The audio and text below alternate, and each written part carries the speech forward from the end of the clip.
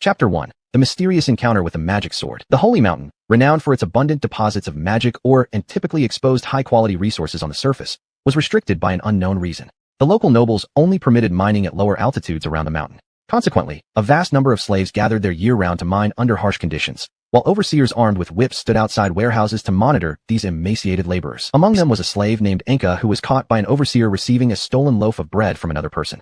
The overseer promptly kicked the elderly man who handed the bread to Enka to death, and then violently slammed Enka to the ground. With a fierce look, he menacingly said to the crowd, "Let's see who dares to slack off next."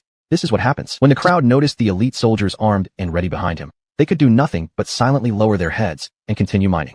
As Enka lay on the ground clutching his stomach in pain, he was subsequently dragged and thrown off the mountain. Enka's fall was stopped by a sturdy branch. He painstakingly crawled into a nearby crevice in the cliff face, realizing that below was a sea of jagged rocks. At the moment he cautiously peered down, the branch holding him snapped, nearly failing completely had he hesitated just moments longer. Such bad luck, Enka muttered, gripping his throbbing stomach. Afterwards, Enka observed a barely visible small river winding through the rubble below, offering him a means of escape if he could follow its course.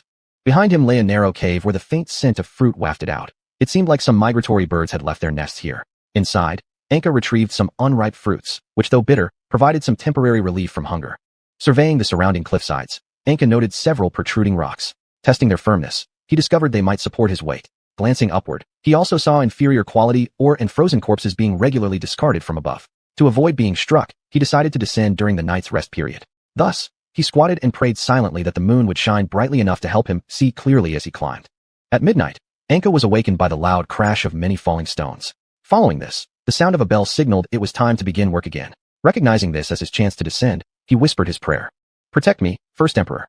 He tore a piece of his clothing to wrap around his hands, preventing stone abrasions while climbing. When he was about 50 meters from the ground, mining resumed abruptly above, and rocks began raining down once more. Enka quickly sought shelter in a nearby crack to avoid injury. Encouraging himself with thoughts of sufficient food supply, he consoled that such crevices were natural formations of the mountain and no venomous snakes had ever been reported on the Holy Mountain, so he assumed the area was relatively safe. But unable to resist drowsiness, Enka accidentally fell deeper into the cavern behind him. Now perched precariously on a pointed rock ledge surrounded by sharp stones, his hands elevated due to lack of space to move further. Suddenly, a loud explosion from above caused Enka's overhead cave entrance to collapse entirely. Miraculously, the vibrations also shook loose the debris under his feet, causing him to slide even deeper into the cave. After landing, he realized the original entry point was now sealed by fallen rocks. Determined, Enka focused on finding a way back out, searching for potential exit routes among the tunnels. While feeling his way in the dark, Enka suddenly felt a gust of cold wind, a promising sign indicating an exit. Reaching the coldest part of the tunnel, Enka noticed the chilly breeze seemingly originating from within a circular cavern of a few square meters. Guided by the draft, he reached a partially exposed block of purple material embedded in rubble. Excellent. Judging by the color, this must be the legendary purest grade magic crystal. Even if I can only sell it for 1% of its value, it'd be enough for a lifetime of comfort. Enka thought enthusiastically, forgetting his injuries, and immediately started digging. Once fully uncovered, the object melted away unexpectedly to reveal its true form, a dazzling single-handed straight sword. Enka sighed in disappointment, dejectedly contemplating whether the weapon might somehow assist in his escape. "Hey, human." Startled, Enka turned toward the voice emanating from the blade. A swirling fire appeared, morphing into grotesque shapes resembling various creatures while producing eerie whistling sounds. "I am Kajile, the demon who has annihilated countless races. Surrender your soul to me and bow before my power." To his surprise, Enka remained unperturbed, expressing complete unfamiliarity. Despite mentioning other strange-sounding names associated with the sword, Enka continued to show ignorance. The demon sighed and said, "Why don't humans today commemorate those heroes anymore? So boring." However, if that so-called greatest emperor could see his comrades all forgotten now, I wonder what expression he would have. After saying this, the demon emitted a hoarse laugh. However, upon hearing the mention of the emperor, Enka became somewhat interested and hoped the other party would tell him more about the emperor. "Hee. Once I drove that human to utter defeat, but alas, I was ambushed and sealed into his sword, and thrown here, hoping the surging energy well would destroy me." Enka questioned skeptically whether the other had truly defeated the emperor as claimed. The demon's sword then felled a wave of disgust towards the doubt, but continued to tempt Enka to form a contract with it. After all, staying here much longer would surely lead to its complete destruction by the Saint Mountain's energy within a few years. It must seize this opportunity. "Hee. This is where I currently reside, the weapon of that human emperor. If you sign a contract with me, you can use me. Wouldn't you want to possess something of someone you admire? You just said you wanted to take my soul." If I could have done that already, I would have. Since you don't want to, I'll just wait for someone else to come along." After an hour of constant goading from the demon's sword, Enka finally placed his hand on the sword to perform the ritual of signing the contract. After all, For Anka, owning the weapon of the revered first emperor was an immense honor, yet he still doubted whether he deserved it. As the demon quietly chanted, the contract began, forming around them as purple flames floated. Following the demon's requirement, Anka tightly gripped the demon's sword, enduring the burning sensation. When his entire body was fully engulfed in flames, Anka realized he couldn't pull away anymore. His soul intertwined with the demon's sword at that moment, and he felt an invisible force trying to tear him apart. Upon completing the contract, the demon's sword smirked maliciously inside, thinking, "Since I'm a principled demon, even without taking your soul, I can still collect the souls of everyone who dies at your hands because of our contract. Now we should leave this cold, damp cave." Saying this, the demon's sword quickly transported Anka to the top of the mountain. This shocked the workers who were present. The overseer, seeing Anka holding the demon's sword and surrounded by flames, hurriedly fled toward the warehouse behind. "What's got you in a panic?" A guard grabbed the overseer, throwing him aside before slowly advancing toward Anka. Seeing over a dozen holy knights clad in plate armor, Anka started to feel intimidated. They were cautious and began using their horns to summon their companions nearby. Soon, a large number of holy knights gathered around Anka. Anka trembled as he faced his enemies. With the quick attack, a mace struck directly on Anka's head. The flames scattered like fireworks, instantly blurring his vision with blood flowing down. Falling to the ground, as Anka was about to lose consciousness, an intense pain jolted him back up. His opponent, alarmed by the situation, started chanting a long and complicated incantation while again swinging his enchanted holy hammer. This time, Anka narrowly dodged and retaliated with the demon's sword. The holy knight, clad in plate armor, was sliced neatly in half like butter being cut by a hot knife. "Possessed by a demon, drive it out," one cried out. At this command, the surrounding holy knights released a dense volley of enchanted arrows infused with holy attributes and low-level magical bolts from magic apprentices aimed at Anka. The slaves, witnessing a fully armored knight sliced in half, all retreated fearfully to nearby houses and caves to avoid getting caught in the crossfire.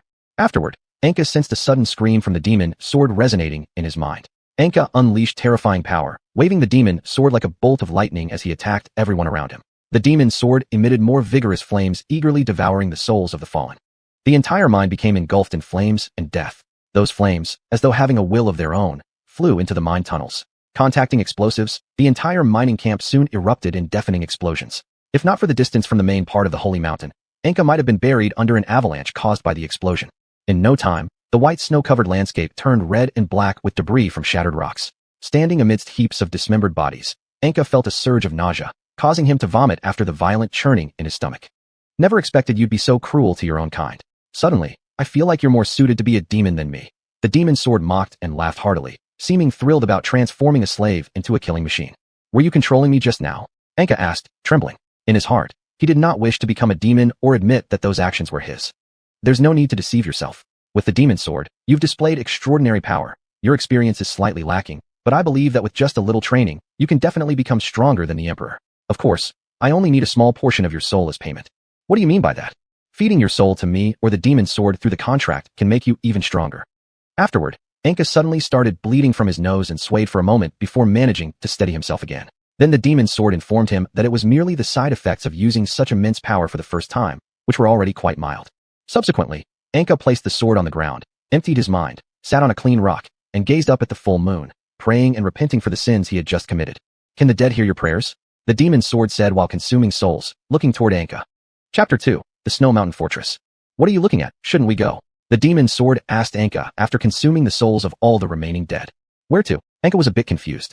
After all, if she had killed so many people and was discovered, would she need to commit even more massacres to cover it up? "I only need souls. And besides, your power now is unmatched. Wherever you want to go, nothing can stop you." After saying this, the demon's sword fell back into slumber.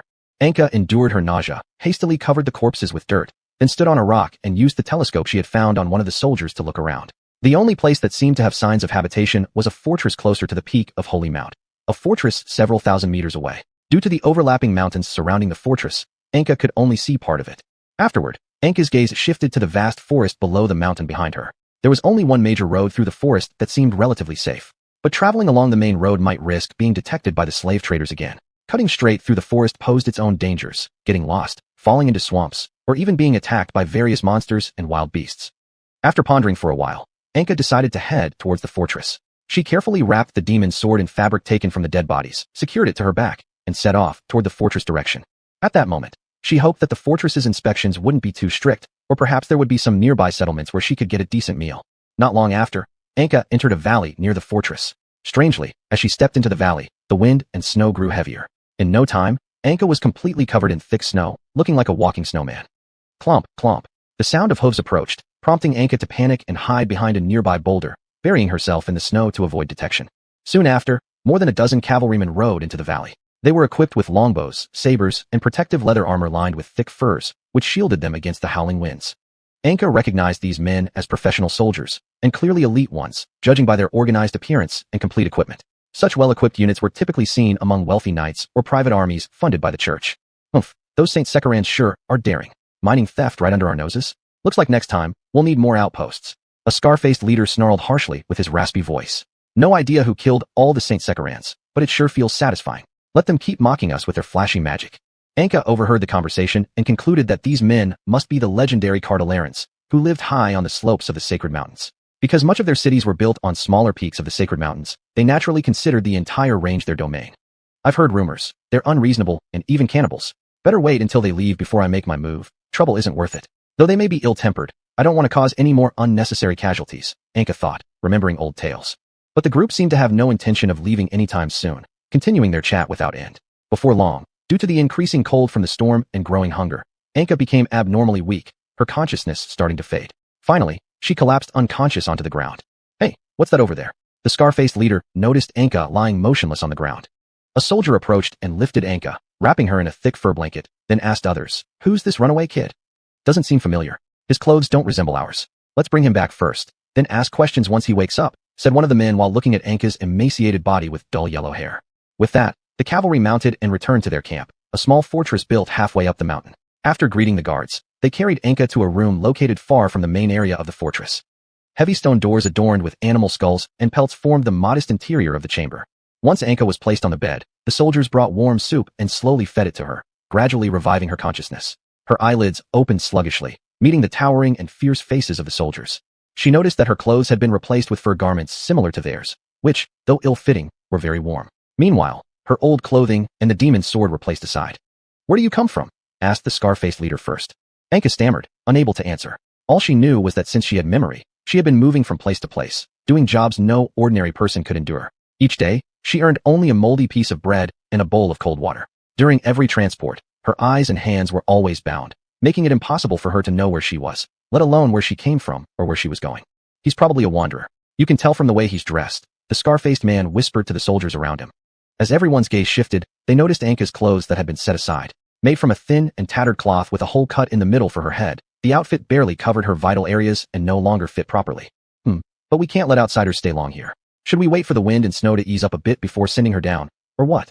The group seemed concerned about the child's safety and gathered in a circle discussing how to escort the child back down. Suddenly, a loud drumbeat erupted from outside, signaling an enemy attack. Everyone grabbed their weapons in panic and rushed out to face the threat. Anka retrieved the demon's sword and was about to sneak away during the chaos when she glanced at the fur garments on her body and the bowl of warm soup she had just finished drinking. She thought, if I help them, maybe they'll let me stay here, and I could finally have a fixed place to live. Stepping outside, Anka found that a large group of white-robed wizards and paladins had suddenly appeared in the camp. The wizards chanted incantations as their staves shot flames and venom toward the defenders. Meanwhile, the paladins held their shields high, protecting the wizards from harm. The flames melted the snow and arrows around them, quickly replacing the white landscape with flowing magma. Large rocks shattered under magical assaults, while pools of toxic liquid spread around the enemy's positions like living snakes, attacking anyone who dared to approach. The remaining defenders were almost entirely pushed back toward the deeper sections of the fortress and nearby dwellings, though it was clear they wouldn't hold out much longer. Anka initially assumed that these wizards and paladins had come after her due to her attack on the Saint Secarans the previous day. Feeling guilty for having accepted their hospitality only to inadvertently bring danger upon them, she decided firmly to help. She swung the demon's sword and advanced steadily toward the wizards, even as several knights attempted to stop her. Though injured a few times, Anka continued swinging her sword fiercely. The demon's sword spewed flames, devouring everything around it. Despite her clumsy attacks, the power of the demon's sword compensated for her lack of experience. Soon enough, Anka moved through the crowd like lightning. However, mindful of avoiding harm to allies, she restrained herself and used only minimal force, giving the enemies time to scream in agony. These screams echoed throughout the valley, chilling everyone who heard them. Just before striking down the last opponent, Anka halted her assault. Unlike yesterday's attack, this time she witnessed firsthand the cries of those she killed and closely observed the process of cutting into their flesh. Overwhelmed by the gruesome scene, Anka vomited right there, while the final enemy simply fainted in terror. Standing amidst the battlefield, Anka's once warm furs were now drenched in blood, turning crimson. The sky overhead roared with thunder due to the powerful magic unleashed earlier. The soldiers stared in awe at this child whose appearance did not match her strength and watched as hunger overtook her, causing her to collapse onto the snowy ground. When Anka woke up again, she looked curiously at the demon's sword and wondered aloud, "Why didn't I pass out yesterday? Yet now after using so little strength, I faint." The demon's sword, seeming to hear her question, responded, "The demon's sword and our contract can enhance your body, but you can still get injured or weakened by hunger. Due to the pact, however, you won't die easily. In the future, you might suffer from being too weak to move but not dying. You should pay attention to this." After replying, Anka leaned against the wall and listened intently to the sounds of reconstruction outside. Though wanting to help, she was too weak after expending her last ounce of energy and could only slowly recuperate. Although I don't know who you are, I still thank you for your righteous deed. Consider this a token of gratitude." Saying this, the scar-faced leader placed a dish of roasted meat in front of Anka and quietly left the room as she began devouring it ravenously. Chapter 3. The beginning of a stable life. Afterwards, the group moved Anka back into the house and transferred the last mage's magic to a storage magic rune stone through a mandatory reversal ritual. Only then did they place it in a jar and proceed with the ranger to the capital to inform the king about the impending enemy attack. The numerous officers involved in the battle then gathered in the basement to discuss how to handle Anka. "Who brought him here?" the castle lord asked from the end of the table. When the scar-faced man slowly raised his hand, the lord followed up, "If this attack was his doing, would you take responsibility for it?" "But he saved us," the scar-faced man shouted in rebuttal. "So how did those Saint Sakar people get in? Perhaps this is their stratagem to feign weakness." "Ho ho, would a stratagem like that sacrifice more than a dozen holy knights and elite mages as the cost?" After a moment of silence among everyone, the castle lord asked, "Do the civilians in the rear know?" "They only know that a person who descended from the heavens saved us. The specific process is unknown. Moreover, some civilians have already gathered outside with gifts waiting to thank him." Subsequently, everyone hastily ended the meeting and returned to the surface to command reconstruction work and surveillance on Anka. When Anka opened the door, what greeted him besides the cold breeze was also a crowd of enthusiastic residents, which shocked Anka. The residents sent so many things over that Anka almost fell over. Anka, who had never experienced such treatment before, shyly covered half of his face with a basket. Later, Anka learned from Scarface that, in gratitude for his help, the Lord invited him to dine at a nearby fortress that evening. Subsequently, under the pretense of teaching etiquette, Scarface took Anka for a walk near the city wall, while a large number of heavily armored soldiers gathered around them in the guise of protection. "Haha, I didn't expect you to be so strong. Thank you this time."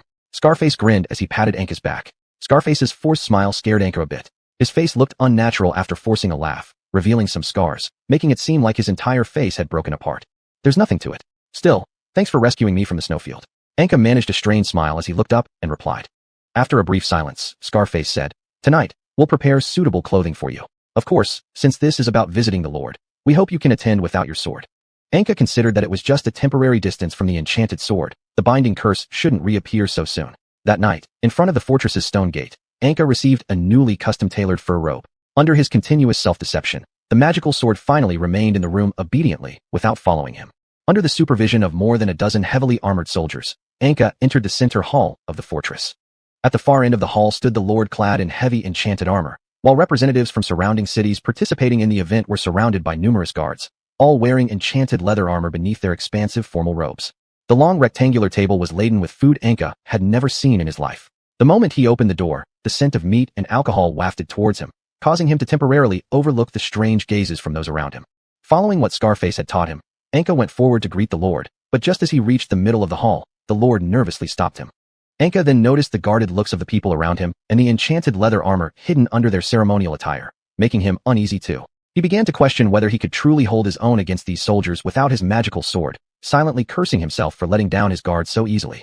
The guest need not be tense, because today is Harvest Festival. We traditionally wear armor during gatherings to thank the gods of hunting and harvest.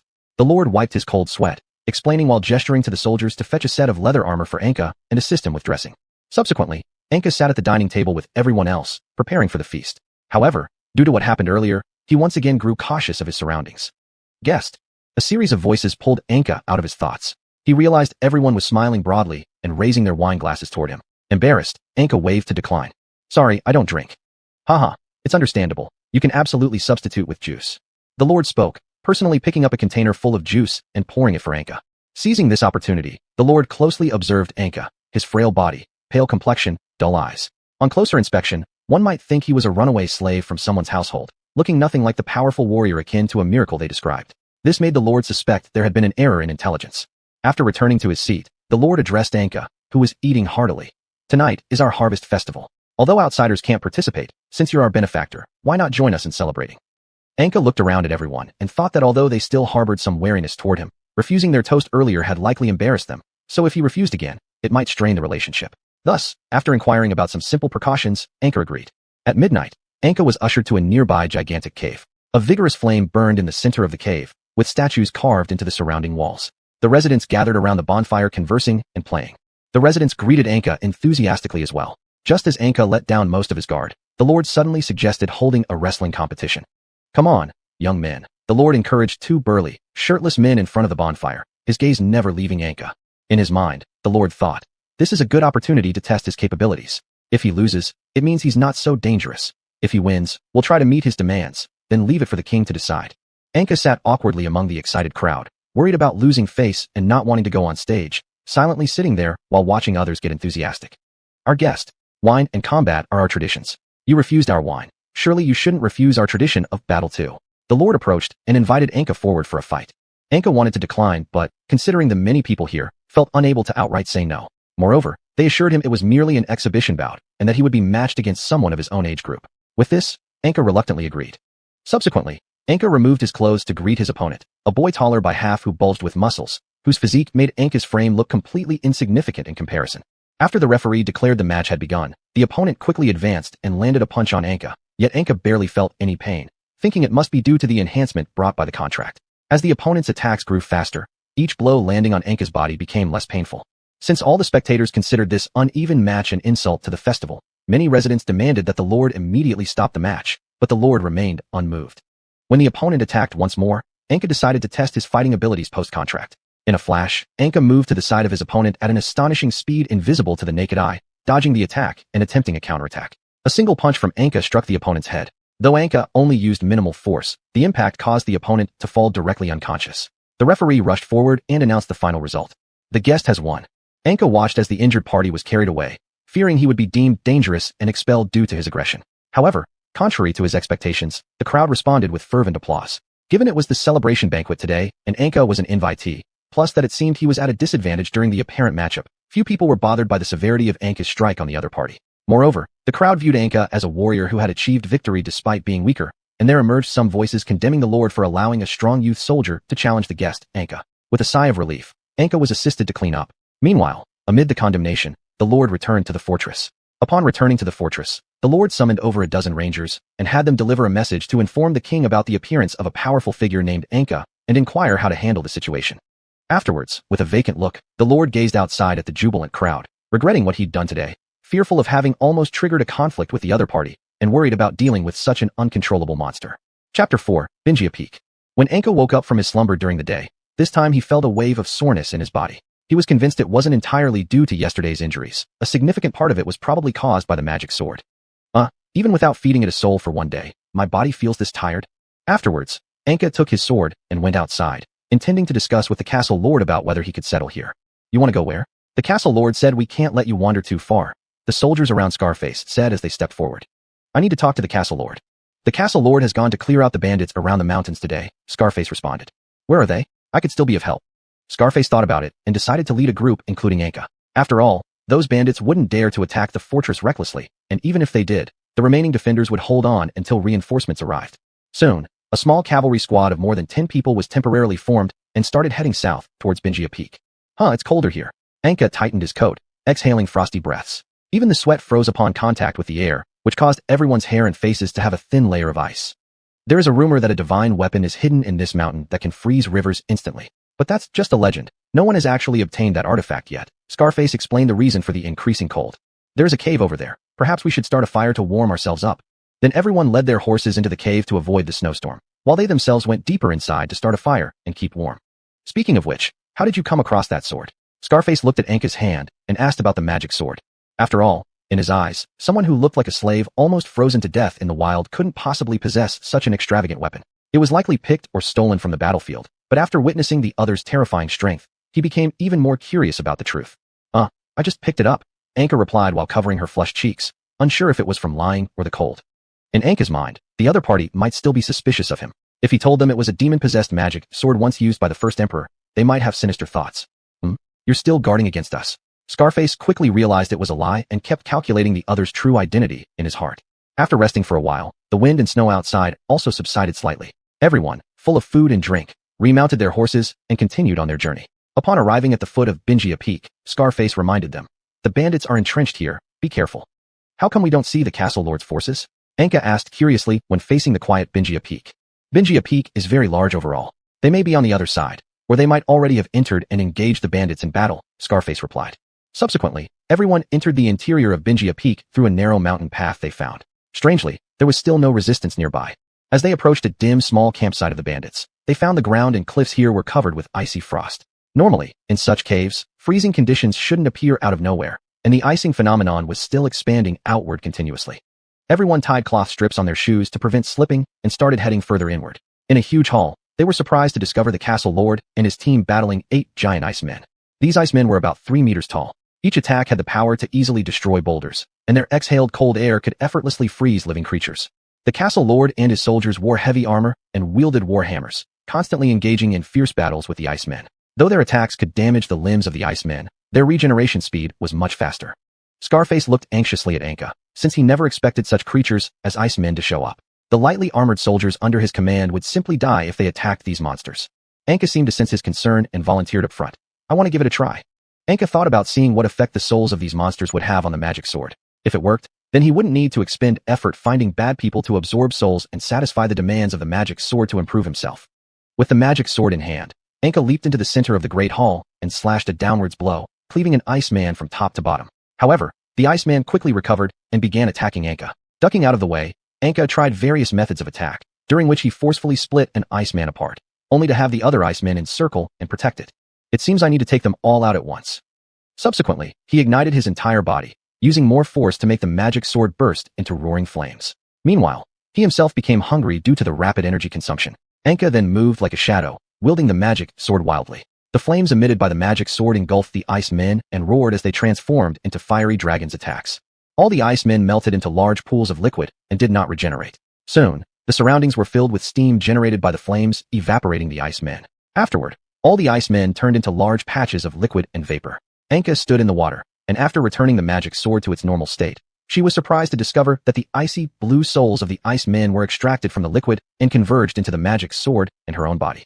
In the eyes of the others, Anka had just appeared even more terrifying than before. She had demonstrated power akin to a legendary demon god, making the powerful ice men seem effortless for her to defeat.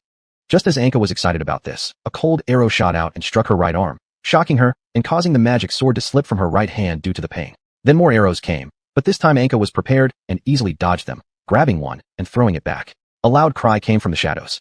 The leader of the bandits slowly emerged from the shadows and broke the arrow embedded in his body. When the leader appeared, everyone moved forward to capture him. The castle lord led his warriors in forming a semicircular encirclement around the leader, their spears and shields pointed at the target, while the crossbowmen guarded against any attacks from behind. The leader let out a cold laugh and pulled out a transparent crystal mounted on a silver ring, placing it in front of a torch. In an instant, most of the soldiers standing in front were frozen in place by the light reflected from the magic mirror. The castle lord then ordered everyone else to scatter and dodge the light while shooting arrows. The leader made the magic mirror hover above his head, and the light reflecting from it froze the entire hall along with many of the soldiers. Those who weren't frozen inexplicably felt extremely exhausted. Truly unexpected that a fated individual would come to disrupt things.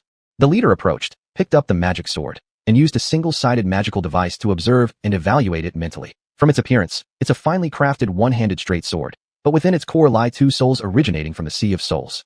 As the leader evaluated the sword, Anka suddenly stood up and threw a punch that sent the leader flying into the wall. Just as the leader intended to use the newly acquired weapon in his hand caught fire, forcing him to drop the magic sword.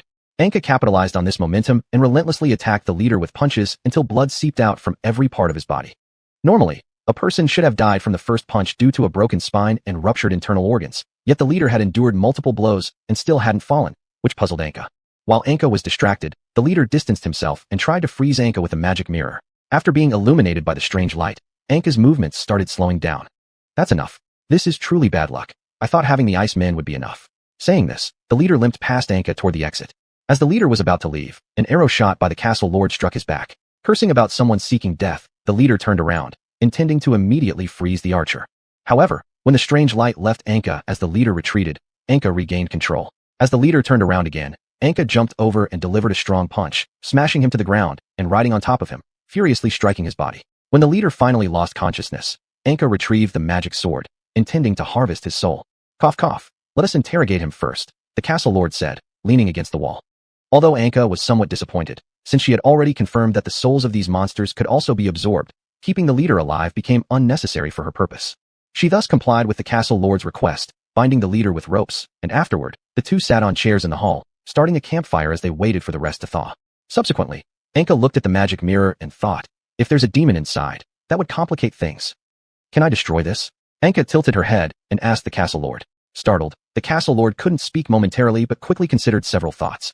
Why does she want to destroy it? Is it because she doesn't need it, or she dares not use it? Or perhaps it's a trick to encourage me to take it and negotiate conditions with her. It's too wasteful to destroy it. Give it to me instead. I'll pass it on to the royal city's craftsmen so they can try to replicate it. After all, it's a very powerful treasure. Though saying this outwardly, the castle lord worried internally that the other party wouldn't agree. Nonetheless, he had already prepared numerous tempting conditions to increase the likelihood of obtaining the item. If they really need it, what if there's a demon inside that harms them? After pondering for a while, Anka wrapped the magic mirror in rags to avoid the strange light appearing unexpectedly again. After offering a few cautionary words, she handed it over to the castle lord. If any problems arise, please inform me, and I will destroy it immediately. Of course. After the castle lord agreed repeatedly, he looked at the magic mirror in his arms and thought to himself, wonderful. After interrogating the leader and finding out how to use this thing, my military equipment will no longer need to completely rely on the royal city. Chapter 5. The Visitor with Malice. After everyone had rested, they returned to the fortress for a victory banquet celebrating the complete eradication of the mountain bandits that had plagued the area for a long time. During the feast, Anka curiously asked, why don't we need to wear armor for this gathering? To prevent the other party from discovering he had been deceived at first, the lord of the fortress continued his lie by saying, we only dine in armor during festivals. Afterwards, Anka seemed to quiet down and sat in front of the table waiting for the feast to officially begin. The lord then left early on the pretext of having business to attend to. At the start of the celebration banquet, a woman wrapped in a wide white robe entered the city and began inquiring about the mountain bandits. Excuse me, have you seen this person? The woman stopped a vendor and showed him a sheepskin paper with a portrait of the bandit leader. Because this place had just been attacked unilaterally by Saint Sika, she wasn't very well received here. Everyone refused her inquiries voluntarily and summoned patrolling soldiers to surround her. There were even some voices suggesting she be executed. Seeing the situation was getting dangerous, she tried to run away but was immediately caught by the soldiers who stated they would bring her to the lord of the fortress for questioning. The woman quickly considered her options and decided to accompany them to where the lord was located. At this moment, the lord had just left the banquet to go to a small room built with well-insulated black stones to check the reply from the royal city. The lord paced back and forth anxiously contemplating the issue mentioned in the letter, bringing Anka to the royal city for the king's personal inspection. Had it been a few days ago, he would have definitely agreed without hesitation. However, now if more ice people appeared around here, with his current military strength, it would be difficult to handle the situation. After pondering for a while, the lord sat down and wrote a letter regarding the increase in military equipment, specifically mentioning the ice people. After handing the letter over to the ranger outside the door, one of the patrolling soldiers approached the lord to inform him about catching a Saint Sika woman who was asking around about the bandit leader. Upon hearing this, the lord instantly became excited since this indicated a connection between the bandits and Saint Sika. This would add another layer of justification for future campaigns against Saint Sika. The lord then met the woman in the underground prison. In the dimly lit corner of the dungeon, the woman was firmly locked in chains. Her head of golden hair stood out conspicuously in this dark environment. Who are you? What is your purpose? The lord demanded after ordering the soldiers to secure her to a chair. I am Duin Dundas Rangia from Saint Sika, and I've come to reclaim the magic mirror, Rangia responded with a smile. To give it up so easily? Is it a trick? The lord's mind raced wildly as he contemplated this answer, but still failed to come up with any conclusions. While he was thinking, Rangia exhaled a colorless and odorless hypnotic gas, causing everyone present to stand frozen like statues rooted to the ground. Release my restraints, Rangia commanded. As though a marionette controlled by strings, the lord went forward and unlocked her chains. Afterwards, Rangia ordered them to take her to see the bandit leader. They arrived at the bottommost and darkest level of the underground prison. There weren't even jailers here, only endless darkness and squeaking rats. You're so useless. Rangia, riding on the lord's head, gave the bound leader a disdainful look. Hack hack. If it weren't for the appearance of someone at the Heaven's Destiny level stirring things up this time, I would've. Heaven's Destiny. Hack hack. Medicine. When Rangia hesitated for a moment, and then took out a red pill from her waist pouch and threw it, the bandit leader swallowed the medicine and found his pain alleviated somewhat. But soon his flesh began to peel off. This is your punishment for failing the mission. Then, Rangia destroyed the rune stone, preserving his soul right in front of him. This caused the bandit leader to become completely deranged and crawl towards her while spewing curses. Rangia ignored his curses and left the damp dungeon, relying on the lord to enter the fort and retrieve the magic mirror from a hidden chamber, placing it into a bag with storage magic. Afterward, Rangia suddenly wanted to meet the so-called Heaven's Destiny person to verify the information's accuracy. She headed toward the main hall of the fortress, where the banquet was now in full swing, and many were too drunk to notice the Lord and Rangia quietly entering from one side. Lord, who is that? Being sober because she hadn't drunk, Anka was the first to detect something amiss. And when discovered, Rangia calmly manipulated the Lord to say, "This is a newly hired dancer." Finishing this, Rangia pulled out a veil from somewhere and put it on, jumping onto the table to start dancing. While dancing, she kept scanning the drunken soldiers who were constantly cheering. Her golden hair danced like long sleeves. Her bright red eyes continuously scanned the crowd. The specially made perfume from Rangia's hair enticed everyone's attention. There's no one here that resembles heaven's destiny. Was I deceived? Or should I just retrieve the magic mirror and leave? Afterward, Rangia drew a sword from her waist, intending to tease them before leaving. With a dance resembling scattering leaves, everyone was deeply captivated. While testing by making rapid attack gestures towards all present, Rangia quickly searched for the real heaven's destiny. But as the sword was about to touch Anka, it was deflected by Anka using a magic sword. Sorry, I didn't know this dance involved such moves. Did I interrupt you? Anka earnestly apologized, thinking his action disrupted her rhythm. However, the other party considered Anka's behavior as a provocation, and upon realizing that Anka could keep up with her speed, also began to believe that he might be at the same strength level, possibly even the heaven's destiny. Yet internally, she muttered, which of the heavenly destinies that have appeared weren't worshipped as high-ranking nobles? How could someone resembling a slave possibly be one? Then, in an enticing manner, she leaned on the table, gently placing her elongated fingers under Anka's chin and softly asked, "Could you come and dance with me?" Despite numerous excuses, Anka couldn't resist and had to clumsily follow her rhythm. She seized the opportunity to point the sword quickly at Anka, causing him to panic and slap it away with a palm strike. Fake. Anka was somewhat surprised at breaking the sword. And Rangia complained somewhat resentfully. "This prop is broken. You'll have to compensate me." Of course, the Lord, controlled mechanically, responded. "So, since this can't go on, we need to use another prop instead. Could you help me carry it?" Rangia blinked and smiled while speaking. Anka silently nodded in response. "Great. As long as I can lead you into a narrow place, I can knock you down with poison gas." Huh, so-called heaven's destiny. Aren't they just ordinary people chosen by divine artifacts, still flesh and blood? Won't they die once poisoned by me? Rangia thought to herself excitedly as signs of her excitement became evident. Afterward, both of them entered a relatively smaller room inside the fortress, completely dark. Just as Anka focused on flipping through the supposed props, Rangia circled behind him and after swallowing another pill, began releasing tasteless poison gas. "Sorry, I thought you were an assassin at first," Anka said apologetically. After calculating the time, Rangia deduced that the opponent was now unable to muster full force, hence saying, "You didn't guess wrong." "What?" Anka was shocked hearing this reply and immediately turned back, getting kicked by the other. "Can you still stand?" Rangia looked at the weak Anka disdainfully. "Who are you?" Anka angrily asked. "I am Rangia, doing Dunde Sika, here to kill you." Rangia howled, showing a nearly deranged side. Upon saying that, Rangia withdrew her weapon, two twisted daggers, and attacked Anka. As Anka felt death creeping near his neck, he tensely leaped back. However, Rangia relentlessly advanced. "With this, I can slowly wear you down." Rangia harbored this thought as she kept advancing and attacking. Once catching an opening, Anka threw a punch, sending Rangia flying, gaining some time to recover and draw the magic sword in defense.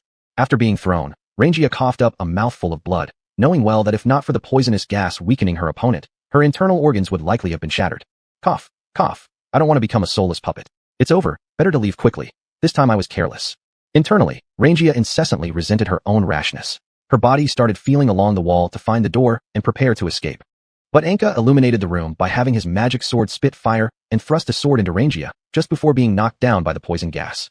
Rangia took a few steps back, seeing her opponent already unsteady, but was seriously injured herself and heard the awakened lord outside leading people for a search. Realizing there was no escape, Rangia used a valuable teleportation scroll to flee. Thus, Rangia disappeared from Anka's line of sight. In a temple, heavily wounded Rangia knelt before 6 massive thrones and presented the magic mirror, stating, "The magic mirror has been successfully recovered, and the fool has been dealt with." "Good job, but what about your injuries?" A voice without emotion asked from the throne. "Cough, it was my carelessness." "Is that so? Then go rest. We are about to begin the ritual and cannot be disturbed." After finishing, Rangia was supported and taken to the sacred hall, where physicians treated her. Chapter 6. The Strange White Wolf. In the hall of the fortress, the lord of the fortress was feeling humiliated and angry because he had been controlled yesterday, leading to the loss of the magic mirror. Not long after, a patrolling ranger entered from outside to report on the latest border situation. Other than Sadie Village being attacked by wolves, there are no problems anywhere else. The lord immediately felt somewhat surprised. After all, it was close to here, and the king had already established a no-hunting zone to isolate the wolf packs from humans. How could the wolves still appear so close to human settlements? Could it be that they violated the no-hunting order and drew the revenge of wild wolves? But recently, all the furs in the market have been registered. The lord thought for a while, but couldn't reach a conclusion. But even if the villagers really did violate the order for illegal hunting, as the lord he would still need to handle the aftermath and hunt down the wolves. Afterwards, the Lord gave an order. Prepare the troops. I will go to investigate personally. Remember to bring Anka along. As long as Anka goes, even if we encounter the legendary White Wolf King, we can deal with it easily. The Lord thought. Soon, the group arrived at Sadie village, which had been attacked by the wolves. What was once a densely populated village now only left behind some injured people who were rescued and broken houses. The Lord walked up to a woman who was crying and asking about her husband who had been taken away by the wolves, and asked, "Do you know where the wolves went?" The woman cried for a while before gradually calming down and tremblingly pointed towards Icefang Peak. "Lord, you didn't say you were here to hunt wolves." Upon hearing this, Anka shouted nervously to the Lord. The Lord found Anka's reaction strange since wolves were something ordinary hunters could capture. What did Anka, such a powerful devil god, fear? Don't worry, those wolves are just like dogs, not dangerous. The Lord consoled. After gradually calming Anka, the Lord let a small part of the group stay behind to comfort the villagers while he and Anka led the team towards Icefang Peak to exterminate the wolf pack. As the group made their way through the narrow valleys of Icefang Peak, the wind and snow grew colder. The ice and snow were like blades cutting across their faces, and there were frequent avalanches forcing everyone to remain constantly vigilant. Following the footprints, they arrived at a cave. Inside, the cave was filled with the smell of wild beasts and leftover raw meat bones. Just as the soldiers lit their torches, hidden wolves pounced and dragged them into the depths. Immediately, the group began to exercise caution, and Anka carefully drew his magical sword and stood a few meters away, aware that close combat might injure allies. As the group ventured deeper, more and more scattered blood and bones appeared. In one small cavern, they discovered a pile of bones nearly a person's height. When the soldiers moved forward to inspect a shiny object among the bones, the bone pile exploded suddenly. Except for Anka, who was hiding far away, the heavily armored lord, and more than 10 bodyguards, all others were struck by splintering bone fragments, riddled with holes. Angry, the lord shouted that they must kill all the wolves. Seeing a gray wolf lurking in a corner, he rushed into the cave with his men. Anka looked into the dark cave, first throwing a torch in to check the depth. Once the safe distance was confirmed, she leaped down. After entering, Anka discovered 13 identical caves around her. She called out for the Lord, but received no response. As the dampness extinguished her torch slowly, Anka decided to return for new ones. Instead, she found the way back was blocked by some kind of sticky substance. As soon as she touched it, it adhered to her hand and began pulling her inward. Anka noticed that her leather gloves were corroded, and in panic, she hastily grabbed her magic sword with her other hand and stabbed at the slime. When the sword touched the slime, it reacted as if it had its own consciousness and spat out Anka's hand instantly. At this point, Anka was uncertain whether to move upward or downward, considering large corrosive slimes above and uncertainty below about the direction to follow the Lord, plus unfamiliarity that might lead to getting lost. While Anka was pondering, a shout came from one of the caves. Anka became anxious about their possible danger and jumped down sword in hand. As soon as she landed, several wolves pounced directly onto her. Anka deflected them in one smooth motion, causing the remaining wolves to become frightened but then charge recklessly, losing any rational thinking. Anka retreated while cutting apart the charging wolves. After it ended, Anka's heart pounded furiously. Having experienced being chased by the slave master's dog during her slavery, these larger wolves evoked initial fear when she first saw them. Later, Anka passed through the passage reeking of wolf attacks and blood, arriving at a vast underground cave. Around it, glowing natural minerals illuminated the area, allowing Anka to see ahead without needing a torch. In the middle of the cave were the shattered bodies of many soldiers, and standing atop those bodies was a towering white wolf about 3 meters tall. In its mouth, it clutched the remains of the fortress lord, just half a body. Anka was momentarily paralyzed with fear at the sight of this enormous wolf, but her magical sword seemed to sense her fear and awakened. This white wolf, despite having little life left, still possesses a powerful soul that must not be wasted. Stone perception. After scanning the white wolf's vitality, the magical sword used a Ma-beat perception spell on Anka, instantly removing any fear she felt toward the enemy before her. The white wolf glared at Anka with blood-red eyes and let out a howl before swiftly charging. Anka froze for a second, then was slammed against the wall by the colossal wolf's body, as if hit by a rapidly galloping carriage. After spitting up blood, Anka dodged the next attack from the white wolf. The wolf flipped over in an eerie manner and leaped onto Anka's head, then dove down. For some unknown reason, the white wolf's fur had become extremely hard, and upon hitting the ground, it stirred up large clouds of dust and gravel splintering in all directions. As Anka blocked the dust with her arm, the wolf stood back up and violently shook itself, causing its tough fur to shoot out like steel darts. These fur projectiles flew out like iron-throwing stars. Anka raised her magical sword in defense, and when the wolf stopped attacking, she rushed forward and hacked at its front leg with one swift stroke. After its front leg was severed, the white wolf strangely jumped upward in a bizarre posture. Anka dodged its trampling and prepared to attack the remaining hind legs to end the fight quickly. Just as Anka moved to hack again, the wolf's front leg regenerated and forcefully stomped down.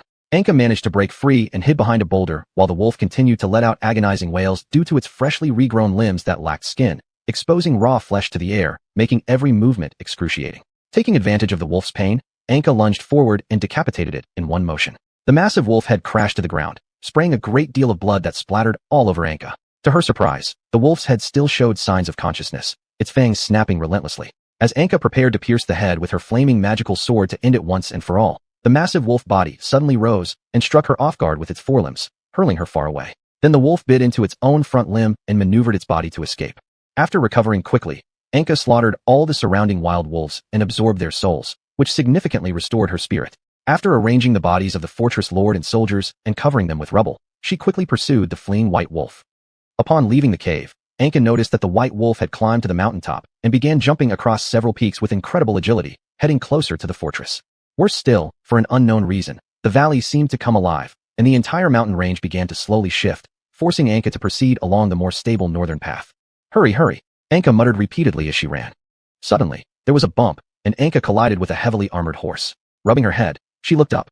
A handsome white-haired man in heavy armor and a white cape stared at her solemnly. Anka noticed that there were dozens of heavily armed cavalrymen behind him. Who are you? A loud voice rang out, and after pausing briefly, Anka replied, A monster is heading to the fortress. So that thing was a monster?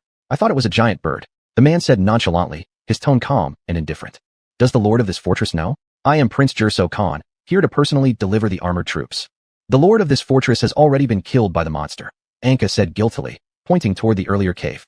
Are you one of his attendants? Do you know anything about a strong warrior named Anka? I've come here to spar with him. Khan looked at the slender youth in front of him and asked.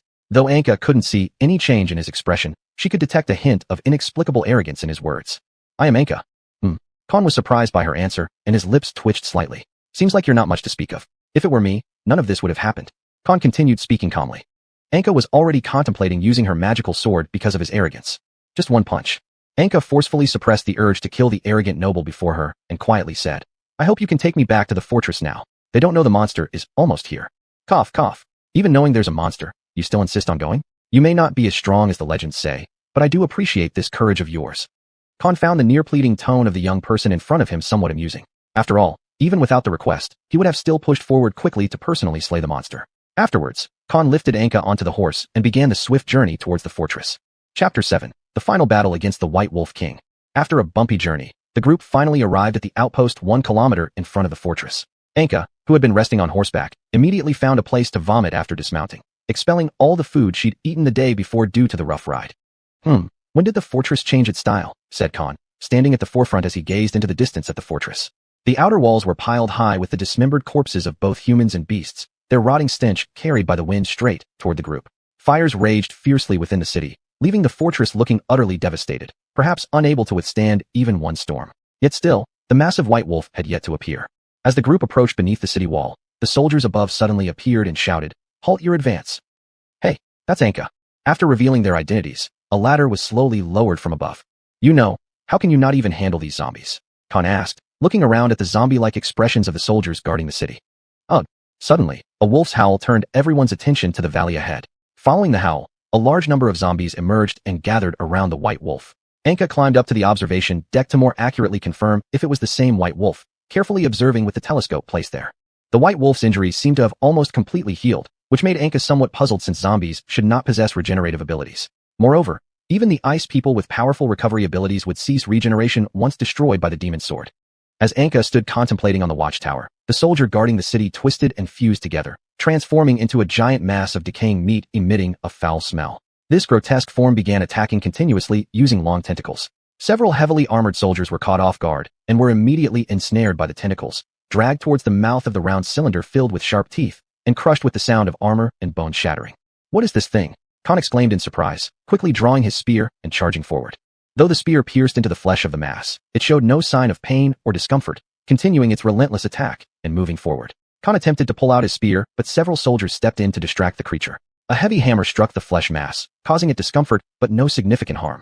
Then, Khan watched as the soldiers ahead of him were swept away by tentacles and cut cleanly in half at the waist, screaming in agony while the tentacles began to lunge at him. In response, Khan urgently retrieved his spear and unsheathed his sword, unleashing an indiscernible series of sword techniques that not only completely blocked the tentacle attacks, but also sliced off most of the limbs of the creature. Subsequently, he thrust deeply into the enemy's body, releasing stored magic from his sword. Instantly, the creature burst into flames. Noticing this, Anka quickly came over from the watchtower. When Anka descended from the lookout tower, she noticed only a pile of shredded meat lying on the ground and Khan, still standing in place, holding a huge worm wriggling in his hand. What's this? Anka asked, staring at the strange worm in Khan's hand. Brain-eating worms. They can evolve functions by eating part of the host's brain and take control of the host in emergencies. However, these creatures usually only live in the swamps far away. Why are they here? At this moment, another howl drew their attention again, and the zombies started advancing toward the fortress. The brain-eating worms fear fire and salt. If those monsters are controlled by the brain-eating worms, fire will work best. Let's find any remaining catapults and oil barrels first. Calmly, Khan commanded the remaining soldiers, earning some respect from Anka. Anka thought to herself, I never expected such a decent person among the nobles. I thought they were all useless empty talkers. Looking into the distance, Khan saw the burning barrels hitting the monsters, who burned incessantly. He thought, what kind of disgusting creatures are these? No, I need to keep my expressionless face. My face might crack if I open my mouth too wide in shock. Damn it, I forgot to bring medicine. Soon, a semicircular ring of fire formed in front of the fortress, and the monsters hovered fearfully outside the ring. Looks like they do indeed fear fire. So what now? Anka asked, looking toward the silent Khan. You help me lure the monsters surrounding the white wolf while I go kill it. Once their commander is dead, they'll just stay motionless on the spot, unable to act. How about I kill the white wolf instead? Anka suggested somewhat worriedly, concerned the other party might die bitten by the white wolf. Are you doubting me? Anka felt Khan might be angry, so she refrained from further suggestion and merely indicated she would assist if he couldn't hold on. If we can't hold out, remember to throw out the remaining oil barrels directly, Khan said to the remaining soldiers on the city wall before setting off. Subsequently, Anka and Khan, along with more than a dozen heavily armored soldiers, rode over the ring of fire toward the white wolf. These heavily armed soldiers could easily deal with some ordinary zombies, which allowed both of them to safely reach near the white wolf. After Anka drew away the powerful monsters surrounding the white wolf, Khan was also able to step forward for a one-on-one duel with the white wolf. While facing these monsters, Anka only used regular slashes, quickly cutting all the monsters into pieces, then destroyed the brain-eating worms inside the zombies using her flame-imbued demon sword. The white wolf bared its fangs and rushed at Khan. The giant white wolf ran fast while shooting out hard hair as it moved. Khan charged with his spear, hitting the white wolf's eye. However, the white wolf suddenly turned and twisted the spear until it broke, throwing Khan flying, making him hit the ground and faint. After freeing itself from the soldiers' constraints, the white wolf slowly walked towards the unconscious Khan. Just as the white wolf was about to finish Khan off, Anka jumped high and landed on the white wolf, severing its head with her demon sword again. This time Anka made sure not to let the white wolf escape by splitting the wolf's head into several pieces with a single sword strike and destroying the brain-eating worm inside the skull. Miraculously, the white wolf's body rose again to pounce forward. Faced with this situation, Anka thought, are there worms in the body too? Anka blocked the white wolf's attack with her demon sword and repeatedly swung the blade at the exposed belly of the white wolf. As the white wolf's abdomen burst open, large amounts of rotting flesh and residual food fell out. Anka endured the nausea caused by the foul smell, leapt up, and split the white wolf in half. With their leader gone, the rest of the zombies lost their ability to act, stood still, and were quickly cleaned up by the soldiers. My head hurts. Khan clutched his head and got up, looking at the broken white wolf in confusion because he had just passed out. Who did this? Who did this? Khan pointed at the shattered white wolf and asked. That kid, a soldier cleaning up the battlefield, pointed to Anka resting on the ground. Looking at the calm Anka, Khan calculated. It seems he is really as strong as the legend says. Then how did the fortress master die under his protection? Was it because something offended him? But those things don't matter anymore now. What matters most now is how to make this formidable power stand on our side, and let the news be revealed to various countries so that he can become an important weapon for us to threaten other countries. Kid, are you hungry? Khan approached Anka, took out some dried meat and soft white bread, and started being friendly. However, Anka felt puzzled by the sudden change in his attitude. Although Anka couldn't see anything unusual on Khan's face, she could tell from his tone that he must want her help. Then Anka accepted the food and asked, Do you need my help with anything? Khan was momentarily stunned by this straightforward question and began thinking. Did he figure something out? I didn't expect someone so young to have such deep scheming. Should I tell him the truth? No. How can I reveal our trump card?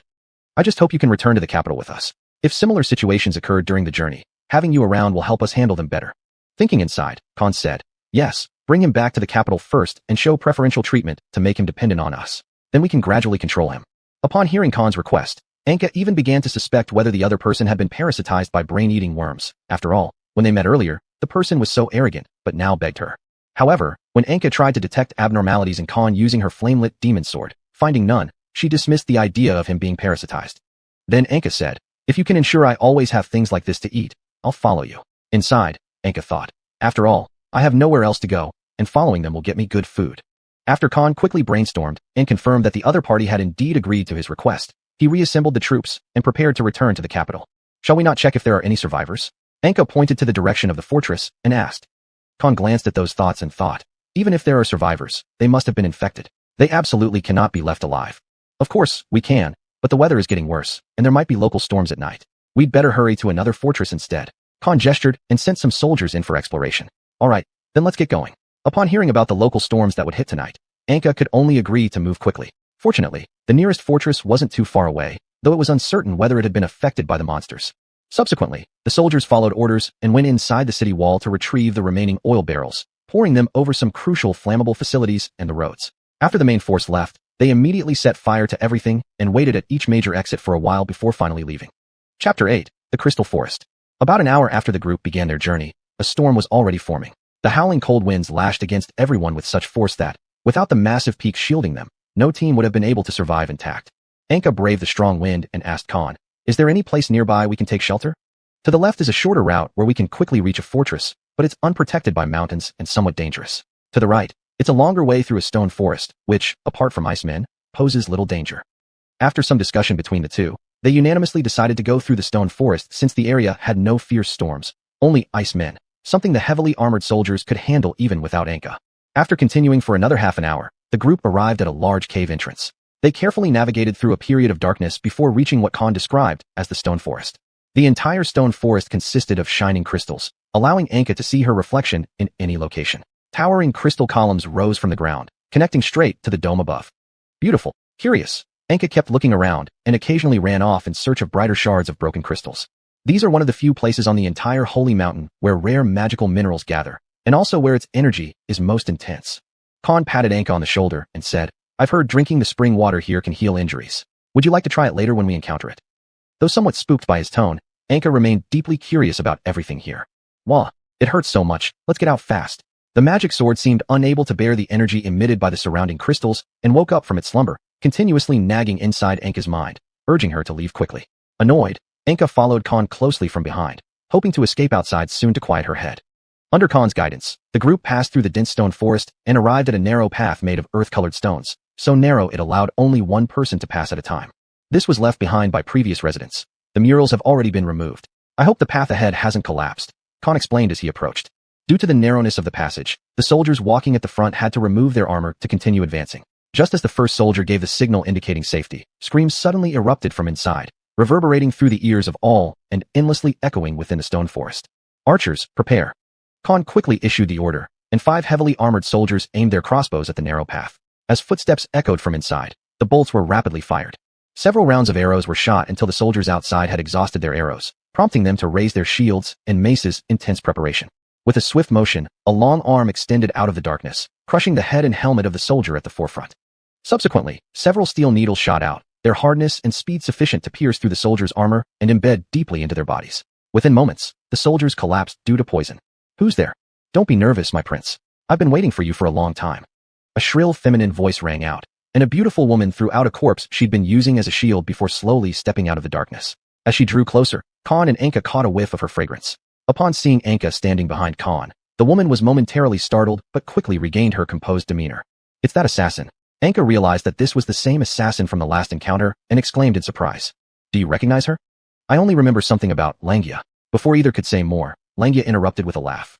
"Oh, sweetie, your memory really isn't that great, but I don't mind you repeating my long name either, so just call me Langia, Prince."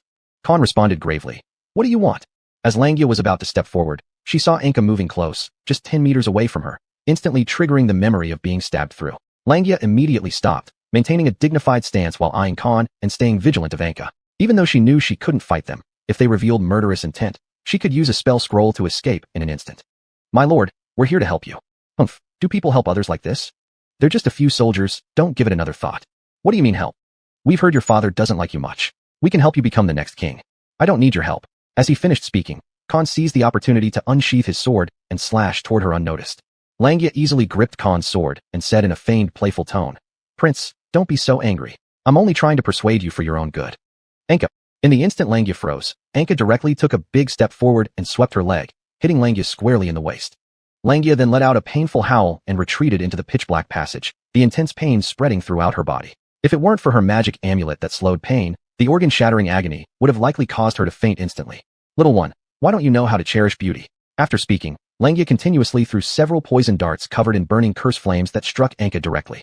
Indeed, seeing that the other party seemed unharmed, Langia confirmed her previous conjecture. The opponent was likely some kind of nature priest or sacred knight who could heal toxins and curse flames. Judging by the sword, it's probably a paladin, But why hasn't she used any skills yet? Why did the toxic mist affect her last time? Could she have had equipment that could block curses and quickly heal, but not brought it then? Or was it on purpose last time? As Langia rapidly thought, Anka had already stepped forward. The magical sword quickly pierced towards her, and with all her strength, Langia drew out a poisoned needle and slapped it quickly against Anka's ear. Anka's ear hit instantly lost hearing, the severe pain causing Anka to retreat a few steps and fall unconscious on the ground.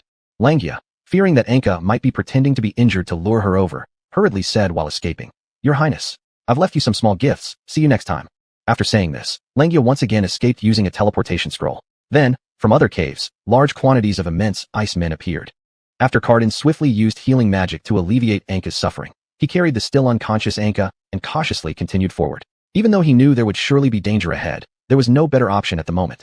Later, after passing through a long narrow passageway, Cardin was surprised to find that Langia hadn't set any traps. Subsequently, they arrived at their destination, a colossal palace made entirely of black metal, and the exit was located behind a broken throne. Cardin noticed that the 4 metallic puppets in front of the throne had moved from their original positions and now were all kneeling, facing the throne. This indicated that Langia had moved and awakened them. Advancing recklessly could easily result in being surrounded. Thus, Cardin decided to wait until Anka woke up to come up with a plan. After waiting for about half an hour, the metallic door behind them suddenly plummeted down without warning, leaving Cardin stunned as he stood up in surprise. Then, the puppets in front of the throne suddenly activated and slowly advanced towards him.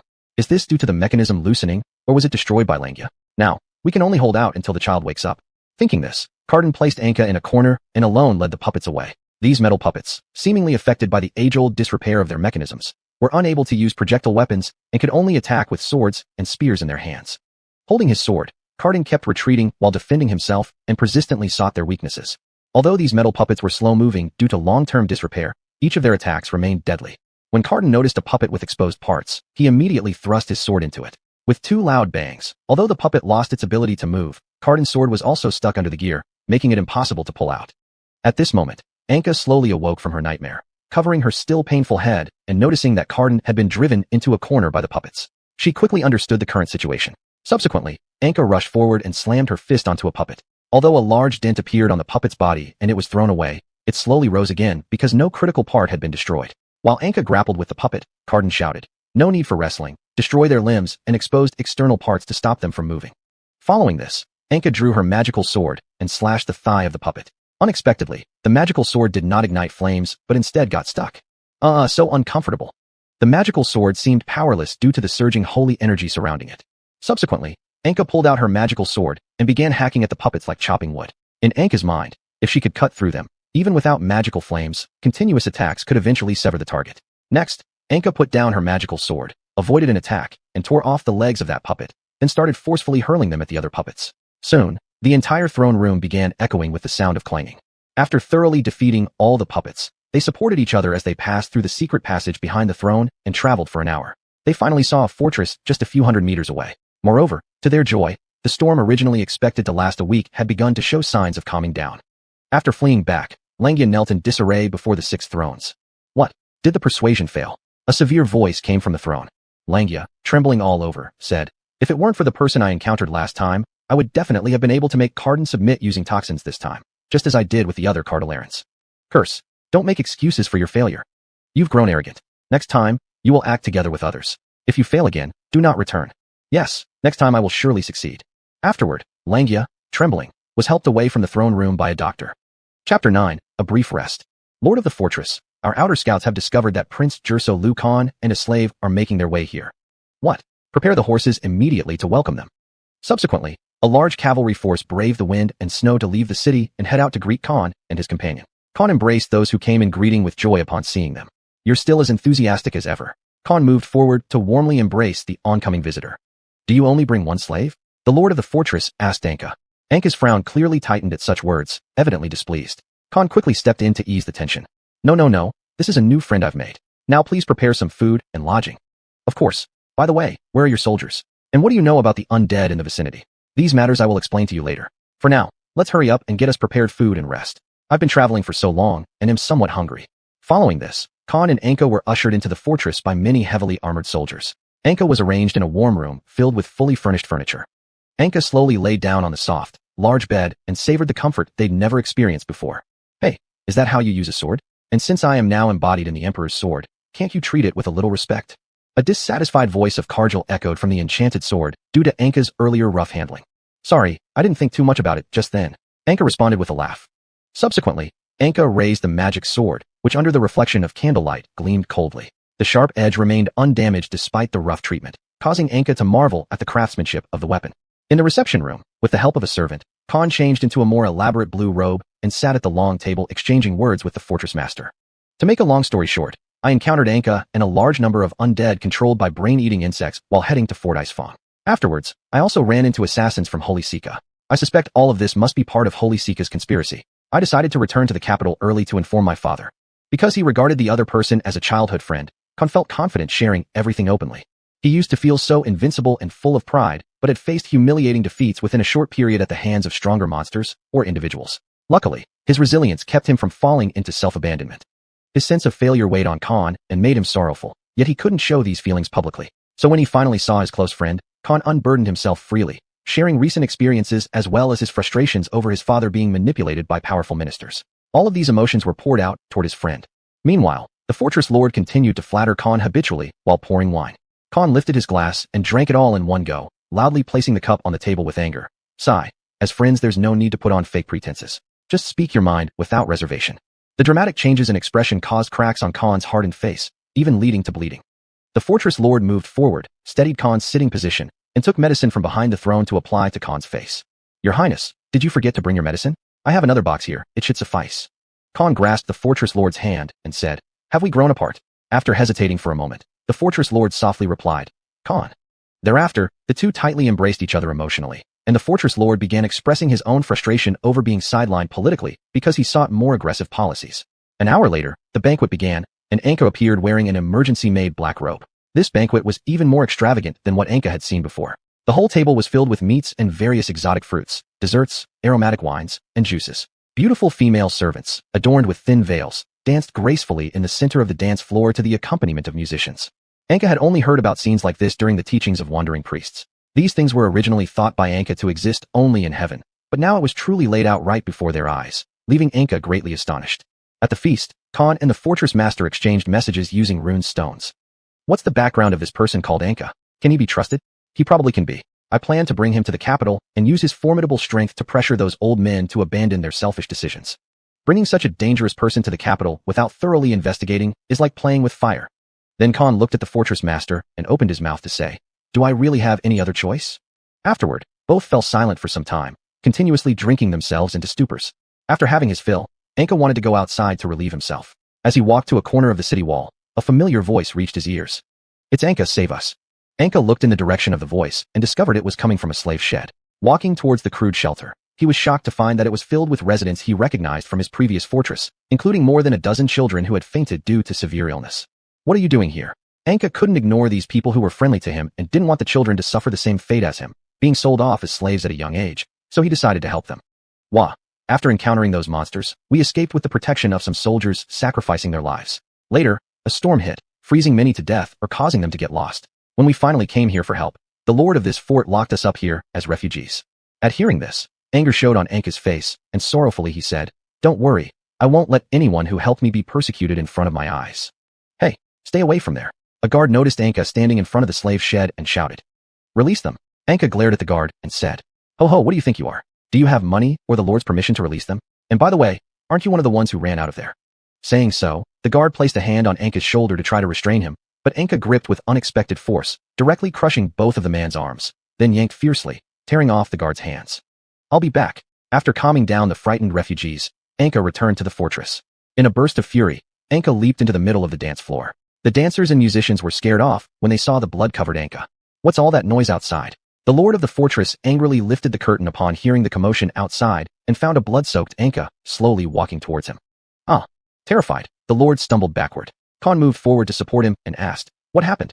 Subsequently, Anka approached Khan with an angry look in his eyes.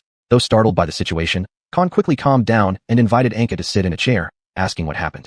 After taking a break, Anka turned to the lord and questioned, Why are your own people defined as slaves and confined in such a place with prices marked on them?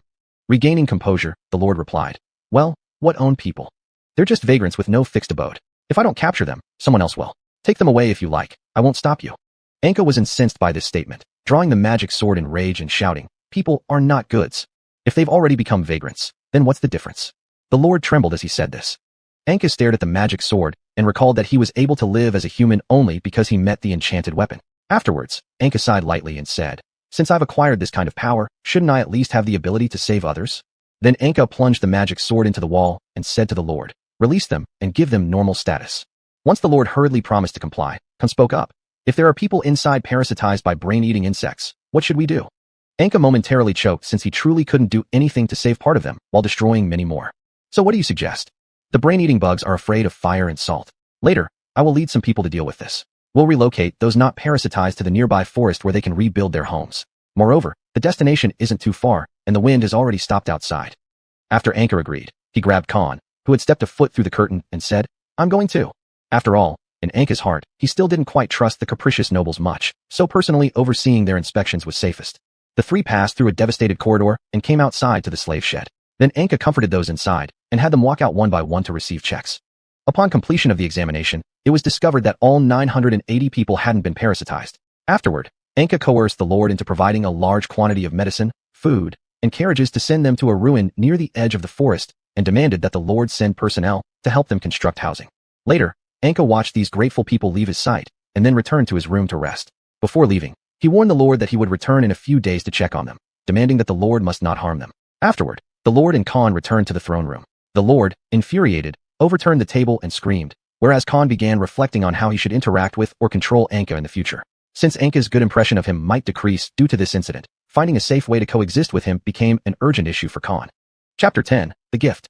Inside the fortress, the master of the stronghold and Khan were reminiscing while discussing matters concerning the king. "So, are you leaving tomorrow? Would you like some soldiers to protect you?" "Haha, if Anka really wants to kill me, no number of men you send will be able to protect me. I've heard that next week is the king's birthday. I wonder what gift you have prepared. If you can't find anything, my stockpile is open to you."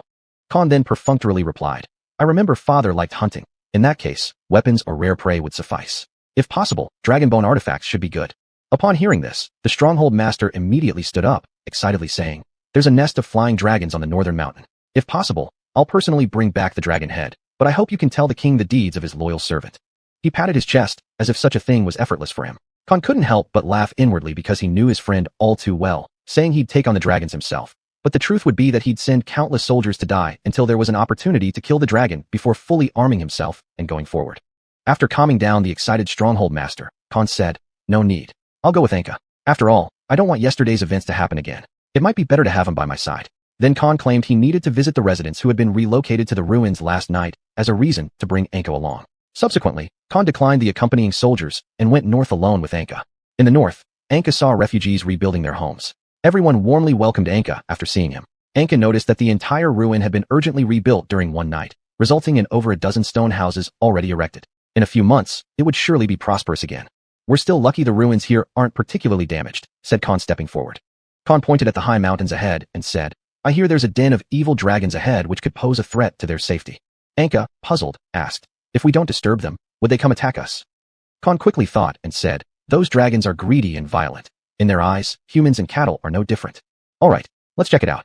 If we can negotiate, we'll try. If not, let's resolve this hidden danger." When people heard about the plan to confront the evil dragons, everyone showed fear and came forward to dissuade them. Those flying dragons are very powerful.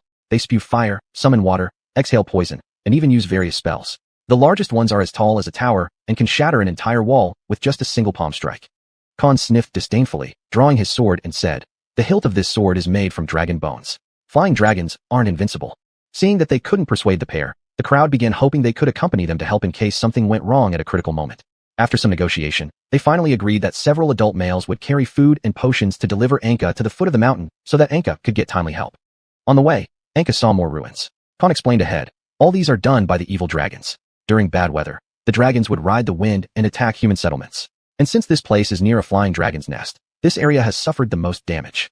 Anka remained silent because he believed that just like humans, dragons, who can speak, must have individuals capable of conversation. After a while, Anka said, "I think dragons should also have the ability to converse normally. Since dragons can talk, they should be able to understand our words." Khan turned around and asked, "Who told you flying dragons can talk?" "A bishop who frequently preached at the slave market." As the two were talking, they finally arrived at the base of the mountain where the legendary evil dragons resided. After settling the people who had brought food and medicine, the two began climbing the nearly vertical mountain. Just as they rested in a cave, a roar suddenly came from deep within the cave, causing both of them to instantly focus and pull out their swords for defense. Be careful. After Khan shot a burning arrow to confirm the path ahead was safe, the two began walking forward with torches. Deep within the cave, a silver giant dragon was stretching lazily and opening its eyes, looking at a dragon egg beneath it. The huge dragon exhaled cold air and spoke in dragon language. Don't worry, I won't let the humans steal you. This time, I'll stay by your side. The silver flying dragon began digging into the soil pile to start its long-awaited meal. It had been far too long since it last went out, and its mate never returned after leaving. The food stored for winter was almost gone, but fortunately, there were signs of hatching in the dragon egg. Meanwhile, nearby, Lanjia and two paladins were approaching the nest of the flying dragon. Lanjia, looking relaxed, asked, "Why are you so nervous? Haven't we already used concealment magic?" One of the paladins replied, "Even though we're hunting a dragon, it's better to be careful. Speaking of which, why are we hunting a dragon? We don't lack dragon materials domestically, do we?" The two paladins exchanged glances and spoke in unison. Follow orders without asking questions. Subsequently, the three remained silent for some time until they could clearly see the silver dragon below them. They peeked over the cliff above the silver flying dragon. Lanjia then let out a whistle and leapt down from a great height. Shocked, the flying dragon watched as Lanjia drove 9 poisoned darts into its underbelly. Instantly, the dragon cried out in pain. Due to malnutrition and insufficient stamina, it was unable to dislodge the darts from its scales, rendering it temporarily immobile. It looked at the three people walking towards it with confusion, seemingly puzzled about how it failed to notice their approach. Still consider yourself a descendant of the Frost Dragon Queen? All right, let's take you back. It's freezing here. Lanjia kept urging impatiently. Then the two paladins quickly activated an unstable large teleportation portal, bound the dragon with ropes, and summoned stone golems to begin transporting it. During the transport process, the dragon egg hatched, and a small silver dragon poked its head out of the shell and started wailing loudly from hunger. Lanjia approached and said, "Heh, I've heard that baby dragon meat is quite nutritious." The adult dragon roared incessantly, as if threatening them. Then the paladins jabbed holy nails into the dragon's neck, making it difficult for the dragon to exhale frost or cast spells. Just as Lanjia was about to take the hatchling, Anka and Khan suddenly arrived. Seeing Anka startled him into freezing on the spot, and he promptly discarded the eggshell and fled with the paladins, leaving the poor hatchling to helplessly shout as its mother was captured by humans. Khan, suppressing his frustration at losing prey, said, "There are no other traces of flying dragons around. There's also a hatchling here. Kill it." Anka hesitated while looking at the young dragon, whose size only reached his lower calf. Just as he was preparing to draw his sword, his magical sword Kijudir realized Anka couldn't understand dragon language, so it cast the All Things Have Souls spell on Anka. This allowed Anka to instantly comprehend what the little dragon was saying. "Ple, please don't."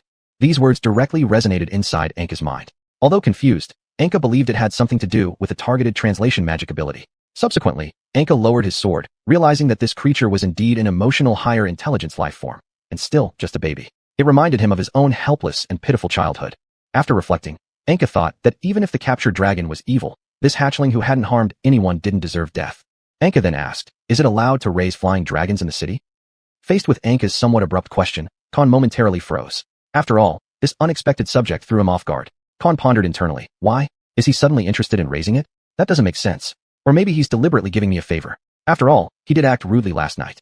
I can't agree too fast, or else he'll figure out that I've seen through his intentions. Khan questioned, "Why?" "Its parents are greedy and violent evil dragons. I don't want to harm a hatchling. Besides, I've heard its plea. Also, if one person commits a crime, does that mean their newborn child is also unforgivable?" While Khan agreed with Anka's reasoning, he still expressed doubt about Anka understanding dragon speech. However, he ultimately concluded that Anka possessed a magical talent to communicate with other beings, as someone with such power wouldn't find talking to other creatures too challenging. Of course, it's your choice to raise it, and we should return since the threat has disappeared. After all, Khan needed Anka's strength now, so whatever the reason, if Anka wanted it, Khan would agree. Khan thought inwardly. If the flying dragon causes damage in the city, based on Anka's current character, he will surely repent. This way, I can control him better. Great, once the dragon grows up a bit, I'll secretly drug it. Subsequently, the two returned to the base of the mountain. Everyone saw Anka holding the baby dragon, and the two who were completely unharmed, and all cast admiring glances at Anka. Upon returning to the settlement, everyone began spontaneously promoting Anka's strength and started calling Anka Hunter of Ice Fong Peak and Dragon Knight. Anka and Lanjia also returned to the fortress amidst cheers from the crowd. After requesting some dry straw for bedding, Anka returned to his room. What? The flying dragon was intercepted and its hatchling given away. The fortress lord shouted in surprise regarding the matter. It's fine. This must be what Anka wants. He probably wants to enhance the admiration of those he has helped by freeing slaves and taking the hatchling. And judging by our current understanding of Anka, he will definitely take responsibility for the flying dragon. If the dragon causes damage, we can better pressure and control him further. This results in no loss for anyone. And the gift? Take any random one from the warehouse, but send it in your name. Inside Saint Sekka's temple, After arranging for the young dragon's care, Lanjia knelt before the throne once more to receive a new mission. Listen, the third prince's fortress friend is an important person managing military supplies along the border. If we can win him over, then gaining influence over the third Prince Khan would also become a major boost. Lanjia, recalling the terrifying Anka, asked, Lord, can we let Team 2 handle this mission? My wounds haven't healed yet. A sigh came from above before continuing. All right, Team 2, you need to be careful this time. Remember, absolutely no failure, understand? After another moment of silence, a different voice added, wait, if persuasion doesn't work, use brain-eating worms to forcibly control him. Remember, use only a small amount. Also, if none of this works, plunder all valuables from the border warehouses and retreat immediately. Later, while resting, Team 2 approached Lanjia provocatively. Coward, watch me capture Khan alive and kill that guy named Anka. Lanjia laughed and replied, then I wish you success. After Team 2 left, Lanjia finally relaxed as if temporarily avoiding the need to face Anka again, lying down on the bed muttering, so troublesome, dangerous missions should be left to others. Suddenly attacked. The next morning, the fortress lord still sat exhausted in the study dealing with various reports, while Khan sat beside him assisting. When flipping to the bottommost letter, both instantly tensed up and stood abruptly. The letter's insignia was from the royal city, and the surface bore the seal of the royal family, indicating this was an urgent communication sent directly from the royal palace.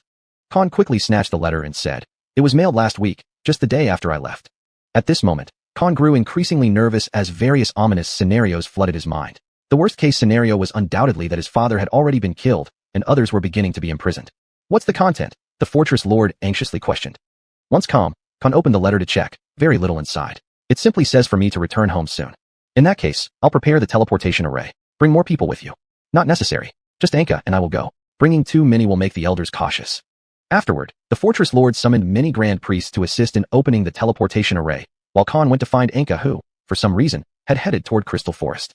Even though I don't know why he went there, I hope he didn't venture deep, making me search endlessly.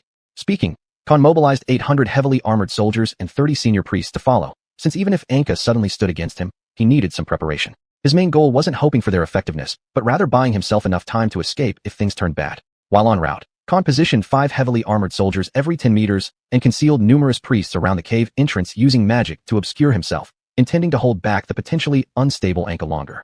Meanwhile, Anka was furiously destroying giant ice men within sight and absorbing their souls. After absorbing a large number of souls, Anka completed his first transaction with Kajudir, granting Anka partial abilities of the ice men. See, this outcome benefits both of us. You really don't need to resist, said Kajudir, who had presumably obtained most of the souls and thus no longer needed to remain dormant for extended periods. Afterward, feeling waves of fatigue wash over him, Anka leaned against the wall and asked, by the way, do these icemen truly lack intelligence? They are merely physical representations of the entire continent. Their souls are nothing more than energy cores and are entirely different from humans, dragons, or other demi-humans. Really? Of course would I lie to you. Upon hearing Kajudir's promise, Anka instantly felt as though he'd been deceived. You haven't tricked me, have you? You doubt me. If you don't believe, check the contract which states we can't deceive each other. Afterward, Kajudir summoned a parchment filled with distorted text and handed it to Anka. After flipping through it, Anka said, I can't read. Then why did you look for so long? In the future, I'll definitely teach you how to read. After all, if you can't even read spellbooks, how would you be worthy of signing a contract with someone like me? Subsequently, Anka placed the baby dragon on his lap and stroked it while asking, but can I really learn to read and even study magic books? Kajudir responded, you're not a slave anymore. You're the owner of the Emperor's sword, someone who has signed a pact with me, a great being. Be more confident. After ruling the entire continent of Avalangar, who will still care about your background? Ruling the world sounds too troublesome. I just want to live a life where every day I can eat my fill and then lay by the fireplace.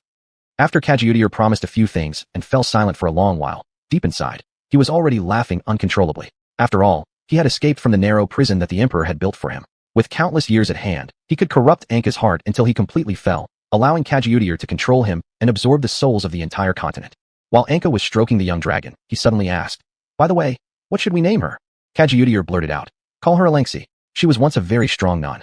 Isn't that a bit too deliberate? It's fine, she's not well known, and she died 2,000 years ago. Then Anka caressed the baby dragon while calling its name. Alengsi, how do you like this name? Alengsi jumped around happily, acting like a puppy that clearly loved the name. As Anka interacted with Alengsi, Khan approached and said, sorry, our departure date has been moved forward. Subsequently, without further questioning, Anka stood up and left together with Khan. Khan quickly walked ahead to notify the hidden priests to leave quickly so that Anka wouldn't find out and realize Khan didn't trust him. At the same time, as the fortress lord prepared the teleportation array, from behind in the dark a tall assassin dressed in black leather armor emerged and spoke casually to the fortress lord. Hello, shall we make a deal? I've got nothing to talk about with Seka's dog. Just as these words were spoken, both immediately drew their swords. Within an instant, the fortress lord was disarmed amidst flashes of steel and found a blade pointing directly at his heart. My lord, there's no need for such tension. We're here to help you. After speaking, 9 other assassins appeared from the shadows, leveling crossbows at the grand priests preparing the teleportation array. Seeing this, the tone of the fortress lord instantly softened. He knew if the array were destroyed now, restoration would take at least 3 months, and without sufficient runic stones or grand priests, it would be nearly impossible for nearby fortresses to activate their arrays promptly. All right, let's discuss, but please move the blade away from me. As he spoke, the fortress lord gestured toward a chair and table to indicate negotiation there. Sitting down, the assassin casually drank water from the table under the astonished gaze of the fortress lord. The fortress lord thought, strange, doesn't he fear poison? As the fortress lord pondered, the assassin opened his mouth and said, Lord of the fortress, we can help you achieve your ambitions. After all, you probably don't wish to remain a fortress lord forever, do you? What can you do? It seems our lord doesn't trust us yet. Let me put it this way. Through various means, we can place loyal spies within every nation. The bandits of Icefang Peak are under our cultivation. After hearing this, the fortress lord burst into laughter, mocking. How arrogant you are to share such secrets so casually. The assassin replied softly. It's irrelevant. Properly leaking outdated intelligence benefits us as well. So, you can bring me back to the royal city? How can that be all? As long as you cooperate with us and attempt to win over Lord Khan, we can also ensure you a position second only to the king in Kardalar. Upon hearing this, the fortress lord immediately stood up alert. He suddenly realized that the other side must intend to use this method to rapidly seize control of Kardalar. Worse still, he feared many other officials might already be colluding with them, and perhaps they had already infiltrated the royal city. In his thoughts, the fortress lord mused. No, I must warn Khan and let him prepare in advance.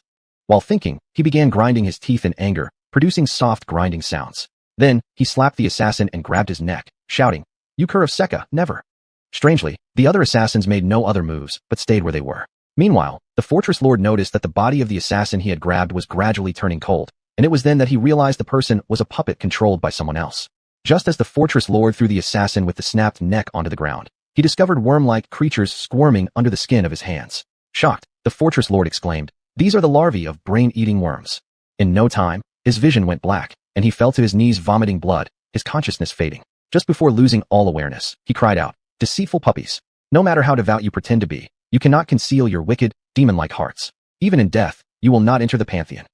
Afterward, the assassin who could control the larvae, and was parasitized by the mother, stepped forward and said, What a pity. Subsequently, the fortress lord, now under control, returned to the hall to arrange an elaborate farewell ceremony.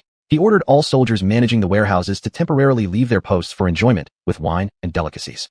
After doing all this, the fortress lord sat in the grand central seat awaiting the arrival of Khan and Anka. Alongside him waited the assassins disguised as merchants bearing rare treasures.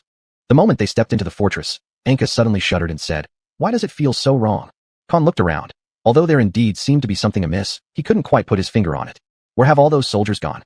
Hearing Anka's words, Khan also became aware and searched everywhere only to find a few drunk soldiers leaning against each other, muttering in their sleep.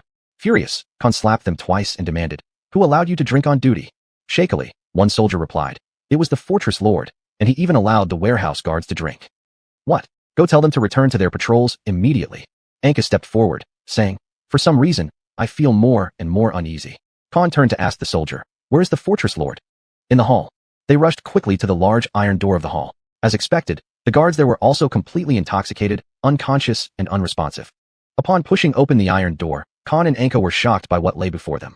Countless dancing girls relentlessly twirled on the burning coals. Musicians continued playing despite bleeding fingertips, producing noises that filled the room with annoyance, while the entire hall was piled high with gold and gems.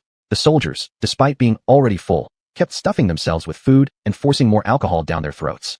Khan shouted furiously for everyone to get out, but they acted as if they hadn't heard. Meanwhile, both Anka and Khan noticed that the fortress lord now sported an unnatural grin, his lips forcibly stretched upward as he spoke in a hoarse voice. Friends, do not be so irritable. Come and drink a cup. Chapter 11 The Assassin. What's going on here? Kane approached to check on the lord of the castle, but suddenly the surrounding traps were triggered. The entire hall was filled with hallucinogenic poison mist. Countless poison darts shot out around Anka, and the package containing the demon's sword fell to the ground when it was torn open by the darts. In the blink of an eye, Anka found herself in a strange place. Where am I? Anka curiously touched the dark walls around her as she cautiously stepped forward. The demon's sword fell there. I need to be careful. After hearing a loud scream, Anka touched the wall and moved closer to the source of the sound inside the labyrinth-like room. After circling a few times, Anka found the closest spot to the noise, placed her hand on the wall, and began chanting the spell taught by Kajudal before striking it with her fist. A crack appeared where her fist collided with the wall, about half a man's height wide. As Anka removed a piece of broken stone, the whole wall immediately shattered, forming a circular hole. On the other side of the hole, Lanjia was using various instruments of torture on an old man. With no teeth or nails left, the old man screamed loudly as a red-hot iron block was pressed against his head. Lanjia laughed gleefully while sitting nearby watching the old man. But after Anka broke through the wall, Lanjia was first shocked, then filled with fear upon seeing Anka. Why? Why is he here? Is he here to hunt me down? No. I must run, Lanjia thought as he stared in shock at Anka. After pushing the equally stunned soldier toward Anka, Lanjia ran outside alone, running like a madman without any regard for obstacles. Anka turned to the soldier whose legs had already given way and asked, "Do you know how to get back?" "I don't know, please don't hurt me." As Anka was about to go out and chase him, the old man suddenly regained his senses and said, "Child, cough. Can you listen to what I have to say?" Pausing at the door, Anka hesitated for a moment and decided that although she had little connection with this person, he was still a dying man. Therefore, she tried her best to force a smile and replied, "Speak." After signaling Anka to unlock his shackles, the old man activated magic under Anka's shocked gaze and tore open a space, pulling out a thick book from the pitch-black darkness. Cough, cough. I spent my whole life studying it, but I've only managed to learn a fraction of its knowledge. I don't want those merciless bandits who burn and pillage in other places to get their hands on it. If you're not one of them, then I'll give it to you. Saying so, the old man struggled to lift the book and passed it to Anka. After receiving the book, Anka opened her mouth and asked, "What is this?" "This is an ancient magic book. Unfortunately, the language on it seems unfamiliar to humans, which led me to travel far and wide just to translate parts of it Finchang translated. The initial sections are now annotated." Subsequently, the old man leaned helplessly against the chair, placing his hand on Anka's head, letting out a sigh. Anka tilted her head and asked, "Is something wrong? You seem to have little talent for magic. At most, you can barely learn second-tier magic, even with help. Haha, maybe that's better." Upon finishing, the old man reclined, taking his last breath. As Anka rubbed her head, although she wasn't happy about the elder's words regarding her lack of talent, it was undeniably true. Without the pact of the demon's sword, she would have long been dead at the foot of the mountain. She lived until now purely because of good fortune in finding the demon's sword. Well, I guess the goddess of luck and the emperor will continue to bless me.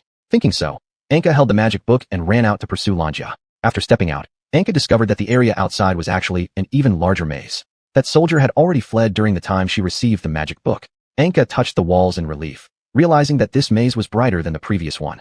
As Anka felt tired from wandering around, she suddenly heard Lanjia's voice coming from the adjacent wall. Excitedly, Anka continuously destroyed the walls until she reached Lanjia's chamber. The entire room was permeated with a pungent perfume smell, with various limbs and weapons displayed in glass cabinets, seemingly war trophies belonging to Lanjia. Lanjia sat fearfully in the corner of the bed, looking at Anka as she rushed in, having broken through the wall.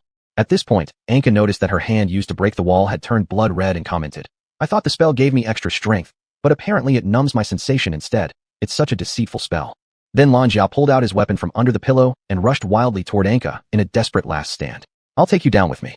As Lanjia was about to fight desperately, Anka turned around, dodged the attack, and grabbed Lanjia's ankle midair. She then threw him forcefully against the wall, instantly splashing bright red blood all over the previously pristine white wall. "Still alive, right?" Anka asked, tapping the gasping Lanjia lying face down on the ground. By now, Lanjia had already lost all sensation in one leg due to their struggle, but was still grateful for his habit of frequently casting enhancement spells on himself. Cough, cough, why? With one bloodshot eye, Lanjia stared at Anka, who gently responded, "Because you're a bad person who has killed so many." Anka then grabbed Lanjia by the hair, pulling her up harshly and demanded, "You must know magic, right?" After Lanjia nodded in confirmation, Anka said, "Then teleport me back, and I'll let you go this time." Upon hearing this, Lanjia widened his eyes, silently cursing, "Damn squad 2. It was you who teleported him here. I'm going to kill you." Lanjia then said, "I need a drop of your blood to establish a mental link with you." After Anka extended her finger, Lanjia was about to stab it with a dagger, but hesitated. After pondering for a while, worried that Anka might poison him, he used a personal knife to make a small cut on his own finger instead. Anka watched as Lanjia drank her blood and started drawing a magical circle on the ground. As the incantation ended, the circular teleportation array activated, allowing Anka to clearly see the table in the hall below. At that moment, Lanjia thought, "It's over. Now that I'm no longer useful to him, he's definitely going to kill me." Suddenly, Lanjia grabbed Anka's ankle and caused her to fall into the portal. He quickly closed the array and limped out, shouting for a doctor as he went. Back inside the hall after Anka left. "Your Highness, it's an honor." Cain looked toward the voice and found 9 identically dressed assassins slowly approaching him. "What do you want?" "We've come to help you." If you're with the assassin from last time, there's no need to talk any further." With that, Cain drew his sword and rushed forward. The assassins retreated leisurely while shooting arrows from crossbows. As Cain attacked, the hidden manipulator thought, "Hee, looks like we don't need any useless negotiations. We'll capture him and use brain-eating worms on him." Cain struck one assassin with his sharp sword, which pierced through the assassin's throat. But surprisingly, the assassin clung tightly to him instead. Puppets. It seems the others are also puppets. But where is the puppeteer? Cain realized that after piercing the assassin's throat, no blood flowed, and the body was cold like a corpse. More shockingly, these puppets could speak and act just like living humans. What are you really planning to do? After freeing one hand and consuming a pill to temporarily boost his combat ability, Cain drew his sword and fought fiercely, trying hard to find the manipulator. After smashing the last puppet, the musicians and dancers suddenly lunged at him crazily. Have they been controlled by the brain-eating worms as well? After completely dealing with them, Cain rushed to the lord of the castle, hoping the lord hadn't been fully taken over yet. When standing in front of the lord, Cain noticed his expression was fixed in exaggerated laughter, as though frozen. The moment Cain touched the lord, he suddenly spat out a venomous dart. Cain managed to turn aside in time, and the lord picked up a hammer and attacked furiously. Clash after clash of the sword and hammer created sharp and ear-piercing sounds. Although Cain had several chances to kill the lord, each time he restrained himself. Wake up! Crying out loudly as he controlled the lord's body suddenly swelled, transforming into a 2-meter-tall mass of flesh. At this sight, Cain felt utterly disappointed because it was clear the lord had completely fallen and could never be saved. Then, the mass of flesh stretched out its tentacles to attack the momentarily distracted Cain, trapping him tightly. Meanwhile, the manipulator emerged from behind, tearing away the hollowed-out wall covering and applauding joyfully. Your Highness, you can easily escape now if you want. The manipulator walked up to the silent Cain and continued, Your Highness, work with us, and we can offer you everything. Ha ha ha ha. How could I possibly trust a liar like you? Ah, what a pity. I originally thought we'd have a peaceful negotiation, but it seems this is the only way. Saying so, the manipulator pulled a larva of the brain-eating worm from his pocket and placed it in front of Cain, emitting shrill laughter. Upon seeing this, Cain attempted to break free and stab the manipulator. However, the manipulator hit his hand with a cylindrical object, immediately paralyzing it and rendering it senseless. Rest assured, it won't hurt. As the manipulator said this, he gradually moved the larva closer to Cain. However, Erangsi, the young dragon hiding nearby, smelled a scent similar to those who had captured her mother and flew out in anger, biting his hand fiercely. This caused the larva to fall on the ground and be stepped on. Get lost. The manipulator immediately threw Erangsi far away. Bang! Suddenly, Anka fell onto the table behind them. The manipulator turned to look at Anka and said, I thought you'd die inside there. When Anka looked up and saw the injured Erangsi and the restrained Cain, she judged that the person before her was also an evil one. Then Anka picked up the magical sword and rushed forward swiftly. The manipulator threw a mass of black fog and dodged nimbly. But Anka was disoriented by the black fog, making it hard for her to see anything. I thought you were stronger than this, but you're just a reckless brute. After Anka crashed around blindly for a while, the manipulator toyed with her as if it were a game. When Anka stood still, she suddenly remembered that she had recently learned ice-based attacks. Subsequently, Anka carefully recalled the usage method and slashed her sword, releasing a large amount of cold air. As soon as the cold air touched the manipulator's skin, it instantly froze his feet to the ground. Damn, you're an elemental warrior? In a flash, Anka moved swiftly and stabbed the manipulator. The cold energy spreading from the blade immediately froze him into a solid ice sculpture. After freeing Cain, he said, The teleportation array should be in the basement. Go check first. I have something to say to him. Anka then carried Erangsi and left the room. Squatting halfway, Anka said, Sorry, I failed to protect you. Thank you for not falling yourself. Let me give you an honorable death. May your soul return to the Pantheon. Subsequently, Cain split the frozen flesh block with tears and fetched several oil barrels, dousing the entire hall with oil. A fire soon engulfed the hall, turning it into a sea of flames. Later, Cain returned to his usual expression and walked heavily toward the basement. In the basement, Anka stood in front of the unactivated array and asked curiously, What do we do now? Cain replied, We need a powerful magical artifact to activate it. This might work. Saying so, Anka placed the magic sword on top of the array. It soon quivered violently and successfully activated. Chapter 12, Adventurers Guild. Throne Hall of Saint Seka. Damn it, this time it failed again. What a bunch of good-for-nothings. And to make matters worse, that dangerous person managed to intrude and steal the ancient spellbook. It seems we indeed underestimated Anka. It's about time we start considering ways to recruit or eliminate him. As everyone was exchanging thoughts, a servant cautiously said, My lord, the spell is ready. Subsequently, the group approached a huge stone altar. At each of the 6 corners of the altar were placed the essences of the descendants of the elemental dragon queen as offerings. Afterward, 6 individuals stood at each corner and began to chant. Great Lord of Bloodlines, King of the Peaks, your servants have prepared offerings for you. Please answer our prayers and accept our summoning into the human world. Suddenly, the essences at the 6 corners evaporated and converged in the center of the array, forming a mass of blood mist. The array's center emitted an eerie, inhuman scream. Suddenly, the sun turned blood red and the entire sky became drenched in crimson blood. In the dark regions everywhere, demons and monsters began to appear en masse. For your greatness, great bloodline. Upon seeing their invocation answered and the master slowly beginning to enter reality, these 6 individuals all shouted excitedly. Fortress basement. After Anka and Khan had completed all preparations, they leaped into the teleportation array. Upon landing, Anka felt a wave of dizziness. Don't worry. Because the array has long been neglected, this slight discomfort is quite normal. Then, the two looked up and found themselves behind a hill outside the city wall. Khan faced the sparse number of soldiers on the city wall with immense anger. These bastards have cut down even the defending troops so much. We can't afford to delay any longer. He finished speaking, pulling Anka along, only to be stopped by the soldiers guarding the city gate, holding pikes. Hold it right there. Who are you? Hearing this, Anka turned around and asked, Aren't you the third prince? I am indeed, but not everyone knows me. I often roam among various fortresses and spend little time in the capital. After hearing this, the soldiers exchanged quiet words among themselves before saying, Wait a moment. I will inform the employer. Khan grew even more angry after that and said, What bastards? They've laid off all the defending troops and replaced them with mercenaries. What are they trying to do? Suddenly, thunderous sounds echoed through the sky. As everyone wondered why clear skies could produce thunder, they looked up and found that the whole sky had started to turn blood red. Initially, people were very startled, but since nothing more significant happened, they considered it a non-event. Some curious individuals still ran out from their houses to look up. Anka noticed that on one of the straight streets inside the city, a group of heavy armored soldiers was coming toward them, and thus pulled Khan while saying, People are coming. Khan glanced and immediately placed his hand on the sword hilt, becoming tense and reminded Anka, This is Cousin Joust, the representative of the conservative faction. Be cautious. What faction? What does that mean? Anka asked with some confusion. At this moment, a leading obese man in purple robes struggled to jump down from his horse and said, Your Highness, welcome back. These are those I employed to consolidate the defense. Please don't take offense. How could I hold it against you, Uncle xiuxian? But the capital, located deep within the sacred mountains, surely doesn't need additional hired guards, does it? Khan stepped forward and embraced the newcomer, making Anka feel even stranger, as Khan had been tense just moments ago. Your father misses you dearly, Your Highness. Come back quickly. I also have matters to discuss with my father. Upon noticing that Anka closely followed Khan, xiuxian asked, And who might this gentleman be? A friend of mine, tasked with protecting me. Seeing the sword Anka carried on his back and the young dragon he cradled in his arms, xiuxian thought, Is he a dragon knight? Never heard of him. Letting him come to the palace might be problematic. Better find a way to send him away. Then, xiuxian signaled to one of his attendants beside him and said, The king is at the Colosseum. We'd best wait at the palace. No, my affairs are very important, and I must see my father personally. Seeing this, xiuxian could only wave his hand and say, Of course, follow me.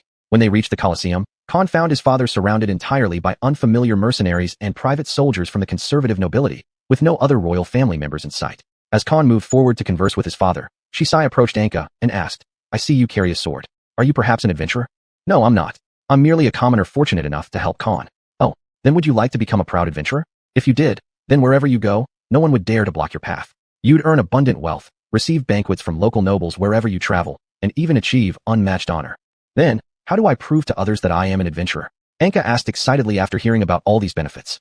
You, take this guest to register at the Adventurers Guild.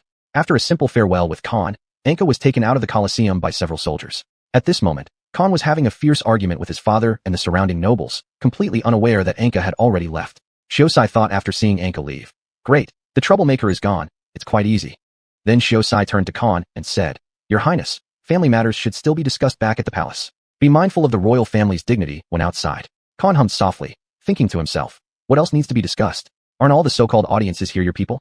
After noticing Anka's sudden disappearance, Khan momentarily lost focus but quickly regained composure, thinking, Damn, I've been sent away, haven't I? Subsequently, the nobles decided that after watching the final performance, they would return to the palace. Since his trump card wasn't by his side, Khan could only reluctantly agree. Entrance of the Adventurers Guild. After entering through the door, the soldiers helped Anka with registration before leaving Anka alone in a corner of the guild. Anka stood awkwardly holding a newly acquired entry-level copper badge for adventurers, unsure what to do next. At this moment, a cute golden-haired girl dressed as a nun hopped up to Anka and asked, Do you have a team?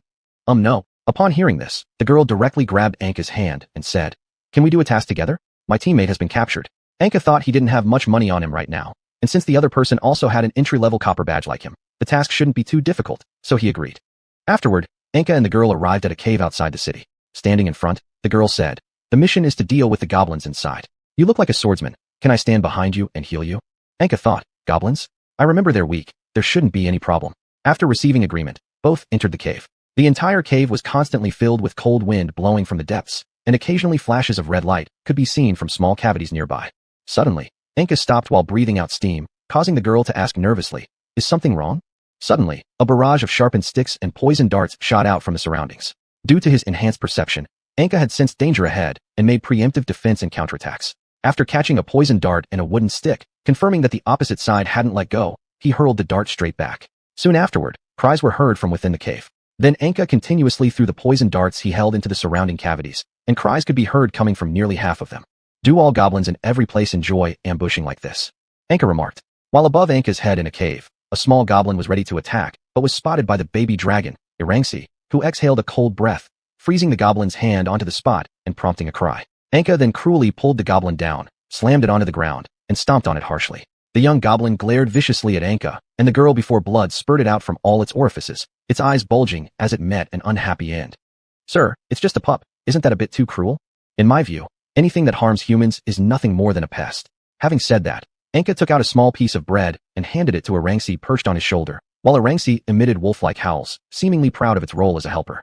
Is this dragon your pet? No, she's my companion and has helped me several times. Upon hearing this, Erangsi happily jumped around on Anka's shoulder, occasionally spraying cold breath. After crushing ice chips out of his hair, Anka calmed her down. When they reached a large round cave, Anka finally no longer needed a torch for lighting. Torches were stuck all around the perimeter, and at the end, on a throne made of stacked skeletons sat an enormous fat goblin covered with white fur. So this is it.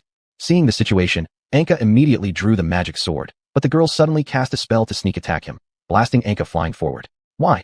Anka, holding his head, curiously asked. Look around you. All are fools like you. The goblin slowly descended, wielding a big knife while addressing Anka. Anka looked around and discovered heaps of copper badges and bones everywhere, and the armed goblins wearing valuable equipment clearly suggested that the girl had lured people here only for them to be ambushed and killed by these goblins. Why? Aren't you human? Anka angrily questioned the girl. The goblin took the chance when Anka wasn't paying attention and slapped him away, while the girl knelt before the goblin's feet flatteringly saying, Sorry master, I didn't find any cute females this time. It doesn't matter. After a few more I will be able to advance to the next stage. Absorbing these fools' souls and watching their eyes filled with fear and anger before they die is truly interesting. You did a great job this time. I will reward you well. Why do you help monsters harm people? Anka stood up and angrily questioned. The girl turned her head slightly and smiled while saying, Fool. Anka was completely enraged by the fact that she showed no remorse for colluding with the monster to hurt her fellow countrymen. Anka began to fight fiercely with the goblins closing in around him. Fire quickly engulfed the goblins' bodies, lightning flashed rapidly between the goblins, and soon the entire cave was filled with the smell of burning. The most terrifying thing was that all these happened within 3 seconds. In an instant, Anka killed all the goblin soldiers and stood before the large goblin. The large goblin obviously took it seriously as it raised its huge knife to prepare for battle. However, Anka swiftly cut off the large goblin's limbs and finally plunged his sword into its body. Soon after, the goblin's body was shattered into pieces by fire and lightning, and flesh scattered everywhere, its ugly head flying far away. Please don't kill me. I was forced to do this. The girl knelt on the ground begging desperately, while Anka, remembering those poor souls who had suffered because of her, furiously and slowly tore her body apart. After finishing these deeds, Anka found a bounty notice about the giant goblin in her bag and thought, It seems they intended for me to fight him. If I lost, it would please this disgusting creature. If I won, I could still collect the bounty. Truly venomous fellows. Just as Anka was preparing to leave, he discovered several goblin pups hiding in the nearby small cave holes, staring at him in fear.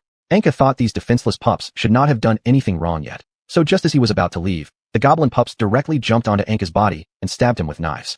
Anka cursed angrily after crushing these pups. Damn garbage race. Subsequently, Anka woke xiuxian and asked, Can you kill all the goblins here?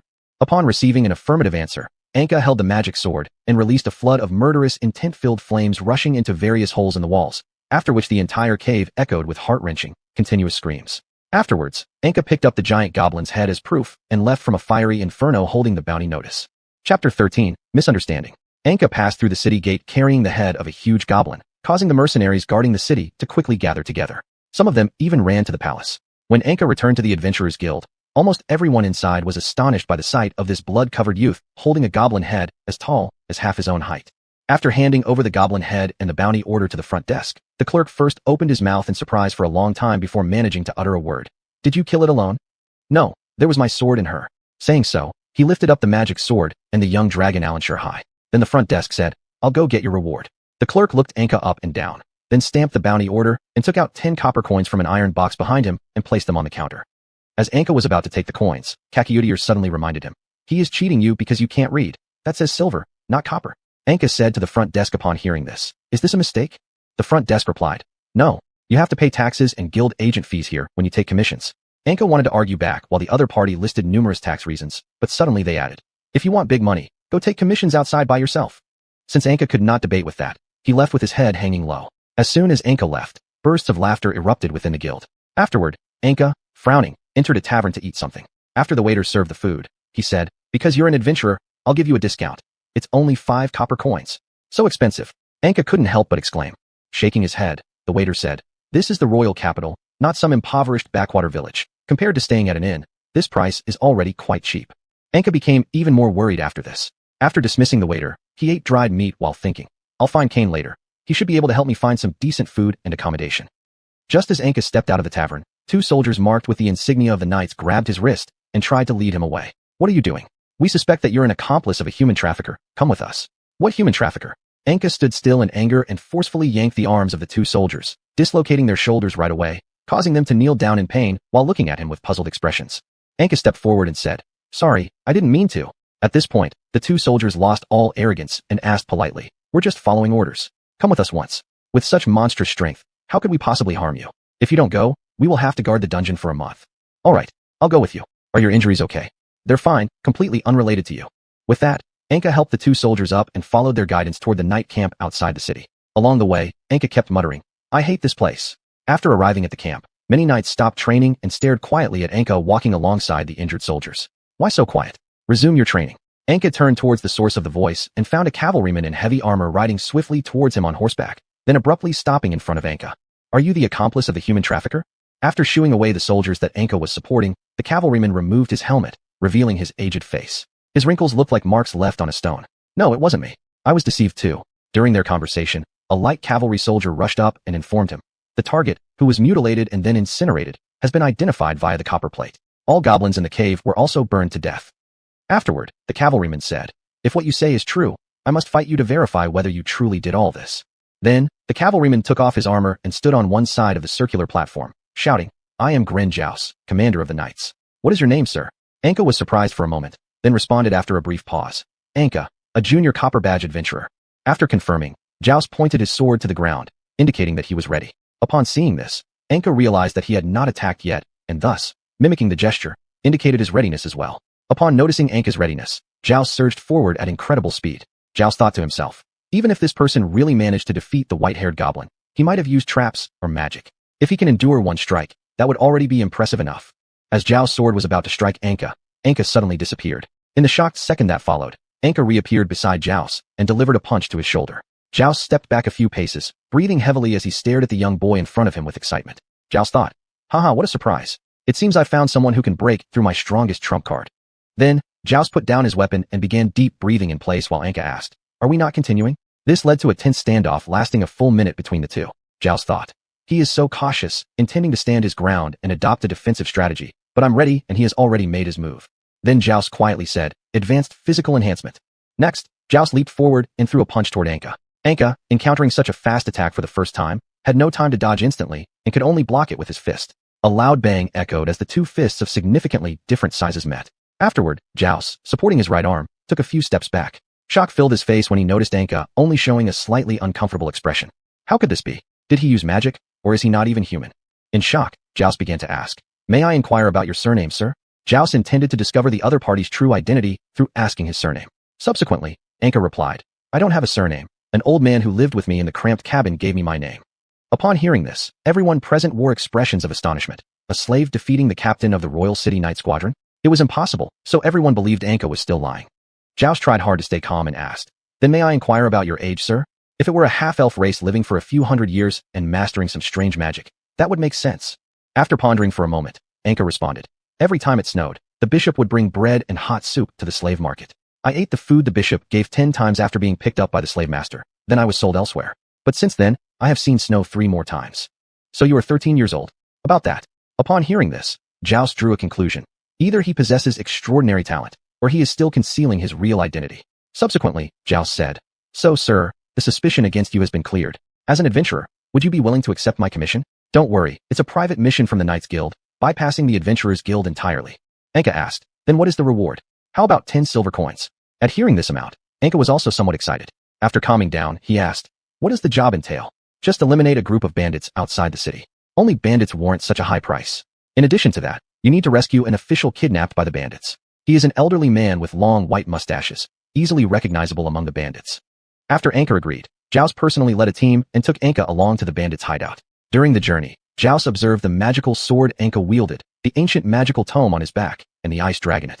Seeing these items, Joust concluded, This person must certainly be the offspring of a magic family from another country, traveling around disguised as an adventurer. As for why he wields a sword, that is probably to conceal his true identity as a magician. In the previous fight, he likely used spells like damage transfer and brief acceleration.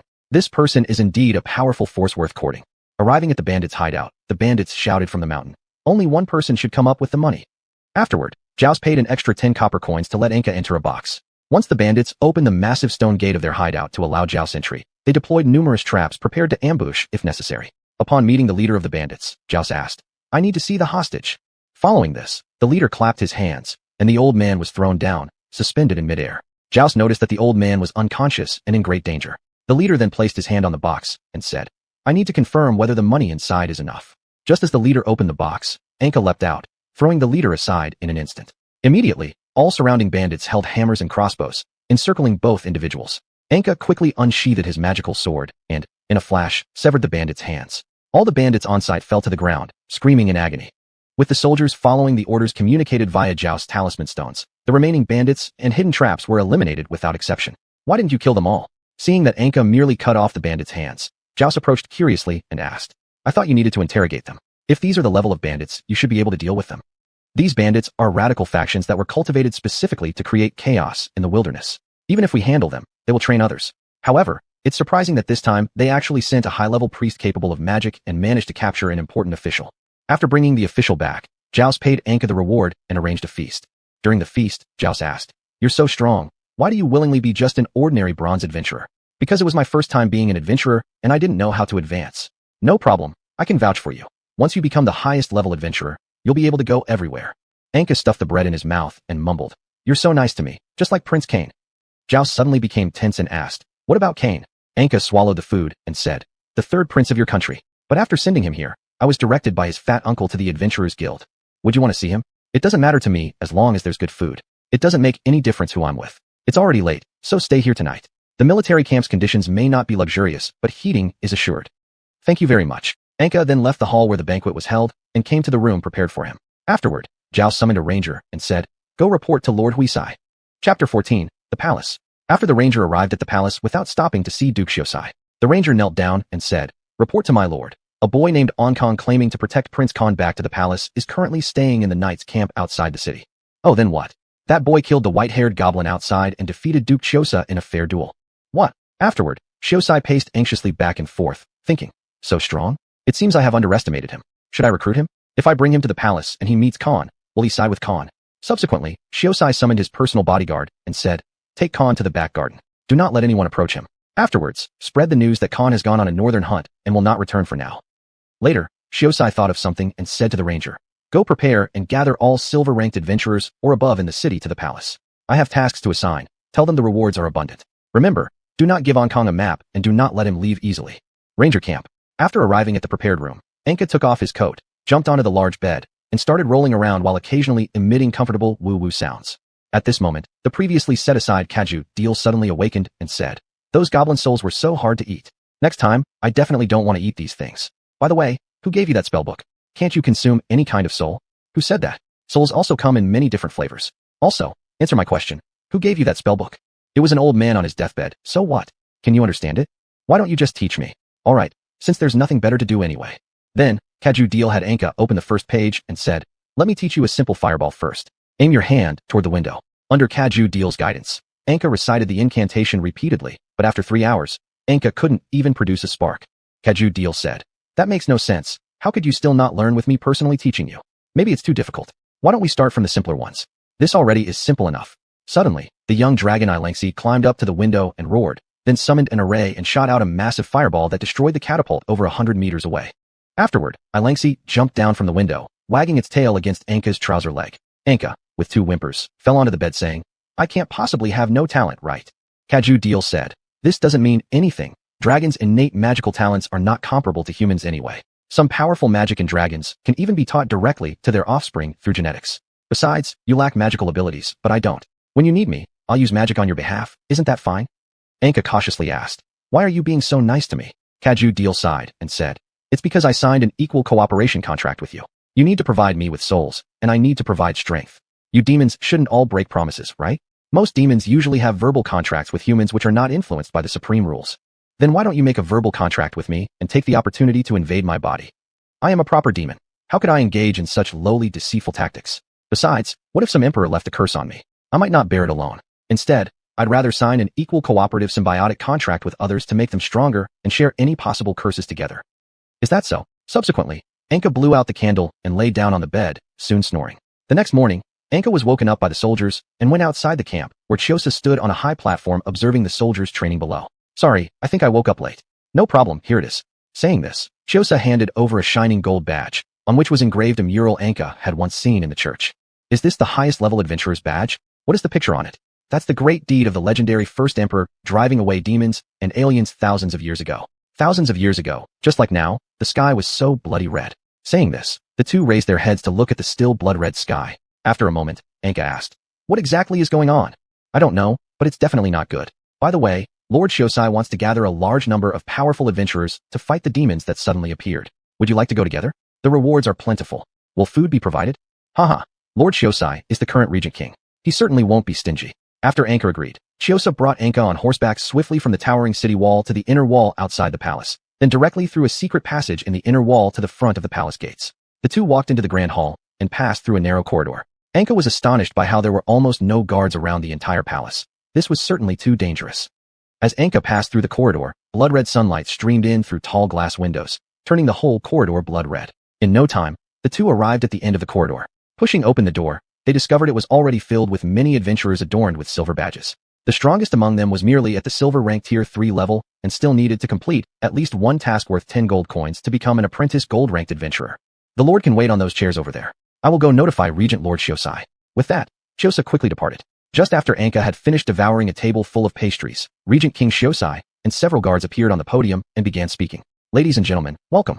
I'll keep it short. With the ominous blood-red skies, large-scale demon incursions have appeared across the lands. I need you all to help those places plagued by demons.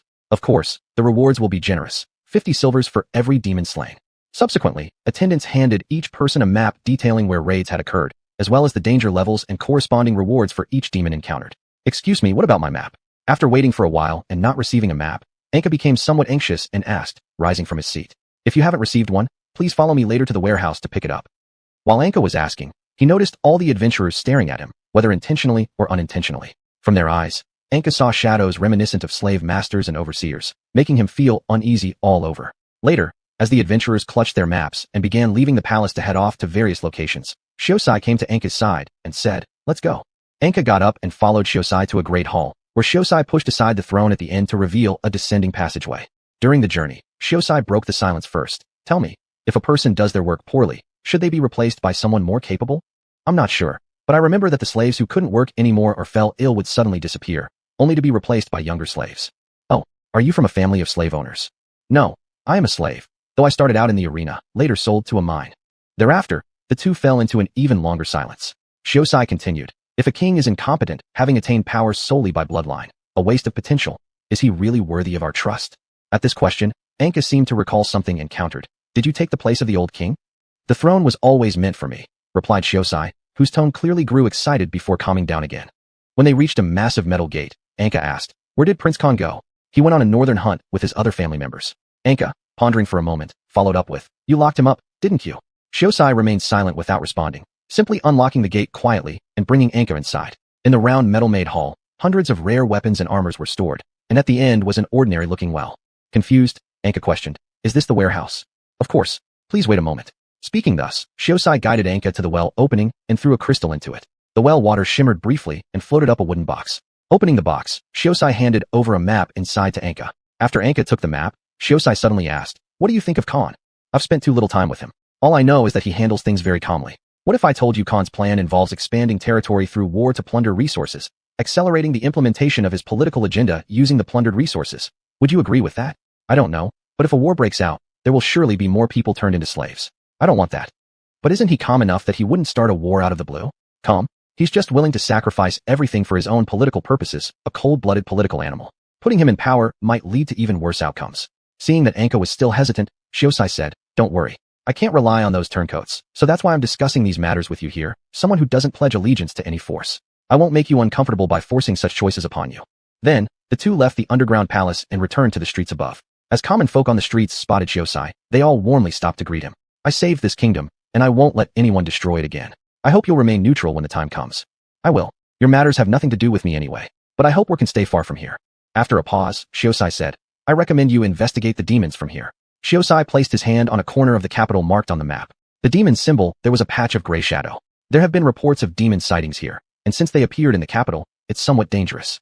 I hope you can go check it out. So close. It might already have been taken care of by other adventurers.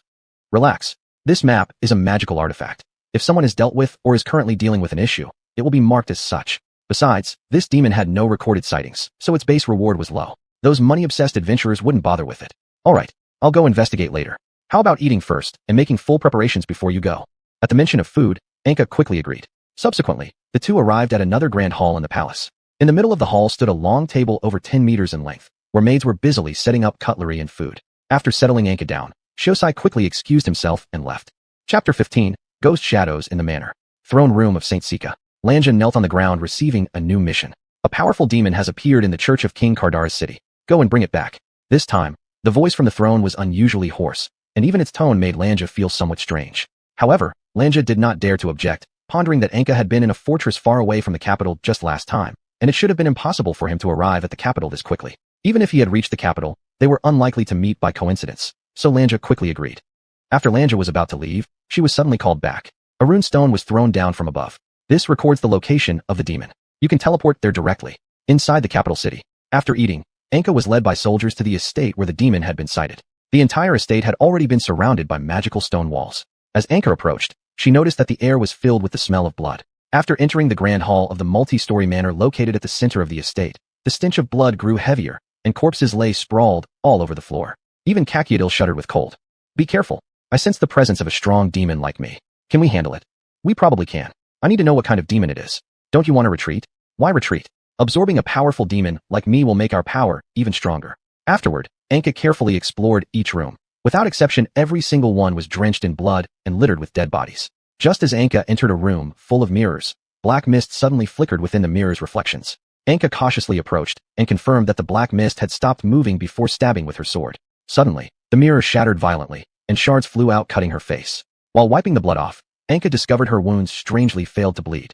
Anka examined other mirrors closely, finding her wounds filled with fragments of glass. She tried removing them, but despite painfully pulling out pieces, they kept regenerating. This marked the first time Anka felt panic since acquiring the magic sword. What's going on? Anka asked Kakiadil. Relax. Continue searching for the demon. Once the caster is captured, your curse will be lifted. As Kakiadil attempted to perform a rock perception spell to calm Anka down, he found his own magic being disrupted by these mirrors, drawing the enemy's attention to them. Smash the mirrors. As Anka smashed more mirrors, shards stuck to her hands and neck. Kakiadil suddenly realized the moment the mirrors were broken, the demon had started watching them. Run. It's a trap. Stay away from the mirrors. Subsequently, Anka began fleeing, but inexplicably, wherever she ran, the walls seemed to turn into mirrors. Seeing herself surrounded by mirrors, Anka broke through a large bay window and leaped into the garden below. Fortunately, Anka landed in a pool. After surfacing, she struggled to climb onto the edge of the pool. Anka touched the magic book in her package and muttered, I should have left it in the room. It's soaked now. While saying this, Anka took out the wet magic book and asked, can it dry? Probably. Just as they conversed, a large quantity of black, viscous liquid shot out from the water nearby and rapidly spread to reach Anka's feet. Raising her magic book, she questioned, what is this? Just run. Without another word, both pushed open the back door behind them and prepared to flee. But as the door opened, a long glass spear impaled Anka. Unexpectedly, Anka lost consciousness. The magic sword and the magic book fell to the ground due to her unconsciousness. The demon wielding the spear slowly emerged and said, Hee, Kakiadil, long time no see. Magic Grand Cannon? What a bonus prize. Let's go, buddy. We miss you greatly. With that, the demon abandoned Anka and leaped to the rooftop, where Lanja and a group of holy knights had been waiting patiently for some time. Hurry up, the demon urged. Yes, my lord. Lanja responded and immediately started opening a portal using the locational record stored on the runestone. Meanwhile, the demon was gleefully examining the magic sword and speaking to Kakiadil. Kakiadil, didn't you claim to be the god of thousand faces? How could you be sealed in a sword? Can you still come out? Kakiadil angrily ignited flames, while the demon continued laughing as he taunted Kakiadil. Your soul is broken. You actually signed a contract with an ordinary human? Such disgraceful behavior. Hey, you know what? You shouldn't have placed me and this book together, replied Kakiadil. What do you mean? Kakiadil instantly emitted a great amount of fire and lightning, striking the magic grand cannon beside him. The magic grand cannon immediately burst into dazzling light, exploding with a loud boom. The surging magical power shattered the entire top floor. Lanja present at the scene avoided massive damage by sacrificing a holy knight. while Kakiadil and the demon both suffered heavy injuries and fell together into the first floor hall. Anka hasn't lost much power. Once he is lured here by my signal, we will tear you apart. Then I'll devour your dirty soul. Kakiadil kept threatening the demon who was slowly recovering on the side. That human might have contracted my glass plague. It's uncertain if she can even move now. Besides, by the time the human arrives, I'll already be taking you to meet other blood relatives. You will learn the cost of betrayal, Kakiadil. On the ground, Anka's wounds were gradually turning into glass, spreading to her surrounding limbs. Elangsi, who had been carried in a bag, also awakened and helped Anka revive by licking her. Then Elangsi spat out some cold air onto Anka's body, freezing parts of the glass-transformed flesh to temporarily stop the spread of the glass transformation. After stroking Elangsi's head and saying, "Thank you," Anka placed the weak Elangsi back in the bag. As Anka was wondering where to go, an explosion suddenly sounded from above, and something falling could be heard ahead. The enormous demon bent over, holding Kakiadil, walking step by step towards the reopened portal. Suddenly, Anka appeared behind the demon. "You survived. You guys go block her," said the demon as he directed the Holy Knights and Lanja to intercept Anka, who was continuously approaching. Even without the magic sword, Anka, through the contract and partially absorbed souls Kakiadil couldn't fully absorb, was still able to kill the fully armed Holy Knights barehanded. Lanja originally intended to fight together, but saw Anka seriously injured, yet still capable of shattering a Holy Knight with one punch, so Lanja quickly hid under a chandelier. What a waste. Seeing Anka's unstoppable advance, the demon waved his hand and countless spiky thin tentacles emerged from the mirrors around them, attacking Anka. Anka struggled to dodge these attacks, but when she approached the demon, it abruptly ceased its assault and said, "What can you do?" The demon continued attacking with a spear, and Anka could only barely evade the fast strikes matching her own agility. After stabilizing herself, Anka said, "Are you just good at ambushes? Watch your feet." Only then did Anka notice that the parts of the ground attacked had already turned into mirrors. As she attempted to attack, the mirror shards below her suddenly acted, spearing her through. "Human, I look forward to our next meeting," said the demon bending low, bringing its hideous face near Anka. While the demon came close, Anka tried to free her hand and swung a powerful slap. This blow made the demon's head spin completely around. Although it recovered quickly, the demon leaned against the wall, covering its buzzing head and looking at Anka before saying after a brief pause, "He's yours." After speaking, the demon entered the portal with the magic sword, and Lanja, seeing Anka who had not lost all ability to act and almost broken off several spikes already emerging, didn't hesitate and threw a few bombs before rushing into the portal too. "Hey, bad woman, let me out." With the bomb explosion, Anka was directly blown away. Her body was completely shattered except for her head, which remained relatively intact. Elangsi, though also affected by the explosion, only suffered slight internal injuries due to the strength of the dragon race. Outside, the defending soldiers waited for everything to quiet down inside before entering. All they found was Anka and Elangsi licking Anka's eyes nearby. Subsequently, the soldiers gathered Anka's remains and brought them back to the knight's camp. A knight said, "Damn it, why bring the dead here? Hold your tongue." He died dealing with the demon, protecting the residents of the capital city. Place him in the freezer first, go make a coffin, and place armor next to him. The camp leader, Jus, revealed regretful expression having lost a warrior strong enough to rival him. Upon hearing this, Regent Huesa felt puzzled and frightened, constantly pondering. Was it a misjudgment of his strength, or was the demon too powerful? Lord Regent. While Huesa was thinking, an assassin appeared. Huesa tensely drew his sword pointing at the assassin. "Please relax. I come as a messenger from Saint Sika. What do you want to do? Perhaps we can reopen the mineral trade agreement about the Holy Mountain. That's why I'm here. I'd rather discuss this on the negotiating table." No. Your hostility towards us is too great right now. We need you to realign people's thinking. We hope you'll allow our newspaper and some luxuries to be brought into Kardala. Huesa slumped in his chair, thinking, they must know we are already in political turmoil and have just lost our strongest adventurer, so they sent an assassin to threaten me. After pondering for a while, Huesa said, "I will allow it, but not now." The assassin grinned and said, "Thank you. You have brought peace to both countries." Later, in the garden, Khan gazed anxiously at the blood-red sky, feeling suddenly uneasy for no reason. "Your Highness." A knight's arrival interrupted Khan's thoughts. "How's it going?" The regent has dispatched all silver-ranked adventurers, and a powerful adventurer named Anka died while driving away the demon. What? Khan felt dizzy and faint. His long-awaited hope was shattered. The knight suddenly leaned in and whispered, "Your Highness, if you approve, all the captains of the knighthood agree with all your decisions." "What do you mean?" 3 days later, the regent plans to hold a national founding anniversary celebration, during which Saint Sika's messengers will also arrive. At that time, we will try to take over the security work of those guards. Whether or not to overthrow the regent will depend entirely on your willingness. Upon hearing this, Khan's eyes rekindled with bright light as he said, "Good."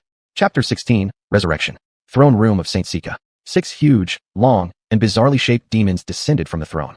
"Cadiel, you'll be hanging out with us from now on," said the leading demon, who was covered in spikes and was the largest. "I will make you feel pain deep within your soul," slowly said a bloated demon. "Let's tear his soul apart," shrieked a slender demon. "No, part of his soul has to be given to that human. We need to invalidate their contract." The leading demon stopped the others who were gradually losing control. Didn't that human die? Questioned the spiky demon. If that were the case, the contract would have been invalidated already. Rest assured, brothers, that human will definitely come one day in the future. I saw it, said a demon hiding at the back whose body kept twisting and whose tentacles growing from its mouth were full of eyes. Underground Ice Vault of the Knights. Anka was placed in the middle cabinet of the underground Ice Vault of the Knights. Alangsi, shedding tears, unexpectedly discovered she could use the resurrection magic inherited from her ancestors. Despite the difficulty, Alangsi exerted all efforts to chant the spell, for there was still a glimmer of hope. Meanwhile, locked in the hall of the throne of Saint Sika, Cadiel began offering part of the souls he had devoured as sacrifices upon sensing Anka receiving the resurrection magic to enhance the chances of success. Make sure to resurrect and come save me, Cadiel shouted. By midnight, after experiencing several failures, Anka finally revived. Immediately after revival, Anka felt a slight nausea and dizziness. Looking down at Alangsi, who was lying exhausted in her arms, Anka gratefully said, "Was it you? Thank you." Afterwards, Anka suddenly noticed her body had transformed into an elemental being resembling an ice person, instead of her original flesh and blood form. Sighing, Anka said, "Although this new body is unfamiliar, at least it's usable. Once I retrieve my magical sword, I'll have Cadiel give me a normal body." Subsequently, Anka picked up a set of clean armor nearby and managed to put it on despite the challenge. "It's just temporary. I will return it," Anka murmured aloud. Upon breaking down the locked door and walking out, Anka spotted a furtive figure running toward the forest with a bundle in hand. "It's a thief." Thinking that capturing the thief might earn her another free meal of delicious food, Anka quickly pursued them. Anka stealthily tracked the thief into a moderately sized forest. Just as Anka was about to lose them, she hurriedly moved forward only to trigger a trap and get hung upside down. "Why were you following me?" asked the thief while laughing and stepping forward. "Shouldn't someone take action when they see thievery? What's it to you? Oh, are you one of those annoying knights too? Then you can stay here and wait for wolves to drag you away," the thief remarked upon noticing the armor Anka wore. After the thief walked not far away, Anka bent down and cut the ropes with a knife. Then she continued trailing the thief from a distance. Afterward, Anka watched as the thief entered a crude wooden hut. Happy shouts of children soon came from inside the hut. Later, as Anka stood outside the house waiting, the thief came out carrying a pile of clothes wrapped in a ragged yellow coat. Anka immediately grabbed the thief and said, "Caught you. You're so annoying. How did you follow me again?" The thief cried out continuously as Anka caught them and hung them upside down. How should theft be forgiven so easily? Hearing the commotion, all the children inside peered out at Anka. Afterward, numerous rocks were thrown out of the house towards Anka. Anka let go of the thief, allowing them to escape inside the house and lock the door behind them. Once entering through the window, Anka asked, "So, are you all just kids living here?" Curious about why these four nearly naked children lived here, Anka looked at them. "What's it to you? Get out." The thief picked up a stone and held it over Anka's head. "If you don't tell me, I'll send you all to the orphanage and lock you up." Anka said, Our mother is over there." The thief pointed to a board carved with names under a tree outside. "What about your father? He's an irresponsible bastard who ran off long ago. Have you always lived here?" Of course. At this point, Anka thought that if that were the case, then since this place was so close to the Knights' camp, these children should have been found long ago. Perhaps the Knights tacitly acknowledged their existence and allowed them to steal. After discovering that they only stole food, Anka decided to leave. Before leaving, she asked, "Do you plan to live like this forever?" "Sometimes we do odd jobs in the city. When I grow up a bit more, I can take my younger siblings away from here." Afterward, as Anka was about to leave, she intended to leave a few copper coins, but the other party said, "We don't need it." Subsequently, Anka returned to the night camp. She thought that since those children were merely stealing food under circumstances possibly tacitly accepted by the Knights, if she forcibly brought them over because of this, it could very likely injure them. When those Knights saw her, they all looked as if they had seen a ghost, startling and shouting everywhere. Upon hearing the noise, Colonel Jus ran over to see what happened. After seeing Anka alive, he was also amazed and took half a day to recover without uttering a word. "What is this about, sir?" Anka suddenly realized they didn't know about her resurrection. To avoid Alangsi being targeted by bad people, Anka said, "It's me who used the resurrection magic to bring myself back after death." Jus showed a hint of joy, for this meant his guess was correct. Her opponent was a mage, which indicated that he himself was defeated by a mage. Thus he was still the strongest warrior of Cardala. After arriving at the hall, Jus served Anka with the same food as the other knights. During their conversation when only Anka and Jus were present, Anka asked, "Do you know what's going on with those children?" After hearing the question, Jus paused for a moment before answering. "Those kids are from a friend of mine. However, during a campaign to drive away the wild beast men, he went missing. Later, I went to his house to provide support to his family, only to find out his wife had stolen medicine from a nearby nobleman to treat illness, resulting in the king confiscating most of their property at the time. And she was still pregnant then. One night, I secretly brought her to the camp with some other knights. A few days later, she gave birth to 2 children and passed away. Before dying, she was still asking me where her husband was. At the time, I could only answer that he was on the way. Her oldest child has always believed their father abandoned them and refused our support ever since. Still, I worried that the place might have wild beasts, so I found excuses to kill almost all of them, arranged patrols near their house, and whenever they went into the city to work, I would ask the city guards to secretly protect them. Recently, due to roadblocks causing rising prices of goods, they started stealing food. Afterward, Anka asked, what about the noble whose medicine was stolen? After the regent came to power, I reported him for tax evasion under the guise of an excuse, and he was beheaded. Do you have any plans for what to do with those children in the future? There's nothing I can do. Since it's the lifestyle they chose, I can't forcibly change it. I can only protect them covertly. Also, you mentioned the surrounding roads being blocked, preventing external goods from entering. What's going on? We have 2 routes leading outside. One is a huge cave, but it collapsed a few days ago, and we're still clearing it. The other route involves transporting goods via griffins, but frequent snowstorms have made it impossible for the griffins to come through. As a result, the entire royal city is slowly consuming its resources now. It can last about a month longer. But why does the city seem so prosperous? That's because there are just a few more days until the bicentennial celebration of the nation's founding, when envoys from other countries will arrive. Hence, the city maintains its appearance of prosperity. But how will they get here? Isn't the cave still blocked? So that's why the regent extended labor hours, tripled wages, and mobilized civilian workers on a large scale. Even if that's the case, it would be fortunate to clear the cave in time. Anka asked, how do the adventurers with maps go out? Most of them are from noble families who often have small single-person teleportation arrays at home. However, those are just single-person teleportation arrays, and those nobles all have ulterior motives. Outwardly, they claim they have nothing related to magic in their homes. Then, just asked again, may I ask what you intend to do next, sir? I originally planned to retrieve my sword, but since this is the case, I'll help you clear the cave instead, since it seems like this is the only way out for me right now. If you really can accomplish this, His Excellency the Regent will certainly grant whatever you wish. After a simple wash, Anka returned to her room to rest. After seeing Anka return, Jus immediately summoned a ranger to inform the regent. Inside the palace, the regent had just lain down after dealing with a mountain of paperwork when the ranger arrived at the door. Whatever it is, we'll talk about it tomorrow. Xiuxian said impatiently. It's about Anka. Isn't she dead? She has been resurrected. What?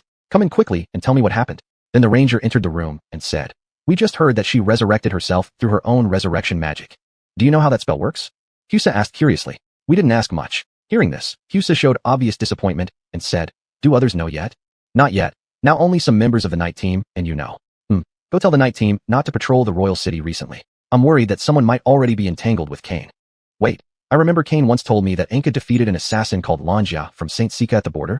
Yes, Prince Cain did mention that. Xiuxian stood up and paced back and forth thinking. In that case, I could let Anka protect me while pressuring St. Sika, but on that day if Anka comes over, he will see Cain. Afterwards, Xiuxian said, go tell Xiuxian to bring Anka along when receiving the envoys from St. Sika, but do not let Anka enter the royal palace. In these few days, if he really wants something to do, let him clear the hardest cave. The ranger replied and left. Later, in the garden, the ranger did not leave directly but went to the back garden where Cain was, and said, Your Majesty, Anka has resurrected. What? Cain looked shocked. After calming down, Cain asked, what is she doing now? The regent sent her some tasks. During the celebration she and the knights will receive the envoys from St. Sika. Alright, you let Anka know that I am in the back garden. If Anka wants to see me, try to bring her over. If she is indeed siding with Xiuxian now, I hope she can stay outside the city until I take action. Then a patrolling soldier passed by, so they ended their conversation quickly, and under the cover of night, the ranger left quickly. Chapter 17, Clearing the Tunnel. In the depths of the 3 enormous caverns located south of the royal city, hundreds of people were working around the clock to clear the tunnels. Anka entered one of the caves with a kerosene lamp in hand. She was the only person in her assigned cavern. Why do I have to come to this cavern alone? Well, since I'm getting paid more than others, it doesn't really matter. As Anka started digging, several mud-covered boulders began rolling down. If she hadn't dodged quickly, she might have been crushed. The structure here isn't very solid.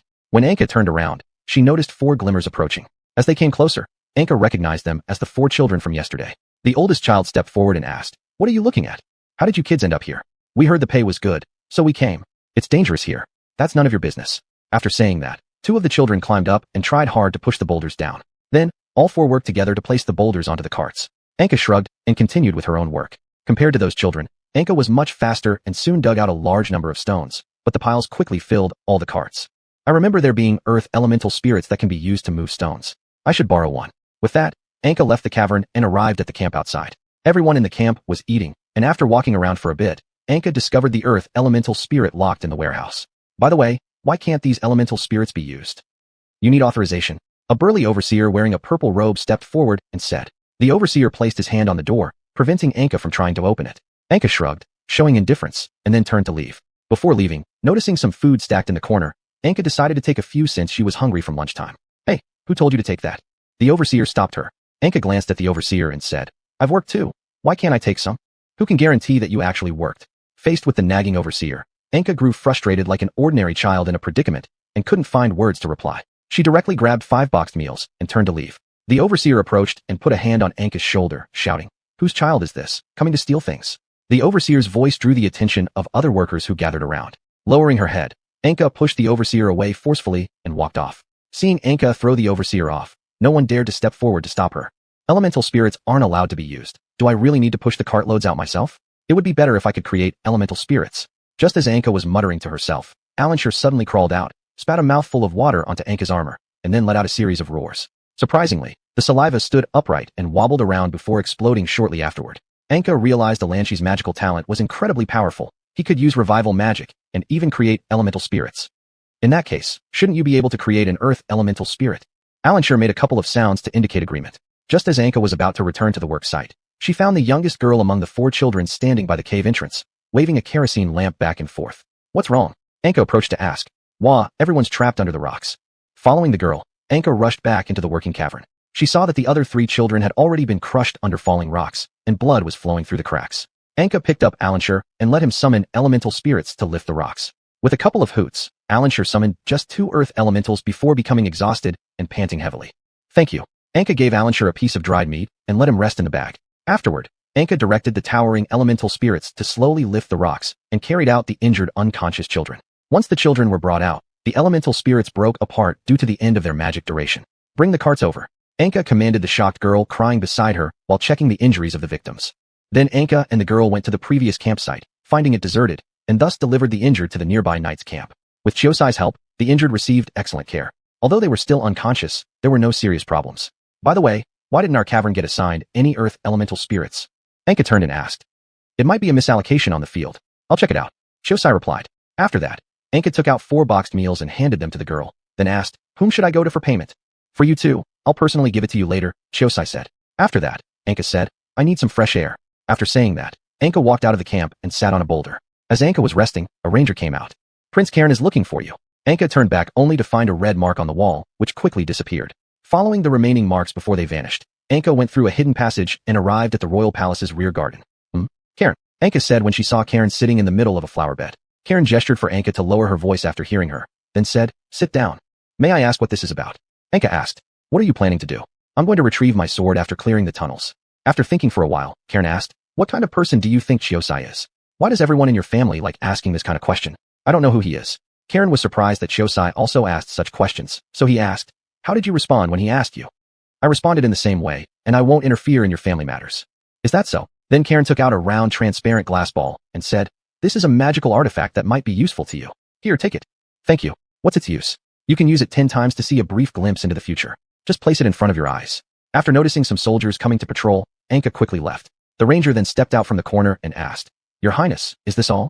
If he insists on staying neutral, why give him such a rare magical artifact? If he insists on being neutral, no one can change his mind. Moreover, this thing allows me to always track his movements. That way, even if he isn't truly neutral, I'll still be prepared.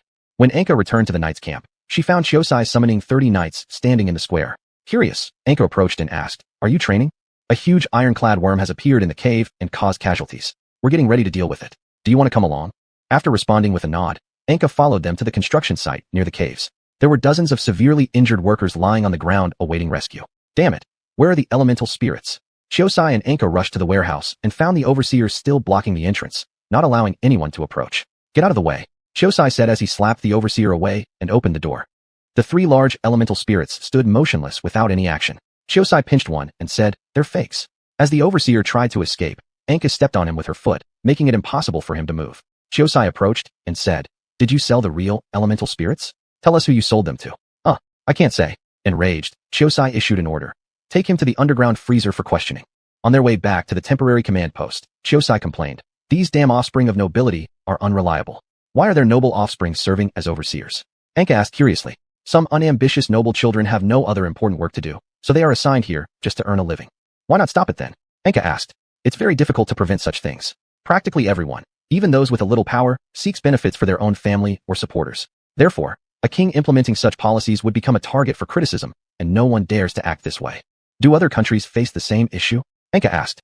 I don't know about other races, but among humans, it must certainly be the same, Xiuxi replied. Just as the two were conversing, a knight stepped forward and said, Sir, the siege crossbows are ready. Good. Place them at the tunnel entrances and set up some traps and baits in front of them, Xiuxi commanded. The moment the bait was arranged, the ironclad worm quickly attacked. Its armored body, covered in protrusions, moved swiftly despite being temporarily trapped by a large iron cage. However, it escaped in moments. The worm quickly destroyed everything set up, then blocked the tunnel entrance with its massive maw full of sharp teeth. Scatter quickly, xiuxian suddenly shouted. Suddenly, the worm spat out a lot of acid. The acid shot out like high-pressure water streams for more than a dozen meters, completely corroding all the knights in front. In the best cases, only half of their bodies remained. The worm then arched its body and burrowed underground to escape. Later, while xiuxian was sorting out the chaos, he said, "That was bad luck? How did such a big ironclad worm end up here anyway? Besides, shouldn't these creatures live in underground caverns? Maybe using it can quickly clear the tunnels." Anka stepped forward and placed her hand on the smooth, large hole drilled by the ironclad worm. "What do you plan to do? Perhaps we could attach bait to the rubble. At this rate, it will take only a few more times to completely clear the tunnels." But even so, the worm still hasn't been dealt with. After deep thought, Anka asked, "What is this creature afraid of?" "I remember that as long as we throw a bomb into its mouth, it will die. Then we can completely lure it to an open area after the tunnels are fully cleared and bind it with strong iron chains." "That's worth a try. Go set up the traps." After saying this, xiuxian ordered the remaining knights who had come with him to prepare the site and the bait. Chapter 18. The Legendary Flying Dragon. By the time everything was set up, it was already midnight. Everyone picked up their torches to prepare for the ironclad worm. After hanging the bait on a pile of stones, the knights at the cave entrance vigorously shook the rope tied to the bells on the bait. The ironclad worm swiftly rushed toward the tinkling sound coming from the ground. With a roar, within seconds, a pile of stones a dozen meters ahead was reduced to rubble. Seeing that the method worked, everyone quickly arranged new bait. After repeating this several times, dawn broke, and the 3 caves had already been completely cleared. "Next, we need to lure the worm there," Anka said. Then, a minecart attached with bait made a clinking sound. The ironclad worm rapidly burst out of the ground, chasing after the speeding minecart. Upon reaching the designated area, everyone triggered a mechanism, and a giant net made of iron chains quickly lifted up, pulling the worm entirely out of the ground and suspending it in the air. "Great, now we can just use explosives," Juz said. But the worm did not sit idly by. It kept rolling around on the giant net, and occasionally spat out large amounts of acid, causing a wide pool of acid to form below. Several soldiers fell into the underground acid pit, letting out a series of screams. Just as the worm was about to escape, Anka grabbed the explosives, took a few steps forward, and hurled them upwards. With a thunderous boom, the worm's mouthparts were directly blown apart, its sharp teeth falling out entirely. Due to its isolation membrane organ being damaged by the explosion, the worm plunged into the acid pool below upon falling, and soon the worm stopped moving. The stench of corrosion spread throughout the surrounding area. Unexpectedly, it went so smoothly this time. "Still, I have to thank you. You go handle the aftermath." Juz expressed his gratitude to Anka while commanding the other soldiers. Just as they had dragged the worm's corpse away from the scene, the ground suddenly shook violently. The shaking lasted for 10 minutes, cracking and collapsing the temporary high platform built on site. Juz held onto the wall and said, "Strange, there hasn't been such a severe earthquake here in hundreds of years." Suddenly, a red and yellow dragon erupted from the ground, stomping onto the worm's corpse and letting out a sky-shattering roar. Everyone stood dumbfounded at the sight of this massive flying dragon. Then, a ball of flame shot out, instantly reducing the soldiers nearest to the dragon to ashes. Afterwards, the dragon emitted a cackling laugh before noticing the baby dragon inside Anka's bag and flew towards it quickly. Anka moved around to beneath the dragon, grabbing its wings and pulling them backward, struggling with the dragon in a fierce wrestle. However, the dragon released flames, forcing Anka to release her grip due to the burning sensation and having her eyes irritated by the thick smoke. Subsequently, the dragon pounced directly toward Anka. Anka struck hard with her fists, hitting the dragon and producing loud thuds. To Anka's shock, what she considered her strongest attack seemed to have no effect on the dragon. Meanwhile, the dragon bent down, looking at Anka and laughing with a cackle. Then the dragon stood up, raised its head, stepped over the fallen Anka, and soared into the sky. The enormous dragon flew amidst the blood-red sky, countless fiery balls raining down from the heavens. Then it flew off toward the distance. Anka gazed toward the royal city. The whole place transformed instantly into a scene resembling hell, filled with the smell of burnt flesh and cries of pain. Subsequently, everyone rushed toward the direction of the royal city. Along the way, passing through the knights' camp, they found it completely destroyed by fire. Not only were the knights severely injured, but all patients receiving treatment also perished in the inferno. Me, one of the 4 children who survived, knelt among the ruins crying nonstop. Juz stepped forward, picking her up and gently rocking her to comfort her. After a brief mourning, Anka and Juz entered the palace together to find Regent Jusai. "What should we do now? Should we pursue and kill that dragon?" Anka asked. "No, we don't have any extra manpower left. Demons are appearing in other places, and even a large number of soldiers and adventurers have been sent from the royal city to assist other areas. Now, the royal city has no troops left. I don't know what policy Regent Jusai will issue, but knowing him, he must be preparing to persevere until the festival ends," Juz said. Later, both of them met Regent Huisai in the grand hall of the palace, which was crowded with all sorts of nobles and politicians. "Lord, I hope you can immediately order nearby garrisons to reinforce the royal city defenses, Zhu said. And since Anka didn't know what to say, she sat on a chair nearby and waited. Facing the noisy crowd, Huisai shook his head and said, "Tomorrow is the festival. I need you to restore the city's prosperity as quickly as possible." Hearing this, Zhu asked, "What if that flying dragon attacks again during the festival? Is that how you address me?" Huisai glared at Zhu and questioned. But Zhu showed no sign of backing down as he continued. "I just hope you can make the right choice. Now we should go hunt the dragon and postpone or cancel the festival." As Zhu turned to leave, he added, "If you can't make the right choice, then I will personally lead people to hunt the dragon." After finishing his sentence, Zhu left with Anka, leaving Huisai fuming with his face contorted in anger. Gradually, he calmed down under the comfort of others. "You all go console those civilians." "Dismissed, I'm exhausted." Saying this, Huisai ran upstairs to hide. "Is that flying dragon strong?" Anka asked. "It's a bit like the legendary fire elemental ancient dragon," Zhu replied. "Why did it appear?" "I don't know, but I do know it flew towards another elemental ancient dragon's residence. If they are enemies, then it is fine, but if they ally, it would be even harder to defeat them. Therefore, we need to eliminate any potential danger before they team up." Later, Zhu returned to the camp and inquired, "How many knights do we have left?" "We only have 900 who can fight." "Great, prepare yourselves. Tonight we will set out for the deeps of Holy Mountain to hunt the dragon. Get ready with explosives and assault spears." Right after Zhu gave his orders, there was a chorus of dissenting voices. "My lord, perhaps we shouldn't take such risks. Maybe the flying dragon won't return? Even if it returns, shouldn't we reinforce the city defenses and wait for reinforcements?" Zhu looked at the squad leader in front of him angrily and said, "If we don't deal with the flying dragon before the festival, more than just the commoners will die. Moreover, allowing the flying dragon to live means another dangerous dagger over Cattler." After a moment of silence, a few people stepped forward to diffuse the tension, and eventually, the atmosphere eased. Then everyone lit a fire and prepared to eat. "Uncle, are you leaving too?" "Me?" One of the survivors asked Zhu as she approached him. Zhu patted her head and said, "It's just a dragon." Saying this, he brought Me away and came to stand beside a knight wearing a cross-marked armor who had just come from a distant fortress on rotation duty. He said, "If I don't come back, take care of her." "Don't worry, my lord. Even if you hadn't said so, I would still take care of her. After all, her father also saved my life once." Afterward, Zhu took Anka to the armory and asked, "Isn't your weapon gone? Do you like anything here?" Anka warily asked, "Do you want me to go dragon hunting with you?" After receiving a silent nod from Zhu, Anka said, "Sorry, I don't want that monster to live either, but without my magic sword, I have little confidence with just my strength alone. So please allow me to run away when my death is imminent." Afterward, Zhu remained silent and nodded again in response, saying, "Just being with us is already great support for us." Subsequently, Anka received an impressive steel plate armor and a long spear far better than what she had ever possessed. Though the armor was slightly too large for Anka, she surprisingly liked it and commented, "It feels very solid and safe." Afterward, Zhu and 17 knights supporting him, along with a cart of explosives and a massive catapult armed with huge iron spikes, departed from the royal city and embarked on a perilous mountain trail in search of the flying dragon. Later, in the back garden, "My lord, Zhu angered the regent today and has left the royal city with a group of men," said a captain of the knights. "How many people did he take?" "Just 17, though Anka went with him as well." After a brief contemplation, Khan said, "Take my token. If Zhu does not return, you must replace him to welcome envoys from other countries. Then follow the envoy into the city and try to replace the outer defense." Khan stood up and asked, "Do you know the status of the fortress lords?" "Rest assured, they are currently struggling due to the demons and cannot influence here at all. Moreover, both the royal cities and border garrisons completely support you." "Great. Tomorrow's outcome depends on this decisive battle. Go back and prepare." Chapter 19, Dual Dragons Battle. Outside the castle grounds, hundreds of knights in the cavalry camp were fully prepared, their armors and swords polished to a shine, all lined up as they waited for the arrival of delegations from other countries. Soon the delegation arrived, with the jingling bells on the carriages catching everyone's attention first. Then, 18 carriages came to a stop in front of the Knight Corps.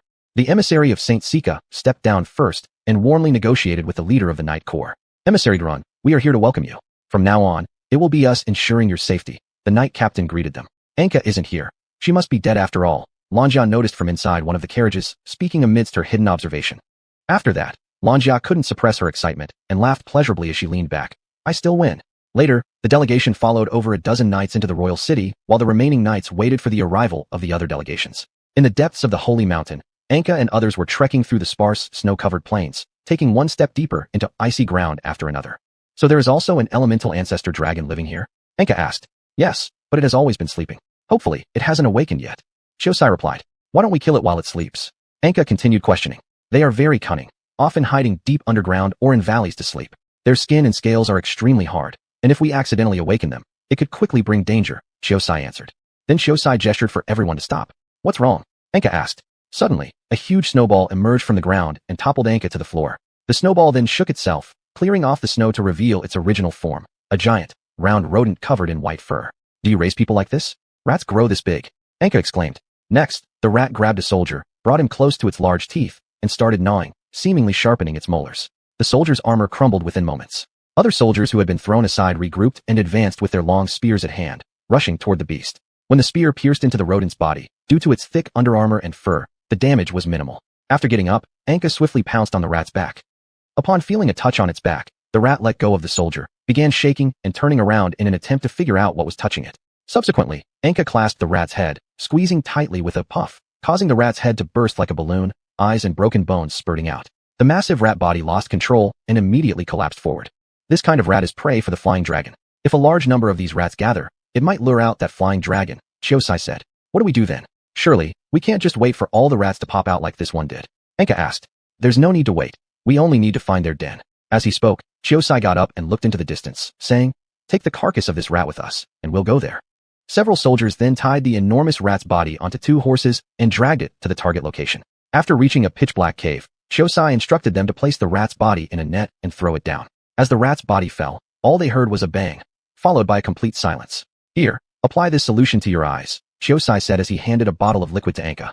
After Anka applied it, she looked down and found that she could clearly see things in the dark. Those cunning rats hadn't directly eaten the dead rat. Instead, they used their sharp claws to cut chunks of the corpse away and carried them off. When the carcass was reduced to just a skeleton, the smaller rats rushed in, devouring the entrails. Following Xiuxian's order, the soldiers above pulled up the net. A large net filled with dozens of young rats, each about the size of a forearm, was dragged out. Next, the group used these young rats to lure several gigantic adult rats out. They killed the adult rats and splashed their blood into the net, holding the younger rats. Finally, Xiuxian ordered everyone to set up the trap and hide nearby as they awaited the arrival of the flying dragon. After waiting until late into the night without any result, nearly ready to give up, a roar from the sky tightened everyone's nerves. Above them flashed 2 streaks of red light, and then a colossal dragon landed and began to feed. Its back was blue, its belly silver-white, with a long neck and vast wings. What? Another elemental ancestor dragon. Both Xiuxian and the others were surprised. Then, recovering his calmness, Xiuxian said, Proceed according to the original plan. Just as the flying dragon was about to take flight again, the spear was launched from the launcher towards the dragon's wings. Unfortunately, the spear didn't pierce through its wing, it merely stuck to it. The flying dragon roared in anger and began spitting out large amounts of frost all around. As it ascended, dozens of boulders hurtled towards it. Explosives and assault spikes had been set beneath it. Just as it was landing, the explosives ignited and the assault spikes activated. A massive iron assault spike struck its abdomen. Although it didn't pierce through, the dragon's painful expression indicated it must be hurting badly. The explosion sent up great clouds of snow. Just as everyone thought they had killed this dangerous elemental ancestor dragon, several ice spears were hurled, impaling a few soldiers. When Xiuxian was still in shock, the flying dragon's enormous claw swatted him flat and unleashed magic that hurled the soldiers several meters high. As the flying dragon proudly roared upwards, Anka emerged from the snow pile under its foot and flung her spear with all her strength, hitting its eye. In excruciating pain, the dragon rolled around and shook its head trying to locate Anka. Meanwhile, Anka climbed onto its head and punched at its injured eye. In no time, the whole eye was shattered by Anka, and blood gushed out along with the destroyed eyeball. Then the dragon quickly took off, attempting to throw Anka off. Anka lost balance due to the sudden ascent, but managed to grab hold of a scale on the dragon's back, preventing herself from falling off. The dragon rapidly ascended to over 1,000 meters high and used magic to accelerate its speed. Anka gasped for the thinning air. Frost started forming on her body. Just as Anka was about to lose consciousness, the dragon dived quickly into a giant cave, leaving Anka flying off in midair. As Anka plummeted rapidly, the young dragon Alengsi hiding in her large backpack suddenly awakened and grabbed Anka, quickly flapping its wings. Thankfully, Alengsi had already grown to half a meter tall, so although it was exhausting, he could just about manage it. When they were a few hundred meters above the ground, the flying dragon swiftly returned, intending to eat Anka. At that moment, Anka suddenly awoke and dodged the attack with the help of Alengsi, kicking the other eye of the dragon. Afterward, the dragon seemed to want to take refuge on the ground. It began slowly lowering its wings and made a rapid dive to land. However, another elemental ancestor dragon emerging from the shadows on the ground shocked it. A huge red ancestral dragon with a bright red body covered in yellow spine ridges engaged in fierce combat with it. Flames and frost clashed, making Anka feel nothing but white fog below her while she hovered in the air. The red ancestor quickly moved forward using its wings to strike at the eyes of the opposing dragon, while its forelimbs gripped the neck of the rival in a wrestling manner. Meanwhile, Anka, after landing, hid aside and secretly watched the intense battle between these 2 titanic ancient dragons. When both flying dragons retreated together and stood up again, they sprayed frost and fire continuously in midair and collided with resounding thunderous sounds. Flames scorched the blue dragon's body while frost and lightning continuously destroyed the scales of the red dragon. Roars from both dragons echoed like thunder in the distance. The blue dragon summoned numerous thunder lances and threw them at the opponent, while the other dragon directly called forth a colossal earthen wall to block the attack. Just as the blue flying dragon was focusing intently, spewing out great quantities of frost and ice spears at the earthen wall, a gigantic earth elemental puppet controlled by the red dragon shot out from behind the enormous earthen wall. The immense elemental puppet swung its arms violently in the air, pounding against the blue dragon. Meanwhile, the red dragon had disappeared without a trace. Thinking the opponent had fled, the blue dragon was startled when the red dragon suddenly rushed down enveloped in flames, embracing the blue dragon and making a rapid dive. With a loud boom, both tremendous ancient dragons slammed onto the ground, with the red dragon stepping triumphantly on the heavily wounded blue dragon's body like a victor. Then it repeatedly attacked the blue dragon's head with its mighty forelimbs until there was no longer any sign of life from the blue dragon. As the red dragon quietly lay on the corpse of the blue dragon, gnawing on its flesh and absorbing its soul, Anka appeared. Anka pulled out a claw from the hind leg of the blue dragon and directly stabbed it into a wound on the red dragon from behind. The red dragon circled around in pain looking for Anka. After Anka climbed onto the red dragon's body, she used the reverse scales of the blue dragon to peel off the scales of the red dragon one by one. The red dragon screamed in pain and wanted to quickly ascend to shake Anka off and then attack from the sky with flames. As the red dragon spread its wings, Anka jumped down and forcefully threw the claw of the blue dragon, piercing the red dragon's wing. Very useful, Anka remarked. Afterward, Anka avoided the dragon's attacks while shooting with the claw and scales of the blue dragon. After the red dragon expelled vast amounts of flames, burning the entire cave, and thinking Anka had been burned to death, it relaxed. However, unknown to it, Anka leapt down from above, landing on the red dragon's head and punching its eyes with repeated blows. As the red ancestor dragon's eyes were completely destroyed, it quickly ascended and started flying towards the sky. Just as Anka was covered in frost and about to lose consciousness, Alangsi suddenly emerged and climbed to the damaged eye of the red dragon, burrowing inside. Soon after, due to its brain damage, the red dragon also lost consciousness and began plummeting down. Capital city interior. Because Saint Sai Ka and other nations seemed to have some domestic issues, they left after watching the evening show. Later, Khan directly approached Xiuxian with a sword and said, "You must know this day would come." "Huh, you're still too young," said Xiuxian as he clapped his hands to summon his mercenaries. But there was no sound outside, and just as Xiuxian was surprised, the knights burst in.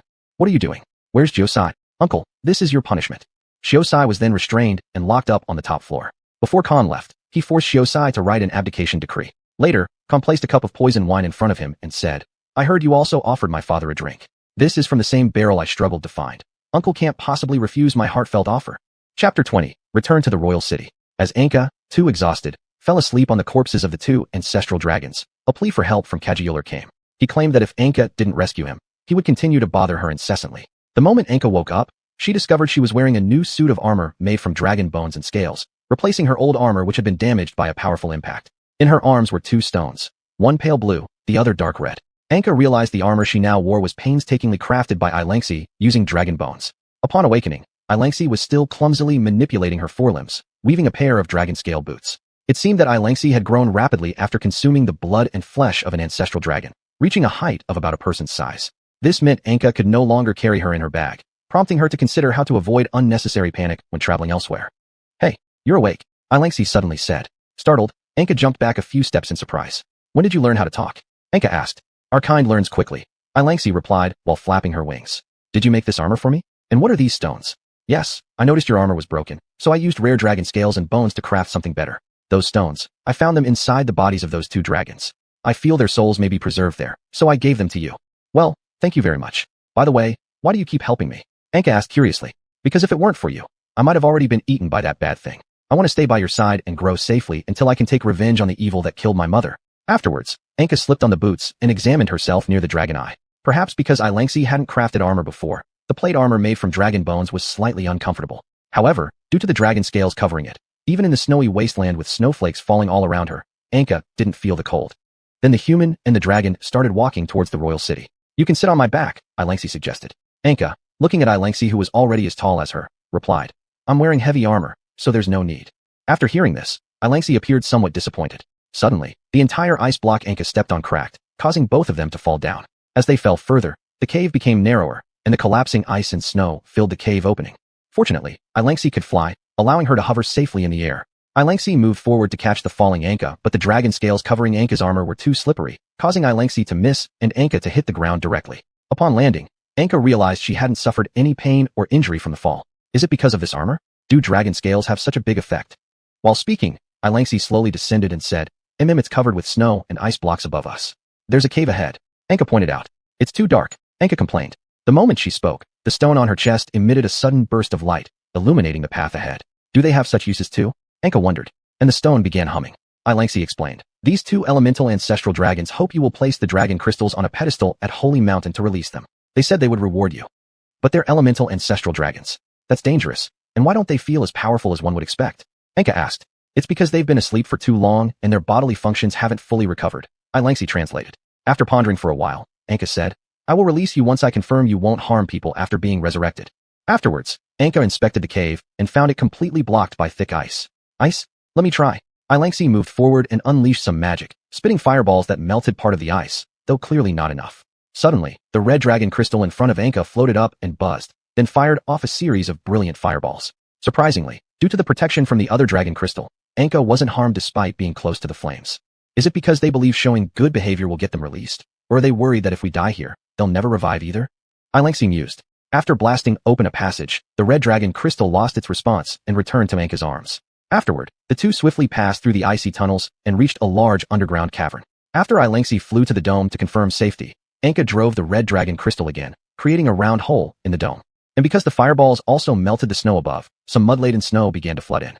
It seems that the surface is just above. Speaking, Anka grabbed Ilangxi's tail and quickly ascended, continuously using the dragon crystal to shoot out numerous fireballs to clear the way. Upon returning to the surface, Anka discovered that she was at the site where the soldiers had fought the flying dragons last night. The corpses of xiuxian and the soldiers were frozen stiff in the snow. After repairing the cart, Anka placed the frozen bodies on it and observed a brief moment of silence. May your souls return to the halls of the gods. Afterward, with Ilangxi volunteering, Anka harnessed the cart ropes around Ilangxi and they continued onward. Sorry, if you get tired, I can pull it too, Anka said. It feels light. No problem at all. Before reaching the royal city, Khan had already learned from the ranger outpost that Anka had returned, so he personally came to greet her at the gates of the royal city. At noon, Anka returned to the royal city, and Khan approached warmly saying, Friend, welcome back. You came out. Anka asked curiously. Not talking about this, but what are these? Khan cast a puzzled look toward the 1-meter-high flying dragon behind Anka and the cart full of frozen corpses.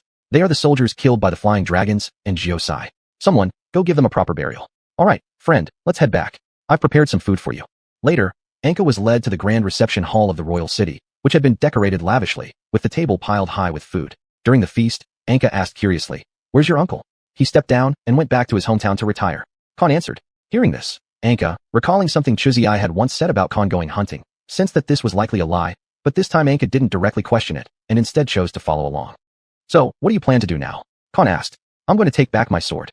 Do you know where it is? I remember last time seeing an evil woman and a demon take it. In that case, you can go south from here, then west at the fortress where we first met. After crossing a forest, you'll reach Saint Psyche's territory. However, once you're there, I won't be able to help you anymore. Still, thank you for your help. Farewell. As Anka spoke, she packed her things and prepared to leave. Khan stopped Anka and said, Do you have a map? After learning that Anka had obtained a magically enchanted map from xiuxian, Khan fell silent for a moment before having a servant bring over a piece of paper. This is a 10 gold denomination promissory note from the General Trade Guild, which can be exchanged for local currency at their various exchange offices. It should last you quite a while. Anka followed up, however, if you want to use it, you'll need to exchange these promissory notes into silver or copper coins at the guild, as gold is only used in large transactions, with the conversion rate usually maintained at 110. Thank you for informing me, but how can I accept such valuable items when I haven't done anything? Anka refused. You've helped us so much and even dealt with 2 dangerous elemental ancestral dragons. Promissory notes of this value are actually very few. Reluctantly, Anka accepted. Then Khan suddenly said, Your armor doesn't seem very sturdy. I have a court blacksmith here. Don't worry, it will be fast. Semi-reluctantly, Anka handed her armor over to the servant, and upon hearing Khan criticize the armor she made, Ilangxi got upset, running over to butt Khan with her head while making an sound. Anka left and hugged Ilangxi, saying, Don't misbehave. It's late already. How about resting for one more night? Khan suggested.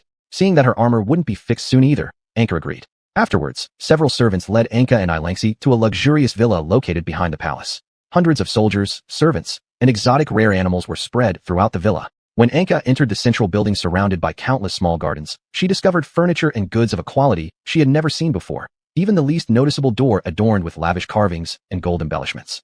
This is too extravagant. I think I'll rest somewhere else for a night. This is the Emperor's gesture, and I hope you won't refuse. Otherwise, we might be punished for being suspected of not serving you well enough. Why are they all so good to me? Anka asked after everyone had left. When no one was around, Ilangxi said to Anka sitting on the chair, I believe they merely wish to use your strength to achieve their goals. offering a negligible price in comparison. Is that so? Anka said blankly as she looked up. Top floor of the palace. Your Majesty, if Fanka insists on leaving, why are you still treating him so well? One of Khan's confidants expressed his doubts. Are you stupid? Just because he is leaving, does that mean he will help other forces? If we treat him kindly now, when he has nowhere else to go in the future, wouldn't he come and willingly join us? Besides, haven't you seen that he killed 2 elemental ancestral dragons and pulled out their bones and scales? For someone with such powerful strength at the destined level, what benefit is there in opposing him? Khan replied.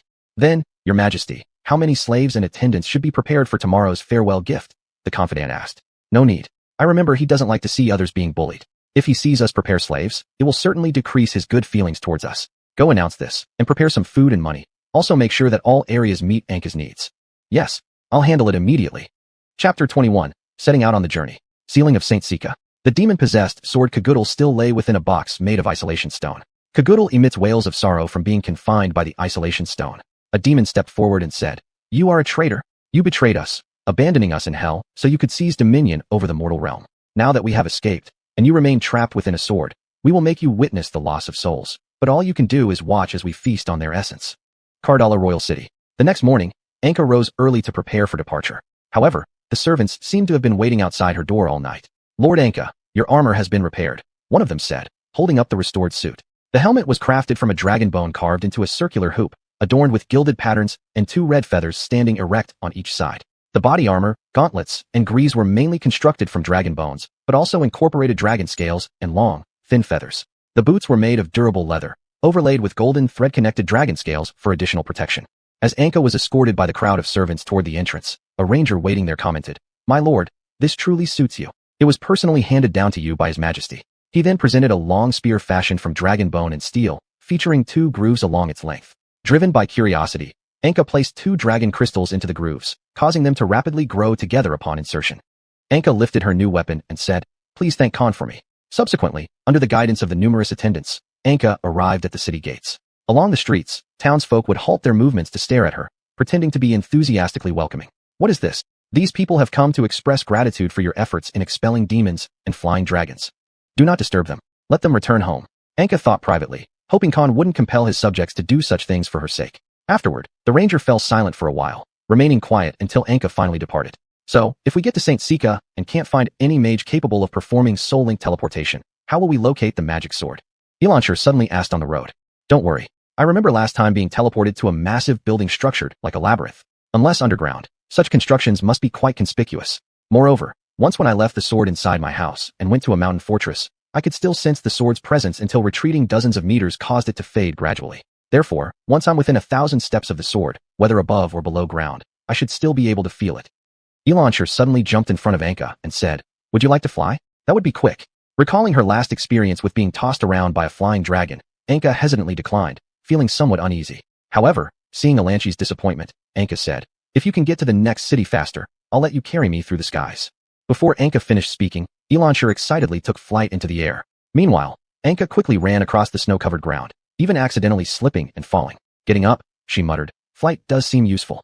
Just as she finished speaking, the dragon crystals started buzzing, abruptly lifting Anka off the ground. After several tests, Anka skillfully maneuvered herself forward using the spear equipped with the dragon crystals. Seeing an ice frost orb fired by Elancher, Anka also plummeted to the ground. On the surface, Elancher stood facing several soldiers who had surrounded her. Her emitted cold frost combined with summoned fireballs had severely injured many soldiers. At the height of the battle, Anka suddenly descended from the sky, drawing the attention of everyone present. In an instant, most soldiers froze solid under her command.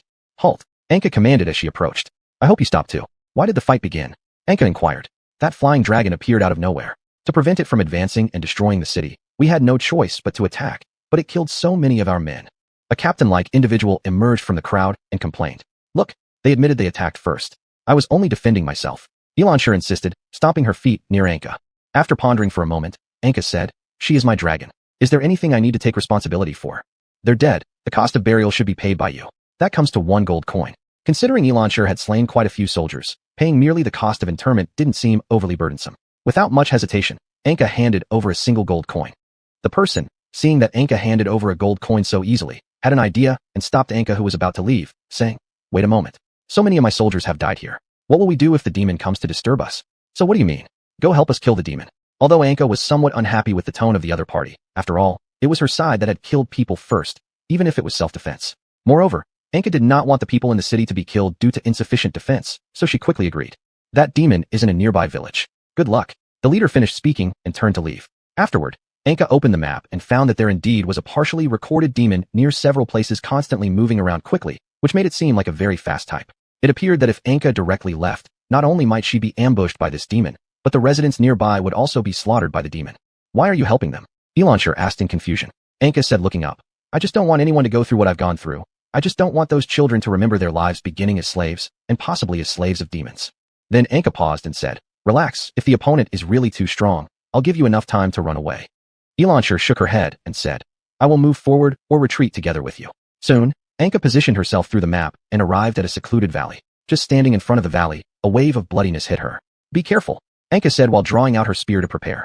After entering the middle of the valley, Anka found countless people surrounding a huge circular platform, celebrating wildly. Anka, upon agreement, stood on Alanshi's back and discovered an old man dressed in white cloth standing on the platform, excitedly delivering a speech. In front of him, 5 young women were bound and trembling lightly. Through her hearing enhanced by a contract, Anka heard them making powerless prayers. Through the map, Anka discovered that the old man was disguised as a demon. Just as Anka prepared to go rescue those people, Anka noticed that something seemed to be thrown toward her from the platform, causing unrest in the crowd and even triggering a scramble. A round object rolled to Anka's feet. On closer inspection, Anka saw that it was the head of one of the young women. Anka hastily retreated several steps and realized that those people were doing many desecrating acts with those corpses. One of them noticed that Anka didn't participate and muttered, Heretic. In an instant, all eyes were on Anka, pressing her step by step. The old man trembled and shouted, Haha, catch him. Why? Aren't you humans too? Anka questioned. As the crowd approached closely, Xiuxian rapidly froze them all while Anka picked up her spear and stepped onto their frozen bodies to leap quickly forward. Upon witnessing this, the elder on the platform drew his crossbow and fired. After dodging, he attempted to flee. However, Anka kicked a frozen head off and sent it flying to strike him. Approaching, Anka speared him multiple times until his body was pierced with countless holes. Then he collapsed like a deflated balloon, leaving behind only a shriveled skin. Subsequently, sensing impending danger, Anka pulled out a magic artifact given by Khan and held it up to foresee the imminent event. Standing calmly on the spot, once estimating the timing of her prophecy, Anka instantly lifted her spear and thrust it forward. The demon immediately materialized, clutching the bleeding mouth and glaring angrily at Anka. Meanwhile, Anka noticed that the entire outfit and accessories worn by the demon were made entirely of human skin. Although demons could be expected to commit such acts, seeing humans being deceived and brutally killed still stirred feelings of anger and fear within Anka. Later, Anka fixed the demon to a wooden stake with a speed the demon couldn't see. The demon growled furiously. Haha, I don't care anyway, since I've already played enough games with young human women. Even if I return to hell, I can always wait a few thousand years before coming back to Earth. Anka knew that without the magic sword, she couldn't completely kill him, so she took out a dagger and picked up a hammer and asked, You must have hidden many humans, right? Where? Are you threatening me? Human. Huh. Anka shrugged. After killing the foolish people deceived by the demon who had slaughtered their fellow beings, Anka silently advanced with her hammer in hand and began to torture the demon, which was nothing more than returning to the demon what it had done to humans. While handling the demon, Anka was surprised at how comfortable she felt. Anka thought it should be because the demon was merely a demon. Now for Anka, it was no different from livestock. Afterward, perhaps unable to withstand the pain, the demon revealed the hiding place of the remaining humans. Anka quickly ended its suffering by dismembering it, and then either incinerating or freezing all its limbs. She froze the demon again and nailed it to the ground with a wooden stake. To ensure there was no escape, Anka also used iron nails and wooden spikes to firmly secure it in place. Later, Anka found those poor young women. Some of them had already gone insane. Please don't hurt us, we'll do anything. This was the only sentence Anka remembered the girl saying to him. After sending the young women back to the city, Anka left without lingering and disappeared into the heavy snow. Then riding on Xiuxian, Anka threw the demon into a deep pit and froze the place using the blue dragon crystal stone. To further conceal it, she placed most of the stones and snow on top as cover. In this way, it will have to stay underground without skin and limbs for countless years. Why didn't you kill it? Xiuxian asked. Isn't this better? Unless the earth splits open, it will be stuck underground forever. Afterwards, Anka hastily buried the unclaimed corpses and prayed for them. May the light of heaven guide you. After finishing everything, Anka and Xiuxian set off again. Fortunately, after rapid flight, Anka would only need about 2 more days to reach the forest that Khan had mentioned and enter the territory of Holy Sika. Chapter 22. The Fairy Forest. After arriving at the small town established by the displaced people she had settled, Anka landed to rest for a while. It's Anka. A child saw Anka land and pointed with excitement, shouting. After hearing the shout, many people gathered. Anka also noticed that in such a short period of time, the place had already transformed into a large cluster of buildings. In the middle of the square stood a statue of Anka, and trading routes had already been established. I seem to have gotten thinner, Anka murmured as she looked at the giant statue before her. Some children surrounded Alangsi curiously, touching him with their hands and exclaiming, "So cold." At this point, Anka turned to ask the mayor, "What is this town called? We've always used the name of our former place of residence as the town name, but I think it might confuse those who don't know the truth, so we decided to change to a new name." When Anka heard about their mention of the former place of residence, she asked, "How are things going at your old settlement and the nearby fortress?" The former place has now become a vast wasteland. However, the newly appointed lord seems to have already rebuilt the walls, though we have no intention of returning. As for the nearby fortress, we heard that after the death of their old lord, there was a period of chaos during which many people fled here for refuge. Afterward, it seems that the illegitimate son of the old lord became the new lord, but he doesn't differ much from the previous one. After replenishing some supplies, Anka and Alangsi prepared to leave when the mayor suddenly stopped them and asked, "Can we name the town after you?" "Why? Well, if it weren't for you, we wouldn't be able to build our homes here. We're very grateful to you. If it's all right, I'd be willing to," Anka replied. "Great, then I'll go register nearby soon. By the way, where are you headed now?" "St. Sika. I have to cross through that forest." Upon hearing the name St. Sika, everyone showed signs of fear. The mayor suggested, "If you're going to cross the forest to get to St. Sika, I suggest you not fly over the forest, but walk directly through it. It's slow but safer." "Why?" Anka was somewhat puzzled. "That place is known as the fairy forest. Birds flying above the forest often disappear suddenly. Therefore, I recommend you walk through there. Also, if possible, a few of us could act as guides." Anka looked toward the distance where the merchant team was busily loading and unloading goods. They were still working hard to rebuild their home, and besides, the weather had taken a turn for the worse again recently. Thus, Anka declined their kindness and turned to leave. Passing by the earliest fortress, Anka discovered that the ground here was densely packed with soldiers, and the high walls and the main fortress building had already been reconstructed. Though there weren't yet many residents here, Anka believed that it would quickly recover. Later, Anka arrived in front of the forest where she had first obtained the magical sword, the place of her suffering. Looking at the barren, pitted ground before her eyes, Anka said, "I'm back." Turning her head, Anka saw a seemingly ordinary forest. Upon getting closer, she found that the forest was enveloped in pink mist. "Be careful." After speaking, the two entered the forest to explore. The quiet environment made both very cautious.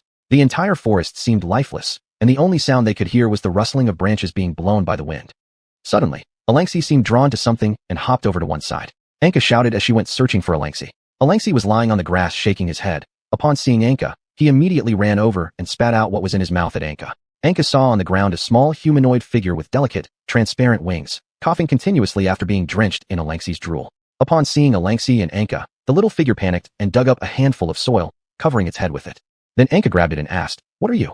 The small figure burst out in a shrill scream, and suddenly more similar figures appeared around, encircling Anka.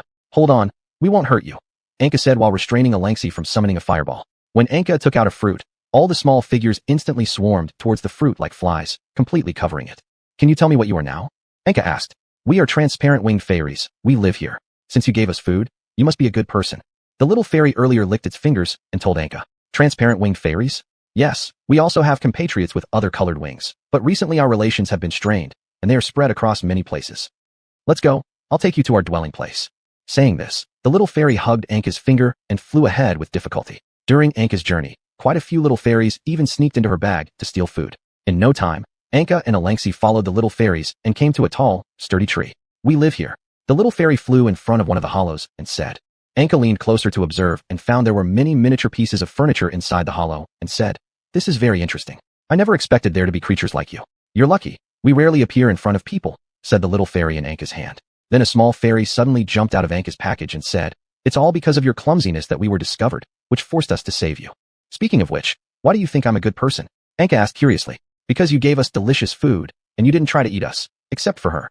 The little fairy pointed at Alangsi with its finger while speaking. Afterward, the little fairy invited Anka to join their activities. There was a circular platform surrounded by dense leaves high up in the tree where many little fairies were celebrating a festival. Anka and Alangsi also received a small bucket of juice that could be placed on their fingers. Suddenly, a group of people arrived by boat from the other side of the river, and all the little fairies were scared and hid inside the tree, not daring to make any sound. "What's going on?" Anka asked. "They often capture our compatriots, and they grind us into powder or cage us and sell us to other humans." Soon those people approached Anka and said, "Kid, get lost." "Huh, this dragon looks valuable too." One of them reached out after seeing Alangsi. With 2 wines, Alangsi directly spat out a large amount of frost, freezing most of the people into ice blocks. Anka walked to a surviving man who tried to flee and said, "What's this?" As she spoke, Anka opened a box on the boat and found more than 10 little fairies with bird-like wings trembling together. When they saw Anka, they screamed in terror even louder. "Don't hurt me." The remaining man trembled and said. Anka asked, "What do you intend to do with these little fairies?" The women in the city like to use powder made from their wings as cosmetics, and because they are so cute, many people in the city are willing to pay money to buy them. Shouldn't they be hard to catch? Anka asked curiously. Not really. We would place one with broken wings on a piece of wood covered with honey. Once the others see it, they all rush over, and most of them get stuck in the honey. Anka noticed his appearance didn't resemble a Caldara person and asked, where are you planning to sell them? Just the nearby gold accumulation city. It's upstream along the river. Is that Saint Sika? After the man nodded, Anka considered that she should not hastily decide their fate just because they had captured the forest fairies. Just as Anka was about to let him go, he suddenly attacked her. In an instant, Anka dodged and quickly broke both of his arms. Why did you attack me? Anka asked. Ha ha ha, do you think I don't know? You just want me to go back, then report to those annoying city guards so they can round up all of us poachers? That way, not only can you collect the bounty, but you can also monopolize these little things for yourself. Anka sighed helplessly upon seeing the maniacal expression on his face, then broke both his legs and threw him into the river. Meanwhile, after the others thawed, they all collapsed on the ground with red swollen eyes, itchy all over, and irritably cursing without discrimination. One of them ran madly and stumbled onto the ship where Anka was, grabbing a bag of pills. Just as he was about to eat them, Anka snatched the bag and sniffed it, saying, is it because of this drug? A little fairy shouted, that drug is made by humans using our flesh and blood mixed with a kind of herbal medicine. Moreover, if they don't eat another one in time after eating it, they become like this. And before he finished speaking, those people became completely red and swollen. Their skins were scratched raw because of the itching, and the inflamed flesh swelled rapidly. They twisted themselves and begged Anka for mercy, pleading for the drugs, but within moments, their eyes began to swell and burst, and they started vomiting stomach acid. Subsequently, they knelt by the riverside and drank water frantically. Anka noticed that even though they couldn't drink anymore, they still didn't stop, so she directed Alangsi to freeze them quickly to prevent their self-mutilation. So disgusting. Are some people using such substances to harm others? Alangsi blocked her nose with her wings and said, they enter a brief illusion after eating, so these might even be voluntarily consumed by them, but we don't know who made them.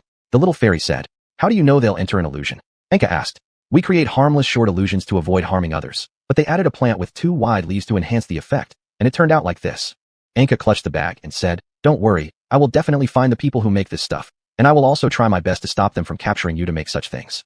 Thank you very much, but we still hope to protect ourselves and our families by our own strength. We want to ally with another fairy clan nearby. You can find them if you follow the river. Saying this, the little fairy took out a large leaf map marked with the location of their residence. Afterward, Anka picked up the box filled with little fairies, hoping they could become peaceful messengers who could communicate well with the other group. Then Anka left along the riverside and ended the suffering of those pitiful humans before departing. Why do you want to help them? Alangsi asked. I just don't want anyone to be harmed by something so evil. If all the little fairies can unite, it should be difficult for humans to capture them. Then, we just need to get rid of the evil that creates such things. Anka took out a pill and said, someone like you, a kind and simple-minded idiot human, would definitely have been ambushed and backstabbed countless times if I hadn't followed you. Alangsi lifted her head and said with a light-hearted tone, all right then, we must never part ways. As Anka said this, she placed her hand on Alangsi's head and stroked her, while Alangsi leaned close to Anka and stomped her feet, emitting comfortable purring sounds. Not long after, Anka felt a sharp pain. She touched her face and found a long wooden splinter. Looking up, Anka saw a small treehouse built on a big tree. When Anka looked carefully at the footprints, the little fairy suddenly appeared and curiously approached Anka. When Anka squinted, her eyelid trapped the hand that had stretched out, which Anka caught. Anka put it on her palm and realized it was a little fairy with bird-like bright red wings. The little fairy trembled as it lay in the middle of Anka's palm. Anka said, don't worry, I won't hurt you. As soon as she finished speaking, the little fairy turned around, threw a small pebble, and quickly flew into the leaves. But the pebble was too small to cause any damage. Afterward, Anka poured out all the little fairies from the box, held them, and said, look, I mean no harm. I've saved them. After much persuasion, the other party gradually put down their weapons and stepped out from among the leaves. Upon seeing that Anka had not harmed the little fairies in her hand, they stood in the center of the leaves and asked, what do you want? I was entrusted by the fairies with transparent wings to help you unite so as to avoid being captured. How can you, a human, possibly help us? The fairy questioned. There are many kinds of humans, and humans kill each other too. Put my compatriots down, and I will go back and tell the elders. After putting a lot of little fairies on the ground, Anka also turned around and left to look for other fairy groups.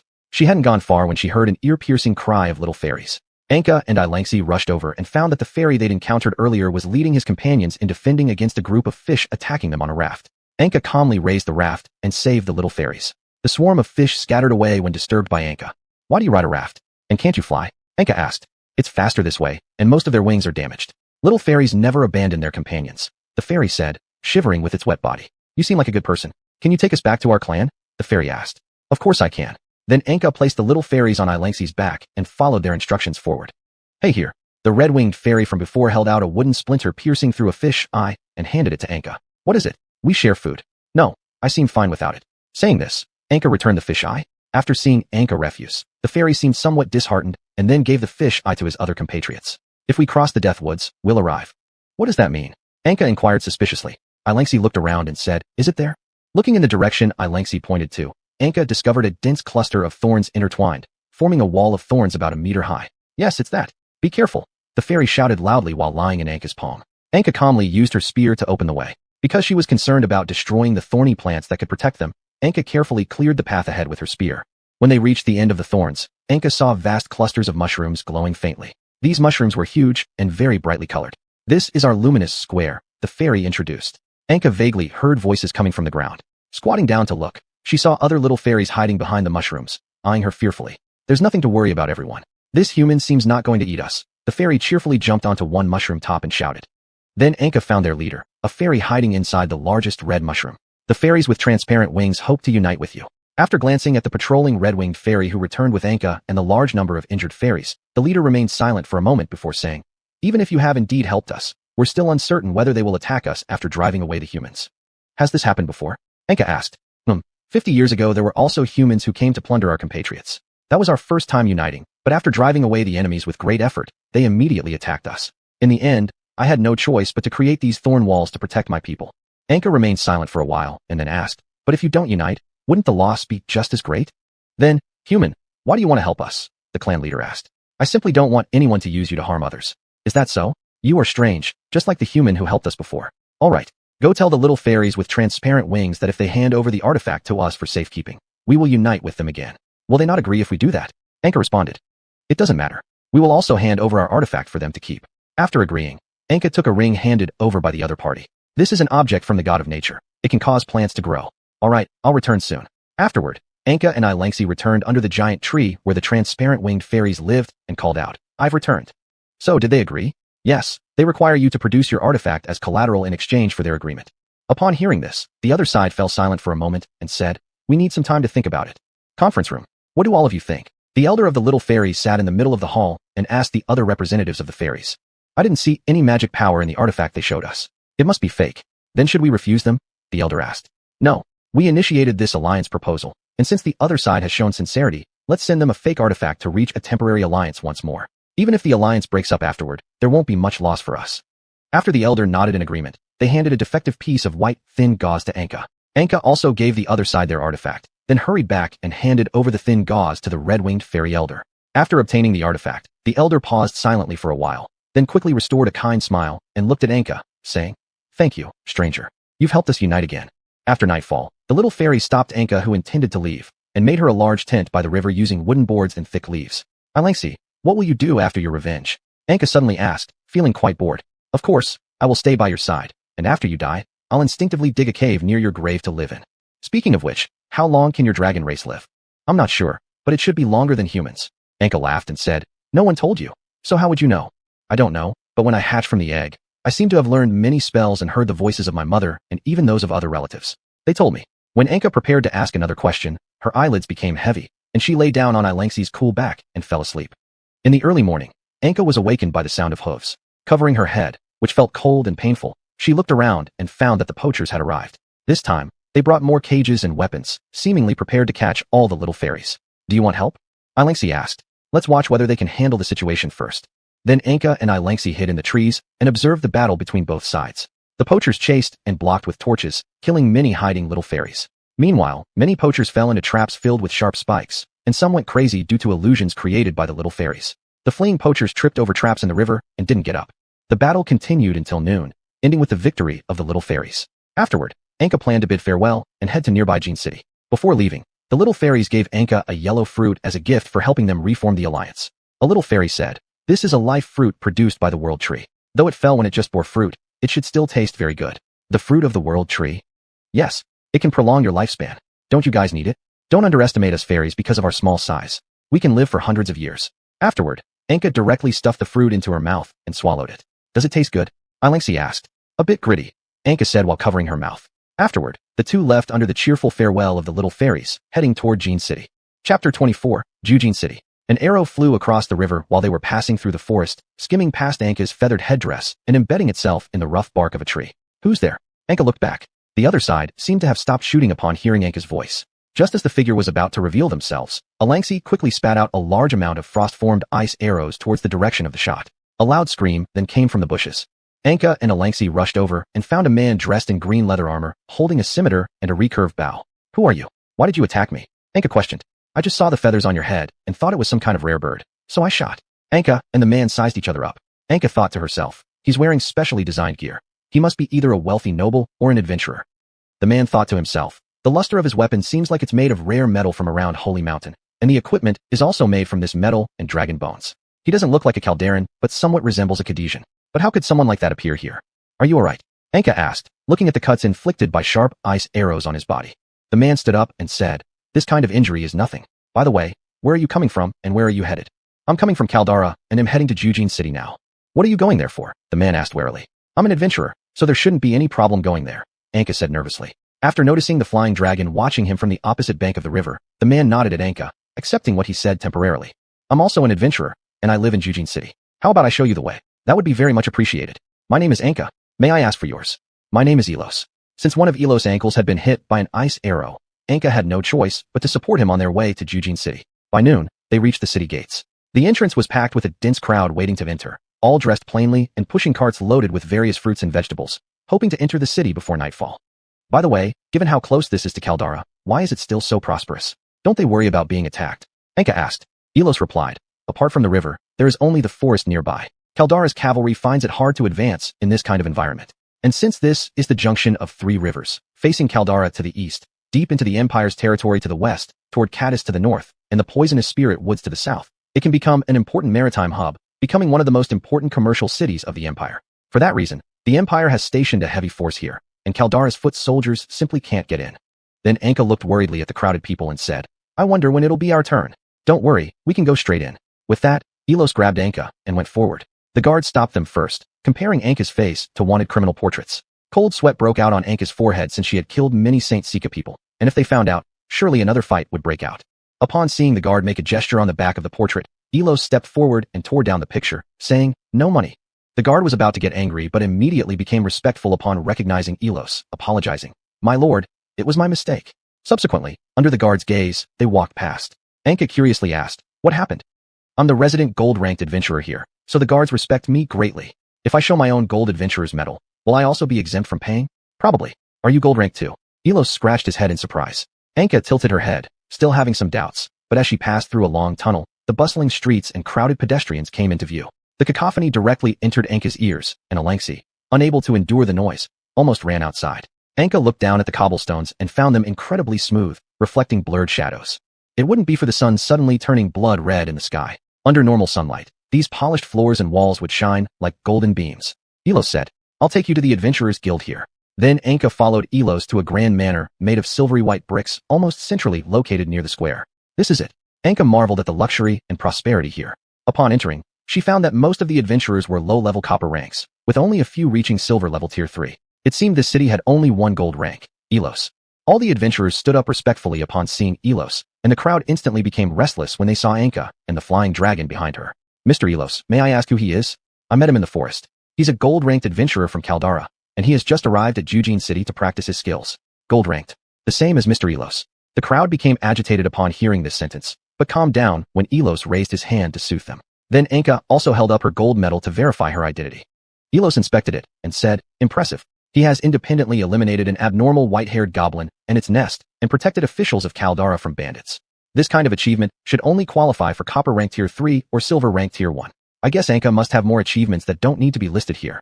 Elos tilted his head and looked at Anka while saying this. Anka was made nervous by the restless crowd and nodded in response to Elos' words. If you don't have anything urgent right now, I'll help you register. With that, Elos took Anka to the front desk to complete registration.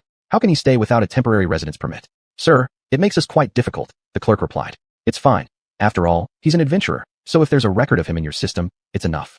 Afterward, the two went to their lodging, a second-floor apartment near the bustling downtown area. As soon as Anka opened the door, the blood-red sunlight streamed through the glass into the room. Most furniture here was crafted from rare wood, and the display cabinet contained various sized glassware. Alangsi immediately pounced on the bed, flipping somersaults.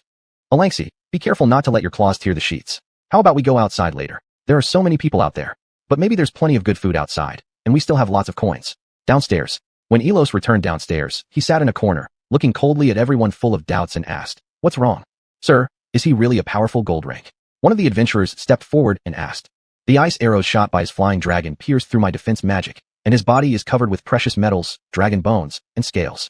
So I deduced that he must be a strong person capable of easily hunting dragons alone. Elos calmly responded with his usual cold expression. Perhaps he bought them? He's not Calderan. The market of Caldara treats that metal as the most important military resource, so it would be impossible for him to obtain it easily. Thus, I think the person might have done something significant and been granted these items. Sir, I heard that the ruling power of Caldara recently transferred from the Regent King to Crown Prince Cain, and those border hunters mentioned that Cain had traveled with a frail-looking young boy. Elos thought deeply while sitting in his chair. At this moment, a wounded giant man burst in and knelt before Elos, shouting, "Master, save me." What happened? Elos questioned with suspicion. We were catching a pixie when we suddenly discovered that the pixies have become united. Moreover, a flying dragon and a powerful boy appeared nearby, easily wiping out some of our men. It's too strange. Please, Master, avenge us. Elos smiled and pointed upwards with his finger, replying, "Want revenge? Go ahead." Afterward, Elos thought inwardly. It seems like this person truly has gold rank abilities. How do I control him? Then Elos stated, "Seal off those factories temporarily. As for you, you're useless." Following the transmission of Elos' words, a few adventurers immediately approached and strangled the kneeling man to death. Chapter 25, Gold Street. Throne room of Saint Sika. That human has arrived. The demons stood around a large mirrored table, and one of them laughed as he said, "He possesses half of the power of Kayajwadir, and through Kayajwadir, he also knows that he has already killed 2 elemental ancestor dragons. His strength is now enough to seriously injure any of us. He must not be allowed to retrieve the magic sword. What should we do? Aren't those humans going to the Western Kalan Kingdom to support a puppet? Let them take Kayajwadir with them. Remember to use the sealing stone box to cut off the connection between Kayajwadir and that human." Later, the demons together sealed the enchanted magic sword of Kayajwadir in the stone box and handed it over to hundreds of waiting humans below. Gathering Gold City. Anka and Iris walked along the wide and bright street, enjoying a long-awaited peace. Despite the loud crowds occasionally erupting into huge cheers for Iris, Anka seemed completely unaffected, threading through the crowd and frequently stopping at some merchant stalls. Speaking of which, it seems there's no such thing sold here, Anka said, taking out a pill she had found on the poachers. Iris was first startled, then calmly asked, "Why are you looking for this?" "I've discovered that this pill made from fairies and a certain herb destroys the consumer, so I don't want more people to be poisoned by this." "What? So this thing is made from fairies?" "Sir, you truly are kind and just, but you can completely entrust this matter to the guards or post a quest at the Adventurers Guild. After all, the more people involved, the better, right?" Anka nodded and followed him to a nearby guard camp. After Iris conversed with the guards, Anka handed over the pill as a reference. "Rest assured, we will surely catch the bad guys making this thing. Yes, Gathkin City and I cannot possibly allow such things to exist." Excitedly, Anka nodded after observing Iris, who appeared just as righteous as herself. Afterwards, they proceeded to the Adventurers Guild to publish the task. "The reward is too little. Not many will take it up. Do you need me to help cover the cost?" Iris said, "No need. How about 1 gold coin? That works, though it would already exceed the rewards of many general tasks.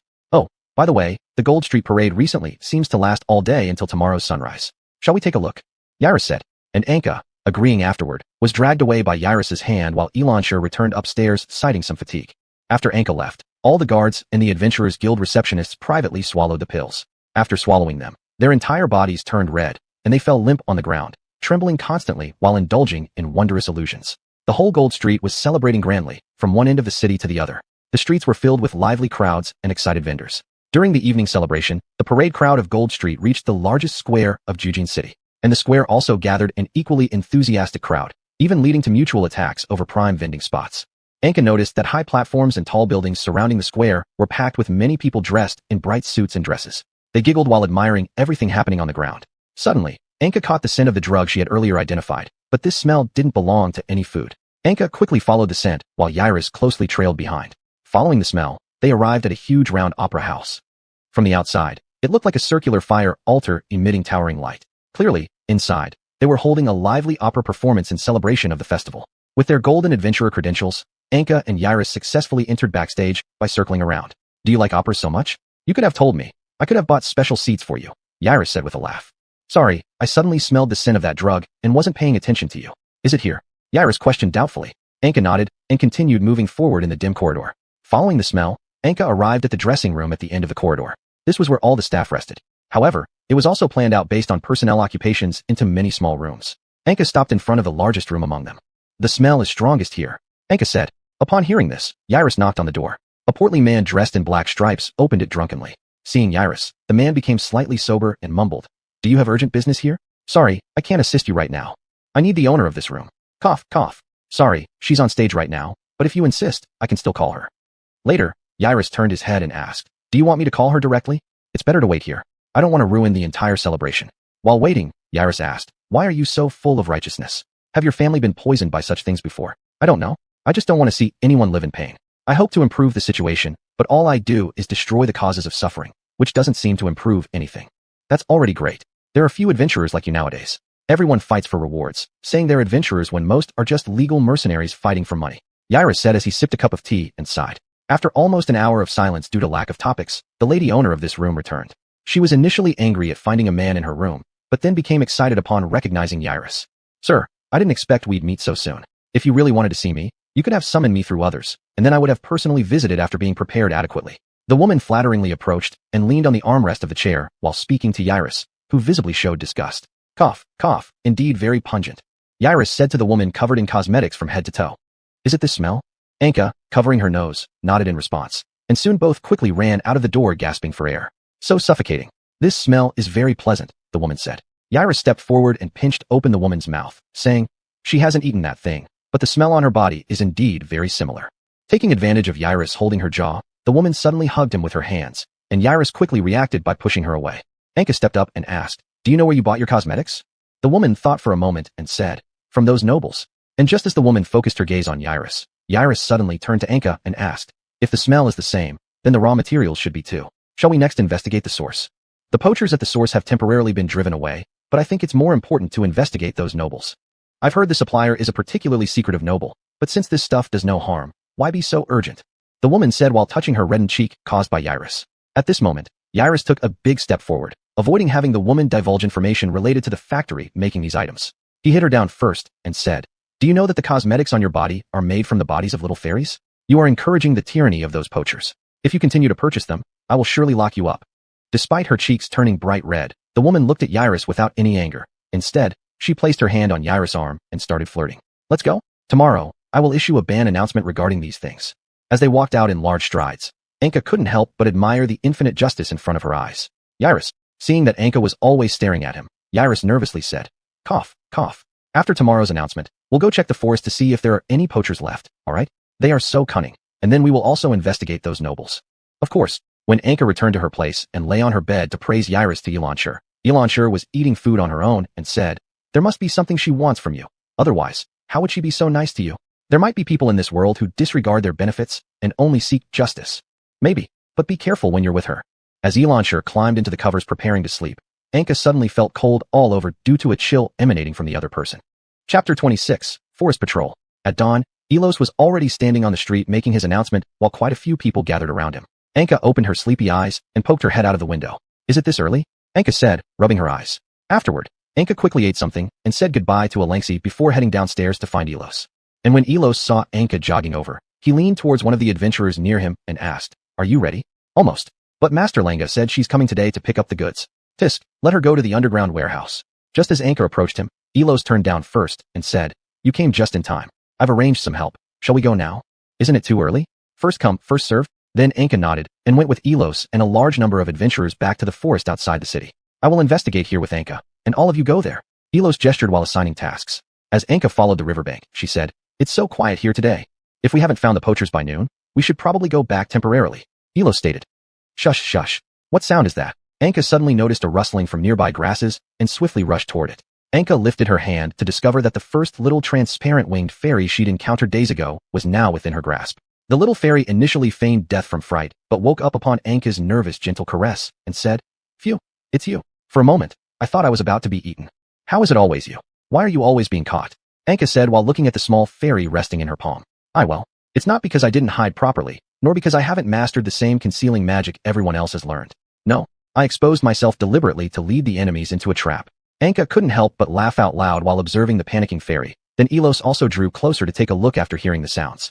At the sight of Elos, the fairy trembled all over instantly. "What's wrong?" Anka asked when she noticed his abnormality. "I feel like I remember something, but I've forgotten." Elos, noticing the fairy's reaction, moved closer and grinned, saying, "What's the matter, little thing? Do you need us to take you home?"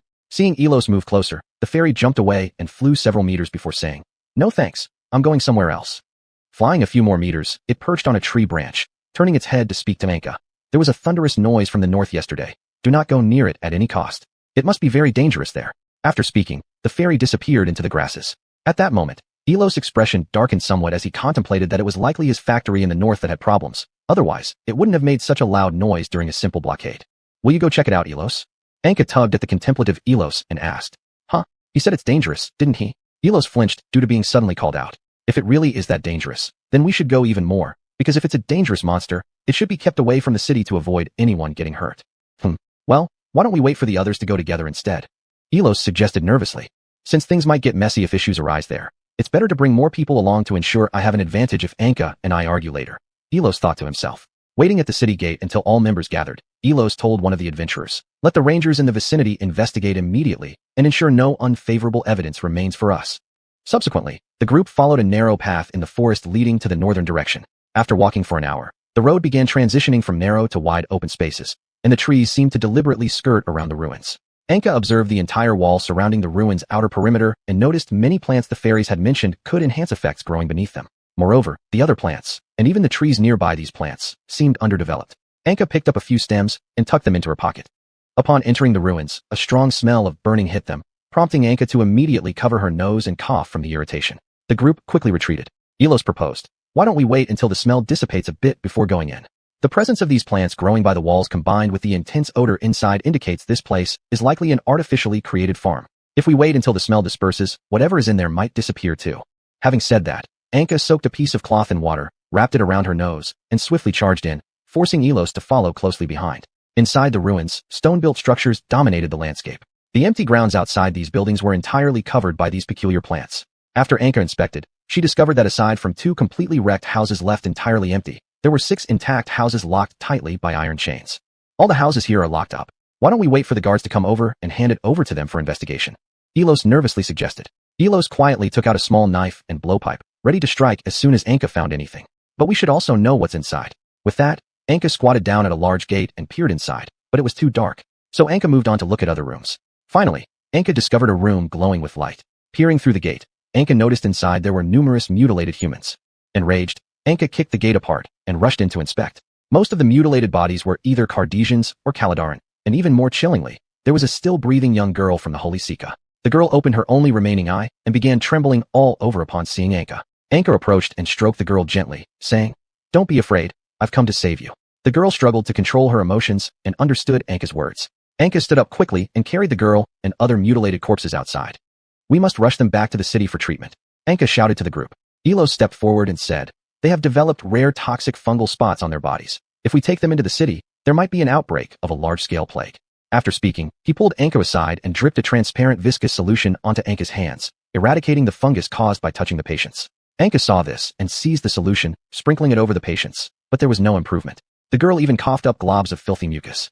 Even though they're alive, their organs have already rotted. There's no saving them, Elos stated. Then Anka rapidly searched the other rooms and altogether found dozens of humans used as test subjects. Among them, only 6 had any signs of life left, lying in agony under the shade of trees. As Anka crouched nearby listening to their agonized moans, tears rolled down her cheeks. She asked why? Why do they have to endure such a fate? Elos stepped forward and replied, "You don't need to feel so sad. It's not your fault, but the fault of those heartless bastards who dare use humans as experiments. Grant them merciful deaths." Elos said. Anka walked back and forth with a grimace, struggling and unable to speak. After a few minutes, she finally turned away from those pitiful people and said, "Go ahead." Afterward, the group buried them all in a big pit and burned them to prevent virus transmission. But Anka noticed one left behind and asked, "Why isn't this one being burned?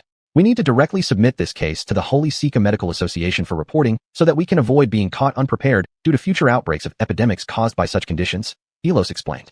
Anka nodded in agreement with his decision.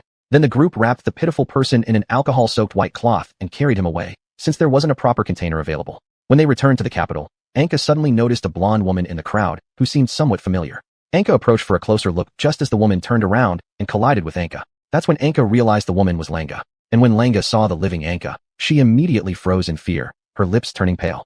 Anka noticed the items that fell from Langa's possession, the cursed pills. Anka angrily grabbed Langa and punched her repeatedly until others stepped forward and restrained her with iron chains. "Do you recognize her?" Elos asked. "A wicked thing that killed many innocent people. I truly hope she is executed immediately."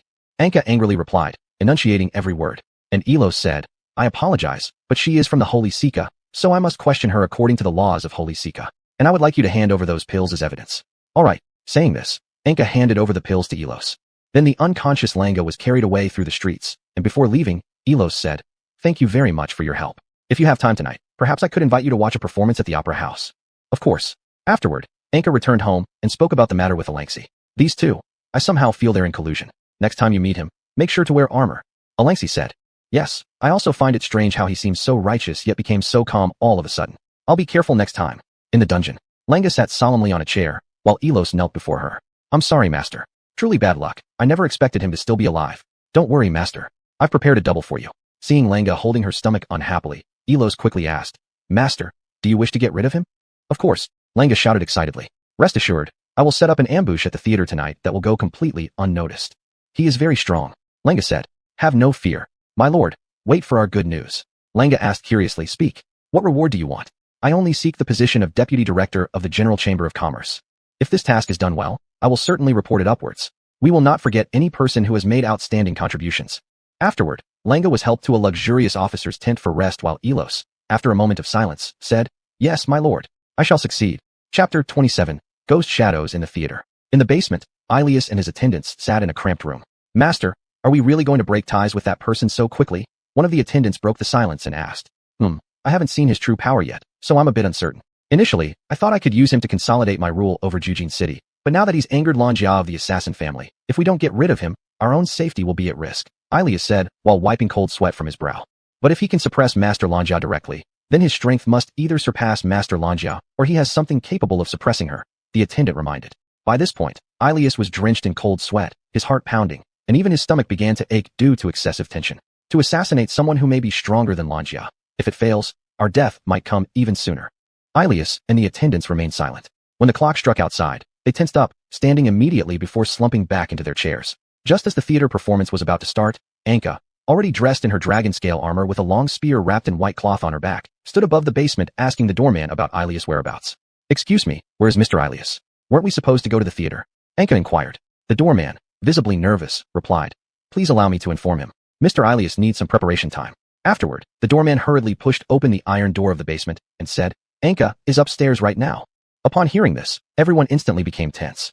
Ilias quickly regained his composure and instructed them. Go through the shortcut to the theater first, prepare there, and wait for my orders. Ilias then forced himself to remain calm despite his anxiety and approached Anka. Anka noticed that Ilias was wearing a black formal suit that evening, meticulously groomed, though inexplicably sweating profusely near his temples and neck, indicating extreme nervousness. Glancing down at her armor, which was markedly different in style compared to his attire, Anka apologized. Sorry, this is the best outfit I have. It's fine. No one will notice us since we'll be sitting at the very top. Ilias responded as he led Anka to the carriage. After getting inside the carriage, Ilias handed over a large white coat, saying, I think we should avoid drawing too much attention. Soon, the carriage sped off and arrived at the front of the theater. Through the window, Anka noticed a large crowd gathering outside, comprising ordinary people patiently waiting in line for available seats, those who had paid high prices for tickets, beggars kneeling on the ground, and ragged children hawking items few would find useful. Anka reflected that although she considered herself a protector of fairness and justice, she was now enjoying privileges inaccessible to others by sitting in the carriage. A peculiar emotion welled up within her. Isn't the theater big enough? Why does such a wealthy place like Xiuxian City still have beggars, vagrants, and wandering children selling goods? Anka questioned. If some couldn't secure their spots, extra tickets are sold to avoid wastage. Of course, all vagrants will eventually be taken care of at the Welfare Institute. After all, Xiuxian City's institutions are fairly comprehensive. Anka then expressed her wish to join the queue alongside them. That would waste time. Moreover, our tickets are for special seats, entirely different from theirs. We don't need to stand with them. Ilias replied. Anka looked at Ilias, feeling somewhat estranged from him. She had originally thought she met someone more righteous and kind-hearted than herself, but it turned out he was just another aristocrat skilled at deception. As the two were at an impasse, one of the servants inside used a communication rune stone to send Ilias a message. Master, there's been a leak with the trap inside. We're handling it backstage. I hope you won't arrive too early. Suddenly, Ilias looked at Anka, who appeared melancholy and was about to disembark, and said, I suddenly feel like taking a walk isn't bad, but let's wait a little longer. Once we decide not to go inside, we'll take the VIP passage anyway. We can't afford to waste time, after all. Both stepped down from the carriage and stood near the periphery of the crowd. Some of the onlookers recognized Ilias and enthusiastically cheered when they saw him. Anka, however, quietly stood aside. At that moment, a ragged little girl came forward holding a box and said, Sir, a lady asked me to give you this. She said the person wearing the most expensive clothes and riding the most luxurious golden carriage is you. How much does it cost? Anka, noticing that the child was pitiful and the box seemed packaged like candy, reached for her coins. There's no need. The lady already gave me 3 copper pieces. As Anka took the box and the little girl skipped away while shouting her sales pitch. Anka opened the box to find a note and that damn pill inside. She unfurled the note, which read, "Thank you, Mr. Ilias. I've already returned to St. Sika main city, and once I have Anka's head, I will deliver all your requests. Swallow this to prove your loyalty. There's no need to deceive me. Our eyes are everywhere." Furious, Anka gripped the note and the pill tightly as she glanced around but didn't spot anything suspicious. Her gaze fell on Ilias surrounded by the crowd, and a new idea formed in her mind. I can't kill him now. I should make him confess in front of these people that he is the root of all this trouble. Otherwise, after killing him, I would definitely be driven away by everyone. After all, I don't want to kill so many ordinary people who are unaware of the truth, Anka thought. Just 3 minutes later, it was announced for unknown reasons that all ticket holders could enter without queuing. After entering, Anka and Ilias found their seats and waited for the opera to begin. Anka sat on the highest protruding platform, while Ilias excused himself to another platform. Anka remained silent, trying to filter out Ilias' voice and those of the nobles conversing with him amid the noisy chatter. Are you all prepared? Ilias asked. Yes, the poison needles and poison tea are ready. Moreover, we've borrowed 5 shadow assassins from nearby cities. Good job, though it's a bit regrettable for our future. Ilias lifted his wine glass and drank merrily with the nobles. Afterward, when the opera started, Ilias arrived late with a cup of tea. This play tells the story of Mistland III. I've seen it many times, so feel free to ask if you have any questions. While saying this, Ilias handed over the tea, and Anka spat it out unnoticed. At the moment Anka was observing the dancing maidens on stage, a dart behind her shot a venomous arrow. Quickly grabbing the poison needle, Anka flung it backward. The needle followed the dart straight into the assassin's throat, leaving him unable to make a sound. Soon, the assassin's body stiffened completely. Seeing that the other party might have discovered his plans, Ilias signaled to the theater manager. In no time, the manager jogged over and said to Anka, "Sir, one of our actors has fallen ill. I see that you seem quite suitable. Would you mind helping us out? Don't worry. All you need to do is stand there, and we will pay you." "Sorry, I'm not really interested," Anka replied. But the manager grabbed Anka and shouted, "Thank you for your assistance. Please come down and change clothes with me." The audience below were attracted by the sound, envious cries rising when they learned Anka had been invited to perform. After being half forced away and changing into costume, Anka slowly walked onto the stage. Around Anka stood 4 black-clad assassins and an actor playing Mistland III at the center of the stage. Anka's awkward pacing back and forth amused the audience, causing loud laughter. Just as Anka thought they wouldn't dare act here, the assassins suddenly surrounded her and the other actor, who still assumed they were colleagues, and continued reciting his lines loudly. Suddenly, the assassins drew their curved swords and slashed at Anka. Drawing her long spear, Anka retaliated fiercely. As Anka and the few assassins swayed left and right, leaping up and down, the other actor continued performing enthusiastically until Anka thrust her spear forward, striking 2 assassins dead, and then sweeping across to break the necks of the remaining 2. The blood splattered all over the face of the other actor, who finally realized this was no longer acting and fled in panic, only to trip over his own feet and pass out. When did they change the play? They must have adapted it. I heard it's quite popular recently. Still, this is far too strange. Audience members below looked around, whispering amongst themselves. Meanwhile, Anka realized that having killed the assassins on stage could likely land her in jail and yet hadn't exposed Ilias. Shit, Ilias didn't mention killing people so openly. Who's going to come watch again like this? The boss in the backstage slammed his thighs when he saw Anka fighting seriously with the assassins. Subsequently, the boss went on stage and ordered the corpses to be dragged away, saying, "Ladies and gentlemen, don't panic. It's common for these newcomers to lose control. They'll bandage up downstairs. However, since the lead actor fainted, we decided to take a temporary intermission." And just at this moment, Anka stopped them and said, "There's no need for a break. Everyone's time is very precious. I think inviting Mr. Ilias to be the lead actor is perfect. Hasn't he seen it many times? Moreover, since Mr. Ilias is the most noble here, isn't he the best choice to take over this role?" Suddenly, the crowd all cheered enthusiastically, leaving Ilias unable to refuse. He had to step onto the stage. Afterward, as the play neared its end, Anka, in her role as a servant, presented Ilias with the pill of eternal life. "Ha ha ha, I will rule here for 10,000 years. After Ilias swallowed the pill, Anka asked, "What should we do next? My character in this play is about to finish, but you handed me poison on stage. That's quite a coincidence," Anka said with a smile. "What?" Suddenly, Ilias knelt down in agony, emitting painful howls. However, the audience erupted into thunderous applause and cheers for Ilias' supposed acting skills. "Why?" Ilias shouted, and Anka held up the other half of the pill and said, "I didn't expect such a small amount to have this effect. Or maybe you consumed too much and needed an even larger dose the second time around." Cough cough. "Give it to me." Ilias struggled, extending his hand toward Anka. In just a short while, Ilias was covered in red swelling, scratching uncontrollably. Anka said, "Confess everything you've done." Then Ilias screamed wildly to the crowd, "I am a sinner. I am the one who made these pills. Not only did I conduct experiments on animals, but I also used humans. Cough cough. Kill me. And I collaborated with." Just as Ilias was about to reveal more, a venomous needle shot out from behind him, accelerating the drug's effects and causing him to collapse off the stage. Witnessing Ilias' true face, the crowd immediately turned against him. Even the newspaper was printed within an hour of the incident, and the guards pretended to be righteous as they confiscated all of Ilias' assets. As Anka stood on the theater rooftop watching the bustling crowd below, she slowly headed back to her residence. Unsurprisingly, the Adventurers Guild, which had close ties with Ilias, was also investigated. When Anka returned upstairs, she told Elancher, "We should go now." Chapter 28, Terrifying Nightmare. After the crowd in the theater dispersed, the girl who gave Anka the pills walked into a small alley and knelt to report to Lanjia hidden in the shadows. Just as Lanjia was about to praise her, she suddenly interrupted him with a question. "Master, I don't understand." "What?" Lanjia asked, confused. "Why did you abandon Master Elos? Is it because you don't want that child to die? Or do you just think he is unbeatable?" Lanjia squatted down to meet the young woman's eyes and said, "A person stronger than me could even come back from the dead. How could I possibly rely on just a few assassins to kill him?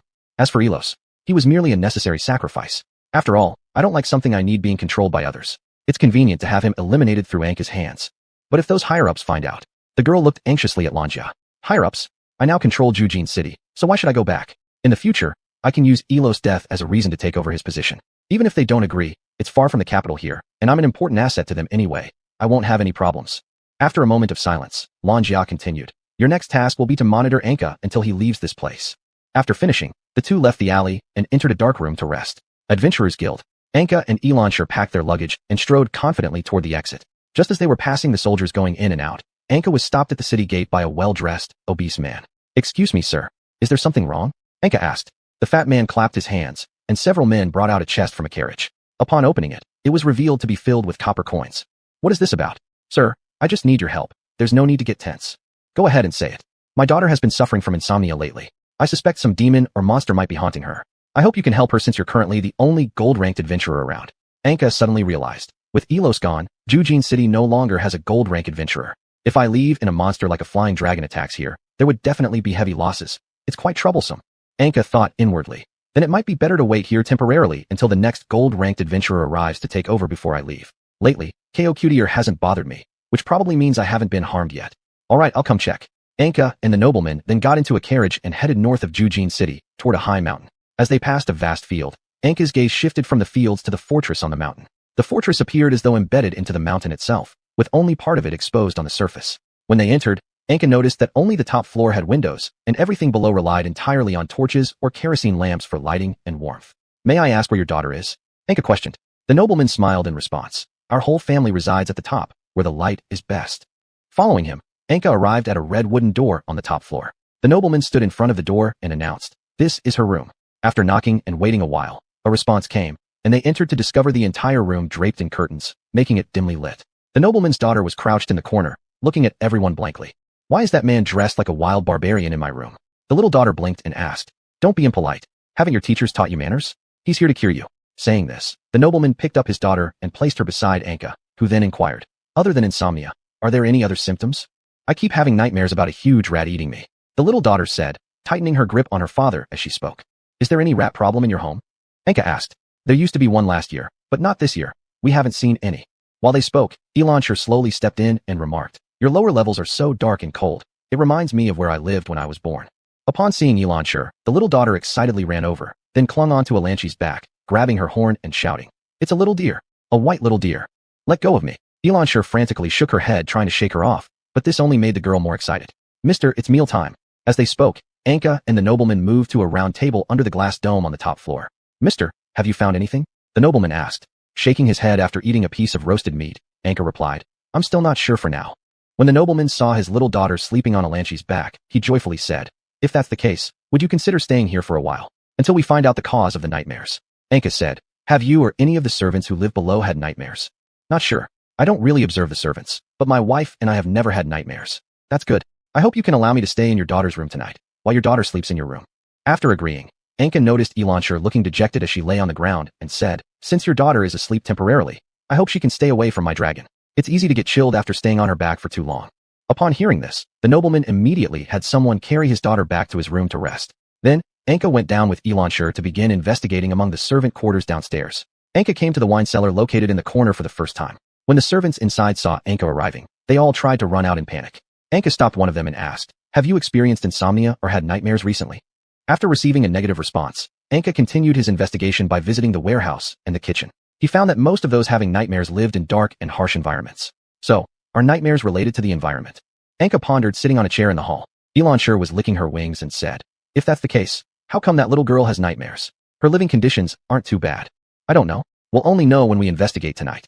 By nightfall, Anka noticed that all the servants suddenly became weak, their eyes glazed over, but the little girl did not experience the same situation. As Anka moved into the little girl's room, the girl was crying and making a fuss, demanding to take out her toys. Sir, what should I do? The nobleman looked helplessly at his daughter. No, if it really is something malevolent, it could affect you too. After sending them away, Anka and Elanshur lay on a soft, perfume-scented bed. When Anka fell asleep, he began to have a recurring nightmare. In the nightmare, Anka failed to obtain the magical sword and was captured again, hanging upside down for an entire evening, continuing to endure hunger and cold. Every time Anka was about to rebel or escape successfully, something caused him to fail.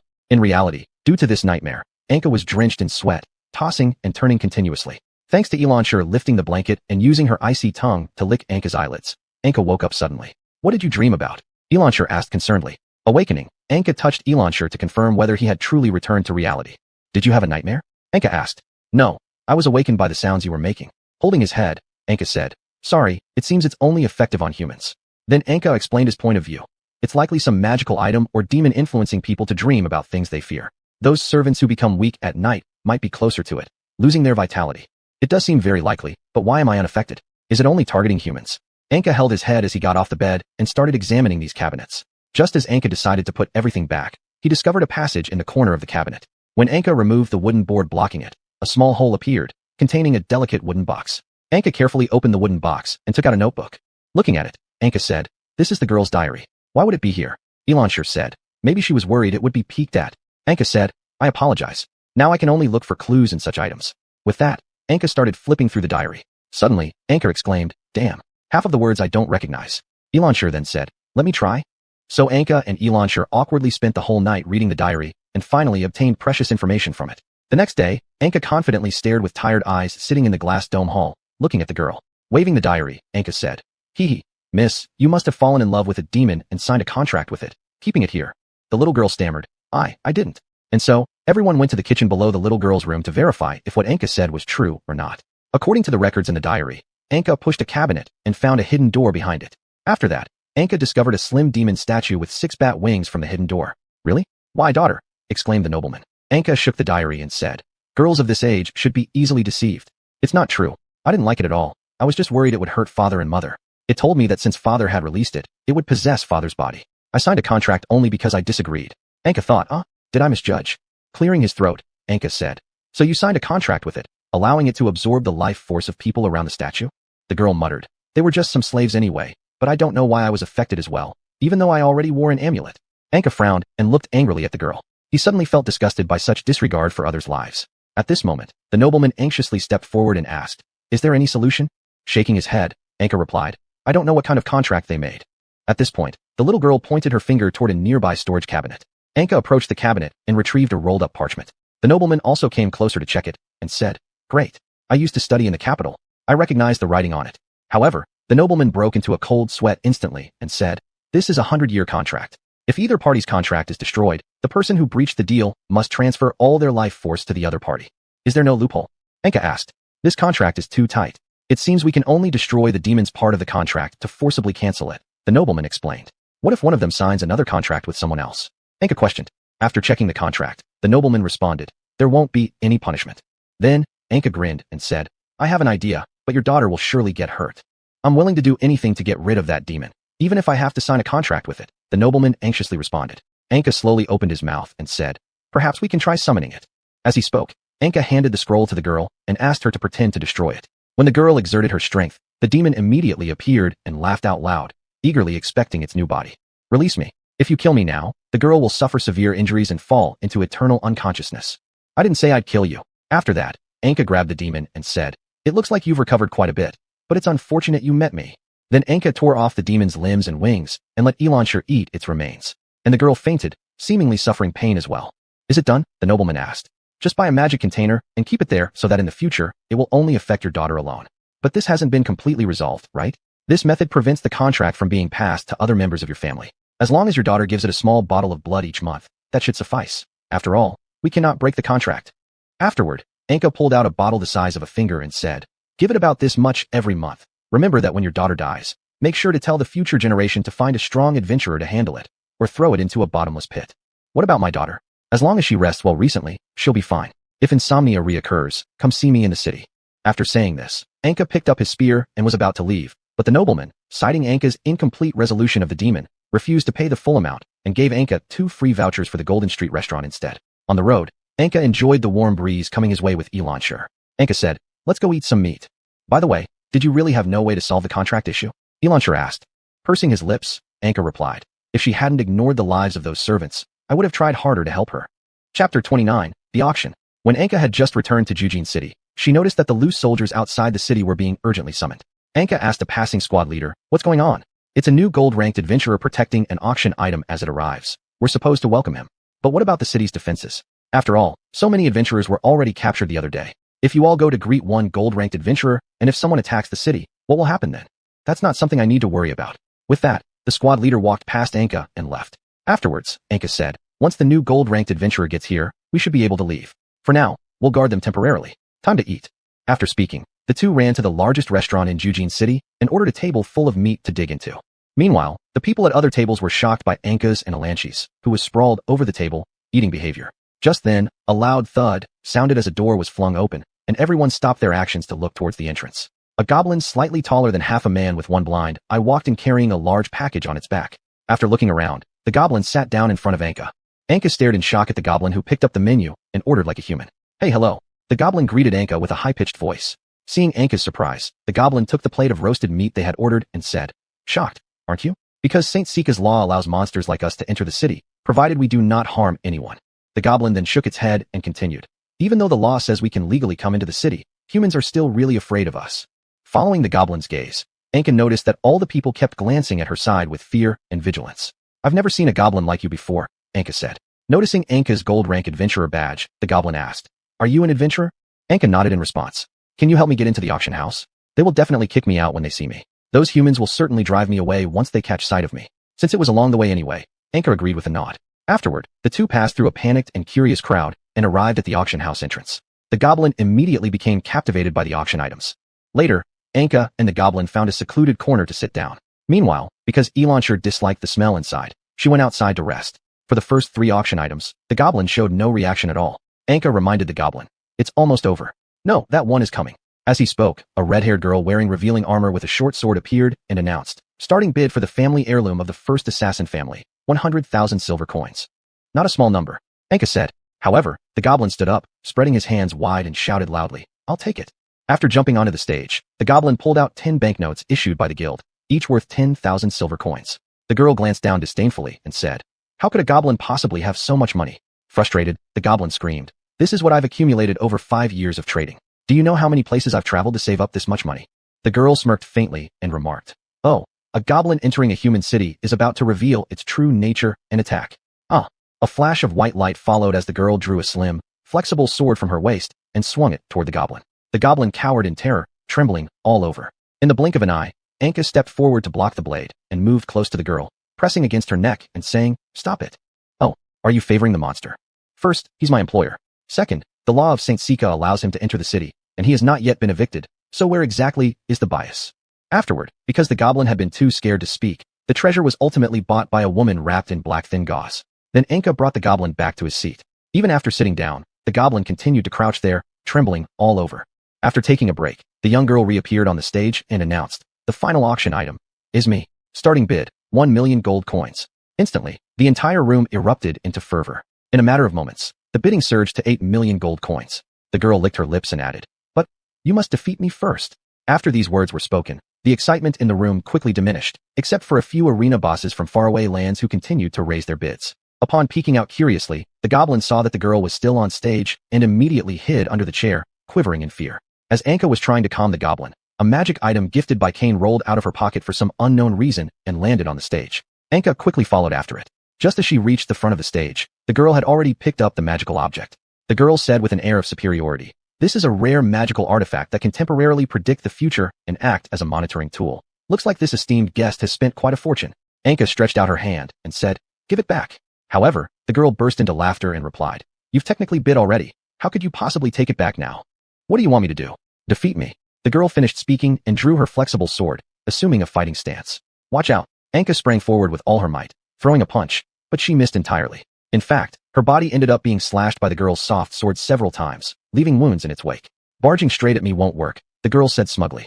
As the soft sword continued to flash about, Anka finally found an opportunity to rush forward and slap the girl squarely across the face. The girl tumbled down, and a red palm print soon emerged on her cheek.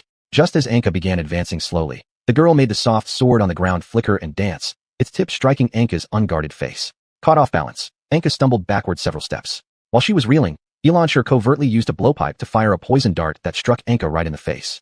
The moment the poison hit, Anka became dizzy. Meanwhile, the girl persisted in attacking her with the soft sword. Regaining her footing, Anka leapt forward with a headbutt aimed directly at the girl's head, knocking her off the stage entirely. After swaying for a moment, Anka crouched down, clutching her own head as she thought to herself. It seems her sword was coated in poison. Fortunately, I'm mostly flesh except for my brain. Otherwise, the toxin would have spread throughout my whole body by now. She then announced, "You're crafty, but you lost. Give me the antidote and return the item." Confused, the girl climbed back onto the stage and asked, "What antidote?" Then, pulling out the magic item, the girl declared, "Fine, you've won. According to our agreement, I belong to you now, so let me keep this trinket, shall I?" Laughing loudly, the girl prepared to leave the stage. However, Anka suddenly gripped her head in agony, immobilized where she stood. At that moment, the commander of the city guards arrived, dispersing everyone from the scene. Then he bowed respectfully to the girl and said, "My lady, you're too reckless." But before he could finish his sentence, one of his ears was severed cleanly. The girl then stepped closer and said menacingly, "Who are you to restrain me?" With that, the girl strode casually down the street, completely ignoring her provocative outfit. On the verge of fainting, Anka felt the goblin approach and remove the tiny poisoned dart from her face. He warned, "It's over. That's blue-eye viper venom. It must have already reached your heart by now." Once the dart was removed, Anka took several deep breaths, spitting out large amounts of blood mixed with poison before rising to her feet once more. Seeing that Anka was fine, the goblin looked at both Anka and the dart in surprise. Meanwhile, Xiuxian hiding in a corner saw what happened and immediately fled through the back door, thinking, "Thank goodness I escaped quickly. Who would have thought he can regenerate from such poison? From now on, I need to avoid any conflict with him at all costs and focus solely on taking care of that guy until we reclaim Jujin City." After walking out together with the goblin, he pulled a pocket watch out of his package and handed it to Anka as a reward. When Anka took the pocket watch, she discovered it was solid gold and featured a crystal piece inside that could reflect one's appearance. The minute hand seemed stuck due to some malfunction. "Hey," said the goblin. "Even though I didn't get the treasure I wanted, I still thank you for helping me. My name is Bumo. Hope to see you again sometime." Before Anka could reply, Bumo vanished without a trace as soon as she looked up. At that moment, Xiuxian emerged from the corner holding several skewers of meat and said, "You look rather exhausted." "I'm alright." As Anka scrutinized the pocket watch, Xiuxian leaned in curiously and commented, "So this is how small my horns really are? Do you dislike them?" "No, I don't." As they strolled slowly along the main street, Xiuxian questioned, "Now that there's a gold-ranked adventurer here already, shouldn't we set out?" "No," Anka replied. "I need to retrieve the gift Kane gave me. After all, losing something someone gave you isn't proper behavior." Thinking silently, Anka mused, since that item is truly valuable, she likely hasn't sold it yet, and it appears she understands its function. But what exactly did she mean by surveillance? Pausing for a moment, Anka decided aloud, "It's late, and I'm tired. Let's rest overnight and go find her tomorrow morning to get the item back." Chapter 30, Ghost Howling Canyon. The very next day, Anka prepared early to retrieve her treasure from the girl she'd encountered the previous day. However, upon opening the door, she found that same girl standing there looking at her. "Give me back my stuff," Anka shouted. The girl placed a finger to her lips and hushed her, saying, "Other people are still asleep. Don't disturb the neighbors." Then the girl continued, "I've come to assign a mission. If you want your item back, you can join me." "You?" Enraged, Anka moved closer intending to pressure her into returning the item, but the girl leaned right into Anka's face and said with a laugh, "Don't be so impatient."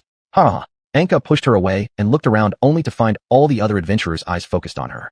Then the girl pulled out an announcement in front of Anka and said, "I need strong adventurers to hunt monsters with me. Of course, everyone who kills a monster will earn 100,000 silver coins." As soon as she finished speaking, excitement erupted among everyone. Just as Anka was about to step forward to demand her treasure back, the girl suddenly leaped onto a carriage. The girl poked her head out and called, "If you want to come, meet at Ghost Howling Canyon." Upon hearing this, all the adventurers quickly mounted their horses or sought faster means of transportation, heading toward the location. Anka asked the receptionist, "What is this Ghost Howling Canyon?" The receptionist replied, "Keep going west, and you'll see it." Just then, Kajudel's sudden shout rang sharply through Anka's mind, causing her immense pain as she squatted on the ground. Raising her head toward the receptionist, Anka asked, "Do you know if there are any labyrinth-like structures within St. Sika's borders?" After a moment's thought, the receptionist answered, "It should be the few cities to the west. These cities house the headquarters and major branches of the Scholarly Guild. After passing through Ghost Howling Canyon and traveling through a few towns, you'll arrive." At this point, Alangsi also came downstairs chewing on bread and asked, "Excuse me, would you like me to join you on the trip to Ghost Howling Canyon?" "Not necessary. Go back and rest." Saying this, Anka took the weapon handed over by Alangsi. using her claws attached to her wing to grip it. Subsequently, Anka hailed a carriage on the street and declared, "To Ghost Howling Canyon." Once Anka arrived at Ghost Howling Canyon, she understood why it was named thus. Even a gentle breeze passing through the canyon could produce a chilling howl. Upon arrival, Anka noticed that the entrance to the canyon was already packed with a large number of adventurers. Standing on an elevated platform, the girl looked down at the excited crowd below. Well, now that everyone's here, the hunt begins. Inside the canyon, there's one major monster and 5 smaller ones. My hope is that you eliminate them all before I do, then take your payment and go home. Afterwards, Anka and more than 10 adventurers followed closely behind the girl as they entered one of the tunnels in Ghost Howling Canyon. All the adventurers, except for Anka, trailed after her due to the girl's demonstrated strength and other reasons. Anka approached her and said, "When are you going to return my stuff? Don't make me use force." The girl shrugged and replied, "Don't be so stingy." Later, as they passed a massive lake, the girl stopped. She turned gently toward the group behind her and said, "I don't want to get wet because it's too cold. Who will carry me across?" Upon hearing this, the crowd surged forward, even pushing past Anka. One adventurer even jumped directly into the lake, signaling for the girl to get on. With grace, the girl hopped aboard. The warmth of her smooth thighs made the adventurer salivate uncontrollably. Halfway across, there was a sudden commotion in the lake. A long tentacle shot out. The girl leapt into the water and shoved the adventurer beneath her straight into the monster's mouth. The crowd heard an agonizing scream. Seizing the opportunity when the creature was feasting, the girl swung her soft sword and brutally chopped the beast into pieces. The monster's blue bodily fluids mixed with the adventurer's blood, contaminating the entire lake. After returning to shore, the girl announced, "So disgusting. Now, who else can carry me across?" This time, the group hesitated, wary of her previous betrayal. Before matters worsened, Anka stepped in just in time to stop the girl from killing 3 more adventurers. Otherwise, all might have fallen under her blade. "Who dares to carry me?" the girl shouted again. "Don't make me fight you," Anka threatened, stepping forward. "Fine. But keep in mind that Ghost Howling Canyon changes its location at noon and midnight. If you're not afraid of getting lost, then come at me." Anka turned to the other adventurers and asked, "Do you know about this?" "Yeah, it does change locations, so we haven't been here many times." Afterward, they had no choice but to send another person to carry her across. This time, the adventurer didn't have any envy for the close contact, but instead feared being sacrificed. Then the group came upon a steam-filled cave, where there were 20 fresh corpses, all of them newly arrived adventurers. The girl hid behind and suddenly screamed, causing Anka to feel a rapid cold wind pass by. In the blink of an eye, the adventurers in front of her turned into a heap of minced meat. The moment the monster approached, the girl cut its leg with her knife. She herself crouched on the ground in pain after being hit by the monster's tentacle in her abdomen. Just as the creature was about to finish her off, Anka leapt up and swung her spear forcefully, severing both of the monster's legs before piercing it multiple times. In the end, Anka also decided to save the girl to avoid losing a guide. "How? Did you save me because I'm so cute? I just don't want to get stuck here." At this point, the girl burst out laughing and said, "Do you really believe me? I've just arrived here. The legends are all things I've heard recently. I don't even know how to leave after the location changes." Anka shouted, "You're truly a liar. Give me back my treasure immediately." "Hee, that kind of thing is something I wouldn't possibly carry on me. You might as well just do the task properly."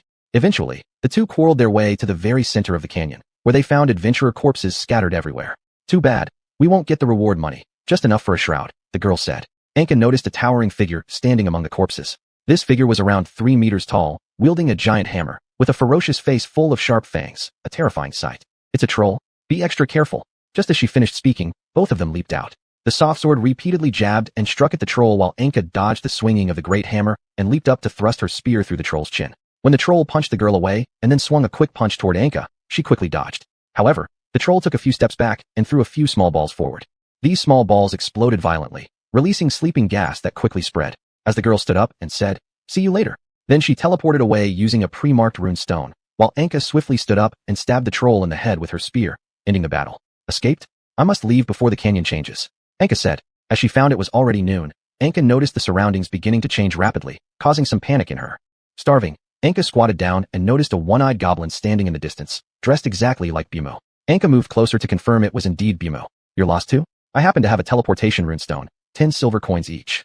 "Too expensive," Anka exclaimed. "Since you've helped me, and I've already sold quite a few today, I'll give you a deal for 3 copper coins." Afterward, Anka returned to the Adventurers Guild Hall via the runestone. Later, Anka went upstairs and said to Alexi, "Let's go. Retrieve the treasure from that cunning one and set out." Guard camp. After the girl teleported back, several maids helped her change into clean clothes. One of them asked, "My lady, why did you insist on dealing with those adventurers? These people are equivalent to Elos' private army, and of course, I need to find ways to handle them. Sending them to fight monsters is the best way to dispose of these wastes." After saying this, she picked up the treasure and examined it closely, muttering, I wonder what my future holds." When she brought her eyes closer for observation, she only saw a pitch-black void, which puzzled her greatly as she said, "Broken?" Suddenly, a maid rushed in nervously, saying, Lady Lanjia has come. Then Lanjia appeared in front of her with steady steps. What business do you have? The girl said while placing her hand on the weapon at her waist, preparing for action. Lanjia also smiled and said, you shouldn't have come here. This place has been reserved by me. Polygold City is a hot commodity. I will not yield it easily. As for you, I still have a 50-50 chance. With that, she swung her soft sword and charged over. The sword made continuous crackling sounds, and her fear grew as she saw Lanjia moving so fast that he left afterimages. In a flash, Lanjia bent over and came under her before thrusting his short sword. After piercing through her chin, he used a poison needle to prick her body, causing her limbs to slowly stiffen. Finally, she stood frozen like a statue, looking terrified as if trying to flee. Afterward, Lanjia used the artifact a few times to look at his own future. Haha, it's all brilliance. After using it 8 times, a tiny crack appeared on the artifact, and it could no longer be used. Broken? Well, I might as well return it to that Anka and let her leave quickly. Then Lanjia sat majestically on a throne made of piled corpses and said to the commander of the guards who entered out of curiosity about the source of the sound, return this artifact to Anka in her name, and make sure to drive her away from here as soon as possible. Yes, my lord. The commander knelt and trembled as he spoke, soaked in blood. Afterward, Lanjia lay on the bodies and laughed, saying, now all of Polygold City belongs to me. I can fully control the surrounding rivers, frontline supplies, and even all the tax revenues of Polygold City. Hee hee, in an instant, I will be swimming in wealth. Chapter 31. Crossing the Ghost Howl Canyon. In the palace of Caldara, Khan was deep in thought on his throne when he suddenly sensed Anka frequently using the magic artifact he had given her. He took out an identical artifact from a hidden compartment in his throne and placed it before his eyes, then burst into laughter. His excitement caused his face to crack slightly. After applying ointment to ease the pain from the cracks, he told the startled attendant, excellent. Now I know the exact location of Xiuxian City, and moreover, their military discipline is lax, both in quantity and quality. There have even been 2 cases of death among the gold-ranked adventurers stationed there. Khan then ordered, carry my command. Have scouts lead the way and gather 8,000 heavy-armored soldiers at the border. Upon my command, cross the border directly to attack Xiuxian City. At that moment, Khan's confidant slowly walked in and asked, isn't this rash? Not at all, it isn't rash. Scouts will go ahead to explore the surrounding environment first. The heavy-armored soldiers gathered at the border fortress will wait for supplies 3 times the usual amount needed for a normal campaign. Only then will I give the order to advance. After all, I'm not some senile old man. The confidant hesitantly opened his mouth and asked, what if Saint Sokka retaliates? Relax. Xiuxian City is closer to us, and we can follow the largest river along with those merchant ships. Once we invade Xiuxian City, we won't occupy it. We'll simply plunder it, and quickly retreat back into our territory. I don't understand. Why must we really do this? Khan glanced at his confidant with dissatisfaction, but soon returned to his usual expression as he said, I've calculated that raiding Xiuxian City once will yield enough money and grain to allow all Caldarians to live comfortably without working for at least half a year. That will give us ample time and resources to expand our army. Alright, any doubts you have can be discussed after the war. Xiuxian City. Anka led Alangxi to the outside of the military camp. As they stepped into the camp, the overpowering smell of blood made them immediately alert. Anka raised her long spear, cautiously observing her surroundings. Suddenly, an officer emerged from the largest tent. After handing over the treasure to Anka, the officer prepared to leave. Anka asked, why are there cracks on the treasure? Don't ask too many questions. Since I've returned it to you, just leave already. Anka sighed softly and said, fine. At least we got it back. Afterward, Anka took Alangxi westward toward the end of Ghost Howl Canyon, where a city controlled by the Guild of Knowledge lay. As Anka looked back through the carriage window, she saw that the previous military camp was now engulfed in flames. Even the shouting sounds reached her ears. Anka shouted, go back quickly. The coachman shook his head and said, you'll get used to it. Anka asked in confusion, what does that mean? The coachman gave a bitter laugh and said, every time a new group of gold-ranked adventurers comes here, there's always a round of purging. When the coachman also glanced back, he remarked, this year seems a bit different though. Still, it doesn't concern us much. Upon arriving at the entrance to Ghost Howl Canyon, the coachman said, passenger, the total fare is 3 copper coins. Just as Anka stepped off the carriage, she felt dizzy and disoriented. She squatted by the roadside for a while to recover. Are you alright? Do you need to go back for treatment? Alangxi asked anxiously. No, it might be due to problems with Kajudal affecting me because of our contract. Recently, I've often felt dizzy and nauseous. It's no big deal. Alangxi approached, gently nudging Anka with her head and asked, have you communicated with him? Since the last time he howled in my ear, I haven't heard his voice again. These symptoms appeared only after a few days of silence. Anka suddenly exclaimed, could he have already died? Alangxi tilted her head and replied, if one party dies unexpectedly, the other would either die similarly or fall into eternal sleep, or else be freed from the contract entirely. Based on your symptoms, it's clear Kajudal has not died. Anka clutched her still aching head and said, then we'd better hurry. I don't want to suffer daily headaches. Anka focused her attention on the Ghost Howl Canyon, and, after observing carefully for a moment, said, something feels different than the last time, but I can't quite put my finger on it. Alangxi asked, shall I fly up and take a look? Be cautious, Anka said. Alangxi quickly ascended into the air. After about half an hour of waiting, Alangxi returned. There's a thick fog above. I flew around for a long time, but couldn't find any place to land. Anka stared at the mountain ranges ahead which seemed to have changed yet again, and said, then there's no choice but to pass through directly. Not far into the canyon, the two entered a cave surrounded by glowing crystals embedded in the cliffs. Alexi suddenly asked, as if something had just occurred to her. By the way, how did the people from Xiuxian City leave? Anka replied. I heard some passed through the Ghost Howl Canyon, while others rented griffins. Alexi asked. Then why don't we rent a griffin, or let me carry you? Anka said. They wouldn't sell me the map, and they wouldn't rent out any means of transportation. Moreover, I've heard that frequent hurricanes form near Xiuxian City's mountains, so griffins must be reserved. Also, we have no idea when or where these hurricanes will form, and I can't accept the consequences of rash actions. While the two were conversing, a huge stone giant appeared. Alexi stepped forward and shouted, be careful. With that, she expelled a large amount of frost toward the stone giant, which in turn swung its enormous frozen arms at Alexi. Anka rushed forward to block Alexi and drew her long spear. The stone giant retreated a few steps, lifted its leg high, and crushed the ground cover with its foot, causing them all to fall into a sudden deep pit. Anka clutched her head and found herself in a large cave filled with similar massive stone giants. Alexi struggled to stand up and said, beware. Elemental attacks seem ineffective on them. Anka exclaimed, what shocks me is that they actually know how to use traps. As Anka was about to make an active strike, she noticed these stone giants were standing still, staring at them. Anka hesitated, looking around and noticing many conspicuous smooth spots on the ground and walls. Anka deduced that those were trap mechanisms and then shouted to Alexi, shoot ice arrows at those smooth areas. After receiving the order, Alexi stepped forward and shot out numerous ice arrows. Unexpectedly, when the mechanisms were triggered, small pits appeared below them, ejecting black balls which exploded loudly. Anka quickly hugged Alexi and leapt toward the cave entrance. Following that, a loud rumbling noise came from inside. Anka and Alexi hurriedly ran out of the gradually collapsing cave. Upon emerging, everything outside had changed again. A scene akin to hell spread before their eyes. Red earth and pitch-black mountain ranges on both sides stretched before them. Anka excitedly pointed towards the end and exclaimed, the exit. Subsequently, the two rapidly slid down onto the ground. In an instant, the ground began spewing gas which the two involuntarily inhaled, immediately making them nauseous due to the foul smell of blood and gunpowder. Anka covered her nose and said, what peculiar smell?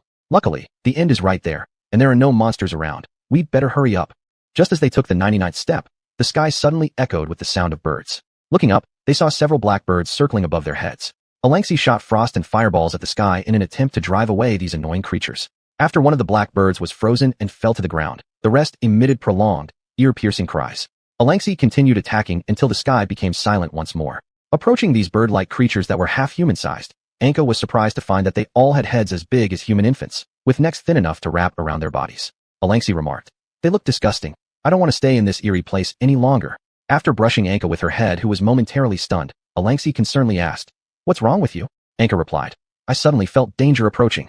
Subsequently, the two continued walking towards the end. The closer they got, the more they could keenly sense their surroundings becoming increasingly narrower.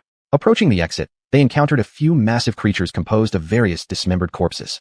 Alexi exclaimed, this place is simply too nauseating. These twisted creatures emitted various animal sounds and quickly attacked Anka. Anka shouted, Alexi, dodge. Instantly, Alexi was knocked to the ground by a much larger three-headed black bird. Anka was also collided by a creature as tall as two men. Grabbing its horns during the collision, Anka climbed aboard and started punching it. Finally, with a pu sound, Anka was splattered with dirty blood when the creature exploded. Together, Anka and Alexi managed to kill all the other creatures. After completing everything, both of them were covered in filthy blood and pieces of viscera. Alexi wobbled and asked, why has that black bird stopped squawking? Subsequently, the two cautiously observed their surroundings. Just when they could already see the exit differing from the surrounding environment, a warrior wearing black plate armor, holding a flail, and riding a black horse appeared at the end. Anka frowned, getting tense, and asked, who are you? The opponent remained silent without responding. Alexi said, maybe it's a monster that can't speak. Suddenly, the warrior spoke up. I'm here to kill you under someone's commission. Anka asked, who commissioned you? As soon as the words were out, arrows from the opponent came flying fast, one of which pierced through Anka's body. Blood flowed from Anka's wound and quickly coagulated as she said, perhaps I should be glad my body has been replaced with an elemental construct. The opponent then raised his flail and charged on horseback, while Anka advanced with her spear in hand, leaving Alexi engaged in battle with the three-headed black bird. Anka's spear clashed against the warrior's flail. Their attack speed was so great that even Alexi couldn't clearly follow their movements. Sweat broke out on Anka's brow. This was her first time facing someone possibly stronger than herself. Anka found an opportunity to pierce the warrior's left shoulder armor with her spear, while the warrior swung his flail and left a gash across Anka's face. Both stepped back a few paces. Anka glanced behind her, where Alexi was locked in a tough fight with the black bird. She realized time was running out. Gathering all her strength in her right arm, Anka leaped into the air and struck with a powerful punch. The warrior blocked with his flail, resulting in a loud boom. The impact caused the warrior's black horse to fall over, spitting blood, while the flail shattered in half. Anka's right arm hung down limp, like it had dislocated. The warrior appeared heavily injured as well, with large portions of his armor broken, blood slowly oozing out from the cracks. He looked up and said, "Cough, cough. So you've also undergone the blessings of physical enhancement?" Anka responded, "Just made a contract with a demon, that's all." The warrior remained silent as Alangsi ended her fight and rushed over, saying, "Shall I take care of him for you?" Standing up, the warrior said, "You're the strongest person I've met here, quite interesting." He weakly raised his right arm, pointing at Anka, saying, "The task is irrelevant now. Just wait for me. I'll return after replacing my armor for another round." Before Anka could inquire further about who sent him, he laughed loudly and opened a portal before disappearing. While Anka wasn't paying attention, Alangsi grabbed her dislocated arm with her forearm and forcefully twisted it back into place. Clutching her arm and dropping to her knees from pain, Anka asked, "You know how to do this?" Licking her tongue, Alangsi said, "I saw others doing it in the city." Then Alangsi and Anka walked towards the exit. Alangsi asked, "Could it be that nobleman from last time because you didn't deal with the demon directly, so he hired someone to intercept you?" After some thought, Anka said, "I think it might be Langa who sent someone after my failed assassination by Ilas, but I'm curious how she managed to command someone much stronger than herself." Chapter 32, Goblin Tribe. As the two breathed in fresh air at the exit, they noticed some dangers lurking in the woods ahead. Anka stopped Alangsi, who was hopping forward, and blocked an arrow fired from the leaves with her armored body. Alangsi asked in surprise, "What's going on?" Anka replied, "Looks like they've set up an ambush here too. We need to take care of these traps if we want to move forward steadily." Speaking of which, Anka returned to the ravine and picked up the broken half of the hammer discarded by the black-armored warrior. Anka swung the hammer forcefully and smashed it against the tree in front of her. With a loud crash, the giant tree fell down, triggering a series of traps along its descent. Rough ropes linked between the trunks formed a large net. Huge explosions also followed as Anka destroyed more trees, and then all sorts of falling pits and spike traps were triggered. In no time, Anka cleared a safe path, though the sides of the road looked somewhat battered. Upon exiting the forest, the two found some sparsely scattered small tents made of leaves and branches around the perimeter. Out of curiosity, Anka approached for inspection only to find that there were actually some goblins gathered here. Because she had always held bad impressions of goblins, Anka immediately drew her weapon and pointed it at them upon seeing them. "Please wait, it's me." Anka turned towards the sound and saw Bumu leading a much smaller goblin cub out of the largest tent. Bumu waved his hand towards Anka and said, "Nice to see you again." Anka asked suspiciously, "Where are we?" Bumu replied, "Come in. This is our tribe." Anka and Alangsi entered the tent and sat in a corner. Anka curiously asked, "So those traps were you're doing?" Bumu shook his head and said, "Impossible. Those traps suddenly appeared yesterday." Anka pondered and thought, "Then it must have been that woman called Langa. But how could they ignore the changes in the canyon and move so fast? Is there a shortcut?" Anka asked, "Is there any shortcut in the canyon?" Bumu tilted his head and replied, "Never heard of one." Later, Anka asked curiously, "Your numbers seem much fewer than in a typical goblin tribe." Bumu answered, "Because unlike other fellow goblins who plunder humans or other races to expand their population, we propagate by purchasing livestock." Anka looked puzzled and asked, "So all of you are merchants?" Bumu replied, "Yes, we travel to various dangerous places to find valuable treasures and exchange them with other races." Afterward, Anka asked, "Do you know how to get to the human city in the west?" Bumu said, "It's easy, just go straight west. Once you reach a village, you can follow the stone-paved road all the way to the city." Having finished speaking, Anka got up to leave, but as she was about to depart, some little goblins suddenly blocked her way and said, "Hungry, hungry." Anka helplessly shrugged and reached into her pocket when Bumu rushed over and dispersed them with a wooden stick. Anka asked, "What's wrong?" Bumu responded, "I sincerely apologize. I don't know whether it's a racial thing or the growth environment, but our cubs learn to deceive as soon as they're born. These young goblins often use this method to steal from pedestrians." Anka covered her head and said, "You'd better manage them well. Next time if someone highly alert comes, you might be in danger." Just as Bumu bade farewell to Anka, a huge four-legged beast collapsed, gasping for breath. Bumu went forward for inspection and said, "Damn, it's completely exhausted. What are we supposed to do with these goods now?" Subsequently, after a mutual glance between Bumu and Anka asked silently, "Which place should these goods be delivered to?" Bumu responded, "A nearby town, but there are too many goods." Afterwards, Anka said, "I can borrow a horse to help you, but I have conditions." Bumu pleaded, "Any condition will do, even if it involves taking a portion of the goods. Just get these sold in the town." Anka said, "I need the most detailed map of St. Sika. It must mark the situation of each city and all terrain since you're traveling merchants. It shouldn't be difficult for you." Bumu hesitated and said, "It can be done, but we only have full information on the eastern maps of St. Sika." "That's enough. I'll go borrow the horse while you wait here." Saying that, Anka and Alangsi left the tribe and headed toward the village along the main road. During the journey, Alangsi asked, "Why do you still need a map when we've already bought one?" Anka said, "The map we bought only records the general locations. I need to know detailed information about each city and its terrains. Otherwise, if we get lost in the mountains or don't know the customs of a new city because of the rough map, there might be problems." On the main road, Anka looked around and saw the green land fully illuminated by the blood-red sky. and the peaceful environment made Anka gradually relax. When they saw the village in sight, the surroundings began to become lively. Grazing cattle and sheep, shepherds, endless farmlands, and bustling markets all came into Anka's view. Anka approached a shepherd and asked, "Excuse me, can you lend me your horse? I can pay for it." The shepherd looked at Anka and Alengsi beside her and asked, "Are you an adventurer?" Anka nodded and responded confidently, "And a highly skilled gold class one." The shepherd's eyes lit up, and he began shouting, gathering people soon after. The shepherd said, "We hope the adventurer can help us deal with 2 rampaging monsters nearby." Anka reassured the crowd and asked, "What kind of monsters?" "One is a giant water beast living in the lake to the north. Because of it, we dare not approach the lake now and can only dig wells for water." Anka asked, "Aren't the towns of St. Sika nearby able to send help?" They replied, "There are too few people in the Golden Pool town to divide resources, and nearby towns are overwhelmed with rodent plagues, so they cannot spare manpower." Then they added, "If you really can do this, forget just a horse, even several cattle we're willing to give you." Anka then said, "Since there's a monster harming people, I naturally will take care of it." Afterward, Anka asked them for some iron hooks and ropes, determined the general direction, and set off towards the north, riding the horse quickly with Alengsi. Upon reaching the lakeside, Anka noticed the water beast spitting water upon surfacing. It disappeared underwater as soon as it noticed Anka. Anka realized that the creature closely resembled the pets kept in noble households during her childhood. Its body was covered in blue and white fur, soft and cool to touch, making a cooing sound, which had left a deep impression on Anka. Anka noticed that such a volume of water monster couldn't possibly have grown naturally in this small lake. There were no larger lakes nearby, the ocean was too far away, and the single largest river leading to the sea was obviously not big enough to accommodate it. As Anka was thinking, a group of nobles dressed in luxurious robes arrived in carriages from afar. The leader used raw meat to lure out the water beast and tenderly petted it. "Good baby, how have you been? I've built a bigger aquarium recently, and I'll bring you back in a few days." Then, the leading noble turned toward his followers and said, "Be careful not to let those commoners dirty my precious thing." Upon seeing Anka, anger flashed across the noble's face but was quickly suppressed when noticing the flying dragon by Anka and the full armor and weapons Anka carried. Recognizing Anka as an adventurer, the noble politely took off his hat and greeted Anka with respect while asking, "Sir, are you an adventurer?" "Yes, I've been commissioned by the villagers nearby to drive away the monster." The noble muttered angrily, "Those cursed villagers." Still, the noble respectfully said to Anka, "Sir, please tell me how much money they gave you. I will offer 10 times the amount in return for you protecting here and keeping others away." Anka saw the noble taking out a stack of banknotes issued by a guild, each having at least 50 silver pieces worth. Anka shook her head and said, "I merely don't want anyone to be harmed. Since this belongs to you, I expect you to remove it promptly." The noble clenched his teeth and said, "Tell those villagers that if they dare to harm my treasure, I'll make them realize how sharp the knight's swords can be." Anka became angry upon hearing this and stepped forward, saying, "People need this water source for irrigation and drinking. You can't just monopolize it like this."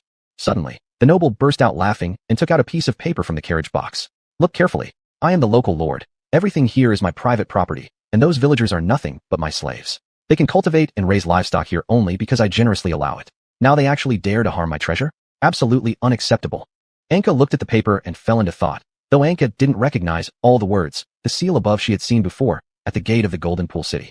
That was the seal of the highest institution of St. Sika, and Anka indeed heard that everything around the noble is the noble's private property. Even trespassing without permission is impossible.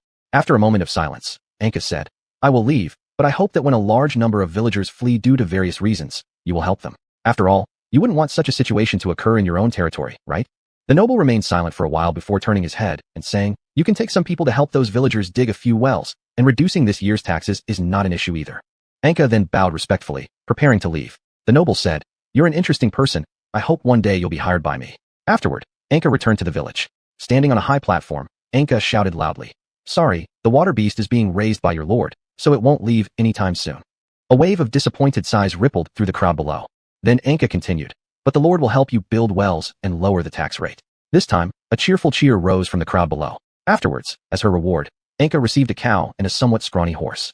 Anka said, "I only asked for a horse." "It's fine, sir. Our Lord is very trustworthy. Since you helped us lower the tax rate for this year, giving an extra cow isn't a problem." Then Anka returned to the goblin tribe. When Byumu saw the cow and horse, he jumped up and down happily, and upon learning that these were gifts, he was even happier to present a detailed map of the eastern St. Sika to Anka.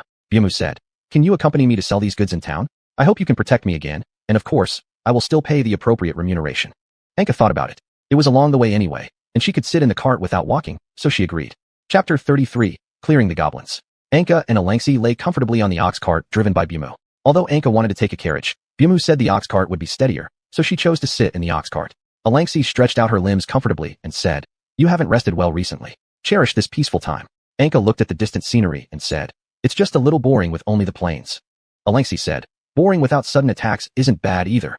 After that, the two of them silently gazed into the distance. When they were bored, Anka looked up and asked Bimu. By the way, how many goblins are like you? Bimu shook his head and said disappointedly. Unfortunately, now only our tribe is trading with other races. Perhaps there are others like us elsewhere, but we still don't know. Anka curiously asked, why do you choose a different path from your kind? In an instant, Bimu's eyes showed disappointment as he said, when I was born from that female who should have been called my mother, all I saw around me were chaos and despair. On the 9th day after my birth, I found my mother dead, looking as if she had committed suicide. I didn't understand why. Was it because of me? After secretly burying her, I was discovered and beaten severely by the tribal leader, then driven away. Bimu took a sip of water and paused before continuing. Later, I came to a village where I saw children about my age snuggling in their mother's arms sleeping peacefully. I suddenly remembered my own mother but quickly composed myself and went forward hoping that the human could give me something to eat. But I was caught and beaten almost to death. I escaped when no one was around at night. Bimu's eyes grew even more disheartened as he continued. At that time, I was confused. I didn't know where to go. When I nearly starved to death, I was picked up by a blind itinerant merchant. He took good care of me, and I became his assistant helping him with various jobs. One day, when we were happy about obtaining enough planks to repair our house, we were attacked by goblins. He died, and his body was desecrated. I had my leg broken and lost an eye. They didn't consider me one of them. Bimu's tone grew heavier as he said. Afterwards, I used some abandoned explosives from a minefield to kill those goblins that killed him. Then I picked up his bag and became an itinerant merchant. I believe that if goblins only act on instinct, they will be left behind by increasingly powerful other races until extinction. And I firmly believe that my birth must be a chance given by the gods. We will find a new way to survive. We can certainly gather together like humans. We will create laws, build cities. After listening, Anka just said, I hope this can be realized sooner too, but it should be quite difficult. There are still so many goblins attacking humans now. Bimu nodded silently and said, but I've already gathered some of my kind. I believe that one day my dream will come true. While they were talking, a white wall appeared on the horizon. Bimu shouted excitedly, we're here. Here. Finishing the sentence, Bimu handed Anka a gilded curved knife as payment. Then Alexi jumped off the cart, shaking her head and rubbing against Anka's legs, saying, hungry. Anka stroked Alexi's head and walked towards the city gate. To Anka's surprise, there were not too many guards, so she entered the town without any hindrance. Then Anka went to the Adventurers Guild here and sat in a corner asking for some dried meat. Alexi chewed on the dried meat and said, I wonder how far the place with the huge maze architecture is. Anka took out the detailed map she got from Bimu and said, the nearest route goes directly over the highest mountain nearby. There's a small town on that mountain where you can rent a griffin. As they were exchanging words, a group of soldiers walked in to deliver missions. When Anka saw the wanted poster next to the commission letter, she was shocked. She quickly pulled Alexi and left, bowing her head while walking along the wall. Just as Anka stepped outside the door, she bumped into a nobleman dressed in splendid clothes while lowering her head. Anka looked up and saw that it was the Lord who kept water monsters. The Lord looked up at the wanted notice on the pillar inside the house, and then at Anka, asking, excuse me, sir, where are you running to so fast? Anka nervously replied, just leaving, and I don't have to tell you where I'm going. Afterward, the Lord walked into the house toward the pillar, just as Anka was about to leave with Alexi. She was surrounded by several soldiers. Afterward, the Lord came out with the commission, bending over to look into Anka's eyes and said, since you're an adventurer, I'm sure you wouldn't refuse a commission, would you? As Anka calmed down, she took the commission and discovered that it was about a group of goblins settled nearby. Thankfully, it wasn't Bimu's group mentioned in the records. Anka then said, I have the right to refuse. I'm short on time now. The Lord smiled and said, you're currently wanted. Can you guarantee you won't be arrested in other cities? Anka suddenly tensed up, even considering using force but quickly abandoned the idea. Anka asked, so if I help you deal with this monster, can you guarantee I won't be wanted anymore? The Lord continued smiling and said, I can give you a pardon certificate afterward. Anka asked, will it be useful? Although slightly displeased by Anka's doubt, the Lord still maintained his smile and said, in St. Sika, west of the Howling Mountain is not within my jurisdiction, but definitely in the east it will work. Alexi leaned close to Anka's ear and whispered, there's nothing we can do now but trust him. After all, we can't fight our way out. Afterward, Anka accepted the commission and said, I agree. All right, let them guide you then. Two soldiers stepped out from the formation. Later, after being invited by the Lord for a full meal and taking a bath with Alexi, Anka set off at dusk. When Anka arrived at the outskirts of the goblin cave, the sight filled her with anger and discomfort. In front of the cave were countless human bodies, only part of their remains left, impaled on wooden sticks in the ground. Their mutilated corpses testified to the pain they endured in life, as if the goblins were bragging or threatening with these actions. Anka suppressed her rage and began to stealthily attack, handling all the goblins both in plain sight and those hidden. In the depths of the cave, a massive, bloated goblin was sitting on its throne made entirely of bones, showing great interest while looking down at Bimu. The goblin opened its mouth and said, you actually dare to conduct fair trade with humans? As one of your kind, you embarrass me. Then the goblin cruelly killed all the other goblins captured from Bimu's tribe. Bimu bore the excruciating pain of having his legs broken, howling towards his companions. Next, The giant goblin threw a human woman with all 4 limbs broken onto the ground, saying, "Eat her." Biumu replied, "I'm not a beast." Upon hearing this, the goblin burst into laughter, saying, "Don't think you can resist your instincts. We are beasts born from the bodies of gods, creatures meant to bring joy to this peaceful world." Then the goblin descended and grabbed the pleading human, biting it in half with one bite, dangling half the body in front of Biumu and saying, "Would you refuse? No. You are one of us, and you can never reject your instincts. It's our way of survival. We should embrace it instead of rejecting it." Then it placed the corpse of the human in front of the silent Biumu. After a moment of silence, Biumu finally said, "You are nothing more than beasts following instincts, but I am far superior to you." Enraged, the goblin crushed Biumu to death with a stomp just as Anka arrived there. Seeing the dead Biumu, Anka stared at the goblin ahead and glanced around cautiously, concerned that traps or hidden little goblins might appear. After all, Anka had been ambushed many times on the way. The goblin taunted Anka, saying, "What? Foolish human, you've come to deliver food to us again." Subsequently, Anka held her spear firmly and blocked the goblin's continuous hammering. Confirming that the opponent didn't possess any special abilities, she plunged her spear through the goblin's throat. Blood, smelly and dirty, sprayed out quickly as Anka leaped to dodge. After confirming the death of the goblin, Anka turned to the soldiers following behind and said, "So next, I hope you will burn this place completely." Then Anka brought Biumu's corpse to a large tree and buried it there. Anka said, "Unfortunately, it seems like your dream can never be realized." Upon returning to the city, Anka indeed received a piece of parchment covered with densely written words, with the mark of the Lord's family in the bottom right corner. The Lord laughed and said, "It's late now. Why not rest at my house?" After agreeing, Anka was given a room located at the top of the castle. Anka cheered in bed, saying, "Free food again, and lodging in such a great place. It's just too bad Biuma died. Otherwise, I could perhaps buy good things and maps from other regions in the future." Reception room. Sitting on his throne with eyes closed resting, the Lord was approached by a guard who asked, "Why did you really give him the pardon certificate?" The Lord narrowed his eyes and said, "Why not? Now that he has destroyed the goblin settlement that has troubled me for so long, I can fully honor my promise. Why let him stay here?" The Lord said, "If I let him leave this late at night, it might be dangerous for the people along the way if he is a serious criminal. The business guilds are investing everywhere recently, and I cannot let him cause trouble. Therefore, I've already sent people to the source of the arrest warrant to check what crime he actually committed. If it's nothing serious, I can let him go tomorrow. But if he's a bad person, we must keep him here temporarily. Absolutely, we cannot let him run around causing harm or give the business guilds a reason to intervene." Chapter 34, The Mountaintop Town. The next day, the red sunlight shone through the glass onto Anka's face. Anka stretched lazily, clearly still reluctant to leave the dreamland. Alangsi lay on Anka, using its icy claws to quickly pat Anka awake. Alangsi said to Anka, who was blinking, "Sorry, excuse me." In the meeting room, the Lord awaited the return of the ranger from Jujin City. The Lord asked, "How was it? Did you find anything?" The ranger said, "This one seems to have a grudge with Lanjia." The Lord asked, "Is she in Jujin City?"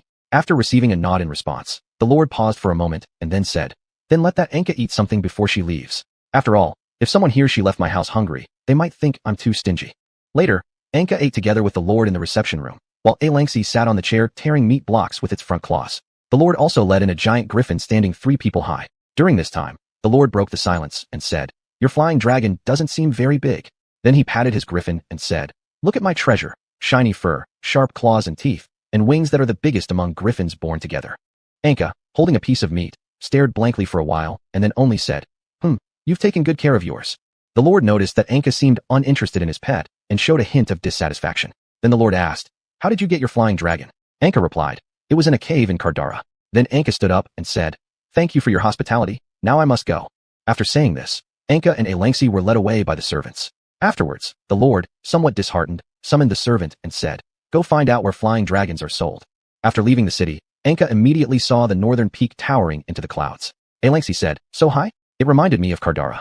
Anka said, "Looking from the foot of the mountain, I thought this mountain was taller than the main peak of the Holy Mountain, but the Holy Mountain extends all the way to the horizon."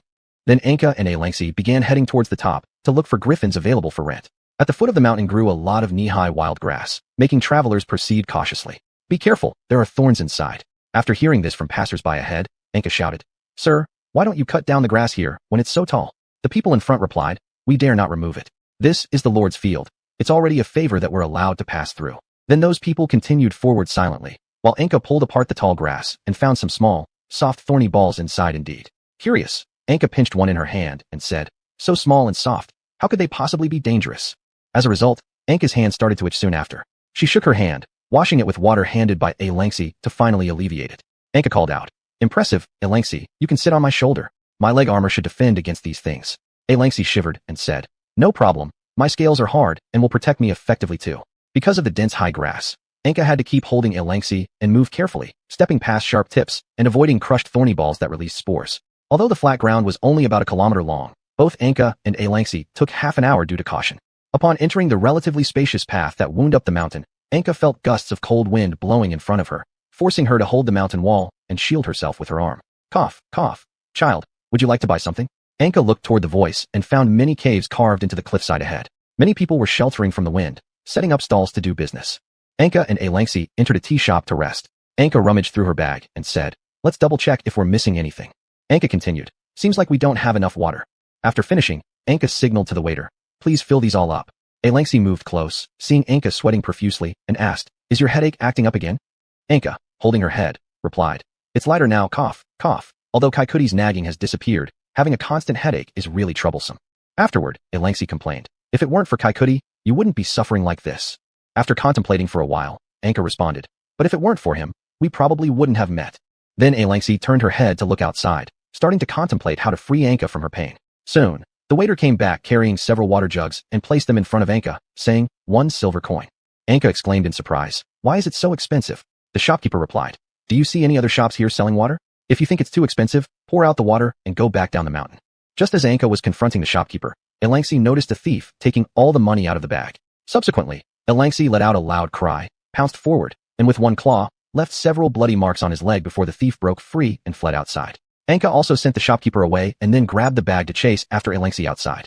Anka said, "Seriously, why would someone steal in broad daylight with so many people watching?" When they reached halfway up the mountain, Anka and Elangsi took shelter in a cave from the wind for a rest. Anka checked her backpack panting heavily and said, "Trouble, I only have a few copper coins left." Elangsi came forward and said, "Sorry, I didn't watch your bag carefully enough." Anka placed her hand on her head and consoled, "It's not your fault. After all, I didn't expect someone to steal in broad daylight right under everyone's noses. It seems that the customs up there aren't very good. We must be more careful once we get up there." Elangsi suddenly worriedly asked, "By the way, do we have enough money to rent the griffin with what we have now? How about letting me take you over instead?" Anka said, "No, your current size can't withstand more violent storms. Besides, you need to carry me too." Then Anka patted Elangsi's head consolingly and said, "Don't worry. After all, I am a gold medal adventurer. Earning enough to pay for renting a griffin should be quick." Afterward, the two took advantage of a lull in the wind and quickly ran up the mountain. Passing through a crowded crowd, they finally saw the town at the top of the mountain. Although called an independent town, it was actually more like part of the town below, where the walls were built with white stones encircling the edge of the mountaintop. Most of the pedestrians were tourists coming to rent griffins. Anka and Elangsi threaded through the crowd to the guest house for renting griffins. Anka walked to the front desk, pulled out a map, and pointed to the city marked on it with a large maze-like structure, asking, "How much will it cost to go there?" The receptionist looked up at Anka and the flying dragon beside her and said, "About 50 copper coins." Anka touched her pocket awkwardly and turned to ask Elangsi, "Do you have any?" Elangsi shook her head in response. Afterwards, Anka and Elangsi left the guest house dejectedly. Outside the guest house, Anka noticed the patrolling soldiers. Anka ran up to him and said, "Sir Soldier, I want to report a case." The soldier first jumped, then asked, "What case?" "A person stole my money and came here." The soldier asked, "Then, how much money did you lose?" Before Anka could respond, she was interrupted by Elangsi whispering, "Be careful, he might try to extort us if the amount is too large." After hearing this, Anka twirled her eyes and responded, "Sorry, I remember it was about 10 silver coins. Surely, we'll find them if we catch that person, right?" Upon hearing this amount, the soldier's eyes glinted greedily, and then he said, "So, hope you can rest for a few days. We will notify you when we find them. By the way, does the person have any obvious marks on their body?" Anka thought for a moment and responded, "He has a scratch on one leg from my dragon." Afterward, Anka and Elangsi were taken to an inn close to the guest house and told, "Hope you can temporarily stay here. Don't worry, it's specially provided for people who report cases. You can stay here for free until the case is resolved."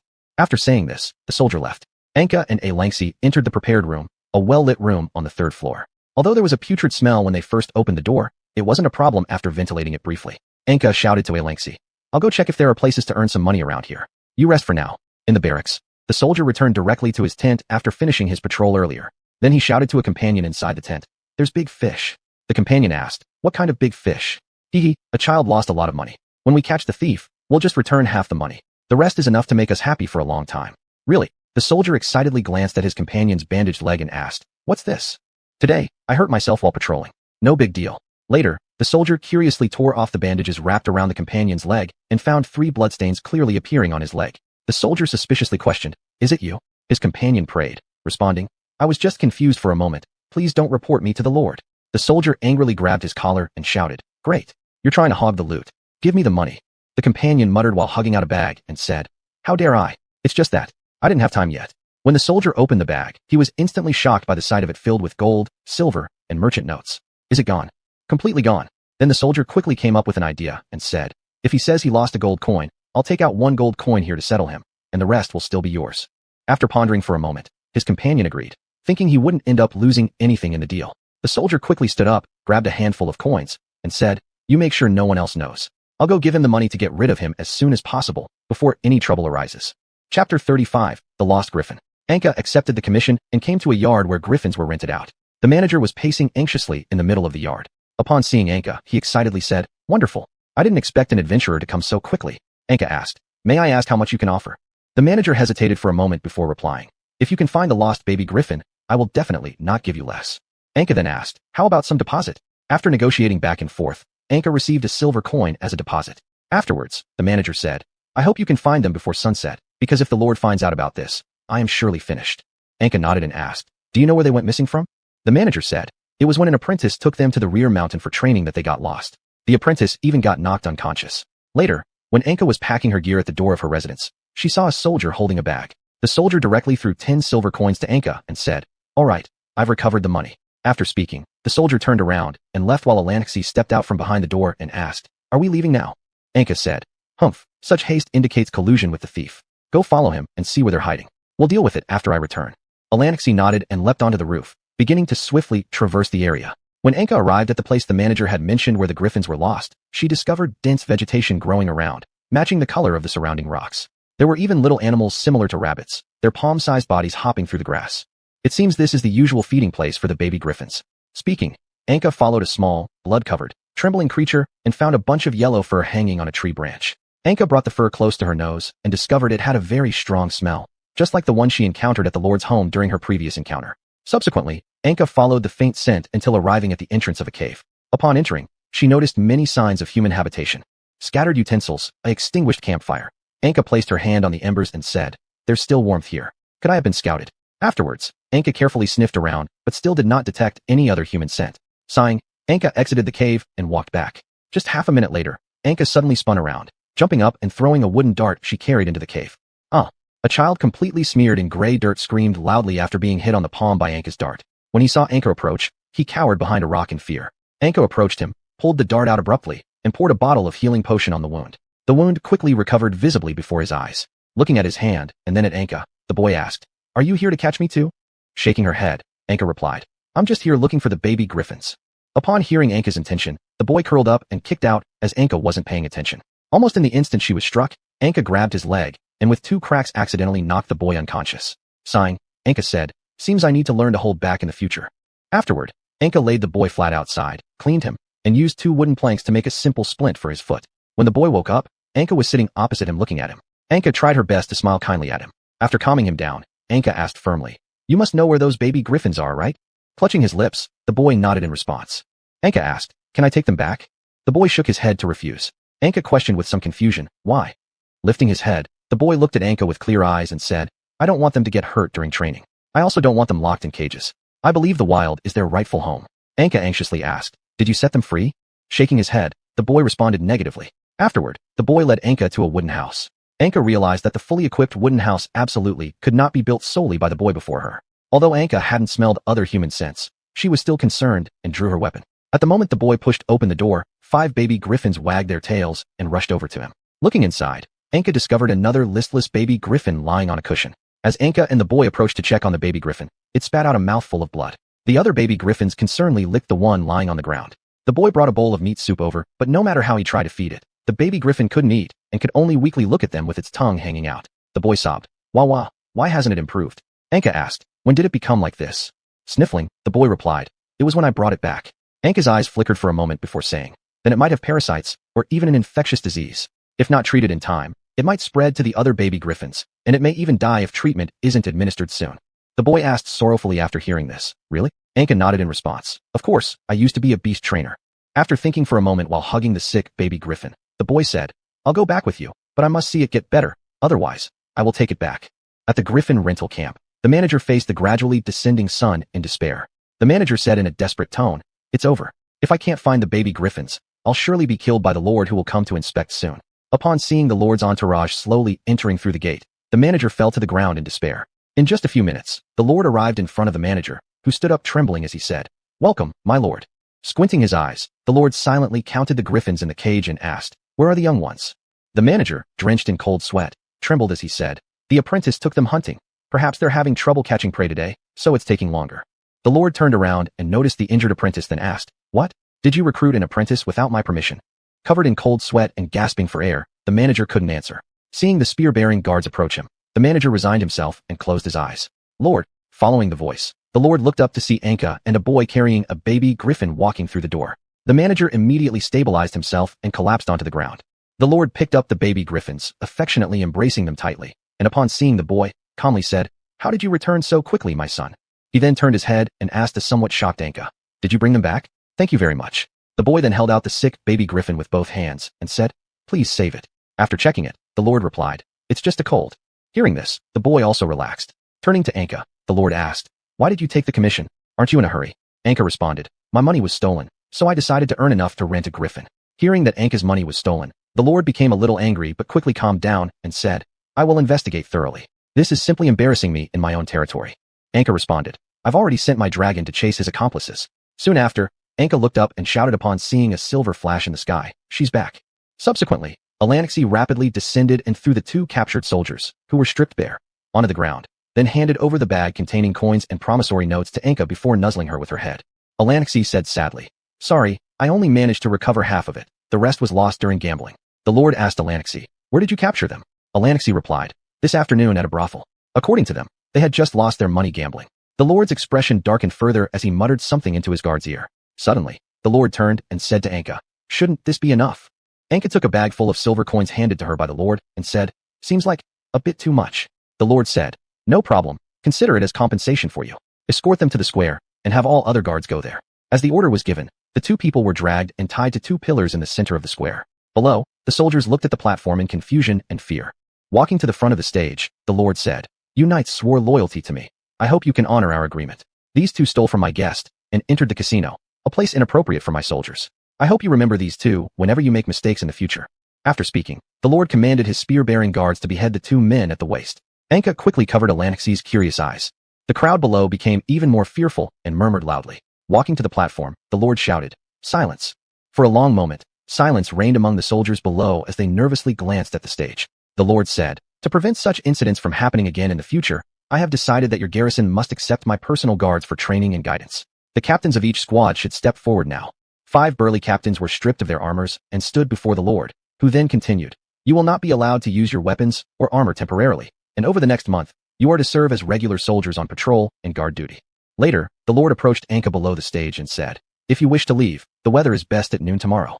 He handed her 2 tickets for renting a griffin, and after accepting them, Anka asked with gratitude but caution, "Thank you very much, but where does this ticket lead to? Am I going to end up even further away?" Smiling, the Lord replied, "The city you mentioned is the second stop on the journey, just 10 minutes away." After expressing her thanks to the Lord, Anka left the square with Alanixi, which was slowly growing quieter and somewhat eerie. Chapter 36, The City of Giant Towers. The next day, Alanixi yawned and opened her eyes. Upon seeing Anka sitting by the window, she asked, "Are you up so early today?" Anka nodded and said, "My head hurt too much to sleep." Alanixi approached, concerned, rubbing her forehead against Anka's and asked, "Are you feeling any better?" Anka gently pushed away the cool Alanixi and asked, "I heard they give out free food at the reception area. Are you coming?" Alanixi nodded in response. When the two arrived at the reception area, Anka looked up and saw a griffin relief on the wall and murmured, "Why is there only my griffin listed today?" Suddenly, an announcement echoed, "Free roasted meat at the backstage. Please come with your tickets." Upon hearing the announcement about the free roast, Anka immediately took her ticket and went, while Alanixi found a corner to sit and wait. Suddenly, a drunkard placed his hand on Alanxi's wing and said, "Oh, here's a little drake. Feeling quite refreshing." Alanxi shook him off and bared her teeth threateningly. Alanxi noticed that the man was wearing a tight black uniform with golden buttons in parallel rows bearing strange marks. Although Anka had instructed her not to harm others unnecessarily, this disrespectful behavior made Alanxi somewhat angry. "Something wrong? Does the little drake want some candy?" Seeing no one around, Alanxi directly froze him onto the chair and sealed his mouth shut. Then she flapped her wings and said, "Hee hee, have your drinks sobered up." Afterward, Alanxi sat down again. Fortunately, due to certain reasons, many seats were separated by partitions. Additionally, the spot where the drunkard was frozen was quite secluded, so unless someone went there intentionally, it was unlikely anyone would discover him. When Anka returned with the roast and looked at the anxious Alanxi, she asked, Is something wrong? Ilangxi responded nervously. I'm just worried about you. Subsequently, Ilangxi leaped off her seat and tugged on Anka's clothing with her mouth and said, let's wait by the griffins. I can't wait. Anka patted Ilangxi's head, agreeing verbally as she glanced into the corner where the drenched and trembling drunkard was. Anka slightly understood what might have happened and did not ask further. She agreed to Ilangxi's request and left a bowl of hot soup on the table before leaving. Later, the two arrived at the griffin station, where Anka was surprised to see the griffins. The griffins were tied with several sturdy ropes, which were connected to houses made from a very light kind of wood, with only 2 griffins needed to support the weight of a house. There were 3 wooden houses and 7 griffins on site. Anka boarded a normal-sized house on the left side, while another luxurious, massive wooden house requiring 3 griffins could occasionally be heard emitting excited admiration sounds. After waiting for a while in the regular house, Anka received notice that the departure was imminent. Calling back Ilangxi, who had been playing outside catching bugs, the two squatted in the corner of the house. Although it was bumpy during takeoff, as the griffins slowed down, the wooden house gradually stabilized. Curious, Ilangxi stuck her head out and took deep breaths of cold air. Anka said, we should arrive soon. Enjoying the scenery isn't bad either. They peeked out together to find the landscape below divided by segments of ridges covered in dark green forests. And Anka even spotted passers-by resting in the forest. Upon receiving the telescope from the attendant, Anka discovered that huge black towers were starting to appear far away. Anka thought to herself, it seems we're almost there. But why am I not reacting to Kakyudir? Subsequently, Anka turned her head and asked the attendant, what's the name of this city? The attendant responded mechanically, it's the city of giant towers, a city imbued with knowledge and reason. Legend has it that the city originated when a wise goddess battled a demon here to the death. People built it around the place where she died and expanded it to its current size. Anka asked, what are these giant towers used for? To store books and precious treasures, came the reply. That's the official explanation. Anka calmed herself, hoping to quickly make contact with Kakyudir, but heard nothing. After landing, Anka paced around with worry showing on her face. Ilangxi approached and asked, what's wrong with you? Anka answered, I can't hear Kakyudir's voice, yet my head still hurts. I'm worried if we've come to the wrong place.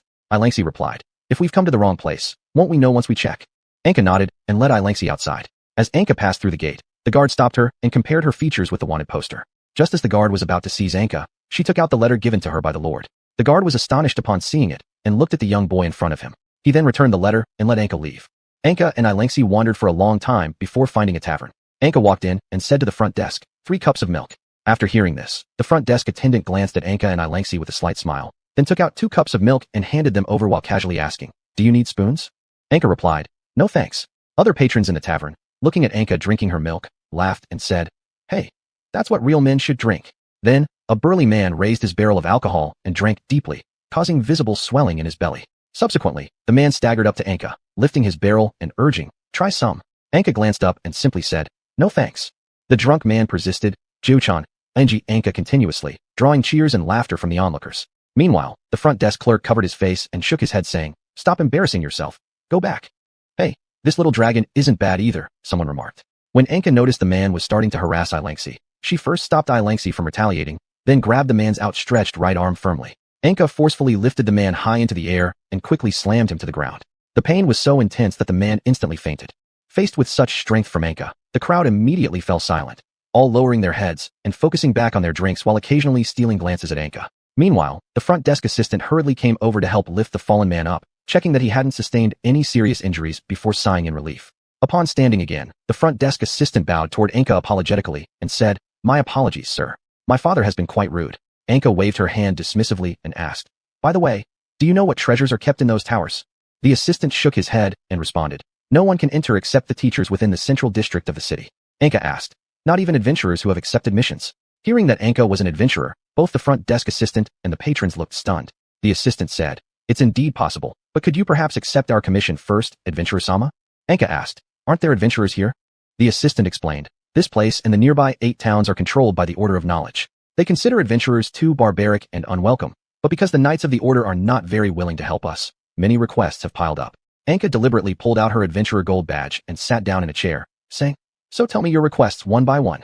Seeing the gold badge, everyone grew slightly worried. After all, powerful adventurers like these were likely to charge high fees. After some discussion, the assistant stepped forward and said, concerning money, just name your price, and we'll gather it accordingly. We only hope you can handle a black-armored warrior that haunts outside the city during twilight hours. He frequently steals livestock and attacks passers-by. Anka agreed, certainly. You can mark his usual haunt later. As for my fee, I don't want money. I only ask for your assistance with one thing. The assistant questioned, what is it? Anka tucked her gold badge away and stood up, responding, I need to enter those giant towers. Find a way to help me. After deliberation, They consented, and the front desk prepared the sunniest room for Anka.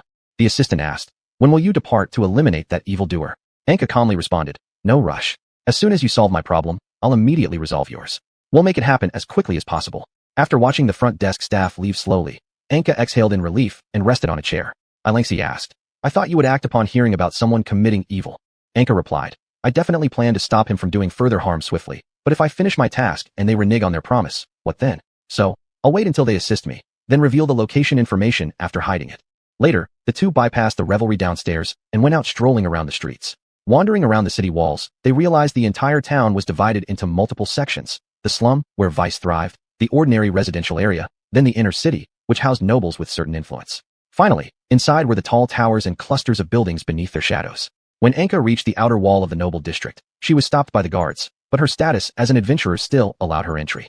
However, when she reached the furthest point of the inner wall, there was no way to proceed further, making Anka worry whether these people would be able to let her inside. Subsequently, Anka returned to her lodging and drew a top-down view of the town based on memory. Although not overly detailed, it recorded certain issues thoroughly. Anka pondered in her heart, "If things become too difficult and I can't get in through proper means, I may have to forcibly break through the problematic areas. Hopefully, things won't get too tough." That night, Anka lay down in bed and rested closely with Ilangxi, falling asleep. She slept straight through until the sun had dipped halfway below the horizon. If it weren't for the front desk waking her up, Anka might have continued sleeping. Meaning no disrespect, but are you going to deal with that evildoer today?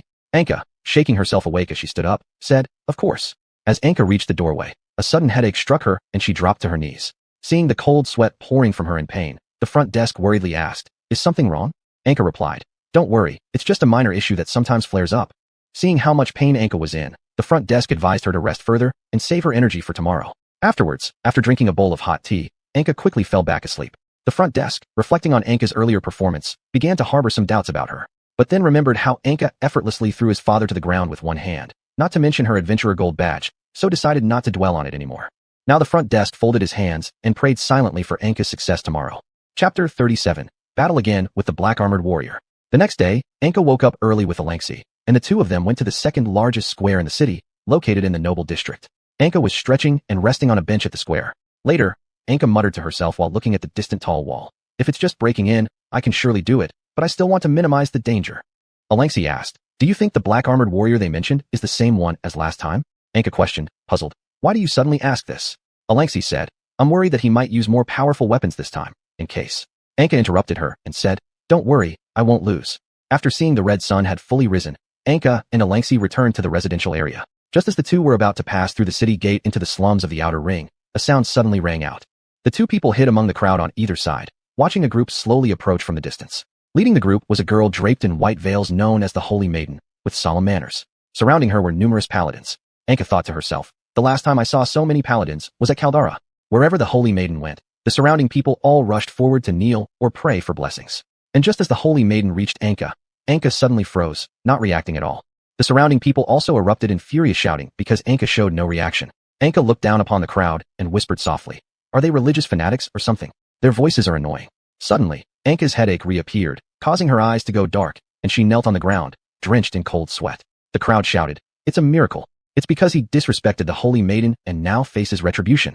Please stop." The gentle voice of the Holy Maiden sounded, silencing the cries, and the people became immersed in her words. The Holy Maiden placed her hand on Anka's cheeks and softly recited obscure scriptures. While treating Anka, the Holy Maiden focused her attention on Ilangxi and attempted to touch her. The Holy Maiden thought inwardly, "What a cute flying dragon. It's like a little horse. I really want to pet it." Before long, Anka suddenly felt a warm stream driving away the pain, lifting her head to see the face hidden beneath the Holy Maiden's veil. Anka internally appraised. Even though not fully revealed, she feels like a marble statue crafted by a master, solemn and dignified. Noticing that Anka was observing her, the Holy Maiden withdrew in a flustered manner, then said, "You seem cursed. I've temporarily suppressed it for you. Rest well." After saying this, the Holy Maiden resumed her composed demeanor and continued toward the slums with the paladins beside her. Once Anka had recovered, she helped Ilangxi stand. Ilangxi asked, "Were you enchanted? Please stay clear-headed." Anka replied, "This seems to be the first time you've spoken to me like this." Ilangxi lowered her head and said, "Sorry."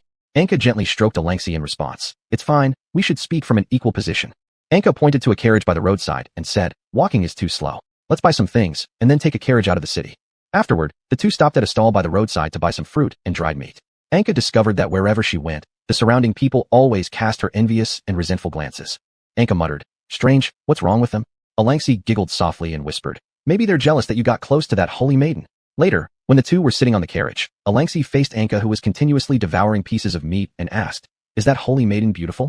Coughing twice, Anka said, I don't know how to say this, but just seeing her gave me a sense of calm. With a hint of chill in her breath, Alangsi questioned, is that so? Anka did not respond, continuing to eat and occasionally looking at Alangsi, who appeared nervous for unknown reasons. Seeing her, the corner of Anka's mouth couldn't help but lift. Upon reaching the place everyone mentioned, Alangsi stretched out and laid down in the grass to rest. Anka said, you don't seem tense at all.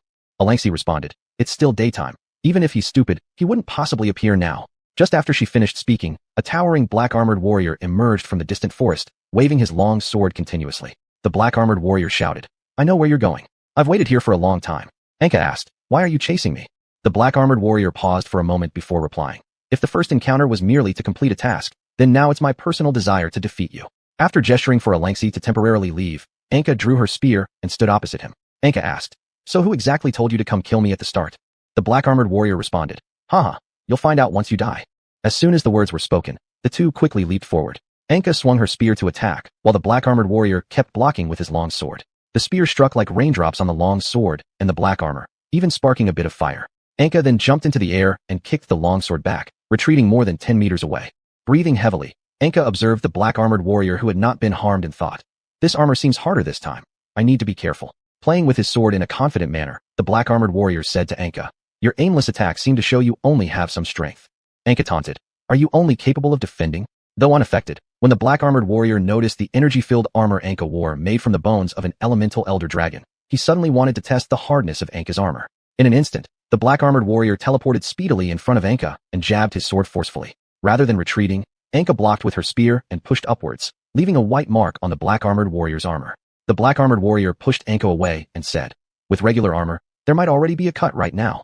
As their weapons clashed again, Anka retreated while fighting, suddenly tripped by a tree root. Just as the black-armored warrior was about to deliver a finishing blow, Alangsi appeared from the side.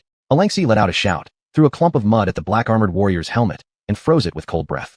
While the black-armored warrior cleared the dirt obstructing his vision, Anka stepped forward and tripped him, making him fall back continuously. With a loud boom, the black-armored warrior fell into a large pit full of ice spikes and became silent. Alangsi jumped in front of Anka, wagging her tail and saying, how was that? Wasn't I awesome? Anka patted her head and said, great job. As Anka approached to check if the other party was still alive, the black-armored warrior suddenly leapt out of the big pit, punching Anka away and throwing Alangsi too. The black-armored warrior raised his long sword and said, all tricks are useless against absolute power. Approaching Alangsi, who was injured from falling against a tree, he said, 2-on-1 is unfair, and prepared to strike.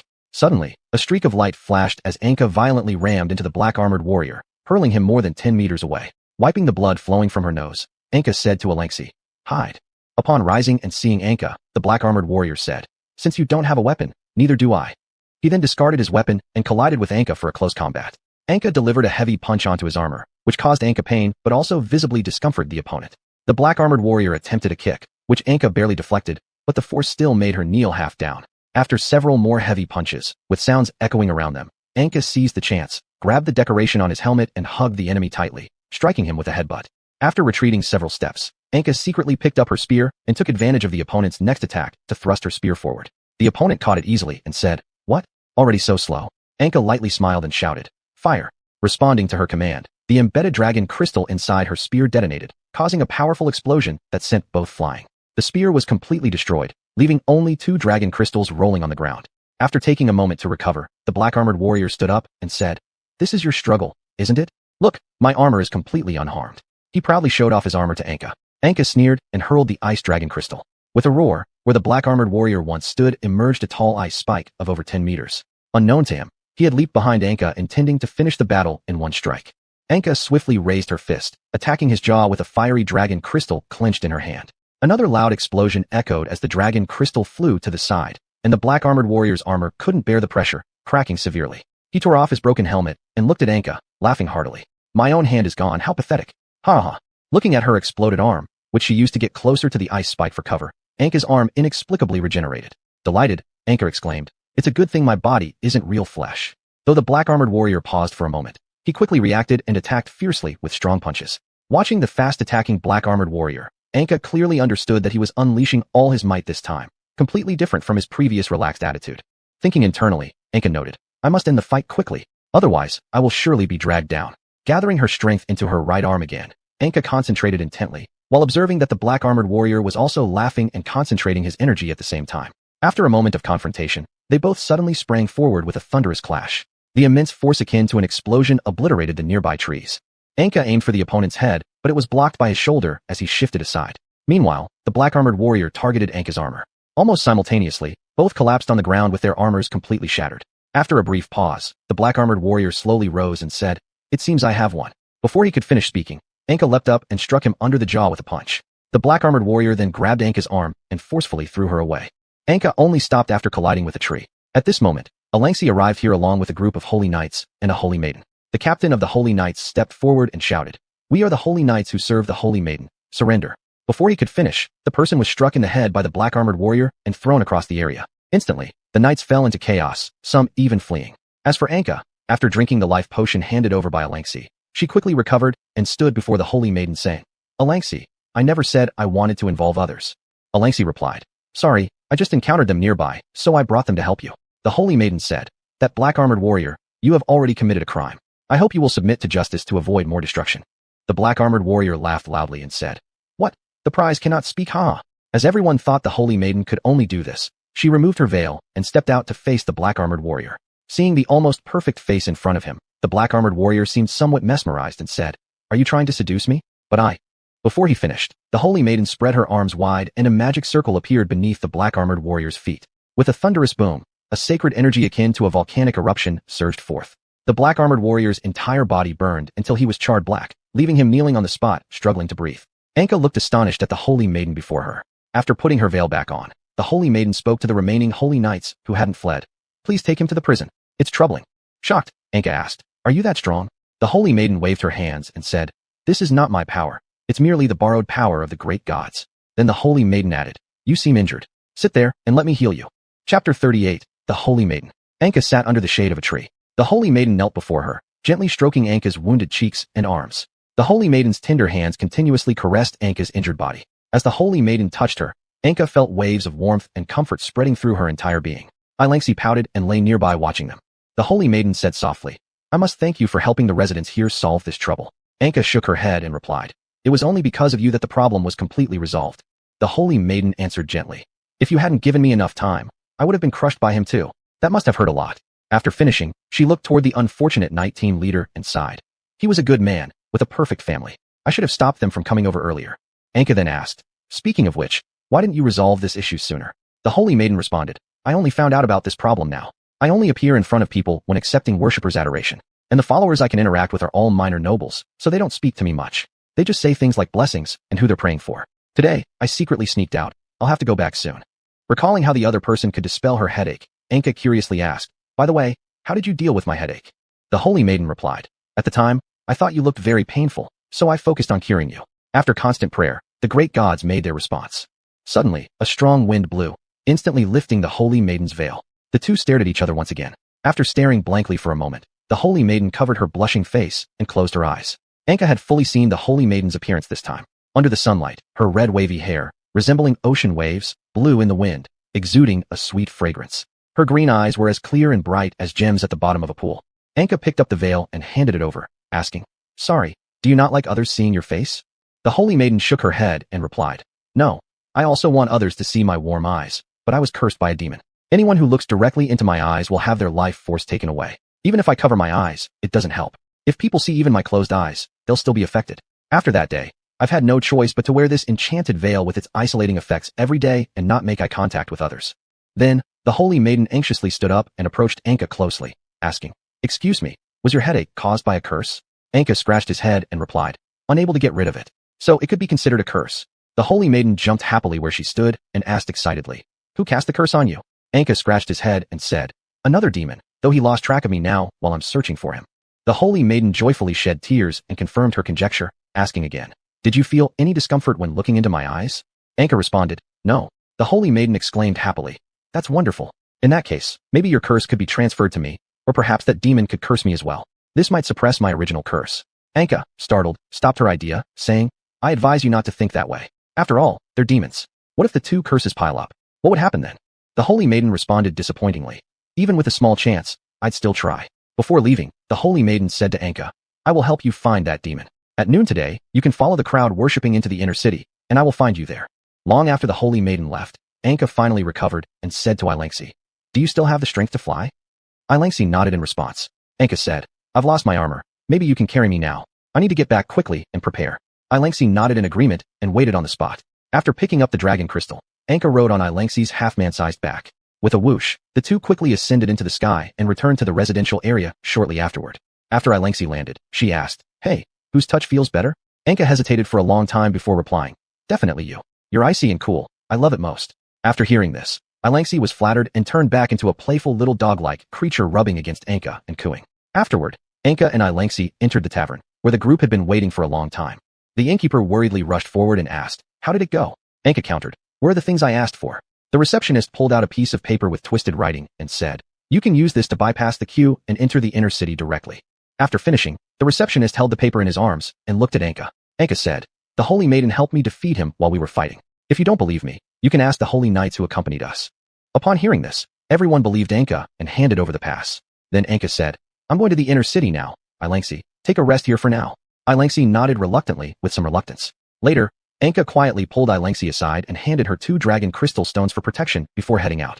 Anka then intercepted a carriage by the door and quickly galloped toward the inner city. After entering the inner city, Anka was slightly shocked by the sight. The inner walls were engraved with numerous reliefs and names. 5 black spires were distributed in the southeast, northwest, northeast, southwest, and central directions. Afterward, Anka successfully entered the interior of the central tower first with that ticket. As soon as Anka went inside, some nuns came up wanting to undress Anka. Anka felt a bit alarmed and looked around. Suddenly, an old man with a white beard appeared and said, Believer, there's no need to be surprised. They're just helping you undergo testing, and there are several steps involved. After all, it's very fortunate for you to meet the holy maiden, so none of the required steps will be skipped. Afterward, Anka took off his clothes and, with the help of the nuns, entered a deeper part of the hall inside for washing. The cool icy water made Anka somewhat reluctant to leave, but he could not resist the nuns. After finishing these preparations, Anka, wrapped in a white robe, was carried by the nuns to the top floor of the tower. Everyone stood in front of a massive black door. The nuns moved to specific locations, then one by one pushed down levers. With a rumbling sound, the black door slowly opened. Anka saw a nun struggling to pull a chain and wanted to help, but she was stopped by the other nuns. The leading nun said, You do not need to do such things. You must remain clean to meet the holy maiden. Then Anka saw the holy maiden sitting in that room. She sat stiffly on a throne like a statue, while fully armed nuns surrounded her. All their hair was cut short or shaved completely, and they wore heavy plate armor, holding axes and halberds standing on both sides. Anka stepped forward confidently, but stopped when he noticed the discontented glares from those nuns. After pausing a moment, Anka said, Holy maiden, I apologize for disturbing you. The holy maiden glanced around and said, Could you please leave for a while? The nuns, hearing that the holy maiden wanted to be alone with this man, refused to carry out the request. The holy maiden continued, Then would you mind standing at the doorway? Since the holy maiden had compromised, the nuns obeyed her command and gathered at the entrance, watching inside. The holy maiden descended step by step and stood before Anka, saying, You don't need to be so nervous. Anka asked, Am I too early? The holy maiden shook her head and said, Let me help you find that demon now. She then handed Anka a needle and said, Can you handle it yourself? I need a drop of your blood. After pricking himself on the face, Anka handed the bloody needle back. The holy maiden then submerged it in a jar and began reciting incantations. In no time, the iron needle floated up, but after wobbling for a moment, it fell back to the bottom of the bottle. The holy maiden shook her head and said, It seems he has sealed himself with a strong isolation material. Hearing this, Anka was somewhat disappointed but asked again, Do you know if there are any new treasures stored in these towers? The holy maiden thought for a moment and replied, Offerings will be stored underground in the towers. Anka excitedly pursued further. Can you take me there? The holy maiden considered for a while and then responded, I'll try my best. Could you give me more blood? I want to test something. Afterward, Anka handed over the needle soaked in his blood, and the holy maiden smeared the blood on her eyelids and started chanting incantations. With a loud boom, thick smoke flashed in front of the holy maiden. Anka, concerned, rushed forward to pick up the fallen veil. Seeing the unusual situation, the nuns also quickly approached and encircled Anka. The holy maiden shouted, I'm fine. As the holy maiden slowly raised her head, her perfect features remained undamaged. The nuns, seeing her face, froze in astonishment. After retrieving her veil, the holy maiden noticed that looking at them caused no problems, so she said, Bring the rat. Upon receiving the command, a nun quickly ran to bring out a white mouse kept in a cage. The holy maiden gradually opened her eyes and stared at it. 1 second, 2 seconds. As time passed and nothing happened to the white mouse, the holy maiden eagerly raised her head. Silently, she continued to look at them, still without any issues. The holy maiden joyfully jumped, celebrating her success in breaking the curse. Everyone still did not stop the holy maiden from making movements that were inappropriate for her status. After all, perhaps this happiness of the Holy Maiden was a good omen. Before Anka broke free and was about to leave, he said to the Holy Maiden, "I hope you won't forget about me." The Holy Maiden nodded, but as she locked eyes with the white mouse again, the little mouse suddenly died on its back. The Holy Maiden immediately resumed her stiff smile and put her veil back on, saying to Anka, "You should take this. You can use it to find me before 8 in the future. I can help alleviate your headaches every day." After hearing this, Anka happily took over a metal-made badge and left after retrieving his clothes. Later, the nuns asked, "Why are you helping that person?" The Holy Maiden replied after pondering for a while, "If someone is plagued by a curse and I can help him, then I should do it. It's not just because I am the Holy Maiden, but more so because of my absolute adherence to the great doctrine."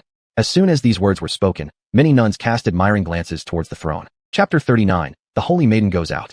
Xiuxian City. Outside Xiuxian City, in the forest, Khan was leading his troops searching for an exit. Meanwhile, in the shadows, a large number of ambush troops from Xiuxian City were lurking. Khan anxiously sat in the tent waiting for the scouts he had sent out. At this moment, one of his confidants stood up and suggested, "Master, we've been here so long without finding an exit. Why don't we go back and prepare?" Khan, displeased, looked at him and said, "Are you a Kaladra person? Why are you talking about retreating?" The confidant retreated into silence. Then Khan rose and said, "I'm going for a walk." While Khan and some guards were strolling, he saw a small, clumsy-looking fairy flying by. Khan grabbed it with ease. The little fairy trembled in Khan's hand. Khan asked, "What are you?" The little fairy was too frightened to speak. Khan chuckled and gazed down at the little fairy in his palm, muttering, "Such a cute little thing. Anka would surely like it. I'll send it to her so she can do some things for me. But I have to find her first." When Khan mentioned Anka, the little fairy suddenly stood up and asked, "What's your relationship with Anka?" Khan thought for a while and responded worriedly, "He's my brother. I am looking for him. Do you know where he is?" The little fairy stood up and whistled. Suddenly, a large number of fairies appeared around them. The little fairy said, "Since you're a friend of Anka, then you're our friend. Come on, we'll take you out." Khan smiled faintly and said, "Thank you." Giant Tower City. The Holy Maiden knelt on the bed listening to the bishop's teachings. Bathed in moonlight shining on the bishop's face, the Holy Maiden noticed that the bishop seemed not very happy. The bishop said, "How could you leave on your own today and go to places like the slums? What if you get hurt?" The Holy Maiden responded, "I think as the prophesied Holy Maiden, I should go among the people and help them actively." The bishop said in a low voice, "Approaching such places will only tarnish your radiance." The Holy Maiden shook her head and said, "All people are equal." The bishop shook his head and said, "You should reconsider. You are the destined savior foretold by prophecy, and it is absolutely impossible for you to be harmed, even slightly." After that, the bishop left the Holy Maiden's room with a lantern. As the bishop passed a room of holy knights, he suddenly paused. "Hee, do you know? The Holy Maiden's body is very perfect. I saw it last time from behind." "Go on." He whined first. "That kind of figure was pressed against her clothes. I saw it clearly from behind. Moreover, I heard that the Holy Maiden met a man alone on the top floor yesterday." Suddenly, bursts of laughter echoed inside the room, but soon ceased. The bishop did not continue listening, but instead summoned two tall, thin black figures from the shadows. The bishop kicked open the door and stood there angrily. Upon seeing the bishop enter, the knights all quaked and got up. Before they could say anything, the ghost-like shadows acted swiftly, killing all the knights into pieces. Afterward, the bishop closed the door and said, "Clean it up properly, so that Lady Holy Maiden doesn't discover it." The next day, when the nun woke up the Holy Maiden, the latter tilted her head to see the sun which had yet to rise completely outside the window, and helplessly said, "Can't I just have a proper sleep for once?" Afterward, the Holy Maiden dressed while listening to the nun talk about the day's arrangements. "Your Grace, from 5 to 10 in the morning, after having breakfast, we will engage in various knowledge studies. From 11 to 1, we must connect with the believers who come to pray. From 1 to 8, continue studying. Afterward, meditate for an hour post-meal." The Holy Maiden helplessly said, "I've already memorized everything. You don't need to repeat it every day." The nun, also feeling helpless, replied, "Sorry, it's my job." When the Holy Maiden faced the incessantly preaching bishop, she interrupted abruptly, saying, "Can I go out today?" The bishop said, "As the Holy Maiden, you should remain seated on your throne. Just doing that is enough to make them grateful." Just as the Holy Maiden thought she'd spend a boring day, the nun reported at the door, "That person from yesterday is already waiting outside." The bishop, somewhat irritated that someone interrupted his lesson, said, "Let him wait outside." The Holy Maiden said, "He is my guest. How rude to keep him waiting outside. Let him in." After Anka entered, he found the atmosphere in the room had dropped to freezing point. The Holy Maiden was gloomy because she would be confined indoors again today. The bishop glared at Anka furiously due to his sudden arrival, and Anka was standing there, bewildered. The Holy Maiden said, "Shouldn't you leave now? My guest and I have things to discuss." The bishop shook his head and thought to himself, "Alas, will she become just like ordinary girls as she grows older despite being confined here all the time?" Then, the Holy Maiden gently nudged the bishop's robe in urgency. The bishop thought again, "Is the child reaching the rebellious age? How nostalgic for my own youth. Well, I'll just hide behind the door to protect her." Afterward, the bishop slowly rose and walked past Anka, who inexplicably felt uneasy around the bishop. Subsequently, the Holy Maiden placed her hand on Anka's head. Soon, Anka felt comfortable, and the headache he'd been experiencing disappeared. Anka then handed a bottle of blood to the holy maiden and said, "This is enough for 3 days. Use it sparingly so that it can last."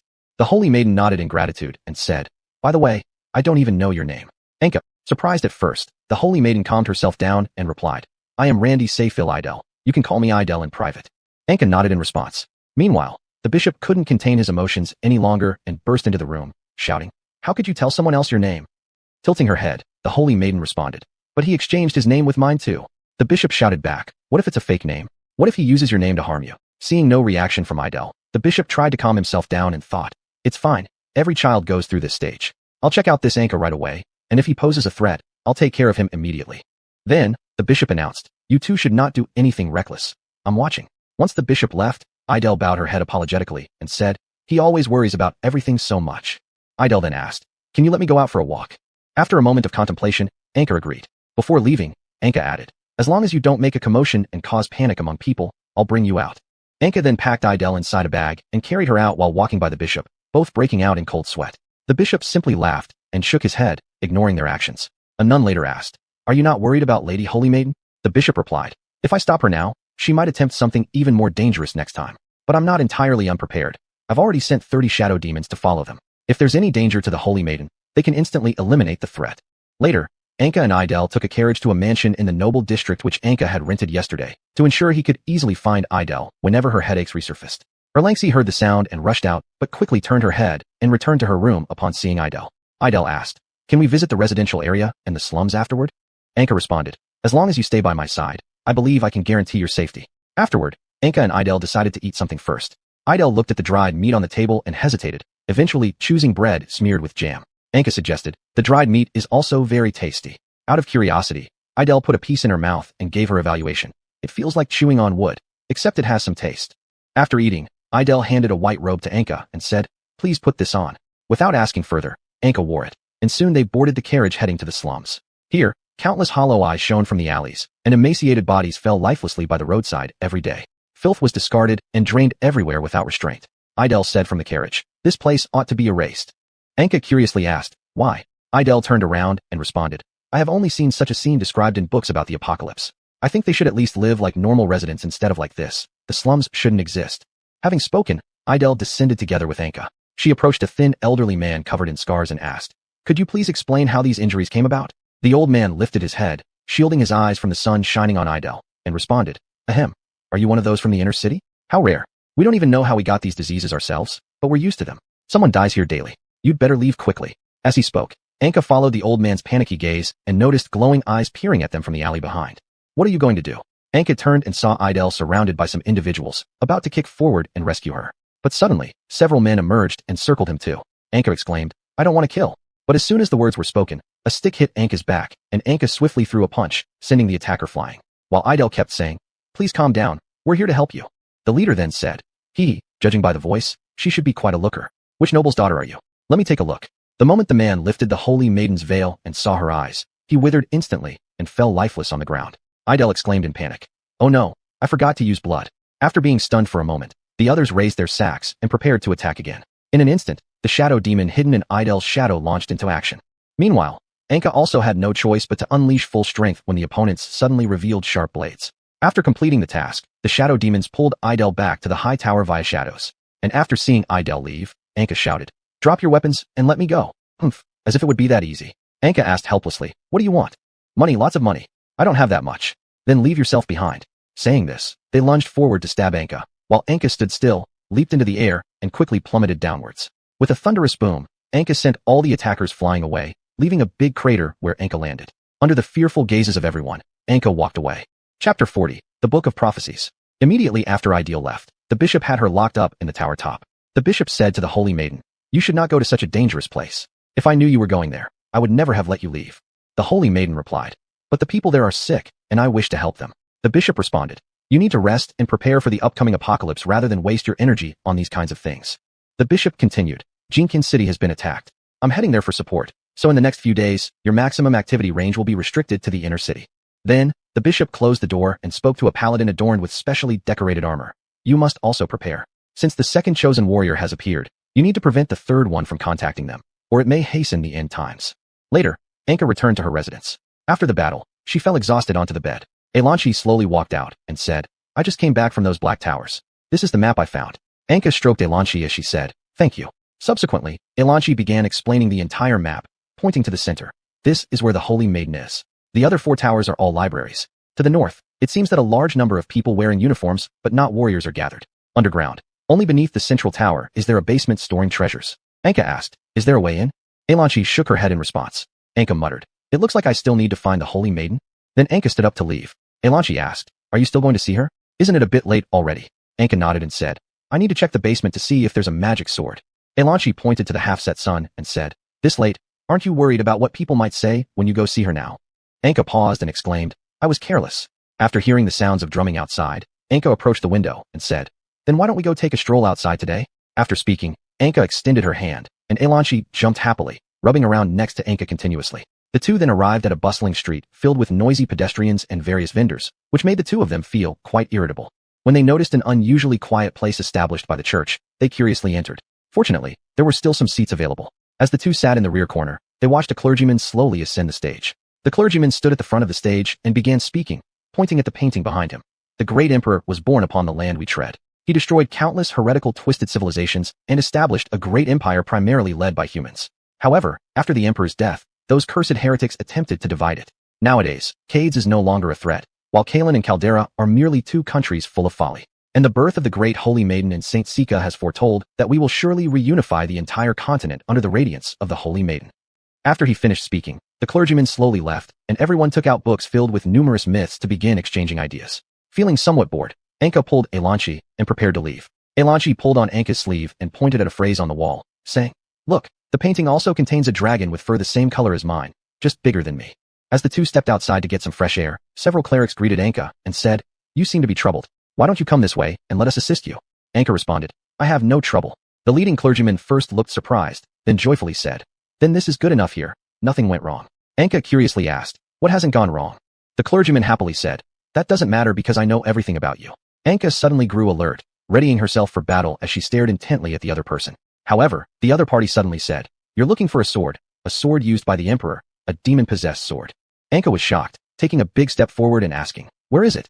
The other party slowly spoke, I don't know the exact location, but I saw in a book that you'll retrieve the demon's sword soon. Anka anxiously asked, exactly where is it? Please tell me the general area. The other party slowly answered, I do not know. Afterward, Anka sighed and said, is that so? Subsequently, Anka asked, if I stay here and go nowhere during this time, will the demon sword still return? Well, it probably will. What happens after I get the demon sword? Sorry, I can't say too much. After saying this, Anka pulled Elanchi and left the place. When the two returned home to rest, Elanchi asked, do you believe it? Anka responded, I will continue to search here. In the middle of the night, Anka suddenly got up and left the room as if guided by an invisible force. When Anka came to her senses, she found herself on a small island in the middle of a lake. At that moment, a clergyman sitting behind her suddenly spoke, good evening, chosen warrior. Anka was shocked and turned around, thinking to herself, did he use some kind of spell? The clergyman said, I've come to give this to you, Mr. Anka. Anka asked, how do you know my name? While asking, Anka took the ancient-looking book offered by the clergyman, its fragile feel making Anka think it would crumble at the slightest touch. Anka asked, what is this? The other party smiled and said, you'll know once you take a look. Subsequently, Anka opened the book and discovered that it clearly recorded everything about her, even including where she was born. Anka exclaimed, I am originally from Cades. Then Anka curiously flipped to the back, and one page made her stand frozen with shock as she raised her head and asked, does this mean we've been foretold? The other party replied, these are things that will definitely happen. 10 years ago, we unearthed this book from the all-knowing temple, along with the book of prophecies of the Holy Maiden. But the information predicting the fate of another chosen warrior has been completely erased. Anka asked, fate? Am I the legendary hero? The other party nodded in response. Finding it hard to accept but quickly calming down, Anka said, so, meeting the demon's sword wasn't a coincidence, but rather something inevitable? Seeing Anka's slight unhappiness, the other party stepped forward and said, rest assured, the demon's sword will definitely return. It's written in the book like that. Anka calmly tore the book into pieces and threw it into the lake, saying, my life cannot be predetermined. I won't be a puppet created by someone else. Afterwards, the clergyman still stood silently looking at the angry Anka without a word. The clergyman suddenly said, your destruction of the book of prophecies was also written in the book. Anka asked, do you have a backup? The other party shook his head and said, for unknown reasons, we tried, but every copy would suddenly catch fire each time. Later, as Anka turned to leave and curiously asked, is the Holy Maiden's book of prophecies also with you? The clergyman bowed his head and said, yes, we cannot give it to the Holy Maiden because it says that when the Holy Maiden knows her fate, it is the moment of her demise. After that, Anka suddenly felt regretful when she looked toward the lake and found that the Book of Prophecies had already been completely destroyed. Anka chuckled lightly and looked up, saying, I absolutely will not do what was written in that worn-out book. I am me, absolutely not some marionette deliberately crafted by a god to save the world. I will break the foolish prophecy. The clergyman shook his head and said, no one can defy their destiny. Anka pointed at him and shouted, that's because none of you have tried. He shook his head again and continued, maybe defying fate was foreseen by the gods. Anka found nothing more to say, then turned and walked away. Suddenly, just before Anka reached her residence, heavy rain started pouring down. Anka paused in front of the door for a while after seeing the distant bell tower, then entered with the sound of a chime. Anka said excitedly, looks like I've broken the prophecy. I didn't enter even a minute earlier. However, as Anka looked through the window at the clock tower, she froze. She rubbed her eyes and noticed that the minute hand was pointing to 59, stuck there. Anka sat dazed in the chair until morning when Elanchi woke her up. Elanchi handed breakfast to Anka and asked, how did you end up sleeping here? Anka shook her head and replied, maybe sleepwalking. Elanchi said, then I need to keep an eye on you so you don't walk into the water. Anka chuckled and looked at the food on the table and froze again. The food was exactly the same as what was described in the prophecy, without the slightest difference. Anka asked, did you prepare this? As Elanchi ate, she said, some clerics in white robes just delivered it. Anka raised her head and chuckled slightly, saying, that's all. Then Elanchi suddenly asked, excuse me, will I live with you forever eventually? Anka immediately looked up at Elanchi. Elanchi said, that cleric mentioned you now own a book of prophecies, so I want to know if I'll continue to live with you forever. Anka extended her less familiar left hand and stroked Elanchi as she said, yes. Then Elanchi happily jumped and said, with the book of prophecies, you should be able to handle everything easily now, right? Anka calmly said, I destroyed it. Elanchi quieted down, silenced for a moment before returning to her seat, and said, that's really unfortunate. Anka shook her head and said, it isn't. Subsequently, Anka suddenly stood up and gently touched Elanchi's head, saying softly, if we know everything, what passion will we have for the future? Moreover, if such a thing falls into someone else's hands, we would also be at a disadvantage. Elanchi shook her head and asked, what if they copied it down? Anka replied, then we can only hope he didn't lie to me. Afterward, just as Anka was about to leave, she turned to Elanchi and said, remember, even if we don't know what the future holds, we will definitely be together till the end. Elanchi happily jumped up and said, yes. Just as Anka stepped out of the door, she looked up and saw a griffin flying straight toward the inner city. Anka muttered to herself, strange, could it go there directly before? Subsequently, Anka took a carriage to the inner city. Chapter 41, Ironhove's Approach. The city of Jujin was unusually quiet at dawn, and outside the city, the heavily armored soldiers led by Khan were coming over like dark clouds. And the bishop who had just arrived after using the teleportation spell multiple times stood at the city gate and asked an officer, how many soldiers are left here? After thinking for a moment, the officer replied, only 30 were left after Master Langa fled, and some of them have taken medicine. Therefore, only about a dozen can wield weapons. The bishop sighed and said, Langa, I still had some hope in you. Then, with a steady step, the bishop went to the city gate and said to Khan, I hope I can speak with the commander on the other side. Perhaps the two countries haven't reached such a point yet. Khan dismounted, stepping 10 steps away from the bishop, and said with a scolding tone, if it weren't because you kept stealing our minerals and even sent assassins to attack us, we wouldn't have been so bored as to come and attack you. The bishop stroked his beard and observed the surroundings before replying, I will inform the church to investigate this thoroughly. I hope Sir could give us some time. Please do not start any war unnecessarily, which would only make the people of both countries more miserable. After finishing his sentence, the bishop bowed deeply, leaving Khan somewhat helpless. Subsequently, Khan stepped forward a few threatening steps, but suddenly heard rustling sounds around him and underfoot. Khan thought in his heart, I've long heard that he is a master of shadow demons and should be cautious. Khan turned back to his troops and said, I will give you half a month. If by then you fail to provide me with the solutions I want, don't blame me for being ruthless. As Khan departed, the bishop also turned around and said to the soldiers, all civilians should be evacuated to the rear now, leaving only the soldiers behind awaiting reinforcements. I'll go back to report to the church afterward. Afterward, the bishop directly used the last of his teleportation spells to arrive at a town near the Ghost Howl Canyon, and then took a griffin to the Tower City at high speed. This time, he even used his authority to ensure he could ride the fastest griffin directly into the inner city. When he returned to the inner city and barely pushed open the door, the bishop sat down on the ground due to exhaustion. But upon seeing Anka, who had just changed her clothes, he quickly stood up and put on a dignified appearance. Anka came forward and asked, you seem a bit tired. The bishop said, that's impossible. I was merely sensing the call of the Earth Mother Goddess. Then the bishop continued, I need to thank you. Anka tilted her head and asked, what for? The bishop said, you gave me hope to cure the curse of the Holy Maiden. Anka touched her head and said, it's just mutual benefit. She also helped relieve my headache. After bidding farewell, Anka was carried upstairs by the nuns as the bishop watched her depart. Then the bishop turned to the nun in charge and said, watch over him carefully. After searching around under the table, the bishop looked up and asked, where's my crystal ball? The chief nun replied, you handed it over to the Holy Maiden last time for repair. Immediately afterward, the bishop ascended the stairs, while the nun in charge followed closely and said, The Holy Maiden is currently treating guests. Maybe you should wait a bit longer. The bishop rejected the suggestion of the nun in charge and rushed into the upper hall, taking the crystal ball in front of Anka and Idel before preparing to leave. Before walking out, the crystal ball in the bishop's hand suddenly reacted. After connecting with the buzzing crystal ball, 6 faces of other archbishops were projected into the air. How did you fail to anticipate Cardala's attack in advance? The bishop rebutted. Even one of you couldn't possibly detect something so far in advance, and I never expected Cardala to launch an attack immediately after a political change. Perhaps they wanted to establish credibility quickly. The bishop nodded in response, saying, "This time, a young man has come. He must be the famous Khan who regained the throne." Upon hearing Khan's name, Anka suddenly exclaimed in surprise. This sound caught the attention of those archbishops. One of them rebuked, "How dare you start a conversation with us in front of others?" The bishop quickly responded, "It was you who suddenly initiated the talk, and I have driven everyone else out. Moreover, these two, one is the Holy Maiden and the other is the legendary chosen hero. There shouldn't be much of a problem if they're around, right?" After an hour of shirking responsibility among the bishops, they finally decided to let the Tower City and other regions' Holy Knight groups deal with the situation this time. Before wrapping up, the bishop said, "I need to prepare." At that moment, one of the bishops asked, "Do we need to report to the Pope?"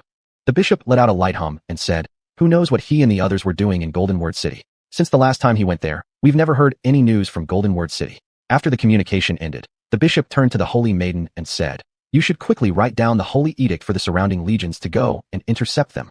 The Holy Maiden nodded and took out paper from the table to start writing. Anka leaned towards the bishop and asked, "Is it really Khan attacking Jujin City?"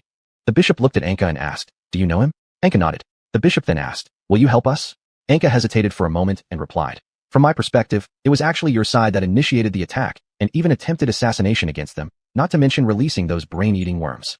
The bishop shook his head and said, "I don't know anything about this. It might be orders given by Golden Word City to assassins.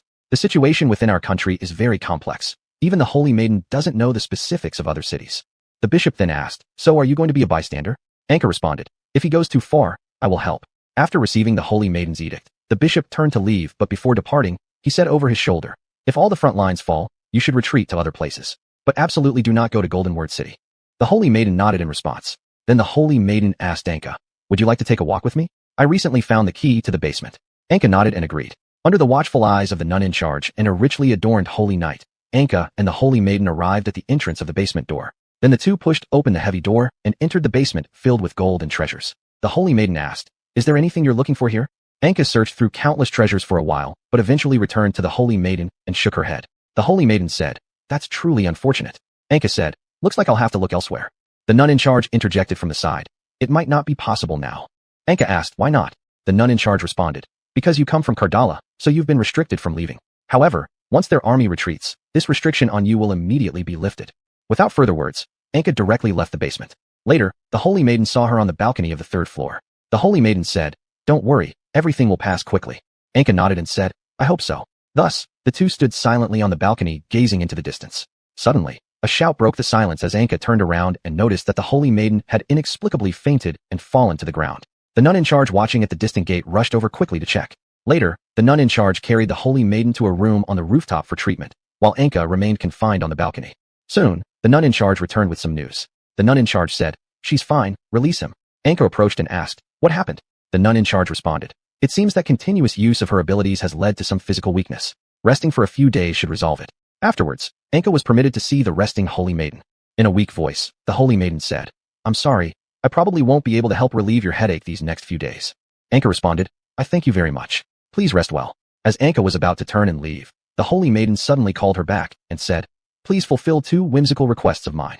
Anka responded, "Please tell me." The Holy Maiden spoke intermittently. "Could you allow your flying dragon to come keep me company? She is adorable, and I've always wanted to touch a real dragon." Then the Holy Maiden softly added, "I apologize for suddenly making such a request." Anka responded, "I will discuss with her and seek her opinion." Then the Holy Maiden said, "There's another matter. I hope you can go to the slums again. The traces I saw on the people last time resemble something I read about in books. I hope you can help me obtain some samples so I can develop a cure for that disease." Upon hearing this, Anka decisively agreed. Before leaving, the Holy Maiden said to the Holy Knight, "Take some people with you to assist him." When Anka returned to the living quarters, she said to Alanshire, "The Holy Maiden hopes you can go accompany her." Alanshire responded, "If it's for you, I am willing." Anka said, "I hope you can try to extract intelligence regarding Holy Sika while you're by her side." With that, Anka placed a hat she bought upon her return on Alanshi's head and said, "This is for you when I came back. You can place your dragon crystal inside the pocket of the hat." Afterward, Anka handed over all the magical equipment she had purchased to Alanshire and said, I heard that the one called Lenga fled from Xiuxian City. I'm giving you these things to protect yourself. If you're in danger, you can use this runestone to summon me to your side." Later, Anka personally escorted Alanshir to the Holy Maiden. After the Holy Maiden slowly reached out her hand and touched Alanchi's body, she said, "Feels so cool and comforting." Anka said, "I leave her in your care." Afterward, Anka quickly returned to her quarters to prepare a full-body chainmail hidden beneath her clothes, 3 throwing knives, and a bottle of healing potion. Anka patted her waist pouch and said, "This should be enough." Subsequently, Anka set off with the Holy Knights waiting at the door toward the slums. As Anka looked out the carriage window, she noticed that the residents of the slums reacted in only 3 ways to the arrival of the Holy Knights. Some scattered and fled, others hid with hostility, and a few knelt around the Holy Knights hoping for blessings from the divine. Chapter 42, The Underground Society, Part 1. Anka stood on the ground of the slum and said to the knights around her, "I hope you can help me find some sick people and take some blood from them." Afterward, Anka wandered alone in the slum and went to check when she saw a frail old man drinking water at a pool. As Anka approached the pool, she immediately covered her nose as colored dirty water kept spraying out of it, but the poor seemed completely unfazed. Anka looked at the dirty water and said, "Is it because of this?" The old man, upon seeing Anka approach, warily grabbed a child and ran aside. The old man asked, "What do you want to do?" Anka tried to stabilize the other person's emotions and said, "Please don't be afraid.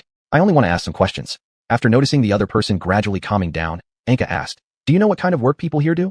The old man hesitated for a while before saying, "We have brothels and..." Suddenly, the old man's expression became tense as he moved closer to Anka and said, "We also have drugs." "Drugs? Yeah, we rely on these things to survive." Saying that, the old man even took out the drug and held it in his palm to show Anka. Anka was shocked to discover that it was exactly the same stuff she had cracked down on in Xiuxian City before. Anka asked, "Why do you eat these things?" The old man said, "These are good things." Saying that, he even handed over a small pinch to Anka. When Anka leaned closer to smell it, she found the scent was gentler than the drugs in Xiuxian City, and there was also a perfume smell she had smelled in the noble district. After wrapping up the drug with thick paper, Anka asked, "Where do you buy it?" The old man said, "Every slum has an underground society, where there is always an organization ruling here. Ours is led by someone nicknamed Bad Eyes. If you want to buy, just wait in the square at night. It's cheap like rice." "Thank you." After speaking, Anka turned to leave, but the old man suddenly pulled her back and said, "Remember to tell them I introduced you. My name is Lyayozi." Anka nodded once and quickly left, returning to the carriage to meet up with the knights. The knight came forward and spoke to Anka. "We've collected 13 blood samples and the surrounding drinking water." Anka looked up and said, "You've worked hard. Now we should go back." The carriage raced quickly down the street, and they returned to the inner city at dusk. Carrying the water source and blood samples, they met with the Holy Maiden. After placing the items on the designated table, Anka rested on one side. The Holy Maiden stood up and said to Anka and the knights, "Thank you." And Alanixi, seeing Anka come over, happily wagged her tail and trotted up to rub against Anka's trouser legs. Anka said to the Holy Maiden, "I think you may not be able to find anything." The Holy Maiden felt curious and asked, "Why?" Anka said, "I investigated their living environment and common jobs. I believe solving their illness might require more than just your efforts." The Holy Maiden raised her head and said, "I want to do my best." Anka, looking through the Holy Maiden's veil as if seeing her determined gaze, then said, "It's late. I'm leaving." Later, after bidding farewell to Alanixi and the Holy Maiden, Anka descended to the first floor and quickly departed in a carriage, but instead of going back to her place, she headed straight for the slum.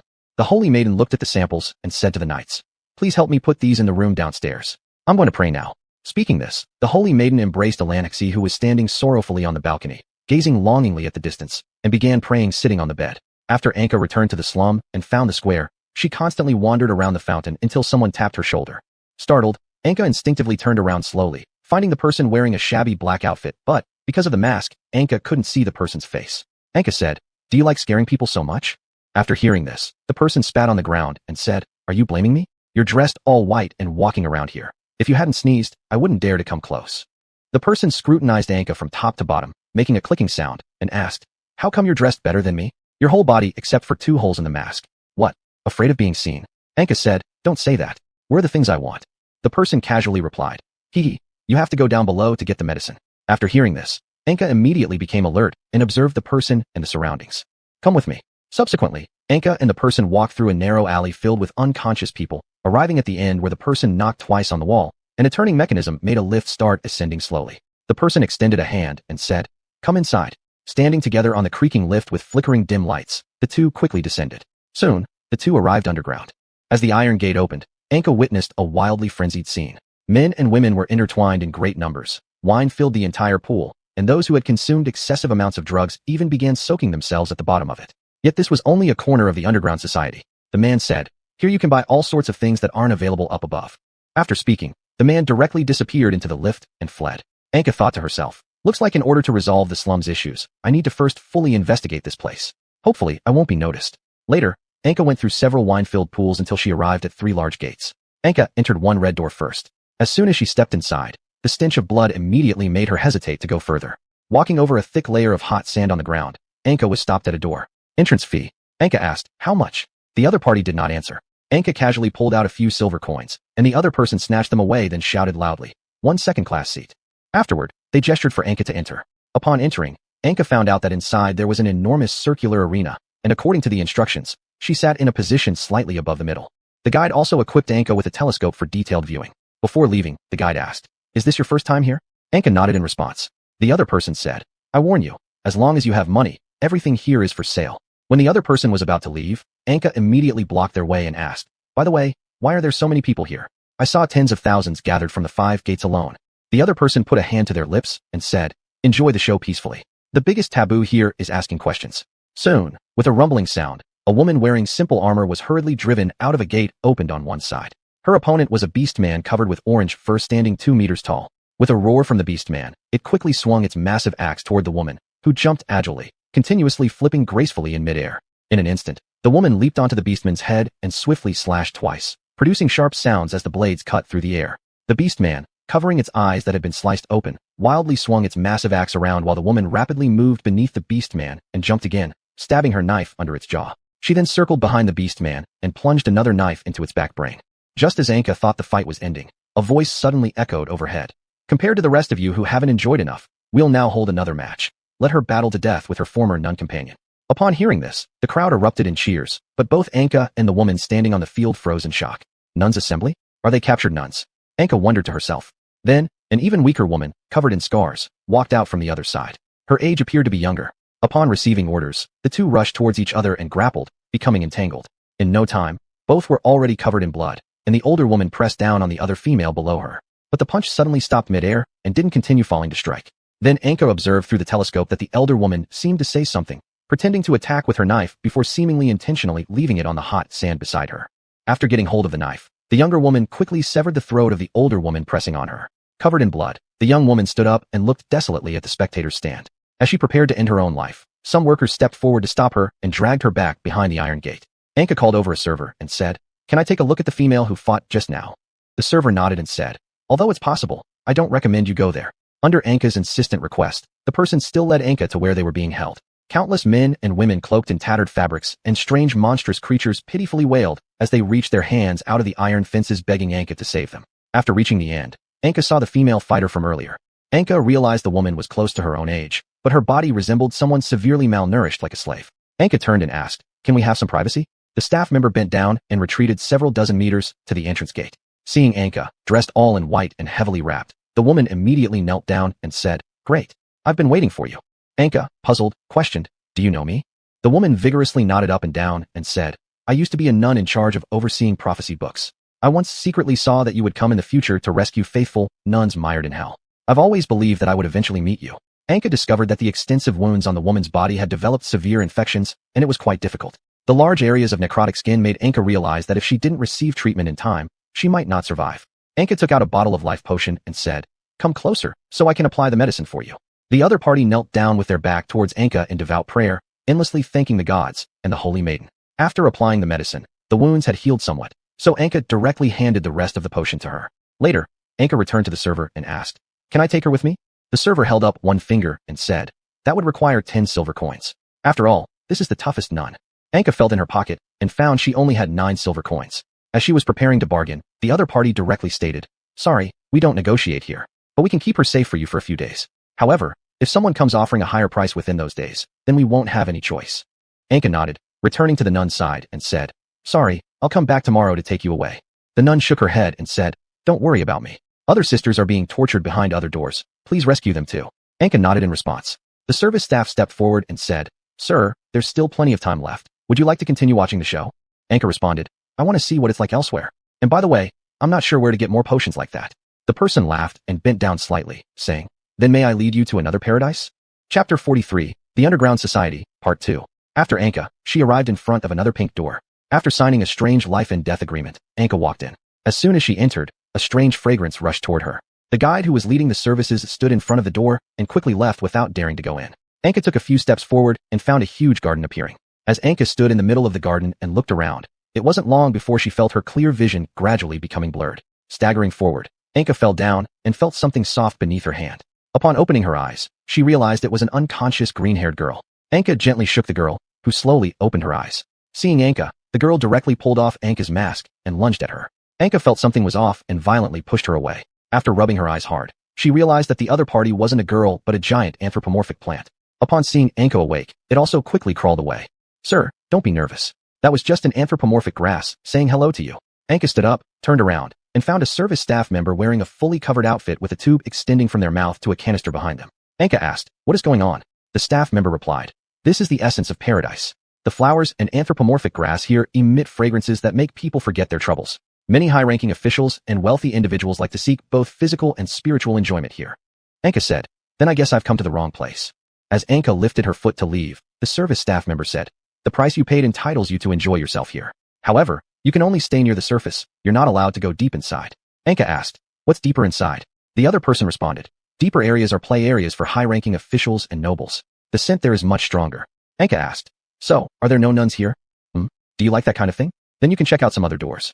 After hearing this, Anka was about to leave when he suddenly stopped her again, saying, "If you haven't stayed for at least an hour, I, as your host, will be punished." Anka said, "Tisk, well, what strange rules." After the receptionist left, they told her, "If you need anything, please shake that bell over there." After the receptionist left, Anka went to confirm by the gate and discovered that these gates made of rare and unusual rocks were very difficult to open without triggering a mechanism. Although Anka tried to force the gate open, after struggling for more than 10 minutes, all she managed to do was crack the walls surrounding her. Afterward, Anka found a protruding boulder and sat on it, thinking to herself, "It should be fine to hold out here for a while. I'm so sleepy." Just as Anka couldn't help but fall asleep, some ill-intentioned anthropomorphic grass began quietly crawling onto her. When the dissolving liquid started dripping around Anka, the same anthropomorphic grass that had initially approached her came back, driving all the others away. It then sneaked into Anka's bag just as she was about to wake up. When Anka woke up, she stretched her body and felt somewhat tired. Noticing the time had passed, she quickly left. Anka glanced at an orange door which sparked her curiosity, so she stepped in. As soon as she entered, Anka felt the surrounding environment was damp and stiflingly hot. After passing through a sticky channel resembling an esophagus, Anka arrived in a large hall. In the center of the hall was a four-tiered circular table. All the guests, each wearing various masks, sat at the table. Anka hid nearby and carefully observed them. Anka noticed that all these guests held exceptionally prominent identities. One female guest's handkerchief caught Anka's eye. It bore a mark that she recognized as belonging to the Defense Bureau, a symbol she had seen on a wanted poster. Other familiar emblems represented the Transportation Bureau, the Chamber of Commerce, the Adventurers Guild, and the Church. There were even several unknown symbols, more than a dozen in total. Anka frowned slightly, thinking, "I should have brought more recording runes. But even if I wrote everything down, who would I report to? The Holy Maiden." Subsequently, Anka shook her head and reminded herself to focus. Suddenly, a voice emerged among them, capturing Anka's attention. A plump man stood up and shouted, "First of all, let us congratulate Miss Delancey on her promotion to Vice President." Anka grabbed a bit of dark red fuel from the wall and wrote what she considered important information on the inside of her white clothes. As everyone celebrated, a man adjusted his pants and emerged from the corner, saying, "The newly captured nun isn't bad. By the way, didn't the Holy Maiden seem to visit the slums last time? Could she have discovered something? Who knows? Now that the Archbishop is gone, whether she dares to come back or not remains uncertain. Speaking of which, what if the Holy Maiden suddenly targets us? What are we afraid of? She's nothing more than a puppet of the church. And anyway, there are so many of us here that if it really comes to handling something, would they dare to kill all of us?" Following this, with the sound of wheels rolling across the floor, came their shouts, "Delicious food has arrived." Anka looked over and saw a naked young girl and boy placed on the table, as those people began cutting their flesh with knives and forks, either dipping it in sugar before swallowing or roasting it on a brazier while listening to their anguished screams. Anka wanted to step forward to stop them but suddenly heard them say, "By the way, I've heard Cardella has started attacking. Doesn't matter, anyway, I've already transferred all my money out. If anything happens, I'll just run away." As soon as the words were spoken, everyone raised their wine glasses and said, "Then we shall see each other again in paradise, haha." Afterward, Anka noticed more people coming in, and to avoid being discovered, she had no choice but to leave early and disappear into the crowd. Anka could not bear the ear-piercing screams of agony and lowered her head. After returning to the surface, Anka finally whispered, "Tomorrow, I will come to save you." Subsequently, Anka found the gate leading from the slums to the city was closed. After wandering around for some time and noticing some people intermittently emerging from the underground passage, Anka tried climbing the wall to cross over. Anka's hands moved quickly, and in no time, she reached the top of the wall. Unfortunately, a large stretch of unsightly holes remained on the wall, surely causing trouble for the laborers who'd be tasked with its repair. Later, Anka avoided the patrolling guards. By the time they began investigating the irregular marks on the wall, Anka had already returned to her residence within the inner city. Let me rest for a moment. I'm so sleepy. Lying down on the bed, Anka fell asleep very quickly. Meanwhile, the anthropomorphic grass in her bag quietly slipped out through the window. As the sun rose, Anka woke up abruptly due to an intense headache. Clutching her head, she muttered, "Why is it so painful today? I need to go find the Holy Maiden quickly." While walking to the door, the sudden severe pain caused Anka to faint directly. At noon, Anka was woken up by a lavishly dressed, fully covered knight. The knight spoke first. "Was it hot last night?" Anka held her head and asked, "Who are you?" The knight bowed slightly and said, "I am the Saint Knight's lamp, personally appointed by the Holy Maiden. You can call me Captain or simply Knight." The knight then helped Anka onto the carriage and said, "Since you didn't visit the Holy Maiden to treat your headache today, she became worried and sent me over. It seems, however, that you might have just been too tired after last night's fun." Suspiciously, Anka asked, "What do you mean?" The knight replied slowly, "There's nothing embarrassing about it. A lot of wealthy people like mingling with those in the depths of hell." Anka immediately tensed up, fearing a misunderstanding. She said, "Do you know what I did yesterday?" Before she could finish, the knight interrupted her. "Of course, I know where you went last night, certainly to a brothel. The scent on your body matches exactly what I smelled at their doorstep during patrol." Avoiding any implication that she was linked to the underground society, Anka kept silent and tilted her head back, closing her eyes to try to get some rest. Soon after resting only for an hour, Anka was led upstairs by several nuns, almost falling due to deep sleep during the journey. Upon meeting the Holy Maiden, Elangsi jumped off the bed and licked Anka's face with her cool tongue, waking Anka up instantly. The Holy Maiden asked first, "Are you okay?" Rubbing her eyes, Anka said, "I have something to show you." As she spoke, Anka handed over the white clothes covered with dense writings, while the Holy Maiden placed her hand on Anka's head and began treating her. Anka asked, "By the way, do I still have enough blood?"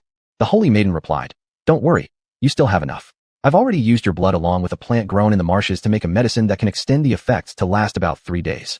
Covering her face with her hand, she giggled and asked, "A friend told me that my smile looks beautiful when playing chess with me. Is that true?" Anka gently nodded in response. When the Holy Maiden unfolded the white garment, she froze due to Anka's crooked and messy handwriting. Elangsi quickly lay down on the Holy Maiden's lap, helping her translate. After the Holy Maiden released her hand, she said, "It's strange, your curse seems to have deepened. Can you give me a piece of your body tissue so I can study it?" "Of course." Later, the Holy Maiden asked, "You mean there's a huge underground society in the slums? And that place contains many defiling vile things, which is the reason why the slums cannot be eradicated?"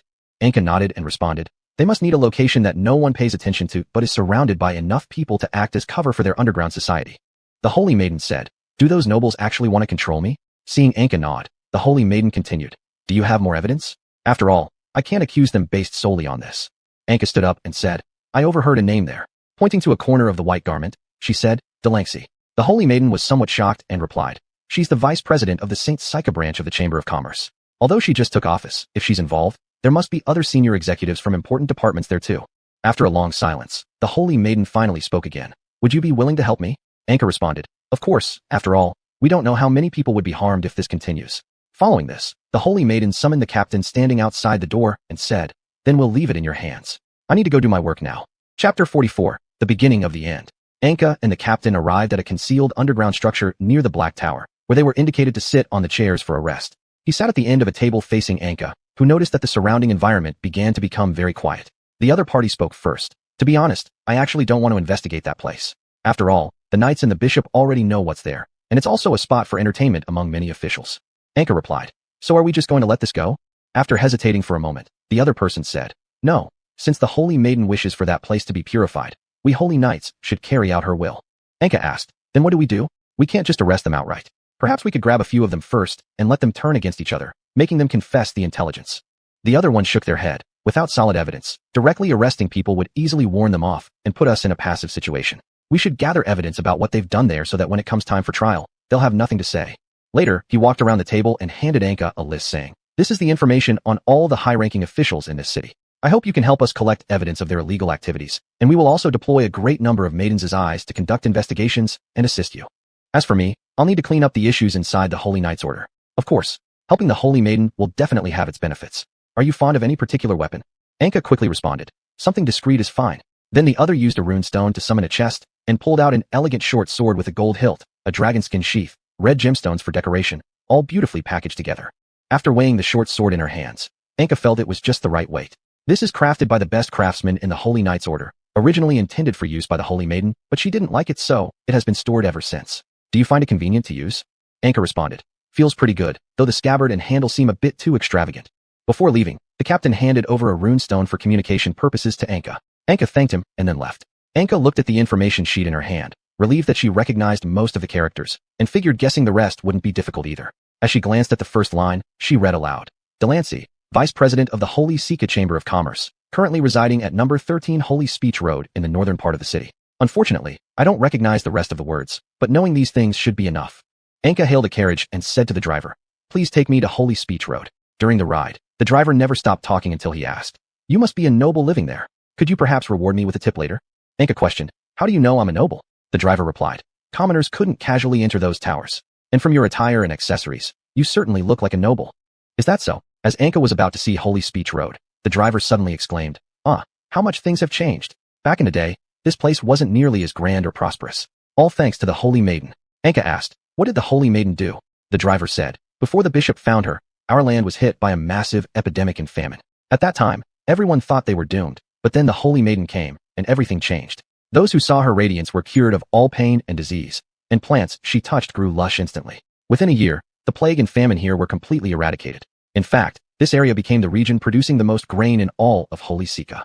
We've arrived." Anka jumped down, paid the normal fare, and gave 10 copper coins as a tip. The driver waved his hand repeatedly. "That's too much, noble sir.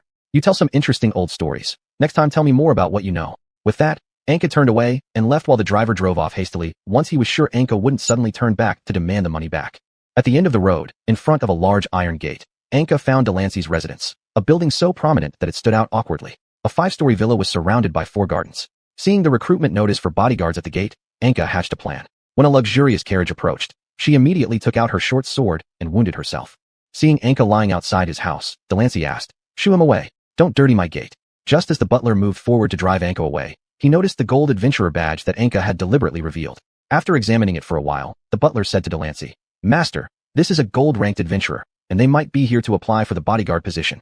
"Then how did they get injured?" "Probably there's some hidden reason. Why don't we bring them inside and ask once they wake up?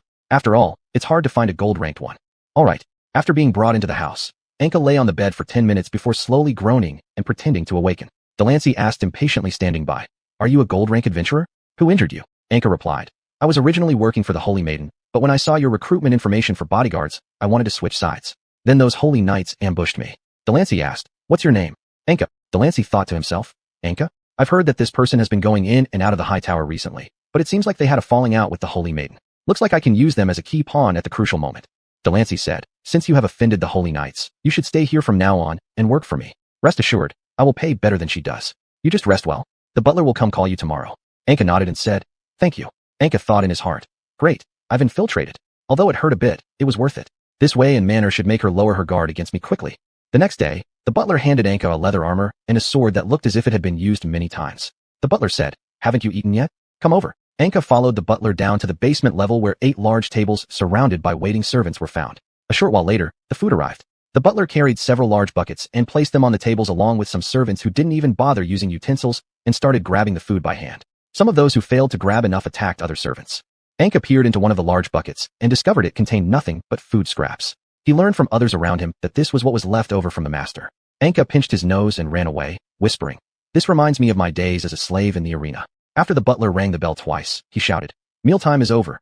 Go back to work." Later, the butler found Anka and said, "Let's go." Anka and the butler waited outside Delancey's room at the rooftop. The butler said, "The master is putting on makeup. She'll be ready soon." After waiting an hour, Delancey finally walked out slowly, and as soon as the door opened, her heavy perfume made Anka take a few steps back. Delancey leaned close to Anka and asked, "Do I look beautiful?" Anka held his breath and nodded vigorously. Delancey asked again, "Then how do I compare to the Holy Maiden?" Anka responded, I haven't seen the Holy Maiden's face." Delancey said, "That's right. She always wears a veil. She must be hideous." Ha ha. Subsequently, both of them rode in a carriage towards an orphanage on another street. Fortunately, Anka only needed to sit outside and drive the carriage, thinking, "Lucky me. If I sat together with her in such a heavy smell, I would probably faint." When the two arrived at the orphanage, Delancey completely changed her demeanor, smiling and hugging the children. "Big sister Delancey, I've been learning paper cutting." A girl handed her paper cutting piece to Delancey, who accepted it with a smile, stroking the child's head while praising endlessly. Afterwards, Delancey clapped her hands, and all the children obediently gathered around her. Next, the butler took a large box off another carriage. Upon opening it, they found it was filled with precious sweets and drinks. The children, after receiving these treats, first prayed and thanked Delancey before eating. Anka wondered, "Strange, Why does she favor these orphans so much? Those foods smell delicious. At this point, an old woman came out of the house, bowed deeply to Delancey and said, I truly thank you for your help. I'm already so old. Without you, I really wouldn't know what to do with these children. Delancey moved forward and helped the elderly woman up, saying, It's no trouble at all. Just seeing these children makes me very happy. While the two women chatted, Anka secretly stepped aside, taking out the runestone for communication and talking with the captain. Delancey is at the orphanage on North Street of Holy Speech Road. Have some people come disguised as adoptive families and take away some children to try and find out more from them. Oh, and Delancey is giving these kids strange food. Please investigate it too. Upon seeing Delancey coming out of the building, Anka hurried back near the carriage to wait. After the butler whispered something in Delancey's ear, Delancey said, Tisk, troublesome. After Delancey bid farewell to the children, they departed in a carriage but did not head directly back to the mansion. Instead, they went to another large residence at the end of Redemption Road to the south. Delancey said, Only that Anka and I need to go upstairs. Anka, noticing that Delancey's expression had returned to the coldness from before, began to suspect he had been discovered. Suppressing the impulse to rush forward and deal with her immediately, Anka followed her up to the top floor. After Delancey entered a room, she left Anka waiting at the door. Anka noticed that there were some other bodyguards standing around, as well as many soldiers guarding the stairways and doors. Anka leaned casually against the wall, arms crossed, trying secretly to use the runestone tucked in his chest pocket. However, Anka soon realized that the runestone was not working. When Anka opened his eyes, he found that the bodyguards seemed to have noticed his repeated touching of his chest, drawing their attention. Anka started to feel nervous as a result. Chapter 45, The Meeting. A bodyguard in front of Anka looked at her and asked, Is something wrong? Anka calmly replied, Nothing. Is this your first time guarding this kind of person? Anka nodded in response. It's quite rare to see someone so young doing this. Anka, holding her head down, said, I need money badly. There's nothing I can do. At this moment, a tall man approached and put his arm around Anka, asking, How much does your employer pay you? 1 silver coin per month, Anka said. That is too little. My employer gives me 1 gold coin every month. You must learn how to bargain. After all, you should have a general idea of your own worth. Anka nodded, pretending to be a naive youngster, listening intently. Anka asked, By the way, what are we talking about here? Why do we need such strong defense forces? The other bodyguards shrugged, indicating they did not know. Anka moved closer to the door, concentrating hard, and barely managed to overhear some conversation. I've heard that recently more paladins have been sent out. So, can the plan be moved up? We still need to be careful. We haven't been able to contact Langa recently. Oof, what can we expect from that deceitful woman? We still need to consider the interests of the assassin family. Then at 10 o'clock tonight at the largest church in the inner city, I will invite the Holy Maiden for a sermon, then we'll replace the bishop and take control over her. Can you manage it? Definitely. If I can just see her, then I will have a way. After their conversation ended, they left in a reversed order from when they arrived, with Delancey stepping out first. Anka followed her back home by carriage. Anka was ordered to patrol the garden, while Delancey retreated into an attic that did not see sunlight. When she saw Delancey had gone far, Anka took out a communication rune stone and informed the captain of their plan. 10 o'clock tonight at the largest church in the inner city. Good. I will go with the Holy Maiden. Can't we just let the Holy Maiden not show up? The Holy Maiden won't refuse to give sermons. Besides, we're waiting for them to act, and when they do, the paladins outside can go straight in and execute them. By the way, those bodyguards, I hope you can send people to investigate them. In case there are some powerful ones among them, we should prepare beforehand. You're really cautious. After the conversation ended, Anka noticed some sounds and movements from the surrounding bushes. Sweat broke out on Anka's forehead as she quietly stepped forward and thrust her sword inside. With a rustle, 2 half-naked men and women jumped out from the grass. Anka covered her eyes and asked, What are you doing here? Facing Anka's inquiries, the man kneeled down first and said, I'm a gardener. I was cleaning the grass. Anka lowered her eyes and said, Do you clean like this? The woman also knelt down pleadingly. Please don't tell our master about this matter. Anything you want me to do, I'll do. After thinking for a moment, Anka said, All right, go check what the master is doing in the attic and inform me before dinner, otherwise you're both done for. The woman hesitantly asked, What exactly should I be checking about the master? Anka stuck her sword in front of them and said, To flatter her, I need to see what she likes, right? After finishing, Anka waved her hand and said, Go quickly. Later, Anka continued to wander in the garden, while the woman bid farewell to the man and tidied her clothes before returning to the house. The woman, encountering another female maid carrying tea, asked, Is this for the master? The other nodded in response. Let me take it. You go rest. The other thanked her and handed over the tea, then left. She brought the tea up to the attic, lightly knocked on the door, and timidly walked in after hearing permission from inside. She slowly looked up and found Delancey lying in a bathtub looking at her. Place it there. By the way, why is it you today? The maid thought for a moment and responded. She saw me earlier and handed this over to me, telling me to bring it up, then ran off herself. Delancey tooted loudly, scaring the maid almost to fall. You may leave. My lady, there is something I want to say. What is it? Your newly hired bodyguard seems to be discussing with someone in the garden about what you and those adults were talking about. Delancey replied after hearing this. So we've been spotted, huh? Afterward, the butler brought a bag of copper coins to the maid, who received it and kneeled down to thank him before leaving. The butler approached and asked, My lady, what shall we do? Delancey said. Same old method, prepare everything. As evening fell, Anka sat on a long bench anxiously waiting. Not long after, the woman appeared. Anka asked, what's in her room? Nothing but some furniture. Is there any special smell? No, I didn't notice anything. As Anka was thinking, the woman trembled and asked, can I leave now? Anka nodded to allow her to go. After the dinner bell rang, Anka met the butler at the mansion's gate. The master invites you for a shared dinner. Why? The master wants to discuss your pay for the job. Anka thought, it must be that woman who tattled. Looks like I need to be cautious. Subsequently, Anka followed the butler to the top floor where Delancey resided. Delancey sat on a chair by the floor-to-ceiling window looking at Anka. Anka sat opposite at the long table with permission. Are you dissatisfied with your current pay? I haven't said so. What about 1 gold coin? That sounds good. While they conversed, the butler wheeled in a cart full of delicacies. After selecting a few items, Anka kept eye contact with Delancey. After Delancey consumed a piece of meat, she pushed it away and switched to another. Then noticing Anka's gaze, asked, staring at a beauty like me will make you lose your eyes if snakes grow out of her head. Anka observed that there seemed to be no problem after Delancey ate, so she cautiously took the leftover meat patty and started eating. No sooner had Anka swallowed a piece than she fell over onto the table and passed out. Stretching lazily, Delancey said, how much did you put? I feel sleepy just eating these drug-free dishes. Move her up to the attic, and I'm going to rest. Afterward, the butler struggled to carry Anka upstairs and chained her to the wall with manacles. Upon Delancey returning to her room, there were already 3 children from an orphanage waiting for her. The children rushed to her upon seeing her. Delancey said, children, would you like to play a game? The children responded unanimously, yes. All right, close your eyes and stretch out your hands. The children all followed orders and extended their hands. When Delancey pulled out a long knife, she swiftly cut off the children's hands. Before the children could scream, Delancey skillfully stabbed them through their faces with the blade, cutting out their tongues accurately. The severed tongues choked their throats as Delancey collected a cup of their blood and dropped a lump of sugar into it, laughing while sitting on a chair and watching the children struggling. The children looked at Delancey in despair, as if asking her why. Yet Delancey still laughed as she drank their blood, seemingly more eager due to their expressions. Later, Delancey changed into a red long dress adorned with golden accents, twirled before the mirror, then went to the attic. How are you enjoying the company of your predecessors? As Delancey entered the attic room, the scene shocked her. Anka had inexplicably broken free of the chains and was holding the paralyzed butler. Anka glanced at the 5 bodies nailed on the wall and questioned, these are the undercover agents you found and killed, right? You look human, but inside you're disgusting. Taking advantage of Anka's assessment, Delancey retrieved a crossbow from behind the door and aimed at Anka. With a whoosh, the bolt struck Anka's heart area, causing Delancey to burst into laughter. Oh dear, almost. Hearing Anka speak, Delancey quickly loaded another bolt and targeted Anka again. Slowly rising, Anka tore open her clothes. To Delancey's astonishment, Anka wore a mail shirt underneath, which only allowed the arrow to destroy part of it. Just as Delancey was about to shoot again, Anka drew throwing knives and hit both of Delancey's hands, making her drop the crossbow.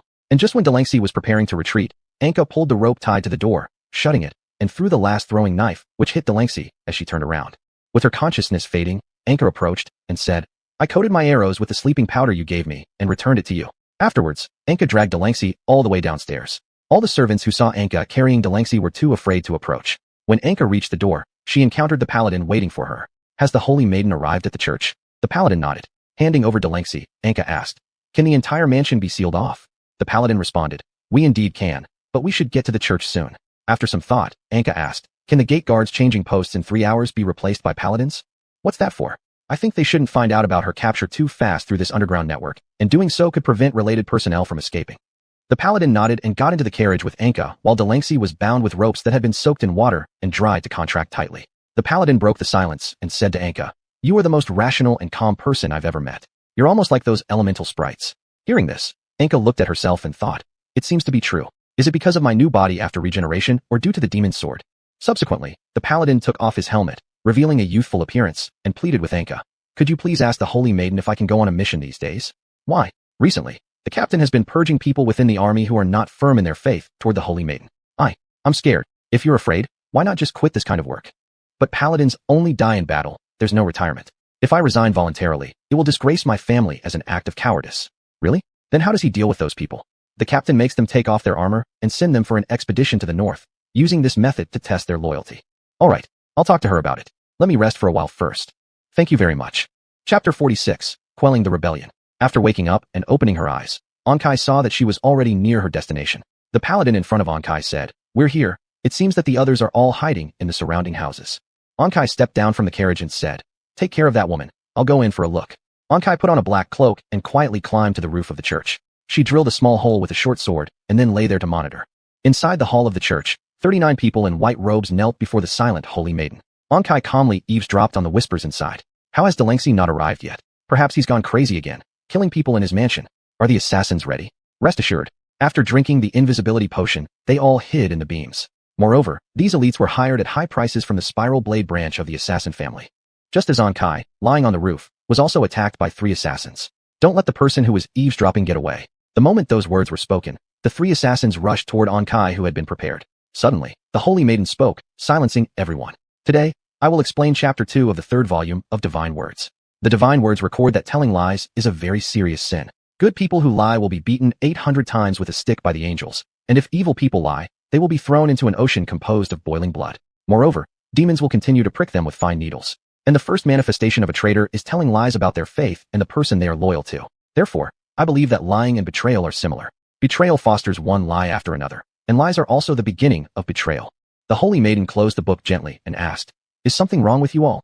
One person stood up first and said, "I feel unwell." The Holy Maiden replied, "Then go back and rest." Just as that person hurriedly ran out, the assassin who received instructions from the mastermind of this rebellion solved him with a poisoned arrow at the door. What? Surprised, the Holy Maiden looked towards the assassin at the door and couldn't help but cry out, "Everyone, hide quickly." The Holy Maiden shouted to the crowd below. Seeing no reaction, everyone even stood up and looked up at the Holy Maiden. She sighed lightly. Is it really like this? In an instant, all the assassins leaped off the beams and rushed towards the Holy Maiden, and the captain of the paladin team, standing beside her, had already drawn his sword to block the way for the Holy Maiden. But soon enough, the captain fell, a poisonous arrow rushing straight at the Holy Maiden. Dang dang 2 sounds. The poison wine was blocked by the golden light that suddenly appeared around the Holy Maiden, falling to the ground. In an instant, everyone was stunned and stood still. As Ankai lured them to the garden behind the church, she easily broke their necks and threw them into the bushes. Ankai circled to the stained glass behind the church and noticed that a standoff situation had already emerged inside. Ankai kicked through the glass with a loud shout, appearing before everyone and running quickly to the entrance. In an instant, all the assassins Ankai passed by turned into a pile of flesh on the ground, and the shocked assassin at the entrance, who hadn't reacted, was knocked unconscious by Ankai with a single punch. Ankai stood at the door and said, "You can't run away." Before long, according to orders, all the hidden paladins outside rushed forward and captured all those who wanted to control the Holy Maiden. The Holy Maiden walked up to Ankai and said, "Thank you for your trouble. It's late now. Would you like to return to the tower with me? The paladin team should have some extra rooms." Ankai nodded and said, "That would be troublesome then." Upon returning to the tower, those people were all locked up in tiny dark cells, and the room allocated to Ankai originally belonged to the paladin who had just begged her. Seeing Ankai sharing the same room as him, the paladin breathed a sigh of relief and said, "It's wonderful that it's you. The room is rather simple. Please forgive me." Ankai looked around at the approximately 20 square meter room, with little decoration, 2 beds, a chest, and an armor rack made up everything in the room. Ankai lay on the bed, tossing and turning, unable to sleep. When Ankai's eyes fell on that paladin, she found that he was actually reading under the electric lamp in the middle of the night. And that paladin was reading a book bought at a high price from the brothel, completely ignoring Ankai's gaze as he trembled slightly with excitement and sweat all over his body. Ankai thought to herself, is he reciting books such as the divine words proclaimed by the Holy Maiden? He's so diligent. I'd better not make any noise and disturb him. The next day, the paladin, looking fatigued, went with Ankai to the tower and met the Holy Maiden. The moment Ankai saw the Holy Maiden, she collapsed due to headache. When she woke up again, she was lying on a chair. The Holy Maiden had just finished treatment and sat opposite her. The Holy Maiden nodded and said, "Thank you for helping us solve those people who wanted to attack me." Ankai asked, "Where are they now?" "I've already had the paladins take them to a secret place. And last night we almost simultaneously completely destroyed the underworld there. So those commoners should be able to start their transformation." As Ankai looked up and saw the Holy Maiden speaking without wearing a veil, she instantly felt her body being healed by the Holy Maiden's smile, gradually warming up. Suddenly, a cool sensation appeared on Ankai's hand.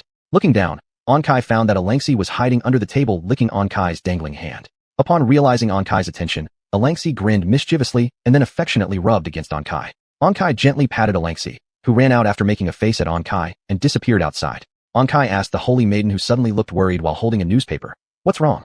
The Holy Maiden said, "It says that an important holy artifact was intercepted by thieves in the Sharon Forest. I don't know how the escorting soldiers are faring." "What kind of holy artifact?" "These artifacts are sent over every year for me to purify and repair. I heard this year's item is a sword once used by the Emperor. I wonder why these thieves would dare." Upon hearing it was a sword, Ankai stood up abruptly and said, "Can I help?" The Holy Maiden paused momentarily but smiled and said, "You must be very tired. This is something I will have the paladins handle." Ankai thought to herself, if it truly involves Karadara, retrieving the sword from her might not be easy.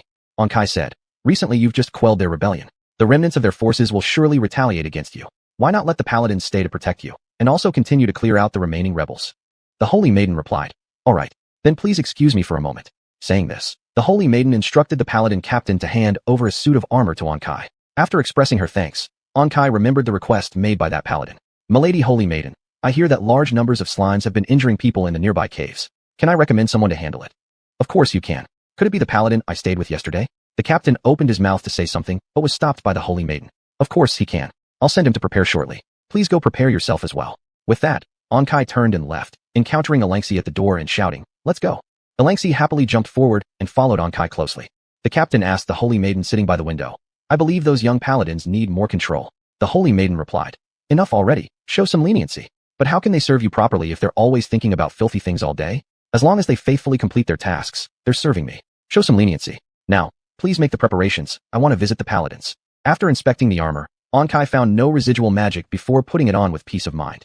Alengsi commented, "So stingy, it's not even enchanted armor. If it were enchanted, I wouldn't need it." "Why? I don't want them finding out I'm carrying the demon blade when I reclaim it. Do you fear they'll hunt you down?" "I simply don't want them to think of me as just a thief coveting sacred objects." "Then won't they still come looking for you and the demon blade if you don't return?" "I'll figure something out." Afterward, the two boarded a carriage and passed through the slums to reach the outskirts. Upon seeing the hard-working laborers inside the slums, Ankai gazed toward the great tower city and said, "I hope these people can truly escape that and live like ordinary residents." Having spoken, the two gradually headed towards the distant Sharon forest. Golden City. After indulging in some plundering, Khan shouted, "Retreat." On the road, one of his close aides asked, "Master, why did we stop so suddenly after filling 10 carriages with jewels?" A scout reported that a contingent of 2,000 paladins is heading this way. "So what? We're not entirely helpless. Why not confront them directly? I've heard that the domestic conservative factions have gathered in several fortresses along the border. We need to conserve our strength to deal with them. Moreover, this time we've earned enough to arm 2 standard heavy infantry units. It's time to stop while ahead." Suddenly, a scout arrived on horseback, panting heavily and saying, "Master, 1,000 paladins riding griffins have already reached Golden City and are coming here." "What?" Suddenly, the sound of galloping hooves came from behind. Khan gritted his teeth, drew his sword, and said, "Temporarily abandon the carriages. Everyone prepare." Just as they were about to defend themselves, the little sprite suddenly appeared. "Hey, could you guys slow down a bit? You're going to keep me awake all night." Seeing the sprite, Khan's eyes lit up as he said, "Run fast. The people from Holy Sika are coming to kill us." "Why?" Khan smiled faintly and replied, "Because we don't want them to catch you." After hearing this, the sprite puffed out its chest and said, "Don't worry, they won't find us easily. I just didn't expect that even after being attacked by them, you would still think about us. We will definitely cover for you. I'm truly very grateful." "No problem. A friend of Ankai is our friend, and you are also good people like Ankai." After finishing speaking, Khan noticed that thick pink smoke was rising around them. The sprite said, "Stay close to me. I'll lead you out." Chapter 47, Sharon Forest. Throne Room of Saint Sika. One of the 6 demons roared, "Damn it, those humans actually escaped to the city of giant towers with a magic sword. What happened? It seems some people found out about a prophecy or something like that. A stupid book hoping someone will suddenly appear to save foolish humans. I can't believe some people actually believe it. Still, we cannot ignore it. Let the assassins find those books for a while. Oh, and I heard Lanja is still alive. Summon her here. Are you sure it's fine not stopping those humans from retrieving the magic sword?" "No problem at all. We've already put a curse on Kakiudal. We'll be able to see their movements anytime. And I've prepared everything. Even if that human summons a god, it won't be strong enough." Sharon Forest. Anka and Alengsi finally reached the vicinity of Sharon Forest by dusk after following the main road. Anka said, "Let's create some temporary shelters nearby." After saying this, both started searching for thick branches and large, thick leaves scattered around. Soon, they had built a rudimentary tent and rested inside. As night fell, cold winds blew through the forest, producing a rustling sound. Anka, standing guard, held a short sword alertly and peered into the depth of the forest. When Anka noticed an intermittent flicker of light ahead, she instantly hid up in a tree and waited. Anka thought, could those be the thieves? But how could they leave this way? Aren't they afraid of being discovered by the patrolling holy knights? As the glow grew closer, suddenly, it was thrown to the ground with a swish. The person cried out in surprise. Anka thought, great, they've stepped into the trap, let me wait a bit longer. Sure enough, the glow soon floated back up and continued heading toward Anka. Anka jumped between the trees, trying to get closer to the source of the glow. Once they entered a small clearing, Anka used the moonlight to finally see them. Some hunter-dressed figures held glowing stick-like objects as though searching for something. Anka noticed they were holding one of Alenxi's scales. Anka thought, a scale? Did she drop it earlier?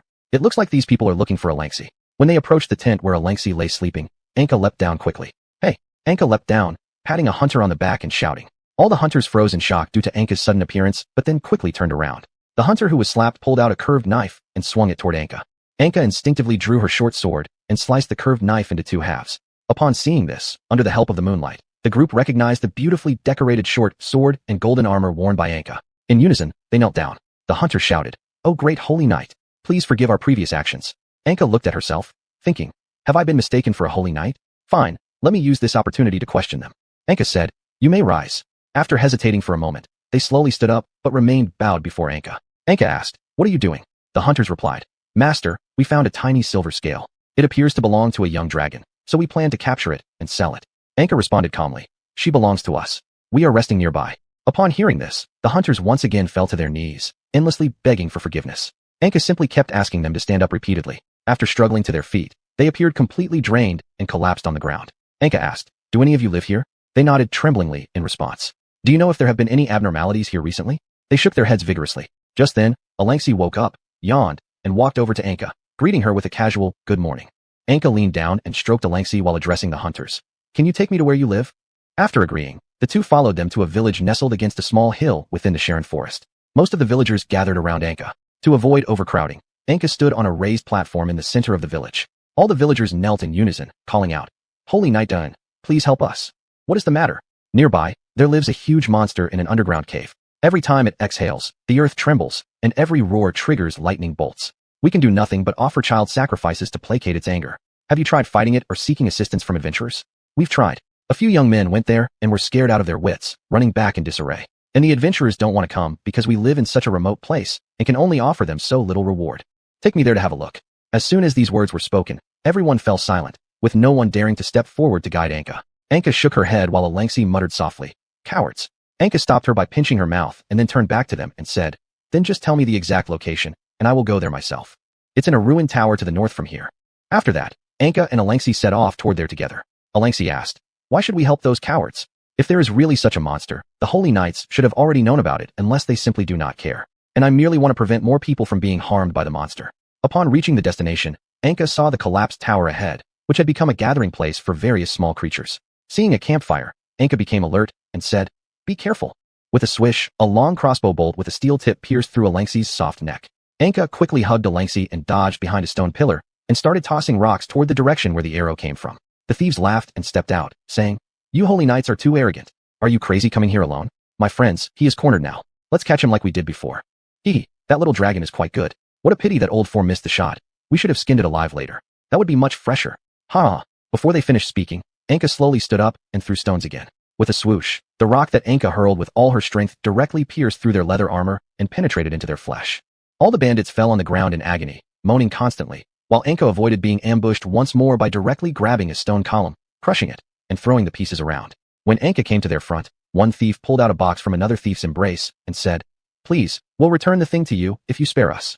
Anka split open the box and discovered inside a delicate single-handed sword that looked exactly like the magic sword. Anka thought, It looks like this is only a replica of the magic sword. One of the bandits crawled to Anka's feet and said, Anything you want, I'll give you. Please don't kill me. I still have a daughter to raise. Saying this, he also handed a photo over to Anka. Anka calmly asked, How many people have you killed? Answer honestly. After being gripped on the head by Anka, the thief replied, None. We haven't killed anyone. Do you dare lie to me? I can probe into other people's memories. That thief immediately bowed his head and begged Anka for forgiveness, then pointed at the other bandits and said, Some strong young ones had their arms and legs chopped off by them and sold to slave owners.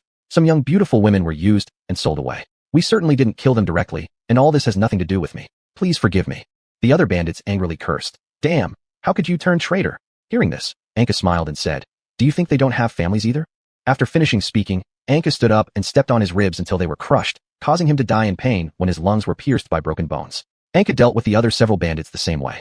Anka then held up Alangsi and said, Hang on, you won't die. Spitting blood, Alangsi said, Master, it was truly an honor meeting you. Shut up. I've seen the future, and you won't die.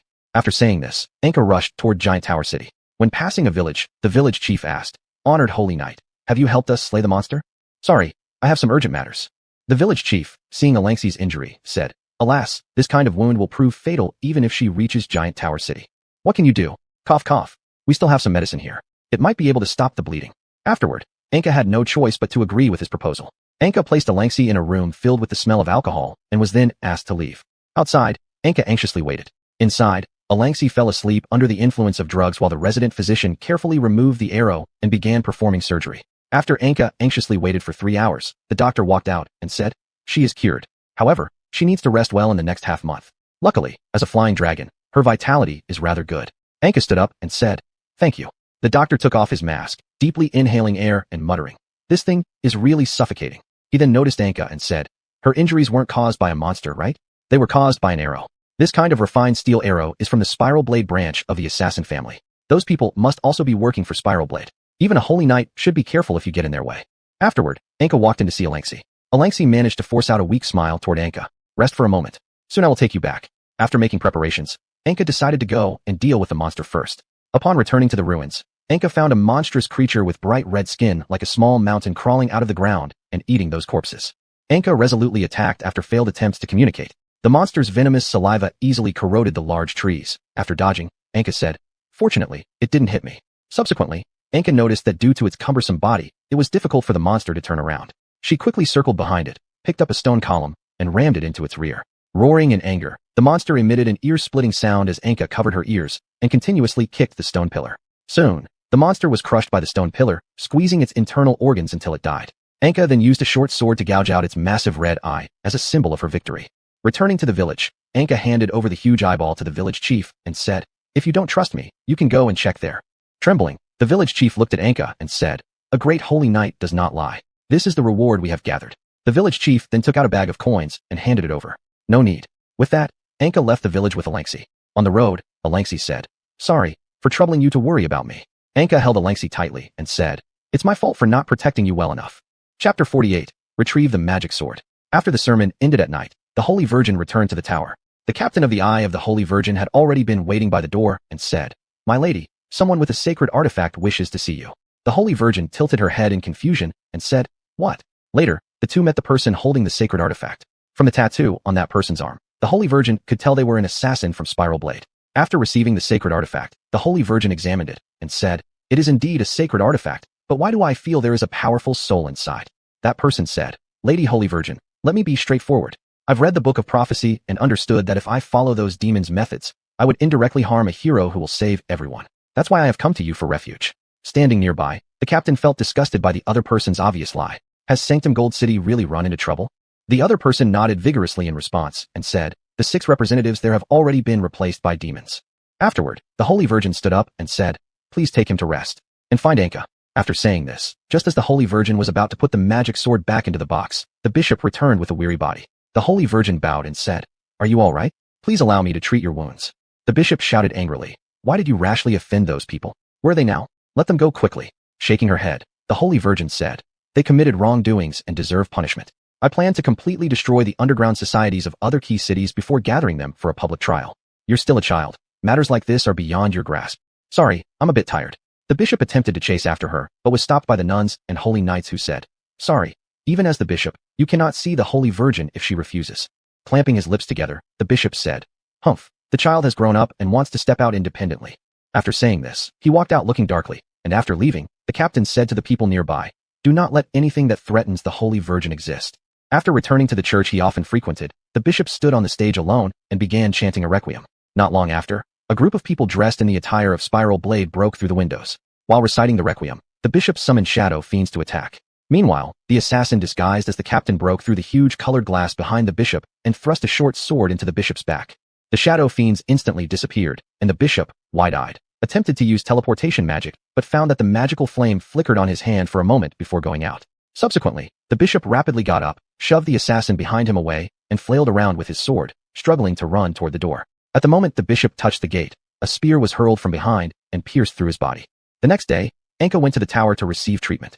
Holy Virgin, you seem somewhat melancholy today. Is it because you faced resistance while dealing with the remaining slums? The Holy Virgin shook her head and said, I have already reformed those places through the local holy knights. I am worried about father. Your father? The bishop. I had some disagreements with him yesterday. He told me to release those bad people, but I didn't agree, and he turned and left. When I woke up today, I felt tightness in my chest, and I am somewhat worried. Oh, by the way, here's something for you. Anka then took out the sacred artifact he had found and handed it over. After taking it, the Holy Virgin examined it and said, these two look alike. 2. Last night, an assassin from Sanctum Gold City brought a sacred artifact identical to this one, but it harbors a powerful soul. May I ask if I can take a look? The Holy Virgin nodded, put the sacred artifact away, and then took out a large box, from which she produced a sword identical to the sacred artifact.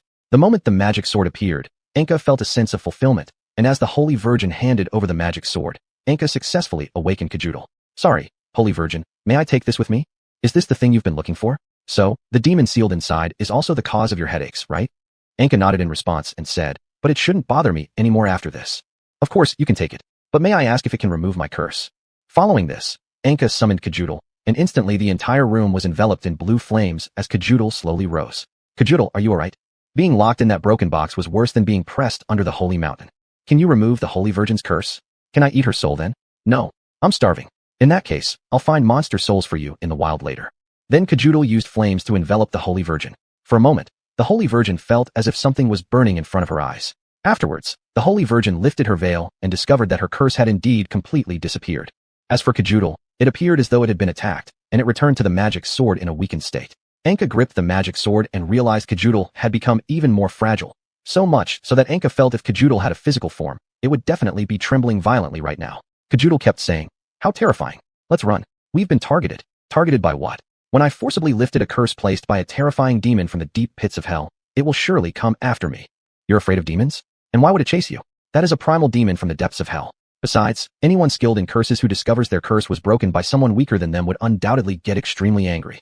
After hearing this, the Holy Virgin felt apologetic and said, "I'm really sorry for putting you in such a situation. Perhaps you should return the curse back to me. Then that demon won't pursue you."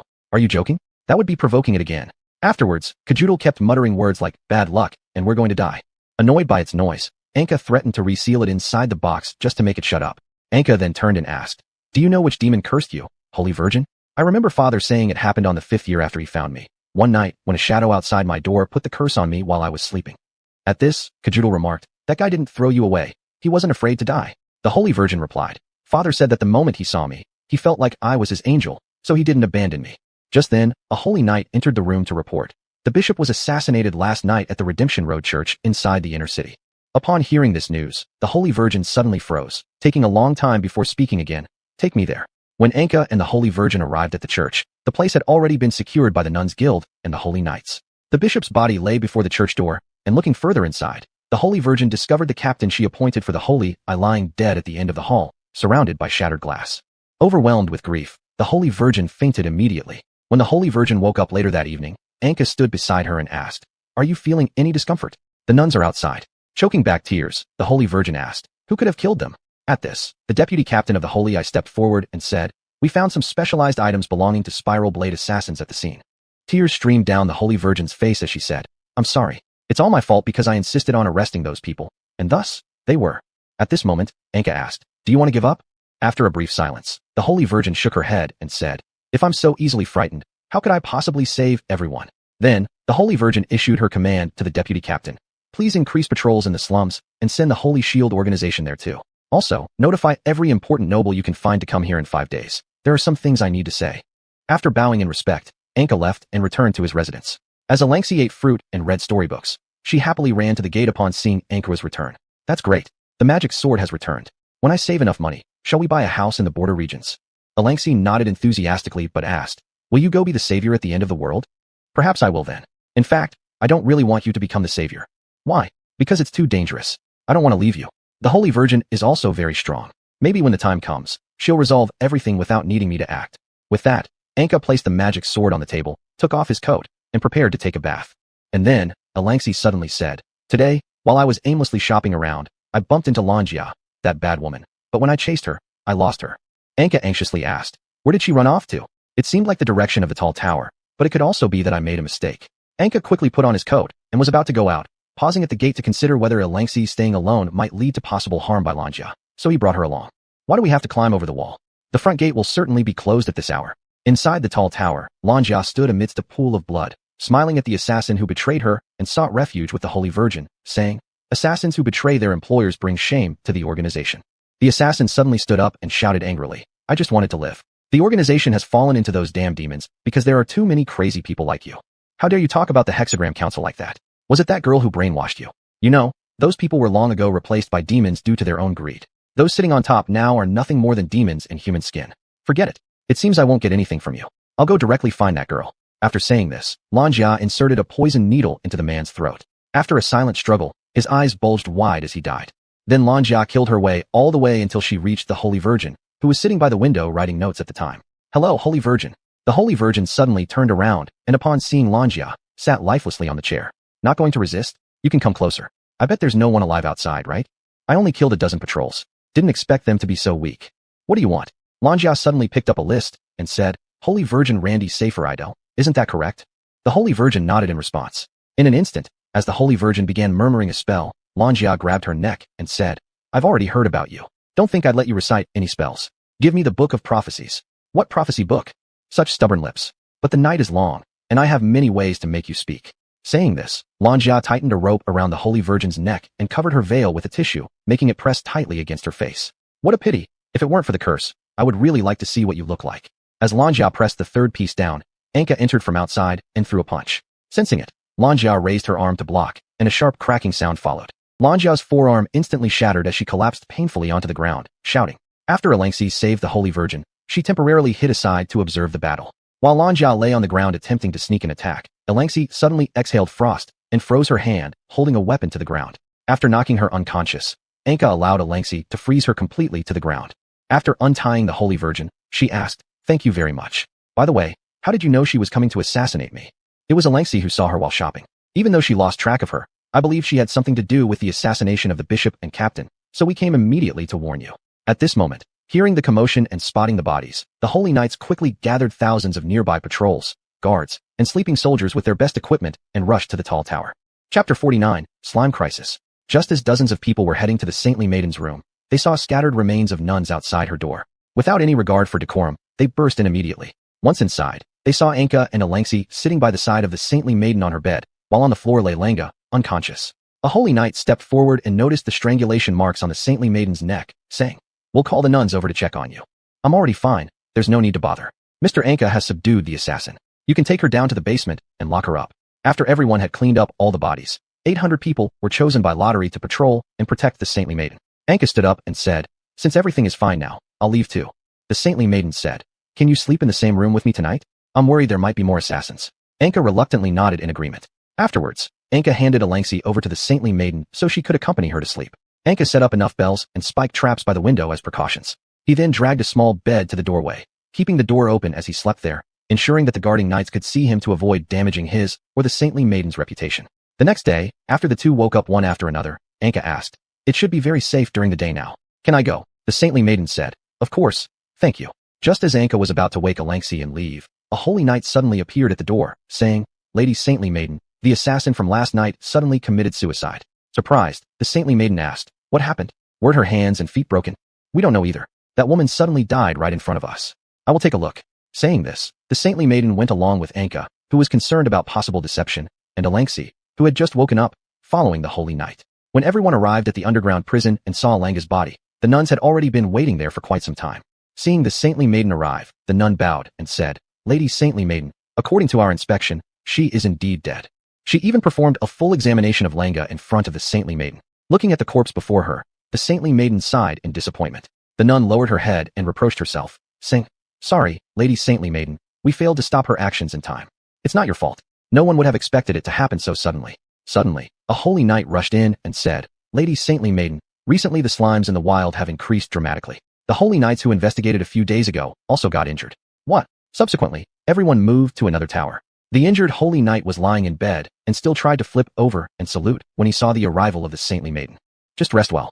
The saintly maiden gently placed her hand on the man, reciting spells. He felt needle-like pain all over his body. After a while, the bandages were cut off, and seeing his previously corroded skin being easily cured by the saintly maiden, he directly knelt down and said, Great saintly maiden, I shall forever regard you as the sun and follow you.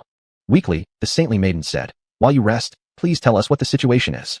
At first, I thought those slimes would be just like the others and easy to handle, but I was careless. Those slimes are as if they possess intelligence. Moreover, deep under that cave, there even appeared a supergiant slime, and it was only because I accidentally fell into a trap that I ended up like this. At this moment, the deputy captain walked in and suggested, My lady saintly maiden, currently most of the holy knights are carrying out reforms and maintaining stability in various slums. Why not post a mission at the Adventurers Guild and let adventurers deal with it? And Anka, thinking that he didn't have enough souls for Kekiudir to recover, said, Saintly maiden, how much reward will you give if I kill that giant slime? The saintly maiden said, That depends on how great the impact of that monster will be. Later, the saintly maiden said, Please go and post the mission. I've become somewhat weak after my recent treatment. Sorry, may I temporarily lodge Alengsi here? Certainly. Then Anka left the tower with the holy knight holding the mission slip. As Alengsi was picked up by the saintly maiden, she quietly said, Do you think I'm a burden to you? After Anka arrived at the destination, he found it was already swarmed with adventurers. Anka muttered, Wasn't the task just posted? Only after getting closer did he hear their conversation. I heard there are many slimes here.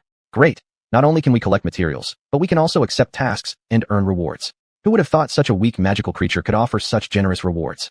Hurry in. If we're late, we won't get much. Then Anka asked Xiuxian, do you know where that huge monster is? All black, completely unseen. Just as Anka was about to enter the cave, a blue slime about half a person's height popped its head out of a nearby ground hole and rolled forward unconcernedly. After Anka approached and split it in one slash, he discovered there were many more such ground holes around.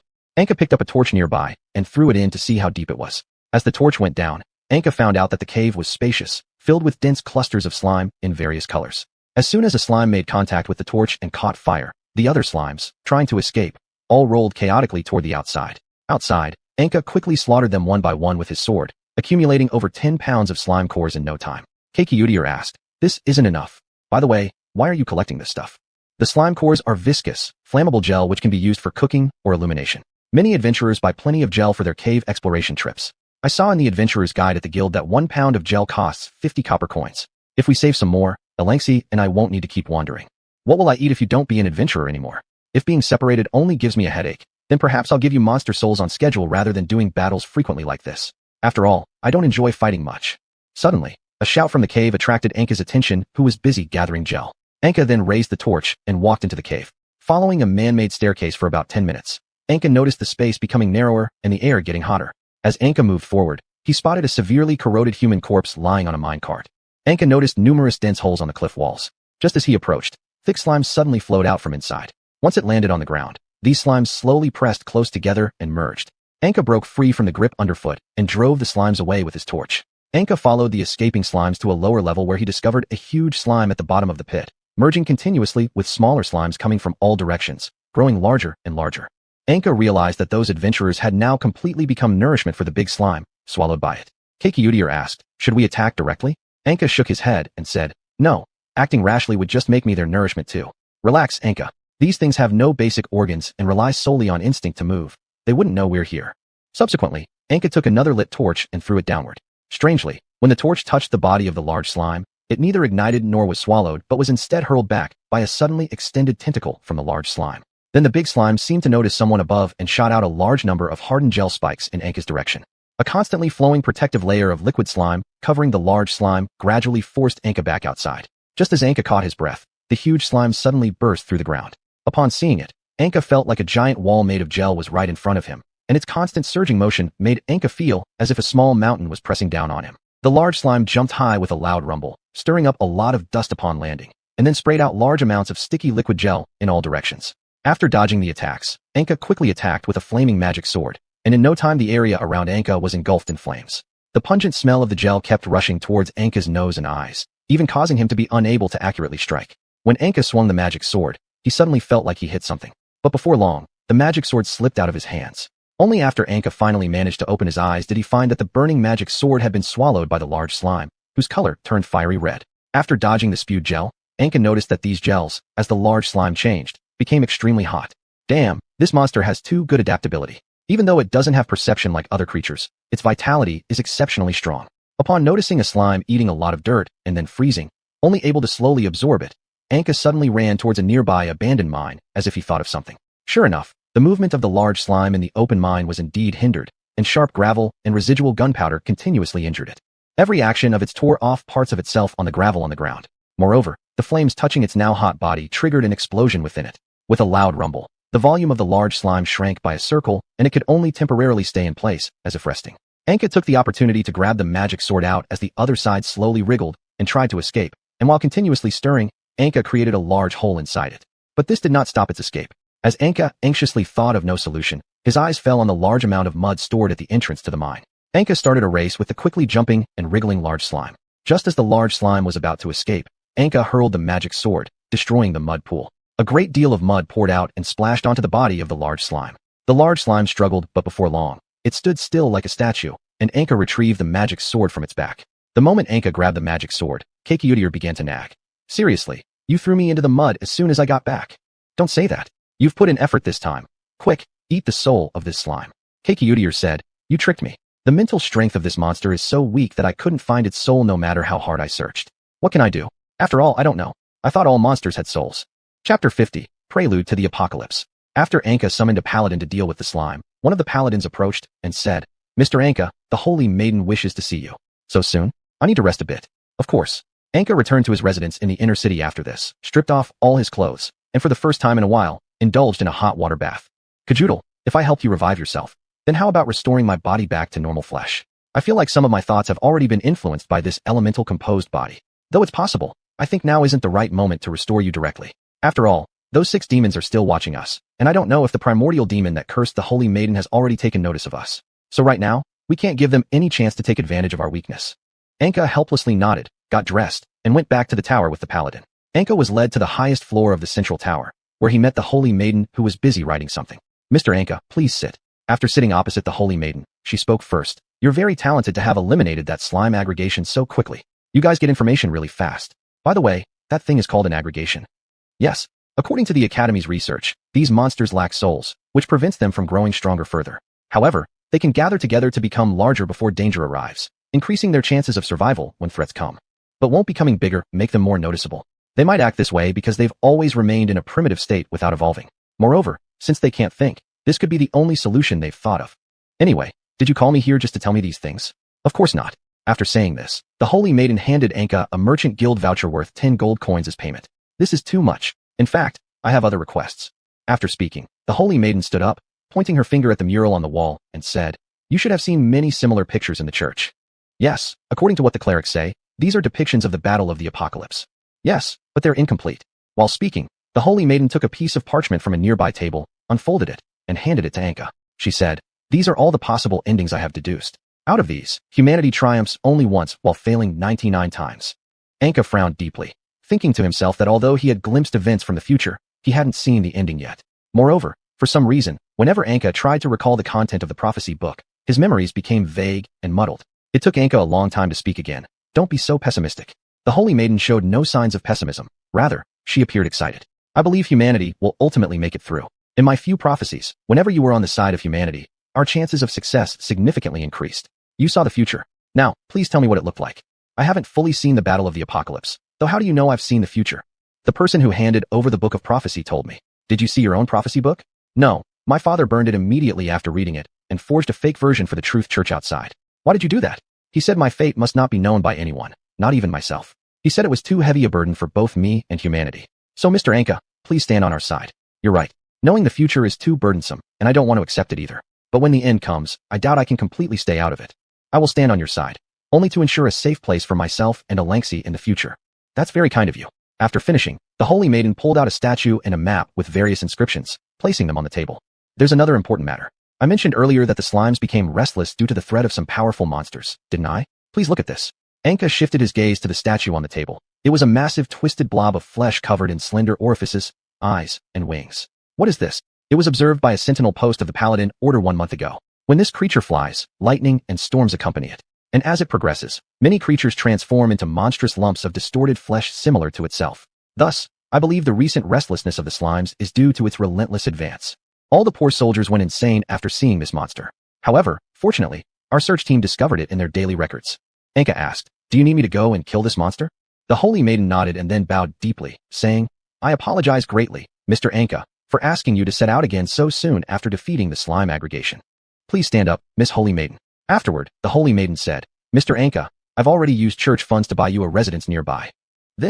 I heard from Alexi that you hope to live a pastoral life, so this is just a small token of my gratitude. Once we survive the apocalypse, I will surely give you much more." "That's very kind of you. Mr. Anka, there will be a trial for those rebel factions shortly, and I hope you can attend." Anka nodded in agreement. As the two left the room and walked through a quiet, somewhat oppressive corridor, Anka spoke first, saying, "Miss Holy Maiden, I hope you can grant me one request." "What is it?" "I hope that after I leave, you can take care of Alexi instead of me." "Why? Are you worried about losing the battle, Mr. Anka?" "Don't worry, we can also prepare thoroughly and bring more paladins with us. It's not that I think I'll lose. It's just too dangerous for her to stay with me. Last time, she was attacked, and I'm very concerned whether I'll be able to save her next time. That's why I want you to protect her. And I wish to eliminate this troublemaker completely without any attachments so that the world can return to peace. Then, I'll come back to get her. I'm glad you trust me so much, but perhaps you should tell her as well." "I will." As they reached the entrance gate, the Holy Maiden pointed at the robes held by the paladin and said, "Please change into this. It's my gesture of goodwill." After Anka put it on, he found it to be a long white silk robe, fastened with pure gold eagle insignia buttons, and a belt made of some unknown material that smelled fragrant and was golden in color. Anka said, "This doesn't quite suit me. I'm sorry. I thought this would be somewhat ordinary for you. Rest assured, after the battle of the apocalypse ends, I'll have someone make you a garment worthy of the first emperor's standard." "No, that's not what I meant." Afterward, Anka was forcibly taken to ride in a carriage with the Holy Maiden, and Alangsi was somehow already seated inside. The trial venue was located inside a huge circular arena, where all those intent on rebellion were tied to pillars in the center of the arena. When the Holy Maiden appeared, the entire arena erupted in thunderous applause. The Holy Maiden ascended the highest platform in the arena and began speaking. "Believers illuminated by the light of the gods. I am the spokesperson for the gods, and today I will entrust the power of judgment over these traitors who betray the divine light to you. You shall decide their punishments." Thereafter, the entire arena fell silent as if in death, with the only sound being the friction of pens against parchment. In no time, the collective will of the crowd was presented to the Holy Maiden. The nuns unfolded each piece of paper one by one, and unsurprisingly, almost all contained words demanding the execution of those attempting to control the Holy Maiden. Among them, however, one opinion paper stood out drastically. Its record was highly rational and complete, even criticizing the tyranny of both the Holy Maiden and the Emperor, asserting that true democracy and fair justice could never exist under such autocracy. The nuns and the knights present were infuriated by this and proposed to the Holy Maiden, "My lady, we must arrest this arrogant fool. Who is he? It's unclear. I want to see him. Arrange it after the proceedings." Then the Holy Maiden climbed onto the high platform and announced the final verdict. "Through the final public opinion poll, I've decided to sentence these rebels who betrayed the divine light to stoning. It will commence in 1 hour." Subsequently, the Holy Maiden suddenly asked Anka and Alangsi to stand beside her and said, "This is the legendary chosen hero. I hereby announce that he will receive a status and authority equal to mine within Holy Sika to ensure we can endure the apocalypse together." Though astonished and confused, no one dared to oppose when they saw the Holy Maiden announce this personally. Later, after leaving the arena, while riding in the carriage, Alangsi expressed excitement over the matter. Anka curiously questioned, "May I ask why you revealed this publicly?"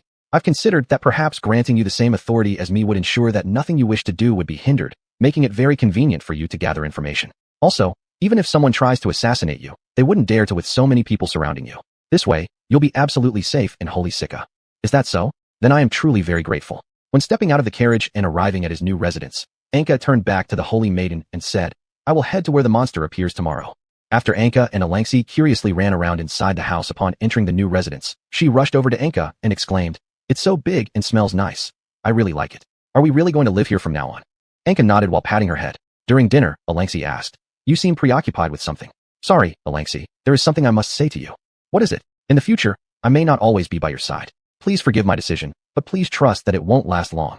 At that moment, many reproachful questions flashed through Alangsi's mind, but in the end, Alangsi softly responded, "Everything you do is right. I will always wait for your return and certainly show you my progress when you come back." Afterward, Anka placed Alangsi into her own bedroom and asked, "Do you want to hear a story?" "Thank you." Chapter 51, The Tower. The next day, while the Holy Maiden was reviewing various letters from other cities, the Holy Knight came in and reported, "My lord, the person who questioned you has been found. Please ask him to come in." Subsequently, a young man dressed in the black uniform of the Northern Academy slowly walked in and saluted the Holy Maiden. When he caught sight of her flawless features, he momentarily froze but quickly lowered his head to regain composure. "Please have a seat. May I ask your name?" "Sodiath. I think what you said yesterday made a lot of sense. Perhaps we can have a detailed discussion." The Holy Maiden asked, "Do you think what I did yesterday was democratic enough?" Sodiath shook his head in response. "You know their final decision would definitely be to impose the severest punishment on those people. So, according to what you suggest, what should be done instead? I believe that the laws and judiciary should be improved. Right now, with the trial authority, legislative power, and even the most powerful legion of Holy Sika all in your hands, those who challenge your authority will only end up with one fate." The Holy Maiden's eyes kept moving upward. When she locked gazes with him, Sodiath felt weak all over and sat back down in his chair, saying, "This is just my humble opinion. Do you have any other suggestions? I hope that ordinary people can also gain access to real knowledge, rather than feudal religious ideologies. This is something no country has achieved yet. If you lead by example and make it happen, then you will become even greater than the first emperor. I've already assigned nuns to teach the children at the orphanages. When they grow up, they'll enter the academy for further study. That's not enough. What I mean is everyone. Yes, but everything has to have a beginning and go through a process. Such things cannot be rushed, even for me. It's impossible to expedite so many tasks simultaneously." Suddenly, Anka arrived at the door with 2 dragon crystals and a specific magical charm amulet alongside Alangsi, standing quietly. Rising, the Holy Maiden said, "I apologize for keeping you waiting long. Please come in." "Not for too long. I didn't realize you had guests today disrupting your schedule." Afterward, Anka brought Alangsi over to the Holy Maiden and said, "I am about to set off immediately. I've brought Alangsi here to leave her under your care. Take care, Mr. Anka." After Anka bade farewell to Alangsi, he turned to leave. Sodiath also stood up and paid respects, saying, Sorry, I've finished speaking. I must take my leave now. You're quite intriguing. In the future, I might come find you for more discussions.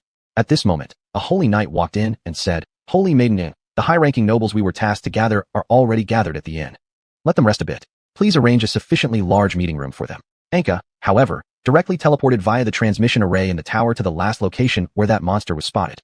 It was a desolate city located northeast, surrounded by vast plains with no obstacles in sight. Although the city was in ruins, there still existed an unbroken central building. However, that particular tower structure seemed peculiar. Walking along the dilapidated streets, Anka saw nothing but rubble and charred corpses everywhere. Anka said, What kind of immensely powerful monster could have done this?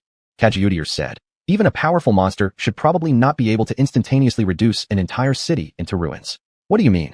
I think this place underwent a monster's devastation and then suffered an attack from humans afterward. Got ambushed after being weakened, huh? Probably. After all, this is the border area. Suddenly, the cry of a baby reached Anka's ears. Anka quickly traversed through the ruins to find the source of the sound. A woman holding a continuously wailing baby was cornered against a wall by several similarly emaciated individuals. Instead of rushing to help directly, Anka swiftly leapt onto surrounding ruins to observe them. Hand over the sacrifice. You have abandoned the divine light. Divine light? Now we have found our true deity. Just as the person was about to make a move, Anka threw out a magical sword, stopping them. Anka approached and asked, Are you alright? Just barely. Can you tell me what happened here? Who are you? I'm here to exterminate the monsters. Hearing this, the woman chuckled lightly and said, You shouldn't have come. Why? Adventurers like you have already become food for that monster. Run quickly. I can save you. I can't be saved. Actually, this child can't either. Afterward, the woman uncovered the blanket wrapping the baby, revealing the infant's already bloodied and mangled body and her own chest cavity, rotted to the point where internal organs were visible. Anka was startled, while the woman slowly sat down and said, I will tell you what happened here, but I won't hope that you will save us. I just want you to warn those who intend to come here. About a month ago, the monster suddenly appeared above this city. It was an ugly, twisted creature so horrifying that I don't even dare to recall it. It hovered there for a day during which the residents of the city turned into crazy monsters filled with flesh mutations and mental distortions. Even some twisted heretics who worshipped the monster built a tower made of humans. And they possessed some kind of blasphemous technology allowing these twisted people to never die. When you approach it, you can still hear cries for help. Before the disaster occurred, I was a nun in a temple dedicated to the goddess of childbirth. My fellow nuns and I didn't wish to see the victims tortured by the monster or the heretics, so we avoided them while trying to save the victims. But now it appears I am no longer able to fulfill my duties and am ready to embrace divine light. After finishing her words, the woman glanced at the baby in her arms who, though it had lost its breath, still wriggled with mutated tentacles on its body. She bitterly smiled at Anka and said, Please put an end to us. This. We don't have much time left, and I do not wish for my body to be possessed by the monster after my death to harm others under my identity. I am so sorry. Anka slowly raised the magical sword aiming at the woman when the woman asked quietly, Am I a qualified nun? Anka nodded. The woman sighed bitterly, saying, I hope our Lord can forgive me for not saving this child. Now, please take action. With Anka's forceful swing of the magic sword, both the woman and the mutated baby in her arms turned into dispersed dust floating in the air. Anka looked up into the sky, clenching the magical sword and asked, Will killing that monster eliminate this damn curse? Kajiudier responded, Mostly yes. What's the chance of success? I haven't sensed a strong monster presence. It should be something we can crush. Then let's go. Saying this, Anka sped toward the high tower. Upon arriving near the tower, Anka experienced an unprecedented shock. The tower, made from humans, constantly emitted distorted sounds. From afar, it looked like a blood-red tower. Upon closer inspection, the blood red wasn't from dye, but rather the color of exposed skin on these pitiful humans. As Anka got closer, she noticed their exposed skin had all grown together. Some internal organs were exposed and seemed to be connected upwards as if continuously providing nutrients. When they noticed Anka coming, they seemed to try warning her to leave. However, their distorted voices only caused thunder-like sounds ringing in Anka's ears. Stepping inside, the environment became increasingly harsh. Oppressive heat quickly enveloped Anka. Looking around, she found the intestines all wound together like pipes leading upward. They seemed to use candles directly inserted onto exposed bones of the unfortunate ones for illumination. While looking for ways to go upstairs, Anka felt something odd beneath her feet. Lowering her gaze, she saw the floor was made from countless tongues. As Anka stood on the slowly descending lift and managed to suppress the urge to vomit, she heard painful groans all around her. Kajiudier said, It seems this elevator is also made of those people. Haha, whoever made this tower is quite an excellent monster. Do you enjoy this place then? Anka retorted, Of course, I'm a demon. This tower is a fine torture tool capable of extracting pain forever. It seems you're no different from them. Oh, so what will you do about it? If I can really end the end times in the future, once you lose your usefulness, I'll make sure we retire together to the holy mountain so that you won't be used by evil-intentioned people. That's beyond your control. After you're gone, I can wait thousands of years more through the soul I gain from our pact until I find the next person to form a contract. After pondering for a moment, Anka slowly spoke. Is that right? As the door made of human skin gradually opened, Anka saw before her countless humans with twisted bodies and various crimson monsters. Once Anka noticed the lift stopped ascending, she waved her magical sword and approached cautiously, saying, "Focus your mind. It's begun." For the next hour, Anka kept waving her luminous magic sword to combat the endless stream of enemies descending from the lift. In this hour, the flames and frost erupting from the magic sword became the sole source of light, while the broken corpses of the enemies piled up all around her. Anka even had to use the magic sword to dig and destroy these fragments so that she could return to the lift already soaked in blood. Kajiudir said, "These souls may not taste good, but they can fill the stomach. Hehe, let's go up and deal with that monster, then enjoy the rest of the souls. I can't wait." After hearing this, Anka's face showed no expression, but the appropriate way to deal with Kajiudir and the magic sword had already formed in Anka's mind. The elevator slowly rose to the top floor accompanied by the shouts of the humans around her. Here there were only a few scrawny red subhumans used to control the elevator's movements. These creatures looked like goblins, but upon closer inspection by Anka, she realized these cunning things were human, though their forms had degenerated into something more blasphemous and disgusting than any twisted flesh she had slain. Their heads were large, their semi-transparent skin and bones allowed Anka to clearly see inside them, though still slightly different from humans. In front stood what seemed to be a more mature version of these small creatures. Its body was fuller, its skin and bones were no longer transparent, but many tubes had grown connected to its brain. Suddenly, it spoke, "My great master is here to greet you." "Does your master know me?" "The master is all-knowing and all-powerful." Anka pointed to the side and asked, "What are those?" "Foolish humans will soon learn of our great Heavenly Father's plan. He knows all and has power over all." Realizing she could get nothing further out of him, Anka moved forward swiftly, driven by an unknown fiery rage that erupted within her, and killed him. In an instant, their master appeared, a massive fleshy orb with wings and countless eyes and mouths. It hovered in the air, sometimes blurry, sometimes clear, at times restless, at others quiet.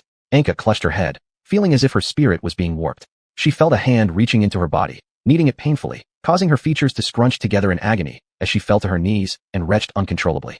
At that moment, a flood of negative emotions surged into Anka's mind, combining with her physical pain to overwhelm her spirit. The mental torment threatened to shatter her completely. Chapter 52. Hell. Anka knelt to one side, with a buzzing sound like muffled thunder ringing in her ears, while Kajudal had already begun communicating with that monster.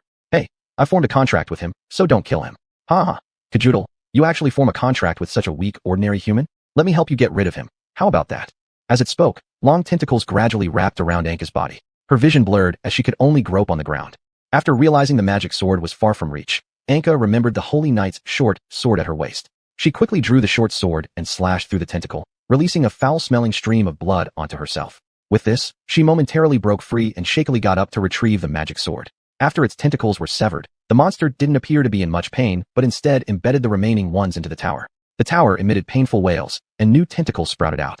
Damn, is it using all the people in the tower as medicine for healing? After cutting one of its tentacles with the magic sword, Anka saw several oval-shaped fruits spray out before exploding, producing a large amount of irritant smoke. Cough cough. Anka covered her nose while resisting the blood-flesh monsters appearing around her. Meanwhile, the monster carelessly dispersed the smoke, laughing as it approached Anka's face. Through her tear-filled eyes, Anka forced herself to open them wide and plunged her sword into one of its large eyes. Kajudal suddenly shouted, "No!" Suddenly, the monster's eye fell off, revealing a hollow with colorful lights flickering inside. In just the blink of an eye, Anka passed out. When Anka woke up again, she found herself lying on a large tree, with numerous floating islands hovering in the sky above. Anka looked at the fantastic sky and asked, "Where am I?" Kajudal said, "Hell." Somewhat surprised, Anka looked over, and Kajudal directly explained, "This is that monster's ability. When you cut his eyes or body, he can pull you into hell." "How do we leave then?" "Find the demon overlord nearby. There will always be a demon overlord or warlord overseeing each area of hell." "Are they strong?"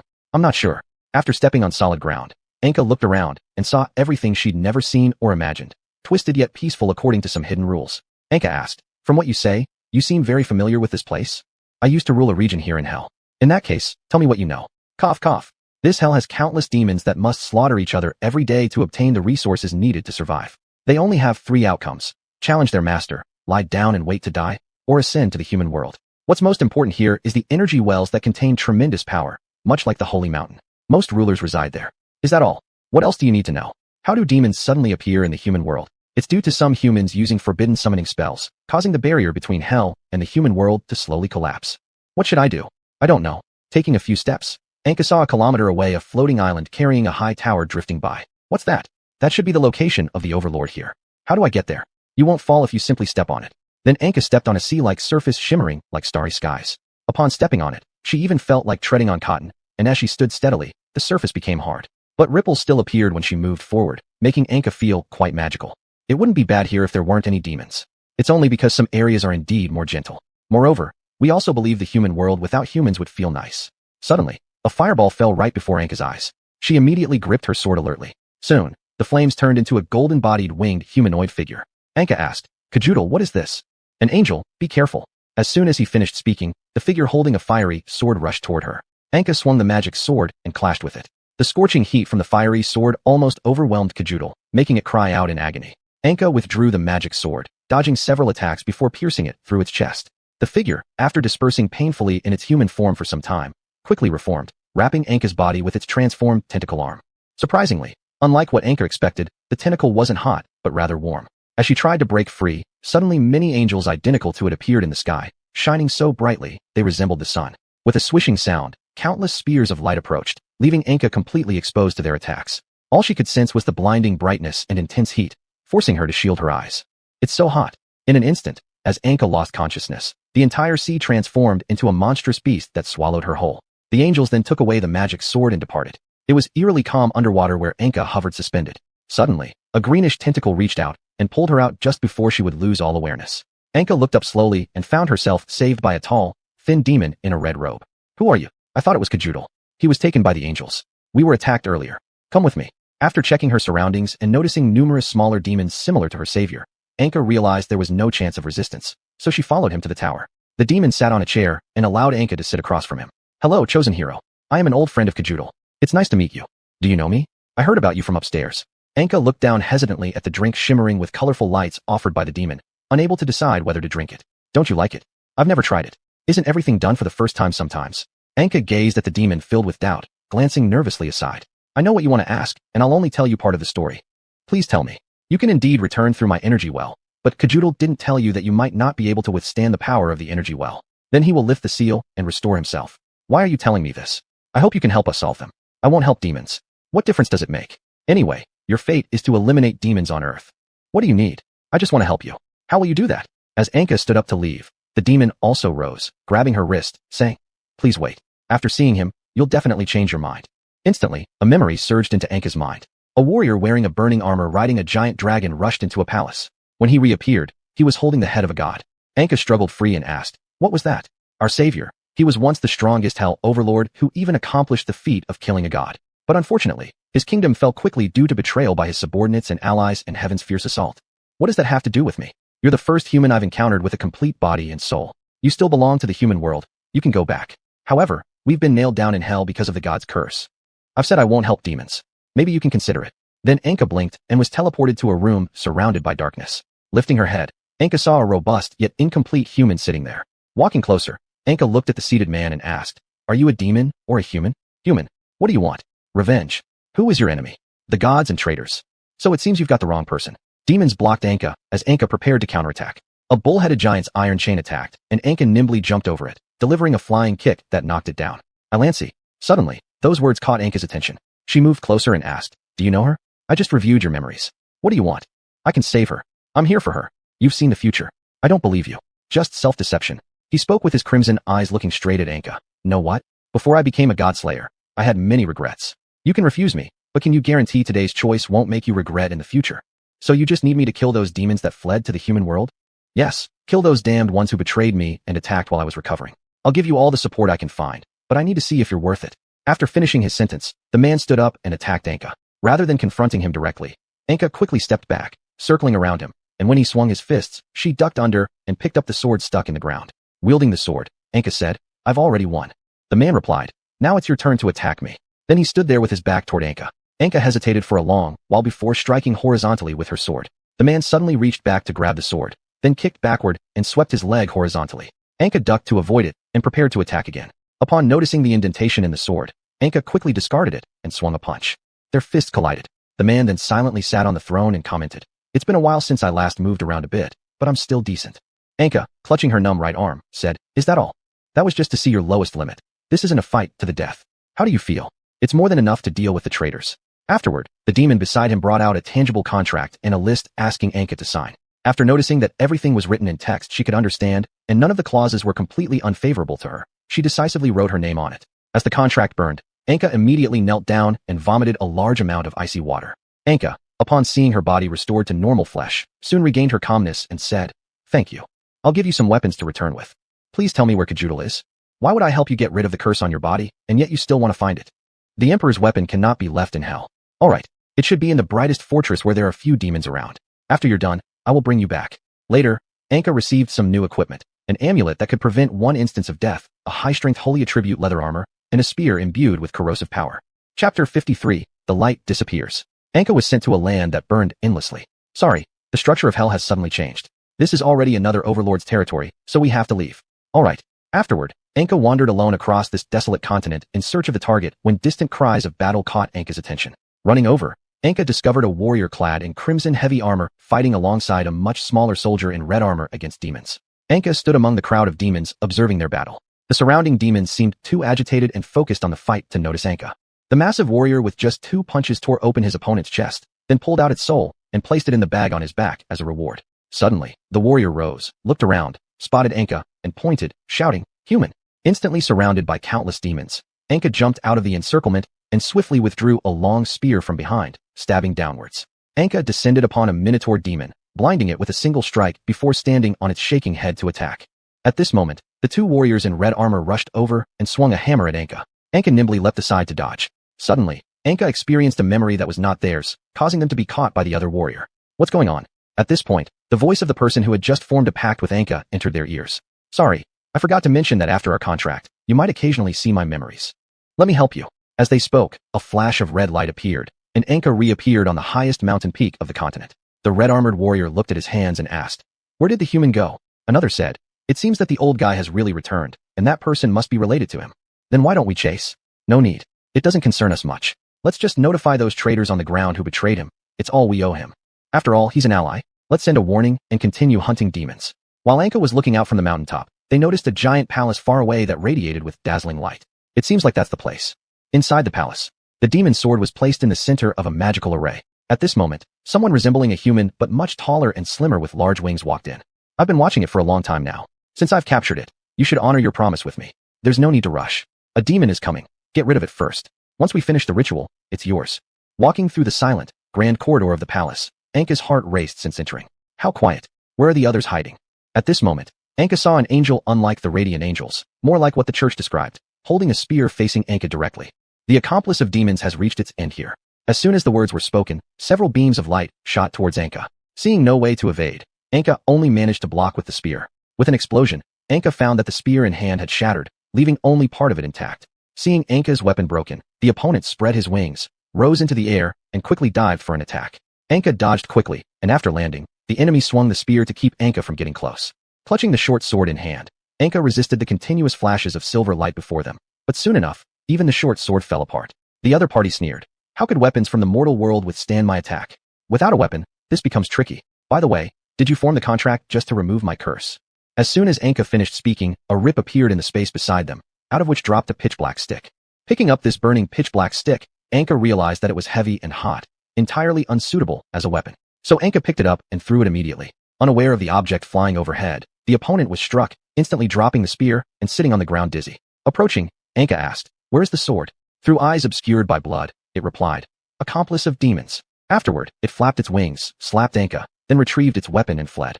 After noticing the short stick disappeared, Anka remarked, "Can't you give me a suitable weapon?" Seeing that the rift hadn't vanished, Anka stepped forward and extended their hand inside, feeling around. Everything retrieved was roughly similar. Concentrating, Anka murmured, "I need a weapon." Upon touching a cool staff-like object, Anka drew it out, finding it to be a crystal-embedded wand. Though disheartened while moving forward with it, Anka observed that the wand would freeze walls upon contact. Seems like it can work well in melee and has an appropriate range. After finding a hall and discovering an even more weakened Kajudir, Anka said, "Perhaps I should have come later?" Suddenly, several angels full of blinding light descended and rushed toward Anka. Anka swung the staff upward to defend against the attack. The frost released by the staff turned into countless droplets just before it touched their attacks, scattering on the ground. While using the staff to fend off the light spears, the core of the staff was shattered and fell to the ground, and the floor began to be gradually covered with ice and snow. Anka leaped up, grabbing a pillar to avoid having their feet frozen to the ground like theirs. As their light rapidly intensified, the ice and snow melted quickly. Anka got up and jumped over to the side of the demon's sword and grabbed it.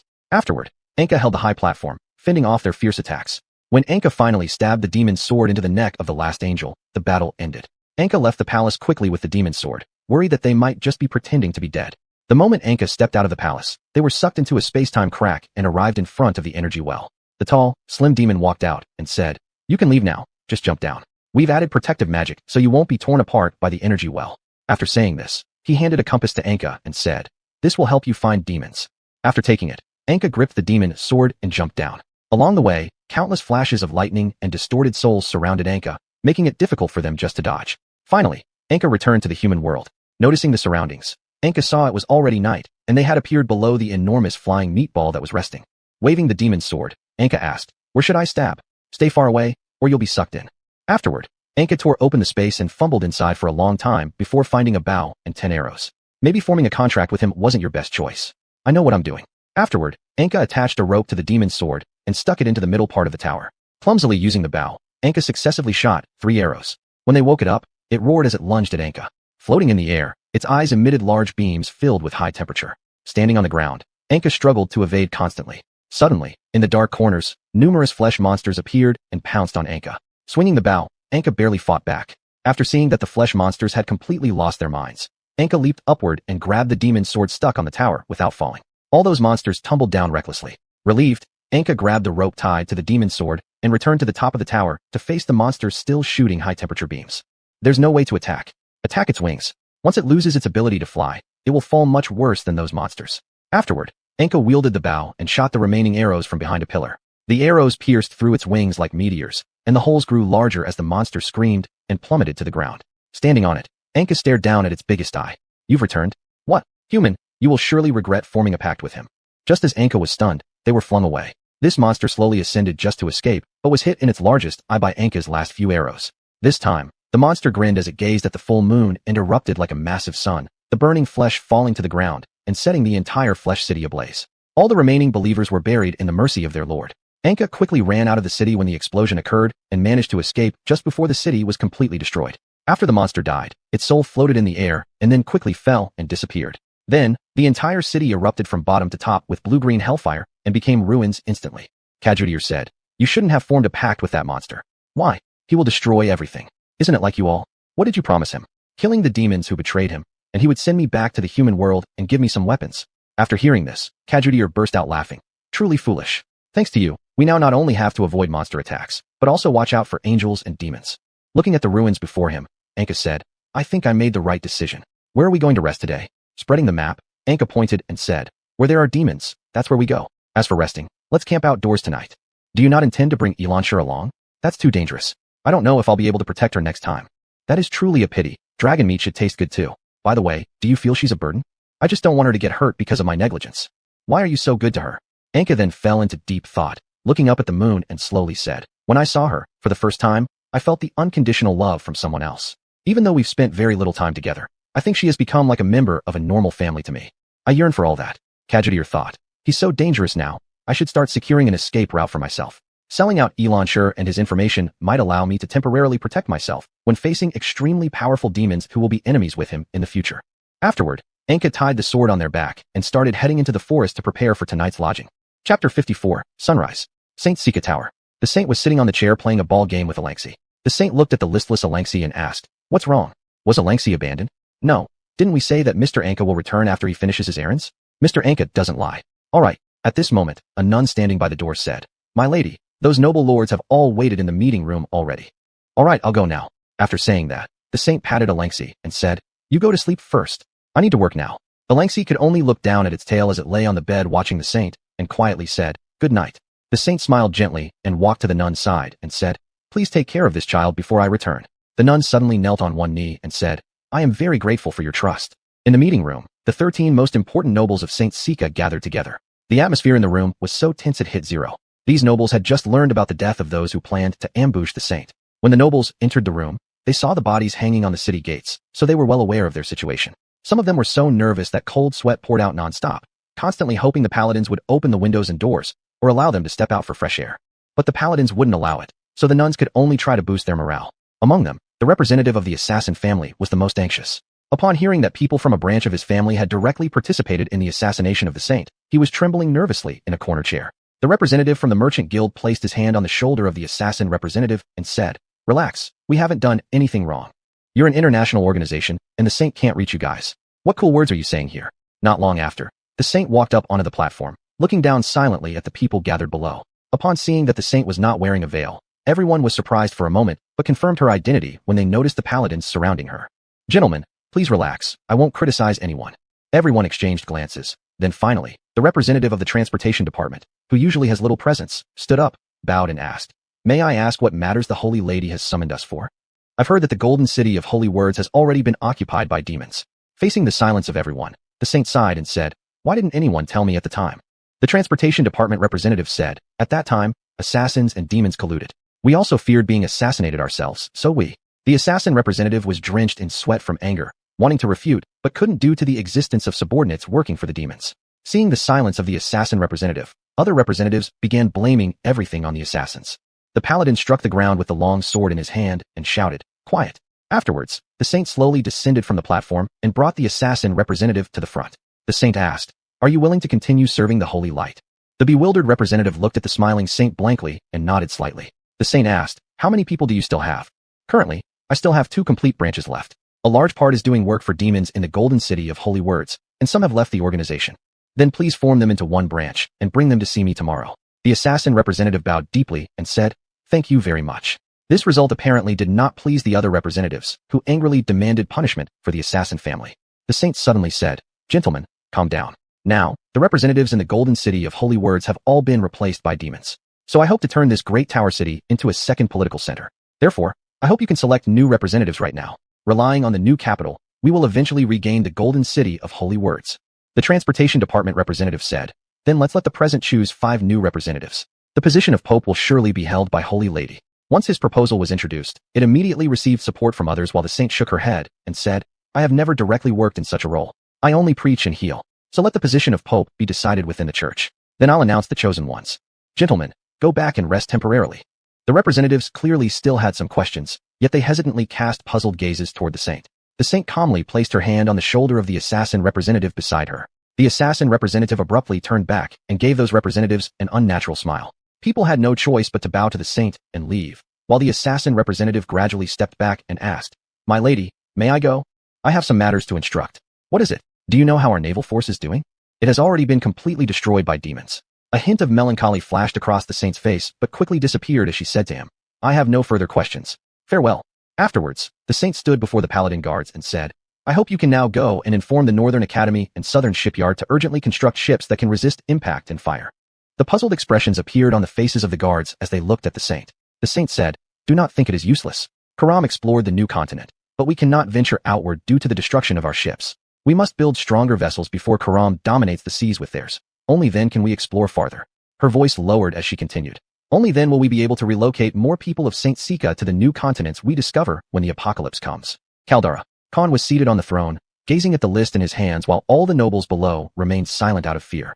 Khan touched his left eye, which had been injured by a sneak attack, and looked up at the general hung outside the door who plotted rebellion. Khan spoke in a low voice. "I ask that each of you fully hand over your armies to me for management. I will ensure a safe and secure retirement for all of you."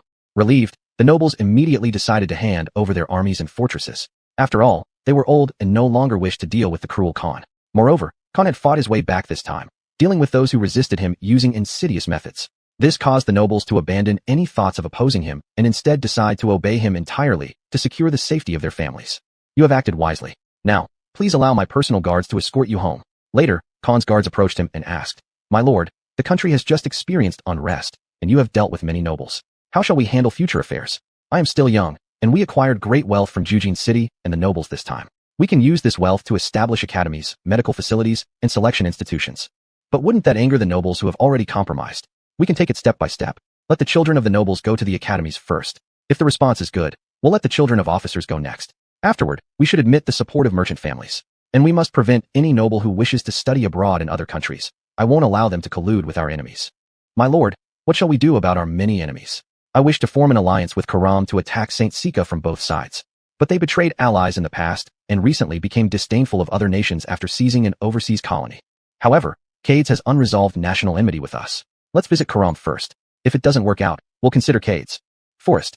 Anka twisted her body, looking at the sun slowly rising before leaning wearily against a tree. Cassiudier said, "You didn't sleep well all night, did you? I'm a little worried about Alangsi." Afterward, Anka looked at the list in her hand and said, "Time to get to work." Xiuxian said, "Attempting to end the apocalypse by killing every powerful demon that appears on Earth is impossible." Why? Because the apocalypse will surely come. Even if you exterminate all demons, corrupted humans could also cause the apocalypse. But we must try. Do you know where they are? Hearing this, Anka pulled out a compass and said, "This was given to me right before I left. It is supposed to help find demons." Anka fixed her gaze on the compass, which started spinning erratically once opened. Anka held it high and said, "Is it broken?" At this moment, Xiuxian said, "Below." Anka focused her eyes downward and found the ground beneath the tree swarming with monsters. Anka, seeing the numbers were manageable, raised her magic sword and leapt down, eliminating them swiftly. Anka looked at the monsters before her and asked, "Are these the ones left behind in the city?" Picking up the skin of one humanoid monster's corpse, she said, "What is this?" On the piece of flesh Anka picked up, there was a mark resembling a burning ring. Xiuxian said, "This guy must be here to meet that flying meatball. These are just the vanguard." "Who is he?" "He is the powerful demon warlord called Flame, Wind, and Hell." "Let's go find him." "Why?" "Well, since we're aiming to kill all demons anyway, isn't this just a perfect opportunity?" Xiuxian whispered softly, "You mean you alone, not we." Then, following the guidance of the compass, Anka left the forest. Near a campsite by the forest, Anka discovered several paladins. Halt. After being stopped by the paladins, Anka took out some items that had been given to her by the saint. The paladins, upon seeing them, hesitated for a moment but quickly recognized them as holy artifacts bestowed by the saint. "May I ask what you're doing here?" "Killing demons. It looks like you've succeeded. We came to investigate after observing explosions and towering flames here. Could you please help me deliver a message to the saint at Giant Tower City?" "It would be my honor, sir." Later, Anka handed over 2 letters to them and prepared to leave following the compass's guidance after borrowing a horse. "Aren't you coming with us? I have important matters to attend to." Afterward, no one said much more and they parted ways quickly. Chapter 55, The Grassland Village. Anka traveled across this grassland until noon, but still had not seen any signs of monsters again, not even a single animal. All around were only the incessant sounds of the wind. Anka looked out at the empty expanse of the grassland and began to question if she had taken a wrong path. The desolate surroundings made her feel increasingly confused as she continued forward. Xiuxian said, "Perhaps it was just an accident. We can still go back. I haven't made a mistake." Anka finally saw flocks of sheep resembling clouds appear at the end of the grassland. Knowing that where there were sheep, there would be herders, Anka quickly rode towards them. When the herder saw Anka riding in, he panicked and picked up a little lamb, sitting on his horse and calling out to his companions, "Run, the wind is coming."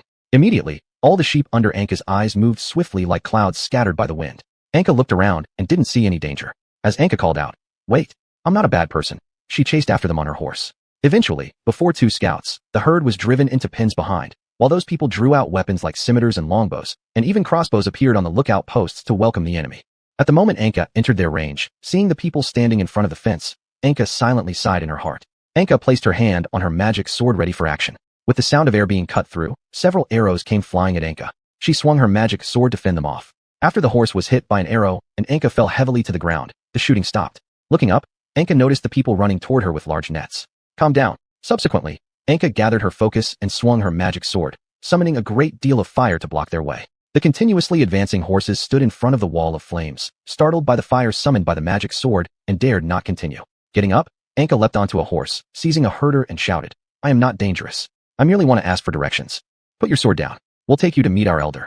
Then, surrounded by everyone, Anka was led to a big tent behind the pen, standing in front of the vigilant crowd. Upon seeing an elderly man seated in a chair supported by others, Anka said, "You must have made a mistake. I'm not some kind of bad person." The old man held the glasses in front of his eyes and looked at Anka. "A Cade's person actually appears here? What's wrong with being a Cade's person? I thought they were all slaves. Are you separated from your master?" After hearing this, Anka felt slightly irritated but tried her best to remain calm. Afterward, when the old man's gaze gradually moved downward to Anka's chest, he opened his eyes wide in surprise and pointed at Anka, unable to speak. Everyone asked, "What's wrong? You wear beneath your clothes?" After hearing this, Anka lightly untied the leather armor she wore and revealed the silk white robe gifted by the holy maiden underneath. However, because Anka thought it was too loose, she had modified it privately. Upon seeing the pristine white robe, everyone was astonished and glanced at each other in confusion. "How could a Cade's person? Where did this come from?" Anka softly said, "It was given to me by the holy maiden." After hearing this, the crowd became restless. Raising his hand, the old man quieted them and carefully observed Anka. After noticing Anka's adornments and the magic sword on her back, he trembled and summoned a servant, saying, "Prepare a room." Afterward, the old man respectfully stood in front of Anka and said, "We are deeply sorry, my lord. We've been so troubled by the sudden appearance of demons and bandits recently, which is why we acted this way towards you. Please proceed to the room prepared for you." Anka rearranged her clothes and said, "Excuse me for disturbing." Subsequently, Anka followed the attendant to another large tent. The group questioned incomprehensibly, "Why, elder? What do you mean why? Better safe than sorry." Haven't you understood what the other person wears? Even if the person has never met the Holy Maiden, from such clothing, we can determine that the person is no ordinary individual. But he is a Cade's person. Maybe he is a mixed blood of Cades and Saint Psyche? Keep silent for now. I will personally examine whether he truly is of nobility. Standing inside the tent, Anka slowly sat down, gripping her magic sword tightly on her lap, prepared to leave forcibly at any time. For a moment, everything around was extremely quiet. Even the footsteps outside were heard clearly by Anka. Keeping her grip on the magic sword firm, Anka waited. Not long after, several servants entered carrying food. Subsequently, the elder slowly sat down and inquired, "May I ask how you arrived here?" "I was entrusted by the Holy Maiden to eliminate demons." "So you are from the Great Tower City?" "Yes." "May I ask for your name, sir?" Anka. After hearing this, the clan leader narrowed his eyes and thought about whether there was a noble in the Great Tower City with this name. "May I ask for your surname, sir?" "None." The clan leader's face was immediately full of confusion since without a surname, there was no way to tell if the person was a noble or a commoner. The clan leader stood up and whispered to the attendant beside him. "Not having a name, he can't possibly be an ordinary slave, right?" The attendant said. "Perhaps he is just too cautious and unwilling to tell us. So, since he's here to kill demons, let him try. If he wins, it's better for us. If he loses, well, because he's sent by the Holy Maiden, it has nothing to do with us." "Good." Later, the clan leader grinned while inviting Anka to eat the food on the table, and in order to dispel Anka's doubts, the clan leader ate some first himself. After eating, Anka quietly sat in the chair observing her surroundings. The clan leader asked, "Does the sir need anything?" "My horse is gone." "Understood. I'll have someone prepare one for you right away." When the clan leader lifted the curtain and saw that the red sun outside had gradually set, he said, "Sir, why don't you go tomorrow? It's still early. I'll set out shortly." Anka stood up and approached the new horse, saying, "Excuse me for the inconvenience." The clan leader stepped forward to stop her, saying, "Sir, on the grassland, even with a map, you wouldn't know the exact location. You might as well take some of our young people with you so they can see what kind of fighting style the one personally chosen by the Holy Maiden has." "All right." Then Anka noticed the gathered crowd and realized they formed a fully equipped cavalry unit consisting of 20 people. The clan leader proudly patted one of their shoulders and said, "Sir, these are all the strongest warriors of our tribe. Aren't they great?" Anka understood they were not there to help but to monitor her, yet she did not care and frankly said, "Against humans, their armor might suffice. But for demons, even the best defense isn't as good as enchanted equipment." Hearing this, those men showed obvious dissatisfaction and moved forward, retorting, "Our sabers once defeated Kalidala's cavalry. Our arrows once brought down Kadish-trained griffins, and our horses' hooves once trod on the land of Caloran for the Holy Maiden.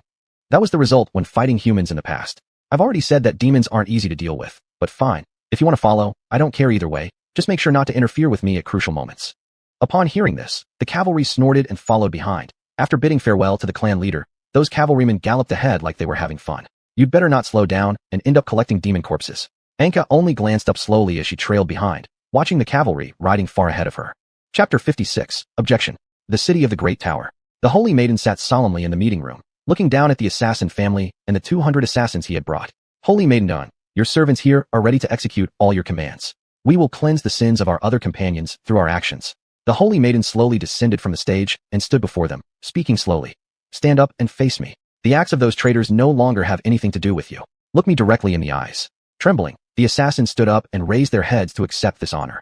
The Holy Maiden dressed in white robes was like a sun. The assassins felt their souls completely subdued after looking into the Holy Maiden's eyes, and naturally knelt down again. The Holy Maiden lifted the representative of the assassins and said, "I hope that we can include representatives from the Academy and those workers into the newly formed ruling body, while you will be organized into a new department directly managed by me. But, Holy Maiden, the nobles may allow for the existence of Academy representatives, but they will surely not permit the slaves to sit on equal footing with them. They are not slaves. In the pilot cities I've recently tested in the western region, 1 month's production output from the new minefields and farms easily surpass the yield without such experiments. Therefore, I believe respecting these laborers might eventually transform our country into a true earthly paradise someday. I don't understand exactly what you've done. In the pilot city, I abolished various institutions of the Chamber of Commerce locally, replacing it with the local church instead. Moreover, I entirely transformed the local slaves into normal workforces. They received land and jobs. I discovered that individuals who achieve stable lives, wages, and dignity possess greater production capacity than many slaves combined. So, I want to implement this new system throughout Saint Psyche." All the assassins present were shocked, their eyes wide open for half a day before the representative finally spoke hesitantly. "Holy Maiden, if you do this, your situation will become very dangerous. So, I hope you too can join the new governing structure to supervise them." "What is your meaning?" "Yes, from now on, all of your actions will be granted the same permissions as holy knights. Each of your actions represents my own will." Upon hearing this, all the assassins became excited and knelt down, shouting out their loyalty to the Holy Maiden. The Holy Maiden said, "Then, please go notify those representatives. I am not satisfied with the list of representatives submitted this time. After the assassins left, the Holy Maiden wearily sat back down in the chair. A Holy Knight stood at the door, walking in slowly after receiving instructions to report. Holy Maiden, the city pilots in the west have seen rebellions instigated by the Chamber of Commerce and local noble forces. How did it turn out? No ordinary people were injured. After 3 hours, the Holy Knights quelled the rebellion. Moreover, we also took advantage of this opportunity to confiscate all assets of the rebelling nobles. As he spoke, he handed over the list of confiscated assets. After taking a look, the Holy Maiden asked, "Is there really so much stuff just from an ordinary lord?" Subsequently, the Holy Maiden looked at the map on the wall and said, "I expect Mr. Anka has already arrived at the Emerald Plain. Would you like me to inform the Holy Knights stationed there?" It's too late. After Mr. Anka leaves that destroyed city, he will soon encounter Holy Knights stationed nearby. Savannah. Anka and his group wandered aimlessly across the plains like headless flies. Anka asked, "Is there any problem? Why do I feel like we're running around in circles?" A cavalryman replied, "Those guys, just like us, don't have a fixed place to live. Perhaps they have long gone." Another cavalryman stretching his limbs said, "It's truly boring. I thought we would meet some incredibly strong monsters." Suddenly, a cluster of blood-red fleshy monsters appeared ahead on the horizon, making the red sun setting below the horizon stand out even more in contrast. Hunting. With that, these cavalries quickly charged towards the horizon. Since Anka noticed there were no particularly powerful entities among those monsters, he did not interfere. Soon, hundreds of monsters were completely crushed by these thrilled cavalries. One of the cavalrymen even held a string of severed heads and ran over to show off to Anka. "What about this? Is this all?" Anka only smirked lightly upon seeing this and didn't answer. After stepping over countless scattered corpses, they finally encountered the demon. The demon's dwelling looked like that of plundering herders. Dozens of blood-red tents appeared before everyone, along with some monsters that looked stronger than the regular troops, patrolling around while riding towering four-legged flesh beasts in heavy armor. The cavalryman said, "Looks like it's nothing much, right?" Anka said, "Perhaps we should set up camp nearby. Once we kill the strongest demon, the remaining demons will lose their fighting spirit." "Huh, are you a coward? Brothers, follow me and charge." For the Holy Maiden. Before Anka could stop them, these cavalrymen had already charged forward, breaking through the demons' outer defenses like spearheads piercing directly into the core. Anka saw the demons outside reorganizing after being scattered and then beginning to gather inward. "Are we surrounded?" Then Anka quickly ran over holding his magic sword, cutting down several demons at once to distract them and prevent them from encircling the cavalry inside. Anka noticed that these demons were extremely well equipped, not only with complete sets of armor, but also bows and scimitars, making him feel as though he were battling humans. Suddenly, these demons began talking to Anka. "Filthy human." Anka froze for a moment as both sides paused their attacks simultaneously. "Filthy traitor." Anka pointed at them while gripping his magic sword and shouting, while Kajiudir controlled the sword to unleash flames in response. "Why do you attack us?" "Because you came and attacked us first. That's how we survive. It seems there is no way to avoid this battle."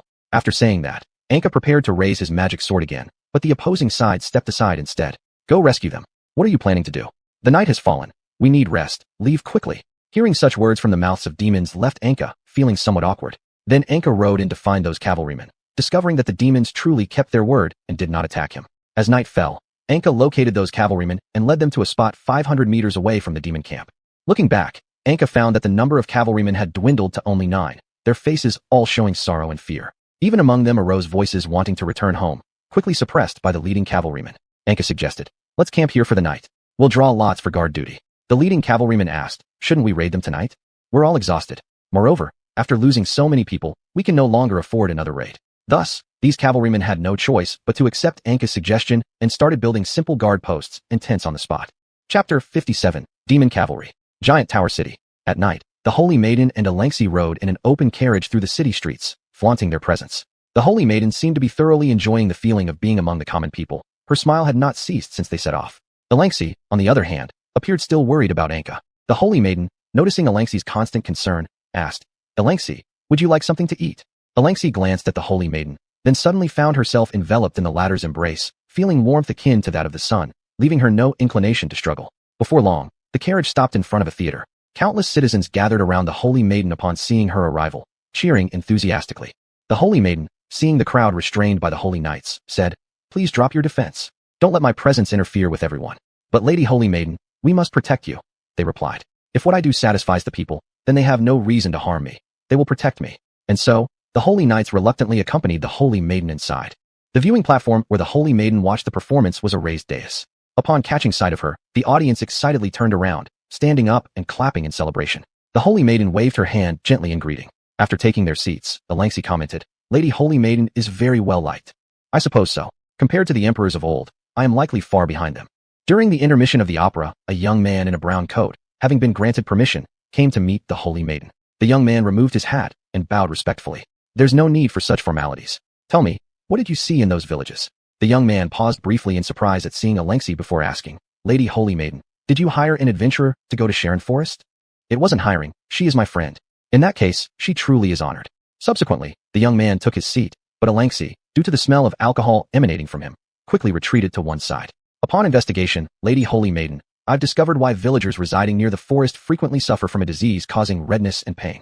Through prolonged research, I found it is caused by parasites contracted when the villagers injure themselves in the wild or drink untreated river water. As he spoke, the young man produced 2 jars filled with liquid, one containing parasite eggs, the other adult parasites. So do you have any methods for defending against these parasites? These creatures reproduce rapidly and possess a high survival rate even in extreme environments. I hope you can allow me to conduct experiments at the Northern Academy. Certainly, I'll assign you a section there to carry out your experiments. Just as the young man prepared to leave, the Holy Maiden detained him, granting him permission to watch the opera with her. Lady Holy Maiden, you are indeed close to the people. The Holy Maiden shook her head humbly. As the opera was about to conclude, a venomous arrow glowing cold flashed from behind the curtain. Alengsi resisted the assassination attempt, and the surrounding holy knights quickly apprehended the assassin. The Holy Maiden stood up in shock, picking up Alengsi to check if she was hurt. Upon seeing Alengsi hold the poisoned arrow between her jaws, the Holy Maiden sighed with relief. But moments later, Alengsi began convulsing and sticking her tongue out. What's wrong? After examining the poison-tipped arrow, the young man exclaimed, This is highly potent snake venom. It seems the entire arrowhead is covered with it. She unintentionally absorbed some while biting down. The young man immediately pulled out some powder and started concocting medicine on the spot. Watching the Holy Maiden use healing magic on Alengsi, the young man remarked, My lady, that won't work. Even the strongest recorded healer could not swiftly eliminate this kind of venom. We should lay her down flat and prepare a surgical environment during the emergency. Suddenly, the Holy Maiden's hands glowed as she touched Alengsi, halting the young man's actions. Soon after, Alengsi spat out blood, regaining vitality while the Holy Maiden became weak and leaned back against her chair. The young man questioned, What just happened? The Holy Maiden replied, This is one of my abilities. I can heal by channeling life force. Thankfully, Miss Alengsi is a wyvern with stronger vitality than humans. Otherwise, I might have collapsed directly after healing her. The young man inspected Alengsi's mouth, stating, Indeed, there is no trace of toxin left. Alengsi protested, Don't touch me so carelessly. At this point, a holy knight entered and said, My lady, let us leave. Nodding, the Holy Maiden bade farewell to the young man, still seated on the ground, then departed with Alengsi in her arms. Plains. When it was Anka's turn to keep watch, the leader approached and asked, Do you think demons are stronger than humans? Anka shook her head and said, Demons also vary in strength. How powerful does humanity need to be to defeat them? I don't know. Suddenly, Anka, stationed on the watchtower, asked, If you were a demon general, what would you do right now? Launch a sudden attack or deliberately retreat to lure enemies into a trap. Is there any place nearby where we can hide? There is an unnamed valley to the north. Can we go around it? What do you mean? It's midnight now. Since they haven't attacked yet, I speculate that they are planning to retreat in batches to lure us into a trap. But if we are at the northern valley when the sun rises and we don't encounter them, then we can still launch a quick surprise attack and withdraw from there. The leader hesitated for a moment and then said, I'll wake them up. Afterwards, everyone rode their horses swiftly to the northern valley. From the outside, it appeared that nothing was inside, but when the group circled around to the top of the valley, they discovered that many fortifications had been dug out within the valley, with various traps set on the ground and at the mountain waist. The leader said, Lord Anka, I must say your perceptiveness is incredibly powerful. Anka asked, If there are no demons here, would this be considered normal from a war strategy perspective? The leader shook his head and pointed to the fortifications, saying, You can see the signs of people having been here, but they've left a long time ago. And judging by their headquarters built on the mountain waste and the underground storage facilities where food hasn't been completely consumed, they should have intended to stay here for the long term. The leader muttered, It's strange. Could they have abandoned this place? Anka speculated. Perhaps the demons have encountered internal disputes, and the ones fighting us are just a part of them. The leader looked at Anka in astonishment. How could it be possible that only a part of them makes us struggle so much? This is just my guess. After all, I haven't felt the presence of any great power inside. Anka suddenly said, I have a plan. Later, Anka slapped the rock wall and looked at the leader, who also grinned knowingly. As the sun began to rise, the leader led the remaining cavalry in a surprise attack on the unprepared demon camp. The leader kept taunting, Cowards, come over here. And after the demons quickly gathered, they started chasing after the leader. Dozens of demon cavalry charged like a burning storm behind the leader. Once the demons realized they were being led to the front of the valley, they halted cautiously, refraining from advancing further.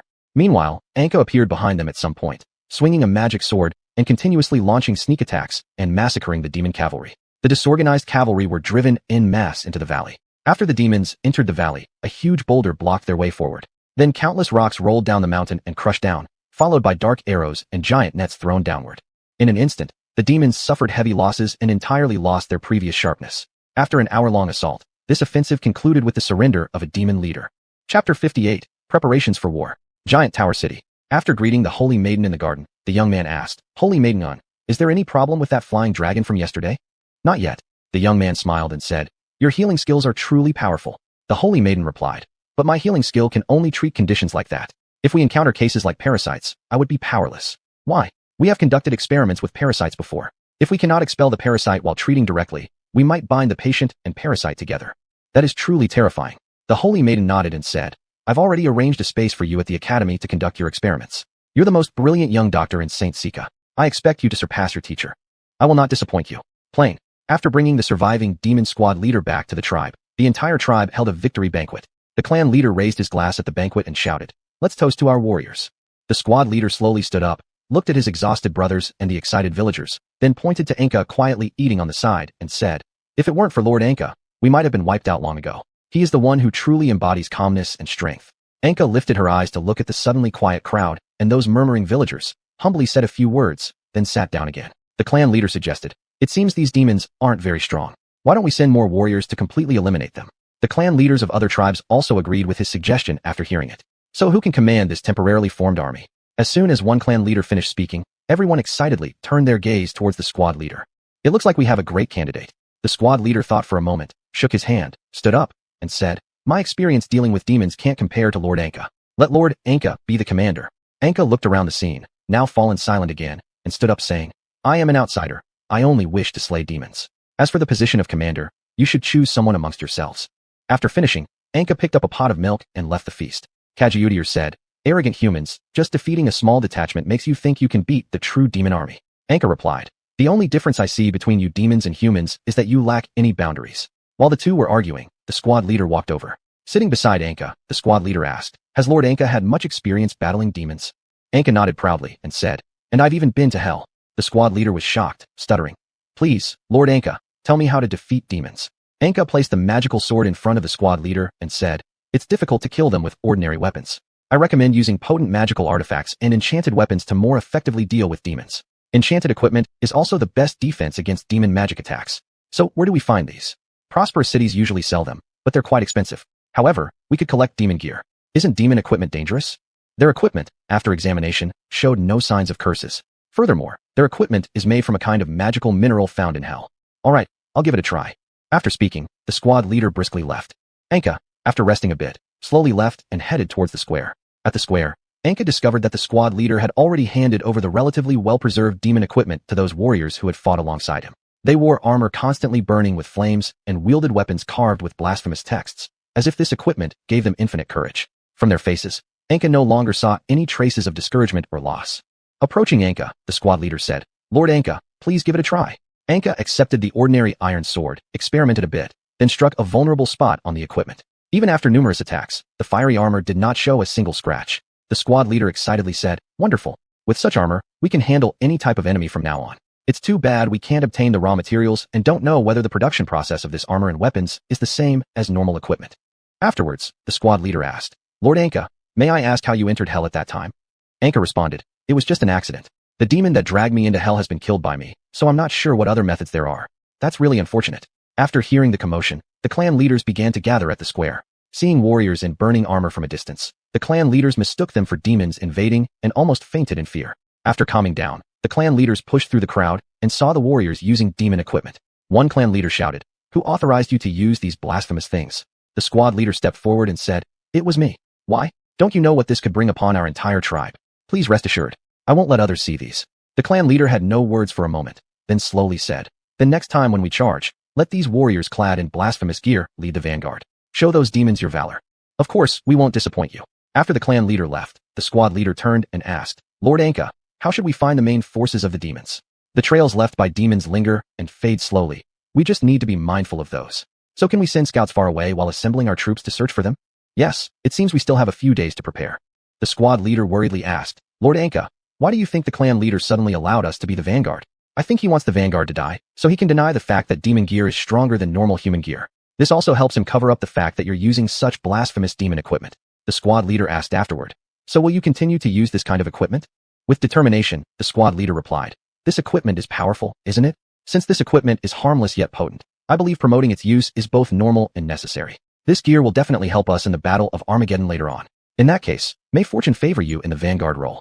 Yes, Lord Anka, I'll do my best to create an opening in the demon army for you, so you can directly confront that terrifying demon.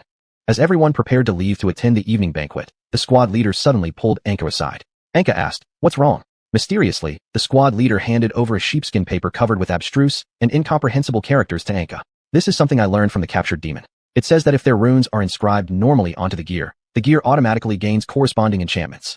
If you truly are the hero fighting for the Holy Maiden, I hope you can pass this along to her. I believe it will certainly help the Holy Maiden during the final battle." Anka accepted it and said, "Interrogating demons must be tough. You've worked hard."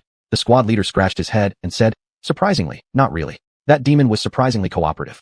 Looking at the sheepskin paper filled with twisted text in her hand, Anka said, "I will definitely give this to the Holy Maiden." Chapter 59, The Fall of the Tribe. The City of the Great Tower. After arriving at the area planned for him by the Holy Maiden, the young man said, "The materials are very complete. Lady Holy Maiden is truly generous." Noticing that his friend was already waiting by the door, the youth went up to greet him. Sadathink, congratulations on having your own laboratory. Would you like a drink? It's a celebration for me. Sadathink shook his head and said, "I have come here to bid you farewell this time." "Why? Was it because you were threatened last time for disagreeing with the Holy Maiden?" "Not at all. I just need to return to my country. It needs me more." "Why?" "You've scored full marks in every subject. If you stay here for a few more months, you might even be chosen to study further in the Great Tower." Sadathink shook his head and said, "My country is currently being attacked from 3 sides, by Kalen, Kardalra, and the northern barbarians. Besides, as a Kadisian, there's no way I'd ever be allowed to take up any position in St. Saka. Even if there's war, can't you donate supplies from here? Why must you go back? And the Holy Maiden is fair. She doesn't discriminate based on one's background. Look at that hero. Isn't he also a Kadisian?"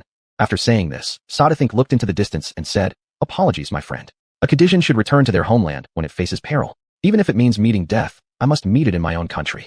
He then handed over his handbag and said, "Friend, this is my parting gift." After pausing for a moment, he continued, "These are the rare herbs I collected. I don't need them now, so I'm leaving them all to you. You must use these to create medicine that can save more lives."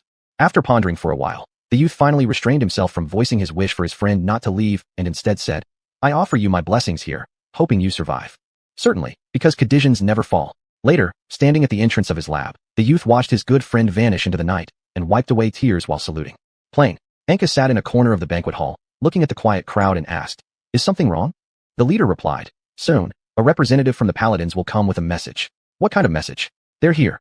Anka looked up and noticed a paladin holding a scroll of sheepskin on the stage saying, "The paladin order has rejected your tribe's request to gather an army." The tribal chief asked why. The paladin said, "We're heading north to defend the northern line. Every tribe must send at least 50 people to assist." The tribal chief asked, "What about the demons?" "We will still leave some paladins behind. Those demons can definitely be held off." Then the paladin hurriedly left. The tribal chief raised his glass and forced a smile. "Let's toast to our warriors who can fight side by side with the Holy Maiden's servants." The leader remarked, "It seems impossible to settle accounts with those demons anytime soon." Anka asked, "What does northern defense line mean?" "It refers to the direction of Cadiz. We heard that Cadiz is under attack by the allied forces of Kalen and Kardalra. Our role is likely to remain defensive." "How often is Cadiz attacked?" "It's unpredictable, without any pattern." Later, Anka said, "I'll take a walk." "I'll come too." Thus, Anka and the leader rode horses together, wandering on the prairie. The leader said, "Lady Anka seems worried. Is it because you are Kadisian?" "I'm just worried about those Kadisians being ravaged by war again. Unfortunately, I cannot directly move there. Otherwise, I might have been able to protect some people from suffering." "Yeah, Cadiz pain may continue for an unknown duration." Just as they were lamenting, Anka looked at the massive waves of flashing flames approaching and asked, "What is that?" The leader looked and said, "It's an enemy raid. Hurry, inform everyone." As Anka drew her magic sword ready to face the enemy, she discovered that the opponent had launched a long-range cavalry archery assault. Innumerable burning arrows rained down from the sky. Anka could do nothing but reluctantly retreat. The flames burned throughout the entire night, turning the grass around the tribe into barren wasteland. The demons looted everything clean. Fortunately, thanks to Anka and the leader notifying the tribe in time, the entire tribe managed to escape before complete annihilation. Later, thousands of people braved the cold winds and reached outside the paladins' camp. The tribal chief anxiously questioned those who came out from inside. "How did it go?" The other person shook their head and said, "They say we are too many for them to accommodate all of us. As the weather is getting colder day by day, what are we supposed to do now?" Upon saying this, the tribal chief saw the advanced team members dressed in demon equipment and angrily accused, "It's because you used these desecrated things that the whole tribe faced such calamity." At this moment, Anka stood up and said, "We still do not know for sure if these demon equipment really attracted the demons. I can go and ask them to let you in for refuge." The tribal chief, disbelieving, turned away and continuously blamed everyone for initiating attacks against the demons. After Anka entered the paladin's camp, She was inspected by them. Stop right there. I just want to talk with you. There is nothing to talk about. Tell those people to leave the entrance of the camp. Facing the encircling paladins, Anka slowly revealed the accessories once given to her by the Holy Maiden. After inspecting it, the captain of the paladins respectfully returned the items to Anka. What should we call you, sir? Why don't you rest inside the tent first? Call me Anka. Did you ever work for the Holy Maiden? After pondering for a while, Anka replied, I used to act alongside the captain of the Holy Maiden's eye. Apologies for the inadequate hospitality. Could you show me your storage facilities? Please follow me. Later, Anka discovered that the entire camp was actually a large fortress built out of stones. It was well equipped with abundant supplies. Moreover, the defensive strength was formidable. Even after some forces were dispatched, 100 paladins and 1,000 servants remained. There was food enough in 10 warehouses to feed thousands for at least 3 months. Can you allocate some rooms so they can come in? Upon seeing their hesitation, Anka immediately roared. Do you wish Lady Holy Maiden sees her people being shut out by her own servants until they starve or freeze to death? Hearing this, all the paladins deflated and shook their heads. After internal deliberation among the paladins, Anka managed to secure 3 towers as temporary accommodation. After eliminating the demons, and when winter passes, Anka, please ensure these people return to the grasslands. That's only natural. Subsequently, Anka walked out to the hopeful crowd and said, let the children and women go in to rest. Trembling, the tribal chief rose and asked, what about us old bones? Anka surveyed the crowd and stated, fathers of children under 3 years old, husbands who have just married within the past 10 months, elderly individuals, and those with physical disabilities can also enter. Anka then noticed that approximately 3,000 strong middle-aged and young men remained in question. Who among you wants to squeeze in and get inside? At this moment, the leader stepped forward and asked, could you ask the paladins to give us some equipment? We must avenge ourselves against the demons that trample on our land. Anka nodded in agreement and replied, after we simply replenish some supplies, we'll set off. Chapter 60, Cavalry Charge. Grassland. On the grassland, Anka and the leader were wandering with 3,000 cavalrymen dressed in simple leather armor, carrying sabers and bows. Anka asked, how's the equipment? The leader responded, although they are the leather armors that paladins don't use anymore, we've managed to equip everyone. It's just a pity that there are only 100 enchanted weapons, and each person can only get 5 arrows. Please place the cavalry equipped with demonic gear at the front and the cavalry with enchanted weapons behind them, letting them hand over all their arrows to the rear cavalry. They're just for charging, aren't they? Anka nodded in response. The leader lowered his head for a moment before saying, although it is cruel on them, it is indeed effective. The red sun hung in the sky at noon, radiating its light. These cavalrymen wandering endlessly across the grasslands resembled headless flies bumping around aimlessly. Suddenly, the scouts from the front returned. Report to the leader, there are traces of large-scale burning ahead. Hurry up, show us the way. When everyone arrived at the destination, all they saw was endless gray residue from fire, completely devoid of any life. Anka said, it seems like the demon cavalry left these marks after their charge. Can you estimate how many of them? Anka shook her head and said, I don't know, but this ash is still warm. It looks like they haven't gone far. Just as she finished speaking, everyone mounted their horses and followed the tracks, eventually arriving at a valley called Windry's Place. On the grassland in front of the valley, a group of flaming demons were surrounding a few paladins and continuously consuming them. Lord Anka, should we rescue them? Of course, you take some people with me. The others retreat to the back. Afterward, 100 cavalrymen followed Anka and quickly charged into the formation of demons. The unprepared demons scattered instantly, and the paladins took advantage of the brief pause to rush out quickly alongside Anka and her team. The leader shouted, damn it, they're following. Anka said, whoever has arrows, shoot backwards. As soon as the words were spoken, arrows rained down toward the demons pursuing from behind. Seeing the arrows being easily deflected by the demons, Anka could only say, is anyone willing to stay with me and hold them off? Before charging forward, Anka said to the leader, a large force of demons is coming. With just us, it's impossible to completely block them. Hurry and run towards the paladin camp. With the paladins we've saved, they should let you in. I'll go and join you shortly. After finishing, Anka led 300 daredevils straight into the demon cavalry to delay time for everyone else. Anka said, raise your shields. At her command, countless fiery arrows flew over from the opposite side. Those who didn't raise their shields in time were shot down from their horses. Anka commanded, you attack from both sides and withdraw quickly. Then have the rear become the front and attack again. Afterward, Anka, acting as the spearhead, was the first to charge into the continuously charging demon cavalry in the central battlefield. But the cavalry on both sides failed due to the slower speed of their horses compared to the demons' mounts. Some of the cavalry were directly impaled by the demons' lances, while others fled. Anka tore through the ranks of the demon cavalry with her own center army. Seeing the continuous gathering of demons around her, she had no choice but to say, withdraw quickly. But, I won't die. Withdraw quickly. Once the remaining cavalry escaped to a position where the demons couldn't easily chase them, Anka was surrounded by an ever-growing mass of demons. Afterward, Anka's horse was cleaved into 2 halves by a single blow from a demon, causing her to fall off her mount. At this point, Kekiadir suddenly shouted, that demon holding the large sword is the commander of the demon cavalry we've been looking for. Understood. Anka swung her magic sword, relentlessly cutting through the approaching demons while gradually advancing toward the demon commander. Hold! With the demon commander's order, all the demons surrounding Anka quickly withdrew to the periphery, leaving Anka alone facing the demon commander in the empty space. The demon commander slowly opened his mouth and said, Kekiadir, didn't expect you'd be siding with our enemies. Hearing this, Kekiadir extinguished the flames and made no further sound. The demon commander brandished his large sword at Anka and said, Human, what skill do you possess that makes you dare to face us? The ability to kill you. Ha ha ha, I'm not like those weaklings. Come and try me. As soon as the words were spoken, Anka attacked the commander with her sword, and the commander blocked with his knife. There was a loud bang, and sparks flew as the big knife and magic sword collided violently. The commander said, Why such immense strength? After speaking, the commander dropped his big knife and grabbed a nearby spear, repeatedly lunging toward Anka. Anka kept dodging the thrusts while swinging her magic sword horizontally. In a swift move, the magic sword drew a perfect arc in the air, slicing off the horse's head. The demon commander leaped to the ground and continued to fight Anka with his spear. The demon commander growled ferociously, You killed my horse? I'll make you pay for that. Anka easily parried the attacks and joked, What kind of payment? A ride on me. Anka showcased every sword technique she had learned, her magic sword drawing countless streaks of white light in the air. With a bang, Anka's magic sword was kicked away by the opponent. Anka stared in surprise at the other side, calmly holding the spear. The demon commander said, Your moves are acceptable, but somewhat stiff. It looks like mere imitation. After speaking, the demon commander thrust the spear towards Anka. As Anka dodged the continuous spearing attempts from the side, the spearhead suddenly reappeared in front of her. She barely managed to evade by leaping backward. The demon commander stroked his spear and said, Do you know, humans, I spent 50 years learning this. Afterwards, he swung hard, allowing the spear to slice down in a blur of white shadow. Facing such blurriness, Anka couldn't even track the spear's head and was hit. The demon commander looked at Anka, who was kneeling half on the ground with her right shoulder shattered, and said, Humans, do you know that every so often someone claims to be destined to come and punish us, but those arrogant ones always meet the same end? After putting down the weapon, the demon commander knelt halfway before Anka, grabbing her chin to examine her face closely.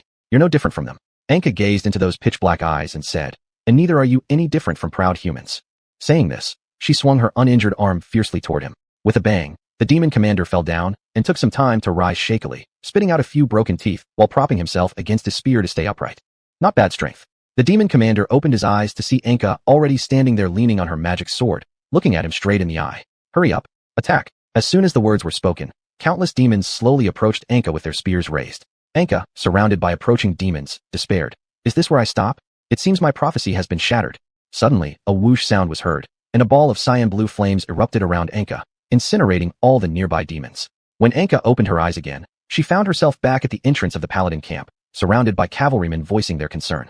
Upon realizing her wounds were completely healed, she smiled and said, Kajiudir, the contract he signed with me seems more useful than yours. No sooner had she finished speaking when she collapsed backwards, fainting onto the grass. Chapter 61, Making Plans. Anka slowly opened her eyes a few hours after being brought into the camp by everyone. The leader held a bowl of meat soup and handed it to Anka, saying, Master Anka, you have worked hard. Afterwards, the rescued holy knights came in and paid their respects to Anka. Mr. Anka, you are truly brave. Thank you very much. No problem. By the way, why were you there? The holy knight replied with an awkward face. It's embarrassing to say, but we were sent to reinforce the northern border, but fell into the demon's trap, resulting in the death of a large number of servants and combat brothers. Then the holy knight garrison walked in and said, Master Anka, we have something for you. What is it? Anka took over a pocket watch, opened it, and discovered that there was a crystal embedded inside. What is this? This was delivered by some holy knights riding griffins after you left. We don't know what it is either. Anka wiped the crystal, and suddenly the entire crystal showed a blurry figure, which then gradually became clearer. Holy maiden? Ilangxi. Anka was surprised to discover that this was actually a magical artifact capable of long-distance communication. The holy maiden said, Mr. Anka, I feel like you look a bit tired after just a few days. Ilangxi leaned forward and said, Sir, please don't tire yourself too much. Should I come over to help you? Anka said, Ilangxi, your energy is as vigorous as ever. By the way, why did the holy maiden give this to me? The holy maiden replied, Because Miss Ilangxi has been insisting on seeing you, and I also hope to be able to know your plans in real time, so I hastily made this artifact. Fortunately, my guess about the location was correct, allowing us to deliver this artifact to you as quickly as possible. Real-time communication? What a wonderful item. Thank you very much. After that, Ilangxi kept sticking close to the screen, yelling and asking Anka if she could be picked up. Ilangxi, shouldn't you go to sleep now? After hearing this, Ilangxi's ears drooped directly as she said, Okay, good night. Afterward, the holy maiden said, It's not early, so I won't disturb you anymore. Upon finishing speaking, the crystal returned to its original state. Anka looked up and saw those holy knights devoutly kneeling down halfway, saying things that were hard to understand. What are you doing? We listened to the holy maiden's words, and it's our honor. Afterward, Anka looked at the leader and asked, Can those demons still be detected? They've set up camp more than 8 kilometers away from the camp. At this moment, a holy knight ran in and said, "Please come up with a battle plan, Mr. Anka and cavalry leader." Anka curiously asked, "Are holy knights going to help deal with demons together?" The leader nodded and said, "Since they're already right in front of us." Afterward, Anka and the leader went to the underground command center. Inside the command center, only 3 people who looked like higher-ups were sitting there waiting. After being allowed to take seats, Anka and the leader sat in positions closer to the door. "Master Anka, this is the captain of the Holy Knights." Following the servant's hand, Anka noticed that the captain was quite robust, with a 2-handed greatsword placed aside. "Is Master Anka's ability simply teleportation? Why do you say that? I personally witnessed you suddenly appearing among the cavalry with flames." Anka met his gaze and noticed a piercing aura similar to some kind of rune on him, speculating that he possessed abilities to enhance himself. Anka stopped the captain's continuous probing of his abilities and said, "Let's talk about how to eliminate those demons instead." The captain nonchalantly replied, "It's just some demons. My Holy Knight phalanx can easily handle them." "I disagree. I think a decapitation action targeting the demon commander should be carried out. Decapitation can work, but our Holy Knights need to do it. I hope you can bring more weapons, such as catapults." "There's no need. Just follow my plan. I merely wanted to give you some respect by notifying you separately." Afterward, he picked up his greatsword and left the room while Anka became worried. The leader said in relief, "Great. The Holy Knight's charge should be able to solve those demons." Why does Master Anka have a troubled expression? I'm concerned that he will encounter problems using his own so-called experience against foes they have never dealt with before. You go outside and meet up with him first. I have something to attend to. After the leader left, Anka took out the pocket watch. In no time, the Holy Maiden appeared before Anka with a sleepy face. The Holy Maiden rubbed her eyes and said, "Is there something wrong, Mr. Anka?" "Holy Maiden, I am about to fight against demons, but I failed to persuade the captain of the Holy Knights here. I hope you can use your crystal ball to notify the nearby Holy Knight groups to come and help us." Are there demons troubling you? I will immediately send the nearby Holy Shield organization to assist you. Please do. After the communication ended, Anka forced herself to stay awake and went outside. Anka, riding on a horse, saw squadrons of Holy Knights forming up, while on both sides were the cavalrymen dressed in leather armor. As the horns blew, thousands of soldiers charged forward together, their battle cries echoing across the sky and earth. Countless arrows shot towards the demon camp, and it felt as though the charge of the human cavalry could scare the demons witless, making them flee in panic and abandon their armor. Anka followed closely behind on horseback. The first batch of vanguard dressed in demon equipment rushed to the front only to fall down entirely due to tripwires. By the time they got up, the demon's cavalry leaped over them, instantly trampling the vanguard to death. When the Holy Knights arrived, they witnessed this scene. The captain, after slaying a demon leader first, almost simultaneously, deafening horn calls sounded from both divisions. The captain took the lead with his Holy Knight guards and a part of the cavalry under the command rushing to the demon commander's position. The demon commander tightened his grip on the greatsword and looked up at everyone saying, "Do you know? I let you come here intentionally." The captain roared, "For the holy light," and then charged forward. The captain swung his greatsword clashing against the demon commander's greatsword. With a few bangs, both parties entered a standoff state for a moment. "Your mastery of the greatsword is admirable, but only for humans." Speaking, the demon commander threw away the weapon and drew twin blades from behind, initiating rapid attacks. The captain's eyes widened as he struggled to defend against the storm-like assault. While the captain was defending desperately, the team leader and other Holy Knights were beheaded by several large axe-wielding demons. Their cries caught the captain's attention, and this also gave the demon commander an opening to thrust his sword directly into the captain's shoulder. With a quick rotation, the demon commander tore off a large piece of the captain's skin. The captain, clutching the wound, let out 2 muffled sounds. Although unable to lift the great sword, he still held a short sword and glared at the opponent. "Your greatest weakness as humans is arrogance. How naive of you to think you could kill me. Demon, I will kill you." The captain shouted and charged towards it, but was kicked on the side of the head casually by the demon commander, causing him to pass out instantly. What a bore. Just as the demon commander was about to kill the captain, Anka stepped onto the horse's back and flew into the scene, delivering a powerful kick that sent the unprepared demon commander flying dozens of meters away. Retreat.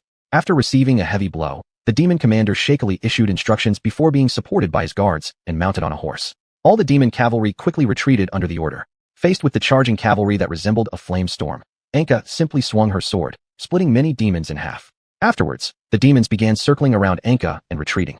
Anka waved to the Holy Knights and cavalry who tried to pursue, saying, "There are wounded here." Subsequently, Anka returned to the camp with the excited group who celebrated the repulsion of the demons. Chapter 62, Decapitation, Part 1. After returning to the camp, Anka couldn't resist her drowsiness and went back to rest. Everyone else was so excited about repelling the demons that they held a simple feast. The only one who didn't fit in with everyone was the captain hidden in the basement. The next day, Anka looked at the crowd outside who were still excited and asked, "Do you know where those demons have gone?" A soldier ran over excitedly and said, "According to scouts, they've all run to a flat grassland to the west." Anka asked, "What about the captain? He should come out and command. Ever since he came back last night, he locked himself in the basement." After hearing this, Anka rushed to the door of the basement, worried something might be wrong. Captain. After knocking several times on the door without response and fearing something had happened, Anka cut down the heavy door with a few sword strikes and barged in. Captain. In the messy basement, Anka found the unconscious captain curled up in a corner, covered in sweat and tears. Anka dragged the captain onto a table and checked if there were any injuries. Moments later, the captain slowly opened his eyes and sat up, facing Anka as he said, "I look awful, right?" Anka shook her head in reply. The captain slammed his fist on the table and roared, "I'm such an idiot. I blindly believed my experience, and now I've caused the deaths of several of my brothers." Faced with the captain's constant yelling and self-blame, Anka slapped him to calm him down. "Calm down. All the soldiers think we won yesterday. If you act like this now, more people will lose morale. You're right. By the way, was it you who saved me yesterday?" Anka nodded in response. "Ha ha ha. I should have trusted you yesterday. Perhaps if we had used your method, we wouldn't have suffered those losses I can't bear."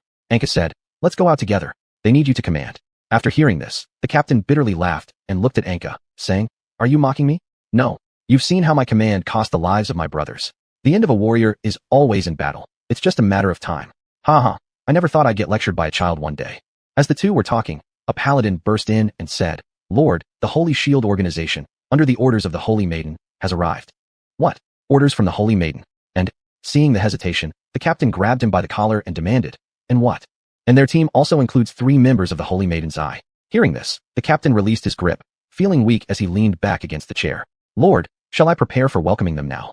After listening, the captain lazily waved his hand. Anka stepped forward and said, "Come on. Haha, the Holy Maiden is truly powerful. She even knows what happens thousands of miles away. Did she send judgment because I commanded poorly just now? Or maybe she's been dissatisfied with me all along." Seeing some signs of fear and dissatisfaction in the captain, Anka approached and said, "So, you don't plan to welcome them?"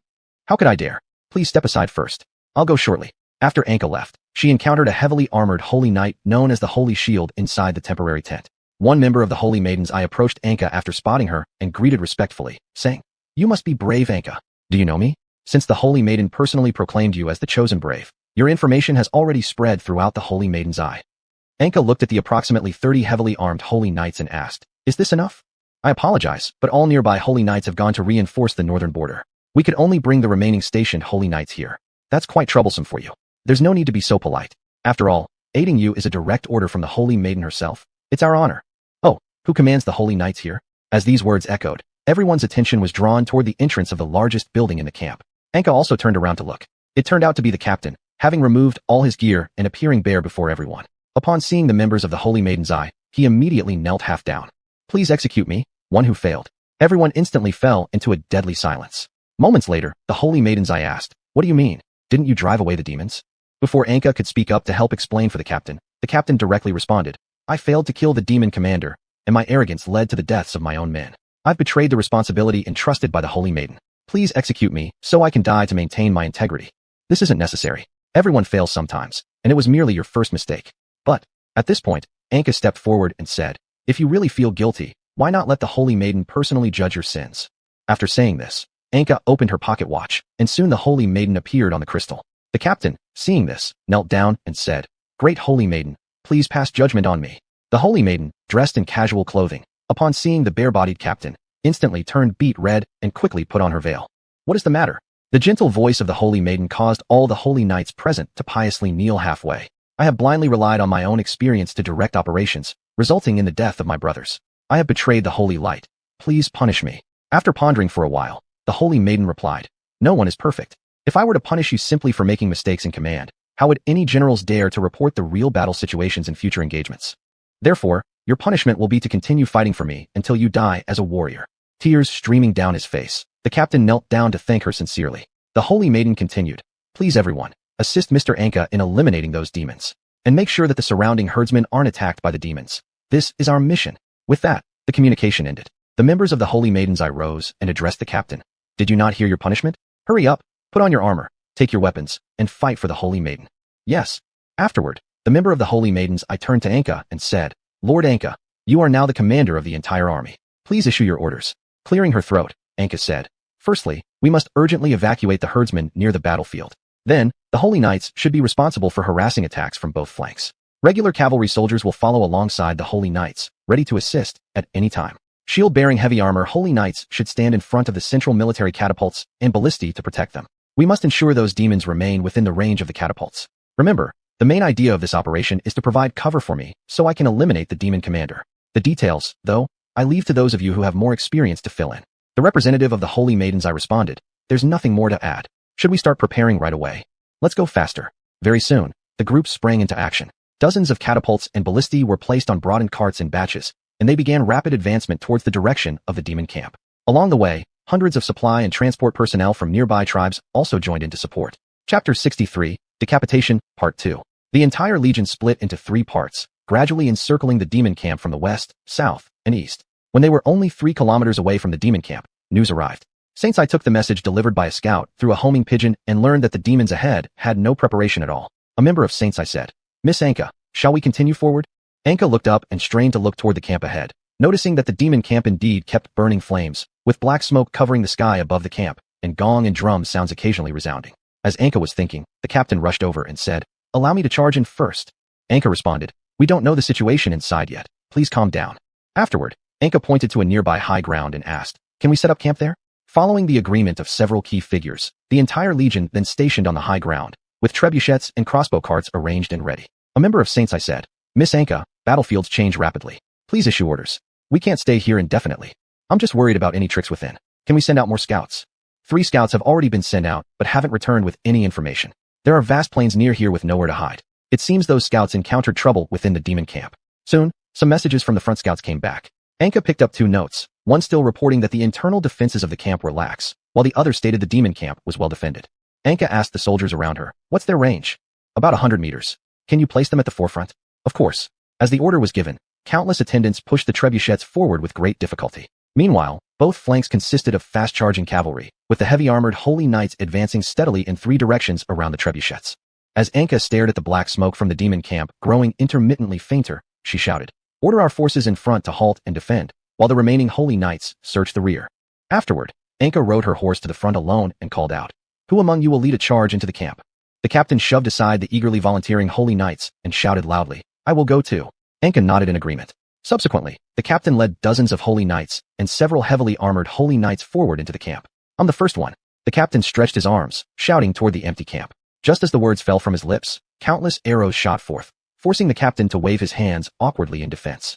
With increasing numbers of demons surrounding them, the group was forced to quickly retreat. Anka heard a whistling sound overhead, looked up, and saw several dragon-like creatures polluted by demons flying past the heads of everyone, spitting fireballs onto the previous high ground and destroying the command center. Damn. Afterward, Anka turned around and found that the holy knights behind her were now entangled in fierce combat, with the massive horned demons jumping off the dragons' backs. Are we surrounded? Aim the ballistae at the dragons, the trebuchets at the camp. Launch. Miss Anka, the trebuchets' range isn't enough.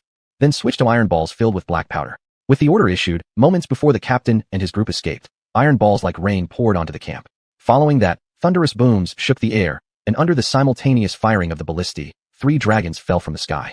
From one of the fallen dragon corpses, the demon commander slowly stood up and stared directly at Anka. Anka shouted, Continue firing bolts and iron balls. Then, Anka charged forward to intercept the demon commander's advance. Humans, how dare you approach again? How else would we kill you if not coming? The clash of the magical sword against the demon commander's long spear sparked with every collision, and as the spear swung above Anka's head, it swept in an arc. Despite dodging frantically, Anka was still cut across the forehead by the opposing weapon. In retaliation, Anka lunged forward, striking with her magical sword, which easily cut through the armor of the demon commander and slashed open its abdomen, exposing a deep wound. The demon commander, clutching its injured stomach, remarked, Fortunately, I am not human. Holding her sword tightly in position, blood from her forehead wound dripped into Anka's eyes, causing her to nervously step backward. When Anka opened her eyes again, she realized the demon commander's spear tip was dangerously close. Suddenly, the captain appeared behind the demon commander, delivering a slash. The demon commander reacted sharply, striking the captain hard and creating a gaping wound on the captain's head, who sprayed blood before collapsing lifelessly to the ground. Seizing the opportunity while the demon commander was distracted, Anka lunged forward, impaling it with her sword. As Anka and the demon commander both screamed in their final moments, with a raise of Anka's hand and a few sword swings, the demon commander fell to the ground, left with only gasping for breath. Then, Anka held her sword and decapitated it. Its soul, along with the entire demon legion's souls, ascended into the air before plunging underground. In an instant, Anka felt all her wounds healed. The entity rejoiced, saying, Well done.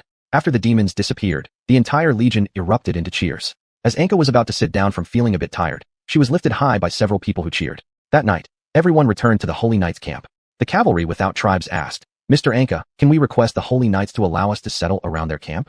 Why? Is it safer? We hope the Holy Knights can train us, because this time we saw the well-equipped and highly trained Holy Knights. If we had been like them from the start, perhaps we wouldn't have lost our homes. The representative of the Holy Knights slowly walked over and said, certainly, but you can only graze and train within the areas we designate. Later, the Holy Knight turned and asked, Lady Anka, would you like to attend the Holy Knight's burial ceremony? Anka nodded and replied, it's my honor. Afterward, Anka witnessed the Holy Knight bodies gathered and cremated in batches. Within the specified time, the flames were extinguished, and the church's clergy would place the incompletely burned bones in boxes. The box tops were engraved with the names, families, and deeds of the deceased. They would then be transported to the memorial hall of the largest nearby church. Afterward, the process was for the clergy to gather and sing hymns. Almost all the Holy Knights came together to sing hymns and bless their brothers to ascend to heaven above and continue fighting for the gods. Anka found a member of Saints Eye recording the details of this battle and asked, are you going back to the Tower City? The other person nodded in response. Can you deliver this to the saint? I think it may be important for the future. The other person stopped writing and looked up at Anka as she handed over a sheepskin parchment filled with twisted words and a wrapped dark red spearhead. What is this? These are the demon's writings and weapons, given to me by a dead tribe member. I discovered that these words, when arranged according to the correct rules, could enchant weapons and armor without needing to consume precious materials. I hope the saint can decipher the text. It might help with the upcoming battle against the end. After hearing this, the other person knelt on one knee, receiving it, and said, thank you for your efforts. The saint's glory will always be with you. Please get up. This isn't my achievement. You are too humble. After speaking, Anka left under the pretext of being overwhelmed by drowsiness. Chapter 64, The Northern Crisis. The next day, as Anka had just woken up, she blinked and looked out the window at the still joyfully celebrating crowd, feeling a wave of happiness from personally solving a major trouble. Suddenly, Anka's pocket watch started to make a sound. Upon checking, Anka discovered that it was the Holy Maiden appearing on the crystal. The Holy Maiden slowly began, saying, I apologize for disturbing you so early, Mr. Anka. It's no problem. Is there something you need? How is Alangsi? Miss Alangsi is still asleep. I wish to entrust you with a task. What task? It's about the northern border. Last night, their troops used the crystal ball to inform me that a massive flying dragon has appeared in the north. Because of a surprise attack, the leading forces have suffered heavy losses. I hope you can take the nearby Holy Knights and provide support. Anka thought to himself, an ordinary dragon surely couldn't cause this much trouble to an entire Holy Knight regiment. Could it be an elemental ancestor dragon like we encountered last time? Anka replied, of course, I will set out immediately. Thank you for your trouble. After finishing her words, Anka put the pocket watch back into her package. After checking if her luggage was complete, she pushed open the door and walked to the city wall, looking down at the people training below. One of the eyes of the Holy Maiden slowly approached and said, Mr. Anka, you seem to have something on your mind. The Holy Maiden requested that I help the army at the northern border that has been attacked by a flying dragon. May we accompany you? Don't you need to remain here to guard? You may only bring me and those with holy shields. Along the way, there are Holy Knight camps that can replenish our supplies. Anka nodded and asked, what about what I entrusted to you last night? It has already been handed over to the other brothers. They will quickly ride griffins back to the Tower City, while I, as the recorder, stayed behind to document everything I see. Please go notify them that we'll depart at noon. At noon, Anka, along with 30 holy shields and eyes of the Holy Maiden, set off on the journey to the northern border. On the road, Anka looked at one of the relaxed eyes of the Holy Maiden and asked, you don't seem very tense at all. With you here, Mr. Anka, why would we need to worry? Anka sheepishly lowered his head and asked, the northern border is quite long. How will we know which part was attacked? Sir Anka may not be aware, but the northern border features a 1,000-mile mountain range. The army only needs to hold a few key fortresses, and the system there is very well established. We simply need to check a fortress and judge which one has issues based on whether the guard change is abnormal. At this point, Anka asked, in that case, shouldn't the frontline soldiers be more aware of any issues? Asking us to come for support seems like bringing water from afar to quench a fire nearby. Moreover, those soldiers should be stronger than the reinforcements. What if when we arrive, they've already resolved the danger? In that case, Sir Anka, consider this trip a simple excursion. Perhaps the Holy Maiden saw how tired you were running around everywhere and made up this excuse for you to rest a few days in the scenic and resource-rich frontier. What nonsense. I still have to search for demons. Don't get worked up. It's not like demons can be found anywhere these days. With a smile, the eye of the Holy Maiden asked, why does Sir Anka insist on wiping out all demons? Anka looked up at the red sun overhead and envisioned Alangsi smiling at him, then said, I merely hope for peace in this world so I can spend my remaining days quietly in a corner. Bringing peace to the world? Sir Anka truly has a vision broader than ours. At this moment, Anka's gaze fell on the Holy Knight's servants traveling alongside them and said, they seem tired. Let's rest a bit. As soon as Anka issued the order to rest, everyone stopped and began taking a short break. Anka leaned close to the eye of the Holy Maiden and asked, do all Holy Knights have these servants? Of course. Each Holy Knight can have 3 to 5 servants who handle various auxiliary tasks. Anka's expression turned slightly grim as he asked, isn't the Holy Maiden supposed to preach equality for all living beings? What's the deal with these servants? Sir Anka, the Holy Maiden preaches equality among all, but these heretics are not included. Heretics? Does that mean everyone different from you is a heretic? This. Seeing that Anka was becoming increasingly agitated, the eye of the Holy Maiden quickly changed the subject and said, "The Holy Maiden has already begun to change things. I heard that in a pilot city in the west, there are no longer any signs of slavery." Really? The eye of the Holy Maiden nodded in response. The fact that Holy Sikh still has slavery exists entirely because of historical legacy from before the Holy Maiden's rule. She is already striving to create a paradise on earth. Anka lay on the grass enjoying the rare rest, and said, "I hope so." Anka looked at the slowly drifting white clouds in the sky and could not resist falling asleep. With a sudden crack of a whip, Anka abruptly remembered his past life, opened his eyes wide, and immediately sat up. Anka glanced around and found that night had already fallen. The eye of the Holy Maiden watched as Anka, drenched in cold sweat, was startled awake, and asked, "Is something wrong, Sir Anka? What sound was that?" Following the gaze of the eye of the Holy Maiden, Anka saw a holy knight viciously whipping a frail slave with a whip. Every time the whip cracked, Anka would instinctively shudder. Approaching, Anka grabbed the holy knight's hand and said, "Stop." The holy knight looked down at Anka and obeyed by dropping the whip like it was an order. Anka helped up the slave whose body was covered in bloody stripes and turned to ask, "What crime did she commit?" "Sir Anka, this slave attempted to escape." Anka handed a clean cloth to the slave and asked, "Where were you planning to run to?" The slave weakly pointed northward without uttering a word. As Anka looked into her eyes, he discovered they were just like his own. Suddenly raising his head, Anka noticed the bound slaves on the poles also shared the same light blue eyes and emaciated figures like fragile candles about to be blown out by the wind. Turning, Anka asked, "Are they all Cadesians?" The Holy Knight nodded and said, "Because Cades has always been plagued by turmoil and backwardness, trafficking is very easy, which makes the price of Cadesians very low. Moreover, Cadesians are known for their gentle nature and unwillingness to resist, making them less dangerous than wild boars and thus becoming a common choice for many slave owners. However, wealthy nobles still prefer purchasing rarer beings like elves." Clutching his fists tightly, Anka contemplated killing everyone to liberate these suffering fellow countrymen he had never met, but he restrained himself. Anka asked, "How many more days until we reach the border?" "There are about 5 days left." "How will the weather be tonight?" "It might get very cold." "Give them some food and clothing, and let them gather around the fire." The holy knights exchanged glances. Although they thought this was wasteful, no one dared to directly oppose Anka, who had been personally appointed by the Holy Maiden as the fated hero. In a short while, those holy knights brought all their slaves over and dumped them by the fire. The Cadesians, upon receiving some old rags and leftovers, gratefully thanked their holy knight masters for their kindness. Watching these so-called compatriots of the same race before him, a wave of sorrow washed over Anka's heart. Chapter 65, The Hot Air Balloon, Part 1. Anka slowly emerged from the largest tent at night. Upon seeing the patrolling paladins, Anka said, "You should all go back and rest. I will patrol here." The paladins looked at each other and then nodded in agreement. Afterward, Anka took out a few small parcels from the tent and handed them to the group of Cadiz slaves gathered around the campfire. Upon receiving the parcels, the slaves discovered they were filled with precious medicine. They made sounds of gratitude as they bowed repeatedly before Anka. When Anka noticed something odd, she examined their mouths and found that their tongues had been cut out and there were traces of medicine corrosion in their throats. "I'll figure out a way to let you escape when we get closer to the border near Cadiz." Suddenly, a cold wind blew by, and the slaves hugged each other to prevent losing all warmth. Afterward, Anka took out some blankets and covered them, then found some carried cowhide nearby and wrapped it around them to shield them from the wind. The next day, when Anka stepped out of the tent, she saw the slaves standing in a row shakily facing a paladin holding a whip. "Speak. Who stole the blankets?"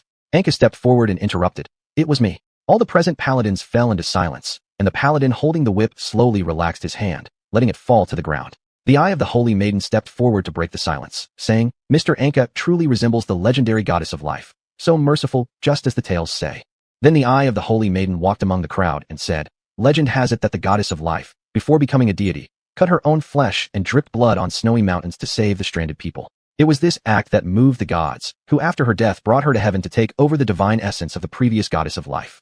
As soon as these words were spoken, all the paladins clapped and cheered. The eye of the Holy Maiden approached and said, "Since Mr. Anka is so kind, we won't make things difficult for you. We'll give these slaves food like ours and clothing sufficient to keep them warm. How's that?" Anka nodded and said, "That would be great. I'm going to scout ahead with others now. Thank you for taking care of this." With that, Anka took one of the slaves and left. The paladins discontentedly said, "What do you mean? Is forgiving them not enough? You must also provide them with food and clothing? Shouldn't they even be allowed into the tents?" The eye of the Holy Maiden looked down on them disdainfully and said, "What are you talking about? Since our supplies are relatively abundant, giving them some isn't an issue. If Mr. Anka requests it, then we shall comply." This.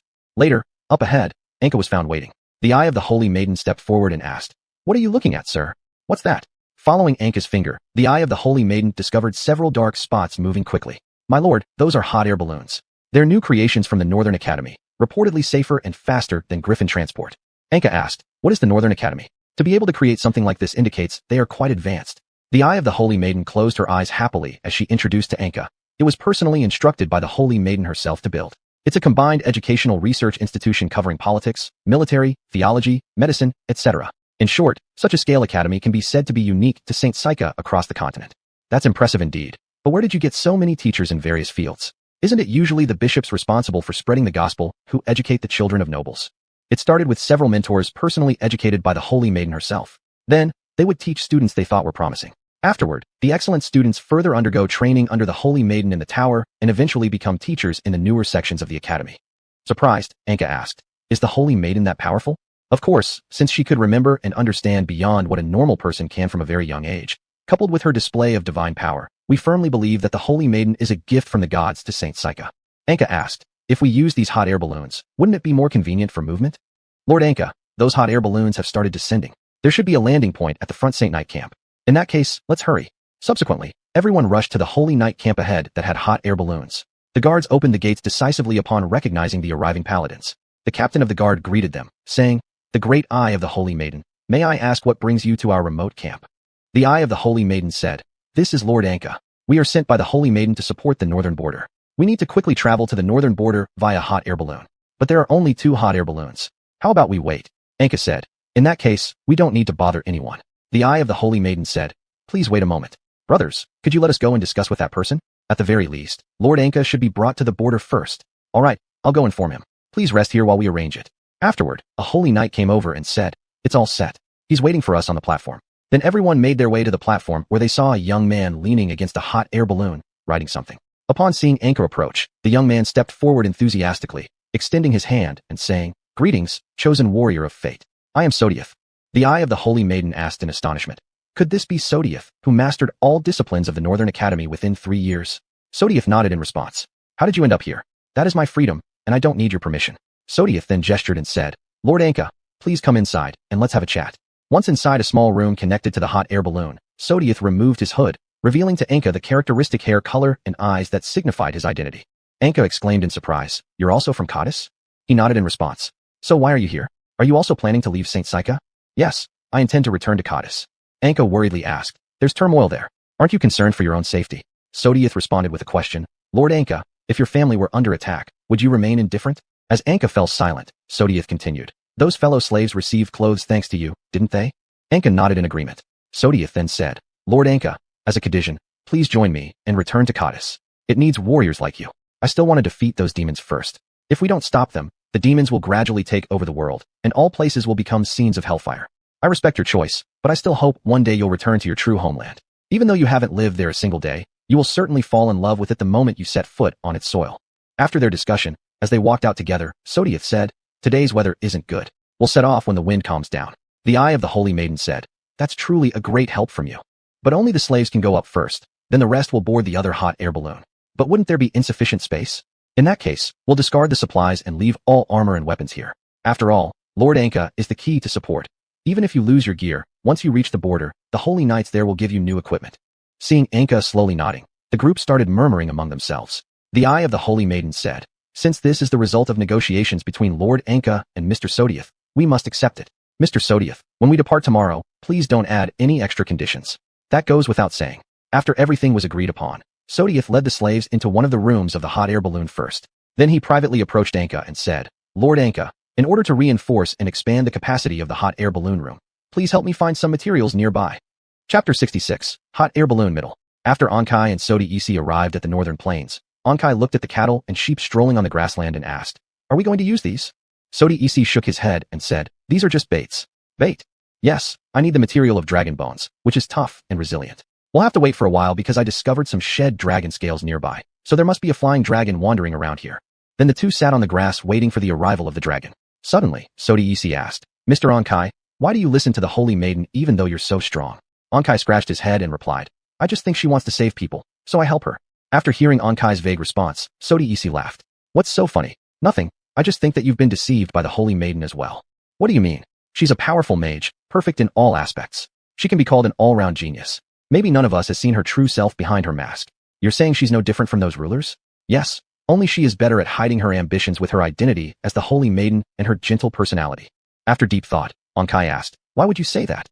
When did she start ruling St. Sika?" It should be after the news of the bishop's death and the fall of the Saint Verbal Golden City spread. No, 3 years ago, after controlling the Holy Knights, she began to influence various decisions. It was then that she planned to establish a new ruling institution in the Tower City. How do you know this? I collected information from newspapers when I first arrived in the Tower City during my spare time. I found that the frequency of Holy Maiden's appearances was gradually increasing. Although I initially thought it was church propaganda, I realized that most of her stories appeared on the People's Livelihood and Foreign Affairs sections, not on religious newspapers. And I also found out that the common soldiers around the Holy Maiden completely disappeared and were replaced by Holy Knights afterwards. However, no Holy Maiden throughout history has ever been allowed by the church to directly manage an army. But she broke this rule, setting up camps and fortresses everywhere to increase the number of Holy Knights. After a moment of silence, Ankai said, "So your point is that the Holy Maiden has been strengthening her military power since 3 years ago? How did she make those Holy Knights loyal to her?" Not all Holy Knights are very loyal actually. However, I found out that all members of Holy Maiden's Wrath completely follow every order from the Holy Maiden. I believe that's due to her magical talent. Holy Maiden's Wrath? Why is the name of the military organization of Saint Sika so complex and flamboyant? Also, what kind of magical talent are you talking about? The Holy Maiden's Wrath is a very secret organization that directly takes orders from the Holy Maiden. They are usually noticed only on publicity newspapers. Once, while collecting herbs in the wild, I saw them executing orders from afar on a mountain. They were fully equipped with rare enchanted gear, and they were all powerful mages as well as warriors skilled in various techniques. At that time, they were hunting an uncontrollable large humanoid monster. Such creatures usually require over 10 people to subdue, but they did it with just 3 people. As for the magical talent, when the Holy Maiden came to the academy to teach rare knowledge, I noticed that the noble offspring started off being extremely unruly and extravagant. After interacting with the Holy Maiden, however, they suddenly became fervent believers of her. So, I think she might possess a magical talent that allows others to completely and faithfully revere her. After pondering for a while, Ankai said, "But I think she's a good person. She cures my headaches and saves the poor living in the slums. Even if everything she does is an act, I don't oppose her as long as she's kind to the common people. But she hasn't abolished the slavery system entirely, have she? Although she publicly claimed that there were trial zones, we don't really know the actual situation, do we?" After listening, Ankai recalled the days when he was a slave in Saint Sika, being whipped by supervisors and looked down upon by the monitoring Holy Knights. A sorrowful voice came from Ankai. "I will go check it out. Perhaps what she said was indeed true. Perhaps she has completely liberated the slaves. What if it isn't true? What will you do then?" "Then I'll personally take my magic sword to free the slaves." "But where will they go once they're freed?" "There are at least 1 million Kadisi slaves in the native land of Saint Siko alone. Where will they go once they are released? Won't they return to Kadisi? But the war there hasn't ended yet, and a series of infrastructures haven't been established, not to mention having a unified government." Ankai said dispiritedly, "It seems that I have nothing but my magic sword. I can't fully liberate them." "Sire Ankai, as long as you go back to Kadisi with me, we can definitely rebuild Kadisi with all the knowledge I've learned in Saint Sika and your power." After hearing this, Ankai gave a bitter smile and asked, "Why does everyone want to use my powers to achieve their own goals?" "Mr. Ankai, I just hope that we can work together to save our fellow countrymen." Ankai was silent for a moment before saying, "Now with demons everywhere, once I resolve the initiators of all this in the Saint Verbal Golden City, I will go to Kadisi to solve the demon problem." Sodiisi sighed and said, "I hope that day won't be too late." Ankai held his head and said, "Sorry, being a Kadisi, I don't seem to have extra feelings for Kadisi. Am I very inadequate? This is normal. After all, shouldn't it be that you were sold to Saint Sika shortly after living in Kadisi?" Ankai nodded and said, "As far as I can remember, I've been serving nobles, then kept getting sold." Ankai sighed heavily and said, "One day, I will use my strength to make this world free of slavery." Afterward, Sodiisi asked, "Mr. Ankai, when we reach the border, can you give some speeches to encourage our Kadisi compatriots?" "I'm not too good at it, but I'll try my best." Suddenly, with a roar of a dragon, a red adult dragon swooped down and fell to the ground. Looking at the wound exuding black gas on the red dragon, Sodiisi shouted, "What's going on?" The two then moved forward to check and found large scratches oozing black smoke on the body of the red dragon. The dragon struggled for a while and then expired. They looked up together and found no abnormalities. Sodiisi said, "This flying dragon must have been attacked during flight and wanted to escape back to its nest, but couldn't hold on and fell to the ground. Judging from the size of these scratch marks, the monster that attacked it must be quite big. Mr. Ankai, let's take it back to the camp first." Subsequently, the two tied the flying dragon onto a large cart pulled by 5 oxen and returned to the camp together. Chapter 67, Hot Air Balloon, Part 2. After bringing the red flying dragon's corpse back to camp, "Holy," I said, "Lady Anka is truly amazing. You managed to take down a flying dragon so quickly. It wasn't me who killed it, it fell by itself." Later, Anka and Sodiis carried the flying dragon into the warehouse to prepare for its processing. "Mr. Anka, can you continue to help me?" "Of course. Please put this on." After saying that, Anka took the white binding robe and birdbeak sealed hood handed over by the other person. After putting them on, he entered the warehouse with him to process the flying dragon's corpse. Anka hoisted the flying dragon in midair using nails and ropes, while Sodiis skillfully cut open the flying dragon's body with a bone removal steel knife. The rotting internal organs of the dragon fell with a splash into a large vat prepared below. Sodiai said, "Look, its internal organs are already more than half rotted." Then, he went to collect some of the dirty blood and said, "It looks like it was poisoned." Anka asked in puzzlement, "Could it be the elemental ancestor dragon that's good at using poison?" Elemental ancestor dragon. I once fought against 2 of them. They were much larger and stronger than regular flying dragons. Sodiai sighed and said, "I hope another flying dragon did it." Afterwards, the 2 used steel knives to remove the dragon scales and sifted out the intact scales, placing them into another large vat. Then, they peeled off the dragon skin before easily dismantling the bones. After the 2 left the warehouse and removed their birdbeak masks, they took deep breaths. Anka said, "This thing really isn't breathable. It's very uncomfortable to wear. There's no way around it. Given that level of decay, if we didn't wear it, we might have been knocked unconscious from the smell." As they turned around, they smelled the stench of rotten internal organs inside, their eyes rolling upwards as their stomachs churned violently, both being immediately overwhelmed and vomiting. "Hurry up and put it on, cough cough." Later, the 2 processed the important dragon skin into usable leather and soaked the dragon bones in a yellow liquid. Within moments, the dragon bones became highly flexible and could be used to expand the hot air balloon. When the 2 stepped out, it was already midnight. With a yawn, Anka asked, "Shall we bring these things up tomorrow?" Sodiai nodded and said, "Let's rest first, it's late." While resting in the early hours of the morning, Kajutier suddenly woke Anka up. "I'm hungry, give me some souls." "No, I'm still tired." Seeing that Anka had no intention of giving him souls, Kajutier kept making noise in his ear. During this time, Anka tried leaving the magic sword outside, but it had no effect. Anka helplessly raised the magic sword and said, "Be quiet, I'll take you to find some souls." While passing by the warehouse, Anka looked around cautiously and said, "Is it still lit? Did we forget to put out the fire?" Afterward, Anka peered through the door crack to observe the situation inside. He saw Sodiai sitting behind a strange set of instruments. After pouring contaminated blood and bone marrow into a glass container, Sodiai dripped in a few drops of mysterious liquid, which caused white smoke to bubble out. Seeing this, Sodiai quickly jotted something down in his notebook. Finding it uninteresting, Anka soon left. Nearby, Anka found a place that looked like a residential area. All around were houses made of straw and stone, with prominent stone pillars seemingly used for sacrifices now covered in thick black liquid. Suddenly, large numbers of humanoid monsters appeared from the houses. After Anka slaughtered them, Kajutier said, "The vitality of these monsters is rather weak." "What is this?" "I don't know." After killing all of them, Anka found a relatively well-preserved bone from one of the corpses. Anka examined it and said, "It somewhat resembles a cow's leg bone. It's quite thick." Later, Anka returned to the campsite carrying a relatively complete carcass. Anka approached Sodiai in front of the hot air balloon, whose room had been expanded twice its original size, and asked, "Do you know what kind of monster this is?" After examining it a few times, Sodiai said, "It should be a minotaur, but possibly affected by the same toxin as the flying dragon." "Where did you find it?" Anka pointed forward and said, "There is a place where they live." When the paladin and holy shield, having taken off their armor early in the morning, arrived here, Anka asked, "Do you know of any settlements nearby?" The guards here replied, "There is a minotaur village. Because they frequently traded food with us, we never interfered with them. However, there hasn't been much news from them recently." Anka handed over the carcass and said, "They seem to have been destroyed by this thing. We don't yet know whether it's contagious, but I hope you can apply high-temperature flame treatment to these remains, their village, and the warehouse to prevent anyone from coming into contact with it." Sodiai said, "Don't worry, Mr. Anka. The liquid on their bodies has lost most of its active infectious properties, though your caution is indeed reasonable." After handing over the location and remains to the guards, Anka said, "I hope you can provide extra supervision for a while. If any unusual situations arise, please head to the Southern Paladin camp as soon as possible for help." Of course. Afterward, everyone boarded the hot air balloon, slowly ascending into the sky toward the border. Sodiai stepped out from the front compartment and asked Anka, "What are you thinking about?" Anka replied slowly, "Nothing, just enjoying the cold wind." Sodiai suddenly asked, "Excuse me, have you been to Kaldala?" Anka nodded in response. Sodiai requested, "May I have a map of Kaldala?" "Why?" "I hope to use it to raid some border fortresses and threaten Kaldala by knowing all their fortress deployments, forcing them to retreat."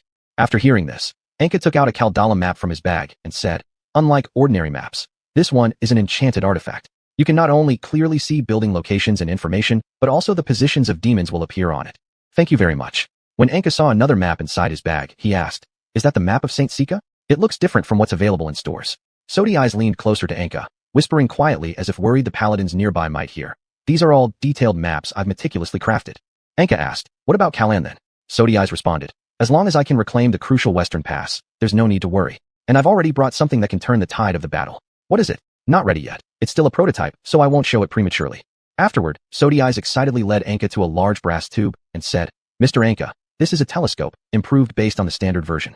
Such a big one. It's the first time I've seen one like this. Why don't you try it? It can see extremely far." Anka placed his eye close to the lens and said, "Indeed, I can see the cattle and sheep on the ground clearly." Afterward, Anka asked, "Speaking of which, How do you think the Minotaur tribe turned out like that? Sodiai's replied. It could be the contaminated blood from the flying dragon that infected them. Anka was shocked. Then what about the herdsmen along the way? Relax. Last night, I found that this kind of contaminated blood seems very sensitive to the cold and wouldn't survive through winter. And those herdsmen would only get infected if the contaminated blood fell directly on their heads. If that's the case, how were all the Minotaurs completely infected? I speculate that the contaminated blood dropped onto their food supplies, causing rapid infection among them. As for those who weren't initially infected, they might have been killed by the infected Minotaurs. This might be why you only encountered infected ones. Let's hope so. Later, Anka peered through the telescope again and said, I seem to be seeing some black spots. Perhaps the lens is a bit dirty. Don't worry too much, rest well. Chapter 68, Northern Anomaly. In the afternoon, while standing outside the front desk idly gazing north, Anka suddenly felt a chill down her spine. She abruptly rushed to the telescope for a closer look. To the north, the mountains blazed with towering black flames. As the hot air balloon drew near rapidly, Anka could see that the flames resembled countless black tentacles growing from the ground in front of the setting sun, as if trying to drag it down. After dragging Sodiai out of the room, Anka asked, What's going on ahead? Perhaps this is what killed the red dragon. As Anka watched the black firewall approaching, she swallowed hard and said, Can we descend? Sodiai asked, Are you worried about being discovered? Anka shook her head and said, I think the monster capable of creating this has already noticed us before we saw these anomalies. I just hope we can land and avoid being shot down. I don't want to be killed without even seeing our opponent. All right, I'll control the descent. As the hot air balloon gradually descended, the knight asked, What's the situation? Haven't we not reached our destination yet? Anka walked in and said, There are some issues, everyone prepare. When the hot air balloon had descended to about 100 meters above the ground, a string of dark red flames suddenly appeared from the black firewall. The flames shot through the hot air balloon like a spear, causing it to plummet rapidly. Sodiai shouted, Mr. Anka, come over here. After stabilizing himself, Anka ran over and grabbed the rope handed by Sodiai. Haul me down. After saying that, Sodiai threw out a grappling hook, returned to another hot air balloon, and controlled it to descend quickly to avoid being hit by the next attack. After Anka sharply pulled the rope, the cabin detached from the balloon, and a large piece of fabric appeared for landing. After everyone landed safely on the ground with no major mishaps, Anka was somewhat shocked at the scene below. The once flat plains were excavated, with countless knights buried under the soil. Flipped over earth, and the dead bodies of the knights were also covered in thick, black fog. The knights emerging from the hot air balloon stood there, stunned. What kind of creature can cause such destruction? Anka pointed forward and said, We will know once we go there. Take some complete equipment from those knights' bodies. Turning his head, Anka asked, Sodiai, what about the people of Cadiz? They probably won't make it through this either, right? Sodiai said, Could we leave some knights to protect them? I will quickly establish a research and observation camp here. After hearing that, Anka summoned the sacred eye and said, Please convince those knights to stay and help Sodiai build the camp. Lord, do you not need their assistance? I'm just going for reconnaissance. Too many people would only draw the monster's attention. All right, wishing you smooth travels. Before leaving, Sodiai ran over and handed Anka a grappling hook, saying, Just throw this out and use it. Thank you. After saying that, Anka quickly climbed over the raised hillock and began slowly advancing toward the front. While Anka was progressing slowly in the half-person deep mounds, Judier suddenly said, Don't go forward anymore. Why not? I feel that there's only an enormous, soul-sucking black hole ahead. Don't worry, I won't die, but I certainly don't want to be eaten by something like that. Can you tell me where something like this might have come from?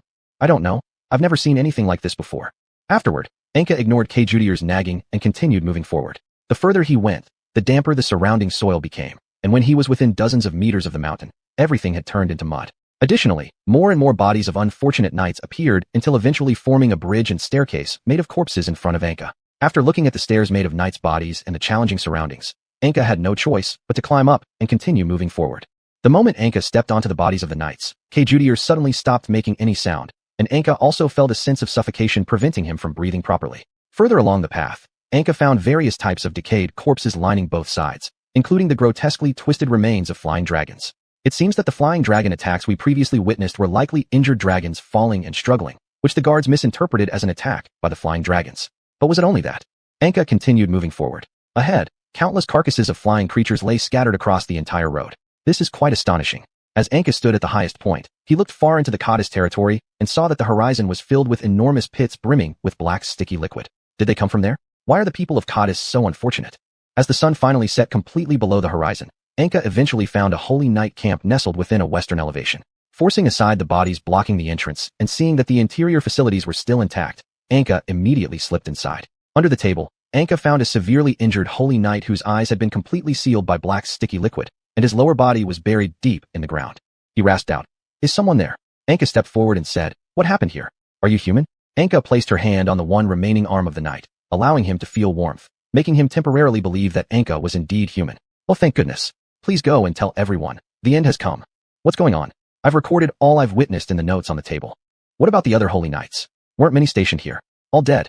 The monster came, and everyone died. Run while you still can. Where is it? No one can be a match for such a creature. I can sense its presence. After Anka retrieved the notes from the opposite table, the holy knight let out a sudden wail. Approaching Anka, the man suddenly flailed wildly. The apocalypse is here, everyone will die. Anka pressed down on the man's moving body and shouted, "Calm down. It's waking up, cough, cough."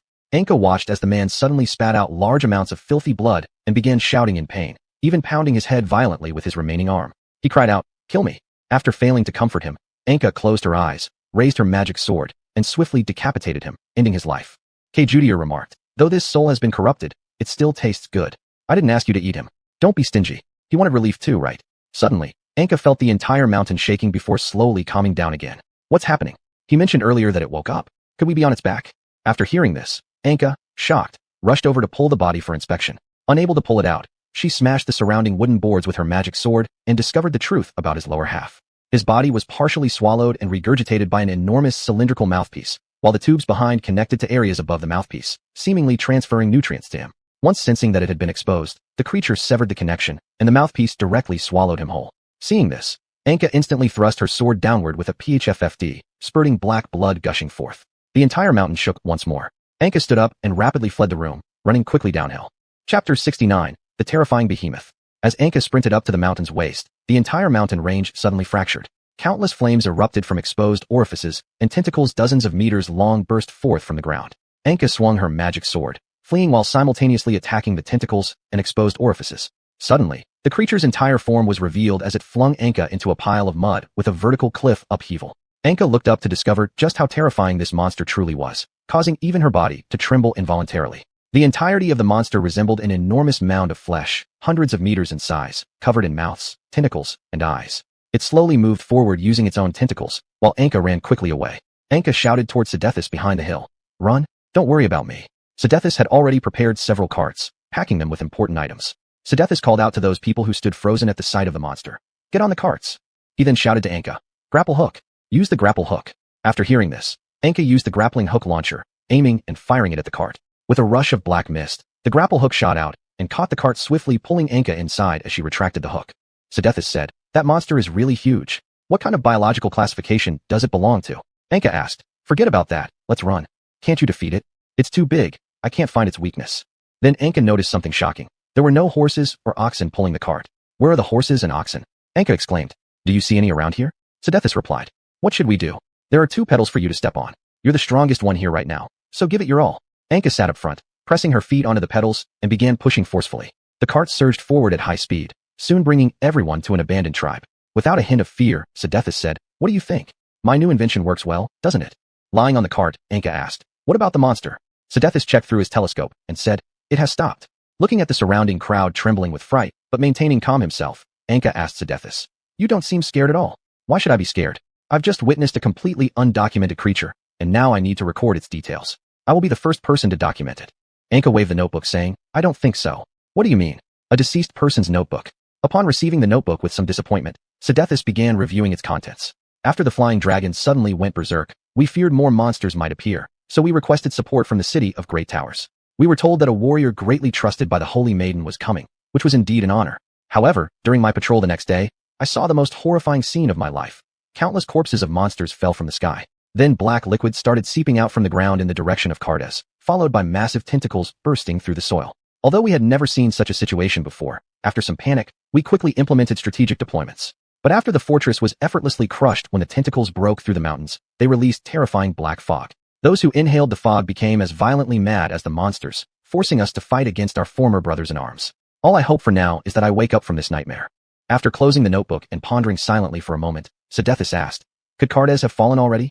Anka responded, "We'll have to investigate to be sure. This note only says burst through the ground, not that it came from Cardes. Don't worry. So what shall we do next?" "I'll kill that monster." Sidethus looked at Anka's resolute face and nodded in response. "I'll do my best to help you with my creations, but I still need a stable workshop." After hearing this, Anka stood up and addressed everyone. "Please help Mr. Sidethus build a workshop he needs. Only this way can we overcome such colossal creatures." Subsequently, Anka approached the Eye of the Holy Maiden and said, "I leave the task of keeping morale high to you." "My pleasure." Afterward, it took the group half the night to construct a simple workshop. Afterward, the group rested in turns on the empty ground outside the workshop until morning. Sidethis conversed with Anka, who had risen early. According to the notes, combined with the monster we've encountered, its outer surface must be very hot, so I need heat-resistant ropes. Would iron chains work? Were there iron chains nearby? So where do we find heat-resistant rope? Through my research, I found that the slime secreted by that monster becomes extremely elastic and resilient when mixed with some of the potions I have carefully preserved. Based on estimates, a jar of the slime can make 1,000 meters of thin rope, and its surface is covered with a magical membrane, which makes it heat-resistant. So do I need to collect its slime? Yes, and afterward others will go to collect materials to anchor them to the ground. When Anka approached the monster nearby, the pocket watch she carried suddenly shook. When she opened it, she saw the Holy Maiden smiling at her alongside an excited Elanshur. Mr. Anka, have you arrived at the border? You must have defeated the monster easily. I remember the local specialty food tastes great there. You might feel very comfortable while enjoying it. Master, can you bring me back some food? Anka's silence caught the Holy Maiden's attention, prompting her to immediately stop talking and block the chatty Elanshur. Mr. Anka, is something wrong? Anka slightly nodded in response. Is the monster too strong? Anka continued to nod. After pondering for a moment, the Holy Maiden asked, could all the garrison troops be dead? All I saw were ruins and corpses. Other places remain unclear. Hearing this answer, the three fell silent for quite a long time before the Holy Maiden broke the silence, sighed, and said, please retreat. Mr. Anka, you cannot get hurt now. That won't be necessary. Please help me look into whether such monsters have appeared in history. I will stop it here. Subsequently, Anka turned the pocket watch to show the Holy Maiden the appearance of the monster. Seeing it, the Holy Maiden couldn't help but exclaim, Mr. Anka, don't force yourself. This is my choice. Mr. Anka, please let me come to help you. As long as Elanshur can wait happily at home for me to return, I will always have strength. Really? Yes, you are my most important family. Hearing this, Elanshur excitedly shouted, Mr. Anka. After Elanshur calmed down, the Holy Maiden said, I remember reading in a book sent from the Karam library that they were creatures recorded as extinct. They eat everything, but they find it hard to survive through cold winters, leading to their mass extinction after every severe winter.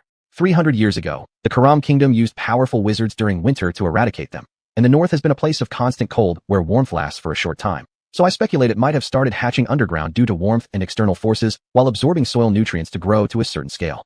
Then, feeling the cold, it emerged to absorb more nutrition and produce enough shell to endure the winter and continue reproducing. Can it keep reproducing? That's terrifying. Yes, though growing to such a size is very rare. How should I kill it? Its shell is very hard. You'll need to figure out how to approach its head and destroy its internal structure directly.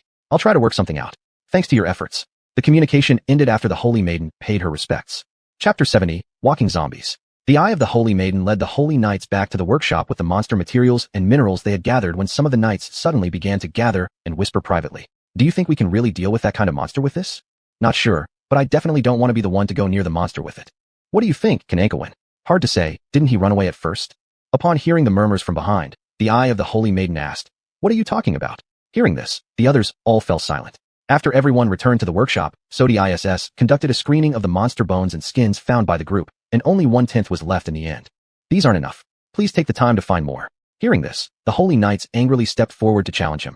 Are you messing with us? We've been gathering for so long, and now you're just keeping a small part, then telling us it's not enough? Sodi ISS picked up the materials he considered unsuitable and smashed them hard, breaking them in half instantly. Look, this stuff is utterly useless for making the tools I need. Seeing this, the crowd had no choice but to remain silent. After eating something, they turned around and continued heading out farther to gather resources. After everyone left, Sodi ISS also requested the assistance of the Kadisi slaves to help him with the metal forging work. Meanwhile, after a full day of collecting, Anka managed to extract a total of 6 jars of black slime from a sleeping monster. Looking up at the distant sunset, Anka said, time flies. After returning to the surface, Anka noticed that both the dead bodies on the monster's body and the mud on the ground had decreased significantly. Did it eat all these? If it continues to consume so fast, if given a few more days, this place will definitely become a super huge crater. Anka cautiously walked in the mud, trying to leave before the monster woke up. Suddenly, bubbles emerged from the surrounding mud, putting Anka on alert as he drew his magical sword, preparing for battle. With a shout, countless walking corpses erupted from the mud and attacked Anka. Anka easily swung his magical sword, slaughtering these twisted creatures composed of various lifeless corpses. While Anka was concentrating on eliminating the monsters, Kajudir suddenly shouted, behind you. Anka swung his sword backward, successfully deflecting an incoming arrow. Looking up, Anka saw another gigantic monster made from various dead corpses, yet strangely, its agility seemed impressive. Anka effortlessly clashed his magical sword with the decaying long sword of the creature, slicing through it and splitting the creature into 2 halves. Just as Anka thought everything was over and prepared to leave, another massive corpse suddenly appeared in front of him. Before Anka could strike with his sword, the corpse spoke, please don't attack me. Surprised, Anka responded, I'm only defending myself. But I am merely trying to survive. The corpse replied, Pointing behind him towards the monster, Anka asked, "Are you it?" Nodding in agreement, Anka then asked, "How did you do that?" "I've been studying human corpses, and through their brains learned everything about human society, as well as how to control their brains and voices via long tentacles to produce sounds." "Huh, can monsters possess this kind of intelligence?" Seeing that Anka remained hostile, the creature had no choice but to kneel down, showing no signs of hostility, and pleaded, "Please allow me to introduce my race." "Alright, our race originally lived in the very bottom of hell, which everyone refers to as the Abyss." Kajudir remarked, "Abyss? How come I've never heard of it?" The creature, seemingly hearing Kajudir's murmurs, answered, "Because the Abyss is actually located at the bottommost level and serves as the final resting place for souls. Everything that goes there turns into a jet-black accumulation fluid. These fluids are extremely fatal to beings with souls, slowly eroding their souls, so some powerful entities also consider it as a garbage dump." "So, how did you end up here?" "It was a long time ago. When our kind was searching for edible food in the accumulation liquid, a terrifying humanoid monster suddenly broke in and beat us up. After that, I led the remaining members of my group away from our comfortable living area. As we were preparing to rebuild our home, a human suddenly contacted us and used a forbidden spell to teleport us here. Once we arrived, it felt like heaven. The food here seemed to last forever, and we started to prepare to breed offspring. But after a long time, we found the environment here became very cold, and few of our offspring could survive. Later, when we were about to migrate while it was still warm, the humans who had contacted us suddenly appeared and attacked us with lightning and fire in their hands. However, they didn't kill all of us. Instead, they took out our genetic spores and threw them elsewhere. And when we grew up, they would kill us again in the cold. This time, when I just woke up and managed to have a good meal, I met you, who are even stronger than them. This is really bad luck." After hearing this, Anka said, "So everything must be due to humanity's own actions?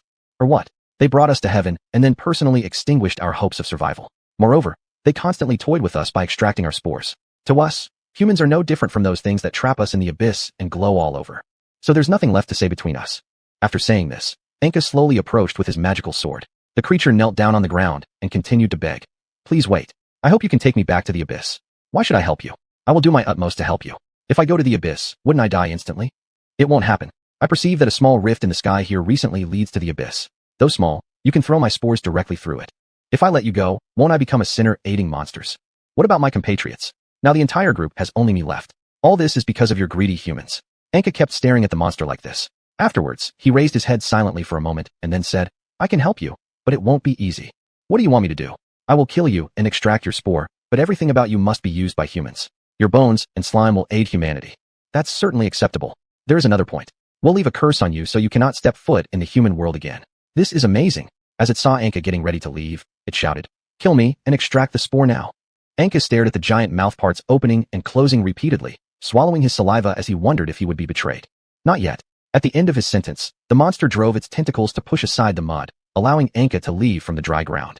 Chapter 71, The Fall of the Giant. At night, Saintly Eye and the Holy Knights were carrying the supplies they had painstakingly gathered toward the workshop when someone suddenly began to complain softly. "That flying dragon just now was so ferocious. If only our old equipment was still here. We shouldn't have listened to Anka." Saintly Eye said, "No complaints are allowed. Didn't you see? Even Anka ran away at first. Do you really think we can kill a monster like that with these things? Are you questioning the decision of Master Anka? What else could it be? How come you're suddenly on the side of those slaves, and even siding with that Kadesian? Don't be disrespectful. He is the divinely chosen hero personally acknowledged by the Holy Maiden. Perhaps the Holy Maiden has lost her sight." Nonsense. When Saintly Eye heard the slander against the Holy Maiden, he turned around furiously to glare at them. After calming down slightly, Saintly Eye asked, "Do you dare repeat that?" Upon hearing this, everyone else hesitated and dared not make a sound. Saintly Eye said, "Let's put this aside for now and continue our journey." Later on the road, Saintly Eye clearly heard the complaints continuing from behind him. As they stood on the hill, they saw a pillar of fire erupting from the body of the giant monster. All the Holy Knights broke out in cold sweat as they remembered the incident of the hot air balloon being attacked by the fire column. Suddenly, Saintly Eye felt something was off and turned around to find some people trying to flee. "Halt." The words had barely left his lips before everyone stopped momentarily and turned around. "Do you intend to desert? We just want to stay alive.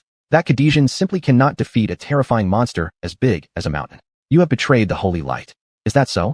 When we fell, the Holy Light did not appear, and wasn't the captain of the Holy Knights directly killed after serving the gods for so many years? Perhaps the gods do not exist." As soon as the words were spoken, Saintly Eye cast a fireball spell, burning the person who spoke into a blackened skeleton, which then collapsed to the ground. "You have betrayed the Holy Light and your faith. A qualified believer cannot question God." Seeing their companion killed, the other Holy Knights all swung their one-handed swords and charged towards Saintly Eye. Saintly Eye chanted the incantation, instantly shattering a few Holy Knights.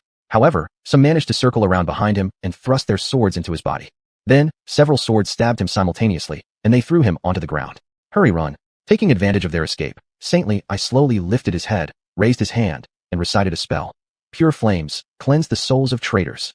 In an instant, all the people in front of Saintly I perished in the sea of fire while he passed out. When he opened his eyes again, he found himself back in the rest room of the workshop, with Anka cooking something nearby. Master Anka. Anka, seeing him awake, said, "Keep lying down. You're injured. Did you bring me back?" Sodiath said since you didn't return, he sent me to look for you. He's still at the workshop making the parts needed. Thank you. After a brief silence, Anka said, "Did you fight with them?" Startled, Saintly I chuckled and said, "Yes, your insight truly is incredible." Not quite. I just observed the scene and initially thought it was the flying dragon's attack. But after examining your wounds, I realized they were caused by sharp weapon stabs. So I concluded that there must have been mutual attacks between you. Did something happen? They betrayed the duties entrusted to them by the Holy Maiden, and I had to fulfill my duty as Saintly I. Anka asked curiously, betrayal?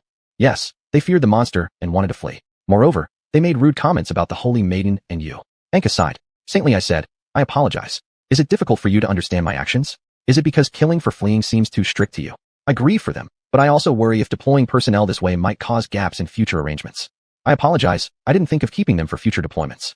Well, it doesn't matter much. After all, perhaps people like that, upon getting close enough to observe that monster, might lose even the courage to run. Master Anka, what are your chances of victory against that monster? Anka looked at him, smiled confidently, and said, I will win decisively. Hearing this, Saintly I sighed in relief and leaned back. That's excellent. Sodiath entered shortly afterward. Master Anka, please assemble the parts outside. I need to apply medicine to him. All right. The next day, everyone brought 5 projectors wrapped with ropes made from black adhesive liquid near the monster. Sodiath said, Master Anka, how's your health? Did you get proper rest? There cannot be any errors in such a situation. I'm fine. Saintly I walked over and said, Lord Anka, I will also do my part. Thank you. After the 5 projectors were installed, the Cadesian slaves who trembled in fear of the massive monster all worked together to pull the trigger. With a swish, 5 spears with black ropes and barbs shot out and pierced into the ground on the other side, embedding themselves firmly as the heads exploded into multiple prongs that gripped the earth. Next, the Cadesian slaves hauled up another set of projectors and fired long spears into the countless mouth-like orifices covering the monster's body. The monster roared in pain, causing everyone to hastily cover their ears. Saintly I then moved forward and launched his most powerful fireball at the already torn orifices of the monster. In response to the continuous agony, the monster violently sprayed flames from its mouth. While rescuing the frightened Cadesians whose legs had gone limp from terror, Anka took advantage of the moment when the flames died down and charged directly into the enlarged orifice. With his magic sword, Anka hacked through the innards to carve a safe path to search for the monster's vital points and ball spores. The monster thrashed wildly in pain, forcing everyone to retreat to 100 meters away due to its constant struggles. Anka thought, shredding everything might work too. Motivated by this idea, Anka began hacking furiously inside the monster's body. Unable to bear the pain, the monster threw a pile of corpses into the area and manipulated them to speak to Anka. Don't slash around like that. It hurts so much. My ball spores, they're in a blood channel ahead. Just keep going until you reach the end, and cut open the structure above to find them. Alright. Upon seeing the narrow and moist passage, Anka worried it was a trap to digest him. Anka replied, sorry. Before the monster could react, Anka asked, what? Instantly, Anka plunged into the passage again, slashing wildly with his magic sword, leaving the monster unable to speak from the excruciating pain, rolling left and right in agony. Finally, after a frenzy of hacking, Anka reached below the ball spores. He struck forcefully, tore it off once he saw it exposed.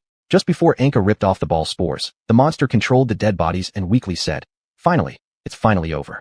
Chapter 72, Cleanup Operation. Anka held the jar containing the ball spores and slit open the side of the monster. As the crack appeared, everyone around was first shocked, then started cheering for Anka. The Eye of the Holy Maiden quickly sketched a simple drawing of Anka standing on the corpse of the monster in her notebook, writing words of praise underneath it. Sodiath also watched Anka excitedly. As people swarmed towards her, Anka slowly extended her arms to welcome them. The Eye of the Holy Maiden said, Mr. Anka, are you alright? This is truly amazing. I will paint your posture on the dome of the church. Sodiath asked. After resting, can you give a speech to the people of Kades? I hope your words can encourage the Cadesians who are still fighting. Anka slowly nodded in response to their requests. Later, Anka stood on the monster's corpse, sword in her right hand, and began reading from the speech script Sodiath gave her. Free people of Kades. Nothing can defeat you. After 20 years of resistance, there will certainly be a day when the sun of freedom rises, and the free Cadesians will ultimately overcome the greedy and savage invaders like wild wolves. The free Cadesians will finally return to a free Kades. Halfway through the speech, following the instructions above, Anka raised the magical sword and declared, I am the chosen hero Anka by destiny. I am a Cadesian. I will save Kades with the sacred sword and the first emperor. After speaking, Anka was drenched in cold sweat and shakily walked down. Sodiath greeted her saying, thank you very much. I've recorded all this, and once I return to Kades, I'll start spreading it. The first time speaking in front of so many people felt a bit tense. Oh, may I ask, compared to the tension of battling the monster, which is more severe? It's this one. Suddenly, the eye of the holy maiden walked over and said, Lord Anka is the reinforcement. Hearing this, everyone looked up together and discovered that several hot air balloons were slowly gathering from afar, while some holy knights were rapidly descending via rope ladders. Anka watched the descending holy knights and noticed that their armor was much more luxurious. Their waistbands were tied with numerous sheepskin scrolls filled with magical spells, and their entire armor consisted of golden protective gear and red ribbons and capes. They all carried long spears and golden shields decorated with various mythological images. Anka thought in her heart, all their equipment and weapons are made of rare enchanted metal and magical artifacts. They appear to be very elite holy knights, probably the Wrath of the Holy Maiden. One member of the Wrath of the Holy Maiden approached Anka, removed his helmet adorned with long feathers on both sides, revealing a young and handsome face. He bowed to Anka and said, Lord Anka, I represent Lady Holy Maiden to thank you for everything you have done. This is nothing. Are you here for cleanup? Yes, we need to rebuild the fortress and walls here and take over the original garrison. Anka muttered softly. Do we really need an elite force of this scale? After hearing, the other person looked at the eye of the Holy Maiden behind Anka and said, Your mission is completed. You'll leave soon. Then he asked Anka, What do you wish to do now, Lord Anka? We will assist you. I will temporarily rest here for a few days. Then I need to go to the Golden City of Holy Words to deal with the root cause of all this. Upon hearing this, that holy knight hesitated and said, Mr. Anka, the Golden City of Holy Words has already been marked as a restricted area by the Holy Maiden, and she is preparing to gather an army to attack there.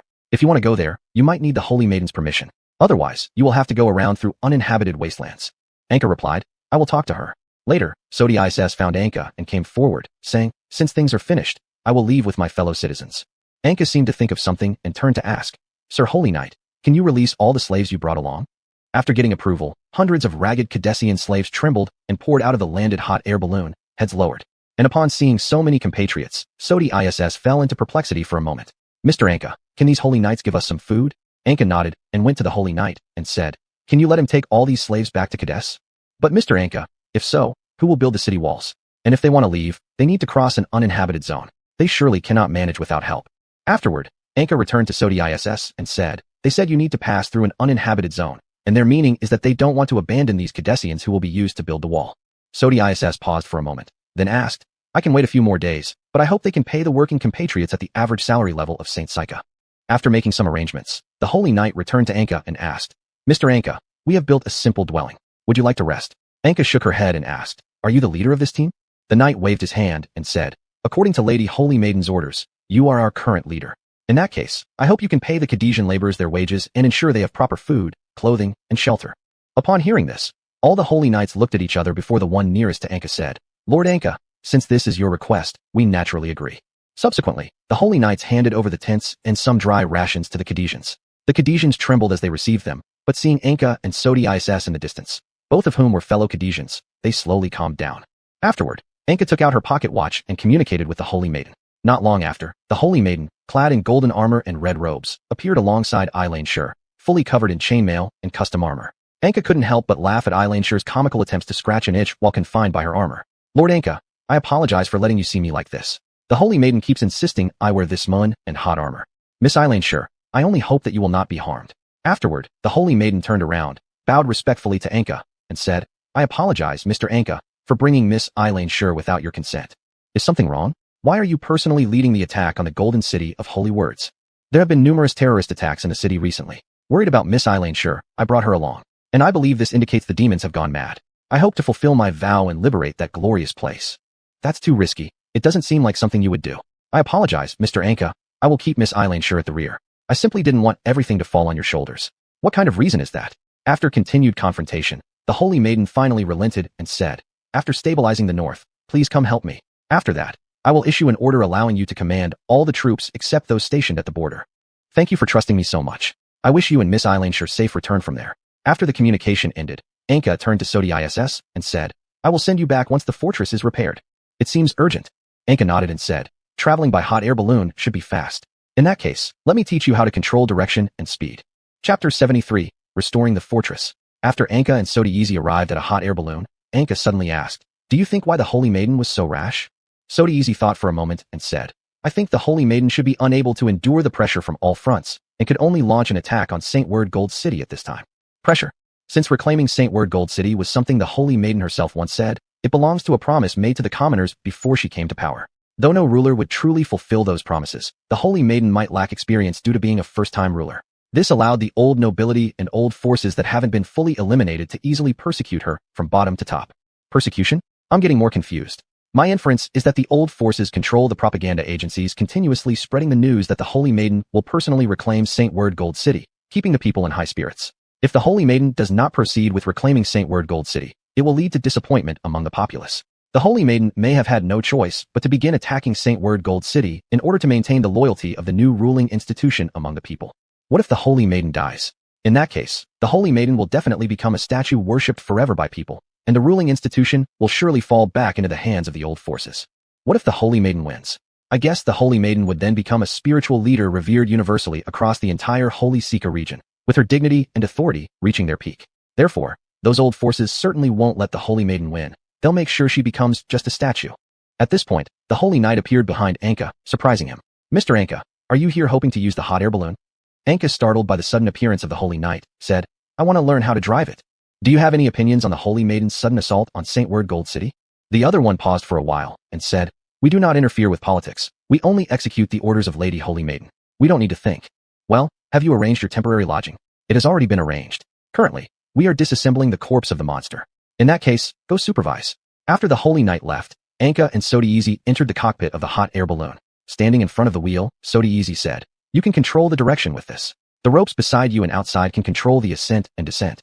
You try controlling it now. I'll watch you closely. Anka, gripping the wheel, asked, By the way, since all the controls are shaped like wheels, why don't we make the room under the hot air balloon look like a ship? That way, we can carry more things and even retract the hot air balloon to navigate on the sea. Sodieezy replied, It seems initially that large a structure couldn't fly. However, perhaps using a superior propulsion system might allow it to support larger structures. A better propulsion system? Using coal or other things as fuel could possibly make it faster and better. I will certainly try it out later. I'm looking forward to it. I hope I am the first passenger of your newly built flying machine.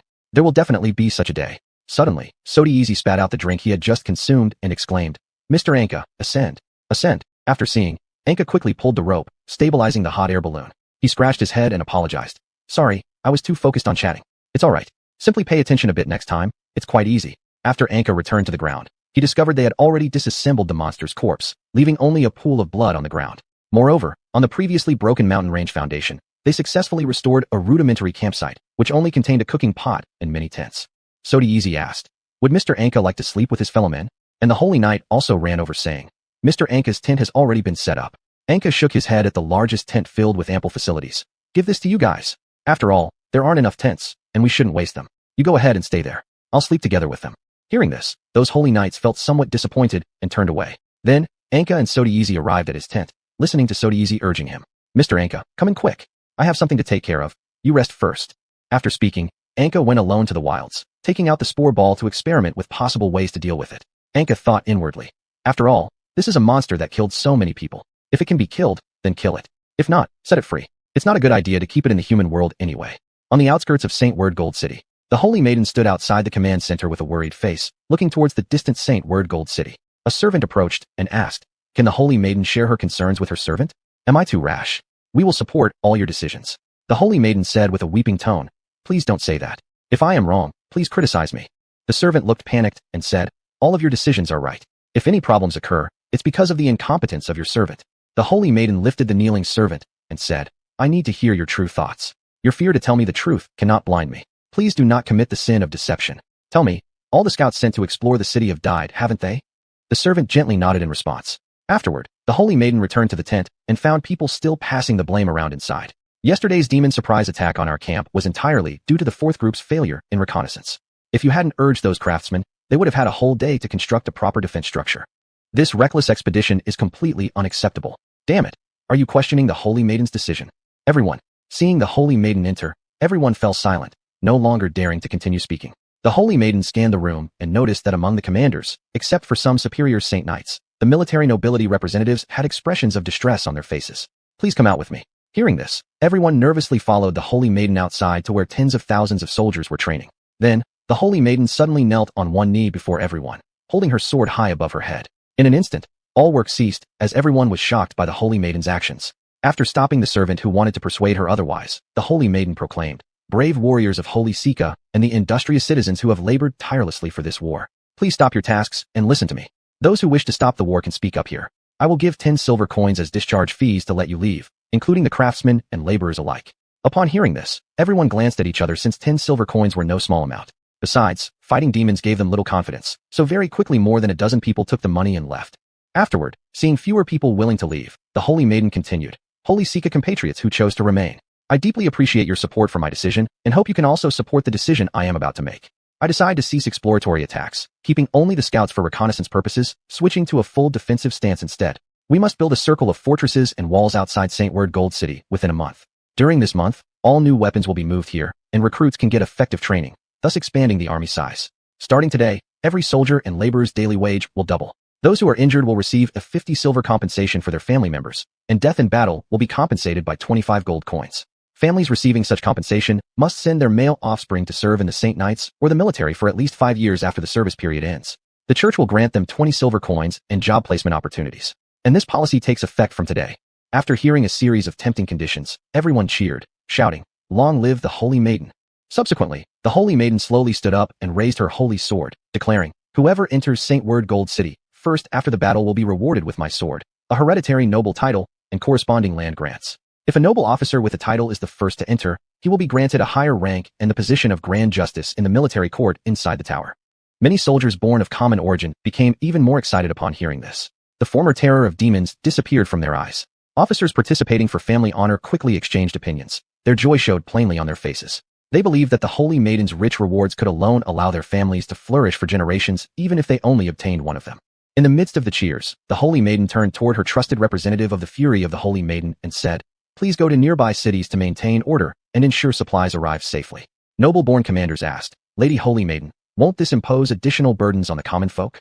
The Holy Maiden pointed to the Fury of the Holy Maiden representative and said, "I hope you can carry out my task by making the big and small nobles contribute funds and grain. If they refuse, then take what you need using soldiers of common birth, but avoid bloodshed at all costs. If these nobles complain, bring them to me, because I do not want my promises to turn into lies." Hearing this, the other party immediately dropped to their knees and said, "Swear to complete the mission with my life." Afterward, the Holy Maiden said, "Please, esteemed representatives, return." After everyone had left, the Holy Maiden gave new orders to the representative of the Fury of the Holy Maiden. "Please send some Saint Knights to keep an eye on those noble-born commanders, and tell the mid and lower-level officers that if anyone violates the command, bring them before me, even if it is their own superior officer." Later, the Holy Maiden added, "I am tired. Go and carry out your task. If you feel exhausted, it's fine to take a rest." After speaking, the Holy Maiden also bestowed her cloak upon the representative of the Fury of the Holy Maiden. When alone, the Holy Maiden lay down in her room, caressing Elanchi in her arms while gazing at the painting on the wall depicting the Battle of the Apocalypse, saying, "Mr. Anka, please come quickly to my side and help me. The pressure is immense. Perhaps only you can communicate with me without barriers and assist me in finding solutions." After a moment of silence, the Holy Maiden lowered her head and said, "I am truly inadequate. As the Holy Maiden, I shouldn't be constantly wanting to share the burden with others. If only I possessed Mr. Anka's strength and confidence to handle any situation." Chapter 74, Space Rift. Anka started practicing on the hot air balloon as soon as the sun rose. After finishing her practice, Anka sat quietly in front of the balloon, seemingly lost in thought. Sodi said, "Mr. Anka, you're progressing quickly with your practice. What are you thinking about? I was wondering if the hot air balloon could fly freely like a dragon, while also being able to attack. Wouldn't that give it more self-defense capabilities?" Sodi responded, "I will try, but we currently don't have any sufficiently effective long-range weapons." At this moment, a member of Saint's Fury approached Anka and said, "Mr. Anka, we've received an order from the Saintess through the crystal ball. What is it?" "The Saintess hopes that you can lead us to Kadesh and form an alliance with them." Anka and Sodi exchanged confused glances. "Why would she want that?" "It's unclear. We'll gather the monster corpses and then wait for your orders." After the paladin left, Anka asked, "What do you think is going on? If this isn't just some sudden idea of hers, then there must be some other purpose." Anka nodded and noticed his pocket watch shaking. Upon opening it, he saw the Saintess looking tired but smiling at him. "Saintess, why did you suddenly ask me to lead them to Kadesh and form an alliance?" "Mr. Anka, you're the only one I can confide in without restraint. Forming an alliance is not my sole aim. I actually need to reclaim the areas west of Kadesh. I've found large deposits of minerals used to make crucial siege weapons there. I originally wanted to buy from Karen, but they ignored me. Now, I've postponed my siege plan by a month. Please help me again, Mr. Anka." With that, the Saintess deeply bowed to Anka. After pondering for a while, Anka said, "I do indeed have the authority to mobilize other paladins, right?" "Yes. In that case, I hope I can take all the excellent paladins here there. If things escalate with Karen, I can still defend and counterattack. I leave it in your hands then." The communication ended, and Anka turned around to see Sodi with a joyful expression. He asked, "What's up?" "I've seen the day Kadesh will be liberated. Although it's different from what I imagined, it's quite good. We'll still need the Kadesh people's help eventually. As long as Kadesh is freed, you'll surely see the true strength of the Kadesh people. After the members of Saint's Fury compiled all the words passed by the Saintess, they presented the parchment full of the Saintess's message to Anka and said, Lord Anka, this is the treaty personally requested by the Saintess to be signed with Kadesh. After handing over the treaty to Sodias, he read it several times and said, there's nothing wrong with it. It's truly a blessing from God for Kadesh. Subsequently, Anka put away the treaty and told the paladins, please perfect the defensive facilities here as our rear base. Afterwards, I hope you can invite distant herdsmen, merchants, and common soldiers to settle here. Once Kadesh stabilizes, I want to use this place as an important trading center between the two countries. We'll get to work immediately. There's one more thing. Start building the new city after disposing of the monster remains. Priority must be given to constructing critical facilities and office spaces, even if they're rudimentary. In the future, this place will become a vibrant trade hub, and everything here will gradually fill up as merchants come. After splitting the members of Saint's Fury into two groups, one group persuading merchants and herdsmen to settle, and the other continuing to dismantle the monster remains, Sodias temporarily bid farewell and went to share the news with those Kadesh slaves. At this moment, Anka looked up and saw layers of space distortion appear on the summit far ahead. He thought to himself, this should be the space rift. I need to be careful. Then Anka ascended to the peak and took out the sphere spore from the jar. Although the sphere spore had already been battered by Anka using slash attacks, flames, and poison, it seemed not entirely destroyed. Unwillingly keeping his promise with the monster, Anka threw the sphere spore into the space rift. Suddenly, the monster's voice appeared in Anka's mind. Human, I thank you for bringing me back to the abyss. I will tell you something I once witnessed. What is it? The kingdom you call Karen was the first on the entire continent to use forbidden magic, and they've been collaborating with demons in hell for a long time. It seems they pay certain costs to mass-produce powerful mages. So, if you fight them, please beware of their magical attacks. Why are you warning me? And how do you know this? It's nothing. It's just that you've brought me back to my homeland, and I think I should give you some equivalent help. As for why I know this, it's because we have some basic intelligence, so we could hear what they were saying when they locked our sphere spores up. Can I directly get close to those mages and kill them? You certainly can, but what if you can't get close to them? Anka fell silent immediately as he realized the trouble he would face if he encountered the same teleportation spell like the one from the last flying blob. So, how should I deal with them? My blood and bones can effectively resist magical effects, but that's all I can offer. After the space rift disappeared, Anka returned to the foot of the mountain and asked the arriving paladins, can you give me some monster blood and bones? Sure, by the way, did you encounter a space rift just now? Do you know about the space rift? I read about it in books, though it is extremely rare. Can you tell me how space rifts appear?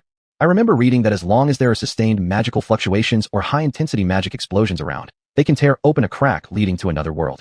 I suppose the reason this space rift appeared was because the monster's residual magical power gradually leaked out after its death. Do you know what the world behind the space rift is like? No, I only know from the books that it is dangerous. At this moment, some herders and craftsmen arrived with their families in a long procession from afar. Anka asked, so soon? They heard that the first 10,000 people who come to the new city being built here will be granted residency in their own shops, along with a silver coin relocation fee. So, they're all excited and rushing here.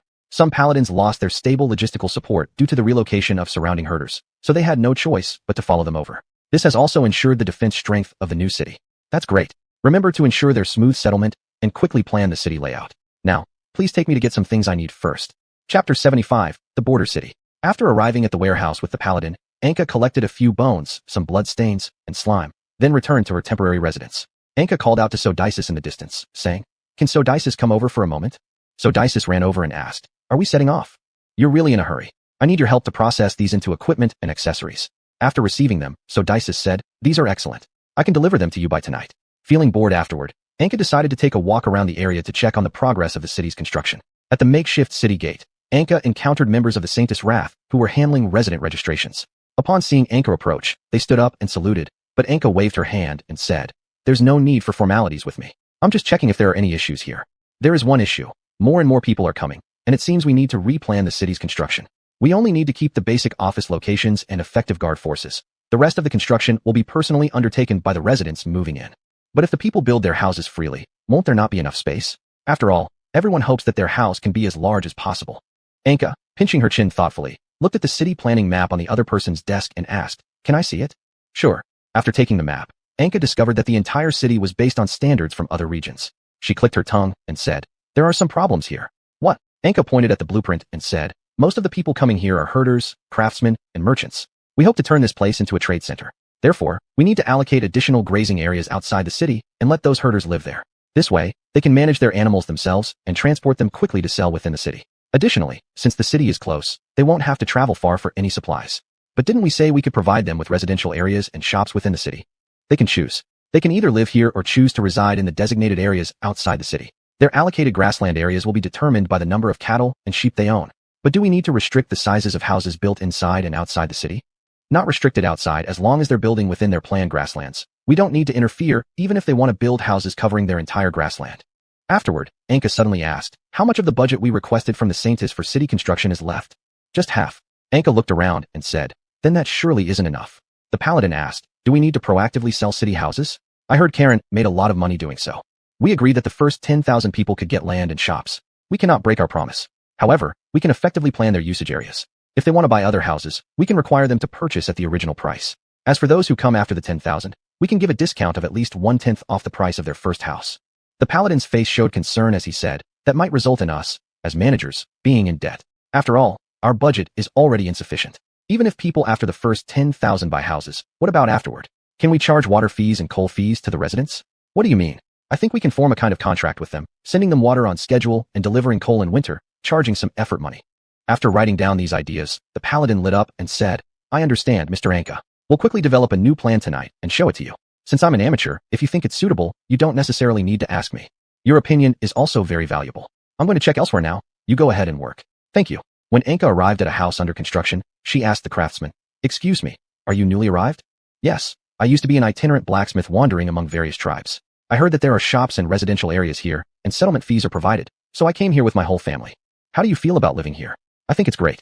There are many people here, and in the future, my family and I won't need to wander around anymore. Could you accept some contracts with the local authorities where you pay for services like water delivery? As long as it's not too excessive, I can accept it. After all, this is the first city on such a large scale in the grasslands, and my customers won't be scarce. As long as they don't ask for too much, I can agree. Aren't you worried about attacks because of our border location? How could that be possible? The Catters are already being invaded from many sides, so how would they have the energy to come here? Besides, don't we have plenty of paladins and regular soldiers with us? Sorry for disturbing. Afterward, Anka wandered among the newly arrived residents, asking various questions and hoping to get some opinions and suggestions from them. By nightfall, Anka came to Sodicis's workshop. Sodicis said, this equipment is what I consider best suited for you. Thank you. After speaking, Anka placed a handful of copper coins on the anvil and put on the gear, a robe made from monster slime and tainted blood, fastened by buttons crafted from monster bones hiding highly toxic concealed needles. Mr. Anka, let me show you how these concealed weapons work. Upon finishing his sentence, Sodicis picked up a button, which then spat out a fine needle, while another button emitted a cloud of black mist extending several meters when pressed.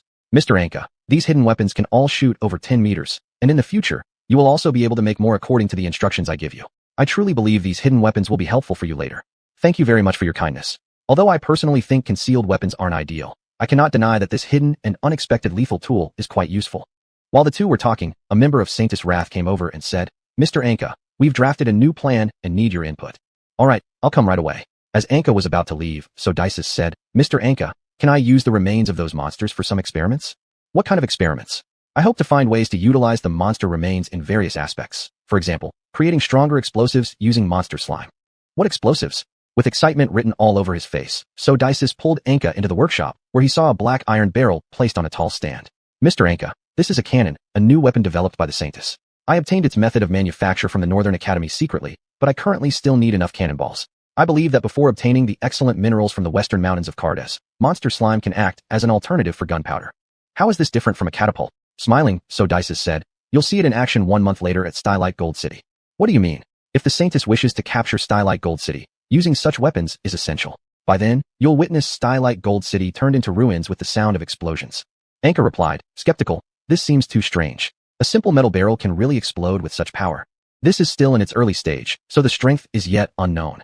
Let's not talk about this anymore. I'll go first. Wish you a good dream. Chapter 76, Urban Planning. After arriving at the tent designated for the meeting, Anka found that everyone was sitting solemnly by the table. There's no need to be so serious. Lord Anka, this is our new plan. Do you have any suggestions? Anka took it over and discovered their new blueprint aimed to transform the place into a fortress city with predominantly stone structures. It would also host numerous shops, craftsmen, and even reserved areas for an adventurer's guild. Why does this one differ so much from the last one? We believe that powerful monsters and bandits often wander around here. Meanwhile, our defensive forces can't cover everything due to certain issues. Therefore, we think we could delegate part of the defense work to these adventurers. And thanks to the adventurers' presence, the equipment crafted by artisans and merchants' potions will find more buyers. As the paladin spoke, he brought in 3 people and said, Lord Anka, they are representatives of the herders, merchants, and craftsmen. We've documented their opinions in the appendix. After listening, Anka flipped through the drawings and found 3 pages densely filled with conditions. Rubbing her eyes, Anka handed the documents back and asked, "Could you read them out loud to me?" After hearing them, Anka realized that the 3 representatives seemed unable to reach consensus for various reasons. The main issue was that the merchant representative wanted a chamber of commerce to be established there, while the herder representative wanted the church to come in.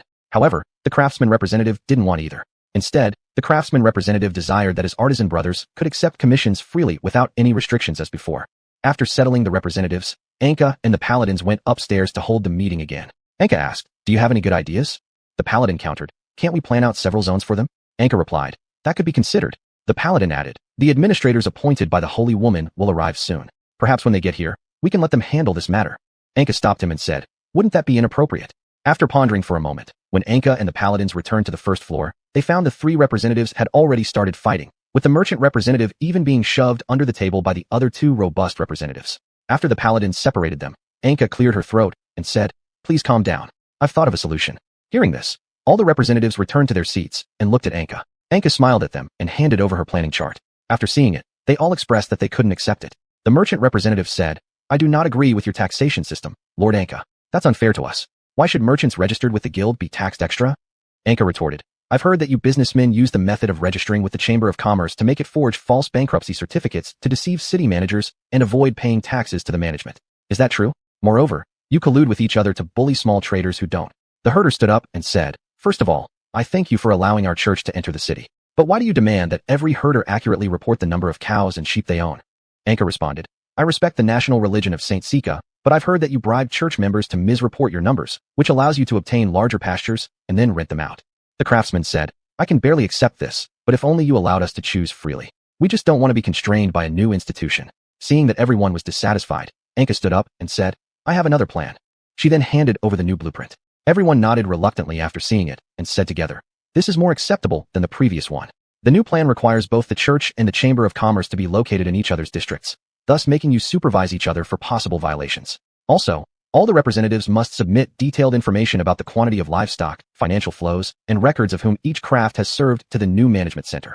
Upon realizing no one voiced objections, Anka continued, "If you store money in the treasury being built within the management center, you can enjoy a 10% discount on the tax rate." Upon hearing this, the craftsman and the herder representative showed agreement. The merchant representative asked, "What about the Chamber of Commerce?" "The Chamber of Commerce can still deposit money and carry out its usual operations that I know nothing about. However, doing so will mean that you lose this privilege."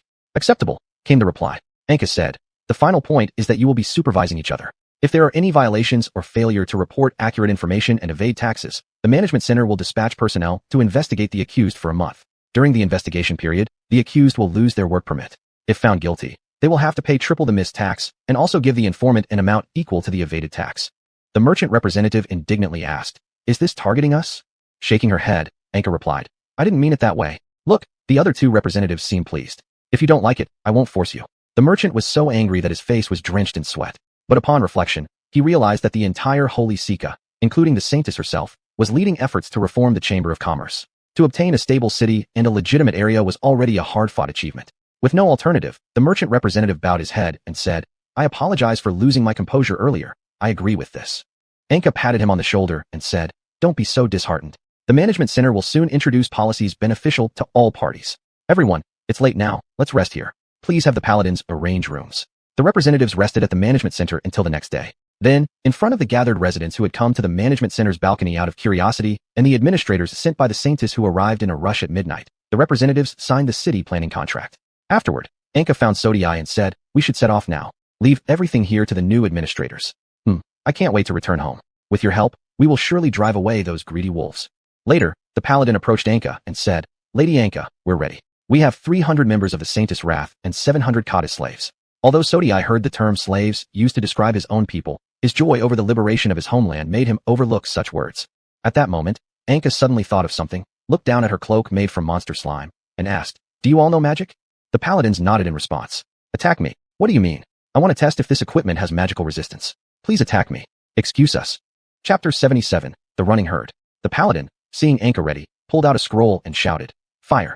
A fireball appeared and rushed towards Anka. In an instant, upon touching the black cloak, it turned into a puff of steam as though extinguished by water. Anka, seeing there was no danger, said, "You may all come at me together." The paladins nodded to each other and said, "We apologize." As they finished speaking, countless fireballs and shadowy spikes emerging from the ground quickly attacked. But again, upon contacting the black cloak, everything transformed into mist that dissipated in the air. The paladins, astonished, asked, "May we ask where you acquired such equipment?" "It's made from monster slime." Afterwards, everyone's eyes focused on Sodisis. One of the paladins said, "We hope Mr. Sodisis can make some of this equipment for us too. It will surely help us finish the mission of the Holy Maiden more quickly." Sodisis coughed twice, holding a handkerchief, and said, "Making a set is very exhausting." The paladins shrugged their shoulders, and each one took a silver coin out of their pocket and handed it over. "In total, it's 30 silvers, but we need 31 sets." Cough, cough. "Of course, I can do it, though I didn't expect the paladins to be so wealthy."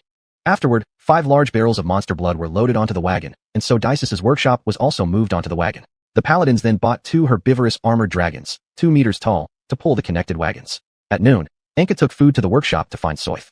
Anka stood at the door and knocked, saying, "Does Sodisis want something to eat?" "Is that Mr. Anka? Please stand aside. I'm about to open the door." Anka heard and stepped aside. As the iron door slowly opened, a great deal of hot air rushed out. "There's a vent above the workshop. Why is there so much accumulated heat? The last time, I accidentally got monster slime on it and forgot about it. That's why. Why don't we stop and clean the ventilation duct first? This cannot be stopped." After saying this, Sodisis displayed the complete cannon he had made. Anka asked, "Can we try it once?" "Of course you can try. However, there aren't any good targets lately. You'd better take these robes over there. I need to make more cannonballs." When Anka handed the robes over to them, one of the paladins asked, "Mr. Anka, if we wear these, can we still use magic?" "You can give it a try." After that paladin recited a spell, nothing happened. It seems this equipment can even block magic that originates from the wearer themselves. This is truly unfortunate. Just put it away for now. Suddenly, a paladin exclaimed, pointing ahead. It seemed like there was something coming. Anka stepped out of the carriage and looked forward, discovering a vast herd of bulls suddenly running toward them. One of the paladins said, "Damn, there are so many, and there's no way to evade them. Let's abandon the carriage. Anyway, once they pass, we can still salvage the remains of the carriage." Anka said, "All our supplies are on the cart. If we abandon it, we'll have to go back and prepare everything again." As the herd drew nearer, Anka said, "Forget it. Inform everyone to run backward." While Anka was passing Sodisis's workshop, he found Sodisis had already rolled out the cannon and patted it, saying, "This should definitely work." Anka said, "You only have one chance." With a loud boom, the cannon fired its projectile and successfully exploded in front of the running herd, but it did not seem to stop the charge. Anka urged him on. "It worked. Keep going. Others, get your spells ready." After hearing this, the paladins summoned countless fireballs, raining them down upon the herd. Before long, a smell wafted through the air, and just as Sodisis was igniting the next round of cannon fire, he discovered it had failed to launch. Just as he approached, confused and intending to inspect, Anka sensed something amiss and rushed forward, pushing Sodisis down. "What's wrong?" No sooner had he spoken than the cannon exploded with a massive sound. Fortunately, everyone had run far enough to escape the blast. Sodisis trembled and asked, "What happened?" "It failed." Anka asked, "How about you guys?" "Lord Anka, there are too many cattle. We cannot eliminate them all from a distance." Anka, looking up at the blurry mountain peaks on the distant horizon, said, "We have no choice but to retreat." In no time, the group abandoned the carriage and began racing against the bull herd. When Anka saw the herd gaining speed and nearing them, merely a few hundred meters away, she threw Sodisis, who had fainted from extreme sorrow, onto a paladin and said, "I'll buy you some time." "Lord Anka, that's too dangerous." "Don't worry, I won't fall." Afterward, Anka stopped running, turned around to face the herd, and said, "Kajiudir, stop sleeping. Aren't you hungry? Are you finally going to give me a normal soul to consume?" Subsequently, Anka swung her magic sword that spat flames against the lead colossal bull. These bulls were larger than any Anka had seen before, and even the impact of the magic sword on their bodies made Anka feel strained. After the head bull fell, the colossal bulls all paused in their actions. Anka shouted, "What's wrong with these bulls?" Kajiudir responded quickly, "This bull appears to be influenced by demons. I tasted the flavor of hell from its soul. Then we must be careful." As soon as the words were spoken, the herd grew restless again, and the thunderous sound immediately echoed in Anka's ears, while Anka used all her strength to swing the magic sword to ward off the charging giant bulls. Soon, countless chunks of roasted beef piled up in front of Anka into a wall of meat half a person's height. Just as Anka retreated 2 steps due to the meat wall blocking her way, a huge bull suddenly leaped in front of her. Its sharp horns were already lowered and aimed at Anka's eyes. Anka understood that its next move would be an upward thrust, scratching her face beyond recognition, and then she would be trampled by the herd. Suddenly, a hovering black hole appeared in front of Anka and shot out countless flying swords that shredded the nearby colossal bull. While Anka thought about the origin of this black hole, she turned and fled. Is it something obtained through a pact with that man? It seems it only activates when I need it. After all, last time, I tried everything in the wild and couldn't summon it. If anyone had seen me flailing around awkwardly in the air back then, it would have been embarrassing. But that person hasn't spoken a word since I returned to the mortal realm and killed that flying blob. And no matter how I call him, he doesn't come out. It seems he truly only cares about eliminating the demon who betrayed him. Other things don't seem to interest him. Meanwhile, Those colossal bulls also halted their charge due to the poisonous mist suddenly released by the black hole. However, some still managed to circle around and break through the mist, continuing their pursuit. Anka, seeing the few approaching bulls, felt no pressure as she easily swung her sword and eliminated them. Chapter 78. Investigating the herd. As Anka returned to the city gate, he found everyone waiting for him. The paladins bowed their heads and said, "Apologies, Lord Anka. We should never have allowed you to venture alone. Please punish us for our dereliction of duty." "That decision was mine. It's not your fault." The paladins all wore troubled expressions as they replied, "We were tasked to assist in all your actions. Although it was your choice to face the herd alone, we failed in our duty to protect you, almost getting you injured. Thus, please punish us." Already lucid, Sodi Easy weakly crawled to Anka's side and whispered, "If you don't punish them, they'll be plagued by guilt forever. This might cause problems with future missions because of them." Anka nodded in response and said, "All right, your punishment is that 5 of you will go hunt the true leader of the herd." Upon hearing this, the paladins scrambled to claim their places for atonement, and ultimately, 3 paladins skilled in freezing magic and spatial magic earned this opportunity. Anka pointed at the sun overhead and said, "There's still plenty of time. Let's prepare ourselves first." Afterward, the group returned to the command center. A newly arrived administrative supervisor timidly approached them and asked, "Lord Anka, are you dissatisfied with my management? Why have you returned so quickly?" Before the paladins could respond with stern glares, Anka interjected, "Nothing wrong happened. It was just some mad bulls blocking our path, so we're temporarily back to rest." "Only mad bulls, huh? I'll immediately order the city craftsmen to hurriedly construct armored war wagons to escort you through." The paladins retorted, "What use are war wagons? Their skin and horns are like wrought iron, barely defeated by our coordinated fireballs. And the specially modified wagons we used were shattered under their charge. If it weren't for Lord Anka wielding the holy sword to block the rampaging bulls, none of us would have made it back." Anka waved a hand dismissively and said, "It's nothing." Then he turned and asked, "Is there any food? I'll prepare it right away." After the administrator left, Anka looked at the dejected Sodi Easy and asked, "Are you still down about the cannon explosion?" Sodi Easy clasped his head and replied, "That was something I once thought could save our Kadis compatriots, but I didn't expect." Anka displayed the throwing daggers and launchers made by Sodi Easy and said, "No worries, your inventions are still quite useful, and wasn't the first shot fired successfully? Perhaps this was just an unexpected mishap. Once we collect the wreckage, knowing where things went wrong, we can make even stronger cannons, right?" Sodi Easy perked up slightly and said, "You're right. It must be the ores I used. Next time I'll certainly use better metals." Anka then asked, "Can Mr. Sodi Easy craft 3 projectors and some quick detachment tools?" "Of course, give me a workshop and sufficient materials, and I can create whatever you desire." Anka summoned the administrator and said, "Can you help us find some workshops and sufficient materials?"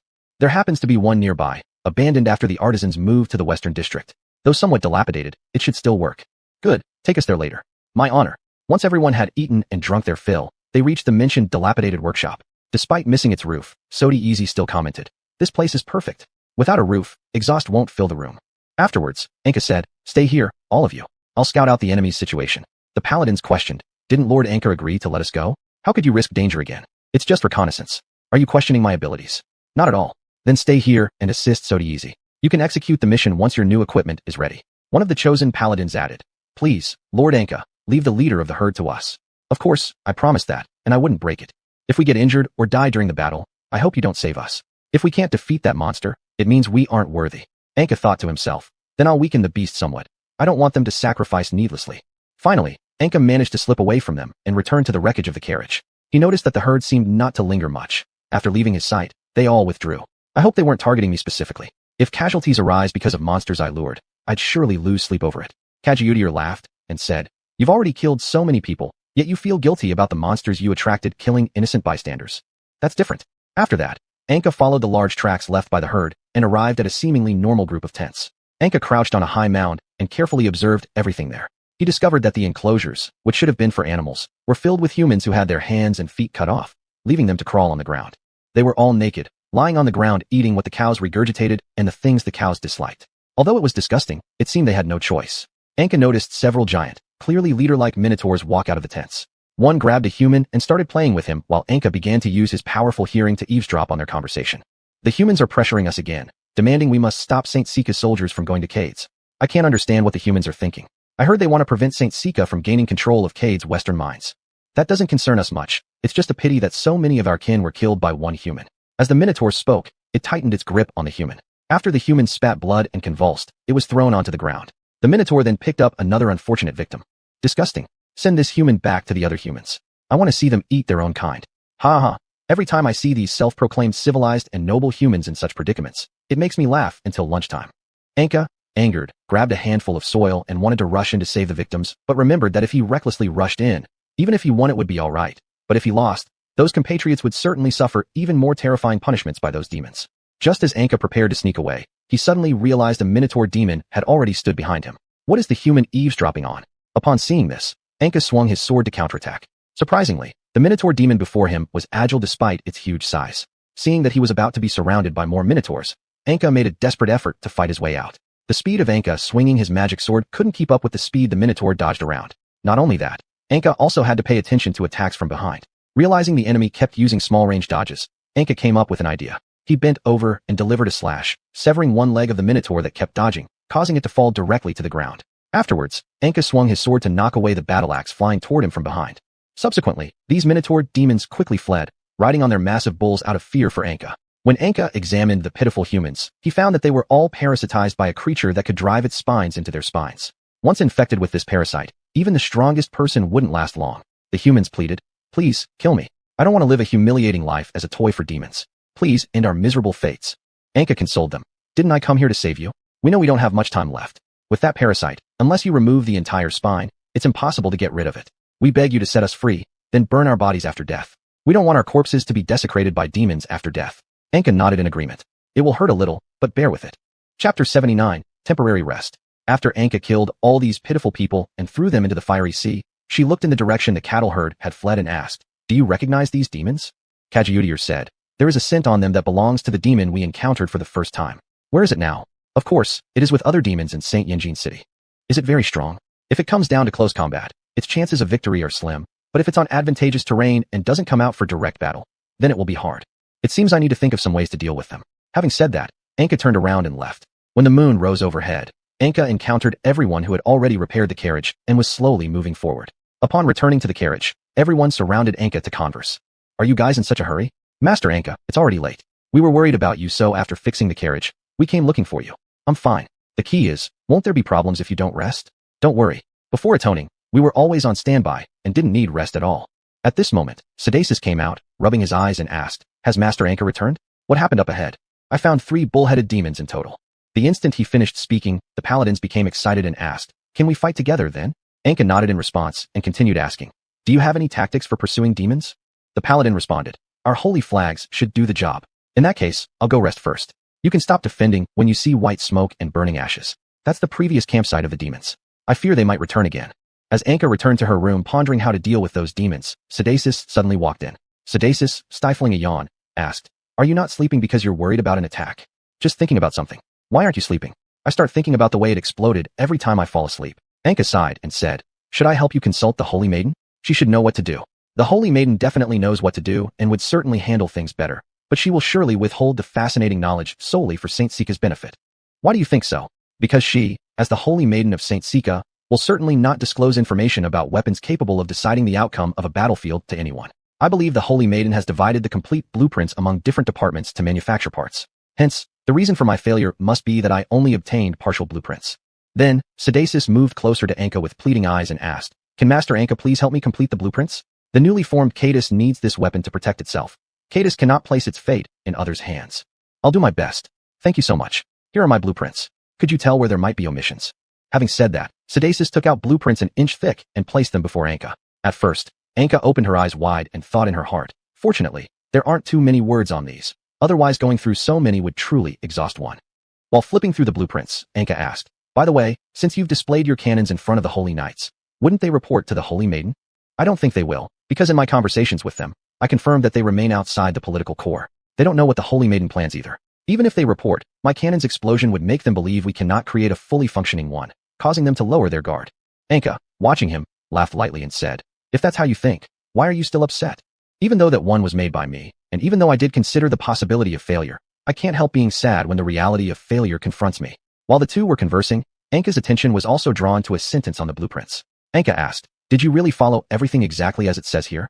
"Yes, why?" Anka pointed at the blueprint and said, "Look, it actually states that making cannons requires dark crystal stones. Once, when I was a slave in a mine, I discovered this kind of, or which, although becomes very malleable when exposed to high temperatures, turns extremely brittle after cooling. Are you saying if I completely eliminate the dark crystal stone component, I can avoid the gun bursting?" "Not necessarily, but since such fundamental knowledge appeared wrong on here, these blueprints might not be entirely credible either. When Sedasis heard Anka claim that something he himself didn't understand was common knowledge, his face flushed red wanting to argue, but he lowered his head, admitting Anka was right. Anka noticed Sedasis's abnormal reaction and thought in her heart, was something inappropriate in my earlier words? Anka said, sorry, maybe the dark crystal stone I know is indeed different from what is recorded here. Sedasis held his head and said, I also once saw dark crystal stones. At that time, our teacher told us it was the best mineral for making weapons and armor. Moreover, I even touched it before. Even the processed ingot of dark crystal I stole from Saint Sika wasn't brittle at all. Could it be that the ingot I stole contained other components which made it appear normal? Anka picked up a fragment of the cannon wreckage and examined it carefully before saying, something doesn't seem right. You'd better not use the dark crystal stone anymore. How about trying pure iron? I will give it a try. Afterwards, the two fell silent for a while before Sedasis asked, do you think it's intentional by the Holy Maiden to control the transmission of precious knowledge, or a mistake by that teacher? However, every teacher has been personally inspected by the Holy Maiden, so there should be no such issue. Are you suggesting that the Holy Maiden wants erroneous knowledge to spread to other relatively backward countries, just to ensure her own continued advantage? Sedasis nodded lightly in response. Anka stepped out of this carriage, and after confirming there were no holy knights eavesdropping around, she said, be careful. Later, Sedasis asked, if the blueprints are no longer completely trustworthy, could the production techniques mentioned within them also be unreliable? Anka took over and said, you can try them first. If problems still arise, I'll figure out a way to help you find real blueprints. Thank you so much. I'm doing this only because I want the Cadis people to have this powerful weapon so they don't get bullied by other countries or even other races. Suddenly, a shout erupted from the front carriages.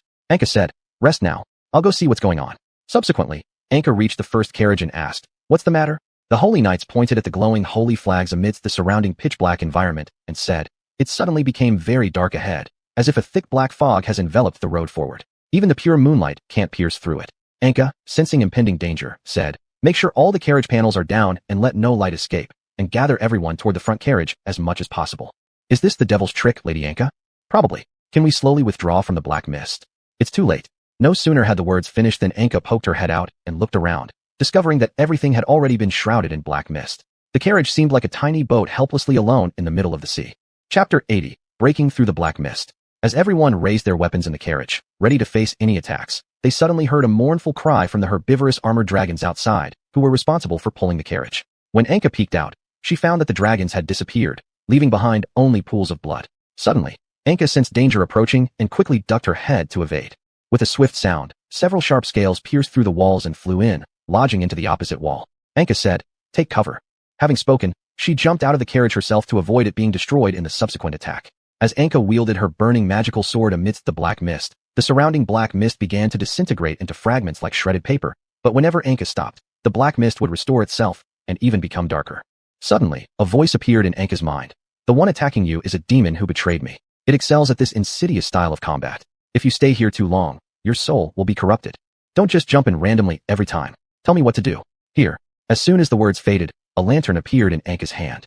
The places illuminated by its light caused the black mist to retreat like octopus tentacles retreating. Can I use this to find its true form? Why did you stop talking? With the help of the light, Anka found the twisted creature hiding in the darkness. Its cowardly figure exposed by the moonlight showed nothing but fear as it looked up at Anka. The moment Anka saw it, she immediately revealed a look of disdain. Humans, please let me go. I'll do anything. Anka asked with suspicion. Is this really the demon? That voice sounded again, saying, yes, kill it quickly. Wait a minute. After speaking, Anka moved forward, grabbing it and throwing it into a cage about half a person's height that a paladin had lowered down. Stepping on the cage, Anka asked, why did you attack us? I was threatened by 3 powerful bull demons. Please don't harm me. I've never seen such a cowardly demon. I have no strength. My emission of black mist is my only way to protect myself. Please let me go. I'm willing to do anything. Really? After hearing this, the demon nodded vigorously in response. Then Anka grabbed it, held its neck, and placed it in front of the carriage. Using her magic sword, she gouged a hole in its collarbone and chained it there with the iron chain connected to the carriage. Take us to the monster's lair. No, they will kill me. If you say another word, I'll cleave you and send you back to hell. Don't. Please don't make me face him. I'll take you there now. Afterwards, Anka instructed the paladins. Some people need to stay behind and protect those who can't fight. Some others need to draw out the demons outside. There will be approximately 5 people, including me, going to confront those 3 demons. All right, we will divide our tasks accordingly. At this point, Sodieezy appeared and asked, can Anka come over? Following him back to his carriage, Anka asked, what's wrong? Sodieezy excitedly gripped the shards of dark crystal and said, I discovered that they become harder when combined with a grain-like element. This is what I found in Saint Sika, but if they are exposed to high temperatures, they become unstable and then crack, which might be the cause of explosion failures. Anka smiled, clapped, and said, congratulations on finding the reason for the explosions. So easy, full of excitement, said, when I placed these grains over fire, I noticed that the nearby potted plants instantly withered. Then I stored them. I believe we could place these sharp shards of dark crystals along with these grains inside bombs to create greater damage upon explosion. Anka worriedly asked, have you experimented yet? So easy, with a carefree expression, replied, won't we reach the monster's lair soon? We'll use them as subjects for the experiment. At this moment, Anka's gaze was drawn to a jar filled with glowing powder. She asked, what is that? So easy took down the jar and explained, this is self-made fluorescent powder. It becomes visible only under this illumination. As he spoke, he brought the fluorescent stick closer to the jar, then moved it away. Anka watched as the jar became transparent without fluorescent lighting, but turned pale yellow as the fluorescence neared. May I open it and take a look? Of course you may. Holding a pinch of the powder in her hand, Anka said, it's extremely fine and has no smell at all. May I borrow some? It would be my honor if it helps you. Could you possibly give me some body materials from those demons? I'll try my best to keep their limbs intact. Before leaving, Anka turned back with concern and said, be careful when throwing bombs so as not to injure yourself. You truly are a caring person, aren't you? Before reaching the entrance of the monster's cave, Anka noticed that there were many bloody human heads stuck in front of the cave, as if to intimidate everyone. She approached the carriage-pulling monster and patted it, saying, hurry up and go. This is the chance I'm giving you. As she spoke, Anka watched it run into the cave. The paladin asked, puzzled, why let it go? I've applied special powder on it which will reveal its location under certain illumination, so we can use this to easily find it and the other monsters. With that, she displayed the fluorescent stick she had obtained from Sodieezy. Then, just before leaving, Anka was held back by Sodieezy, who requested her to watch his explosive demonstration. After explaining, Anka tightly held the bomb and threw it with all her strength, and it perfectly landed right into the cave blocked by large rocks. With a loud bang, the half-block stone wall at the cave entrance was shattered into pieces, and white smoke rose from the surrounding caves. Seeing its effectiveness, Anka immediately asked, can I throw all your bombs in there? That would be wonderful. I look forward to what kind of effect it produces. Subsequently, Anka and the paladins headed to various cave entrances and threw bombs inside. Occasionally, some small minotaurs with their entire bodies on fire would crawl out of the cave mouths, but they would quickly be kicked down by the paladins guarding outside and then finished off with another bomb. With continuous thunderous explosions, dozens of bombs were quickly depleted. Anka said, there should now be fewer obstacles. The paladin responsible for defending the carriage and the non-combatants came forward and asked, since the threats outside have disappeared, can we follow you, Lady Anka, to slay the demons? We don't yet know what dangers are around here. I've decided that aside from those who initially chose to confront the demons for penance, the rest should temporarily remain outside near the carriages and nearby caves in case any demons come out. Upon hearing that there were still demons to fight, the paladins stationed to defend momentarily looked dejected but quickly regained their enthusiasm, saying, please drive all the demons out, Lady Anka. We will make this place red with blood. All right, but as long as none of you get injured, that would be the best outcome. Before setting out, Anka also participated in the paladins' blessing ceremony. The paladins gathered together and shouted loudly, the gods coexist with each of you, and the holy maiden watches over us. Chapter 81, Underground Maze. After preparing, the group of Saint Knights with specially made heavy shields led the way into the cave. They found that after a frenzy of bombardment, the entire cave had been left in shambles, countless broken bodies splattered across the walls. Everyone easily followed the glowing powder down to a staircase leading downward. Anka said, leave half of the people above.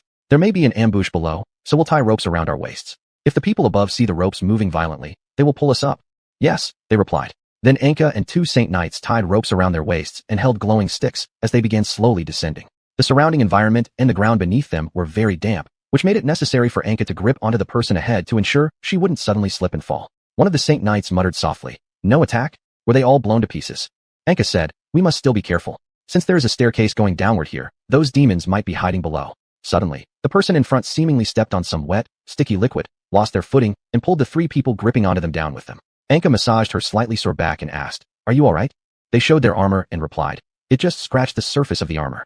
Afterwards, everyone looked up and saw before them a massive stone door. With great effort, they pushed it open and were stunned by what lay ahead. A building like a maze appeared before them, but none of them knew where exactly they were inside this maze. The most difficult part was that the glowing lights suddenly disappeared here, leaving them to blindly fumble around in the large underground maze like headless flies. A Saint Knight asked, Master Anka, do you need a torch? Anka responded with a question. Do any of you have any magic that can clearly see your surroundings in such pitch-black conditions? The Saint Knight answered, we only have 3 bottles of night vision potion, but their effects don't last long. Anka nodded and said, take out the potions then. Put out the torches. In this kind of environment, if we emit even a little light, we might be attacked from unknown areas in the darkness. Subsequently, all light sources were extinguished, and after drinking the potion, Anka said, it's sour. With the help of the night vision potion, everyone could clearly see the locations of traps and enemies lying in ambush in the dark. Suddenly, Anka stopped in her place, signaling everyone to halt. Both Saint Knights immediately raised their long swords and formed a protective circle around Anka, readying themselves. Anka tilted her head, feeling that the wind around her had become somewhat disordered, yet she didn't hear any sounds from her surroundings. Suddenly, Anka sensed a faint cold wind coming from behind. To avoid danger, Anka quickly dropped to the ground. Swish, a loud swipe confirmed it as an attack from a monster. When the creature prepared to bring its weapon down with great force, the two Saint Knights rushed forward and blocked it with their swords. Anka recognized the creature. It was the bull demon she had once severed a leg from. Apparently, it had somehow regrown its limb and made itself stronger. It furiously hammered its opponent with red eyes. After several rounds of resistance, the Saint Knights fell back and said, "Master Anka, flee quickly. This monster's strength is immense." Anka swiftly rose and swung her sword, clashing with the iron club of the enemy. After igniting her magic sword with flames, she deftly brought it back and slashed at the bull demon from the other side. With a swoosh, the magic sword cut a large wound on the bull demon. As it sprayed blood slowly, the wound visibly healed itself. As the bull demon roared, numerous small demons nearby suddenly emerged to launch sneak attacks. In order to protect Anka, who was focusing entirely on battling the bull demon, the Saint Knights had to deal with the smaller demons surrounding them. Seeing its own injuries, the bull demon did not continue fighting directly but fled, using the surrounding darkness as camouflage. Even though Anka had consumed the night vision potion, she struggled to keep up with its speed. Under a sudden impact from the bull demon, the two Saint Knights were thrown violently against the wall, and it picked up one of them to use as leverage against Anka. The bull demon said, "Humans, give up resisting. Everything will be shattered when I charge." However, Anka used the moment when the bull demon grabbed the Saint Knight to circle around underneath it. Confused and searching for Anka, the bull demon panted heavily and shouted, "The human has fled, ha!" Just as he finished speaking, Anka suddenly swung her sword towards its healed leg. A loud thud echoed as the magical sword got stuck in its hardened bone. In pain, the bull demon threw the Saint Knight on the ground and saw Anka staring at it eye to eye. When their eyes met, Anka instantly drew her sword and fiercely slashed to the other side. Puff! One of the bull demon's legs was chopped off, causing a gush of blood to spout out. Watching it now powerless to heal its wounds completely, the blood continued to flow like water. Anka stepped on its ox head and said, "Disgusting monster, go tell them I've arrived so they can come to die." The ox-headed demon got up while leaning against the wall and said, "You overconfident fool of a human will surely die under my brother's iron hooves." Then Anka watched as the one-legged ox-head demon hopped away. Anka said, "Never expected it to still hop so fast with just one leg left." One of the Saint Knights asked, "Master Anka, why let it escape?" Anka replied, "If we hadn't let it go, how would we know where the other demons are?" As she spoke, the two Saint Knights followed her hand and noticed that the demon's severed leg had left intermittent trails of blood behind. Before leaving, Anka said, "Burn that severed leg." After struggling to ignite the severed leg, which produced an awful stench even from a distance, fireballs thrown by hidden Saint Knights eliminated the small demons attracted by the smell. One of the Saint Knights remarked, "Burning the foul-smelling severed leg lured some curious enemies into letting us ambush them here. It's like our roles have swapped." Master Anka is becoming terrifyingly calm. Anka questioned with curiosity, "What do you mean?" The other Saint Knight explained, "We were just saying how impressively calm you are in this situation. It's already quite rare to be able to think clearly amidst such chaos." Anka stared at her magic sword, deep in thought. Am I really this calm? Is it due to the negative effects from my previous ice element body? But wasn't it supposed to have healed already? Is it a side effect? Or is this magic sword or kaju dill influencing me, making me gradually colder until I turn into an emotionless machine only concerned with optimal decisions? No, I must still possess feelings. I always care for Alicia, and I'm grateful to the villagers who accepted and supported me. Hopefully this is all in my head. Hopefully this magic sword won't influence me. The Saint Knight glanced at Anka, distracted in thought, and asked, "Master Anka, is something wrong with you?" Shaking her head, Anka responded, "No issue. Let's go." Finally, following the trail of blood, the group reached the second door. Chapter 82, Decapitating the Bull Demon. As the three of them had just opened the second door, warm and foul-smelling air rushed out, forcing them to retreat several steps until the smell dissipated a little. One of the knights said, "Is this place a cesspool? The smell is terrible." Anka took out an improved mask from Sodi EC and said, "This should be useful." Compared to the common masks, this one was more compact with filtering vents that replaced the herbs traditionally used inside, instead using plant leaves that gave off a calming effect. After wearing it, though some odors still lingered, they were no longer severe enough to stop them from proceeding further. One of the knights suddenly asked, "Will you rule Kadus, Lady Anka?" Anka felt puzzled and countered, "Why do you ask this?" The other replied, "No particular reason. I am just curious. After all, historically people as powerful as you return to their own country after driving away invaders and often end up ruling there. I won't become a ruler. Discussing this is pointless. Very sorry. May I ask one last question? What, if by any chance you became a ruler, could you lead Kadus to embrace the doctrines of the Holy Maiden?" This topic ends here. As soon as the words left her mouth, there was a violent shaking around them. Suddenly, two huge bulls appeared charging towards them.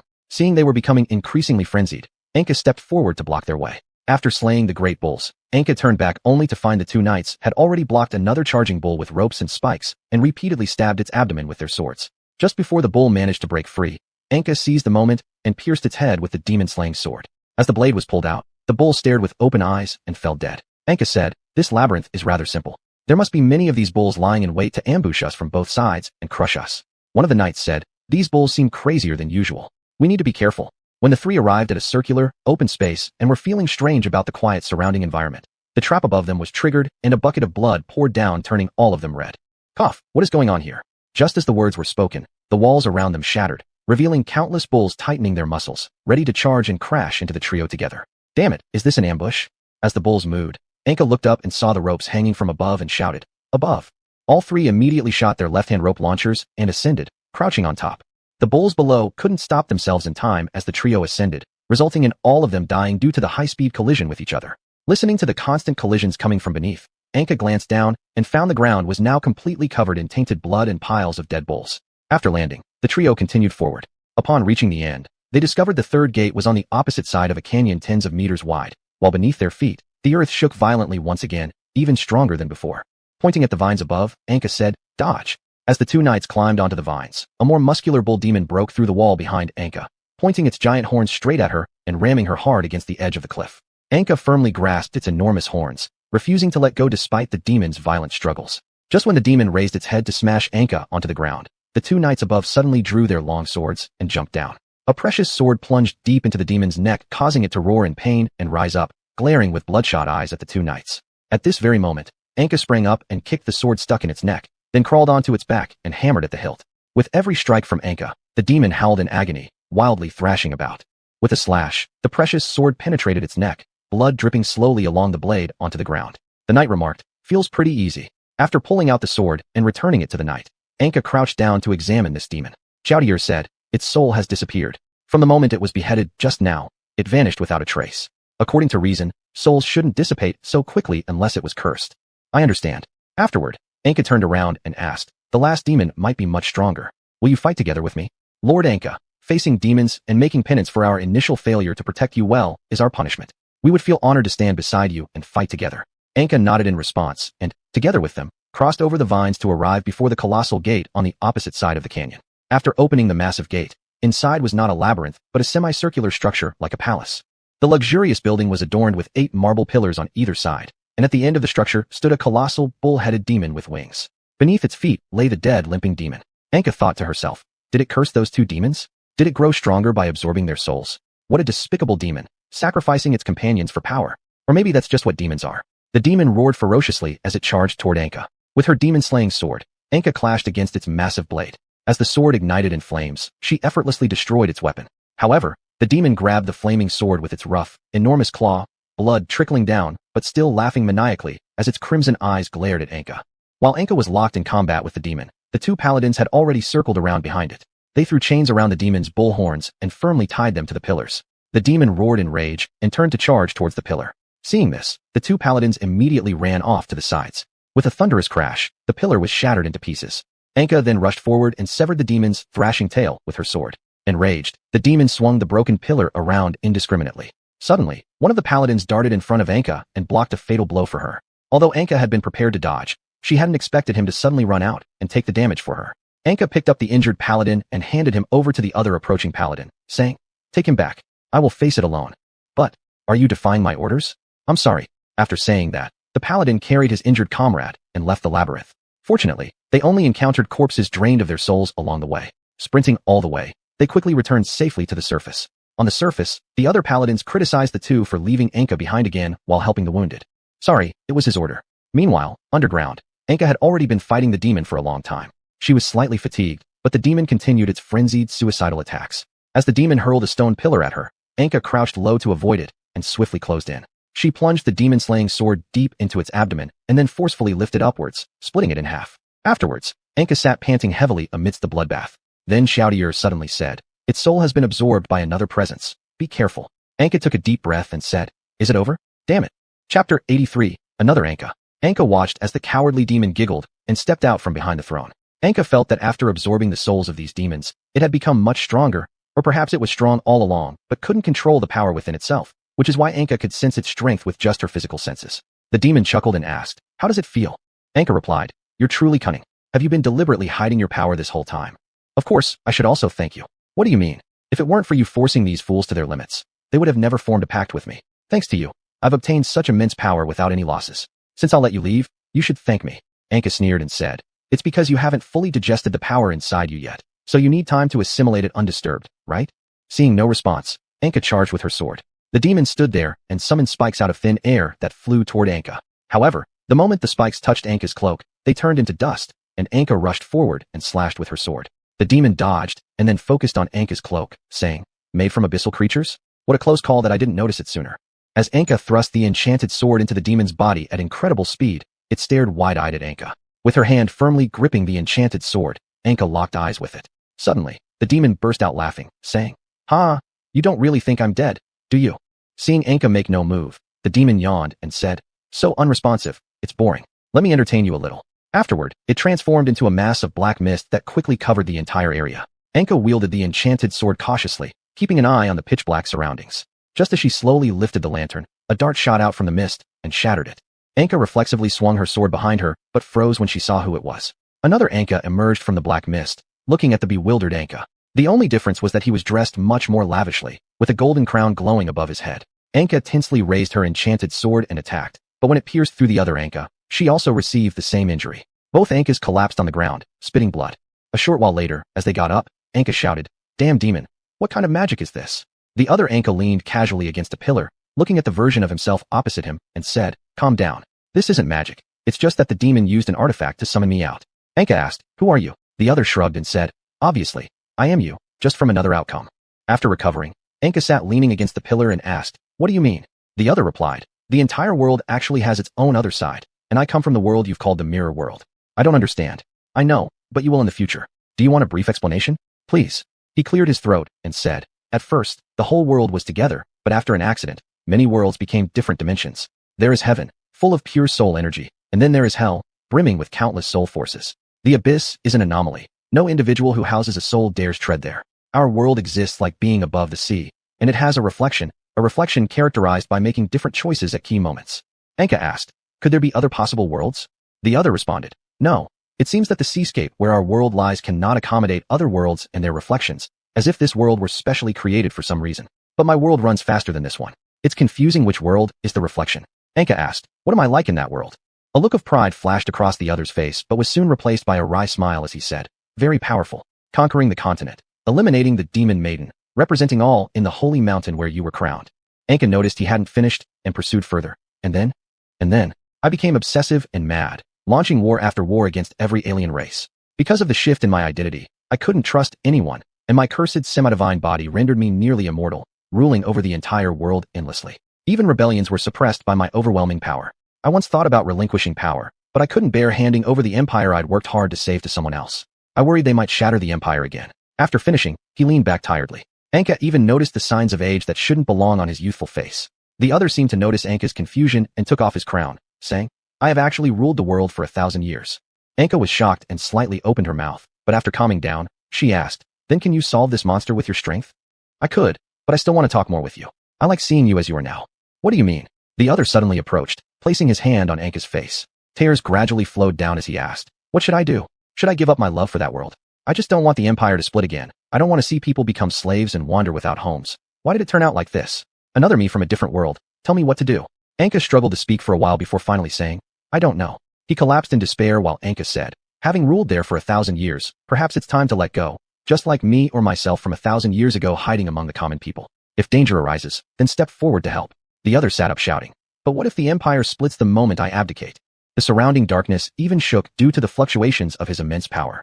Anka looked at him expressionlessly and said, if the empire splits when you abdicate, it only means the whole empire has long accumulated grievances, and you've only been maintaining a fragile unity by force. Anyway, is it for the empire's people or for yourself wanting to hold power?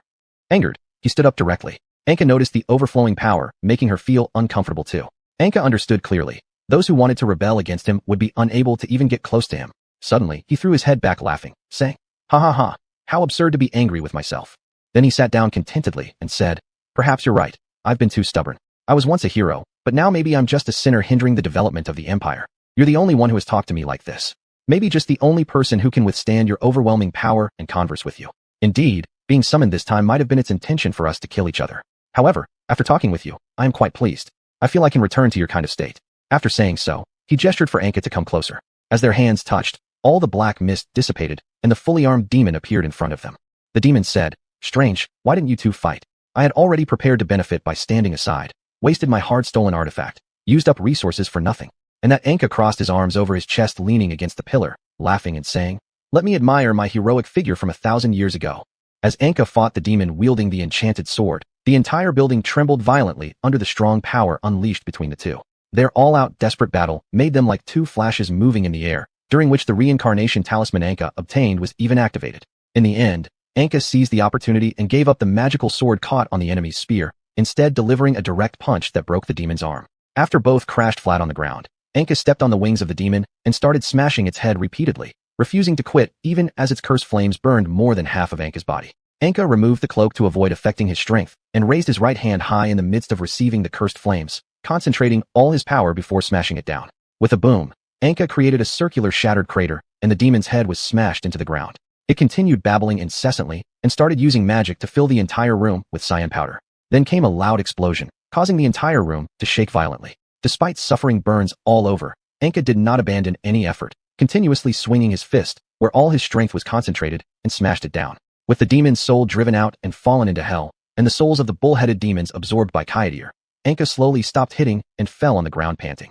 The other Anka, looking at his gradually vanishing body, said, "You reminded me of my relentless persistence in my youth. My time is almost over, so I'll give you some gifts." The other slowly walked over and waved his hand, healing Anka's burn wounds caused by the cursed flames with the highest level magic. Anka said, "Thank you." Before completely disappearing, the other said, "Do not trust any demon, though I don't know if you will still trust me after hearing about my past. I believe you because you probably haven't lied to me." Afterward, Anka asked, "By the way, what will happen to me in the future?" The other one smiled slightly and said, "I am a bit hazy about many memories.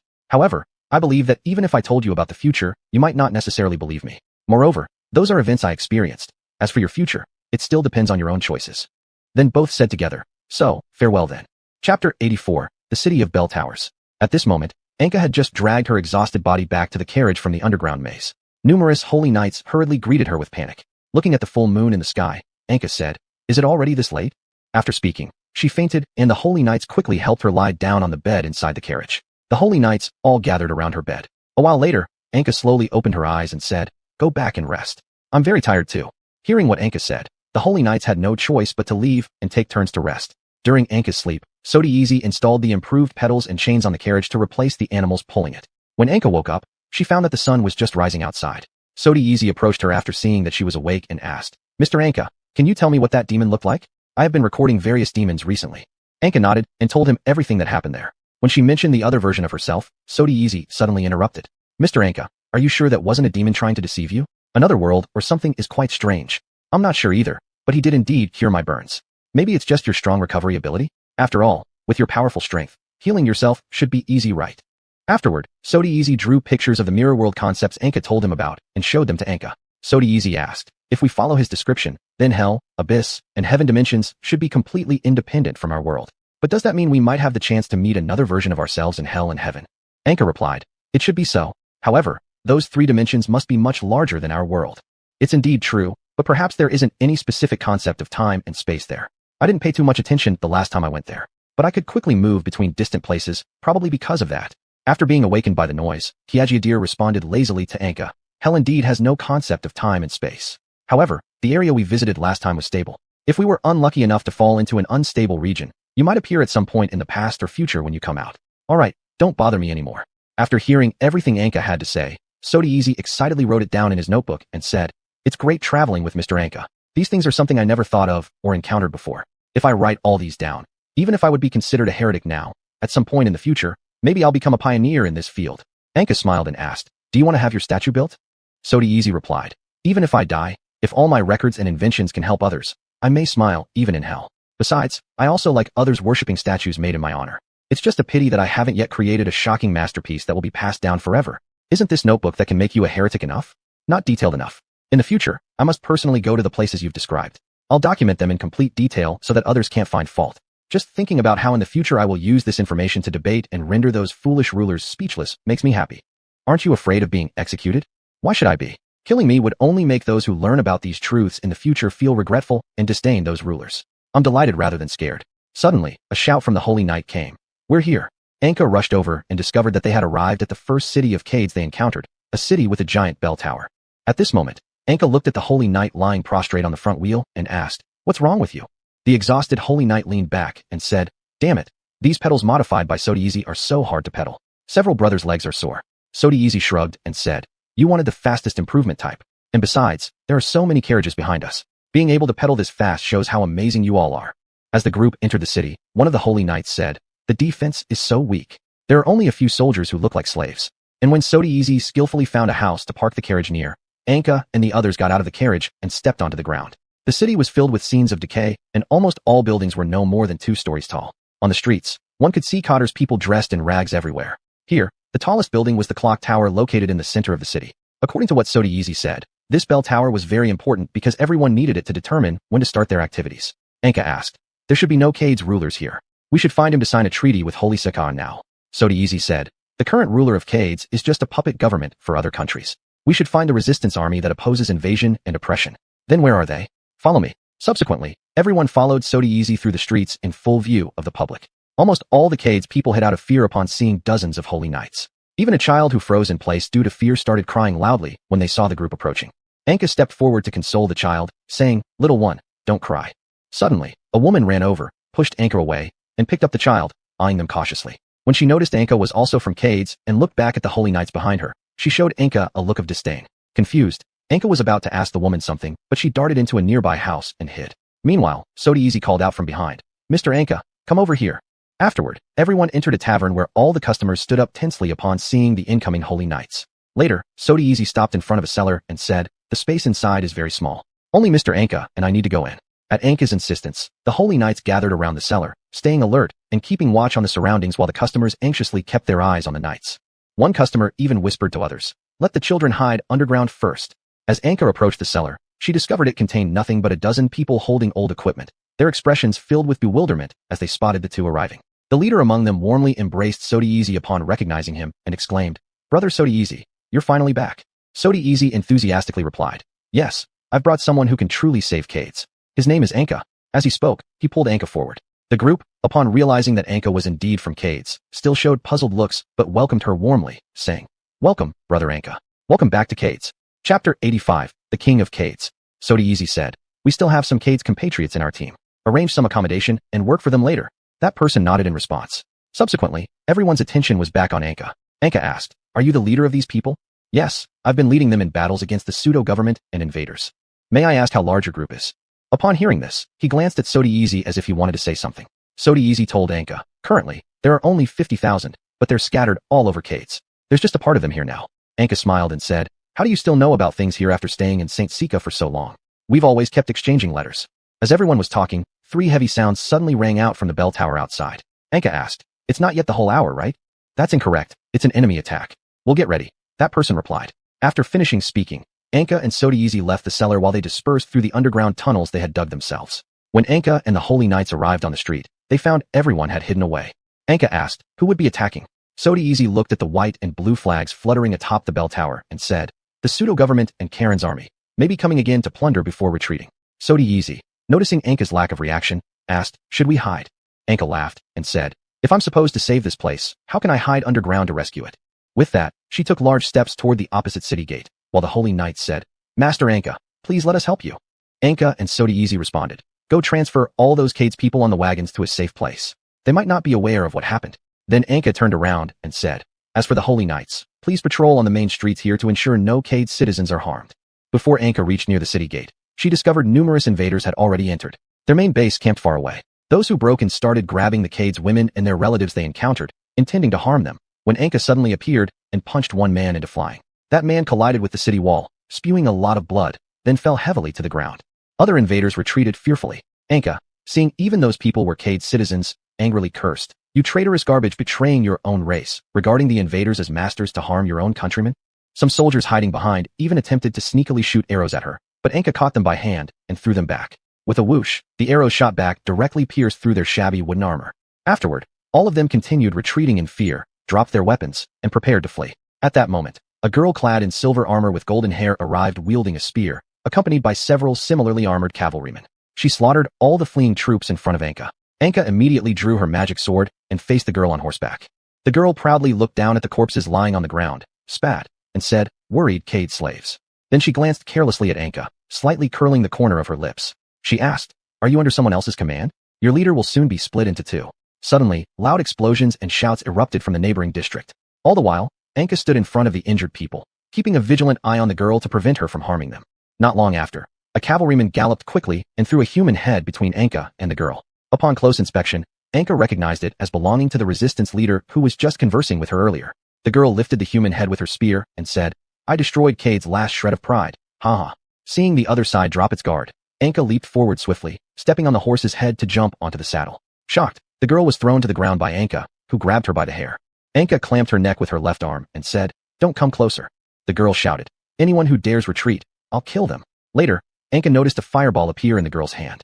Surprised, Anka said, "So you're a mage too?" The fireball flew straight towards Anka's face, but upon contact with the cloak, it vanished instantly, leaving only the girl's hand suspended in the air. She was quite surprised that her spell failed. Anka said, "I want to talk to you. Put down your weapons." While Anka was speaking, the girl directly pulled a handful of gray dirt from her pocket and threw it toward Anka behind her. Anka, with her face full of dust, started coughing violently. The girl immediately drew a short sword from her waist and thrust it backward toward Anka's face. Anka dodged to the side, letting the girl escape, and jump onto her horse to attack Anka with her spear. When Anka opened her eyes, she realized the girl's lance couldn't pierce through her hell-sourced leather armor. Startled, the girl widened her eyes in another shock. Just then, those holy knights rushed over from another street. Sweating profusely out of surprise, the girl climbed onto her horse again, preparing to ride away. As they retreated, Anka suddenly grabbed the back leg of the girl's mount, making the girl fall off the horse. When those soldiers retreated outside and discovered that the girl was captured, before they could rescue her on their horses, the city gate lowered down abruptly, blocking them outside. Then, Anka knocked the girl unconscious and handed her over to the approaching holy knights. Realizing no help would come, the soldiers had no choice but to retreat. After the battle, Anka noticed that wherever she went, people warmly welcomed her. Although they still feared the holy knights a bit, their attitude toward Anka had significantly improved. When Anka was resting, Sodizi walked in. Despite his sad look, he smiled and said, "Master Anka, everyone is waiting for you." "What's going on?" "You'll know once you get there." Anka stepped out and found all the citizens gathered together, even carrying Sodizi drawn portraits of herself and her old speech notes. Perplexed, Anka asked, "What can I do for you all?" Sodizi answered, "This city wishes to swear allegiance to you, hoping you will protect us. I will assist them even without such actions. Let them leave." Sodizi, with a pleading tone, said, "We've waited for 100 years. Please become the ruler of Cades. Though I just arrived, aren't there others in the resistance?" Sodizi pointed at the dispirited soldiers, saying, "They've suffered long-term sweeps. Coupled with their leader's death, their morale has dropped to the bottom. Please become the ruler of Cades. Now only you possess the strength to unite Cades. I don't think personal courage can influence a nation, but since you keep insisting, I will temporarily serve as the king of Cades, but after everything is settled, I will step down." Sodizi thought to himself, "Let's hold Anka for now. There will be plenty of time later. This is the best opportunity to make Anka, akin to a demigod, the ruler of Cades, which will surely allow Cades to regain its strength soon." Afterward, Anka took out the treaty where the saint wished to form an alliance with Cades and handed it to Sodizi to read aloud. Sodizi cleared his throat, unrolled the treaty, and said, "I, Holy Maiden Lanti Saphir Yidel, representing Saint Sika, shall enter into an alliance with Cades. After the formation of the alliance, the two countries will share cultural and scientific exchanges. In every war of the alliance, regardless of internal or external conflicts, the allied country must send troops to assist. Once your country recovers the mountain range controlled by Karen in the west, you should immediately establish trade relations with Saint Sika. Moreover, afterward, I will represent Saint Sika in returning 200 square kilometers of land in the north to Cades." Upon hearing this, the crowd expressed disbelief. Just because Anka became the ruler, they could gain military support from Saint Sika and recover lost land cost-free. This seemed too good to be true. Some Cades people even thought Anka and Sodizi were fraudsters and began questioning. The holy knights struck their swords on the ground and shouted, "Quiet! Lord Anka is personally authorized by the Holy Maiden as the first person under her. You have no right to question Lord Anka, who possesses the power bestowed by the Holy Maiden to command the Saint Sika army." Hearing this statement by the symbol of Saint Sika, the holy knights, the crowd gradually quieted down. Sodizi whispered to Anka, "Lord Anka, when will you ascend the throne? Why are you also calling me this? It feels strange now. Perhaps it's still too early. We need to focus on training and consoling the public. Now the most important task is recovering the mountain regions in the west so that the biggest threat to the west of Cades will disappear. How about the north and east? It's too far now. Let's talk about it after we reclaim more areas." After finishing speaking, Sodizi walked forward and loudly proclaimed, "The great master of Cades said that we will recover the western mountains within 1 month and drive out all invaders within 1 month. Once these words fell, everyone began doubting again. Anka said, "Is 1 month too fast?" Sodizi responded with a smile, "I trust you. Don't make random decisions for me." Afterward, Anka shouted toward the crowd. Everyone, please quiet down. Now, I hope you all go back and rest. Besides, I hope to quickly gather some soldiers. I will have the holy knights train them. Thank you all for your cooperation. As the crowd gradually dispersed, Anka angrily accused Sodiizi, saying, You're being too presumptuous. Sodiizi replied in a wuxia tone, I'm sorry. I just wanted to take advantage of the vacancy and rule here to make you the ruler, instead of someone else with no ability becoming the highest power holder here. Anka, holding her head, walked down from the podium and said, I'm going to rest. You guys have made me so dizzy. Chapter 86, Interrogation. After Anka returned to her room and opened the pocket watch, she hoped that she could learn some management experience from the Holy Maiden. When the Holy Maiden answered the communication, Anka noticed that Alanshire did not appear. The Holy Maiden said, Sorry, Mr. Anka. I did not permit Miss Alanshire to go to the front line, so she is not here right now. May I ask if there is something you need?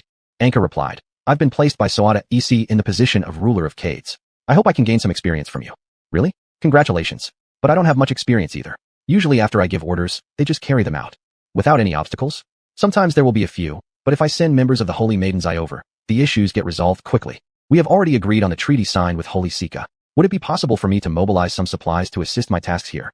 Of course, I hope Mr. Anka can help unify the Cades people as soon as possible, allowing all Cades citizens to avoid being displaced. I will. After the communication ended, Anka paced back and forth. Seeing the Holy Knights outside acting as guards, she suddenly called one inside. Lord Anka, may I ask what is the matter? Can you help me with some things? It would be my honor. I need you to take some people back to maintain the construction work of the border city and speed up the development of transportation routes between the two places. I hope we can rapidly transform this city into a strong support base for all future actions. It would be my honor. I'll head back and start working on it immediately. After saying this, he ran out, gathering 5 holy knights who were willing to do these jobs within a short while. Afterward, Anka gave them a few encouraging words before handing over the 3 remaining horses and some simple luggage to them. Anka said, It's already dusk. Why not set off tomorrow? We wish to return as soon as possible to execute our task perfectly. All right then, please be careful on your way. After they left, Xuanhuan slowly walked over and said, Mr. Anka, I've obtained some intelligence from traveling merchants and need you to look at it. Come in. Xuanhuan placed a map of Cades on the table, unfurling it as he spoke. Mr. Anka, we should advance steadily northwards now. I estimate it will take us at least half a year to conquer the entire territory of Cades. Anka reprimanded him slightly. Then why did you claim earlier that Cades could be recaptured in just 1 month? Smiling, Xuanhuan said, Half a year is merely the usual time frame for someone with Holy Sika's assistance. You, however, need only win a few battles to make the other cities surrender entirely. Anka asked, Are there only invaders and puppet governments in Cades? Shaking his head silently, Xuanhuan said, There are also more than a dozen separatist forces. What advantages do I have? You are a half-deity walking among mortals. Apart from that, it seems you can only rely on Holy Sika. Moreover, the Cades people can't even secure proper meals, which means that various mechanisms other countries produce cannot be produced here. Also, Cades trade guilds are mainly concentrated in the capital of the puppet government and are complicit in oppressing Cades people. So apart from your own strength and some assistance from Holy Sika, the whole Cades is full of enemies. So, does Cades have any advantages over other countries? Population size, at least that's the only advantage we have now. At this moment, a holy knight stood at the door and said, Lord Anka, we have begun training soldiers. Here are their lists. Additionally, the captured girl was injured when an infuriated Cades person threw stones at her. She keeps insisting she has something to say to you. Standing up, Anka took a stack of lists handed by the knight and said, You've worked hard. Please bring that person over. Then you may rest. As the knight turned to leave, he questioned, Lord Anka, why do you let those brothers carry out your tasks? Are they more excellent? They are all equally excellent in my eyes. But why is that? Just because they were closest to me when I thought of the matter. All right, thank you for your trouble. Soon after, a young girl dressed in white, having had her armor removed, was thrown in front of Anka. Anka and Xuanhuan sat nearby observing the defiant girl before them. The girl shouted, Damn Cade swine, I'm going to kill all of you.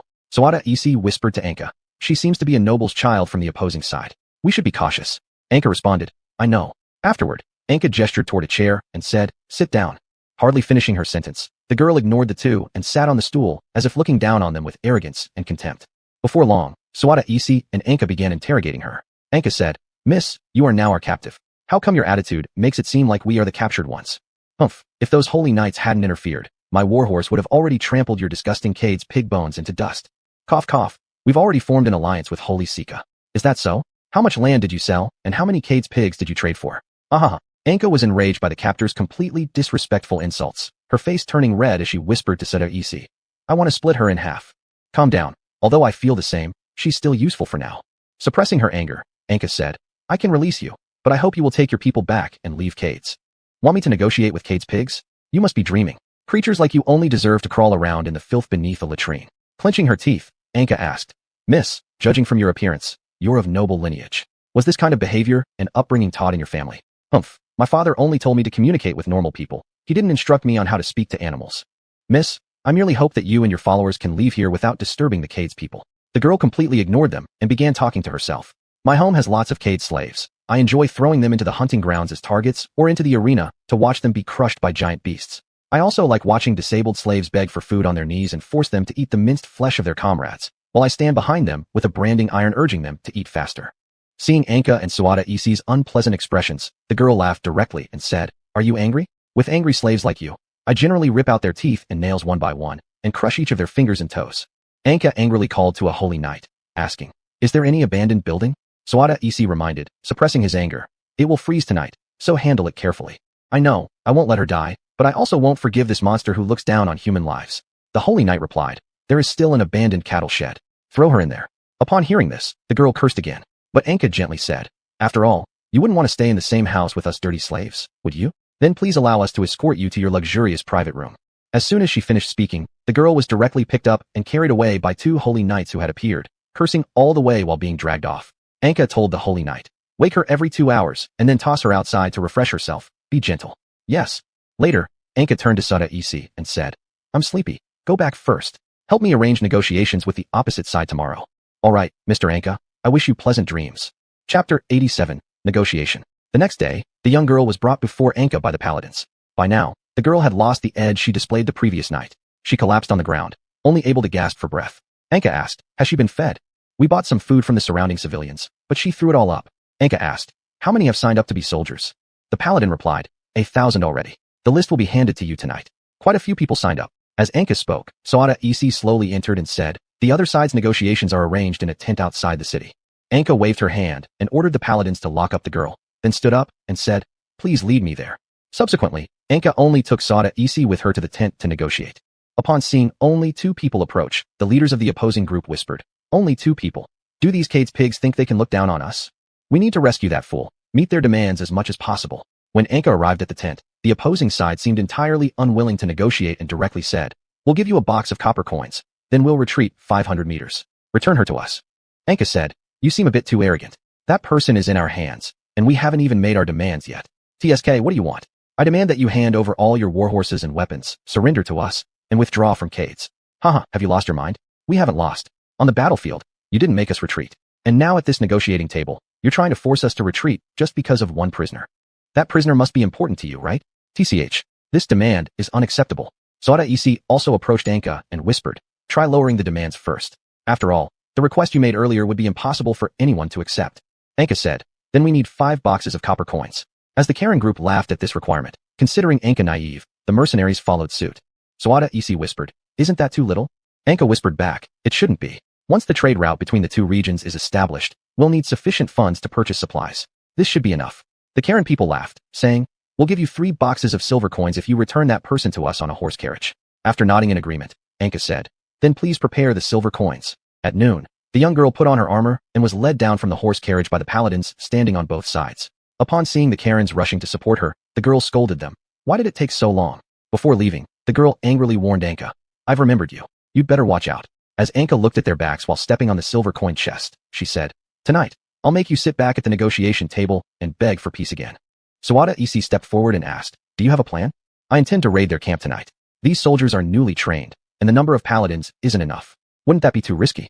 They only need to wait by the traps, and I will go alone into their camp to confront the Karens. I'll scare them and drive them into running around, causing them to fall into the traps. In this way, not only can we gain plenty of equipment, but we can also use this to bring them back to the negotiation table." Suada Isi wiped the sweat from his forehead and said, "If you think it will work, let's return and formulate a detailed plan." Afterwards, Anka carried the silver coin chest and loaded the 3 boxes onto the carriage before returning with everyone into the city. Anka told the paladins, "Please gather all the soldiers in front of the platform and await instructions." "Yes." Suada Isi leaned closer and asked, "How many paladins do you need as your escort?" "None. I'm going to launch an attack and weaken them to the point where they no longer pose a threat to the city. Then the soldiers waiting by the traps will capture as many Karens as possible to use as bargaining chips for further negotiations." One of the waiting paladins asked, "And what about us?" "Please lead those Cade soldiers. They don't understand tactical matters like you do, so I hope you can teach them. It's our honor to follow your orders." An hour later, after learning that more than 1,000 soldiers were gathered before the platform, Anka quickly proceeded to the platform, climbing up and scanning the group of emaciated, panic-stricken soldiers dressed in tattered clothing, without even proper weapons. Anka declared from the platform, "I am going to raid their camp tonight, and you need to wait near the surrounding traps and catch any fleeing Karen soldiers." Two voices came from below the platform. "Can we really defeat the Karen people? Even without armor, they are so much more muscular than us." "Fantastic. I will dedicate myself to Cades," Anka said. "If anyone doesn't dare to go, you can leave." At this, silence fell upon the crowd below. Everyone looked at each other and tightly gripped their weapons. One person suddenly shouted, "Even if the enemy is stronger, we will still extend our swords to protect Cades. Haven't countless Cades compatriots protected us in the same way over the last 100 years? Now it's our turn. Shall we become the cowards like those fake soldiers?" As soon as he finished speaking, everyone shouted excitedly, "Revenge! Revenge for Cades!" Seeing that no one had fled, Anka smiled and said, "I'm glad none of you left. I will divide you into 5 groups, led by paladins." At this, the crowd became quieter, and Anka noticed their morale had dropped somewhat, which puzzled her. Sodi Isi slowly ascended the platform and whispered in her ear, "Perhaps they don't want help from the Holy Knights of St. Sika. They may wish to personally overthrow the unbeatable myth of the Karens. In that case, please prepare enough bombs for me. After all, the gap in equipment can be closed by them." "All right, I'll make as many bombs as possible before nightfall." Later, Anka looked at the gradually setting red sun and turned to face everyone, saying, "Then the paladins will remain in the city to command from a distance. I hope you can sneak to the hills near the enemy camp after eating and set up traps to ambush." Subsequently, Anka directed the paladins, saying, "I hope you can bear the responsibility of protecting the city. Yes, even though we cannot fight for you on the battlefield, executing your orders is still our honor. Please forgive my broken promise just this once. This isn't an issue. We have no right to question your orders." Afterwards, Anka turned to Sodi Isi and asked, "Is there any problem with the beef on those carts?" Sodi Isi shook his head and replied, "It's just a little tough to chew. Divide the beef among all the soldiers. Let them have a good meal." Chapter 88, Night Raid. When the Card soldiers waited for food in the square, they saw a table full of meat for the first time. They even dared not to eat the meat in their hands. Some Card soldiers asked Anka, "Can we really eat this?" Anka asked back, "Of course you can. Why ask such a question? We heard from the priest that livestock are actually our sinning compatriots reborn. If we eat them, they will never be able to reincarnate as humans." Anka looked at those Card's fellow countrymen who had their eyes on her and said, "Eat without worry. They have deceived you. Look why people from other countries try their best to eat meat. Isn't it because eating meat is a good thing? So you don't need to have any mental burden while eating. But are they really not our compatriots who have been reborn? Why are only the Cards reborn as beasts? The church says it's because the Cards are repenting for their sins." Anka, holding her head in frustration, didn't know how to respond. After a moment, Anka climbed onto the podium and said, "Compatriots, remember, the Cards have made no mistakes. Even if we did, the 100 years of war also allowed us to pay for all our sins long ago. Now, the ones who commit sins are the fake government that oppresses us with all sorts of heavy taxes, and those foreign nobles who ignore the lives of Cards people. What we need to do is not repentance since we have committed no sins. What we need to do is launch a crusade called revenge against those true sinners. These greedy noble wolves have torn apart the Cards over 100 years. We will reclaim our homeland again and again through these crusades. What we do is not evil. What we kill is not cruel. All we do is for the Cards people to once again stand tall in the Avalon continent. Freedom for Cards people, and we shall win eventually." After saying this, Anka saw many Card soldiers getting so excited that they couldn't say anything. A moment later, thunderous sounds came from below. "For Cards. For freedom." After resting, the soldiers took the familiar long route around to near the opposite camp's hillside. Anka anxiously waited for an hour on the city tower before finally receiving the signal that they were ready. Little sparks flashed and quickly went out on the mountaintop. Sodi said, "They are ready." Anka asked, "Won't it be too obvious and get noticed?" "Rest assured, it's just for a moment. They shouldn't notice it." Later, Anka went to a huge trebuchet at the highest point of the tower and said, "Throw me directly over." "That's too dangerous. But it's fast and we can surprise them, right?" "All right." With a swoosh sound of the trebuchet, Anka was successfully thrown into the air. In the sky, seeing the brightly lit camp below, Anka discovered the ground was full of wooden spike traps and patrolling archers. While Anka was thinking, she quickly fell downwards. As arrows shot towards Anka, she lost control and fell with a crash amidst the wooden spikes. The surrounding soldiers were all attracted by the loud noise and came to check. However, due to the talisman given during the contract formation, Anka got the opportunity to revive rapidly. Broken bones and shattered internal organs healed instantly under everyone's gaze as she stood up again. Anka looked at the soldiers before her and said, "I hope you can run now. This is my advice." But those soldiers seemed to care little, all laughing and mocking Anka after being initially surprised. Did this guy's brain get smashed? Then another soldier drew his bow and aimed at Anka, saying, "Let's see how many times your resurrection trick works." The moment he finished speaking, Anka swung her magic sword and immediately decapitated him, kicking his head far away. "Sorry." After saying that, Anka began an easy battle like cutting wheat in the camp with her magic sword. Countless heads and dismembered bodies flew through the air with every swing of Anka's sword, and the white tents became crimson due to the splattering blood. As Anka approached a huge tent, the soldiers in front didn't lose morale and continued defending. Anka easily shredded the rushing soldiers and moved closer to the tent. The moment she lifted the tent flap, a warhorse charged at her. Unprepared, Anka was thrown to the ground. There's a horse in the tent. Upon focusing, Anka saw the girl riding the horse. She shouted from behind, "Don't go." That girl soon escaped along with other high-ranking officers outside the camp. Furious, the girl pounded her horse and shouted, "We were attacked, damn it."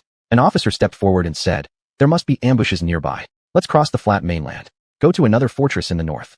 The girl decisively said, "Okay, lower the cheval de frise now." The officer asked, "What about our brothers?"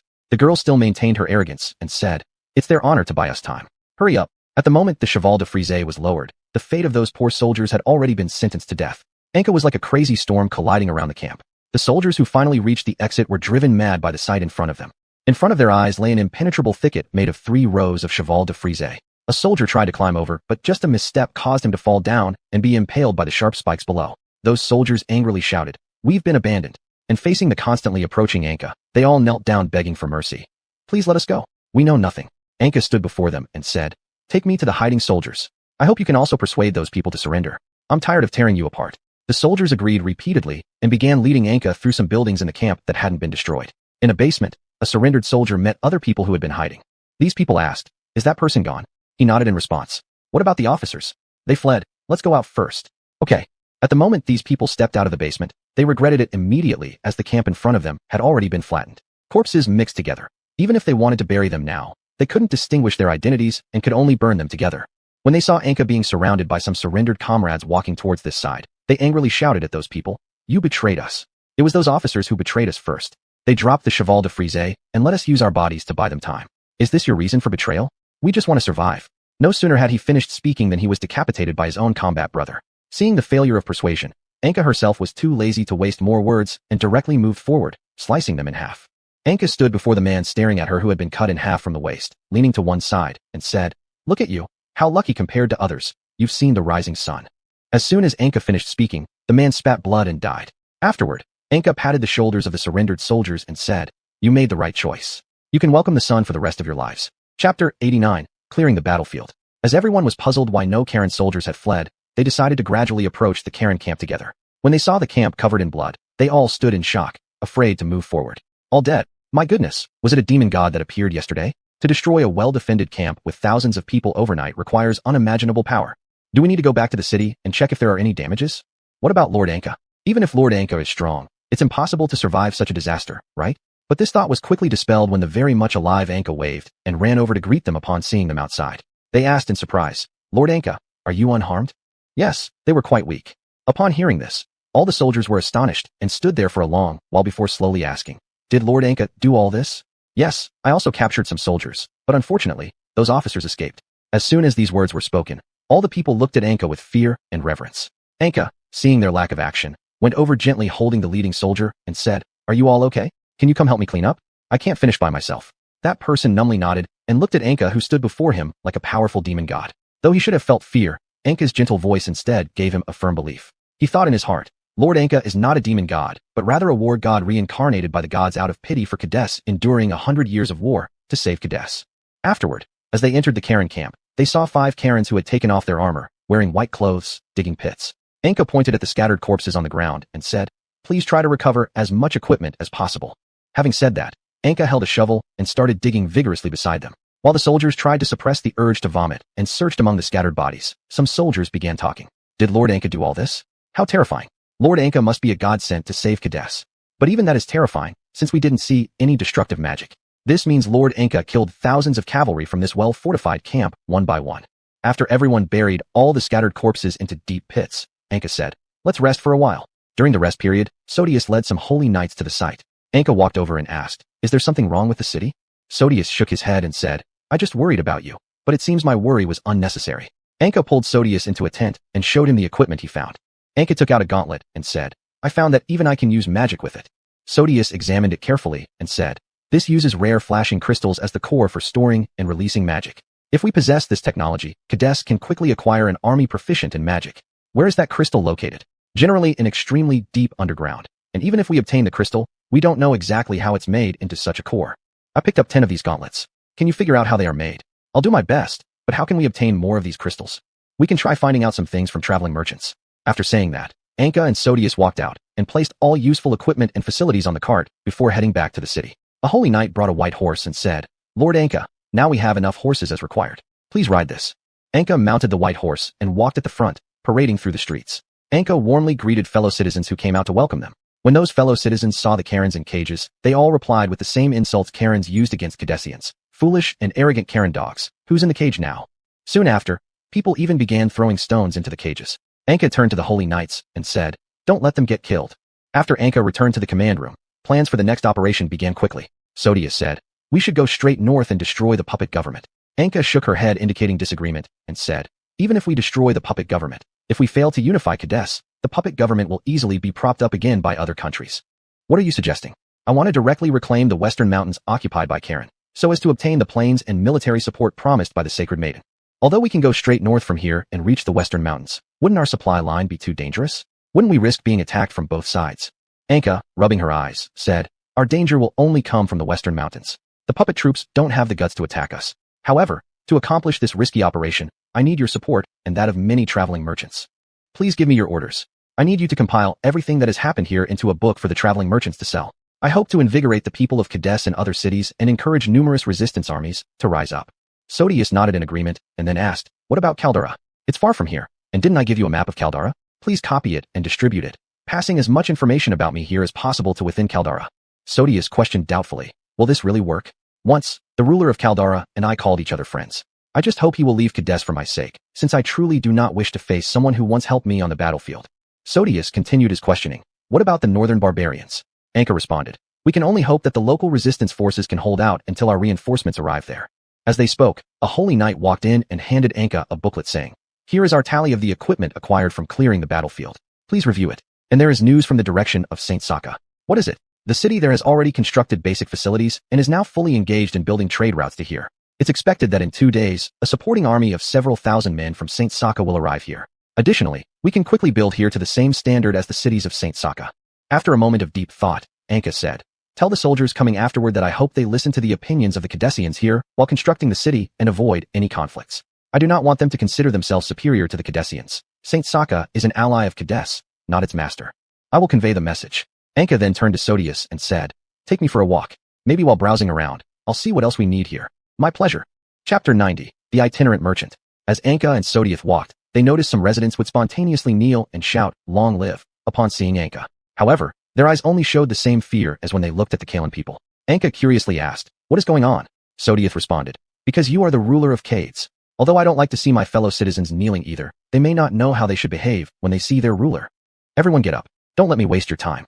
After Anka finished speaking, those people slowly stood up and lowered their heads, trying as much as possible to avoid making eye contact with Anka.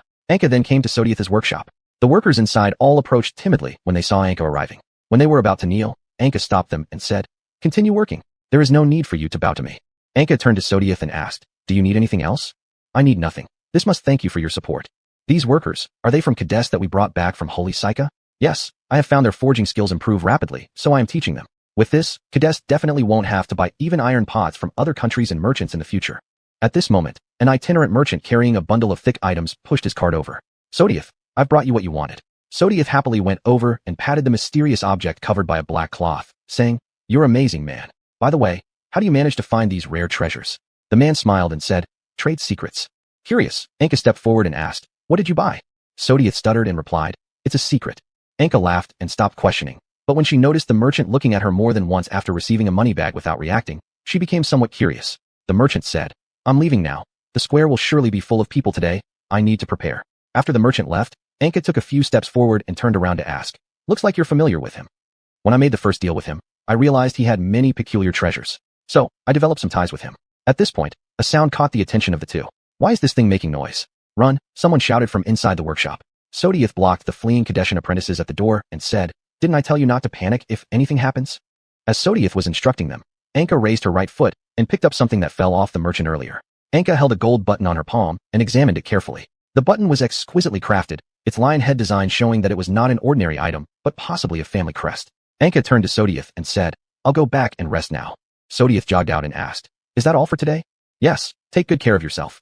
After returning to the command center, Anka went to the prisoner camp and said to a plump prisoner, "Come here for a moment." That prisoner threw down his pickaxe and quickly ran over, kneeling down on one knee and asked, Is there anything you need me to help with? Anka smiled and said, you seem to adapt to this place faster than others. The fact that you allow us to live is already your grace. How could I dare resist? Such behavior would be akin to ants trying to shake a tree. Your power is unparalleled both before and after. Anka laughed heartily and called over a holy knight, saying, remember this, for future captives, let him manage them. You can just go straight to him to inquire. That prisoner bowed deeply on the ground in gratitude and said, thank you for your trust. Anka leaned down and said, there's another thing. From now on, you can choose your own work hours, but you will need to help me supervise the other prisoners and report their every move to the holy knights guarding you. It's my honor. Anka pulled out the button and asked, do you know what this is? That person examined the button after receiving it and said, this is the family emblem of one of the 9 noble families of the Kalan kingdom, but there is no one from their family in the military camp. How did you acquire it? Anka smiled and took the button back, saying, a qualified slave does not ask questions. Go back to work. Yes, I'll be mindful in the future.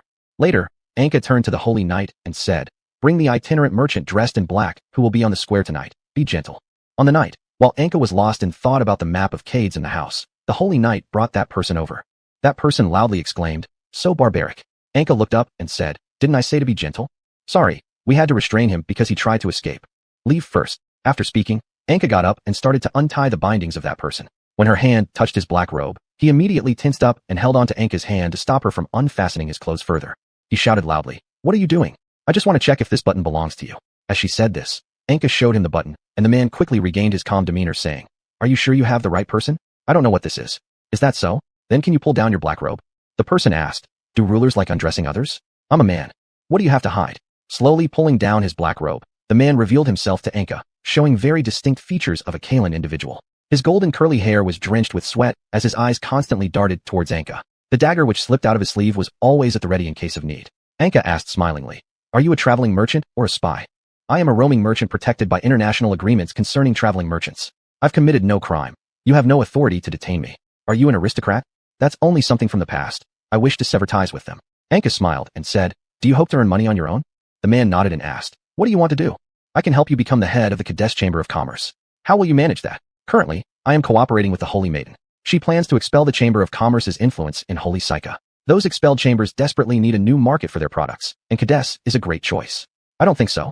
After all, Kadesh has fewer resources than Kardala, worse transportation than Kalan, and less consumption power than Holy Psycha. How could they come to Kadesh and build a branch here on such a large scale? Anka smiled and said, but you overlook one point. What? Kadesh is at the junction of 4 places and is still plagued by turmoil. Chambers can easily conduct illegal cross-border dealings. If they gain support from the local Kadesh government, then... The man suddenly interrupted Anka, saying disdainfully, I thought you were different from them, but it turns out you're just another politician willing to sell out your country's interests. While the chamber may bring substantial tax revenues, they also destroy everything around them. They are extremely profit-driven. If a blade of grass can be sold for 2 copper coins, they might fill up the whole field with that thing. After hearing his words, Anka responded, if I can eventually unify Kadesh, then I will need massive funds and resources to help Kadesh catch up with other countries. And the chamber will just be my tool for fast wealth accumulation. I'll need a reliable helper to control the chamber, so I can harvest more wealth from them later. Why should it be me? Anka responded with a smile of silence. After pondering for a moment, the man exclaimed, you're trying to protect me or use the fact that you know my identity to control me. After all, now you can expose my identity anytime, making it impossible for me even to return to Kalan. If you fabricated any contact between us, I might face investigation by the Kalan correctional team, and families opposing mine could likely use this matter to harm my family. Furthermore, if there's ever a problem with your policies in the future, you could always throw me, an outsider who serves as a chapter president, under the bus. Anka shrugged casually and said, I only thought of part of it, but you went ahead and pieced everything together. I just knew from reading newspapers that your family was strong in commerce, so I hoped you could help me. After all, I found some defectors who often prove more loyal in certain aspects than regular people, so I decided to try. Isn't this kind of risky adventure? What if I take the position of the chapter president and then abscond with the money? Anka suddenly asked, it seems you left the family due to disagreements over the management style, didn't you? How did you know that? The Holy Maiden's eyes are spread across the continent. I learned this information from her. Lies. It's at least a 2-day journey from here to the border of Holy Psycha. And how could the Holy Maiden possibly appear here? Do you believe someone who has the power to slaughter an entire camp of Kalans couldn't send a mental transmission? As the man fell silent, Anka asked, don't you want to prove that your management approach is correct? The man paused for a moment and then said, if you allow me to test my business model in Kadesh, I will offer you everything. I have arranged a house for you, which will also make it convenient for me to find you anytime. I look forward to our next meeting. After he was escorted away by the Holy Knights, Anka found one of the knights and said, please send some of your trained scouts to infiltrate his family and gather intelligence. If they still care about him, then perhaps we can use him as leverage against his family. In future battles with Kalan, if we have intelligence support from within Kalan, our casualties will certainly be minimized. And during future negotiations, we can also let his family create public opinion within Kalen to facilitate faster negotiations. Later, Anka raised the button happily and said, "This is truly heaven's help." As the Holy Knight left to prepare the scouts, Anka sat on the bed and said, "How did I come up with such a plan? I am just a 13-year-old child. Could it really be that my mind has been affected by the magic sword?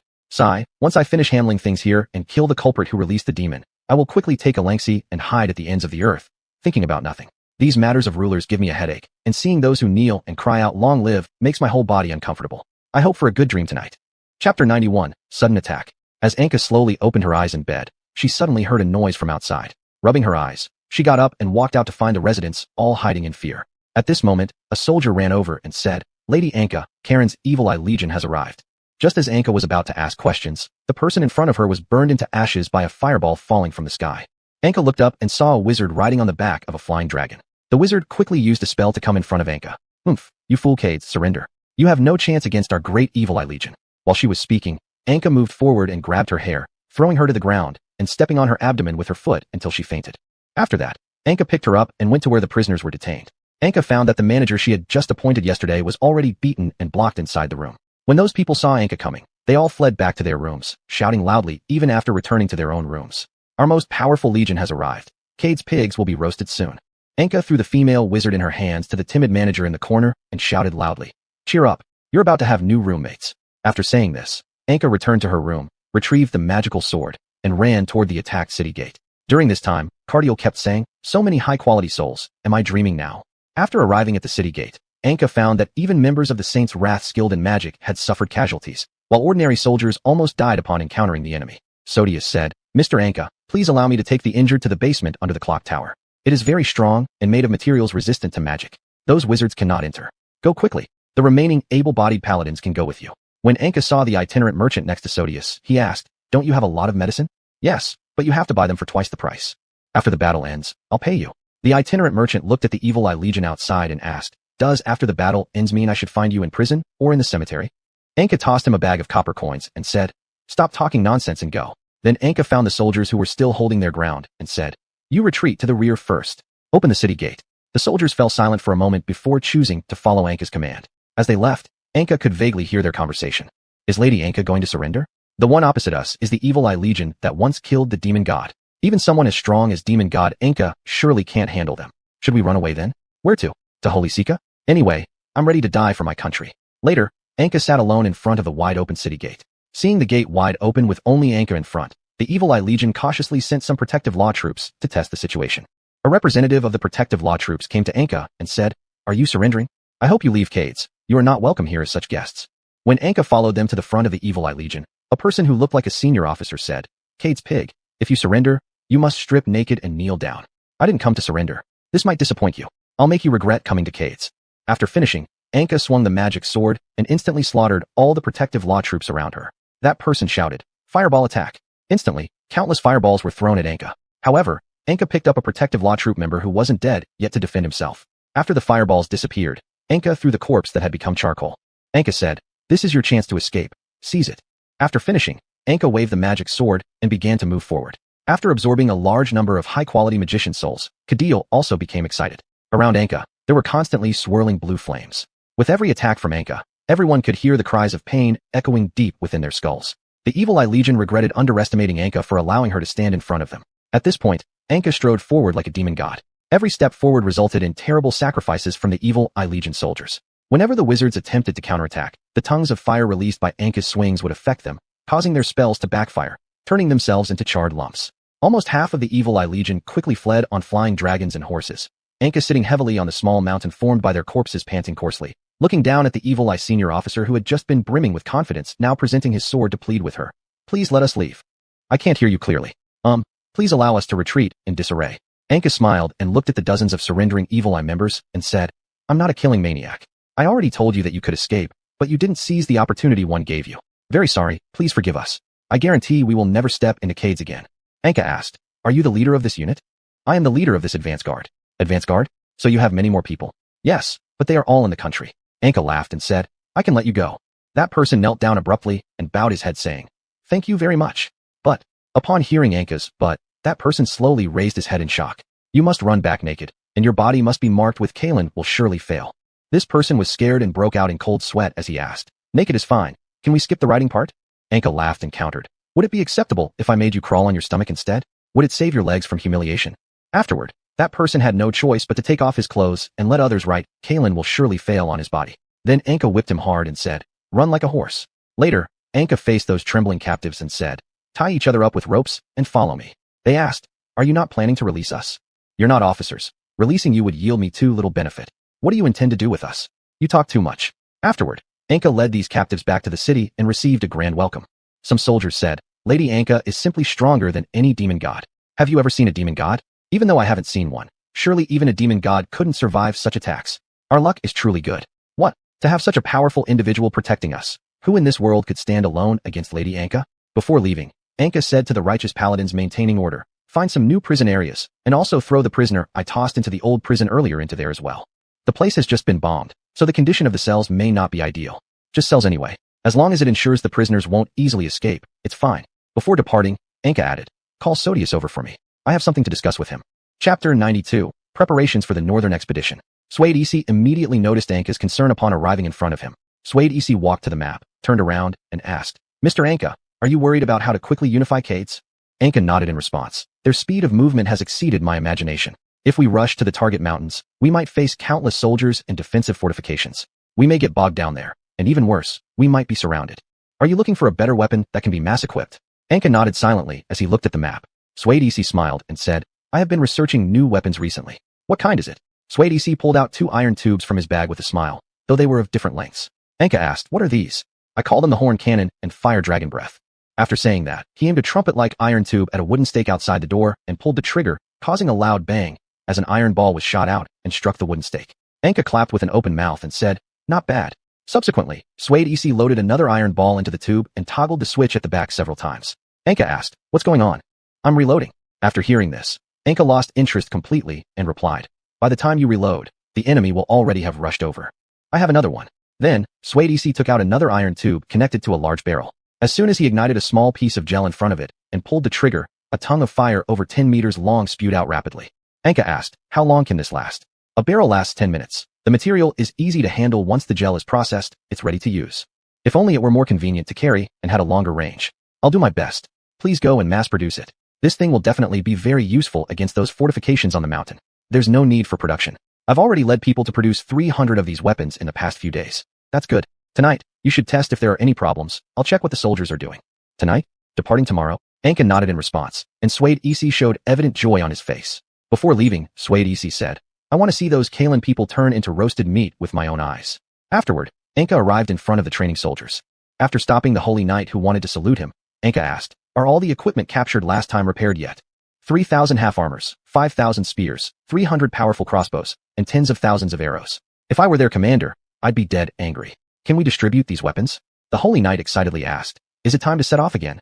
Anka nodded in response. We can't always be passive, can we? Before leaving, Anka said, choose 3,000 people, and let those who shoot accurately take the powerful crossbows. What about the rest? More people are becoming soldiers lately.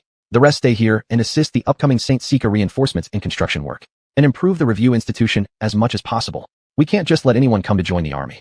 Yes. After saying this, Anka looked at the moon and said, I'll head back first. You guys should rest. The northern plain. On a plain in the north, the officer standing naked shivered violently from the cold. After some Kalen soldiers found him, they brought him to a young girl riding a tall horse. The girl said, so, you can't handle it either? Sorry, master.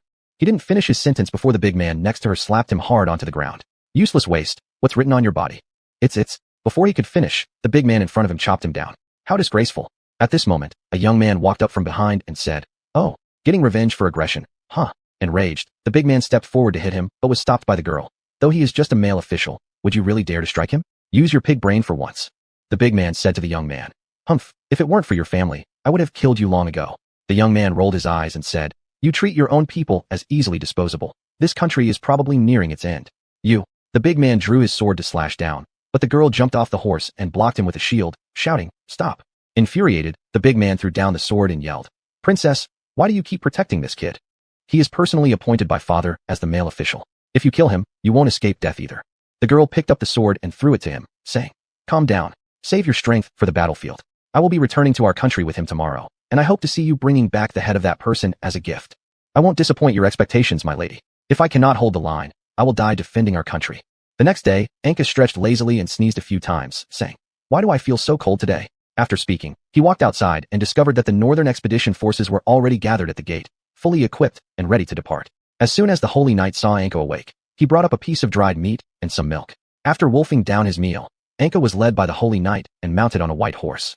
Anka blinked sleepily as he led the troops at the front, while all the soldiers excitedly bid farewell to their families. Along both sides of the road as the army moved forward, the residents offered their finest gifts that they had managed to find. After leaving the city, xiuxian came forward pointing towards the north. "Mr. Anka, ahead lies the city where Commander Kalen, known as the Iron Blood General, is stationed. Beyond it is our destination, the Western Mountains." Anka asked, "Is he strong? Personally brave? Definitely not as much as you. But his combat experience is something you need to study and absorb. Moreover, he specializes in siege warfare and defensive battles, which makes him a tough opponent. Can we spread rumors to incite the Cade's people within the city to revolt and support our external attacks? It's somewhat difficult. It's said that there's a policy where Cade's traders manage the Cade's people under very strict measures. Cade's women are even required to wrap themselves tightly to avoid being violated by certain repulsive Kalen soldiers or the false government soldiers. The men also have to be careful to avoid being accused of any crimes and sold abroad. Furthermore, it is prohibited to leave home after 6 p.m., and reportedly each household must report owning any knives. It's rumored that the whole city has only 500 kitchen knives." Anka angrily shook his head and said, "This time, I will not accept their surrender." After saying this, Anka asked, "How many of them are there?" 70,000 pseudo troops and 10,000 Kalen people. And most of the defenders are from the pseudo army. Only 1,000 are Kalen troops. The remaining Kalen people seem to be hiding in fortifications behind the mountains. Hurry up then. Chapter 93, The Iron Fortress. As the group was traveling, they set up camp on a hill at noon on the second day when they spotted the enemy's city in the distance. It was an enormous fortress built like an iron block against the mountain, with walls perforated by several rows of holes for firing arrows. On top of the wall stood dozens of catapults and giant crossbows capable of shooting multiple large bolts at once. Xiuxian said, "A fortress like this, built into the mountainside, can hold off an attacking enemy even if the defenders inside are nothing but worthless trash. And those watchtowers with their telescopes keep constant vigil over the surroundings. Perhaps they already know we've made camp here." Anka asked, "Then why don't they attack us while we haven't fully settled yet? Wouldn't besieging us here work? They're probably not willing to take any risks with a sudden assault. In theory, a siege might be possible, but this fortress could hold out for more than half a year just on its own stored provisions. You seem very familiar with it. I used to live inside it. Do you know the layout inside? That was 3 years ago. I'm not sure what it looks like now." Afterwards, Anka returned to the command center and summoned the Holy Knight along with some veteran rebels from Cade's. Sitting in the middle, Anka suddenly asked, "Xiuxian, were the Kaladara maps you distributed useful?" Xiuxian hesitated before replying, still unclear. "Sorry, I'm not accusing you. I'm just worried that during our assault, the Kaladara-controlled zones might attack us." Later, Anka turned to the Holy Knight and the veterans, asking, "Do you have any good strategies for this kind of fortress?" A veteran replied, "We usually infiltrate secretly, quietly establish ourselves, and then cause internal sabotage." The Holy Knight said, "Our experience with siege warfare is limited. We apologize for not being able to offer more suggestions." Xiuxian added, "In a fortress like this, news would have surely reached them long ago, and all entrances will be shut tight. Infiltration would be extremely difficult." Xiuxian then muttered to himself, "If the nearby Kaladara-controlled areas could help us, we might be able to take it down faster." The veteran retorted, "Are Kaladara's invaders any different from others? Thinking this way is akin to seeking skins from a tiger. It won't happen." Anka intervened, stopping the two, saying, "Given the current situation, if we can get more help, that would be better." Anka then asked Xiuxian, "Do you know where the newspapers about our capture of the surrounding Kalen camps have been sent?"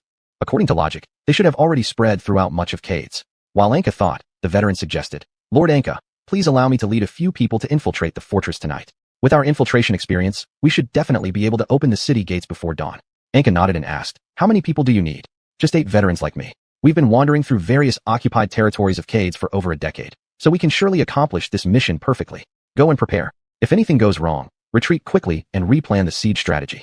At this point, Xiuxian came over and said, "This fortress is rather isolated. If its inhabitants knew about your arrival and someone skilled in rhetoric were there to persuade them, they might incite a significant number of citizens to revolt internally. That way, when we attack the fortress, we could minimize casualties. Do you have anyone specific in mind? If so, bring them here and have them prepare with these veterans." "Yes." Soon after, Xiuxian brought forth a robed merchant wrapped entirely in black cloth and said, "You must have seen him. He has been recommending himself to me since yesterday, and I believe his abilities are commendable." Anka furrowed her brow, thinking silently, "Him? Is he preparing to inform them?" Then Anka said aloud, "Do you have an emergency escape plan? After all, someone talented like you, I wouldn't want to waste." The man responded, "My eloquence could dim the sun and moon. In an emergency, I'll certainly find a way out."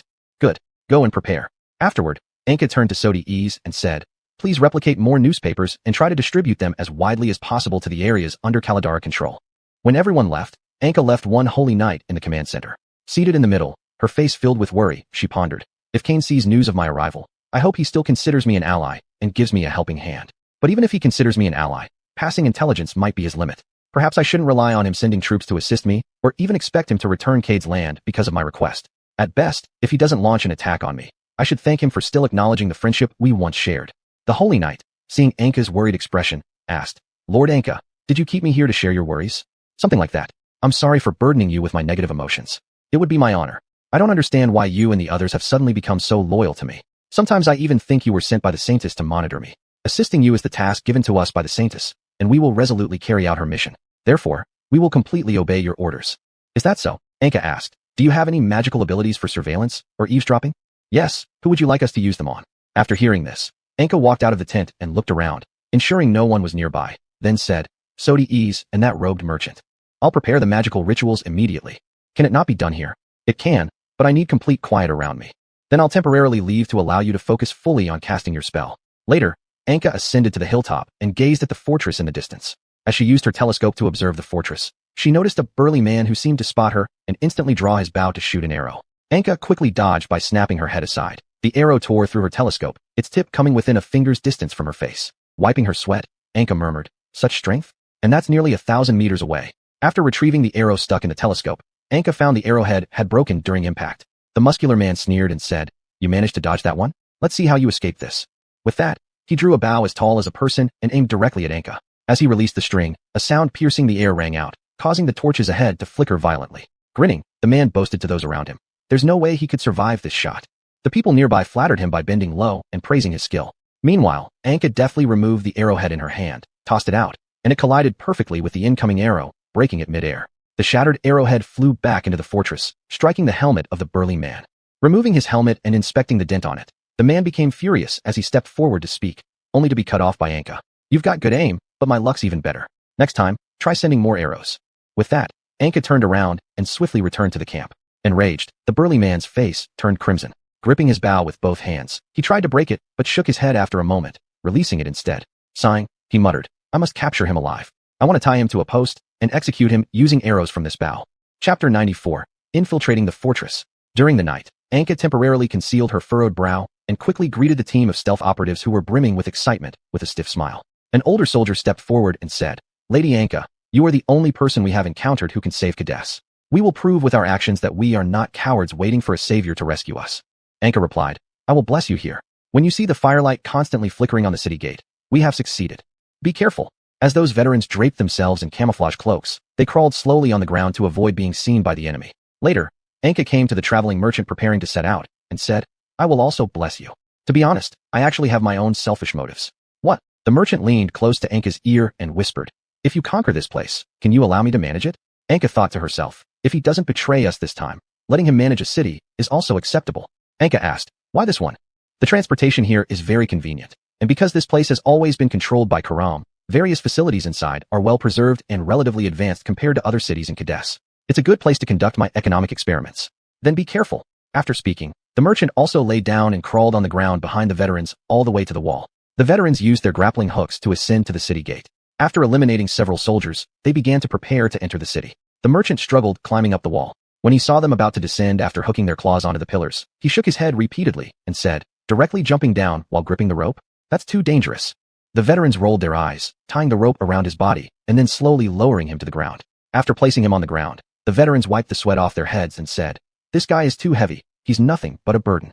After splitting up from the veterans, the merchant soon encountered some patrolling soldiers pulling a scrawny girl dressed in tattered clothes. The merchant stepped forward to stop them and said, Stop. You're all Kadeshians. Why do you oppress your fellow countrymen? There's still someone daring enough to come out at night? Watch me kill you for the reward. The soldiers rushed forward and tore off the merchant's black robe, revealing his Karam appearance, his golden curls especially conspicuous. Those Kadeshian collaborators, upon seeing him, kneeled down in fear. We didn't know you're a high-ranking adult of Karam. Please forgive our rudeness. When the girl saw the merchant as a Karamite, she was surprised and tried to break free and escape. The merchant grabbed her arm and said, Don't worry, I'm here to help you. Afterward, the merchant turned and said, Go away quickly. After the pseudo-soldiers left, the merchant said to the girl, Calm down, I'm not a bad person. Do you all enjoy lying so much? Those who captured you were from Kadesh. There are good and bad people in every country. Not all Karamites are bad. Liar. All Karamites are evil. As the two argued, a squad of soldiers approached from the distance. The soldiers walked up to the merchant and asked, "Which Karam soldier's child are you? It's too dangerous here. Go back with us." The merchant said, "No need." The soldiers laughed a few times and looked at the little girl hiding behind the merchant, asking, "Is this little guy on a date with this Kadeshan kid?" Another soldier said, "He's here to catch slaves. Here's a rope for you." After saying that, he handed a rope to the merchant. The girl broke free from the merchant's grip and turned to run. The soldiers shouted loudly, "Your slave ran away. Chase fast." Huh. Upon seeing this, the merchant immediately started chasing, and the soldiers kept cheering from behind. Seeing the merchant run far away, a soldier asked, "This kid should be an officer's trainee brought to camp. Will there be any problem if he runs too far?" "None of my business. If an officer asks later, we just say we don't know." When the merchant followed the girl to a slum-like area, he noticed that all the surrounding Kadeshans were nervously watching him. They held sharpened wooden sticks pointed at him, full of caution in their eyes. The merchant said, "Please calm down. I have something to say to you all. We have nothing to say to the Karam beast. Skin him alive." Sweating profusely, the merchant took a few steps back and said, "What's the difference between indiscriminate retaliation and those collaborators and Karam soldiers?" A Kardis man dressed in rags stepped out from the corner and said, "Do you know why we hate Karen people so much? Our loved ones were all slaughtered by the Karen beasts. We were just staying at home, doing nothing wrong, when you came in and killed our families, took everything from us, and turned us into slaves in factories and mines. All Karens are nothing but animals, and the Kardashians will never forget this." After speaking, the traveling merchant also noticed that the man had several Karen heads strapped to his back. The merchant swallowed hard. He didn't want to become another trophy for him. Using his eloquence, the traveling merchant said, "I am not a real Karen. My mother was also a Kardashian, and I have always lived in Kardis. We are the same. You cannot lump me together with those Karen beasts just because of my appearance. That would be an insult to me. Humph. To survive, you would even lie like that? What can prove it?" The traveling merchant quickly thought of a way and began to chant a folk song from a remote area of Kardis. The old man leading them looked surprised and said, "This folk song, my mother once sang this to lull me to sleep. But this still cannot prove that you are one of us." By now, the traveling merchant was sweating profusely, and while fumbling around on himself, a notebook he'd bought for a low price earlier fell to the ground. The old man picked it up and asked, "Is this yours?" Of course. Everyone saw that inside the notebook, there were records of numerous brutal actions by the Karen soldiers, as well as truthful conditions of Kardashian lives across different areas. The old man said, "So you're here infiltrating as someone who looks like a Karen just to investigate what's going on here?" The traveling merchant's mind worked fast and replied, "There's more." The old man asked, "What is it?" Cough, cough. "The great king of Kardis has descended. He will hold the sacred sword and come to rescue all of you. And I am specially here to pass along the message of his arrival." "The king of Kardis?" "Yes, he possesses godlike strength and without effort destroyed thousands of Karen camps and thwarted the Eye of Evil Legion's attack. Now he has arrived outside the city and will save the whole of Kardis." "So powerful. Are you lying to us?" The traveling merchant took out a newspaper and said, "Look, everyone outside knows about it. It's just because you've been locked up in the city that you don't know what's happening outside." The old man took the newspaper with trembling hands and asked, "Is this true?" "It's absolutely true. He's already waiting outside with tens of thousands of soldiers clad in shining armor." At that moment, someone questioned, "If he's truly that capable, then why doesn't he directly destroy the fortress and free us?" The old man slapped his head and said, "Idiot, this must be a test set by the king of Kardis. If we are merely pitiful wretches lying on the ground waiting for him to save us, then we won't deserve to have such a ruler." The old man then asked the traveling merchant, "So how does the king of Kardis intend to test us?" "The king of Kardis wants to see if you can unite before he enters the city. If you fail to unite, he might think you aren't worth saving. Noble guest, please enter. We shall immediately spread this uplifting news to all the Kardis compatriots within the city." After being invited into the room, the traveling merchant was treated with the best food they could find. Before leaving, the old man said to the traveling merchant, "If the king of Kardis you speak of doesn't appear in 5 days, you will definitely regret ever being born when you face us." Chapter 95, Assault on the City.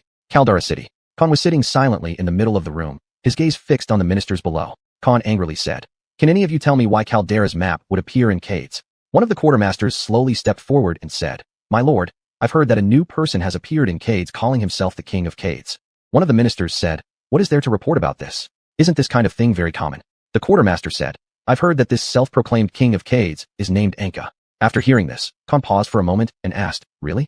I've heard he single-handedly destroyed the Kalan camp with thousands of men and the vanguard of Kalan's Evil Eye Legion." Khan then wrote out a treaty and handed it to the quartermaster, saying, "Use the long-distance teleportation altar to go to Cades and give this to Enka." The quartermaster stepped forward and some of the ministers asked, "Your Majesty, are you planning to support Enka as your own power base in Cades, and use him to counteract the puppet regimes supported by other nations in order to gain more benefits in Cades?" Khan shrugged and said, "I want to help him take back Kalan, and I will also return our controlled areas in Cades to him." Hearing this, everyone was so astonished that they couldn't speak. After half a day, an elder minister slowly rose and said, establishing relations with a weak country to provoke stronger ones. Isn't this somewhat irrational, Your Majesty? Khan said, we don't need to worry about them. I just need Anka to help us resolve the issue of northern barbarian raids. If we can reclaim the north, we can firmly control the finest or veins on the continent, which is most important to us. Will he help us? Based on my understanding of him, he certainly will. Outside the fortress, Anka and numerous soldiers saw the veterans who had infiltrated the fortress last night, now hanging on the city walls. Seeing this, all the soldiers hoped that Anka would attack the fortress to avenge them. Anka lowered his head and returned to the tent, with Sodaris following behind and saying, Don't worry, Mr. Anka. The person I recommended has yet to be discovered, right? And we're preparing a large amount of explosives to ensure we can quickly capture this place. Anka asked, Should we really attack at this moment? What else are you waiting for? After discovering the infiltrators, their defenses must have been consolidated much further by now. How about launching a probing attack? They wouldn't abandon their advantage to suddenly assault our position. Anka nodded and told the paladin, Prepare then. At noon, Anka asked the paladin, Do you think I could capture this fortress alone? The paladin shook his head and said, We don't know its interior structure yet, nor do we know what trump cards they have. It'd be extremely dangerous. After Anka left the camp, he found that the soldiers had already fully organized themselves into 4 battalions made up of thousands of people. The first 3 battalions were positioned in front of the fortress with long spears raised, ready, while the 4th battalion guarded near the camp to prevent enemy assaults from nearby areas. The paladin said, Lord Anka, please give the command. Let the central battalion launch the attack while the other 2 provide support. As the order was issued, the soldiers aimed their spears at the fortress and advanced in great strides. Countless bombs were launched onto the fortress, exploding and causing rocks to fall on the besieging soldiers below. The soldiers clambered excitedly up ladders, while the defenders above responded with scalding oil and boulders. During the bombardment, Anka noticed the location of the arbalests where the defense seemed a bit weaker. Anka asked Sodaris, Can you destroy those 2 arbalests? I'll try. When several bombs shattered the arbalests and the stone roofs above them, Anka directly squatted on a trebuchet and said, Throw me over there. The paladin said, It's too dangerous. If I don't go, those soldiers will die trying and still fail to take it. Sodaris installed a strange device on Anka's waist and said, This must help you. As Anka was shot through the air toward the fortress, he pressed a button on his waist, releasing a parachute with a whoosh, allowing him to descend slowly. And when the soldiers below saw Anka, they launched countless arrows toward him. Seeing this, Anka had no choice but to remove his cloak and wave it to catch the arrows together. Although the parachute was pierced with holes, the remaining height allowed Anka to land safely. Once Anka landed, he began a swift slaughter with his magic sword. Innumerable piles of soldiers were shredded by Anka, and their scattered remains only made the attacking soldiers below even more excited. Look, Lord Anka is up there. The troops on both flanks, seemingly unwilling to let the center force get all the credit, also started advancing toward the fortress. As arrows rained down, Anka had no choice but to use the remains of a pseudo-militia soldier as a shield. As more troops surged onto the fortress walls, it gradually came under the control of the Cade's forces. One soldier even kicked down the banner of the Kaelan Legion and planted his own unit's flag firmly on the fortress wall. In the midst of everyone's excitement, Anka noticed the danger of the outer defensive enclosure and asked, Who can find the exit? Suddenly, a Kaelan deputy emerged from the shadows and swung a short sword, striking Anka on the back. Anka was thankful that his leather armor was sturdy enough to protect him, but lamented the tattered state of his cloak. The deputy said, You won't have the last laugh. The reinforcements from the north have arrived. You're done for. Anka replied, It seems you don't recognize me. You're just another Cade's pig, not worth remembering. Do you think you'll win? Regardless, your group of Cade's pigs will never see victory. After hearing this, Anka laughed, then swung his magic sword to block the deputy's right hand and swiftly impaled him on a pillar with the blade. Meanwhile, inside the city, the Cade's people united overnight at the persuasion of traveling merchants. When they saw Anka attacking, they all excitedly rushed out into the streets to vandalize and destroy the bases of the militia and Kaelan's forces. These citizens dragged captured soldiers outside and killed them with rocks and sharpened sticks, obtaining more weapons and gear in the process. When the reinforcements entered through the north gate, the locals hid and began using their familiarity with the city to launch surprise attacks on them. Many reinforcements fell victim to sudden traps as they walked around. When the reinforcements attempted to flee through the north gate, they found it already sealed shut, and the Cade's people who had somehow reached the walls began hurling stones and wooden stakes at them. Anka touched the Kaelan deputy pinned against the wall and said, Look, the Cade's people are resisting. Even without superior weapons, they'll still swing what they have at you. Your rule over Cades has ended. It won't be so simple. Here, most of the defenders were useless Cade's pigs, but when you continue moving north, you'll face the fortress personally overseen by our master, entirely built into the high mountains. By then, you'll only be able to retreat in disgrace. Anka said, I'll keep you alive long enough to witness the complete collapse of Kaelan. Chapter 96, Comforting the People of the Fortress. During the night, everyone cleared out the entire fortress. Countless Cadessians dressed like slaves came to the front of Anka's temporary residence. At this moment, Anka was inside with Sodiais, organizing all the intelligence they had gathered.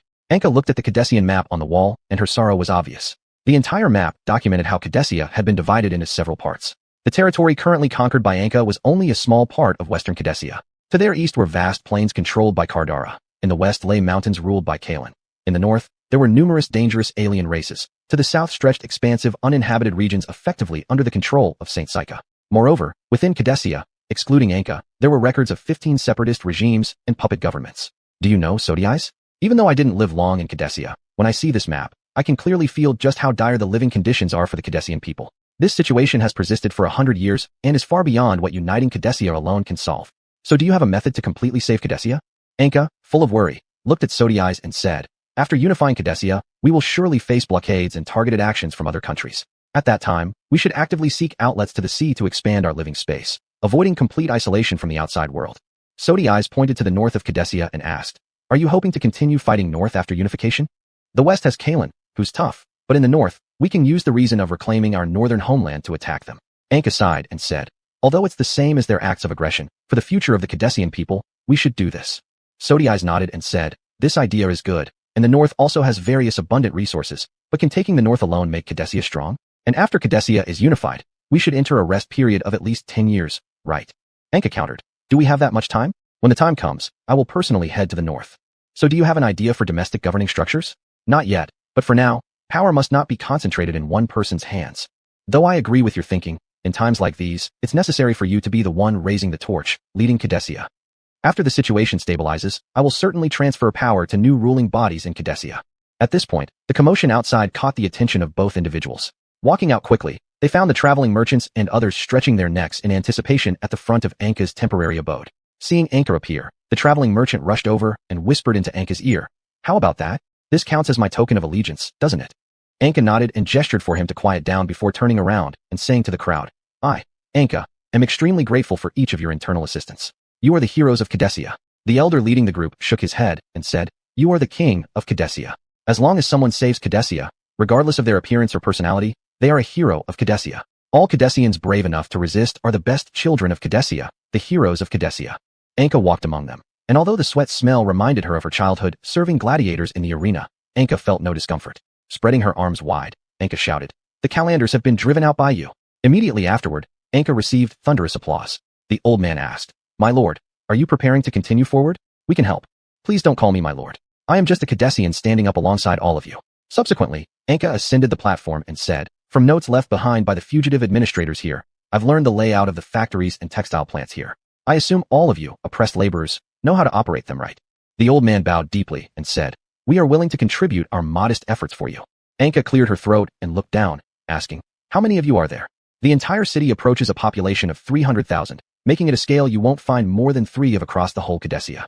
Good. I hope you can return to your posts. Unlike during the reign of the Calanders, I've decided that all promotions, working hours, and financial allocations related to the factories where you work will be managed internally by each factory. Managers will be selected directly by workers every 5 years. The crowd, showing signs of concern, asked, what if some cheat the system? All the factories are the common property of all Cadesians, but city-related management institutions will supervise the factories. If anyone cheats the system and that person is reported to the corresponding institution, his own work points will be reduced. If it happens 3 times, he will only receive the minimum wage.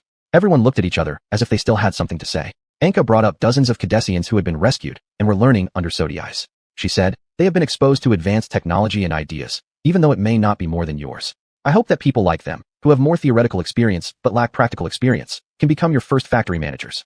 You are all equal. You can ask them questions, and any issues they have will be humbly corrected by you. You can complement each other so that this city can quickly become one of the most important industrial cities in Cadesia. Everyone nodded and agreed with Anka's arrangement. Afterward, Anka said, now I need you to abandon your current residence. Surprised, everyone asked, do you want us to live in the factory? Not at all. After we cleared this city, we found many vacant houses. We chose some houses close to the workplace and hope you move there. Can we really live in houses? Of course. All of us are equal. If I live in a house, so will you.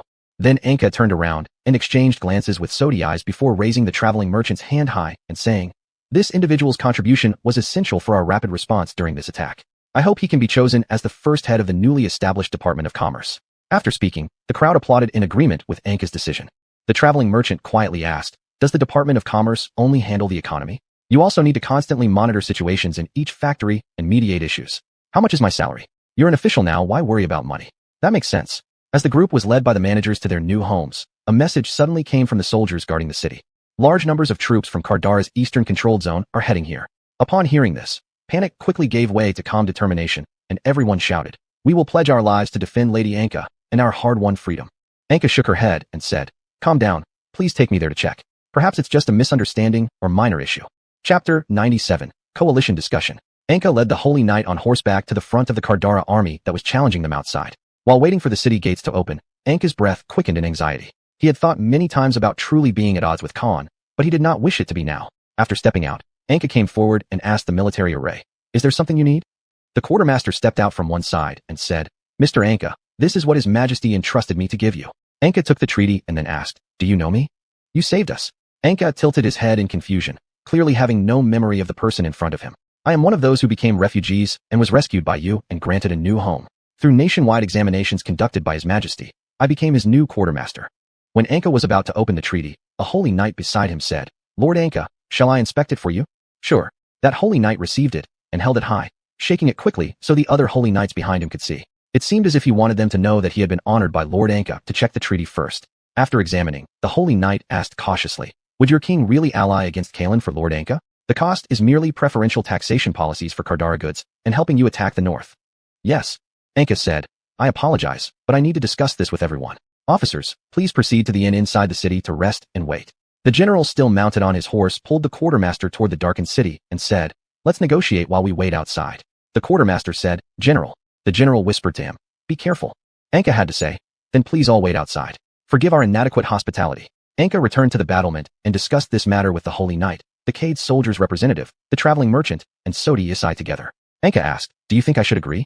The traveling merchant said, "They seem to want to make Cade's a dumping ground for their products. We must avoid such a situation." Sodi Isai said, "However, if they indeed can help us, that price might be worth it. Anyway, we won't acknowledge it later." The soldier representative said, "But according to the contract, we have to unite with them to attack the northern lands. Although the north has continuously troubled us and stolen a great deal of our land, I don't think we can take over the north in a short period. Once the newly united Cades gets involved in war again, it would likely fall into a new predicament. We should avoid such a situation." Lowering his head, Anka asked, "Could the people outside send representatives to join our discussion?" When Anka's request to ask the Kardara army to send representatives for the treaty negotiation reached outside, the quartermaster voluntarily offered to go up. Seeing he couldn't stop him, the general didn't continue trying. As the quartermaster ascended to the battlement and took a seat, Anka opened with, "There are some areas in the treaty that we believe need reconsideration and adjustment." The quartermaster brought out paper and pen, saying, "Please tell me. I will relay this message to His Majesty." Anka said, "I hope only textile goods from Kardara can enjoy the tax reduction policy. But isn't Cade's textile factory more than Kardara's? If all goods have to get a tax reduction, it will be very difficult for us to handle. I'll inform His Majesty. Also, during our alliance's offensive against the northern border, Cades can provide soldiers, food, and clothing, but Kardara should supply an equal number of soldiers and armor weapon provisions. I've noted that down already. Is there anything else?" "Not for now. You will soon receive a revised version of the treaty." Anka got up and walked over, asking, "It's late now. You could stay in the city." The quartermaster replied, "Our general is too cautious. Moreover, since this city was just saved by you, our entrance may raise vigilance or even hostility among its residents." "Then let me see you off." Anka personally escorted the quartermaster back to his troops and waved goodbye. Later, Anka returned to the battlement and told Sodi Isai, "We don't need to worry about the eastern issues now. We can concentrate on attacking the western mountains." Sodi Isai nodded and said, "I wonder why they suddenly sought an alliance with us. Perhaps they intend to abandon stationing troops and instead employ another softer way to squeeze profits from Cades. We need to be cautious." Sodi Isai, "How much gel and explosives do you still have?" "The gel remains abundant, but the explosives are running low. When we face those permanent fortifications built on the mountains, your flamethrowers should be of great use. I'm looking forward to it."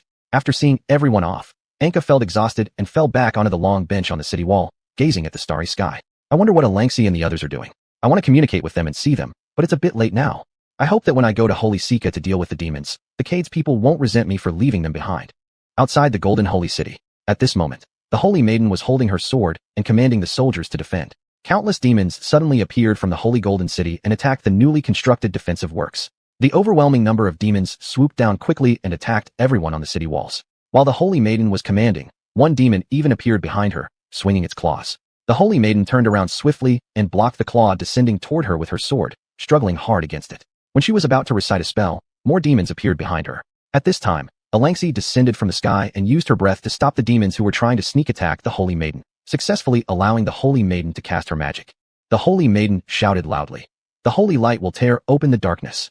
As soon as her words were finished, numerous streaks of starlight appeared in the sky, falling rapidly. When humans came into contact with the starlight, they all felt as if they were touched by warm sunlight, and their wounds healed quickly. But when the demons came into contact with the starlight, they all caught fire like moths drawn to the flame, and this attack ended in their ear-splitting wails. Later, everyone saw an outbreak of howling sounds across the entire holy golden city, followed by a visible mist of black fog enveloping the skies above it. The holy maiden said to Alengsi, "Miss Alengsi, I am very grateful for your help, but if you got injured coming here without permission, I would have a hard time explaining to Mr. Anka." Alengsi wagged her tail and said, "I am very strong. Didn't you see that I froze the wings of those demons just now?" After saying that, she ran to the holy maiden and rubbed against her, asking, "When will Mr. Anka come back?" "Soon, don't worry. Let's go back to the command room first." Chapter 98, Fortress in the Mountains. The next day, Anka heard a noise and opened her eyes. She glanced at the pocket watch she was holding, noticing that the saintess was covered in dust as she stared at Anka. Anka sat up nervously and asked, "Is there something wrong?" "The demon started a large-scale attack last night. Although I can still channel divine power, I am also quite exhausted from using it for a long time. I hope Mr. Anka can resolve the situation there sooner. Do you not need the minerals from the Western Mountains? Give me a few more days.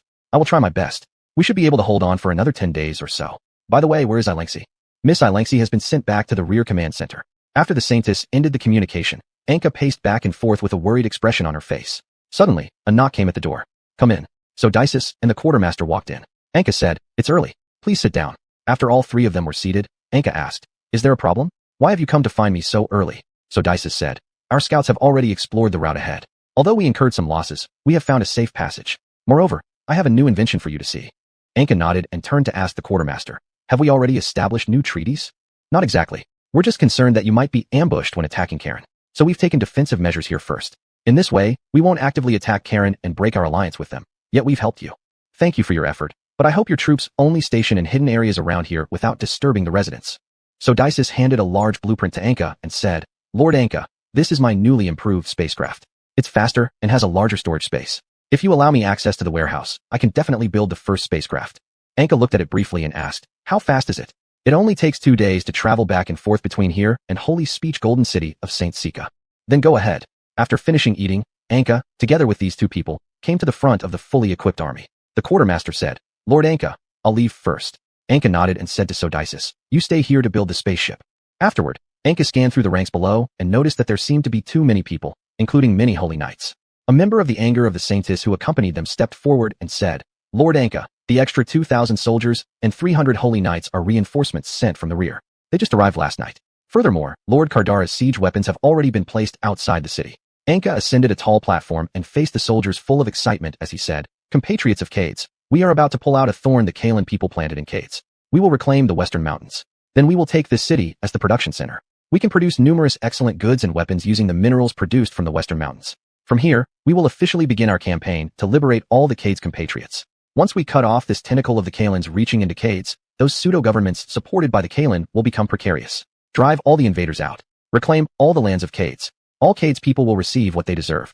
As soon as the words were spoken, thunderous applause and shouts erupted from below the platform. Anka waved his arm and exclaimed, "Victory for Cades." Subsequently, Anka led this group of exhilarated soldiers towards the Western Mountains. The Holy Knight asked, "Lord Anka, aren't those siege weapons a bit too cumbersome? What do you suggest? Disassemble them and load them onto carts. After getting closer, reassemble them there." "Go for it." When night fell, everyone saw the main camp of the Kalan forces, a series of massive fortresses built atop the mountains. Countless openings on their walls were designed for hurling boulders and hot oil. Not only did the place host thousands of elite Kalan soldiers, but there were also tens of thousands of local militiamen stationed there. Anka looked around and spotted some abandoned mines nearby, then instructed the troops to climb halfway up the mountain to establish a makeshift command center. Fortunately, although the mine environment wasn't ideal, its facilities were intact and spacious. Thousands of people quickly relocated inside. The Holy Knight said, "We're not far from them. Shouldn't we avoid making noises as much as possible to keep them unaware? Please set up the siege weapons. Try to get as close to them as possible. If they notice unusual activity here, they probably won't launch a direct attack, but would instead penetrate the surrounding rock walls to surprise us. We must seize the initiative and dig tunnels while setting up siege weapons so that some units can launch surprise attacks from behind while we make fierce frontal assaults." "I'll prepare immediately." As night fell, Anka, feeling bored, wandered through the corridors around him, hearing intermittent knocking sounds. He realized just how efficient his troops were. They had already installed all the siege weapons. However, due to the nearby rock layers being extremely hard and the need to avoid being detected by the enemy, their excavation progress was somewhat slower. Feeling restless, Anka laid down at a cave opening, using a telescope to observe the distant enemy main camp. He noticed that they seemed to be celebrating something. Their main camp was brightly lit, and the number of soldiers had decreased significantly. Anka summoned a holy knight and said, "Send out some scouts to gather more intelligence." "Yes, my lord." Enemy main camp. The general raised his wine cup as he observed those around him constantly flattering him. "General, today His Majesty specially rewarded you for successfully defending the city. How could you look so gloomy? What achievement is there when we've lost 2 cities?" The general gulped down the wine in frustration and said, "Kardara, as our ally, refuses to lend a hand. I believe they're plotting to reap the benefits without doing any work." Angry, the general avoided another wine jar and continued drinking while those below kept praising. "Excellent, excellent wine capacity. What reward? It seems His Majesty is mocking me for losing 2 cities, disguising poisonous wine as an award." After finishing speaking, the general smashed the wine jar and collapsed onto his seat. Everyone beneath him showed awkward expressions, saying, "The general's drunk ramblings. The failure wasn't entirely on us. It was because the pseudo-cade soldiers we used were useless. This time with your personal supervision, there's no way they'll break through. Once they surrender, you can retake the fortress." Shaking unsteadily, the general pointed at his subordinates and shouted, "Praying for surrender? They might already be under my nose, waiting to slit my throat while I sleep. And yet here, I am being swayed by flattery from baseless words spoken by cowards like you. Stay calm, General. After their recent battle, even if they didn't suffer heavy losses, it's impossible for them to have enough strength left to launch another attack. Besides, soldiers are patrolling the surrounding mountain roads, so if they appeared, you should have been informed earlier."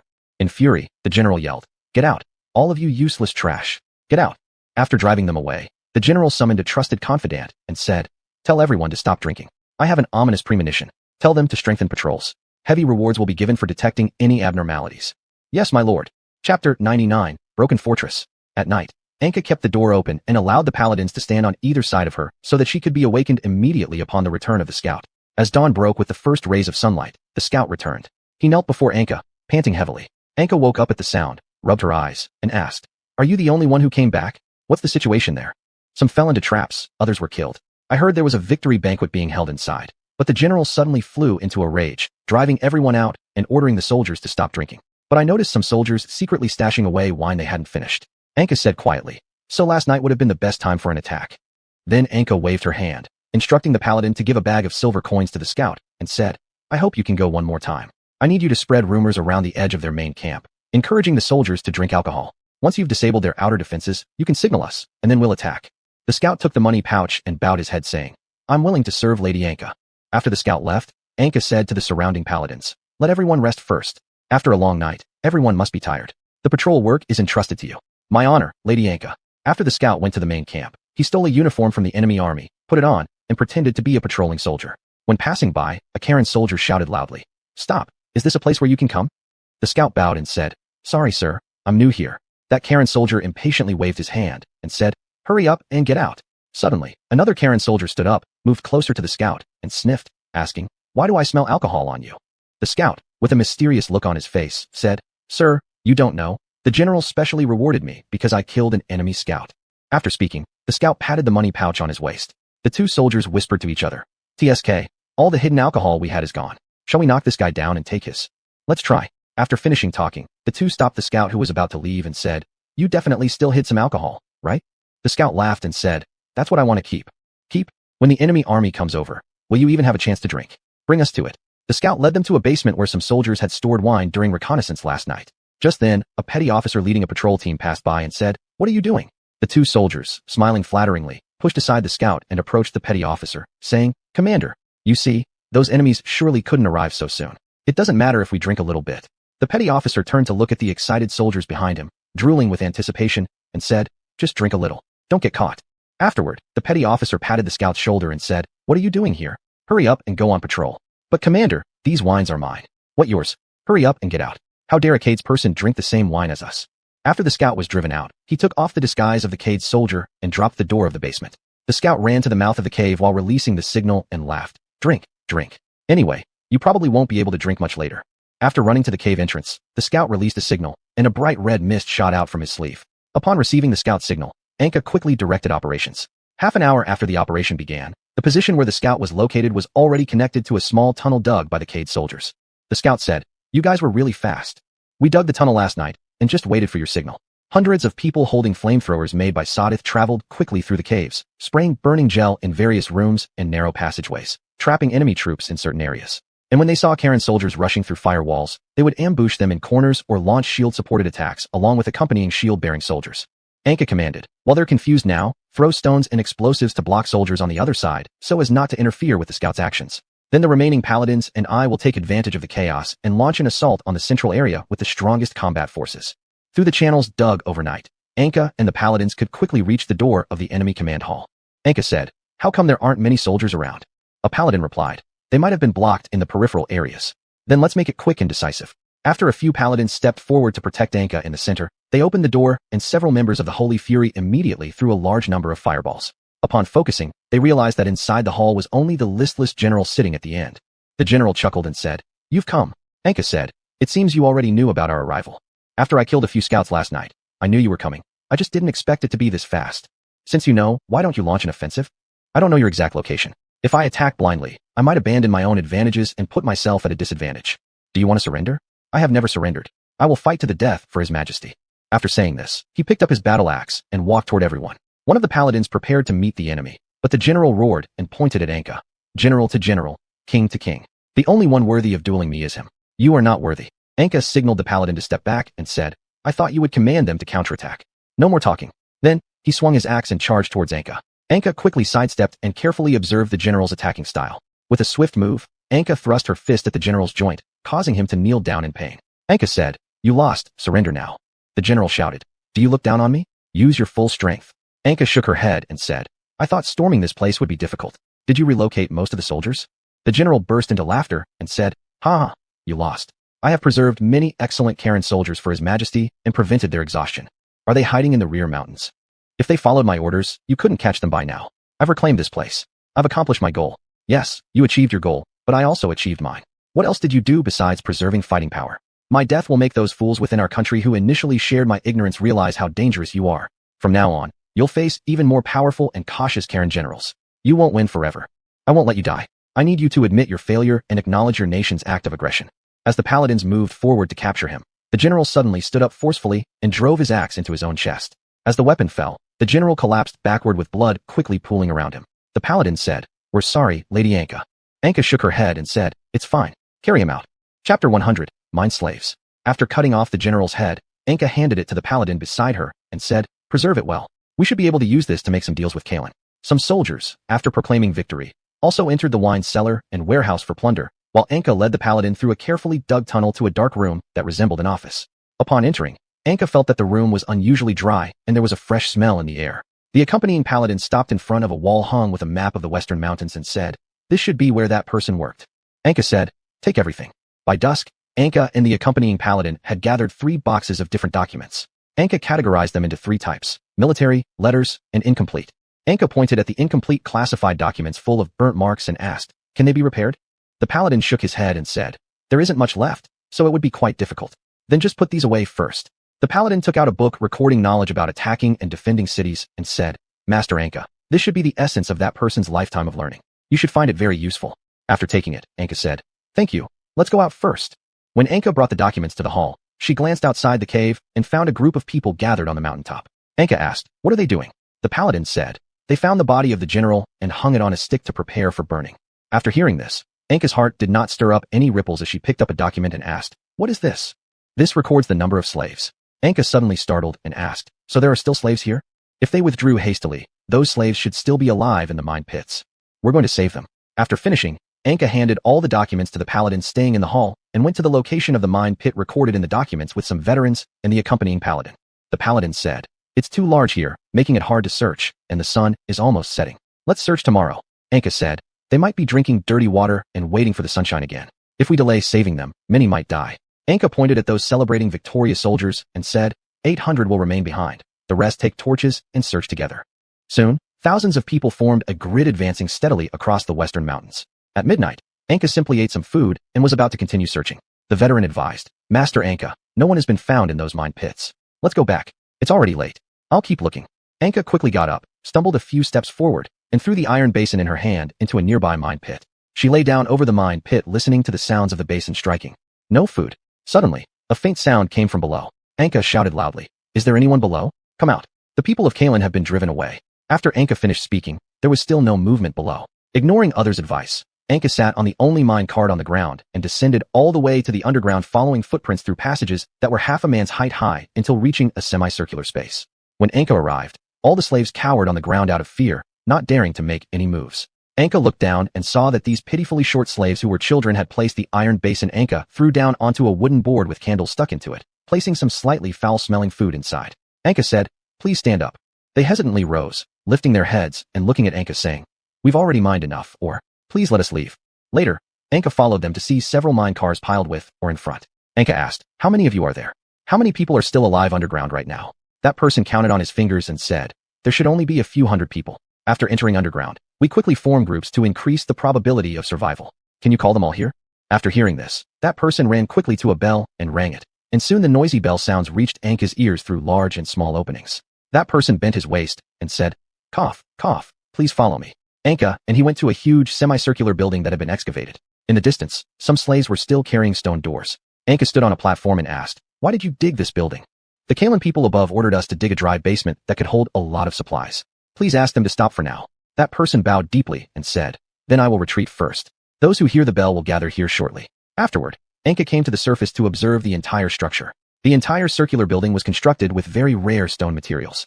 Anka was fully aware that the role of this massive building near the upper fortress was likely to store medicine, food, or even more dangerous things.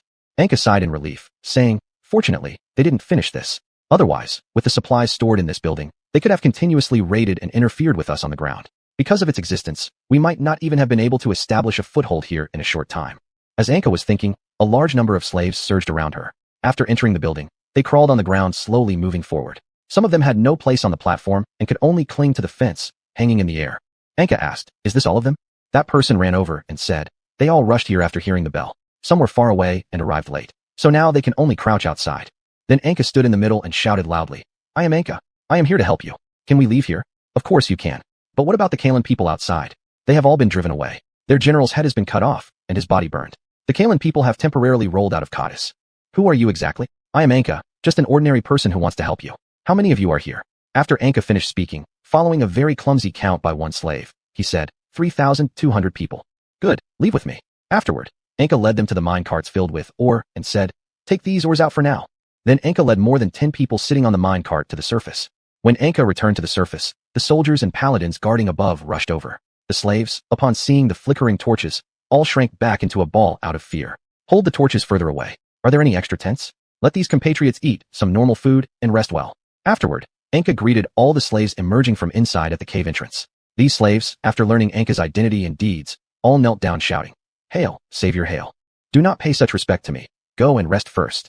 Your Majesty, we still have a lot of ores below which we can present as gifts for saving us. Let's talk about it tomorrow. You should take a long-awaited rest." A slave timidly approached Anka and asked, "Your Majesty, what do you need us to do? You are still children and should not be spending your years here. Do you know your parents?" That person shook his head and said, "My village was burnt, and we all separated. Perhaps they are in some corner. I hope they will not come looking for us." "Why? It is too dangerous. Some people who attempted to escape were directly killed by the Kalan people. We dared not run, and I don't want them to get killed either." Anka stroked his dry and messy hair and said, "I will make you the most important part of Cadiz. Moreover, we will save all tortured Cadiz people. Maybe one day, you will reunite." Before that person left, he turned back to Anka and said, "You are our hero. Please do not abandon us." Anka nodded and said, "I won't stop until I rescue all the suffering Cadiz people." Anka, after watching them all enter the quickly arranged tents at the mining site, yawned herself and returned to the temporary residence. Chapter 101, The Flying Giant Ship. When the strong sunlight pierced through the gaps in the tent, all the slaves covered their eyes, not daring to look at the sun. Anka woke up from the continuous wails and asked the paladin beside him, "What's that sound?" "It's just that these people have been underground for too long. They are not accustomed to such intense sunlight. They will need some time." After Anka stepped out of the tent, he noticed large shadows suddenly appearing in the sky, and the slaves also poked their heads out curiously because of the sudden, overcast weather. Looking up, Anka was astonished to see a huge flying ship hovering in the air with enormous propellers and hot air balloons. He thought, this must be the new ship that Suadayasai mentioned. The ship slowly descended, and Anka stepped forward to welcome Suadayasai, who disembarked. Suadayasai excitedly jumped off the ladder and said, "Mr. Anka, what do you think of this new ship?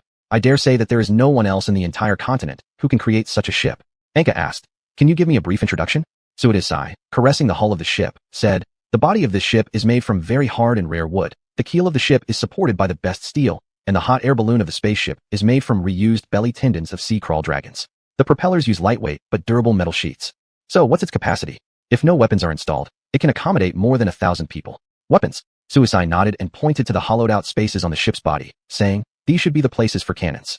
However, the new cannons still have some issues, so they haven't been installed yet. That's really a pity. Then Suidasai looked at Anka, whose face was full of worry, and asked, "Are you heading to Holy Gold City?" Anka nodded in response. "Go ahead, Mr. Anka. There will be no problems here." As almost everyone gathered near the spaceship, Anka stood on the staircase extended from the ship and said, "Everyone, please quiet down. I have something to say. I am leaving temporarily. You will need to follow Suidasai's instructions during my absence." Before he finished, an outburst of sorrowful voices erupted from the crowd below. "Great hero, please don't abandon us. What shall we do without Master Anka to help us defeat the Kalan people? What if they come back?" Such voices quickly reached Anka's ears, and Suidasai clearly saw his unhappy expression. Suidasai pulled on the corner of Anka's clothes and shouted loudly, "Everyone, please wait here for now. Master Anka has a few more things to explain." Afterward, Anka and Suidasai entered a small room inside the cabin.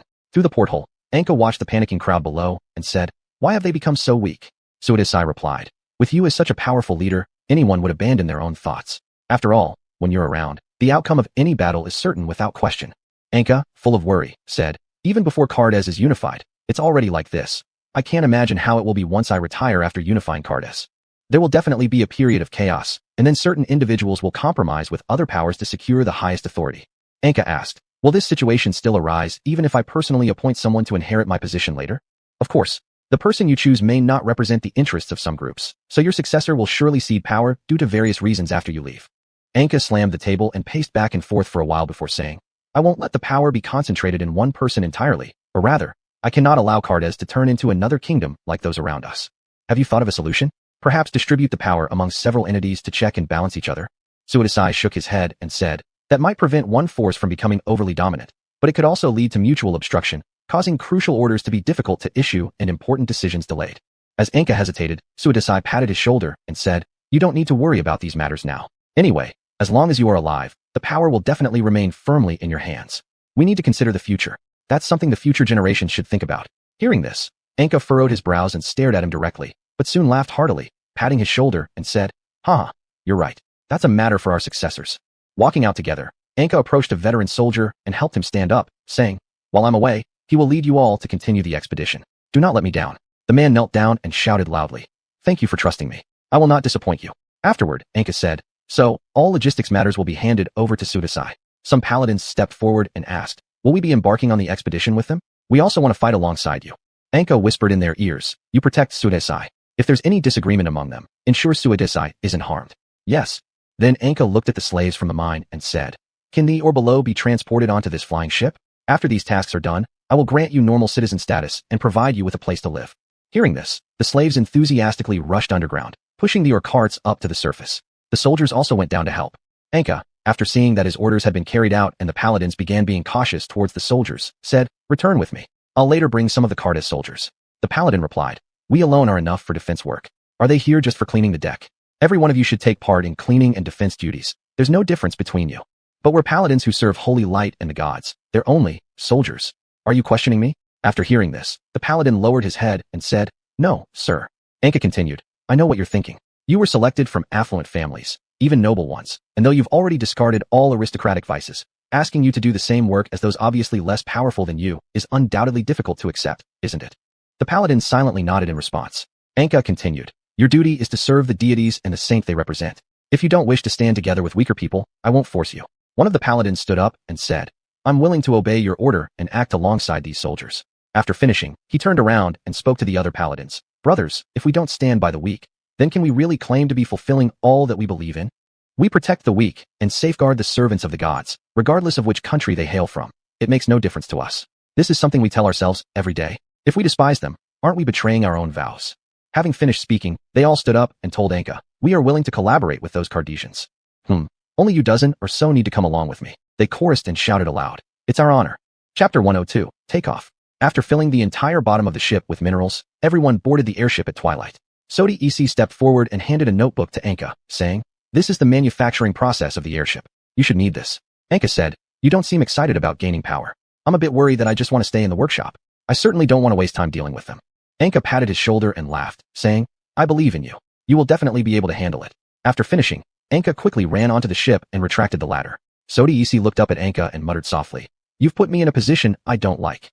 The jet ports of the airship, like eyes in the dark, emitted dark red exhaust gas. The propellers turned rapidly, producing a loud whistling sound.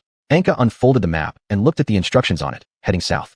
A paladin holding a one-handed sword passed through the steam-filled lower deck, crossed the windy deck, and arrived at the command room where Anka was located. Lord Anka, my patrol duty is complete. You don't have to report to me every time a task is finished. I trust that you'll do well. The paladin looked at the map and asked, Lord Anka, where are we now? Not sure yet. The city isn't visible. If we keep heading south, we'll surely reach our destination. You'd better go rest. All right, then why don't you come along with me for a walk? My honor. Before leaving, Anka pushed a grip forward, locking the helm. Afterwards, Anka and the paladin stood on the deck, facing the cold wind. The paladin said, Master, isn't it too cold here? Anka leaned near the edge of the ship and looked down, saying, Look, below us is the newly established border city. The paladin approached and said, It was your decision to build here. You're as great as the Holy Maiden, too great to resemble someone from Kadesh. I just suggested constructing the city here. I haven't contributed anything significant. Besides, I've always said people from all nations are no different. Every country's civilians are all striving to survive. The paladin asked, Is your idea related to your background? Anka raised her head and lifted her magic sword, saying, Maybe. If not for this, I might have been just another slave at the bottom of those mines. Surprisingly looking at the drawn magic sword, the paladin asked, May I carefully examine your weapon? Here. The paladin took the magic sword and said, It looks like a one-handed sword crafted by a master. If that were all it was, it wouldn't be enough to make me tremble. But I feel an ocean-like strength within it. Suddenly, xiuxian broke in, saying, Paladin sir, would you like to become as powerful as Anka? Just give your soul to me. The paladin was shocked, trembling all over, tightening his grip on the magic sword. Anka immediately placed her hand on the magic sword when she saw his sweaty face staring crazily at the magic sword, saying, Are you all right? Xiuxian told the paladin, Stab him, his strength will be yours. Anka roared angrily, Xiuxian. Instantly, a ball of flame spewed out from the magic sword. The paladin let go and fell to the ground. He raised his head, panting heavily while staring into Anka's eyes. Anka held the magic sword and whispered, Xiuxian, do you intend to betray the contract? I'm not violating the contract. If he attacks you, what does it have to do with me? I'm just a sword right now. The paladin stared at Anka holding the magic sword in terror, saying, Sorry Lord Anka, I seem to hear the voice of a demon just now. Seeing Anka with no change in expression, the paladin knelt half fearfully and said, Sorry Lord Anka, though being seduced by a demon sounds hard to believe, I truly heard other voices.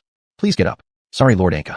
Slowly standing, he bowed his head and looked directly at Anka. Anka clearly saw his handsome face, now full of worry and sweat dripping from his golden curls. You might be too tired.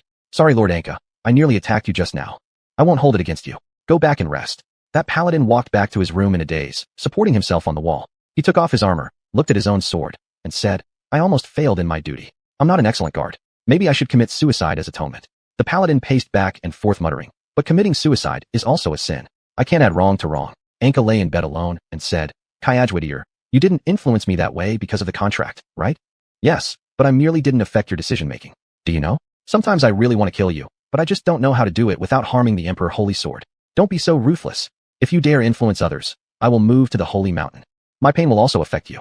We now share a mutual honor because of the contract. I won't let you ruin anyone else. Who knows what might happen if someone else gets you and falls under your influence? That's because they are too weak. Enough, shut up. After saying this, Anka blew out the candle and lay down on the bed, falling asleep quickly. And Xiuxian, perhaps fearing that he would be taken back to the Holy Mountain by Anka in the future, voluntarily stopped influencing the paladin and extinguished the blue flames constantly flickering on his sword. The next day, Anka was rubbing her eyes and noticed blurry human figures behind her door. Anka blurted out, Please come in. The paladin who had taken off his armor entered Anka's room and knelt in front of Anka's bed, saying, Lord Anka, after thinking all night, I still cannot forgive myself. Please help me. Anka turned sideways and looked at the exhausted and panicked paladin in front of her, saying, You'd better go out first. After the paladin left, Anka asked, Do you have any ideas? Xiuxian grinned wickedly. Since it started with me, why not end it with me as well? What do you plan to do? I need a body or a set of armor for me to possess. Let him defeat me, which should solve his troubles, right? Won't you take the chance to harm people? Not at all. If you don't believe me, I'll swear. Anka asked suspiciously, Are you being this nice? I only have one request. Anka smiled and said, I knew it, go ahead. You must swear never to bring me to the Holy Mountain again. Otherwise, you will feel weak all over, and your head will ache and feel numb. Anka thought in her heart, It's just a verbal promise, so there shouldn't be anything wrong. Raising her hand, Anka said, If I ever bring Xiuxian to the Holy Mountain in the future, my whole body will become powerless, and I will suffer from headache and numbness. Afterward, Anka opened the door and said to the paladin waiting outside, Please fetch the armor and prepare on the deck. Yes, Lord. Chapter 103, Spaceship Crisis. Soon the paladin was walking on the deck holding his armor, passing through a curious crowd and handing it over to Anka. Afterwards, he sat down with his sword waiting. The surrounding crowd was all filled with curiosity. Other paladins curiously approached and asked, What happened? I almost betrayed my vows. I must atone to Lord Anka. The man stood up and stepped back saying, "Brother, we will pray for you." Soon, Anka appeared on the deck with the possessed armor of Kajudal. Everyone was astonished as they looked at the demon-possessed armor behind Anka, covered in black smoke. Anka said, "This is the demon that tempted you last night. I've imprisoned it here. By defeating it, you prove your loyalty." "My honor," Anka shouted loudly. "Begin." Kajudal swung an iron fist towards the paladin who was guarding with his sword. The paladin sidestepped and thrust his sword into a gap in the armor, then twisted it to remove the right arm piece. Kajudal swiftly grabbed a spear from a nearby rack and hurled it at the paladin, leading to a one-sided assault showing his superb martial skills honed over hundreds of years. Kajudal tirelessly attacked like a storm around him. The paladin continuously dodged and looked for opportunities to attack. After Kajudal created a feint, the paladin indeed fell for it and lunged recklessly. Kajudal quickly closed in and delivered several kicks that knocked him down. Kajudal raised the spear high and slammed it down fiercely. The paladin could only dodge repeatedly. During a chance to stab, Kajudal simply kicked his wrist lightly, causing the paladin to drop his sword. Seeing the situation deteriorate, Anka immediately placed the magic sword far behind her on a weapon stand. Because the container of Kajudal, the magic sword, was moved far away, his actions were affected. His movements became stiff, and he couldn't even hold onto the spear anymore. Anka said, "This demon has lost its strength. Seize the opportunity to attack." Hearing this, the paladin picked up his sword and struck again into the gaps of the armor, dismantling it rapidly until it fell apart. Kajudal then transformed into a cloud of mist rising into the air to escape. With a light cough from Anka, Kajudal returned into the magic sword. Holding the magic sword, Anka walked over and said, "You've won. How do you feel?" "Feeling like if that demon had a better body, I might have fallen quickly. You've proven your loyalty through action." Suddenly, there was a puffing sound throughout the spaceship, and the propeller's speed gradually slowed down. Thankfully, the hot air balloon still had enough gas to continue flying slowly in the sky. Anka asked, "Is there something wrong below?" Seeing everyone shake their heads in confusion without answering, Anka pointed at the paladin who just fought and the representative of the Cardes soldiers and said, "Come with me and check it out." In the boiler room beneath the ship's hull, the three of them found a large furnace that had burst open due to an explosion. Flames were spewing out from the large hole. Anka pulled out the manual given by Sadist and began reading.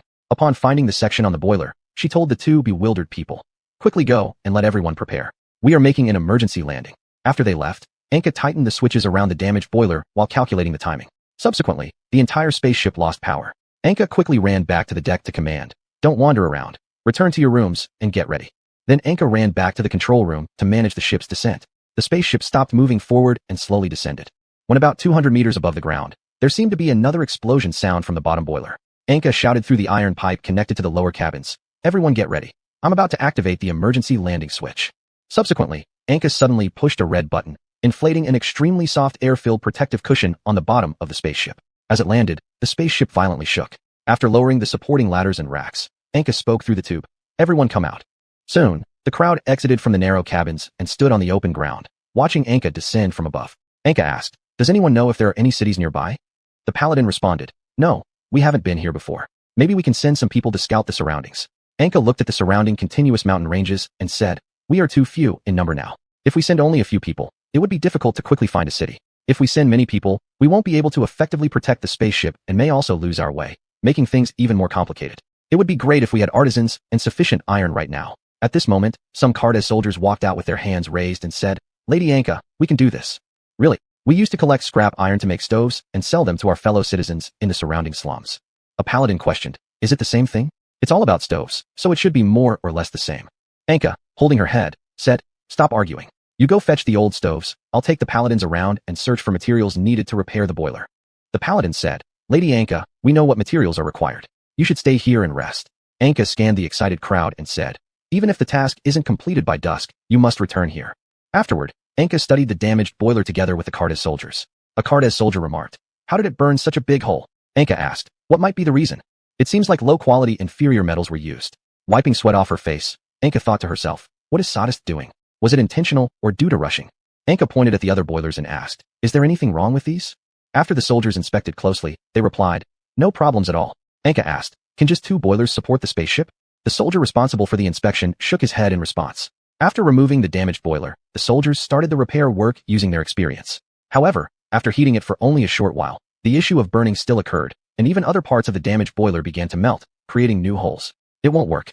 We can't keep patching. It's better to build a new one." "Can we use the ores we have on the ship?" "No, those ores are hard to smelt. Even if we could, we don't have enough furnaces to forge them. In that case, we'll rely on them bringing back enough ores. Can you move this one outside?" After placing the damaged boiler on an open space outside, the soldiers found a palm-sized fong in a nearby pit. Holding the fong, the soldier ran over to Anka and said, "Lady, Look at this. What is this? The size suggests it belongs to a red wolf. Red wolf. A kind of monster living in this area, highly aggressive. It seems we've landed in their nest.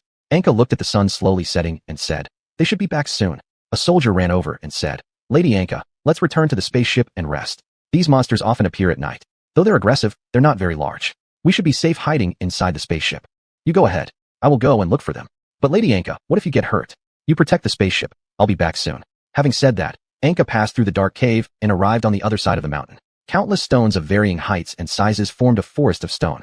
As the cold wind blew through the stone forest, it produced an eerie sound that sent shivers down one's spine. Chapter 104, Wild Wolf. The paladins, after placing the found minerals in boxes on their backs, were aimlessly wandering through the stone forest. One of the paladins said, how is this place so big? I feel a bit dizzy. That's probably your illusion. After circling twice more, the paladins grew weary and placed the minerals on the ground, saying, so tired. How can we not find our way back? They sat on the ground and looked around. The surroundings were indistinguishable, as if copied. One paladin suddenly stood up and said, you don't move. After saying that, he quickly ran forward, only to return from behind them after making a large circle. He leaned against a stone pillar and said, we're lost. One of the paladins, looking at the pillars, asked, can't we climb on top of these? What about the minerals? If we do that, our mission won't be completed. Moreover, these pillars are all over 3 meters high and covered with a wet, foul-smelling substance. Even if we climbed up, we might slip and fall. Suddenly, the paladins drew their weapons and relied on each other, becoming alert. A red wolf quietly climbed onto the pillar, and following a roar, those tense paladins began to fight this monster. One paladin holding a shield held back the red wolf while others, with long spears, circled around and pierced the red wolf, lifting it high before inserting it into a hole in the stone pillar. Are there still wolves here? They're quite large. The shield-carrying paladin waved his shield and shouted loudly, be careful. Several blood-red spikes flew from afar, impaling into the shield. Other paladins tensely retracted their weapons and surveyed their surroundings.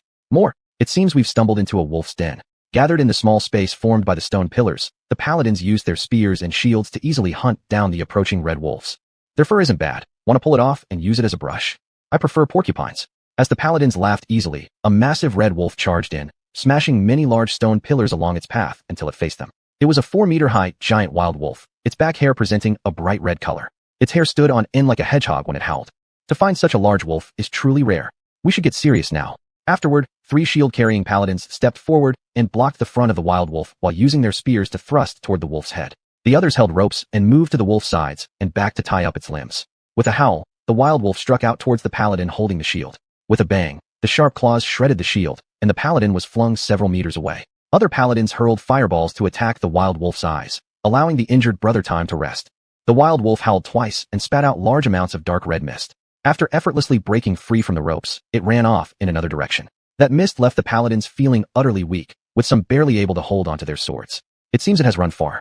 We need to evade first. Just as they finished speaking, the wild wolf appeared again, leaping up and standing on the stone pillar, watching its prey. The paladins tried hard to maintain a stance with their swords against the wild wolf, which seemed completely unbothered, yawning as if waiting for the paladins to lose their last ounce of strength. Suddenly, with a whoosh, a single-handed sword flew out and struck one of the wolf's eyes. The wild wolf screamed and fell from the pillar. Anka jumped out from the side, drawing her magic sword and asking the paladins, are you all right? No need to worry about us. I didn't expect the spaceship to land in a place like this. Anka, wielding the magic sword, slashed at the wild wolf, but it seemed prepared, stepping backward. It stared at Anka with its remaining eye, trembling excitedly as large amounts of putrid dark red saliva dripped down. The paladin said, Lord Anka, that thing makes people weak. Be careful. Understood, thank you for reminding me. Anka wielded the magic sword and engaged the wild wolf in battle, akin to a dance.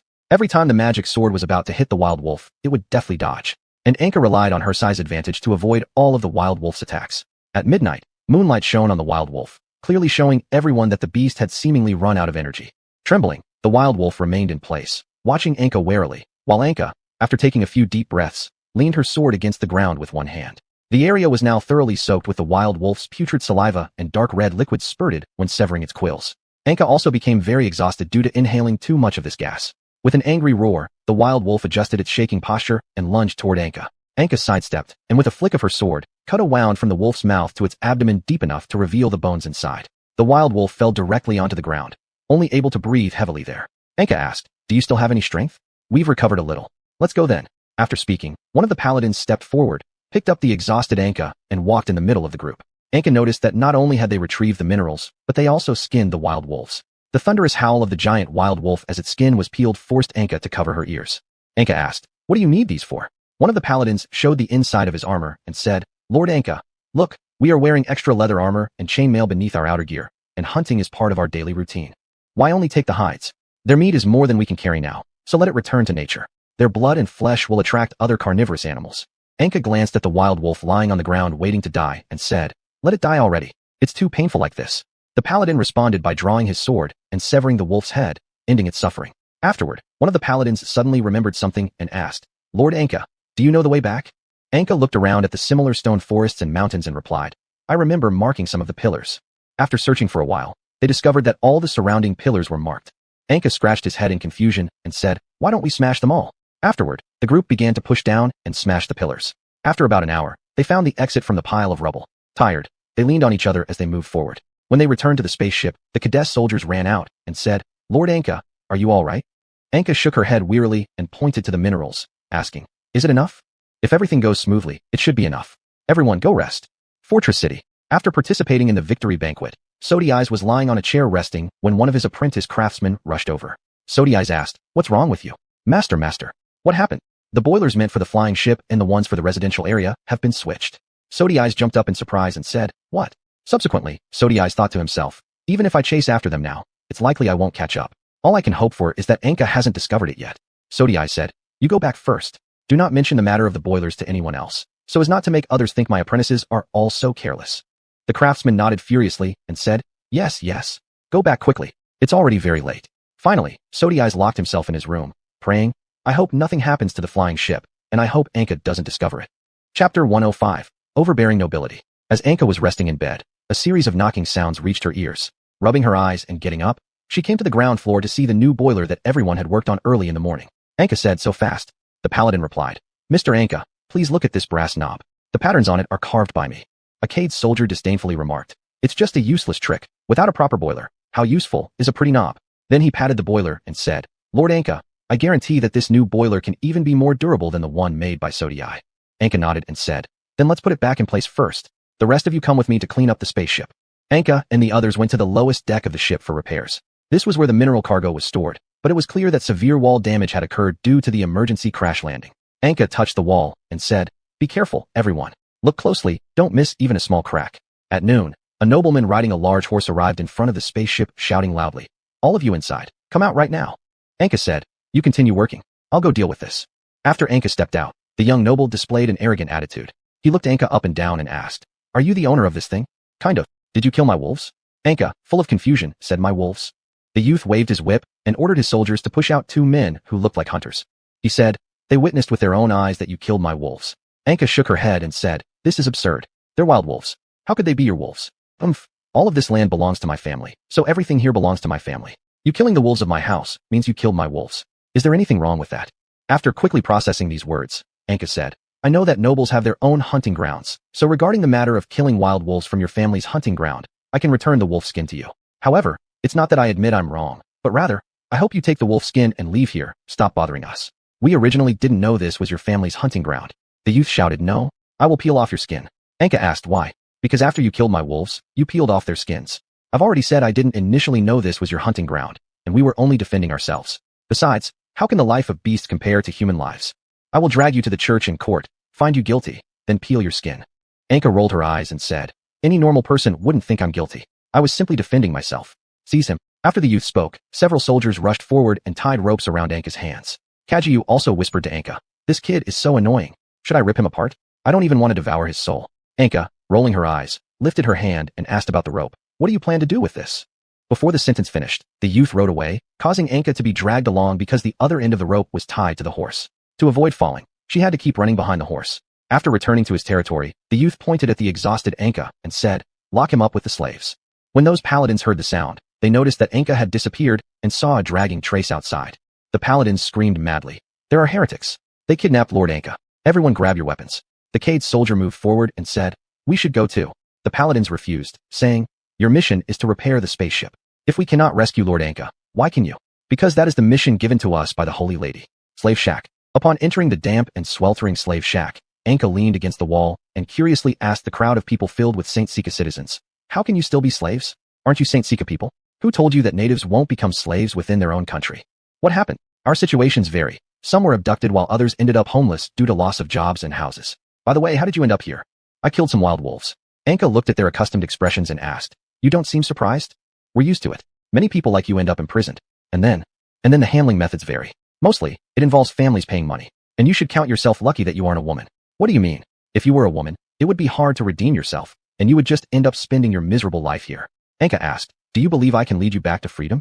The crowd shook their heads in response, and Anka sighed softly as she looked at their hopeless, dim eyes. Not long after, Anka was dragged out by several soldiers. The slaves silently prayed. We hope this child will survive. Anka was tied to a post with a magical sword placed on a table in front of the elder nobleman. The elder nobleman said, son, what did this person do to you? He killed my wolves. So what do you want to do? I want to skin him. The elder nobleman looked up at Anka and asked, won't you resist? Is there any use? As soon as the words were spoken, everyone burst into laughter and then stopped according to the elder nobleman's gesture. He picked up the magical sword and carefully inspected it, saying, this sword is not bad. It's really a pity that its previous owner doesn't have the chance to use it anymore. After hearing the noise from the street outside, Anka said, sir, please prepare a chair for me. Do you want to die sitting down, or would you rather be strapped to a chair so you won't jump around when in pain? Rest assured, you'll faint from the pain. Anka said, sir, if there's no chair, you should at least prepare yourself a new pair of pants. Humph, still defiant until death.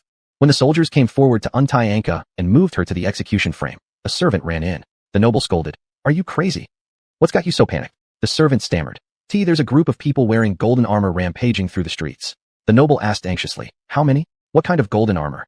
Not sure, but it's a whole group of shiny golden armor. The noble waved his finger at Anka and said, put him aside for now. Go prepare food, drinks, and pick a few dancing girls. After that, the noble adjusted his attire and regained his solemn appearance, then told the young noble, let's go. Some important guests are coming. Chapter 106, The Fall of the Nobles, Part 1. After the elder noble and young noble were ready, they rode their horses with dozens of servants out of their castle. They were immediately met by a group of golden-armored warriors. The golden armor, under the shining sunlight, became extremely dazzling, looking from afar like a surge of dazzling light coming this way. The noble dismounted and walked briskly forward to greet them, saying, servants of the gods, please take a rest here for a moment. The paladin waved a hand and said, we are here to look for someone. Someone said they saw him being brought into your castle. The noble thought inwardly, this is bad. What if what that person said isn't empty threats? With a forced smile, the noble replied, perhaps they were mistaken. Instead, why don't we go inside? I've prepared food and hospitality for all of you. A few paladins nodded at each other and said, entering is fine, but we will search every corner of the castle for him. The noble bowed deeply and said, if that person is truly found, I am willing to accept any form of punishment. Afterward, everyone entered the interior of the castle. The paladins ignored the fine food and dancers in the grand hall and ran around various rooms, shouting as they searched for Anka. The noble laughed and said, my castle holds some heirlooms passed down from my ancestors from the first emperor. Be careful not to break anything. The leading paladin gestured to stop the search and said, are you threatening us? How dare I? Friends, I have prepared wine and food. Would you please honor me with your presence at the table? At the banquet, the paladins noticed that those who had come to flatter were all local nobles and merchants big and small. The paladin remarked, I didn't expect there to be a city here. The noble grinned and said, this is the fief given to my ancestors by the first emperor. The mountains and most of the plains here belong to us. We just dislike having too much filth near our home. What filth do you refer to? Those uneducated commoners. I've driven them all away, leaving only some educated merchants to live here. The paladins looked at the merchants dressed in blue-green robes and understood clearly that this place was jointly ruled by these nobles and merchants, much like the fiefs of other nobles. There weren't too many paladins present, so forcibly searching could result in no results or difficulties. Holding such thoughts, the paladins could only remain alert during the feast, and some even secretly discarded their drinks to avoid traps. The paladins whispered to each other, do you think Master Anka is here? Even if he is, these nobles wouldn't easily admit it. Be careful. After drinking a cup of wine, the noble pointed at the dancers and asked, feel free to take whoever among these you desire. The leader of the paladins asked, has your family always lived here? Of course. I don't like getting involved in all sorts of messy affairs, so I declined several invitations from Holy Word Golden City.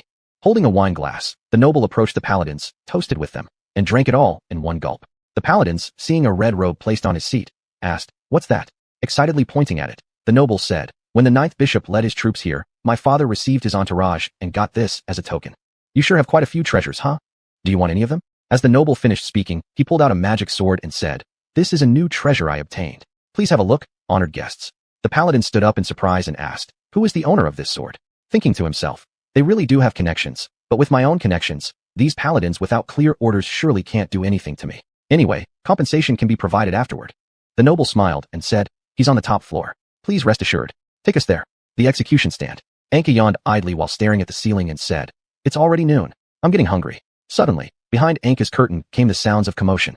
Anka stretched her head as far as possible and discovered that a woman in a pink dress was being pressed down by a few soldiers. The woman was resisting fiercely, but it seemed she didn't have much strength left and finally ended up lying on the ground, losing consciousness. Behind the curtain suddenly came the voice of a man yelling, clutching his bloody lips and cursing, "How dare you bite me, motherfucker?" After that, he struck several punches, causing the woman to spit blood. His companion said, "Don't kill her. It's hard to find dancers of this quality. If it weren't for entertaining those golden-armored warriors, we wouldn't even touch them." Just when they were about to commit their misdeeds, Anka had already freed herself from her restraints and appeared behind them. Anka said, "Stop." Just as those men were about to turn around and attack Anka, she directly delivered a blow that broke one of the men's spines. Then, Anka grabbed his head and slammed it hard into the ground. Instantly, the man's head exploded, spraying blood and brain matter all over the face of the woman lying nearby. Upon seeing this, the woman let out a hoarse scream before fainting.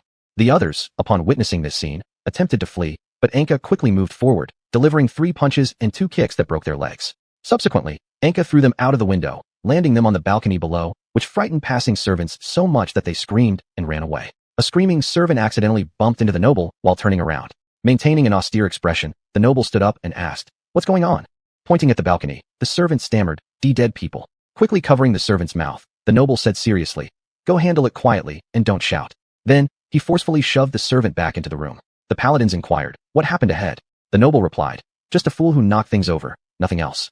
When everyone arrived at the room where Anka was located, the noble was prepared to be reprimanded by the paladins, but he believed he wouldn't get into any trouble. After opening the door, all they saw was a soldier with a shattered head. When the noble pulled back the curtain in front of the execution stand, they found that Anka had transformed into a dancer wearing a pink dress. The paladins, looking at the unconscious dancer, asked doubtfully, "Are you playing a joke on us?" Just as the noble was about to argue, Anka jumped down from the beam and stood right in front of everyone. The paladins knelt halfway and greeted respectfully, "Master Anka, we are very sorry for not protecting you properly." Laughing, the noble said, "Is this person called Anka? She really likes climbing high places." "Well, it's all a misunderstanding. Master Anka, would you like to come downstairs for the banquet? It'll be my apology." Then, the noble handed over the magic sword, saying, "Here's your property back, haha." Upon seeing this, Anka frowned and said sternly, "Take this dancer back and control your soldiers." "Of course," the noble responded. After Anka went down to the banquet, she looked at the noble who kept praising her and clicked her tongue disdainfully multiple times. Observing the slaves being whipped outside, Anka said, "Is this all enough?" The noble asked anxiously, "Do you find the banquet too simple? I can prepare something better immediately."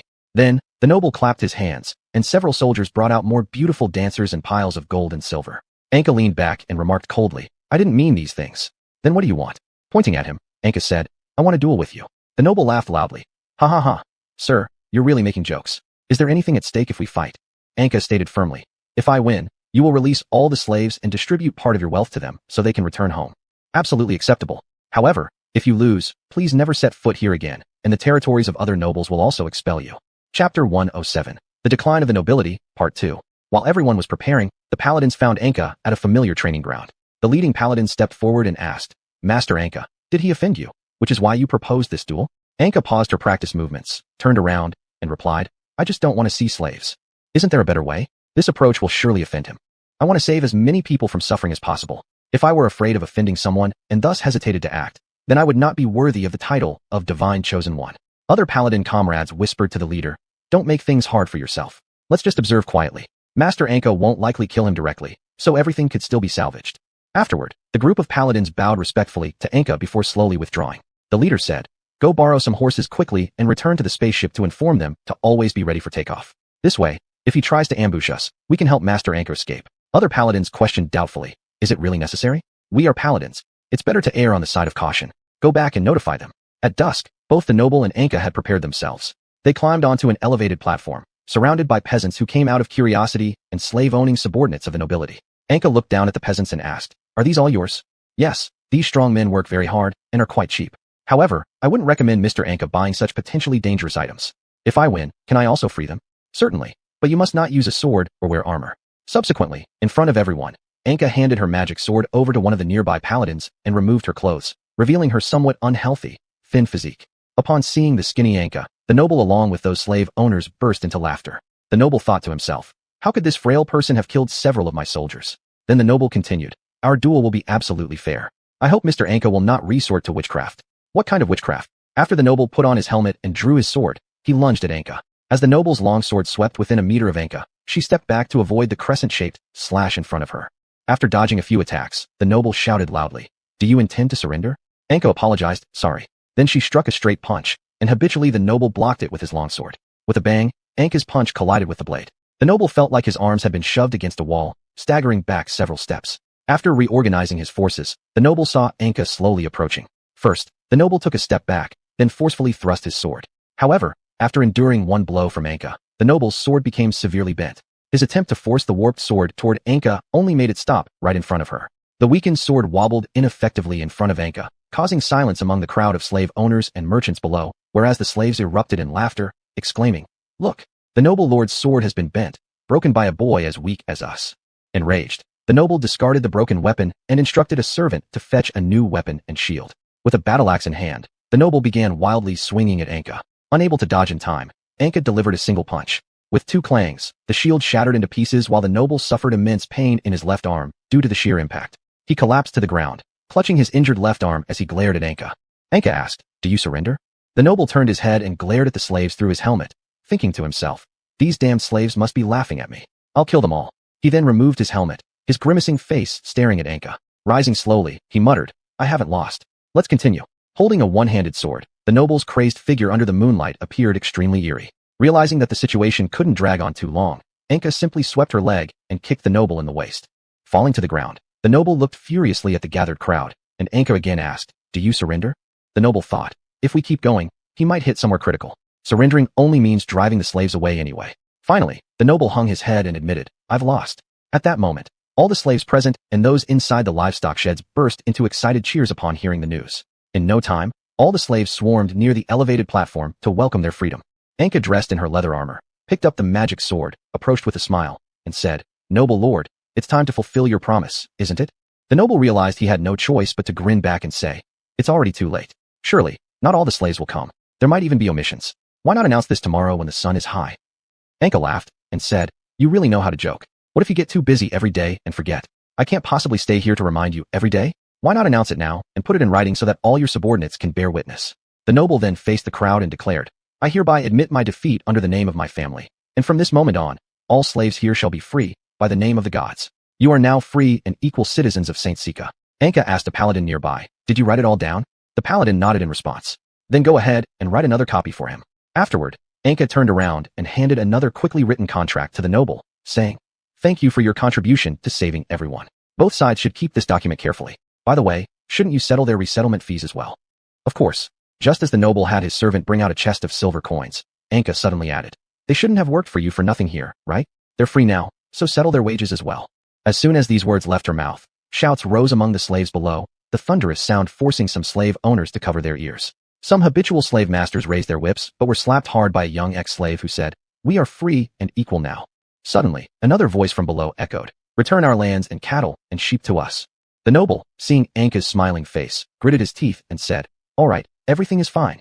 Those receiving money and livestock tightly gripped all their belongings like they were moving house. Anka asked them, "You aren't planning to leave now, are you? It's already late." "Yeah, what if he doesn't honor his word? We'd better hurry up."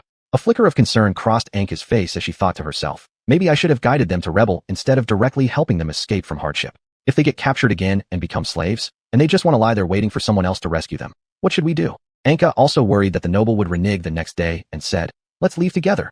It's very sheltered near my spaceship." The noble stepped forward and said, "Mr. Anka, please rest here tonight. It's pretty late now. Thanks for your kindness, but it's unnecessary." Having said that, Anka jumped onto the horse brought by the paladin and walked at the front of the group. Enraged, the noble threw his helmet aside and sat dully on the chair, only pushing away the noisy slave owners after half a day and muttering, "That Anka, I will never let you have peace." Chapter 108, Heading to Holy Word Gold City. After Anka returned to the spaceship, she climbed up the ladder and looked down at the slaves below, saying, "You all can rest here tonight. Tomorrow, you can head south."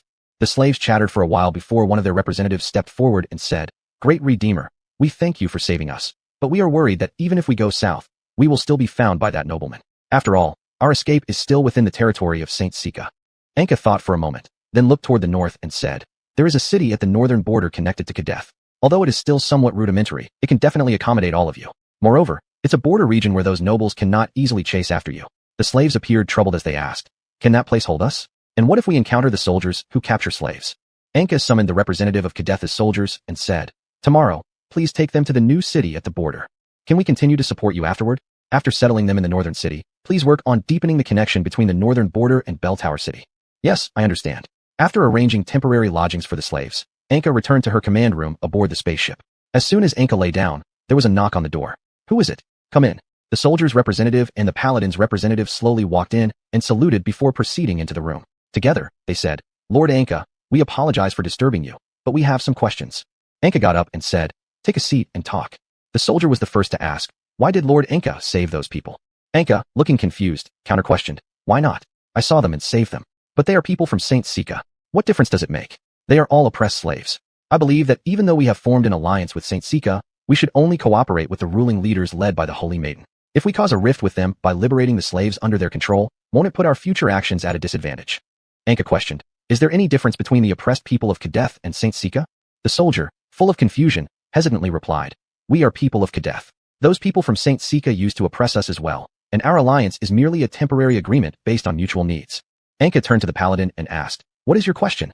Seeing Anka already somewhat troubled by the soldier's response, the paladin had no choice but to ask, how do you plan to save all the slaves?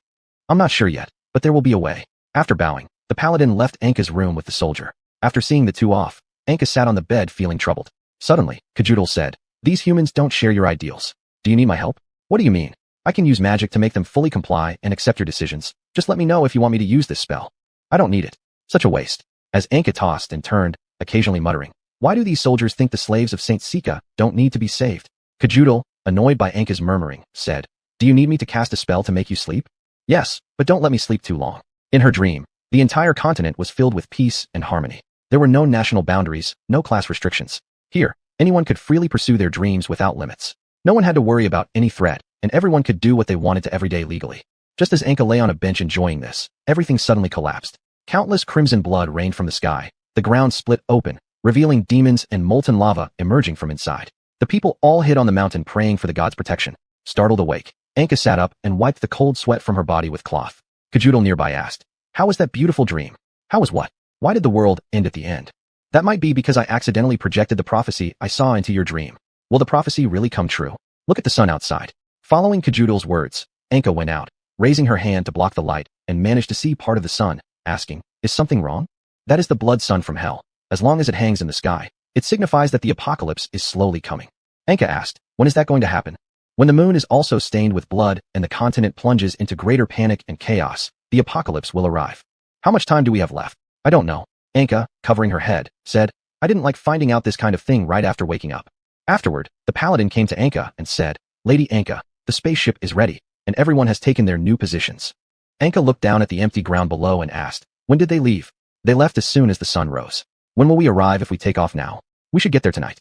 You should rest since you haven't rested properly for a few days. Anka replied, all right, I'll leave it to you. If someone's too tired, I can also go up to replace them. Holy Word Gold City. The Holy Maiden sat in the command center checking the lists of supplies transported from the rear. Ilangxi beside her asked, why are so many silks being sent? Do we really need them here? The Holy Maiden shook her head and said, I didn't see any silk in the warehouse. Ilangxi asked, were they lost? The Holy Maiden looked at the representative of the Order of the Wrath of the Holy Maiden, who had just walked in, and asked, are the supply lists you investigated organized yet? Yes. The person handed over a notebook, and the Holy Maiden flipped through a few pages to compare with another. The Holy Maiden asked, is it accurate? I personally counted it, absolutely accurate. A flash of disappointment quickly crossed the Holy Maiden's eyes. Suddenly, a soldier outside walked in and said, Holy Maiden, there's an intelligence report on the crystal ball used for reconnaissance. Go ahead. The intelligence department chief received a message from the northern nobles. The Holy Maiden somewhat discontentedly asked, why would information from the rear directly connect here via the crystal ball? She quickly recovered her smile and said, continue. The northern nobles claim that someone named Anka took away all his slaves, killed a few of his soldiers, and publicly beat him badly. He hopes the Holy Maiden can help him uphold justice. The Holy Maiden leaned back in her chair tiredly and looked at the paladin, saying, have someone investigate this matter. After the two left, Ilangxi happily circled around the table and then put its front paws on the table and asked, Mr. Anka is coming back. But what about that noble? The Holy Maiden nodded lightly and said, Mr. Anka is finally returning. This war can finally come to an end. As for those nobles, we don't need to care about them. It's probably because those nobles did something wrong in front of Mr. Anka, causing conflict between them. Then, the Holy Maiden smiled and said, it's still thanks to these aristocrats who like to file complaints first. Otherwise, we wouldn't know Mr. Anka's exact location. Then the Holy Maiden turned her head toward the map and said, it seems Mr. Anka will be here by tonight. Chapter 109, Black Clouds Approaching. Inside Holy Word Golden City, 6 demons stood on a high platform inscribed with blasphemous arrays. directing the cultists below to throw the captured humans into a large pot filled with boiling hot oil. One of the demons said, "The end is near." "No, brother, it's not time yet." "What? We need larger-scale sacrifices. We will become demons capable of devouring the entire continent, and we can use this to gain the power of a god. But that human is almost here, and this thing is still asleep. Our own survival is more important. Let's wake it up in advance.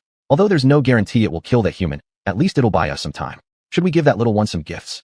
Subsequently, all the demons together cast a spell, summoning a large number of grotesque-looking terrifying demons. Spaceship. Anka was on the deck watching the paladins train while reclining on a long chair, enjoying the sunlight. Meanwhile, Kajudal was locked in a room by Anka due to an unexpected urge to consume souls. Anka asked a nearby paladin, "By the way, can these spells be learned by everyone?" "Indeed, anyone can learn to use them, unless they have an ancestral curse defect." "What are curse defects?" "Some people who are born unable to learn any spells are called cursed ones or curse defect patients." "Is it treatable?" "Not yet, there's no method currently." Disappointed, Anka looked at the sky and asked, "What's ahead?" Everyone looked up and saw a mass of black clouds rapidly approaching the ship.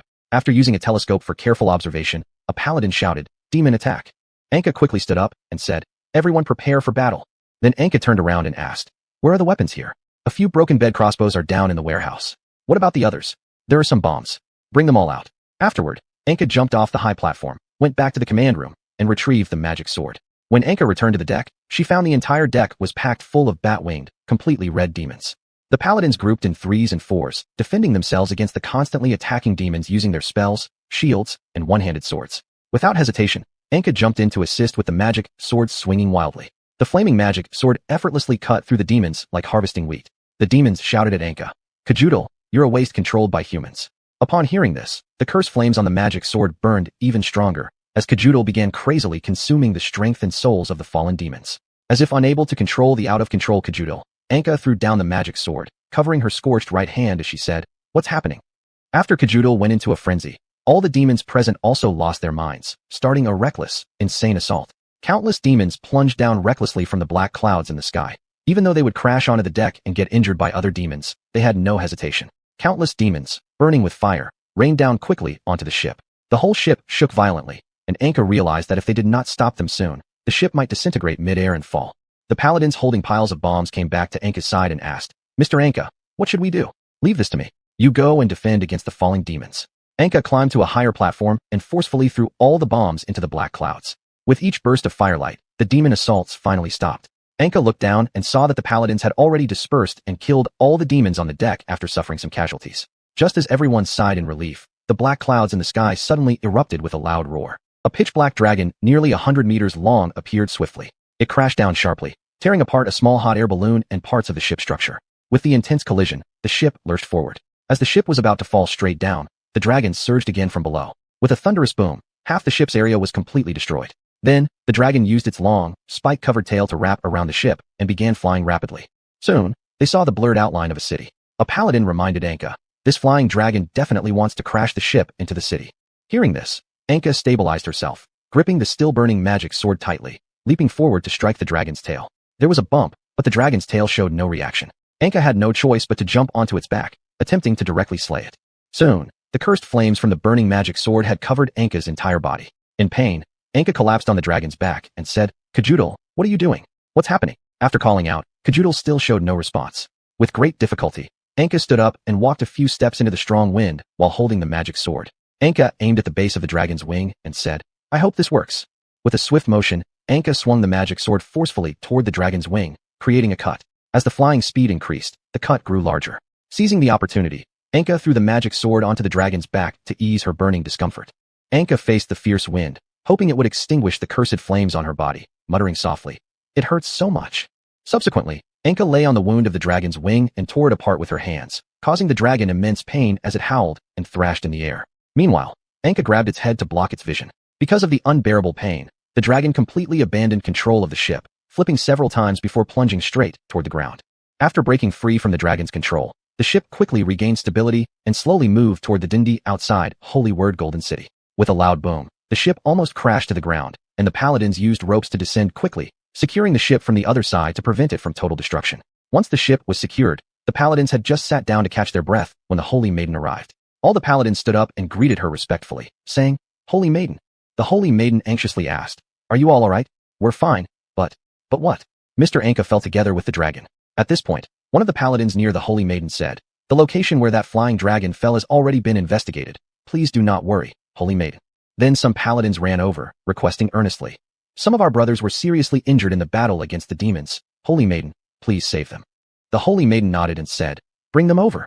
Before leaving, the Holy Maiden said, "Please take this large ship back for research." After returning to the camp, some paladins suddenly remembered something and told the Holy Maiden, "The minerals you requested were also found in the ship. Although some fell off, the remainder should be enough."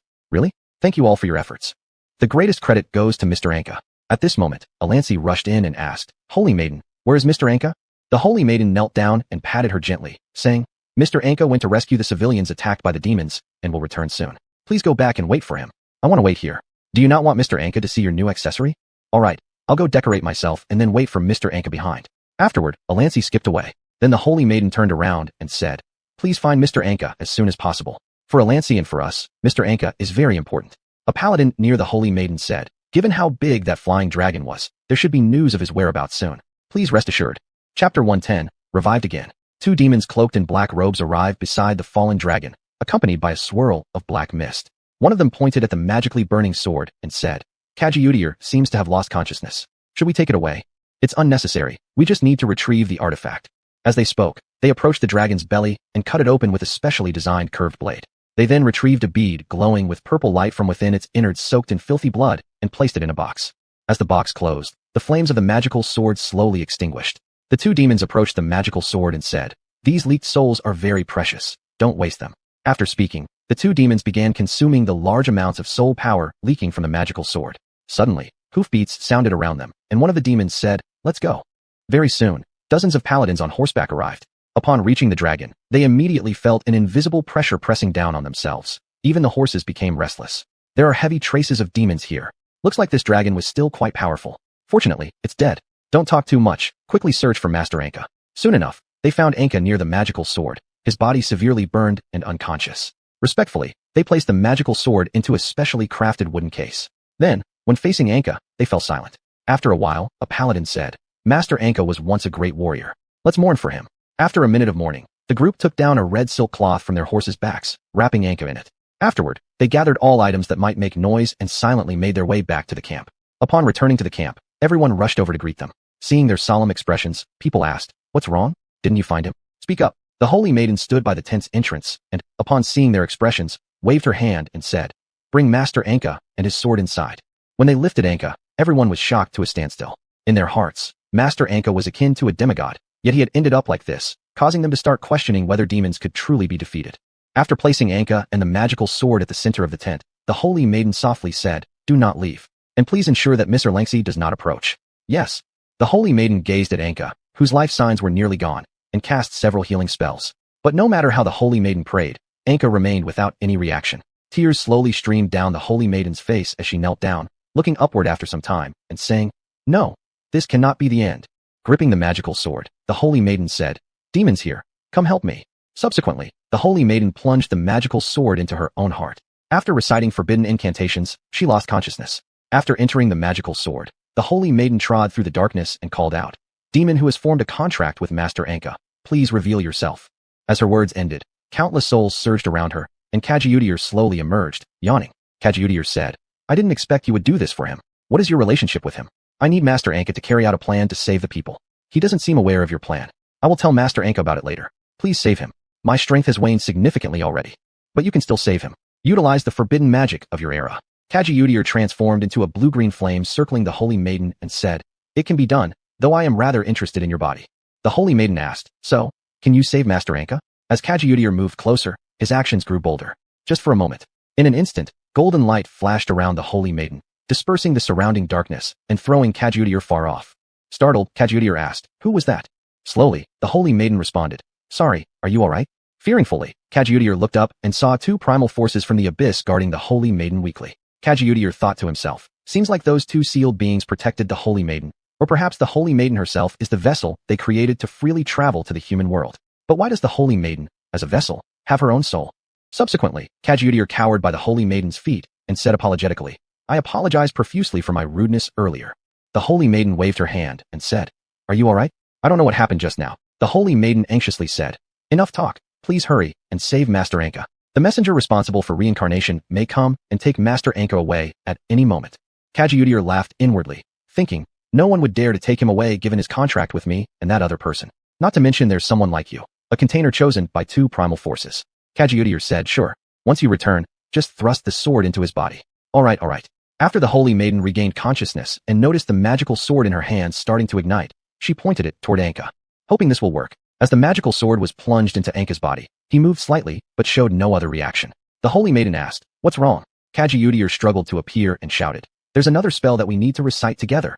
Subsequently, the holy maiden began chanting the forbidden spell passed down from over 1,000 years ago. As the last rune of the spell was spoken, Anka's body was covered by a cursed flame. Kajiudir excitedly shouted, I'm free. The holy maiden said, what? Just as Kajiudir was about to fully possess Anka's body, the person who had formed a second contract with Anka in hell became aware. The guy helping me kill the traitor can't be killed by you. Almost simultaneously, the holy maiden and that person both exerted force and placed an additional curse on Kajiudir.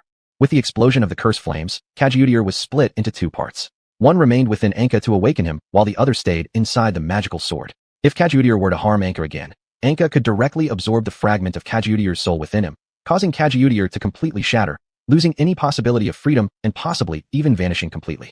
Anka slowly opened his eyes, gazing at the magical sword beside him and a piece of cloth on his body. Am I revived again? The holy maiden slowly walked in, placing some clothes and new armor beside Anka, saying, I'm glad you really came back to life. Did you save me? The holy maiden nodded and replied, and the demon dwelling inside your sword. Thank you. As the holy maiden rose to leave, she asked, if I ever hope Master Anka can fulfill my request, will Master Anka agree? It might seem a bit selfish. Anka nodded and said, as long as it's not asking me to kill innocents recklessly, I'll try my best to help you fulfill any request. Thank you. Chapter 111, Breaking the City. After Anka donned her new silver armor post-resurrection and stepped out of the tent, the crowd was stunned but soon started shouting in awe of the holy maiden's might. Long live the holy maiden. Anka shrugged her shoulders. Upon seeing the distant holy word's golden city, she turned to the holy maiden and asked, have the minerals inside the spaceship I brought been received? They have already been delivered to the workshop. When do we attack? I've decided it will be at noon tomorrow. Anka nodded and asked, can I be permitted to observe your military deployment? It is allowed. Afterward, Anka, the holy maiden, and a few accompanying holy knights ascended a wall over 10 meters high. Though mostly made from wood and sand along with some stone blocks, it was far inferior to a fully stone-built city wall, but should still withstand a few attacks. The holy maiden said, Mr. Anka, how are things going on the Cade's front? We've reclaimed 2 cities and part of the western mountain ranges. Based on this speed, I estimate it will take me another 6 months to completely control Cade's. However, that would only be forceful control. For the new ruling structure to firmly establish itself, it might take several years. Do you need the help of Saint Sika's holy knights? After all, we are allies now. I just hope the holy knights can guard Cade's border cities and ensure logistical support. Would you not want the holy knights to fight alongside you? I'm concerned that an excessive reliance on the holy knights' power might make the people of Cade's think that the reborn Cade's was entirely saved by Saint Sika. The people of Cade's have been resisting for 100 years. If I were to bring Saint Sika's holy knights to save them, they might question the meaning of their century-long resistance. I can understand your thinking. Let us drop this topic for now and instead go visit the siege engines. Saying this, the holy maiden jogged over to a large cannon placed on a platform. Anka looked up in astonishment at the gilded giant cannon before her, circling it as she examined it. How powerful is such a cannon? The holy maiden proudly responded, this was made under my guidance by the Northern Academy. A single shot can blow open a city wall. Anka thought to herself, if such a large cannon were to backfire, wouldn't it likely kill all the soldiers nearby? Excuse me, holy maiden, how many people does this cannon require to operate? Approximately 3 people per cannon. There are 13 cannons in total here. Following the holy maiden's gesture, Anka saw that the 13 cannons were evenly distributed across the city walls, encircling the front side of the holy word's golden city. The holy maiden leaned closer and asked, does Mr. Anka wish to command from here and then enter when the gates open? Considering the risk of these cannons backfiring, Anka wiped the sweat off his brow and replied, no thanks. When the time comes, I'll just enter directly from below. Mr. Anka, are you so eager? Attacking the city straight through the main gate with the vanguard unit. How valiant. At this moment, Anka felt a chill appear behind him. With a casual wave of his hand, he caught AI Lanchi who was lunging toward him. AI Lanchi, long time no see. After breaking free, AI Lanchi circled around Anka and asked, Mr. Anka, look at me. What has changed about me? Looking at AI Lanchi, who had grown to be as tall as him, Anka remarked, you've grown so tall. It seems like the holy maiden has taken excellent care of you. AI Lanchi swayed her body and asked again, and what else? Is it the necklace? The golden tear-shaped gem matches beautifully with your silver body. AI Lanchi pouted affectionately against Anka and said, thank you. But did the holy maiden buy this for you? Anka then turned to the holy maiden and asked, may I inquire about the cost? Miss AI Lanchi has helped me greatly, so there is no need. Anka looked down at the soldiers below who were continuously working to fortify the city walls and suggested, let's keep walking. As AI Lanchi discreetly yawned, the holy maiden smiled faintly and said, "It's already quite late. I feel a bit tired, so I won't patrol further. The resurrection magic consumed a lot of energy after all. I apologize, then I will patrol a little longer. Let's leave first." Afterward, Anka and AI Lanchi patrolled silently along the city walls. Anka occasionally smiled at AI Lanchi and sometimes looked at the Holy Word's golden city with a worried expression. What is Mr. Anka thinking about? If this were the final battle now, that would be preferable, isn't it? Facing AI Lanchi, Anka forced a smile and said, "Even if it isn't, there's no need to worry. After all, I will never be defeated." AI Lanchi gently covered the daydreaming Anka on the city wall with her wings. From her backpack, AI Lanchi retrieved a shiny, glowing, rhombus-shaped scale and handed it to Anka, saying, "Mr. Anka, this is for you." "What is this?" "It's one of my old scales, the scale of good fortune. I hope it brings luck to you." "What if I took your luck away, what would you do?" AI Lanchi showed a scale at the base of her neck and said, "I still have some. Don't worry." Subsequently, the two walked together toward the camp. The next day, Anka woke up early and arrived at the vanguard formation within the city wall to prepare. And AI Lanchi, since Anka did not allow her to join the battle below, could only cheer from the wall. All the warriors looked up to Anka in admiration, with some even trying to move as far forward as possible just so they could stand beside the legendary hero.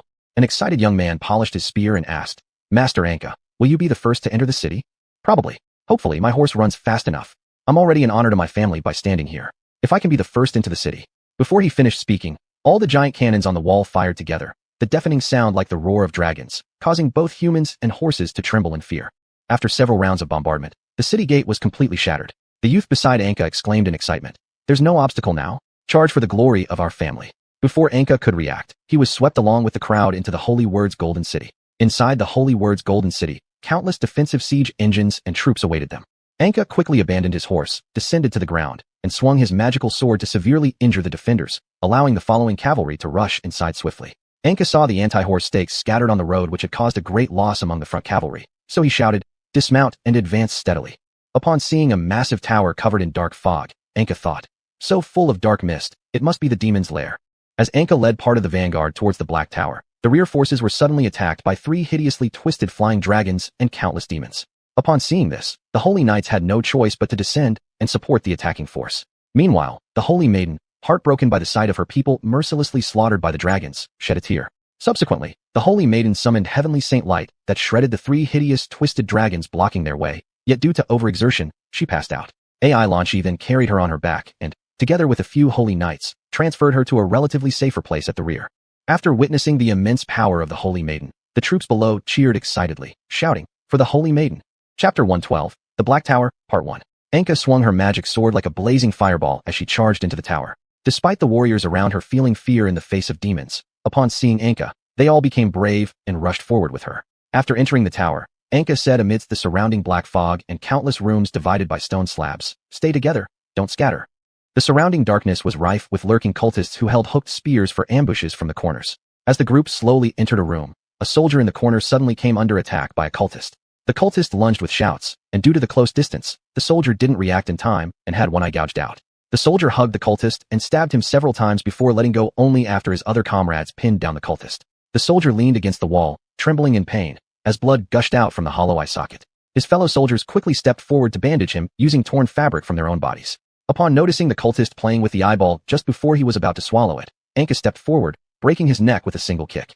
Anka picked up the eyeball, wrapped it in a clean white cloth, and handed it to the wounded soldier. The soldier trembled and said, "Thank you. Don't worry. The Holy Maiden will heal you." "Really?" Anka nodded gently, then glanced around and noticed that everyone wore half armor. Concerned, she asked, "Do none of you have leg armor?" They shook their heads and replied, "We're just soldiers, not those precious Holy Knights." "In that case, everyone be cautious. I apologize if I cannot protect all of you."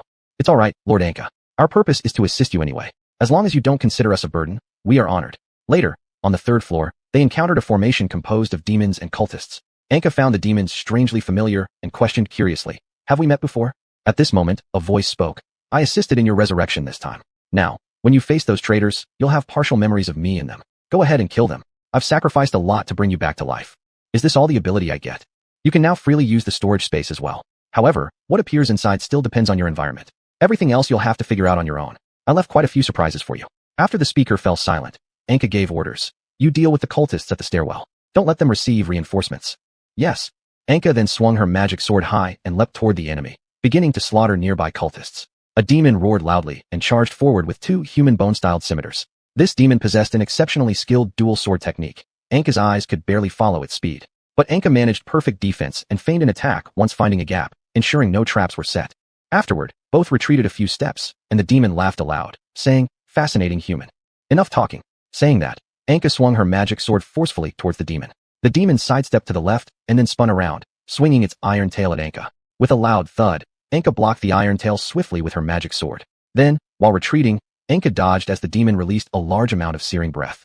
The demon immediately flew forward and attacked. The demon wielded double swords in a whirling motion cutting through Anka, turning confidently and sheathing its weapons, saying, "No sound means he must have been shredded, right?" Anka, without making any noise, directly pierced the demon's body with the magic sword. It gasped in shock as the sight of the magic sword appearing in its body caused it to emit a shrill scream. Anka loosened her grip on the magic sword and tore open its spine with her hands. Once the demon lost consciousness and its soul, as its head along with its spine was pulled out, Anka threw its corpse towards the cultists shouting, "The non-human monster you worship has been killed by a human. How weak it truly was." The cultists instantly went into a frenzy rushing towards Anka. Seeing they had no intention of surrendering, Anka started slaughtering them.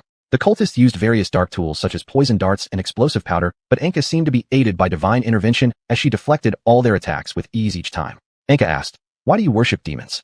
"Because our masters are far more superior than filthy humans.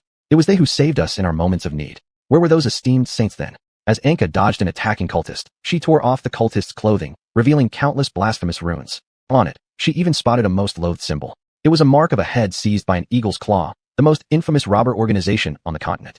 Anka had heard about their exploits from the Holy Knights.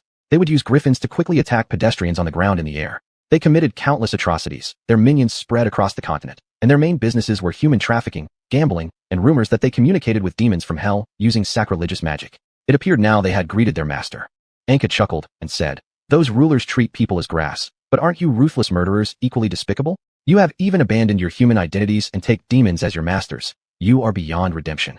The moment she finished speaking, all the cultists around Anka were swallowed up by the cursed flames that erupted from her body. Anka looked at herself curiously and asked, "Xuanhuan, what is going on?" Xuanhuan weakly responded, "Oh, my lady Anka, the holy maiden used my soul fragment to resurrect you. Please allow me to devour their souls so I can regain some strength." "Is this true?" "Thank you very much if it is. These are evil people anyway, so go ahead and devour them." After Xuanhuan indulged in devouring their souls, he discovered that he only received part of the souls because due to the curse, a portion of the souls he devoured would be shared with Anka. Xuanhuan sighed in disappointment. At this time, the vanguards around also regrouped near Anka, and since the main gate on the first floor had been destroyed, more soldiers were now rushing in continuously.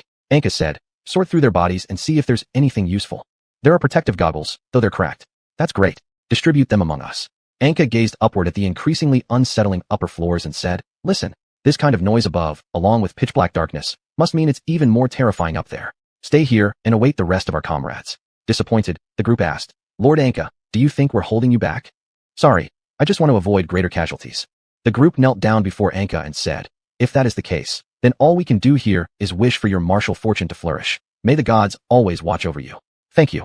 Chapter 113, The Black Tower, Part 2. After Anka stepped onto the upward staircase filled with darkness, the entire tower emitted a deafening roar.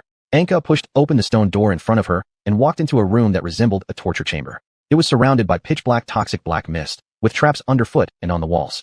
Anka said, "It's so quiet. There are few enemies here." As Anka moved forward, she suddenly felt that the floor beneath her feet was different from other normal floors. Anka slowly knelt down and gently touched it with her hands, saying, "It's a trap." To avoid stepping on the ground trap, Anka had no choice but to crawl slowly along the wall. I wonder what kind of lighting equipment is inside this storage magic. After summoning the magical storage black hole, Anka rummaged around inside it, and ended up only pulling out some darts and similar projectiles. Suddenly, Anka felt a sense of danger approaching. Anka thought, one person. When Anka felt the opponent getting closer, she observed the surroundings above and forcefully planted 2 darts into the ground. The sound of pats quickly echoed throughout the tower's floor, reverberating like an echo. After striking the floor, Anka leapt up and grabbed the launcher opening on the ceiling.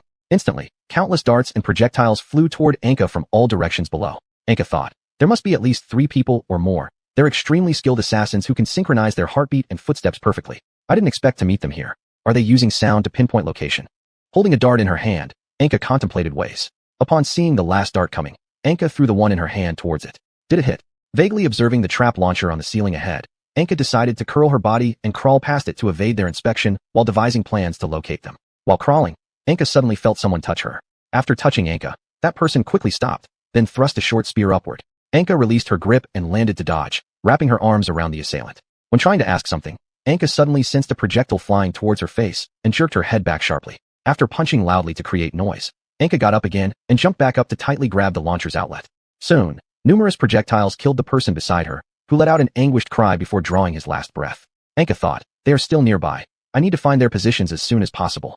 Anka waited patiently above for any assassins to come check the body. After waiting for quite a long time without encountering anyone, she had no choice but to continue crawling forward. However, just as Anka touched the previous launcher, the assassins activated a mechanism. Instantaneously, the ceiling launcher spewed large amounts of fluorescent liquid and sharp spikes. Due to the sudden attack, Anka fell to the ground, covered in glowing liquid. Trouble. At the instant Anka landed, countless spears rushed toward her from every direction. The barbs on the spear tips hooked onto Anka's belt and dragged her backward continuously. During the process, Anka triggered numerous traps, causing her dragging route to quickly fill with flames. Anka cut the belt with her sword and calmly dried the fluorescent liquid on her body with fire to make it fall off, after which Anka once again vanished into the darkness. If these dark fogs could disperse, that would be great. My head feels a bit dizzy. To think how these people managed to remain unharmed. The person earlier emitted a sound even when under attack, looking nothing like a simple puppet. Anka slowly approached the corpse from earlier and found that the entire body had turned into a puddle of blood, discovering a gas sack on her clothes. Trying to sniff it, Anka realized it contained fresh air, though there wasn't much left. Suddenly, a clawed spear came flying over, tossing the gas sack held by Anka high into the air. Startled, Anka looked up to see the attacker. Anka thought, why did they show up now? Is it a trap? Subsequently, Anka slashed through the enemy's clawed spear with her magical sword and pulled back to avoid falling into another trap. The enemy swiftly replaced their clawed spear and engaged in guerrilla warfare with Anka in the darkness.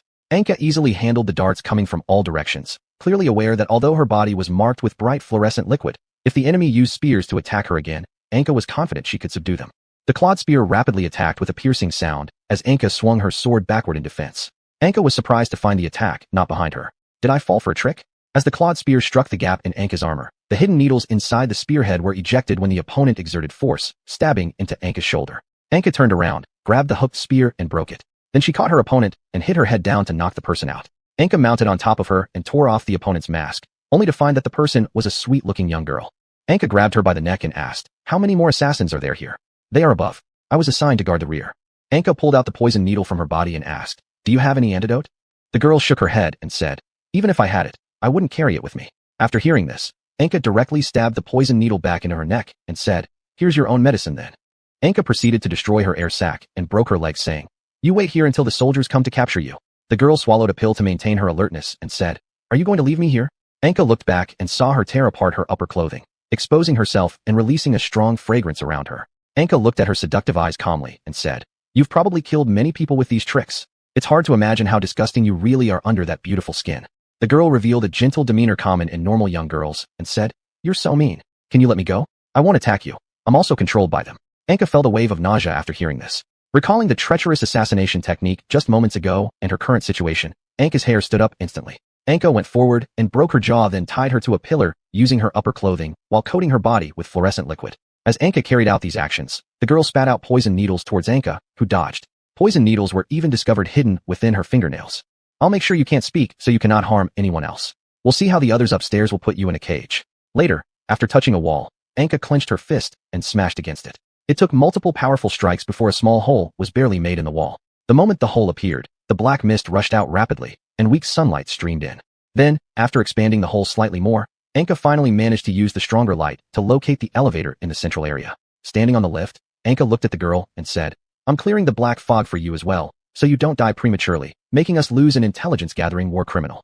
Chapter 114, The Black Tower, Part 2. The entire elevator kept making creaking noises, and as it continued to rise, Anka noticed that many of the rooms they passed were covered in bloodstains and dismembered bodies. Suddenly, filth flowed down from the upper levels, causing Anka to cover her head and lean back. The elevator slowly rose, finally reaching the topmost room. There was a massive altar surrounded by 6 thrones. Each throne held a powerful demon, and at the center of the altar stood a monstrous creature nearly 5 meters tall, completely pitch black, with 3 heads. That blasphemous monster had 3 heads, one stitched together from male and female parts, constantly screaming obscenities, one a snake head chanting corrupt deeds continuously, and one a wolf head barking deeply like a canine. Its body was composed of various stitched-together creatures covered in orifices that emitted annoying noise, while its lower body consisted of numerous large tentacles. Anka stared at it blankly and took 2 steps forward. Suddenly, the demons on the throne spoke, catching Anka's attention. Chosen hero of destiny, do not think we are done here. We have already left this place, and what you see before you are just our avatars. Anka said, you cowards, come out. Don't rush. We will meet again in the future, but not now. Now, we will let this being, which has consumed the souls of the entire city's population, entertain you properly. It is the most primal evil born from such vast numbers within hell. Even if you wield power that reaches the heavens, you certainly won't be able to defeat it. As soon as they finished speaking, their avatars dissolved into wisps of dust and were swallowed by the giant monster, who snarled menacingly and picked up its weapon. The weapon looked like it was made from the heads of various beasts, with a human head at the end of the hammer whose eyes and mouth had been pierced by enormous horns. The hammer itself seemed to emit a mournful wail, as if the beings that became part of it had yet to fully die. Holding her magic sword, Anka's body trembled slightly, and she asked, Kajiudir, do you have any spells? I need to concentrate. Weakly, Kajiudir replied, I'm out of energy, don't count on me. Anka could only shout at the creature from hell, Hey, do you have any useful items? But there was no response, seemingly because the creature did not care since it had no connection to the person calling out. Tightening her grip on the magic sword, Anka thought, I've seen enough by now. I shouldn't be trembling this way, focus your mind. While Anka was thinking, the demon had quickly closed in on her, swinging its massive hammer towards her. Anka quickly stepped back and began looking for the opponent's weak points cautiously. How can something so bloated move so fast? As Anka was contemplating, the demon quickly moved using its tentacles, easily wielding its heavy hammer. After dodging several attacks, Anka managed to slash the demon's body, leaving a shallow cut. After being injured, the demon leapt high and grabbed onto the ceiling with its tentacles, then vanished from sight instantly right before Anka. Anka, gripping her sword tightly, anxiously scanned around when suddenly she was hit by the hammer that appeared beside her, sending her flying. Anka quickly adjusted her posture and succeeded in cutting off one of the demon's approaching tentacles.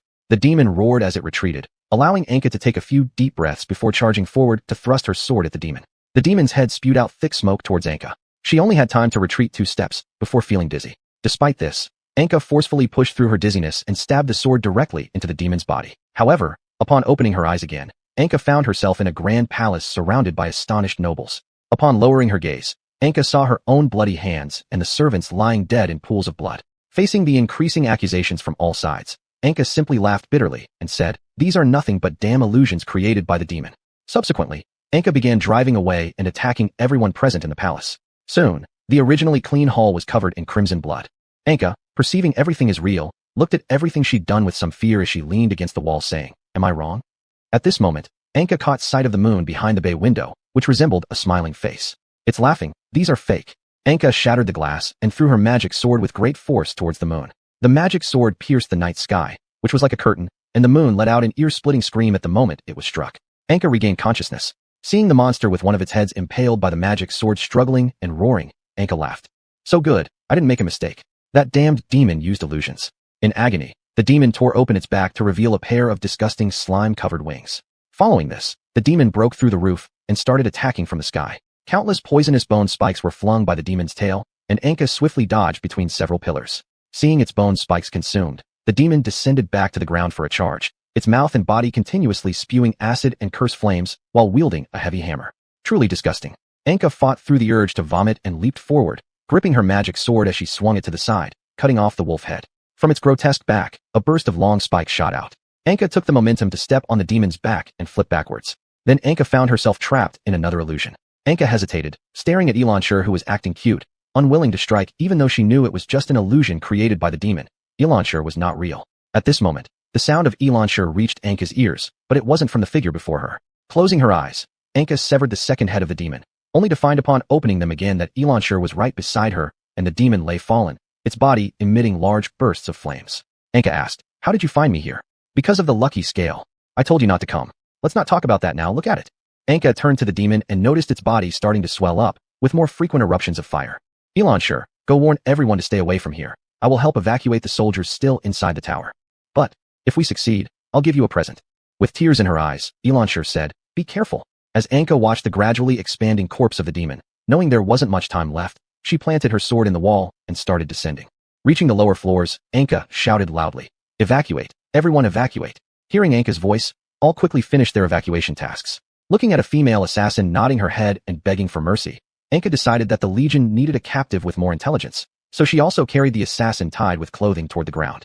Anka rode her horse about a kilometer away when the whole tower erupted in a violent explosion. Countless flames and souls surged forth, surrounding demons and heretics being instantly burned to ashes. Anka herself, standing kilometers away, was thrown off.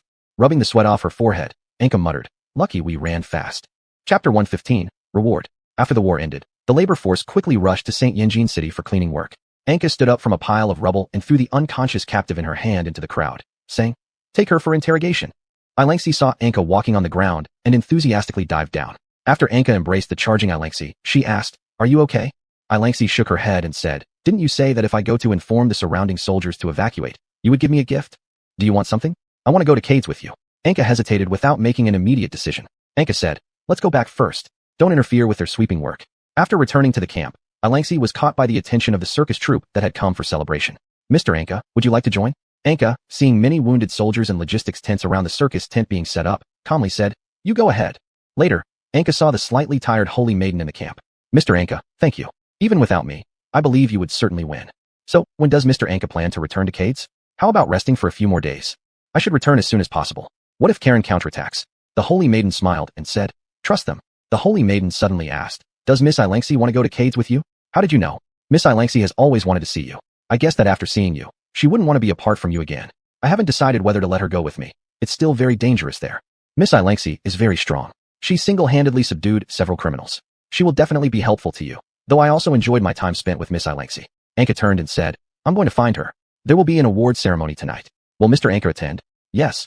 Night fell quickly, and tens of thousands stopped their work to head towards the towering platform illuminated by firelight nearby. Everyone clearly knew that the great holy maiden was about to announce who received what rewards. It was a glorious moment, an exciting moment. The holy maiden slowly ascended the stage and began speaking. "Every soldier who participated in the recapture of St. Yanjin City can receive monetary rewards, and those giant cannon operators in dangerous positions, they paid a high price during the siege. The deafening roar of close-range firing even caused some cases of deafness and headaches among them. Therefore, they will be granted the hereditary title of Baron for 3 generations. As for the vanguard who charged in, each will receive the title of Viscount, and for the first to enter the city, I will fulfill my promise and grant them the position of Count, whose jurisdiction lies near the northern Soker Mountains. Afterwards, those who were rewarded would be led up by holy knights, and the soldiers, upon seeing the holy knight approach them, were all extremely excited." Anka watched the scene above with calm indifference, while Ilangxi fidgeted anxiously and asked, "What reward will Mr. Anka get?" "It's unclear yet. Be quiet." At this moment, a holy knight came to Anka and said, "Mr. Anka, please come up as well." Ilangxi followed Anka onto the red carpet surrounded by holy knights and excitedly wagged her tail. Anka, stepping onto the platform, gazed at the holy maiden and asked, "What do you need me to do?" "Sorry, because you have already been recognized by the people of Zhongta and Cades as their ruler, it would be inappropriate for me to give you the title of Saint Sakir. However, tomorrow, upon my return to Giant Tower City, I will officially acknowledge your legitimacy as the king of Cades under the name of the Holy Maiden." Anka chuckled bitterly and asked, "Will the people of Cades think I am just like other puppet regimes?" "No, I announce your legitimacy in the name of the Holy Maiden, representing all the believers of the continent. I believe that will certainly help you." "Thank you." Ilangxi stepped forward and asked, "Is there more?" The holy maiden gently shook her head and answered. Afterward, Anka returned to their temporary lodging with a somewhat disheartened Ilangxi. Ilangxi lay dejected on the bed and said, "What a pity. You're the most important one. You killed all the demons in that tower." Anka gently patted her head and said, "It wasn't solely my doing. Even without me, they could have retaken St. Yanjin City. How is that possible? Even if they could achieve it, it would take much longer."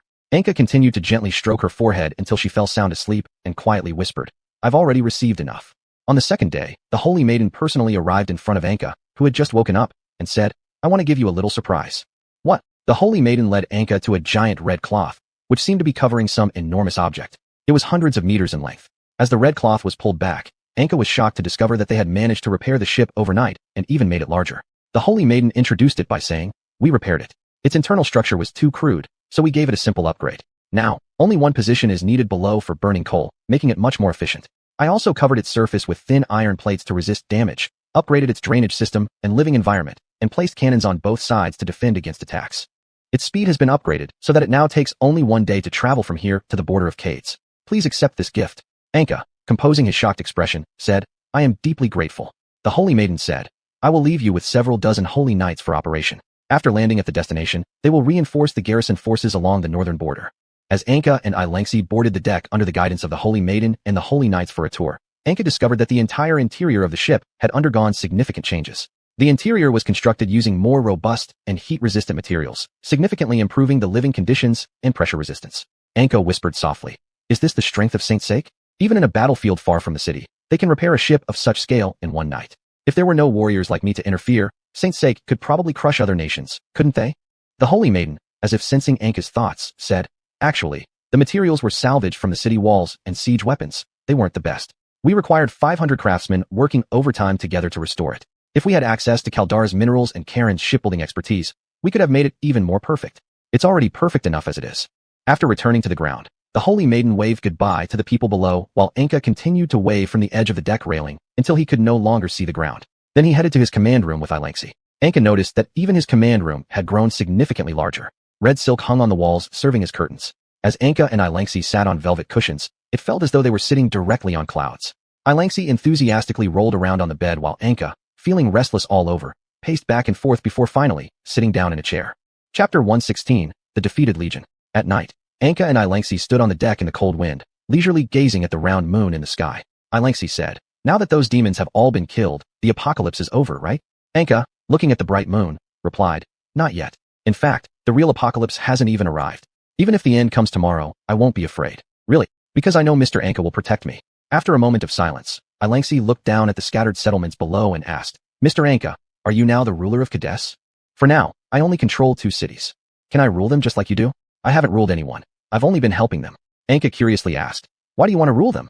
"I don't know. When I heard that you had become a ruler, I thought I could also dress in silk like those nobles, with countless servants surrounding me whenever I go out. That kind of thinking is not good. I am not a ruler, so you can't be one either." Upon seeing Anka's serious expression, Ilangxi obediently lowered her head and said, "I'll abandon that idea."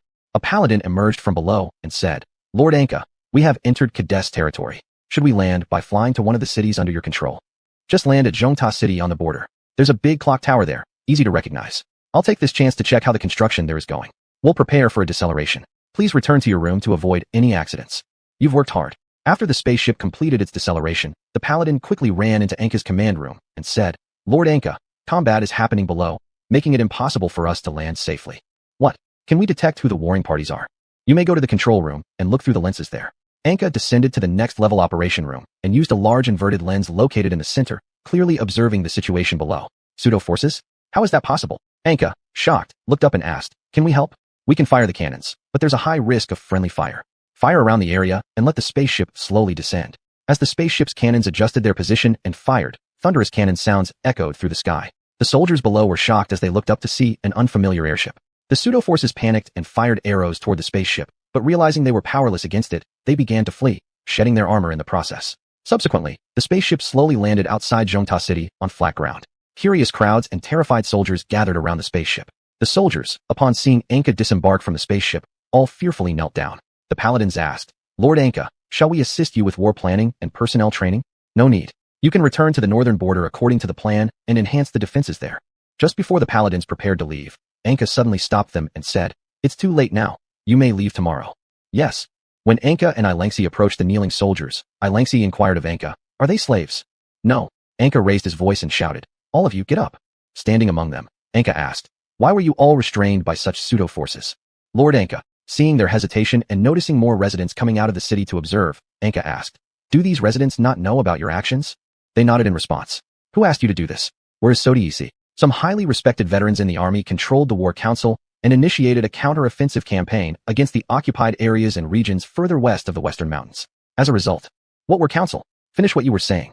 The war council has long existed within the Kadesh army. It was once our temporary command system, controlled by distinguished veterans and their descendants. Why didn't I know about this? They didn't want you to take over the war council. Some members inside always thought you were tricked by Sodiisi into being chosen, and they never acknowledged you. Suppressing his anger, Anka asked, "What happened regarding the result you mentioned?" "Go on." Sodiisi argued with them. "So they imprisoned him along with the Kalan person appointed by you to manage the city. And when they proudly advanced toward the western mountains near the Kalan border, they were attacked by Kalan infantry. Only a few hundred people managed to escape, but the Kalans did not fully reclaim the western mountains." At this moment, Anka could even hear the loud laughter of Khajuti in his mind, laughing at the foolish behavior of humans. Enraged, Anka almost lost his balance and leaned directly against the spaceship. The surrounding paladins and Ilangxi quickly moved forward to support him. As Anka looked at these soldiers, a terrifying idea popped into his mind. "I will build an army that listens to orders, has faith, and will never betray, instead of the current complex internal relationships." Anka waved his hand and said, "You will camp outside the city today, and everyone must stand guard without any negligence." After speaking, Anka entered Zhongta City with the paladins and Ilangxi. Inside the city, Anka temporarily hid his angry expression and embraced the people who welcomed him. After returning to his room, Anka sighed and leaned on the wall to rest. Although Ilangxi wanted to return to the luxurious accommodations on the spaceship due to the simplicity of her surroundings, she saw Anka's troubled face and decided to quietly lie down on the bed to rest. At this moment, a soldier suddenly knocked on the door and asked, "Master Anka, I have something to say. Come in. Anka looked at the excited soldier and asked, what's wrong with you? The soldier tried to hide his excitement and said, I know what you were thinking about earlier. What? You do not want the core to fall into this complex situation where the war council is out of control. Anka curiously asked, who are you? With a complex expression, the man sighed and said, my family was wealthy, and I once studied at Kalen's military academy. After coming back, I originally wanted to use my knowledge to serve my country, but all I saw was death and desolation and rampant local forces. I once wanted to join the resistance army, but because I had no introducer, it was very difficult to join. Once inside, I found that not everyone there was fully devoted to saving the nation. Speech was not free, and promotion was very narrow. At the time, because I couldn't bear to flatter my superiors, I returned home to take over the family business. When I met you, I knew that the savior of Kadesh had arrived, but I didn't expect those old guys to still act like they used to. After you left, they were so arrogant that they did not follow Sodi Isi's command and even blamed him, locking up Sodi Isi and his subordinate craftsmen, as well as that Kalen person. Seeing this, I joined these required groups attacking other enemy-occupied areas. Never would I have expected that when we were driven back by the pseudo-forces, we would encounter you. Sorry for disappointing you. Anka, with great curiosity, said, tell me how you think we can solve the current situation. Yes. Excited, the soldier peeked out to make sure there were no idle people around, then closed the door and sat on a chair facing Anka to start their discussion. Chapter 117, said. The man lowered his head and said, sorry, my self-introduction seems too long. It's not. This way is better so I can understand more about you. Anka turned her head to look at Alengsi behind her, who was snoring, and said to the man, let's talk outside. The two quickly found 2 stones outside in the yard and sat down. Anka asked, have you studied in Karen? Isn't Karen quite discriminatory against Kadis people? Mr. Anka, it's true that those academies are easy to enter as long as you have money and no political background. It's just that the learning environment isn't great. So do you have a good solution for our current situation? Our soldiers' quality is generally low. We can only start with basic reforms. How? We need to improve the common people's thoughts and physical strength. And we should completely abolish the complicated relationship networks inside the army, making all soldiers dare to report on their officers. Wouldn't that make those officers paranoid and less effective in commanding the army? If these officers cannot perform well because they are constantly worried about being reported, then they are not qualified to be in that position. What's your name? Said. Anka leaned back with a relaxed expression, looking at this excited man before her. From his words and eyes, Anka felt that he was an excellent talent hard to control, but he seemed willing to go to extreme lengths for victory. Said stood up and said, I can prove my abilities through actions. Please believe in me. Anka laughed and said, I've just met you. I can't directly hand over the army to you. You should give young people some opportunities. I think someone enlightened like you would do that. Anka smiled as he looked at the restless Said and said, I can give you an opportunity. Come find me tomorrow. Really? Anka nodded slightly in response. That's great. I won't let you down. Said was so happy he almost jumped, rubbing his hands wanting to shake hands with Anka, but realizing that he was facing the king of Kadis, bent down to kneel. Anka moved forward to stop him, shaking his hand awkwardly and said, I'm looking forward to seeing the excellent army you'll train. On the next day, Anka stretched lazily looking at the newly risen sun, greeting the cold wind while asking the holy knights around him, have you eaten? Thank you for your concern. We're getting ready to leave. Take care on the road. Yes. Anka pushed the door open intending to head towards the command center. As soon as he opened the door, Said fell right in. Haven't you left all night? I want to see you immediately. Come with me. Said followed Anka to the command center located in the bell tower, and Alengsi closely trailed behind them. Said seemed very interested in Alengsi, observing her while lowering his head continuously. Anka asked, is there something wrong with her? Alengsi curiously twisted her head to look at them. Said, sorry, it's just that I've never seen a flying dragon. Can you tell me her power? Can you, Alengsi? Alengsi flapped her wings and said, sure. I'll give Mr. Anka a big surprise. Alengsi flew swiftly in the sky like a meteor. Countless ice arrows accurately destroyed the wind vane on top of the clock tower. Ice mist soon enveloped the sky, making it hazy. The surrounding area also became freezing cold. As Alengsi rapidly returned to the ground, violent snow began to fall from the sky. Anka stood by the window and asked, what do you feel? Said was amazed and said, if you can tame more flying dragons, then we don't even need large numbers of human soldiers. Only, it should be difficult to tame such powerful long-lived races, right? How did you manage it? I found her when she was still an egg. I didn't tame her. I simply treated her as family. Alengsi, cold all over with icy water, came running in to cuddle next to Anka. Anka asked, how long will this snowstorm last? Alengsi replied, only 10 minutes. Anka went to the large loudspeaker used for broadcasting, cleared his throat, and said, fellow citizens. After noticing the voice wasn't loud enough, Said reminded, Mr. Anka needs to shout. Anka shouted after hearing, fellow citizens, I am Anka. The snowstorm in the sky now is caused by my dragon Alengsi. It will stop in 10 minutes. Cough. Now, I authorize Mr. Said to be the officer responsible for recruiting and training soldiers, starting immediately. Said bowed his head in gratitude and said, I won't disappoint you. Anka pinched his sore throat and said, go to your work. I also have things to take care of. Afterward, Anka rode a horse with Alengsi and arrived at the military camp outside. When the soldiers saw Anka's arrival, they all knelt on the ground and said, Lord Anka, we know we were wrong. It was those old men who defied your orders. Please forgive us. Take me to Fortress City. I want to talk with those people personally. Yes. On the way, some soldiers noticed Anka's consistently stern demeanor and went around to the back of the line where Alexei was. May I ask what is your relationship with Lord Anka? He began raising me since I hatched from my egg and helped me kill the bad thing that killed my mother. I consider him my guardian. So can we call you Princess? He doesn't like that, but if you do call me that, I'll be very happy. Great, Princess, what do you like? There are many good things in Fortress City. Alexei looked at them and asked, are you getting close to me because you're worried about being involved when Mr. Anka deals with the War Council? They nodded vigorously in response. Alexei smiled and said, he won't kill people without reason, don't worry. Upon hearing voices behind him, Anka turned his head and said, Alexei, come over. Alexei rode her horse beside Anka. Anka asked, what did they say to you? They were concerned about being implicated when you handle those people, so they were saying nice things to me. Who were they? Alexei turned her head to look at those panicking soldiers and said, I can't tell their faces apart. Anka sighed and said to Alexei, once we arrive, don't mix with those old officers. I will arrange for you to study by said side. Alexei rushed forward and asked, will there really be good food there? There should be, but these people have just been saved, so it's absolutely impossible to find something as delicious as in Saint Psycha. Alexei said somewhat dejectedly, that's really a pity. Alexei suddenly asked, will you kill those who disobeyed your orders? Anka thought to himself, most likely yes, because if they did as they said, then what they did was too extreme. Anka replied, it depends on the situation. Chapter 118, The Betraying Officer. By the time everyone arrived at Fortress City, it was near dusk. Anka had felt uncomfortable ever since entering the city. At that moment, some residents saw Anka and her group and rushed forward, kneeling before Anka's horse, saying, Lord, our Lord, you've returned to save us. Anka quickly dismounted, helping them up as she asked, what's going on? Did the false soldiers attack? It's not that. After you left, those veterans forced us to work non-stop under high intensity. They made us dig trenches, produce weapons, and create clothing for sale. What about wages? Nothing. They kept deceiving us, claiming this was your command, and that we commoners knew nothing, being incapable of understanding the bigger picture.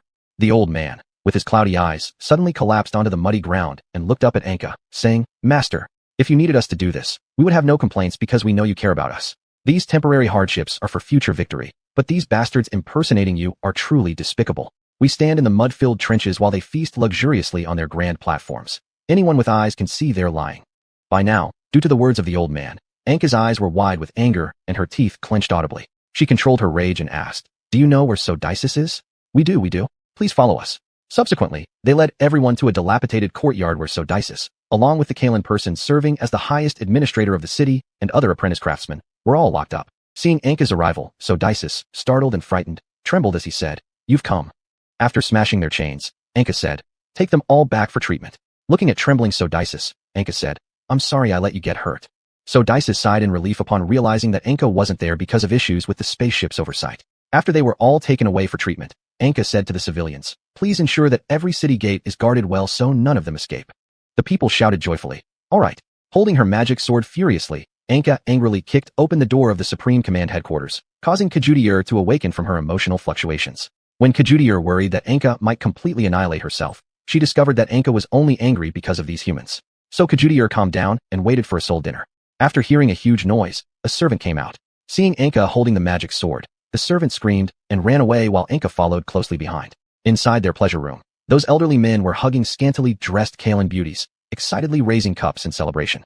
Ha! Brothers, now we've also conquered a few cities and consider ourselves masters of a town. We don't have to suffer anymore. Yes, now we have money and power. We can even touch Kalan beauties. Ha ha. Speaking of which, what if Master Anka comes back? Fear not. I heard Anka went to raid the demon lair. It's likely a perilous mission. How could Anka return unscathed given the immense powers of demons? But what if others around here attack us? Fear not.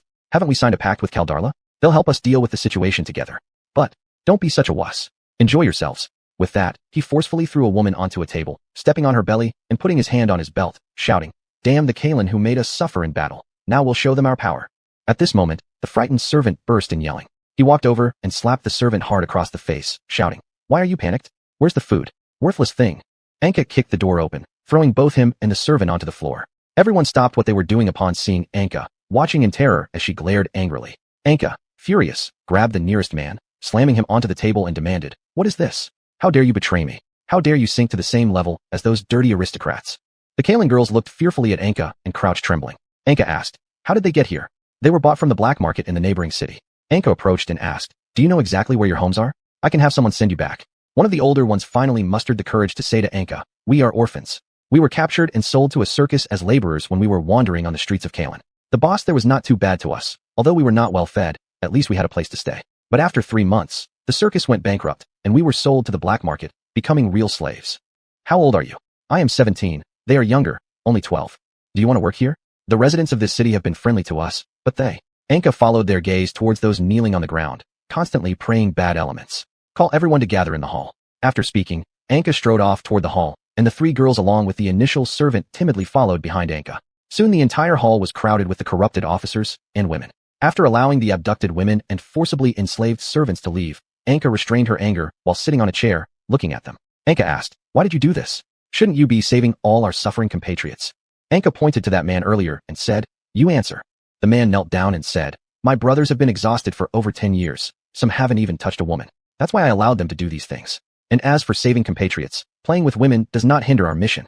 Upon hearing this, Anka's anger surged, and she moved forward to grip his neck tightly. Instantly, he caught on fire, writhing in pain before dying.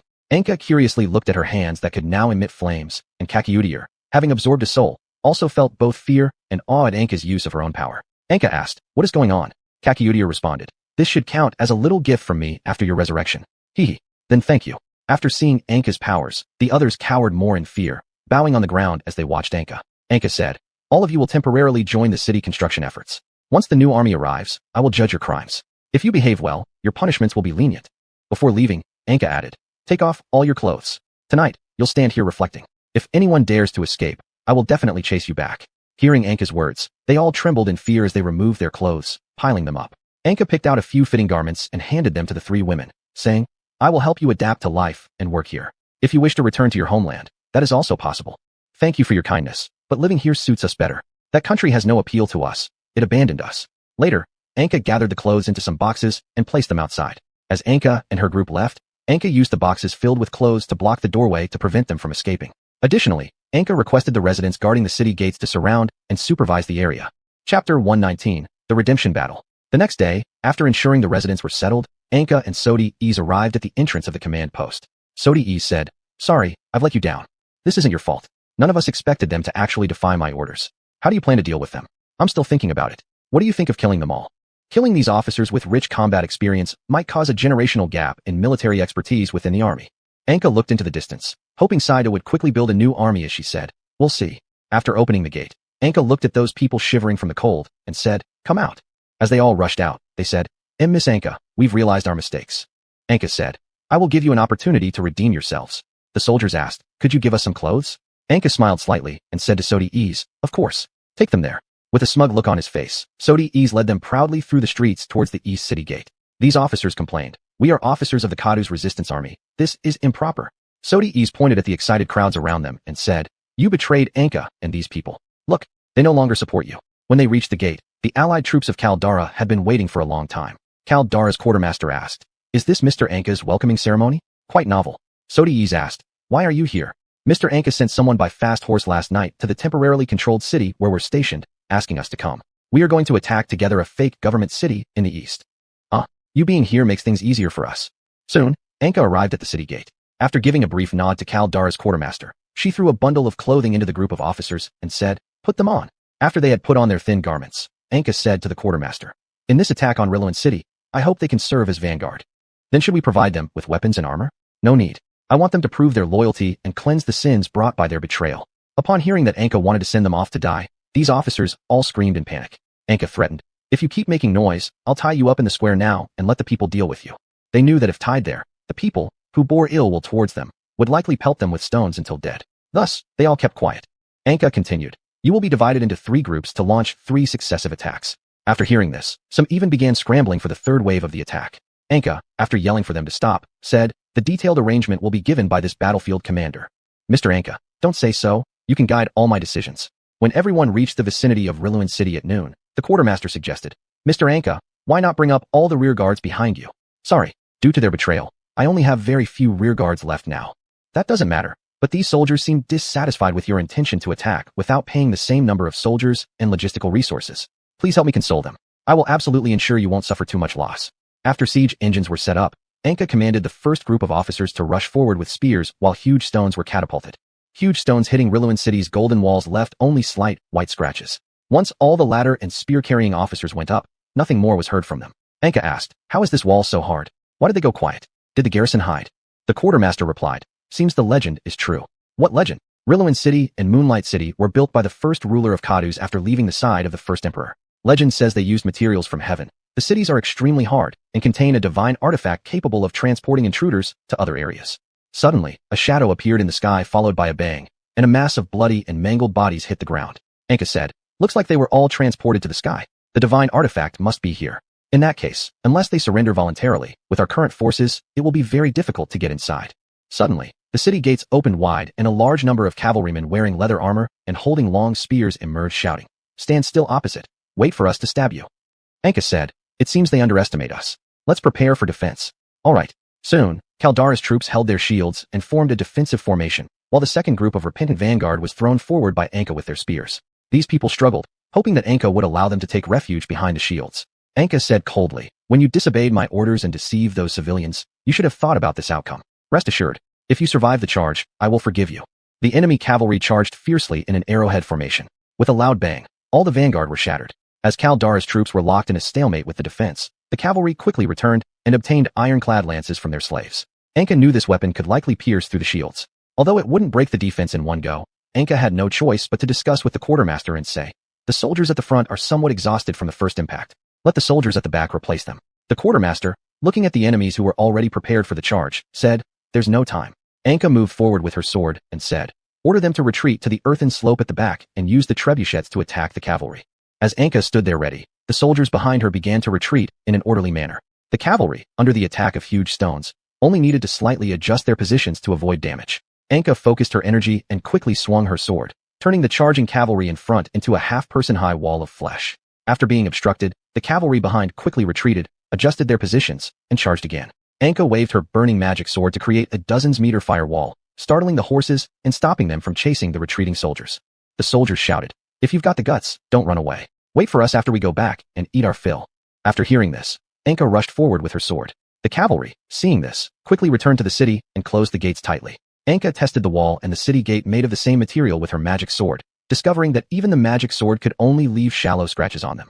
Anka looked up at the taunting soldiers on the wall and then at the incredibly hard city wall. Temporarily unable to think of a way, she decided to leave for now. Chapter 120, Infiltration, Part 1.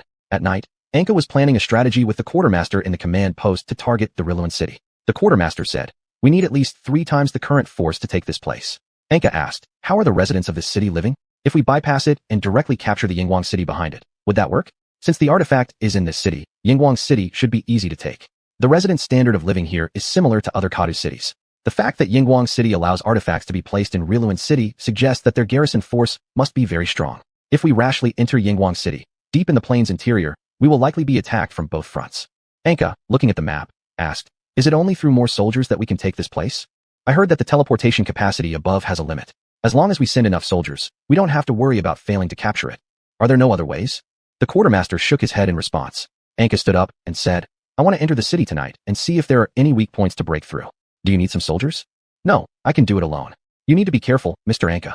After arriving under the city wall, Anka discovered that there were no patrols on top.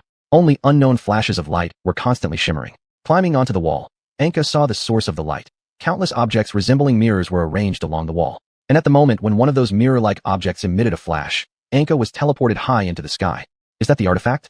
Why are there so many? While thinking, Anka adjusted his posture in midair, throwing out a rope. He quickly retracted the rope using a device on his hand just before landing, allowing him to rush towards the wall. With a bang, Anka collided with one of the mirrors. Rising painfully from the broken glass scattered around him, he looked at the surrounding mirrors and thought, are these truly artifacts? It seems that breaking them renders them useless. After destroying several mirrors, Anka felt it was enough and began walking into the city. From atop the city wall, anyone looking down would be awed by the scene. The huge circular city, though not bustling, housed numerous high-rise buildings inside. These structures surrounded a massive rotating ring suspended in the air. Within the ring was a spherical object emitting dazzling blue light. Anka muttered to himself in confusion. Could that really be the true artifact? I need to get closer to it. As Anka stepped onto the broad avenue, he felt a sense of oppression. The shops around him were eerily quiet, lacking the prosperity one might expect from a large city. It was unclear whether this silence stemmed from suppression by the rulers or fear induced by siege attempts. Moreover, Anka noticed that in every alleyway, several pairs of eyes watched him, revealing both terror and curiosity in their gazes. They seemed confused why Anka dared to walk alone on the main road. What intrigued Anka further was that the patrolling soldiers appeared exhausted, even ignoring him as he ran past. After reaching near a tall tower, Anka realized that this area seemed to serve both as a residential and workplace. Curiously watching Karen people entering and exiting these towers dressed in white uniforms, Anka thought aloud, why would Karens be here? Suddenly, Anka sensed someone appearing behind him. Turning abruptly, he found a young Karen girl smiling at him. Just as Anka tried to leave, she grabbed him, saying, "Why are you leaving? Are you trying to avoid work?" She then pulled Anka inside the high tower, thinking to himself, did they mistake me for staff? Nonetheless, such an easy infiltration saved me a lot of time. Silently following her, Anka reached the top floor of the tower. He soon realized that all the gathered Karens had various types of Kadu's people accompanying them. Anka suddenly felt things were not going well. The girl led Anka to an older Karen woman, announcing, "Teacher, I'm ready. Are you part of tonight's group? Congratulations." Looking up at Anka, the woman said, "You two go prepare first." The girl then led Anka to a relatively cozy room. Anka sat in a chair observing the excited girl. Full of excitement, the girl said, "Fantastic. Today, finally, it's my turn to conduct the experiment."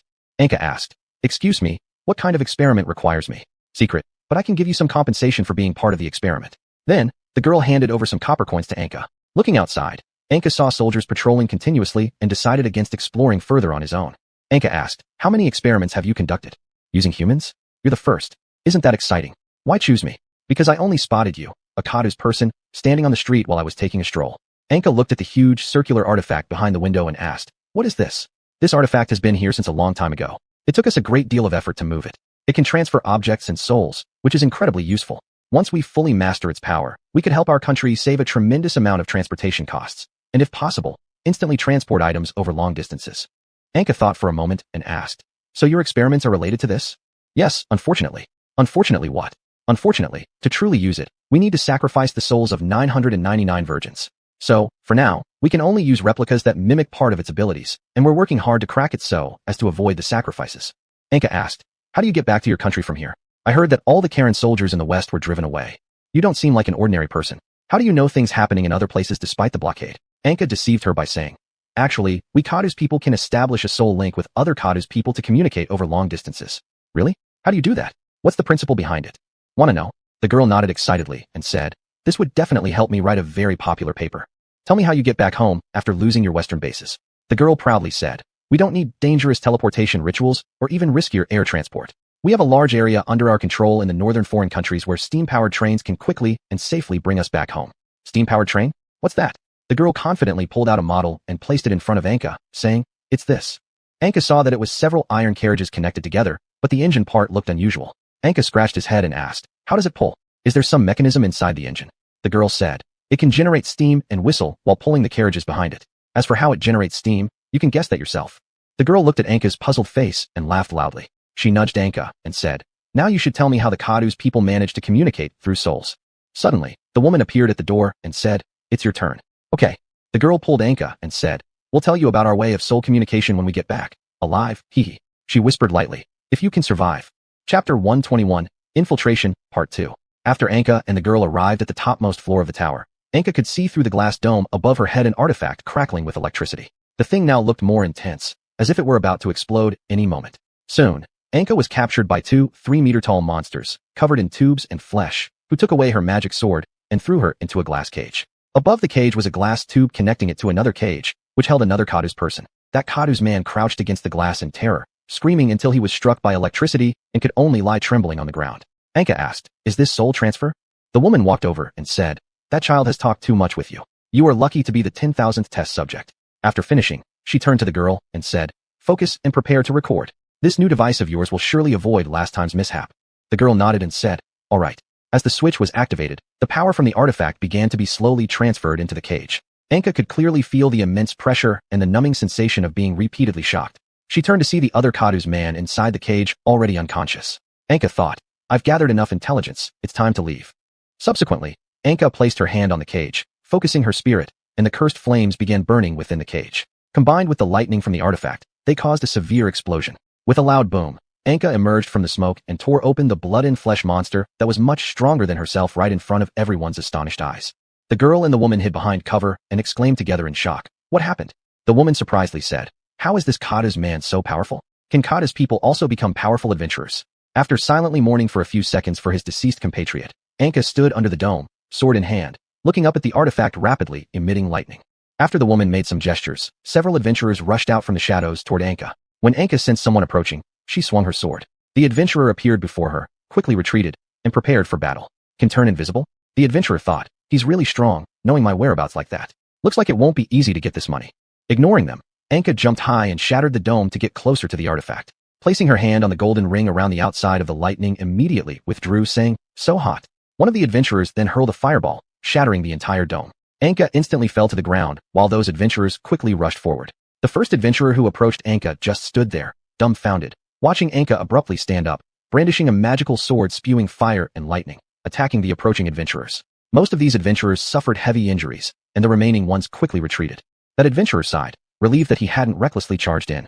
The adventurer thought, "Looks like he went easy on us." Then Anka said, "Adventurers, I don't intend to kill you now. I hope all of you will not help villains for money. It's bad for both sides." At that moment, the woman used another cage to absorb large amounts of power from the artifact and released a massive bat-winged dark humanoid monster filled with lightning. The monster, with its sharp wings and claws, easily tore through several adventurers as it pounced toward Anka. Anka skillfully wielded her magic sword and managed to cut off one of its claws. The monster gripped its severed limb, bleeding profusely, and roared, its high-pitched scream causing Anka excruciating pain as if needles were piercing her ears, shaking her chest violently. After absorbing the blood and flesh of a few adventurers, the monster quickly regrew its lost limb and attacked Anka again. Anka wondered, why does it keep attacking me? During the next clash, Anka successfully drove her sword into the monster's chest. Then, the monster's chest was torn apart by lightning and soul energy. The creature roared and sprayed its soul energy, flinging Anka out of the window. Anka adjusted midair, embedding her sword into the wall to slow her descent. The monster quickly recovered and rushed down below. Anka quickly pondered, there's so much power in its body. Could those people have been feeding it the souls of the dead experiment subjects? It seems its vision isn't well developed. Might it be sensing surroundings based on soul intensity? While thinking, Anka noticed the monster slowly descending, so she left her sword embedded in the wall, igniting it. Anka then flipped over and grabbed hold of the balcony railing. Seeing the burning sword, the monster flew toward it like a moth to the flame. Realizing her conjecture was correct, Anka leapt onto the creature, pulling her sword and grabbing onto the monster's wing. As the creature twisted its body during the fall, Anka thrust her magic sword through it and ripped out its spine in one motion. The demon screamed and roared to the sky while Kakyotir excitedly drank its soul, restoring some of her strength. "Hey, what?" Anka looked up after hearing the voice and saw the woman holding a mirror, similar to the ones on the wall, pointed at her. In an instant, when the mirror flashed, Anka vanished. The woman said, "It seems we must return to our country sooner. I didn't expect someone from Kadu's to be this powerful." In the military camp of the Caldera army, the remaining Kadu's repentant vanguard was trying to win favor with the quartermaster. After everyone had just poured a pot of cold water, the quartermaster stepped forward and said, "Mr. Anka has been gone for most of the night. I wonder how he is." One of the vanguards walked over and said, "The flashes of light on the wall seem to have increased." When Mr. Anka went up there, the number of flashes clearly decreased. "I didn't expect him to recover so quickly." The soldiers tending the fire shouted, "Quartermaster, the water is boiling. Bring the vegetables. I'm coming." Just as the quartermaster moved closer, Anka suddenly appeared above the pot and fell into it with a splash. Startled for a moment, the quartermaster panicked and yelled, "Don't just stand there. Help him out." After Anka was pulled out, the quartermaster sighed in relief and said, "Thankfully the water isn't too hot. Are you all right, Mr. Anka?" Coughing out water, Anka said, "I've gathered some intelligence. Let's discuss inside." Inside the tent, Anka continued, "Those bright lights up there are all mirrors. It seems they only work when someone focuses on them. Are those not divine artifacts? They are replicas of that artifact. Then if we break those mirrors, can we safely attack the city?" "Yes. So we'll need more ballistae and catapults. And preferably, prepare some barrels of oil." "Understood. I'll send people back immediately to prepare." Stretching lazily, Anka said, "I'll rest here tonight. Could you leave me alone for a bit?" "Yes, Mr. Anka." Fortress City. Set arrived here with his newly trained force of 2,000 men to find Anka. Sitting on the wall, Sawada Isi asked, "Who are you?" "I was instructed by Master Anka to train a new army. I've come to see Master Anka. Master Anka has gone to the Daywil City. You can come in and rest tonight, and then head out tomorrow morning." Seeing his exhausted troops behind him, said, "Please provide us with more iron pots and tents. We don't want to disturb your city." After Sawada Isi helped them set up a temporary camp, he noticed a large group approaching from the southeast. Said immediately blew the assembly whistle to greet the strangers who looked ill-intentioned. When the soldiers approached, their leader bowed before Sawada Isi and said and asked, "Hello, are you Master Anka's team?" Sawada Isi, looking at the army that seemed to be made up of beggars, asked, "Are you also part of Kadu's resistance forces?" "Yes, after being scattered and reassembled several times, we suddenly learned about a person named Anka who was here rescuing our Kadu's brothers. So, we wanted to come help him. Master Anka is at the Daywil City. If you intend to go, you can join this gentleman tomorrow." Said extended his hand and said, "I am Said, the commander of this army." The man rubbed his hands and said, "Vital, the leader of this corps. You look familiar. Have we met somewhere? I used to study at the first military academy of Karen Kingdom." "Really? What a coincidence. I'm from the 19th session." "I'm from the 18th. Realizing they were alumni, the two began to chat happily. Chapter 122. Surrender. On the second day, Anka was sitting alone outside early in the morning, staring at the Rilin city ahead. The quartermaster approached and said, "The reinforcements are on their way, and the siege weapons you requested have already been placed on the fastest horse-drawn carts, and will likely arrive by afternoon. Moreover, our scouts discovered that a group of people escaped from Rilin city last night through another city gate. There's no need to worry about those people. Just prepare the defenses. Do you think those siege weapons can truly break through the city gates? I've never said I intend to breach the city gates. I only need the soldiers to be able to safely climb onto the city walls. The purpose of the siege weapons is merely to destroy as many of those mirrors as possible. Forgive my doubts, but will it really work? Unless they actually use that divine artifact, relying solely on these counterfeit replicas whose capabilities are fully understood will absolutely not be enough to stop us." As the two were conversing, the city gates opposite them opened slightly, and several soldiers emerged along with a person surrounded in the middle wearing splendid attire, a Karen individual. They set up tea and a table on the open ground, and sent out a cavalryman without armor to invite Anka. The cavalryman stood at the entrance of the camp and shouted loudly, "We want to negotiate. The leader here should come out immediately." Anka slowly got up and said, "I'll go alone. Keep the stone throwers aimed.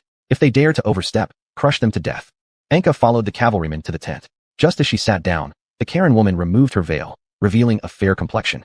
With bright, spirited eyes, she looked straight at Anka. Anka asked indifferently, "Is there something to discuss?" What Anka didn't expect was for the other party to humbly lower her head and say, "We sincerely apologize for hindering your unification of Cades. We're merely scholars. Please allow us to leave. We're willing to fully hand over Rilin city." Anka waved her hand and said, "I know what experiments you're conducting and what you truly aim to achieve. I don't believe you would genuinely surrender to me." After drinking a cup of beverage, she continued, "Please don't push too hard. I've heard you are the king of Cades, so you should possess the dignity and grace of a king. You've clashed with my younger sister, and I learned about you from her letters. You're a remarkable being akin to a demigod, much like the holy maiden of Saint Sika. Why would you ruthlessly exterminate us if you were supposed to be merciful? Haha. Do you expect mercy when you yourself show none? Yesterday, I personally witnessed you using Cades people as test subjects. That's for the advancement of science and medicine. Their sacrifices are noble." Anka became furious, stood up, and stared angrily at her, saying, "You people, who think highly of yourselves, have never considered Cades people as equals. Your negotiations now must be for some sinister plan." The woman smiled calmly and replied, "Of course we're equal. There's no need for you to put on a performance for those inferior ones. You can let your guard down entirely here. There's no one else present, only us as the ruling class. I'm not the same as you. You are the strongest warlord of Cades. If you ally with Kaladara and gain control over the plains where Rilin City and Moonlight City are located, you can further grasp the most important rivers within Cades territory. Therefore, your unification of Cades will certainly happen quickly. After unifying Cades, won't you become a legitimate ruler, the sole king of Cades?" Anka angrily questioned, "Do you hold such an attitude towards the people within your own country? Why not? It's the rulers who are one family. Those inferior commoners are nothing. Aren't they simply replaceable parts in the vast machinery of the state for us, regardless of their nationality? Humph. Aren't you afraid that you might become a prisoner after being overthrown by those commoners who rebel against you?" The woman drank her beverage and said calmly, "The succession of dynasties is a natural phenomenon. Since birth, I've been prepared to die in court struggles or slave rebellions. But trust me, Mr. Anka, those rebels, no matter how eloquent they are with words, once they sit upon the throne of rulership, they all turn into the same as the old rulers. They also abandon their former beliefs, becoming slaves to desire and royal power, just like me and other rulers." Anka leaned back in her chair and asked, "What's the point of telling me all this? It's just idle talk. As long as you guarantee not to harm us, you can obtain the complete Rilin city and its 8 million residents." The woman watched as Anka wrestled continuously with thoughts and decisions, and said with a smile, "Why are you so conflicted? This is simple. All you have to do is face your army and declare that you will cease attacking us Karen people, and you will then obtain Rilin city." Anka was internally conflicted, thinking, "If I really do this, it should be considered a concession for the sake of the battlefield situation. It's just letting them go. There wouldn't even be any loss on my part, so why am I hesitating?" The woman seemed to have noticed Anka's inner turmoil and extended her hands, saying, "Please tie me up and take me back to announce that you have conquered us here." After pondering for a moment, Anka complied with the request. She returned with the woman to the camp and loudly announced, "We have taken control of Rilin city." The quartermaster stepped forward and asked, "Is that true?" Yes. Then shall we enter the city now? Let the repentance vanguard go into the city first." As the army reached the city gates and allowed the vanguard to rush in, everyone else stood there to accept the surrender from the enemy troops who emerged. The woman said, "You can release me now." Anka loosened her grip and said, "This is just a compromise on my part to avoid greater casualties. Since you surrendered, I should capture you." The woman smiled and replied, "War is just like this. No matter how much fuel the underlings consume, us rulers will never be affected. Even if captured, we would still remain unscathed. If a ruler were killed, wouldn't other rulers turn against the one who violated the rules?" Anka said, "I won't be like you. I won't rule over anyone. I'm here to save them and protect them. Is it only the name that differs? You oppose colonization by other nations on Cades, but what would you say if Cades were to colonize Karen? Wouldn't you end up being hypocritical like those tyrants, claiming to be messengers of peace while chopping off the heads of children with your swords? Anka said, "You've already surrendered, leave quickly. I won't capture you, but this is the only time. Really just this one time? I bet we'll meet again soon, but next time you'll surely be discussing how to sell all of Cades at a good price. I will never betray Cades. Is that so? Even when you eventually form alliances with Saint Sika and Kaladara, you still won't be able to independently construct some crucial factories and products without external assistance. For instance, important steel mills could be built through Kaladara, but can you guarantee they won't demand you sell out Cades in return? What are you trying to imply with all this talk? Embrace your identity. We are of the same kind. In the future, we can form an alliance with you and offer some construction benefits, allowing us then to raise fine wine in beautiful goblets together. Isn't that ideal? All you need to do is sell out a portion of Cades' interests, and you can achieve rapid unification of Cades while obtaining factory rights and export opportunities for your goods. Fine wine. I see nothing but countless laborers' blood in it. I will absolutely not betray Cades' interests. Leave immediately. The next time, I will capture you and let you taste the feeling of being a prisoner." Before riding away, the woman said, "After your unification of Cades, you will inevitably align with us. I wager that will happen." After the woman left, Anka sat exhaustedly on a rock, contemplating what she should do after unifying Cades to ensure its independence and freedom from foreign control through various means. The quartermaster approached and asked, "What is Master Anka thinking about?" Startled by the interruption, Anka said, "Nothing at all." Admiringly, the quartermaster asked, "How did you manage to make her surrender?" "It was her voluntary surrender as long as we guaranteed not to harm them." "Then they must have been cowed by your strength. You're simply too powerful for words. I can't even praise you enough. Don't exaggerate me unnecessarily. After we tidy up here, let's wait for the subsequent forces and advance toward Moonlight City." "Yes, I'll prepare right away." Chapter 123, The Army Assembles. Anka ascended the tall tower and sat before the artifact, pondering the future of Cadiz. She's not wrong. At this rate, it won't be long before Cadiz is united under one rule. But then what? After a century of division, reunification will undoubtedly bring many problems. Besides the weak foundation of Cadiz she mentioned, the people of various cities within Cadiz have been isolated from each other for too long, with little interaction due to prolonged blockades. Will they be able to adapt after such a rapid unification? At this moment, the quartermaster climbed up and said, "Mr. Anka, we caught your vanguard looting." Anka paused for a moment and replied, "Kill them. There's another matter." "What is it?" "King Khan has suddenly ordered all Caldara troops to return to the homeland. I've come to say farewell. We'll leave once the subsequent forces arrive and complete the handover." As they turned around, they saw a large number of troops gathering outside the city walls. Anka remarked, "What an unfortunate timing." Afterwards, both returned outside the wall to conduct the handover. Following a quick exchange, the Caldara army was fully prepared for their transfer. Anka asked, "Be careful when traveling through the territories of the fractured warlords with so many of you." "Don't worry, Mr. Anka. We can use the teleportation altar located in the southern controlled zone to depart." Just as the quartermaster was about to leave, Anka stopped him and said, "Please convey a message to King Khan for me. I am deeply grateful for his help in sending troops to assist me. If issues arise within Caldara, please forgive me as an ally and friend for being unable to provide equivalent assistance." "Mr. Anka, I will inform His Majesty." After the quartermaster left, Anka turned and said, "Are these the new legions you spoke of?" "Just more in numbers." Said brought Biter before Anka and said, "The troops wearing half-plate armor are the ones I recruited. The rest are led by this gentleman, who has been leading them in guerrilla warfare in Cadiz for a long time. Upon hearing of your exploits, he rushed here to help unify Cadiz with you." Anka extended his hand and said, "Is that so? Very welcome." Biter said, "It seems, Mr. Anka, you've already retaken the Sunwheel City. You are truly as powerful as the rumors suggest. It's the soldiers' effort. Everyone, let's go inside. We still have much work to do." Anka sat in the garden before the high tower and began conversing with Said. Anka said, "The forces led by this man called Biter seem quite skilled at restoring order. I've heard that he frequently engaged in guerrilla warfare against invaders and pseudo-government warlords. They're on good terms with Cadiz compatriots and know how to quickly restore production to ensure sufficient logistical support when entering blockaded areas. Can you tell me something special about the new legion you've recruited?" Most members of the new legion have received basic education, and their equipment, half-plate armors, were directly supplied by Fortress City. "Just basic education?" "Mr. Anka, whether soldiers have received education directly affects combat effectiveness. Secondly, there's the influence of equipment. Could you elaborate?" "Mr. Anka, if soldiers have been educated, they can use complex tools and quickly understand complicated orders. On the battlefield, if we face a large number of slave auxiliary forces from the enemy, our reaction time will be faster." "Where did you find so many educated soldiers?" "They come from the newly established academy in Clock Tower City, seemingly built jointly by Sordith and the Holy Knights. These soldiers signed up immediately after gaining some knowledge, becoming the first batch of new Legion soldiers. Once Clock Tower City's education system becomes fully functional, we'll be able to mass-produce soldiers of even higher quality faster." Said seemed to sense Anka's concern and asked proactively, "You seem troubled by something." Anka sighed and asked, "Can we, the Cadiz people, build a complete education system ourselves?" "It's difficult. Even if we achieve swift unification, we'll still have plenty of messes and ruins to deal with. To independently catch up with those old empires that have developed peacefully for hundreds of years will be extremely hard. We can only rely on them and learn comprehensively from them in every aspect. Anka, head bowed, asked why. I've discussed this matter with Swordith and Biter.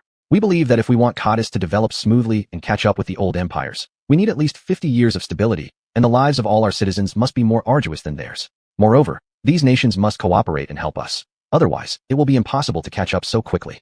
Is that so? Moreover, we speculate that in the future, there will definitely be more advanced means of transportation to connect every corner of the entire continent. At that time, cultural and economic exchanges among various regions will be enhanced, and Codis development will be significantly improved. Anka asked worriedly. I can understand that it will be tough for Codis citizens at the beginning, but how long will it take for us to get rid of this hardship? 50 years? 100 years? Is it possible for us to become the processing plants of those old empires and be exploited by them? There is a possibility of that happening, but Mr. Anka, you don't need to worry. With our help, Codis will certainly not end up with such a fate. As long as we ensure fairness and justice for all Codis people and provide them with greater and more transparent channels for upward mobility, the talents of Codis will increase rapidly. Add to that the factories and educational assistance we'll receive, I guarantee that in 30 years, we'll be able to basically catch up with the steps of those old empires. At this moment, Biter hurried over and asked, Mr. Anka, we have almost completed the settlement of all the city's residents. Where do you plan to reclaim next? Anka took out a map and said, we should seize Moonlight City next and completely cut off the whole north. Moreover, we can also cut off most of the threats from northern tribes to our hinterland. Biter said, however, across the Eternal Life River near Moonlight City lies a vast plain. If the pseudo-authorities are unwilling to give up Moonlight City easily, we may likely get dragged into a prolonged battle. After all, Moonlight City is as fortified as Sunwheel City and not easily captured. If they continue to supply it, it will be hard for us to capture Moonlight City. Anka looked at the map and pondered for a while before saying, I've heard that you have extensive guerrilla experience. Yes, my troops have been roaming all over Codis. We don't need to attack Moonlight City directly. We just need to occupy the Eternal Life River and besiege Moonlight City. If we cannot take it by force, we avoid giving Moonlight City any aid, forcing its defenders to surrender due to hunger, and since we have stable rear support, we can afford to wait them out. Swordith thoughtfully said, perhaps we can send some scouts into the city to incite the populace to speed up this process. Biter was thinking, the forces I lead mean nothing to Mr. Anka. If I want to gain Mr. Anka's appreciation and favor and enter the ruling class of Codis after his unification, I should achieve more military merits now. Biter voluntarily said, my troops have plenty of infiltration experience. Please entrust this mission to me. In that case, Sed will lead the new legion to occupy the Eternal Life River, while I will command the battlefield's center. Sed stood up and said, Mr. Anka, let's refine this plan right away. Thank you both for your effort. Chapter 124, The Raid from the North. The next day, when the follow-up construction forces sent by Sodiath arrived at the Sunwheel City, Anka also set off with tens of thousands of soldiers towards Moonlight City. Anka asked on the road, since one of the divine artifacts is already in Sunwheel City, there shouldn't be any strange divine artifacts in Moonlight City, right? Most of Cade's divine artifacts have been taken away.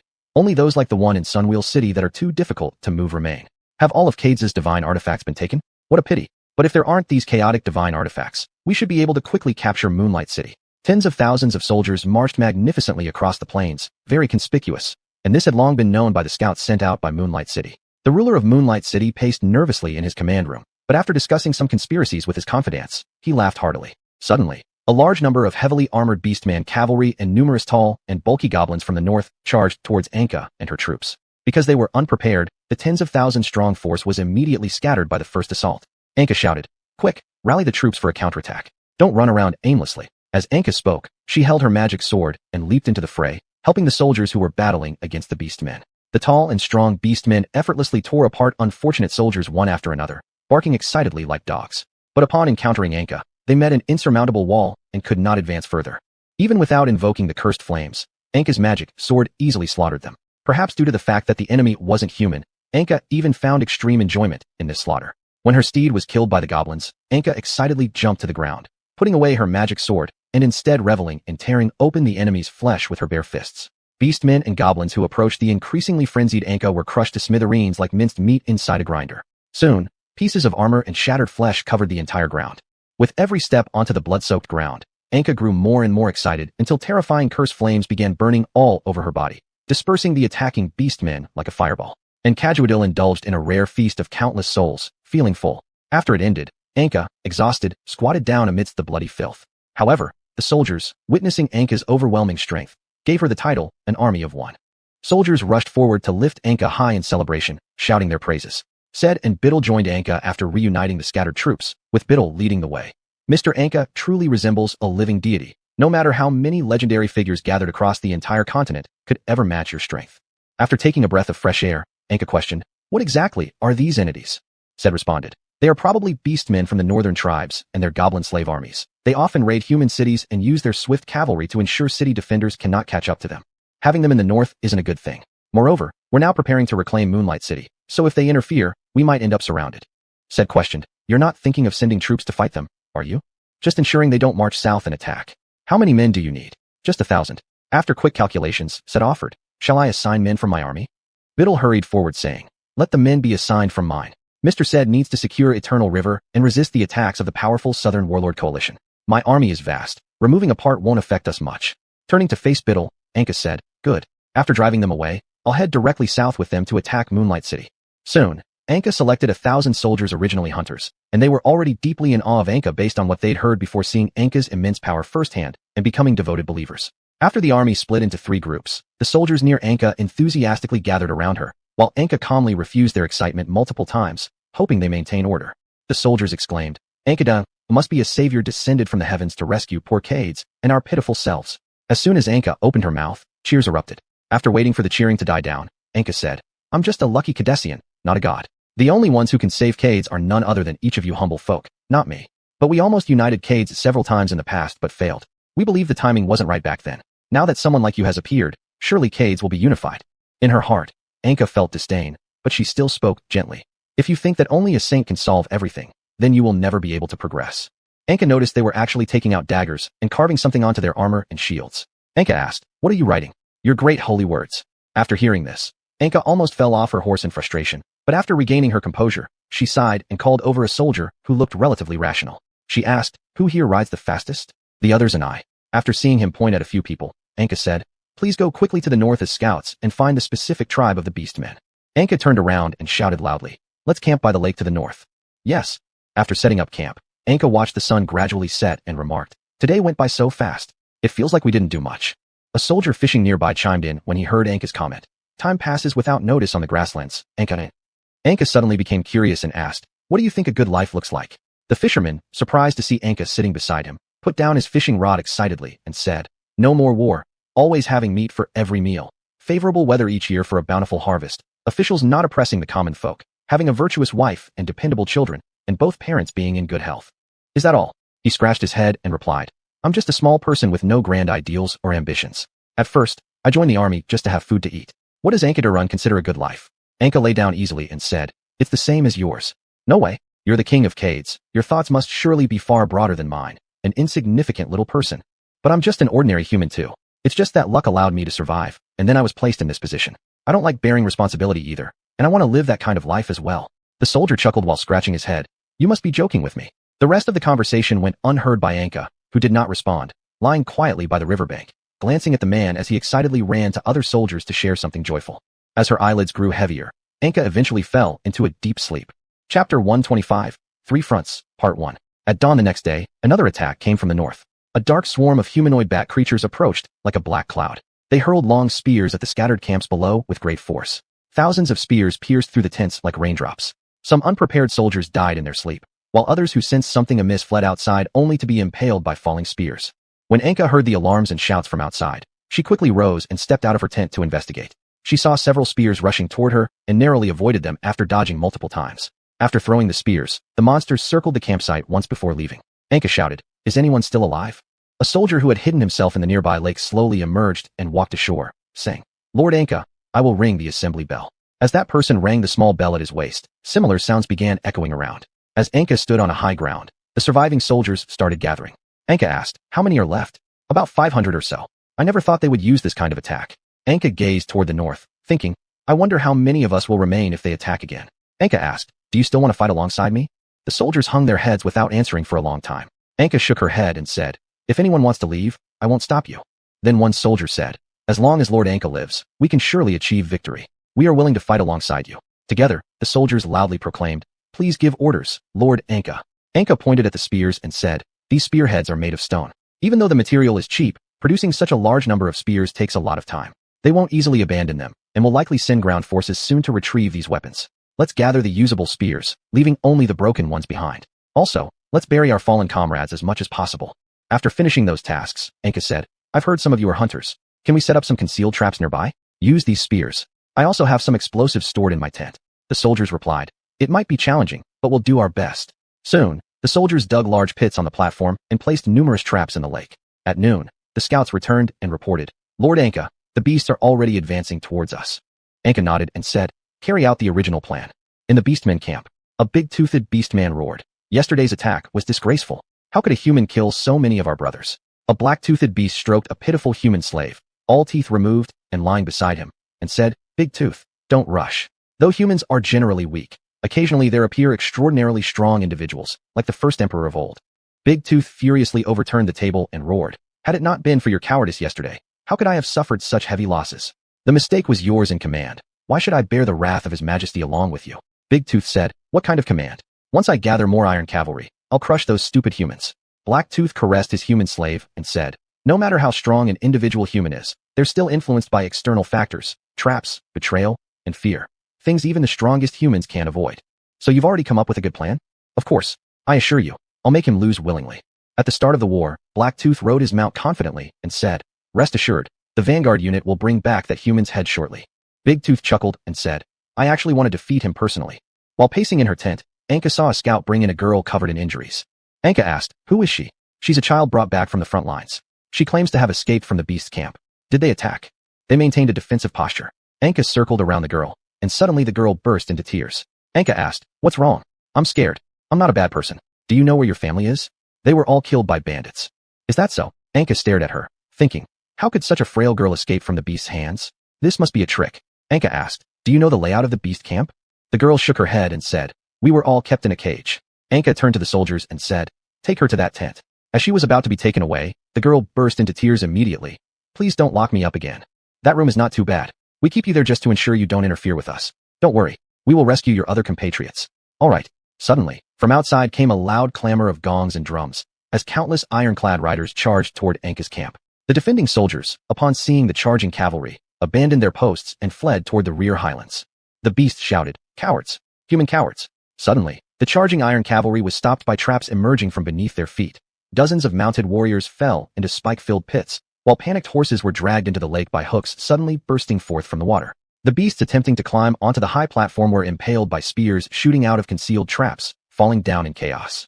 Amidst this turmoil, the tallest beast man led his squad through all the obstacles directly toward Anka's camp tent and engaged in combat with nearby soldiers who appeared out of nowhere.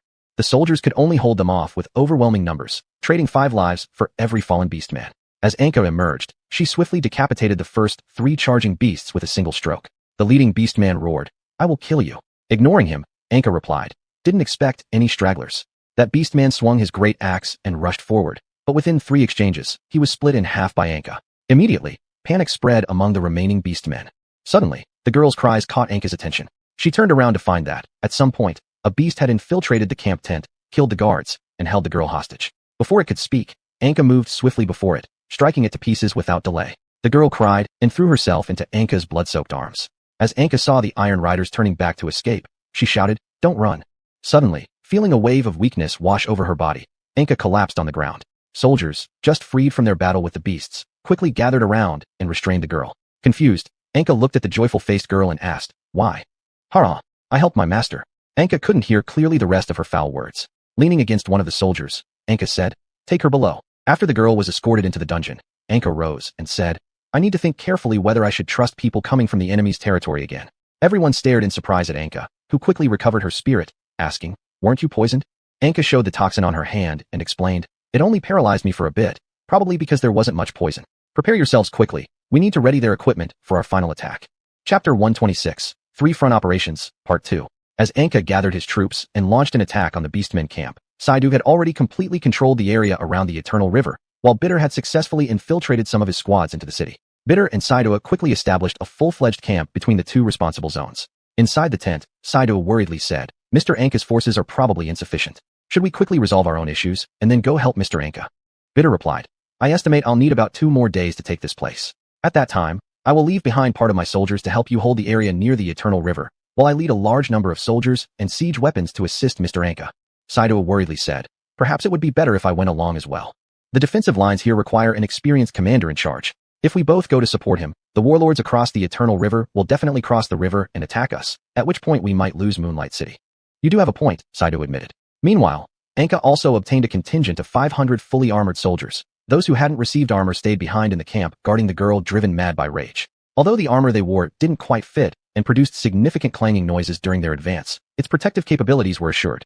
At least, it ensured that they wouldn't be killed with one punch. Anka pointed at the tents opposite them and said, "Divide 400 people to make a flanking assault, while I lead 100 people for the frontal attack." In the central tent, Blacktooth the Beast angrily criticized its subordinate. "You stupid imbecile and your bunch of tiny morons have ruined my plans.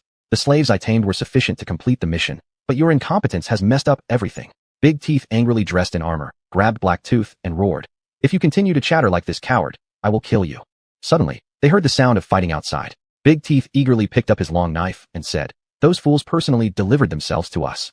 Blacktooth disdainfully turned and said, "Foolishly arrogant." Big Teeth stepped out just in time to encounter fewer than 100 cavalrymen left after breaking through the defenses. Excited, he moved forward, wielding his long knife with ferocity. The cavalrymen held their spears and uniformly thrust them at once. Big Teeth abruptly twisted his body mid-air, jumping upward. Several streaks of cold light flashed, and several heads rolled to the ground. Afterward, Big Teeth dashed among the startled horses and swiftly swung his blade again, splitting several horses in half. In no time at all, the entire scene was filled only with Big Teeth standing still holding his sword, and corpses scattered everywhere. And Anka arrived there with many soldiers facing Big Teeth's arrogance. Big Teeth pointed at Anka and roared, "Come duel me."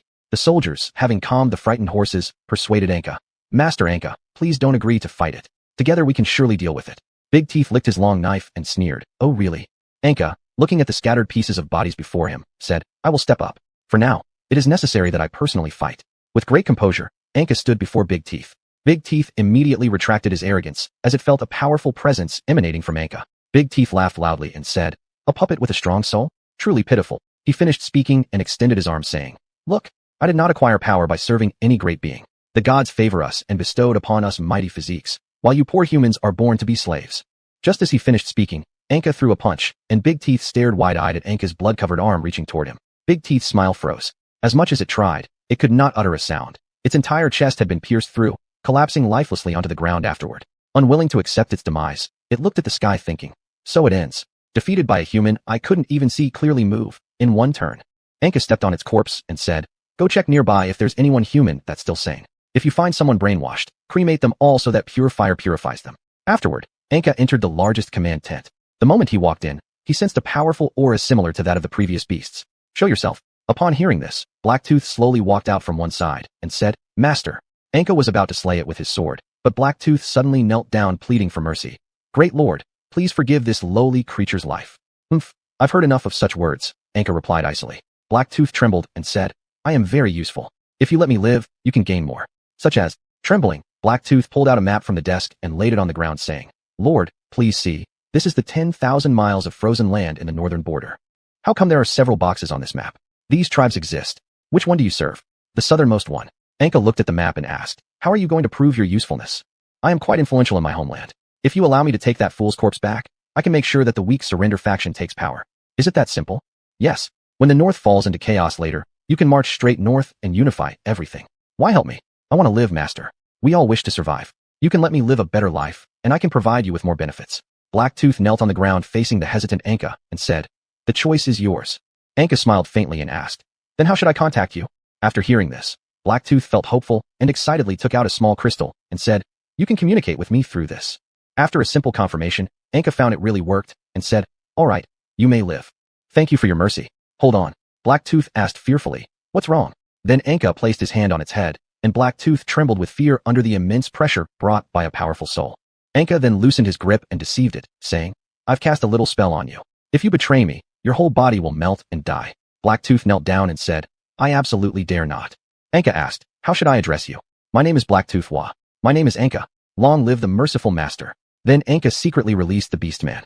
Later, soldiers walked in holding the heads of those raiding monsters and said to Anka, "Master, we found them in the basement, and they were killed while sleeping." "Well done, Master. Let's head back to Moonlight City to help." Anka nodded and said, "Prepare yourselves. Take whatever you can carry, then we gather together, burn this place to the ground, and leave." Chapter 127, Three-Front Combat, Part 2. While Anka was dealing with the Beastmen, the city gates of Moonlight City were also breached. Currently, Beidel was fiercely battling for control of the city walls, while a large number of sea demons appeared in the direction of Eternal River, helping the opposing warlords' forces to tie up the army ships led by Sed. Sed stood on his ship wielding his sword and fought off the incoming sea demons. The sea demons were incredibly agile. Whenever Sed managed to cut off some of their scales, they would retreat back into the water and only shake the boats without re-emerging. Sed shouted, "All ships, connect together and anchor near the shore." Everyone returned to land. After all the soldiers ran back to the shore, the water calmed down again. Knowing the sea demons were still lurking beneath, Sed led the troops to run toward higher ground. Sed ordered, "Retreat to high ground and set up defensive formations." At noon, Sed sat annoyed in his tent when Beidel suddenly appeared. Sed stood up and said, "Are things under control on your side?" Beidel replied smugly, "We've already captured Moonlight City and are currently searching for any remaining enemies within. What's happening over here? There are sea demons hiding underwater. They got me by surprise." Beidel said, "Lord Anka is almost here. We must end this battle quickly. When did you start calling him Lord? We don't have time for this. Let's focus on how we can end the fight quicker. What do you suggest?" Without hesitation, Beidel blurted out, "Poison them." Sed asked, "What about the civilians downstream? Why should we care? This is war." Sed stood up and accused him. "You fought on Cade's soil for so long. How could you treat the common people with such cruelty? In war, we must seize every opportunity. If our hesitation leads to failure, all our efforts will be wasted. Whatever we do, honorable or disgraceful, is for the final victory. As long as we win, who cares about the rest?" Beidel saw that Sed was still hesitating, so he took out a vial of poison and left it on the table before turning around to leave. "You decide. I just came to give advice." As night fell, Anka arrived at the foot of Moonlight City with his cavalry. Beidel warmly walked out of the gate to welcome her. "Did Beidel take this place already? My lord, you're truly powerful. It's amazing how these soldiers acquired such excellent weapons and mounts. You don't need to call me my lord. Our relationship should be one of cooperation. I'm the chosen one of heaven, and it's my duty to assist you. Is that so? Let's go into the city, lord." Riding her horse, Anka walked along the clean streets of Moonlight City and said, "Moonlight City truly lives up to its reputation as a prosperous city like Sunwell City. These many wonders weren't built overnight. It's a pity the main streets seem unusually quiet. The civilians might be worried about being slaughtered." All doors remained tightly shut. Anka looked at the residents, who hid behind poor houses and windows, filled with fear. She said, "If there were really a slaughter, hiding wouldn't help anyway. Announce to all the residents that if they come to the central square, they'll receive money. Lord Anka, aren't we running low on funds? I've kept more resources in reserve." Soon, residents hearing this gathered in the central square. Standing on the stage, Anka looked down at the crowd, filled with fear, and asked Beidel on the side, "Why are there so few? Many believe this is a trick and dare not come. Fine. You, go organize the people. Make sure they line up in an orderly manner and prevent anyone from taking more than they deserve." As several boxes of copper coins were carried onto the stage, Anka loudly proclaimed, "Ladies and gentlemen, please stay quiet and listen to me." The crowd quickly became silent and lined up in long queues under the soldiers' guidance. Anka continued, "Each person will receive 10 copper coins, but this isn't free. Each of you needs to work at assigned places for a monthly wage of 50 copper coins. For the next 6 months, you won't have to pay taxes. After that, the reconstruction team coming later will establish new tax standards." Immediately after Anka finished speaking, there was chaos among the crowd, trying to grab the coins. After the soldiers suppressed the situation, Beidel glanced at Anka. Anka said, "Anyone causing trouble will only get half the amount. Let it go." Seeing this, Beidel approached and asked, "Lord Anka, providing jobs alone would have sufficed. Why bother giving them money? What if they stop working and just lie around? That will only happen with a few. We need to quickly restore normal life and production in Moonlight City to ensure smooth support for our future operations." At this moment, a fast rider came galloping from the city gate, weaving through the crowd to the podium where Anka stood. The rider addressed her, "Lady Anka, Sed requests reinforcements from Moonlight City." Anka replied, "I'll be there shortly. Go prepare and lead the way." Then, turning to Beidel, she added, "Please stay here and maintain order while I go to assist. Such trivial matters don't require Lady Anka's involvement. I'm not tired yet, and you've worked hard in capturing Moonlight City. Let me go." After that, Anka led 2,000 soldiers to Eternal River, where Sed approached her as she arrived. Bowing his head, he apologized, "Forgive me for losing control here." Anka looked at the calm water surface and asked, "Where are the enemies?" "In the water. They must have used some method to summon so many sea demons." Standing by the shore, Anka glanced at the tranquil water, knowing well that she dared not dive in. She asked, "Is there any way to lure them out?" Sed shook his head and handed over the vial of poison, saying, "If we pour this into the water, anything inside will be corroded." "How long does one vial last?" "About a few weeks." After thinking for a moment, Anka took the poison and held it high above the water, saying, "If you don't come out, I'll dump this in." Seeing no response from the water, Anka immediately took out a glass bottle from her robe and threw it into the river. Instantly, the water turned black, and the sea demons leaped onto the ships in terror. The sea demons shouted on the decks, "Disgusting humans." Sed looked astonished at Anka, who seemed to notice his surprised gaze. She then revealed the vial of poison and said, "What I threw was just dye. This poison would have been much worse. It was the best choice under the circumstances." Infuriated, the sea demons yelled, "Damn humans dare to trick us. As they were about to jump back into the water, numerous nets and arrows were hurled from the shore, dragging the sea demons to the bank. Anka asked, "Why do you help those people attack us? Humans are all evil. Killing one or another makes no difference. Besides, if we kill you, we can get treasures from them. Will you help us instead? Why should we? What's in it for us?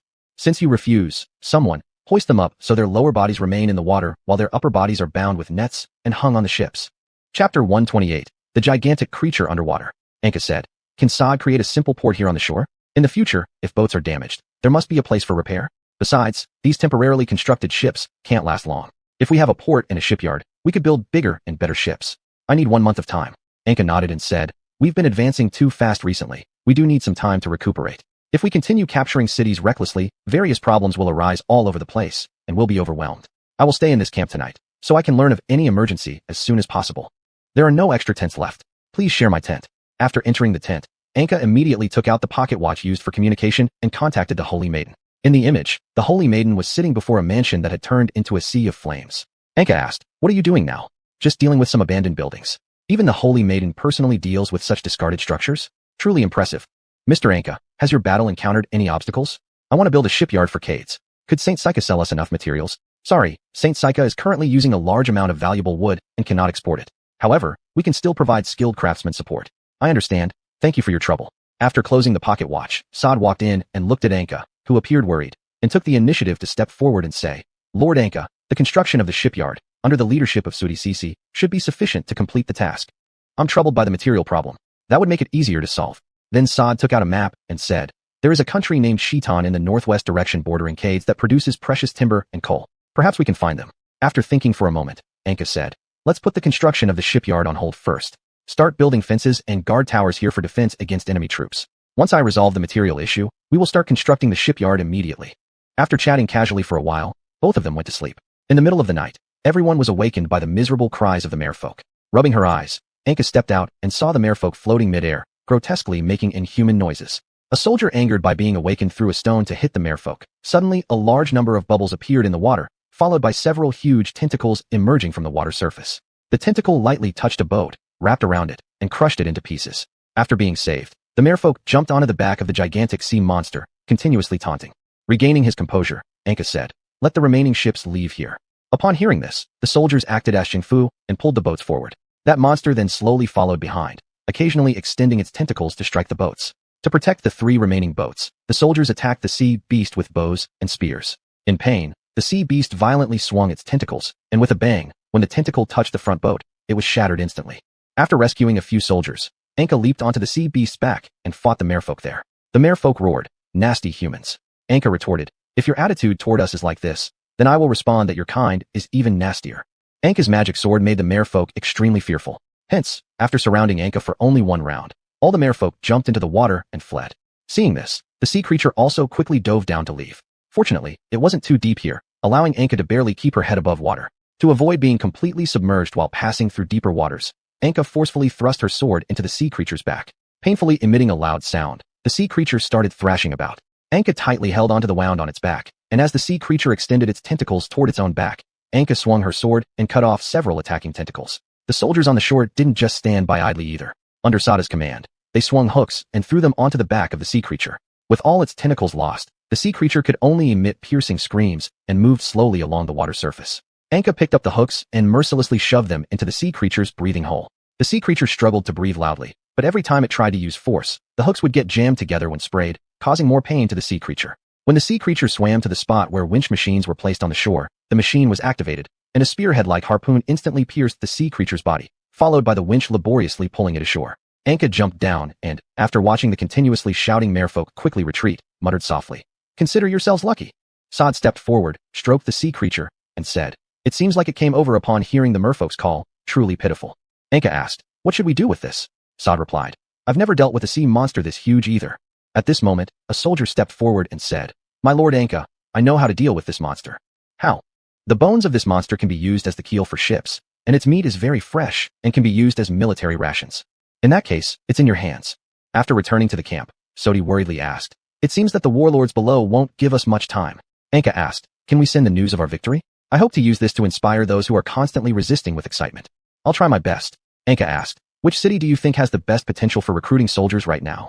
I believe it's the city of Bell Towers, because it's the earliest city to receive education resources and is the most developed one. Then go back and gather the troops. We need more quality soldiers. Saad gratefully knelt down and said, "Thank you for your trust." After finishing speaking, Anka took out 2 letters covered in crooked writing and handed them to Saad, saying, "Please deliver these to Sudi Sisi and Elanshur." Saad was about to leave when Anka directly stopped him, saying, "You don't need to leave now. It's better to leave safely tomorrow morning." "Yes, my lord." Afterward, Anka gave the order to speed up the construction of large numbers of floating bridges and watchtowers. Anka looked across the river and muttered, "I will soon come to rescue those suffering compatriots." By noon the next day, a large number of simple floating bridges and watchtowers had already been built. Though the quality wasn't great, they were cheap to make, and just seeing this row of watchtowers would make the enemy reconsider their actions. And after Saad received some food and a few attendants, he set off. When Saad left, Biter entered Anka's camp. Anka asked, "Is there something wrong? You should be stationed at Moonlight City right now." "Lord, there are a few things I'd like to inquire about." Chapter 129, The Fallen Tyrant. Inside the massive palace of the warlords, 6 of them were infuriated by the failure of the sea demons. One of them shouted angrily, "I've said it before, those alien races are unreliable." "Then what do you suggest?" "That guy has been rampaging forward like an unstoppable force. We alone definitely can't stop him." "Listen, I do have a plan." "Speak quickly." As the warlord clapped his hands, a huge iron pot was brought up. Despite its cool exterior, the pitch-black viscous liquid inside the pot was extremely hot. One of the warlords, looking at the bubbling pot, asked, "What is this?" "It will help us." A warlord who seemed to be more knowledgeable identified it as something for sacrifice and stood up, saying, "I'm going back to defend my territory. That man will surely take advantage of our weakened defenses and launch a strong attack across the river." He nervously walked around the iron pot, trying to leave, but was immediately grabbed by a tentacle that emerged from the pot. Seeing this, the other warlords were frightened and questioned, "What is this?" Not long after, that person climbed out of the pot, clearly possessing powers beyond human capability. With just one strike, he could shatter a pillar. The other warlords saw this, and all rushed to the pot to partake in the granted divine power. But as the 5 warlords gained their superhuman abilities, the remaining one realized something was amiss. Dark red blood flowed from the nostrils and mouths of those 5 warlords, their gazes blank as they looked at themselves. Although they had become so powerful, demonic souls had appeared in their bodies. The demon laughed cruelly, mocking humanity's greed and foolishness. Just as the remaining warlord tried to flee, he was caught and shoved into the pot. Seeing their compatriots ready, they laughed wildly and said, "Although that human is near us, we can now quickly devour an entire city's population to restore ourselves." Yes, using human bodies to fight him means even if all the puppets die, we'll have no losses. The next day, Anka stood on a temporarily built watchtower, conversing with Vital. Vital asked, "When do you plan to cross the river?" "You only need to focus on restoring the normal life and production in Moonlight City and Sunwell City." "How is the recovery progressing in these 2 cities?" "Everything has started getting back on track, but due to various reasons, some rare materials cannot be imported." Vital continued asking, "Did you send Saad to recruit soldiers?" Anka nodded in response. Vital, somewhat excited, asked, "Are the soldiers recruited by Saad better?" Anka responded calmly, "I merely agreed with Saad's thoughts. Soldiers should be more excellent as he suggested. Right now, there's too big a gap between the best and worst soldiers in our army, which leads to poor coordination and unsecured combat strength." "Are you implying that they are too numerous but of uneven quality?" Anka nodded in agreement. "In that case, allow me to lead them to attack the Boulder City across the river." "Why? That's a formidable fortress. This risky move could easily lead to complete annihilation. I don't want those soldiers to witness their own elimination firsthand. They wouldn't accept such results, leading to chaos. I need them to offer their final value." Anka shook her head in refusal and said, "You're being a bit extreme. Moreover, if they are wiped out, our defense forces would drastically weaken. They still remain necessary until the new army is completely formed." "So, does that mean you've already made all preparations?" Anka shook her head again. "I'm merely expressing what I think. It's not necessarily a far-reaching decision." "Do you intend to exhaust them on the battlefield?" "During the formation of the new corps, we need absolute confidentiality to avoid instability in morale. After the corps is fully established, I will permit the retirement of the old corps. As for those who refuse, I will bring them to the battlefield." Upon hearing this, Vital worried about losing power when the future corps consisted solely of those recruited by Saad. Vital stood up and said, "Lord Anka, recruiting soldiers from only one city is too slow and may easily cause regional divisions. What's your idea? Sunwheel City has more complete teaching resources. If you allow me, I can also establish a military academy and recruit high-quality soldiers in Sunwell City. The knowledge within those towers, right? Just make sure to keep backups while using them to avoid losses. However, if all of you are doing this, I might have to shoulder more responsibilities. Truly sorry. If you disagree." "No, I quite agree with you moving forward." Suddenly, a drum sound interrupted their conversation. Vital moved forward to look and said, "Is it an enemy attack?" Anka gazed at the dense crowd far away and said, "It doesn't seem like it." At this moment, a soldier walked up and said, "Lord Anka, should we intercept the refugees ahead attempting to cross the river?" Vital said, "Are all those warlords dead with such a scale of refugees?" Anka said, "Since they are refugees, let's bring them over." We can settle them along the banks of the Eternal River and perhaps build a port city. The soldiers set out in small boats, placing floating bridges on the water surface to maintain order on the opposite bank, assisting all refugees to successfully cross the river.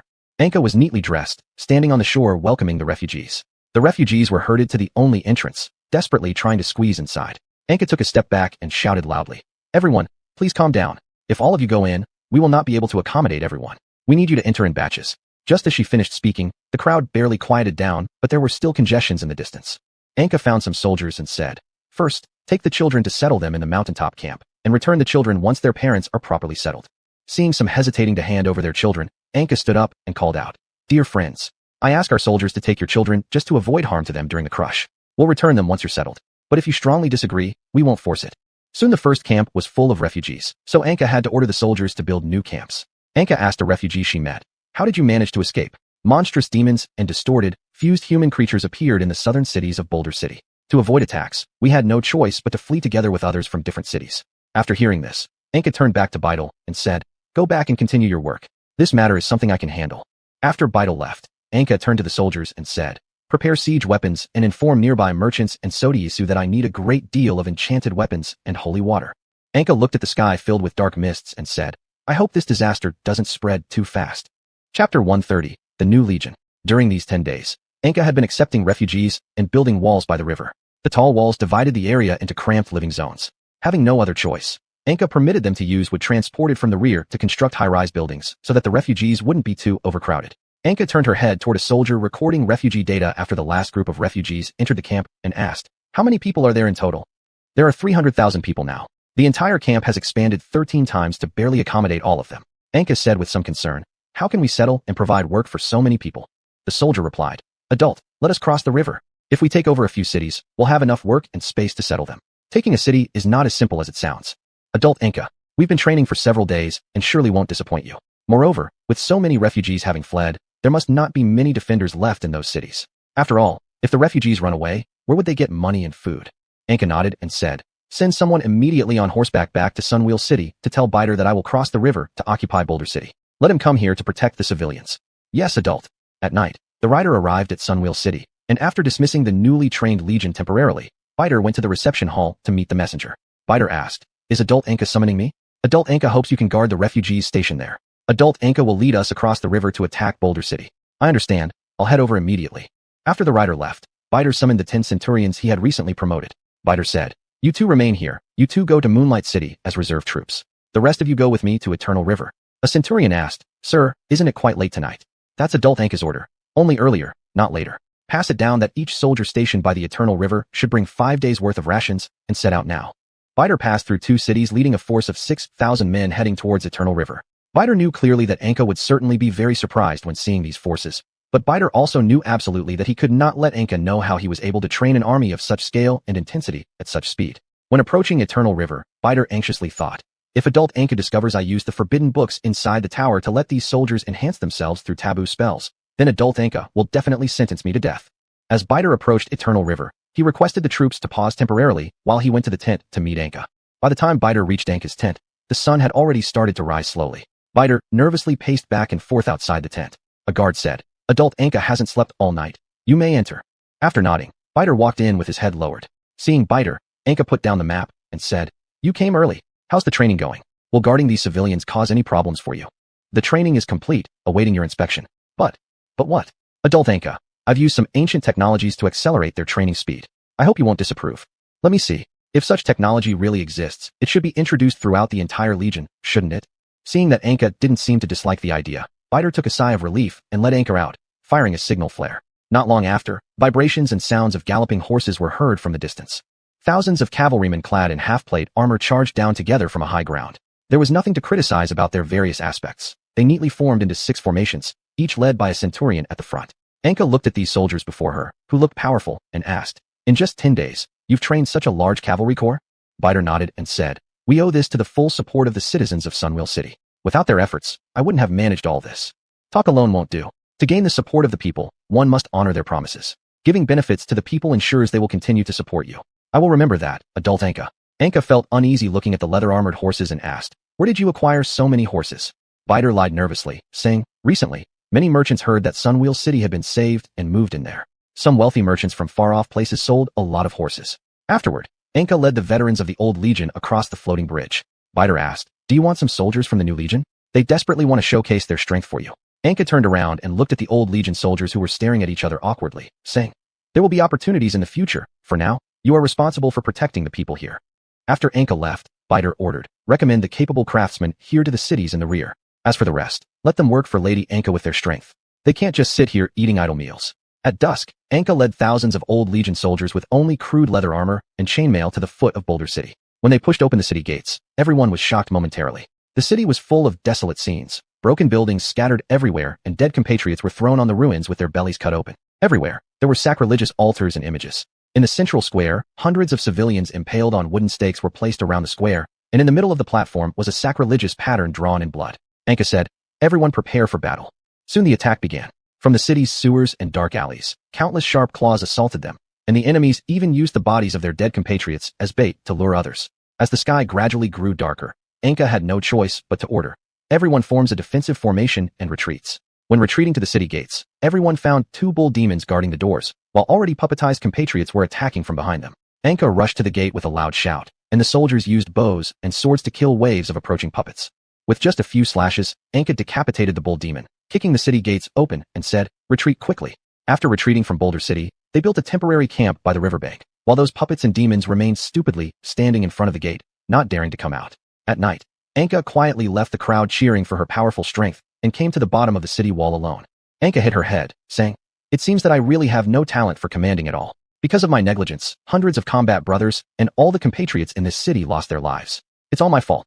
Chapter 131, The Icebound Evil Eye. Anka felt a familiar wave of disgust rising from the depths of her soul. Looking up, she saw a towering demon, its body ablaze with fire, descending upon the giant rock city. A voice from the pits of hell spoke. "This is another who betrayed me. Please help me kill it." "Seriously, how many traitors are there? I lost count. Shouldn't be more than 10. Anka looked toward the quiet interior of Giant Rock City and asked anxiously, "Do you know the locations of all the demons? Unless they completely reveal themselves, it's impossible to track them all." A soldier ran by and said, "Lady Anka, the everlasting river has frozen. Should we bring more siege weapons across?" "What? Take me to take a look." Anka was perplexed, pondering in her heart. With no snowfall at all in this weather, how is it possible for the entire everlasting river to freeze so quickly?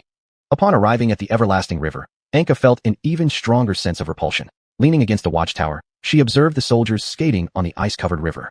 When they noticed Anka, all movement ceased as they saluted her. Anka waved them off, indicating they didn't need to pay attention to her. "How thick is the ice?" Anka asked. "The ice is about 1 arm's length thick," replied a nearby soldier. "We spent a long time breaking just a single hole." At that moment, the voice spoke again. "How strange. 2 traitors meeting each other. I've already lent you a weapon capable of dealing with both of them. It's in your storage space. Don't disappoint me." Then his voice disappeared swiftly, leaving Anka dissatisfied as she made a slight scoffing sound. Walking on the ice, Anka remained alert to any potential attacks from below. Shouting loudly, Anka commanded, "Everyone leave the ice and surround Giant Rock City. We can't let whatever's inside escape." Reluctantly, the soldiers left the icy surface and headed to reposition around the vicinity of Giant Rock City. One soldier suggested, "Lady Anka, it's late already. Why not continue tomorrow? We'll rotate guard duties. It won't last too long. Hurry." As Anka stepped across the ice, she suddenly felt the ground beneath her shift. Looking down, she saw a huge golden pupil staring directly at her.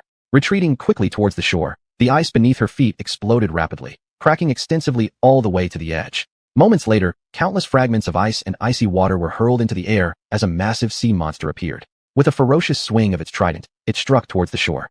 Anka leaped high into the air to evade and asked, "Are you related to those other sea monsters?" "Humph. I heard that old creature sent you here to try to kill us. Let's see what skills you have." The monstrous fishtail splashed cold water infused with sharp shards of ice, striking sideways at Anka. Once hit, Anka noticed the parts of her body touched by the cold water began to freeze rapidly. Activating the magical sword and the cursed flames on her arms, Anka found the freezing spreading despite her best efforts to slow it. The demon roared, "This is hellish frost. Even if you use flames from hell, you won't be able to melt it fast enough." With that, the demon threw its trident at Anka. Evading by rolling aside, Anka observed a large amount of mist and ice figures forming around the spear. Swinging her magic blade, Anka fought against these ice figures, effortlessly killing them, but finding more emerging endlessly from the mist after each one fell. The demon leaned lazily on a giant pillar of icy creation, laughing, "You're the only one who's managed to survive this long. I will freeze you solid to become my new collection piece." Racing quickly over the ice trying to avoid being cornered by the ice figures, the demon jeered mockingly, "Human, are you ready to surrender?" Approaching the demon's side on the ice, Anka suddenly pulled out a divine artifact from her storage space, a golden 2-pronged spear. With all her might, Anka hurled the spear, which embedded itself deeply in the demon's gills on its side. The demon roared furiously. "I'll butcher you." Anka watched as no healing occurred around the wound, but instead torrents of foul blood sprayed out. This confirmed that the artifact must indeed work. Growling, the demon reclaimed its trident and started swinging wildly. Soon, the ice surface became filled with red fog. Believing Anka had perished within the fog, the demon sighed in relief as he leaned back on the tall pillar. Tearing the stuck spear from its gills but unable to break it, the demon tossed it into the water, clutching its wounded gill in rage. "Damn human. You've made every breath of mine excruciating. I'm going to eat hundreds of pure humans later to recover." Dodging the ice golems and diving into the water, Anka found the spear. As the demon sensed the disturbance underwater and glanced down, Anka launched a rope thrower, aiming at the demon. The rope, tipped with iron hooks, struck the demon's nose wing. Wincing in pain, the demon violently grabbed and swung the rope around in frustration. As Anka was flung upward, she followed the demon's arm and arrived before its face. With a single stroke of her magic sword, she carved a deep gash across the demon's pale face. The copious blood quickly covered the demon's entire face and body, creating a blood-red storm violently churning atop the water. Anka gripped her magical blade in one hand and the spear in the other, tearing at the fish's gills and the scales around its lower body. The demon grabbed Anka and crushed her against an icy pillar with immense force.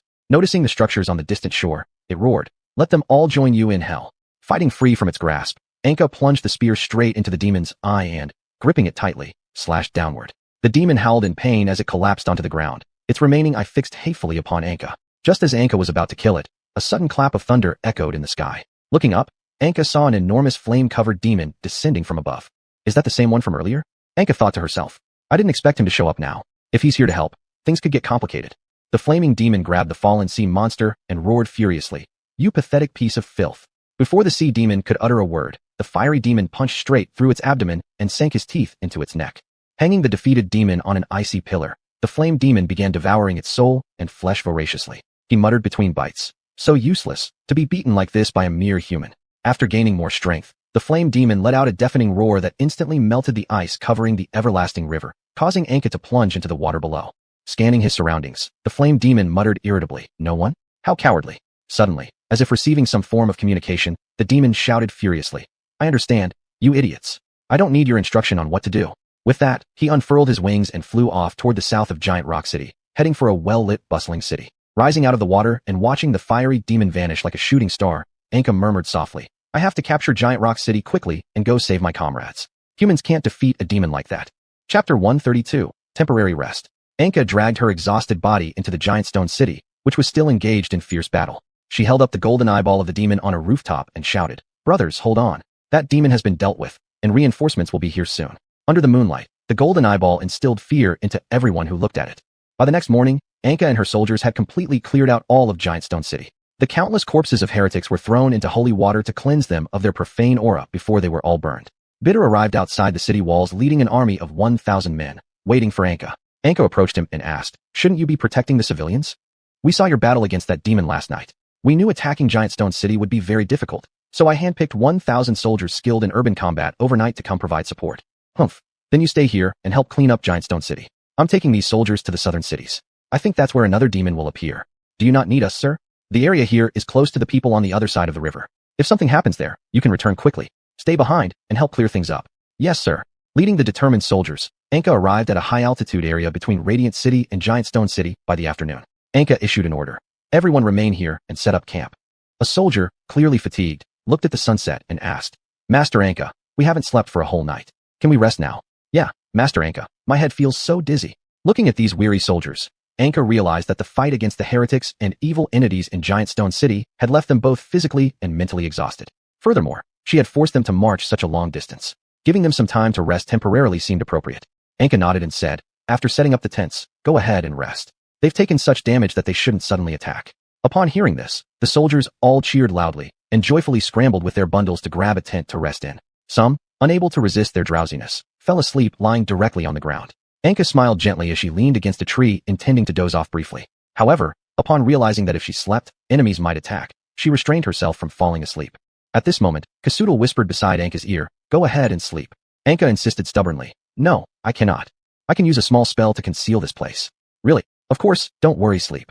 Anka witnessed Kasutal exerting his strength to release a huge, semi-transparent spherical barrier covering the entire highlands, with edges tough enough. Seeing this, Anka finally relaxed and leaned against the tree, quickly snoring. As Kasudal attempted to invade Anka's body while she slept, he was counterattacked by the curse laid down by the Holy Maiden and a mysterious being, leaving him covered in wounds. Having no choice, Kasudal could only temporarily abandon this thought. In Radiant City, a flaming demon sat cross-legged on the castle top, burning fiercely, appearing rather distressed. The 6 demons possessing warlords nearby tried to persuade it. I already told you, you cannot fight with that guy yet. The demon roared angrily. Do you doubt that I can defeat him? But look, even those named alongside you have been beaten up so badly by him. Shouldn't you conserve your strength? The demon roared and interrupted. Shut up. I will challenge him personally. The demons wanted to stop it, but one of the demons pulled back the others and flattered it, saying, Then we congratulate your victory in advance. With that, the flame demon laughed wildly and took off flying. After it left, the remaining demons began discussing heatedly. It's dead. We should leave too. That's right. Although we consumed the souls of an entire city of humans, their quality was too low, barely enough to recover the energy lost during the summoning. So let's just wait for news here. If it really kills the human, it would be best. But if it fails, we'll make our escape. As soon as the words were spoken, the other demons applauded in agreement. North Coldland. Heya returned to the tribe he served, carrying De Ya's body. Upon seeing De Ya's corpse, the king wept and fainted in anger and sorrow. After bidding farewell to the king, Heya began traveling around various regions of the tribe giving speeches. Standing on a platform, Heya shouted, Look, humans are unbeatable. We must avoid engaging in wars with them. Other tribesmen rebuked him. Why are you speaking for the humans? I'm simply stating the facts. Where are our troops that went to the human countries? They have just lost contact with us. Is that so? I personally witnessed them all being killed. As Heya was arguing with other compatriots, the king had him brought into prison on charges of spreading rumors. But Heya wasn't worried at all. His cell was extremely luxurious, much like a high-end inn outside. Heya leisurely sat in a chair eating delicious food when a fellow beast man with a face full of totems arrived, prompting Heya to look up and say, You're really late. The totem-faced one said, From the moment you came back, I knew that according to your character, you must have defected to the humans to survive. I am thinking for our fellow clansmen. We can never defeat those monsters. Are the humans really that strong? Of course. Those humans are reputed as 10,000 invincible. Their cavalry can quickly shatter our formations, and their morale will not diminish. Really, I witnessed it with my own eyes. The totem face got up and said, All right, I'll give some money and let you out this afternoon, then temporarily stay at my house. Others are also very interested in your ideas. Heya rose in surprise and asked, Do you mean? Yes, we want to sideline the old king, and you, who has returned from the human kingdom, would be a great representative. Heya thought to himself, Great, with these nobles and wealthy merchants supporting me, I can definitely achieve my goal quickly. Heya pretended to be confused and asked, Why do you want to sideline the old king? The old king often goes on distant campaigns, and instead of squeezing money from commoners, he squeezes us dry. We don't want to be his mobile bank vault anymore. You can take control of the army, and that's when you can start corrupting them. Remember, we only need soldiers suitable for maintaining domestic stability. We don't want to waste our money on troops for faraway expeditions. What if other tribes attack? Who cares? Anyway, we would just end up changing masters, right? What about the humans? What use do the humans have for this frozen soil? And even if the humans wanted land and wealth, we could avoid war as much as possible and satisfy them. As long as the humans agree to allow us to continue ruling over our underlings, we can pledge loyalty to the humans.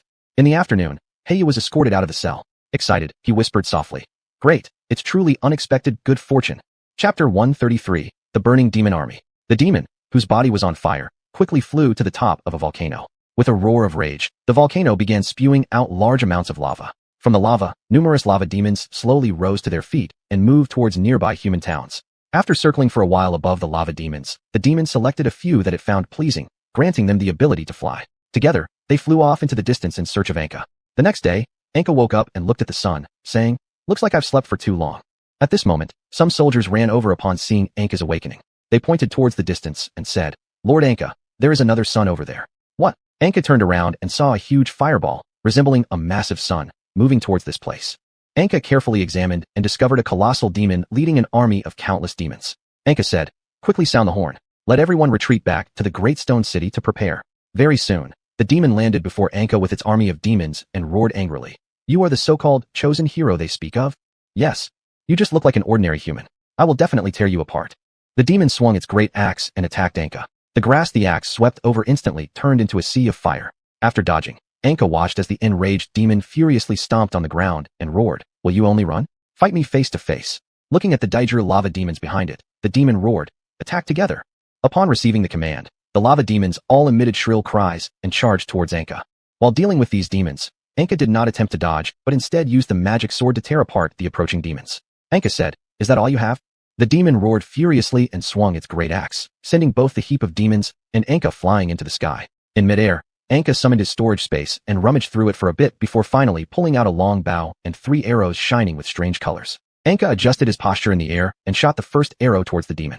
Like a meteor, the arrow pierced the demon's shoulder and then disappeared, exploding at the wound. The demon howled in pain, clutching its left shoulder that gushed blood and retreating several steps. Back on the ground, Anka found himself surrounded by the lava demons. Using spears with hooks, they tangled with Anka in close combat. Because of the proximity, Anka could not easily switch the long bow in his hands for a magic sword. Soon after, drums sounded in the distance as human soldiers rushed towards the lava demons surrounding Anka.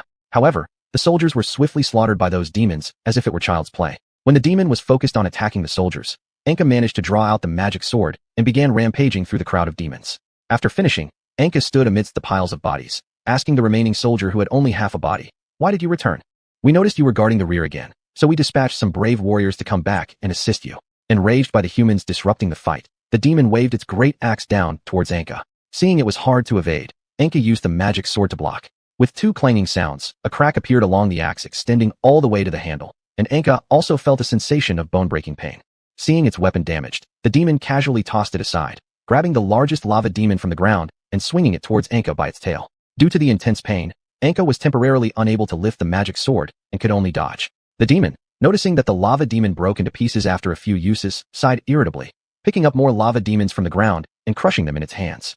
With one wave of its large hand, these lava demons were molded into a lava gigantic sword. Every time the giant sword swung, the adhered lava demons emitted piercing cries. After running away from the attacks, Anka arrived under the demon and thrust upwards with the magic sword. Infuriated, the demon plunged the giant sword into the ground and then flew into the air, spewing flames. The flames ignited the suffering lava demons on the sword, which began spraying flames towards the surroundings. Within a short period, hundreds of meters around the giant sword transformed into a sea of fire, and Anka, ablaze with flames, fell unconscious beside the giant sword. The demon laughed triumphantly as it slowly descended and picked up Anka, saying, "So simple? You're only slightly more difficult to deal with than regular humans." As he was lifted up, Anka suddenly stood upright and shot an arrow from the longbow directly towards the demon's eye. After the explosion, the demon held its bloody eye socket and began wildly smashing the giant sword against the ground. While dodging, Anka muttered to himself, "It's so convenient to attack when the enemy has eyes." Subsequently, Anka relied on his relatively agile figure, continuously evading and using the magic sword to chop off some of the demon's flesh. The demon roared, "Don't let me see you in hell. In hell, you won't stand a chance against us without our physical weaknesses. I probably won't see you in hell." After saying this, Anka thrust the magic sword into the chest of the half-kneeling demon and retreated, drawing the longbow to full tension and aiming it. Seeing the appearance of the longbow, the demon shouted, "No!" As the arrow pierced through the demon's heart and exploded, the demon slowly fell down, its body gradually stiffening and turning into a pile of crushed stones. The lava demons, after the death of their master, all turned into motionless statues. Later, Anka, dragging his exhausted body, began chasing the retreating troops. Yaoguang City. 6 demons stood in front of the crystal used for surveillance and worriedly said, "That human has become too strong now. We need more sacrifices. Perhaps we can gather our demon compatriots who have appeared in the human world." "Humph, do you want him to capture us all at once? Do you have any good ideas?" "He is still just a human for now. I have an idea now." "What is it?" the demon mysteriously said. "It's a secret." Then the 6 demons turned into a puff of smoke and disappeared. At night, Anka led a large number of soldiers near Yaoguang City. Besides Yaoguang City and the 3 nearby cities that were infested with a large number of demons, the other 2 cities were relatively well defended, or possibly the demons hadn't had time to attack them yet.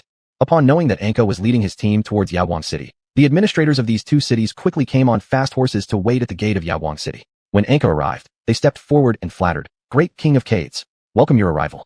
Are you the surviving administrators of this city?" "We are the administrators of the 2 nearby cities.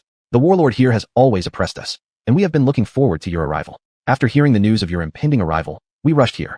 Anka looked at the 2 administrators in purple robes with clean appearances, thinking, they are so elaborately dressed, very clean, and their figures don't resemble those who work frequently. It looks like once they realized the warlords couldn't protect them anymore, they abandoned them and ran to my side immediately. Anka pointed at the city gate and said, "Please open the city gates and lead the way." After everyone entered the central palace hall of the city, the poor-born soldiers were all shocked and stunned by the splendid scenery before them. One painting drew the soldiers' attention. It depicted a woman draped in thin gauze walking along a stream. A soldier touched the painting and said, "She's really beautiful. After we retire, let's find such a beautiful woman. Do you have that much money?" All the soldiers looked at Anka, and one replied, "As long as we live to unify things, veterans who follow His Majesty in battles from south to north may likely obtain a government post. At that time, wouldn't these women be easily picked?" Anka turned away, even though he liked how they acted without pretense in front of him, but their words also made Anka extremely angry. Anka thought to himself, "I unified Cades to prevent my fellow people from being oppressed by rulers. It wasn't to allow you to become new rulers. Would the new army formed after purging them abandon such thoughts? Should I personally tell them that it's wrong?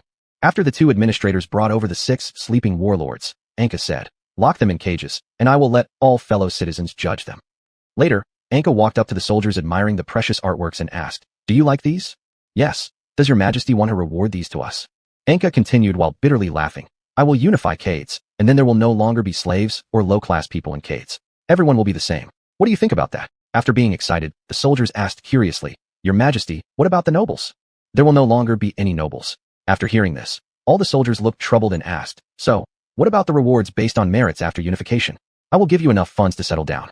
The new Cades we are about to create will completely discard the notion of rulers. Everyone will be equal, and each person must learn and labor, including me. The soldiers seemed somewhat dissatisfied as they looked at Anka and asked, How much settlement fee will you give? Even being rich old men would be fine. Anka looked at them and smiled bitterly, saying, A lot. You can take these artifacts away, keep them yourselves. Upon hearing this, the soldiers cheered, Long live the emperor. Afterward, the soldiers looted all the valuable items in the palace, while Anka leaned on the throne and watched them busily below with fatigue. Chapter 134. The Unification of the North. In a month's time, Anka successfully stabilized the western and northern parts of the Eternal River Basin, as well as the plains around Radiant City. These regions had been completely pacified, unifying the northern part of Cades along with a small section in the west connected to Holy Sika. Anka sat in her mansion at the center of Moonlight City, reviewing various documents submitted from different areas. Elanshur, using her clumsy forelimbs, sorted through the papers. Puffing heavily, Elanshur asked, Why do you need to handle so many things? Aren't you the Queen of Cades? Newly appointed officials lack experience, and these documents are extremely confidential, so I have no choice but to review them personally. Your ruling as a queen much worse than any ordinary lord. That's best. If rulers like lords work harder, perhaps the lives of the people should improve somewhat, right? Elanshur wagged her tail and walked out saying, It's so boring here. I'll go see what Sodiath is up to. Be safe. After Elanshur left, the magic sword hanging on the wall suddenly spewed out large amounts of flame. Kajudir appeared from the flames, saying, You've already unified the north. Shouldn't you rest now? I'm not dead yet, but you've done so much already. Future generations will surely give you very high praise. It's not enough. I haven't fully unified Cades yet. After unifying Cades, what will you do next? Continue expanding outward. Shut up. I'm about to start working. At noon, Said and Beidel walked in. Said said, Mr. Anka, don't you need some rest? Beidel said, Your Majesty, take a break. Leave these matters to us. Anka asked, Have all the funds meant for the widows of fallen veterans been delivered to them? Beidel said, They've all been settled in several cities and given considerable wealth. Anka, holding her head, said, I feel very sorry for them. Said calmly said, It was necessary. You must know that yourself, otherwise, you wouldn't have made that decision. Beidel said, Said, you should watch your tone. Anka stopped him, saying, It's fine. There's no need to hold back when speaking to me. Beidel leaned in and said, Your Majesty, we've gathered the legions required for your next operation outside the city. Please lead me there. Outside the city, Anka met these more resourceful and superior legions. Their shining silver armor gleamed under the sunlight, looking like a vast expanse of silver viewed from atop the walls. Seeing Anka arrive, the soldiers cheered enthusiastically. Hail! Hail! Anka waved her hand to signal them to stop cheering. Said said, The two of us each selected 2,500 of the worst-performing soldiers for you to inspect. Anka curiously asked, Why the worst? Beidel explained, If the worst soldiers can satisfy you, it proves our training is highly effective. There's no need to call all better units, which would disrupt their duties. Anka nodded approvingly. At this point, Anka turned and asked both men, Can they adapt to the environment of the northern border?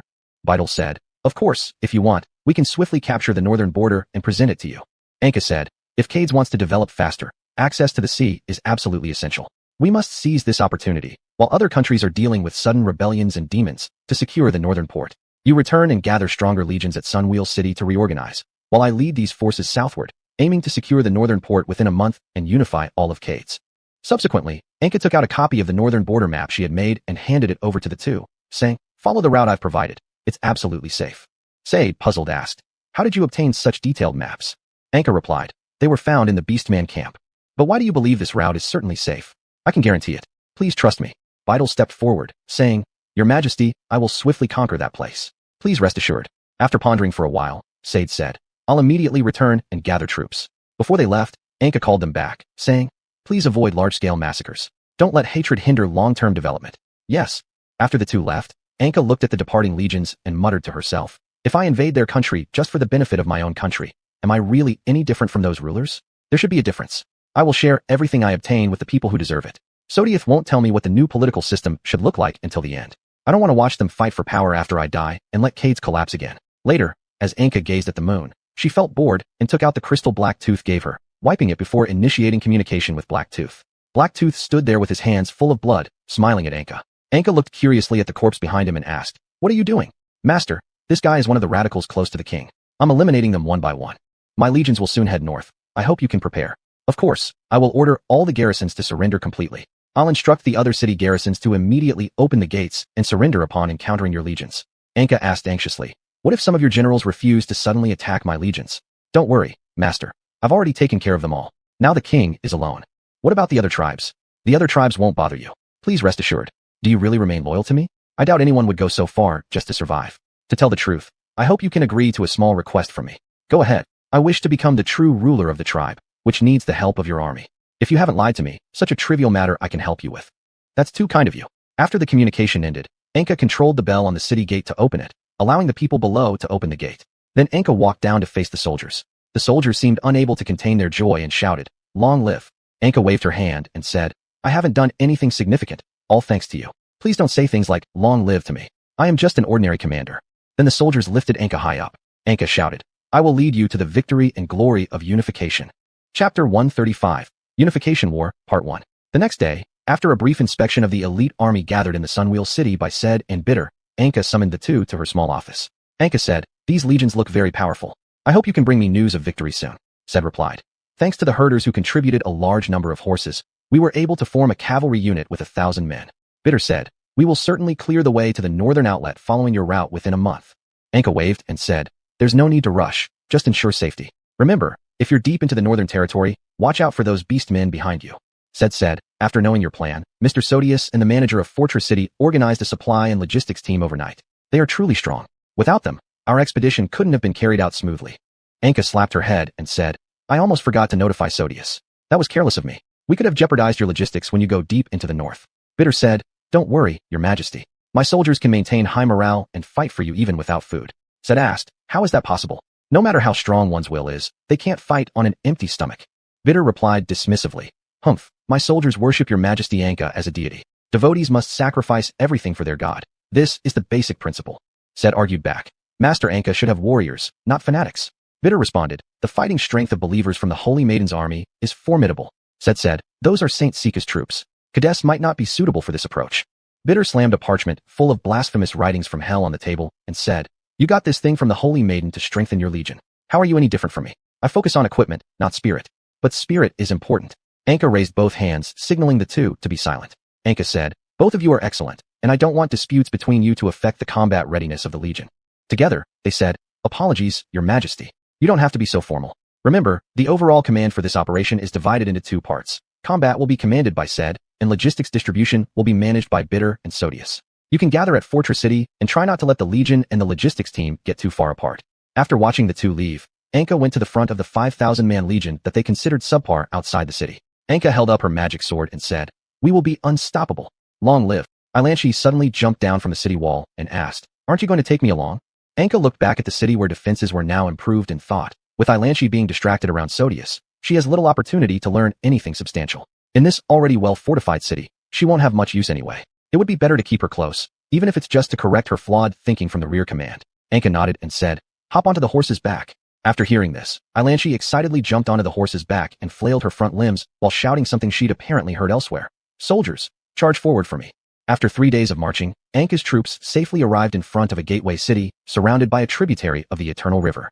Anka looked toward the tall city far away and asked a soldier nearby, "Why is this city so tall?"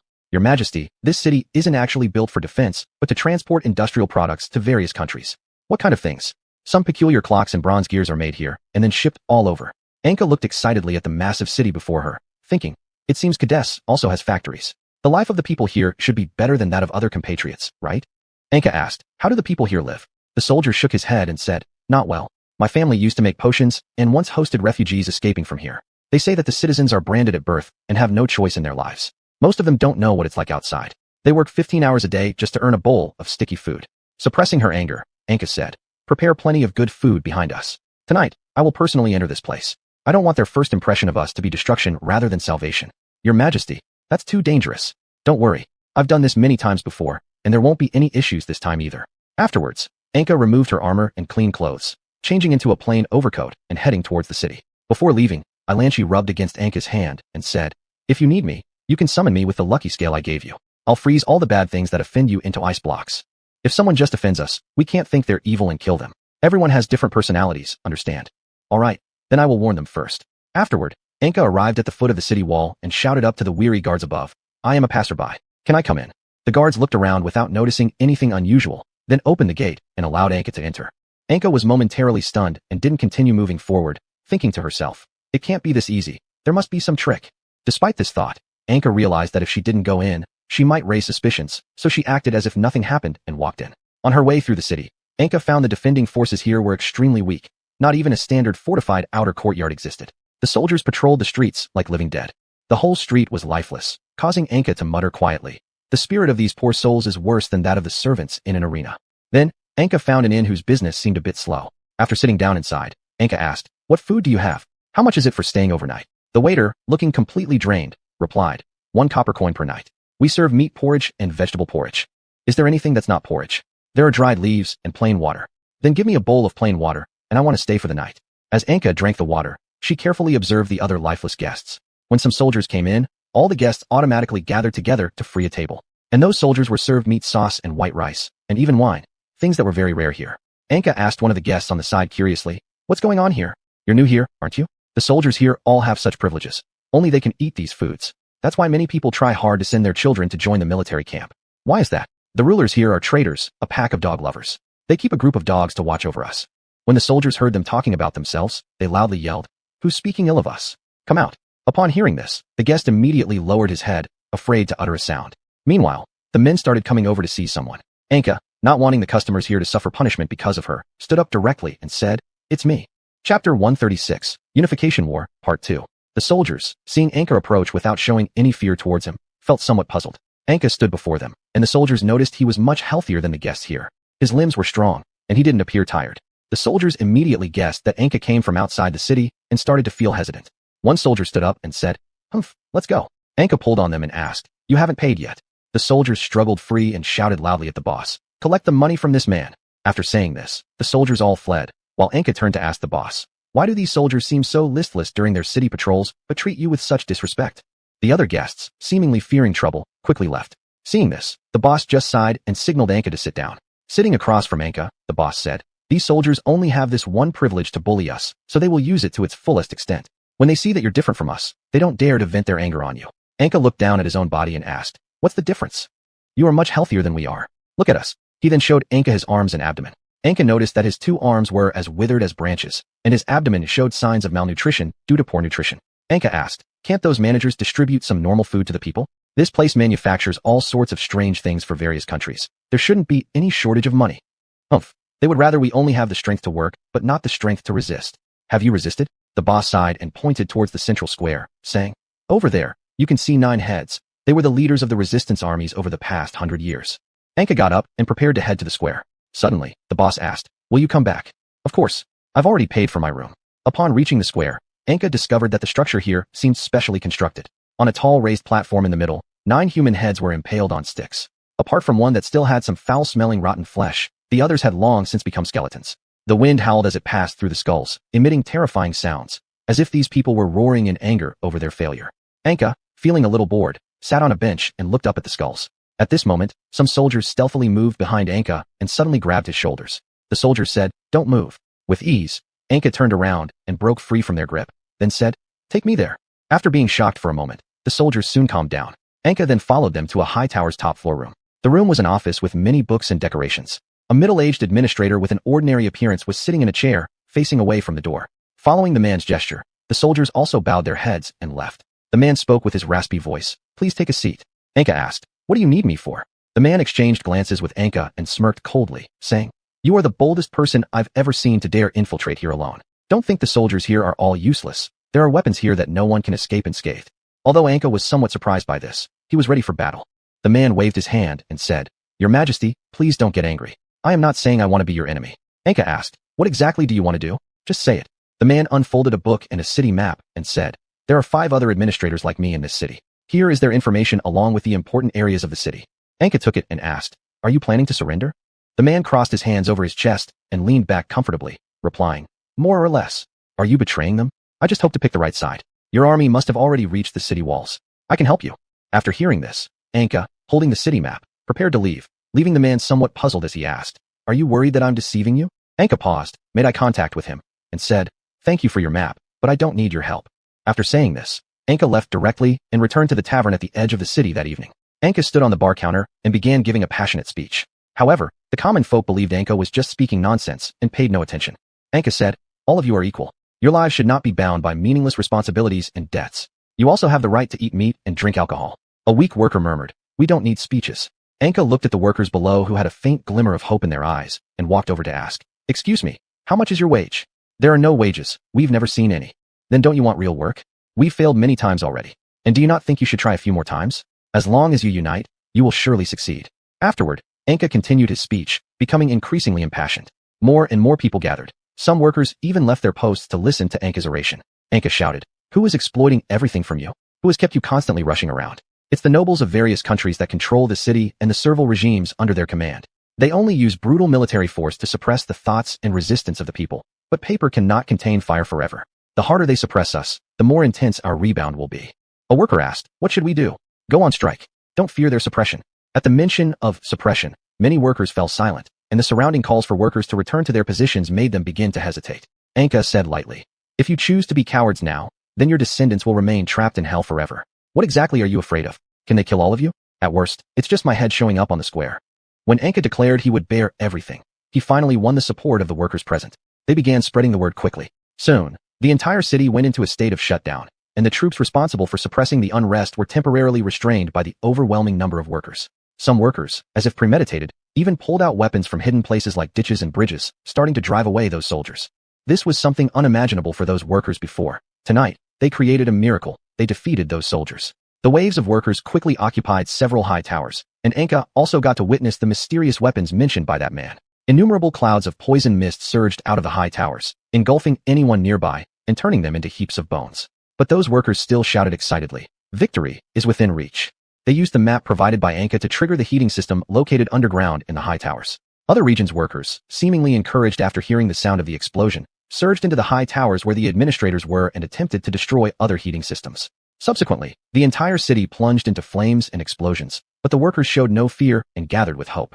A worker asked Anka, "Are you an angel?" "I am an ordinary person." Afterward, Anka pointed at the captured administrators and said, "These are the architects behind these calamities. We will not forgive them. Separate and imprison them all." Afterward, standing on a platform, Anka pointed to the slowly rising sun in front of him and said, "Look, warm sunlight continues to shine upon the land of Cadiz. We have won." The workers asked doubtfully, "What should we do next?" "Without you, what should we do?" "Without me, you can still win too. Actually, every time, you could have succeeded, but you failed due to various reasons. And today, because you believed in me, we embraced true victory. You are the heroes of Cadiz. Even without me, you can achieve better things." After Anka's army entered the city, these workers tasted delicious food beyond gruel for the first time. Happy, they cheered loudly for Anka's greatness. However, Anka hoped they would together praise the greatness of their rebellious compatriots. The next day, Anka gathered sufficient evidence and dissolved all original guards and managers. Anka required them to labor for 20 years as penance. The man who met with Anka asked, "Why do you stand alongside them?" "Clearly, by collaborating with me, you could have gained this place faster and it would remain intact. You're a traitor of Cadiz, while I'm not. I want to save them." "Why? Isn't it a meaningless mission?" Anka raised the magic sword and said, "It's simply because I never want there to be oppressors and the oppressed again on the land of Cadiz. Since I possess this power, I will no longer allow Cadiz to continue being a breeding ground for evil." Though the man didn't fully understand Anka's words, he gave Anka high praise. "You are the only one I've ever seen who, after victory, doesn't want to become a ruler. Regardless of anything, you must be considered a saint, but this world isn't worthy of being saved by a saint. You're wrong. I'm not a saint, and I won't be venerated. I'm just an ordinary person who wants to save them." Chapter 137, The Unification War, Part 2. A month passed quickly, and Said and Biter led their troops, almost unscathed, in high spirits towards the Sunwheel City to report to Anka. At this time, Anka was leisurely reclining on a long chair, listening to the newly appointed letter official read out documents sent from all over.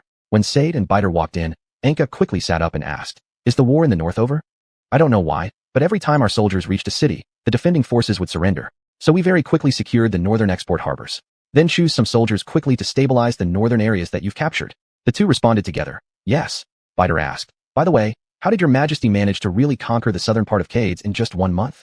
"After I conquered the gateway cities in the south, other cities experienced numerous rebellions. Every time my army approached those cities, there would be someone presenting the head of their ruler to claim rewards and inviting me to personally appoint new administrators for their cities." After pondering for a moment, Said asked, "Your majesty, Did you agree to those people's requests? I believe promoting individuals with great prestige locally can serve as a way to stabilize public sentiment. Sade disagreed. It might work temporarily, but you shouldn't let those locally promoted administrators stay in their positions forever. Otherwise, it'll become easy for deep-rooted social relations to develop in the area. When that happens, your command sent there will be hard to implement. Anka asked, somewhat shocked. Would it come to that? Sade nodded and said, yes, these newly appointed officials will soon act like the previous rulers and may even illegally promote their own confidants. And they will soon form new local noble families. Anka stood up and paced back and forth asking, do you have any solutions? Sade said, this matter has always been managed by Sodiais, so us military men won't get involved.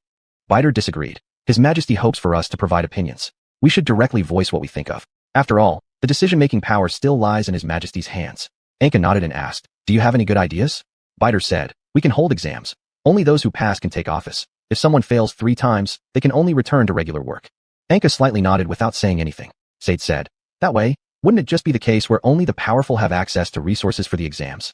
If we haven't fully implemented education or established a comprehensive educational system, then this kind of thing is nothing more than giving the aristocracy a veil named legitimate succession. Anka nodded and said, can you find Sodiais and discuss matters regarding education? I want to see the plan you've collated. Yes. After the two left, Anka said to the letter official, go call over the managers stationed in Sunwell City recently. Remember, just call the ones who are most representative. In the afternoon, Alanshire lay in a chair observing the conversation between Anka and her subordinates, the managers. 5 managers wearing identical indigo blue clothing were seated on either side of the table. Anka asked, any issues lately, everyone? Nothing at all. Under your Majesty's wise leadership, Cades has finally been unified. I suggest determining the capital early, holding a military parade, establishing embassies with other countries to maintain friendly relations. All of that will be handed off to others. What I need to know is whether there have been any problems in the areas under your management. There have been no problems. After hearing this, Anka cleared her throat and said, I'm going to announce a 5-year temporary regulation. Every year, I will conduct evaluations on you, and the worst performer will return to other cities and start from the grassroots. As soon as she finished speaking, those present showed signs of shock and began whispering among themselves. Anka then silenced them and said, it's just a transitionary bill for better systems later on, so there's no need to worry. Go prepare. I will inform everyone tomorrow. Later, Sodiais hurried in saying, sorry, I seem to arrive late. Anka went over and led him outside saying, it's fine. I have something to discuss with you. Is it about universal education? It's not. Then what is it? Anka hesitated, looked up at the pure white moon, and sighed. I've heard that many people worship rulers. There are indeed many people who wish to become rulers to enslave their fellow countrymen, but we still have quite a few compatriots who do not harbor such thoughts. I ask you, if those wanting to dominate their fellow countrymen pass legitimate exams to become officials, would they truly serve their fellow citizens wholeheartedly? Sodiais gently shook his head and said, but no one can tell what a person is thinking at first glance, and should we deny him the chance to take the exam for this reason? That's not fair. Anka squatted down and said, I just hope all compatriots can unite and not be oppressed anymore. We drove out all oppressors from Cades, but didn't expect that among the people we rescued would be those who want to become tyrants. Very normal. After all, they are still human. Adoration of power is normal. It's not normal in the newly established Cades. Then Anka took out a replica of a magic sword and handed it over to Sodiais saying, this is entrusted to you. I hope you can use this symbolic sword of mine to carry out my orders without any hindrance. Sodiais declined. It's too precious, and can I deserve such an honor? You can, and it's not valuable. This is a replica made by me. Sodiais accepted the sword and looked up asking, are you preparing to leave Cades? Why suddenly distribute authority? The environment in the north suits Alanchi's health. I want to accompany her while being involved in the establishment of the northern ports, and there are still some things to deal with. When will you come back? I'll return once the port is built. Sodiais suddenly thought of something, mysteriously approaching Anka and saying, the Carinian manager you assigned to Fortress City has been doing well lately. But what? He seems to want to go back to his homeland. Anka walked around while thinking in her heart. I kept him to contain his family. If he goes back, isn't my consideration wasted? But if I don't allow him to go back, it shows how dictatorial I am. After pondering for a while, Anka said, let him wait a few more days until I personally escort him out of the city. I'll send a fast horse to notify him immediately. Chapter 138, Stable North, Part 1. On the afternoon of the next day, Anka arrived at Fortress City with many soldiers and Sodiath. The manager who had been informed of the news also greeted them in advance at the city gate. He feigned surprise and said, I didn't expect His Majesty to personally come here to inspect our work. Anka smiled and replied, you should have known last night that we were coming. His Majesty, please enter. Under his guidance, Anka crossed the bustling streets. On both sides of the street were lively shops, and it was clear that he had turned this place into a thriving city. Anka thought, it's impressive how quickly a city can be rejuvenated. Truly, it's no surprise given the education received by these nobles, who excel in management skills. I only wish he wasn't a descendant of a prosperous family. If he were like others, striving to save Kadesh, with his abilities, I could fully permit him to become the overall ruler of Kadesh afterward.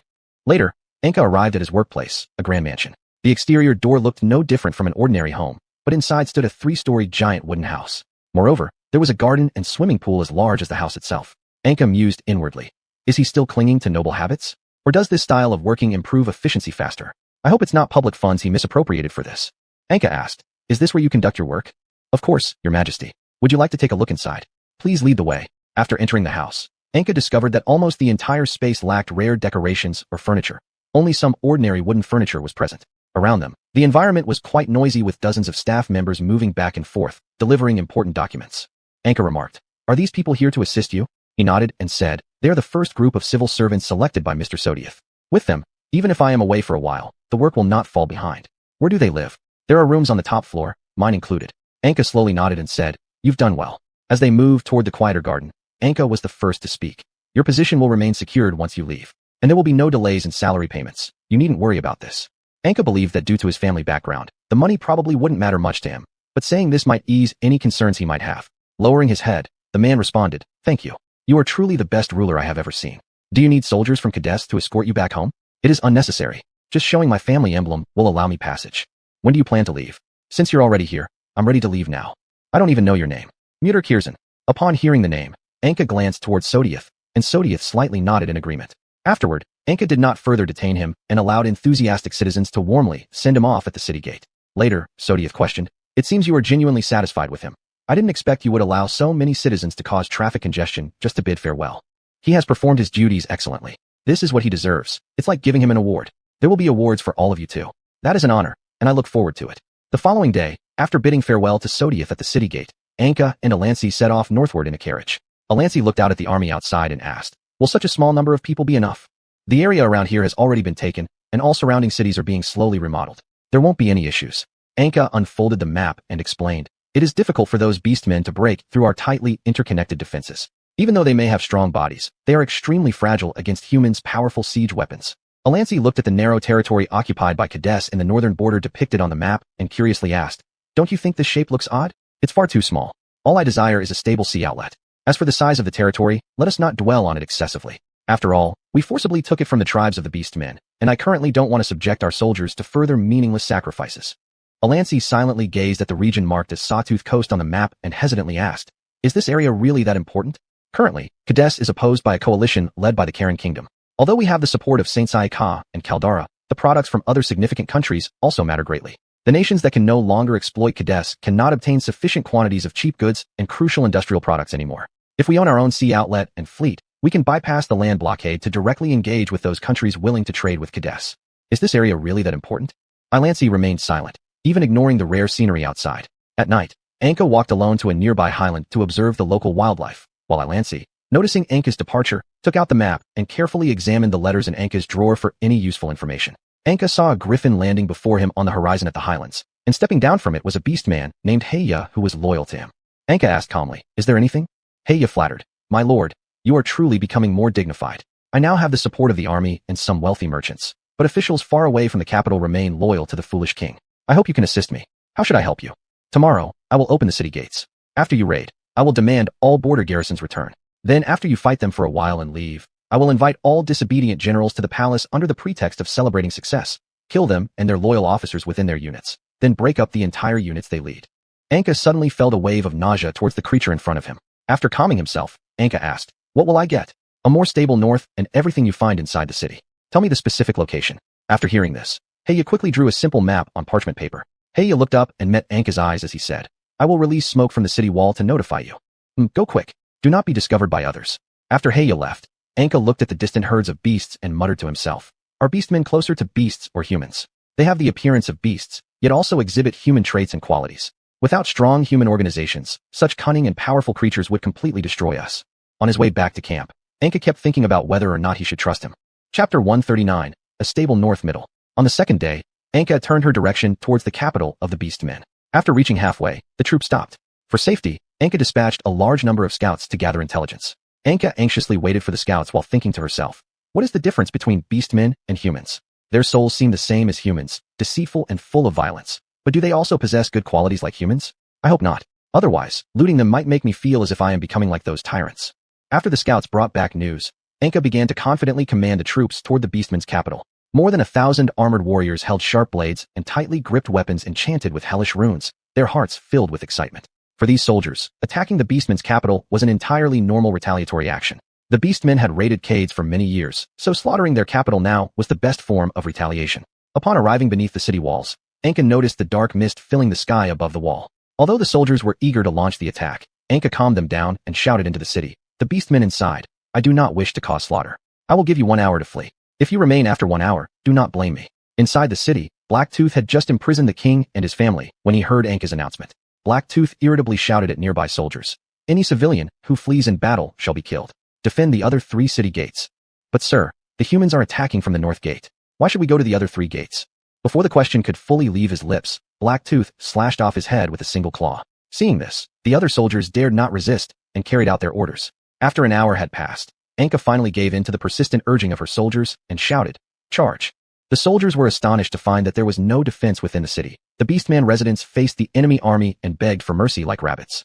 These towering Beastmen, far larger than humans, knelt on the ground, pleading for the soldiers to spare themselves and their families. Such a situation was amusing in the eyes of all, eliciting uncontrollable laughter. Anka issued an order. Bypass the civilian quarters and proceed directly to the inner ring where the nobles and wealthy merchants reside. In the inner ring area, the force led by Anka encountered resistance for the first time. These Beastmen wearing crude bone armor could withstand the enchanted weapons carried by the soldiers. Blacktooth, residing in the castle, contacted Anka through a crystal after learning that she was being blocked. Madam, those in bone armor are private armies kept by the nobles. They are highly combat effective. It would be better for you to detour around them and head for the civilian areas. Tell me how to defeat them. Blacktooth hesitated for a moment before making a decision that meant betraying his own race and allying himself with Anka. He said, they can resist most kinds of attacks, but they cannot withstand flames or potent poison. After the communication ended, Blacktooth prayed, I hope Lady Anka can kill all those bothersome nobles. That way, my power won't face any hindrance, and I needn't worry about being assassinated by the nobles afterward. And upon knowing the method to deal with these enemies, Anka ordered the soldiers engaged in the front to lure all the Beastmen into a wooden building. After successfully luring the Beastmen into these structures, the soldiers immediately fled outside. Just as the Beastmen were celebrating what they believed to be victory, huge barrels of burning oil began raining down from the sky. After the cries of the Beastmen ceased, Anka once again launched an offensive against the noble district. Anka found that the nobles' homes stored large quantities of various creatures' fangs and works of art made from them. However, the gold and silver looted from the entire noble quarter barely amounted to a carriage load. Anka realized that their currency was bone coins edged with metal, featuring a pair of large fangs engraved with the coin denomination.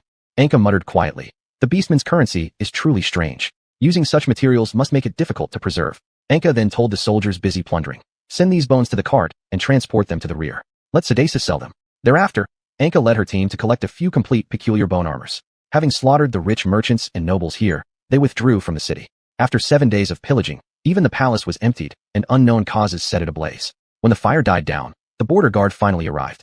After battling for a while with the Cades army, the Cades forces feigned retreat, running to nearby high ground awaiting signals. Seeing the border guards enter the city, Blacktooth ran up shouting, Dear generals, your arrival couldn't have been more timely. Humph, the palace is burned down, and yet you say we're timely? Are you mocking us? How dare I? Instead of rushing about at night, all of you might as well rest in the side hall that hasn't been completely burnt. His Majesty is also waiting for all of you there. After glancing at each other, the generals nodded and said, all soldiers are defending outside. Then more than a dozen generals in heavy armor, along with Blacktooth, went to the side hall to wait. During this time, one general said, there's no trace of His Majesty here. Blacktooth is deceiving us. Humph, what's there to fear? Even if it's a trick, we can take down Blacktooth easily just by ourselves. Shortly after, several attendants brought some food, while Blacktooth lifted the curtain, allowing the generals to see the shadow behind it with a huge, antlered headdress. The generals rose and asked in confusion, why does Your Majesty hide behind the curtain? Blacktooth said nearby, His Majesty recently caught a cold and cannot be seen by others. Please drink up, all of you. One of the generals pushed the dancers aside aggressively, stepped up to the curtain, and shouted, Blacktooth is deceiving us. Blacktooth said nervously on the side, don't be disrespectful.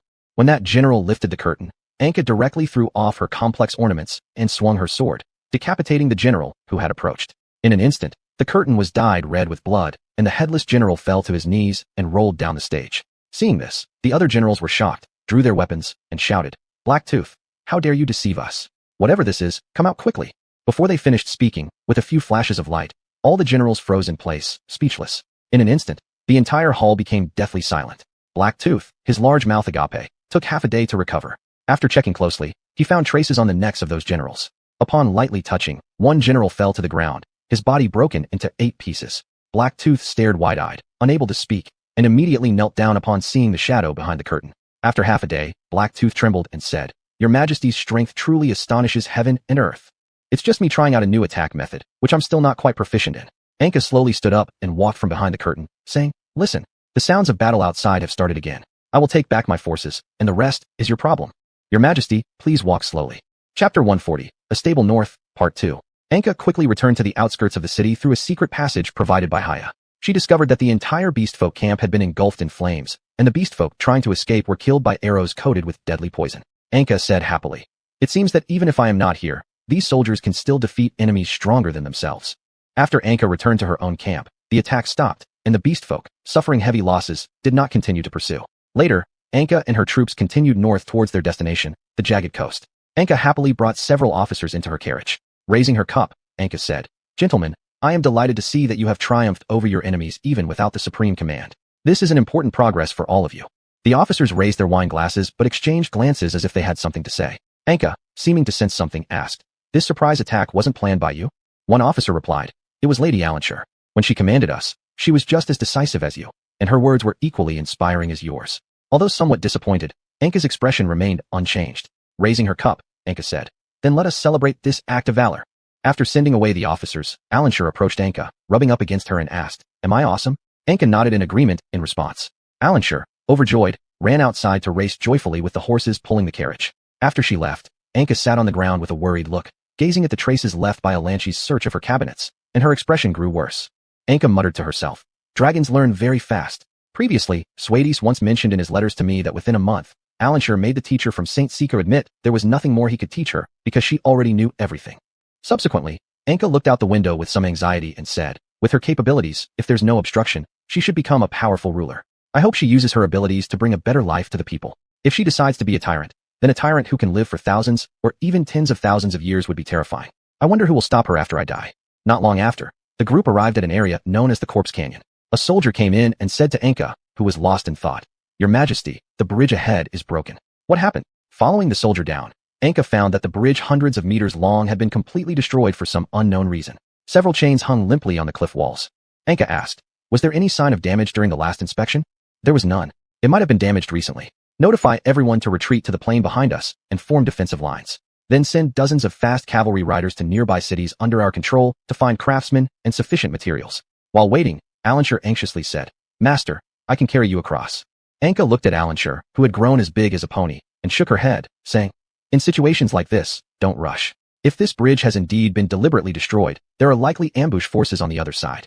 But I'm very strong. One person's strength absolutely cannot decide everything. Yet you're very strong, so only you unified Cardes. I was just lucky. The local Cardes region has experienced countless rebellions, and they failed only because the forces behind the oppressors weren't weakened. And I was able to proceed so smoothly merely because I received support from St. Sika and Kaladala." Alanshire seemed dissatisfied and grumbled, pouting, "Even if someone else had received their support, they wouldn't have achieved what you did."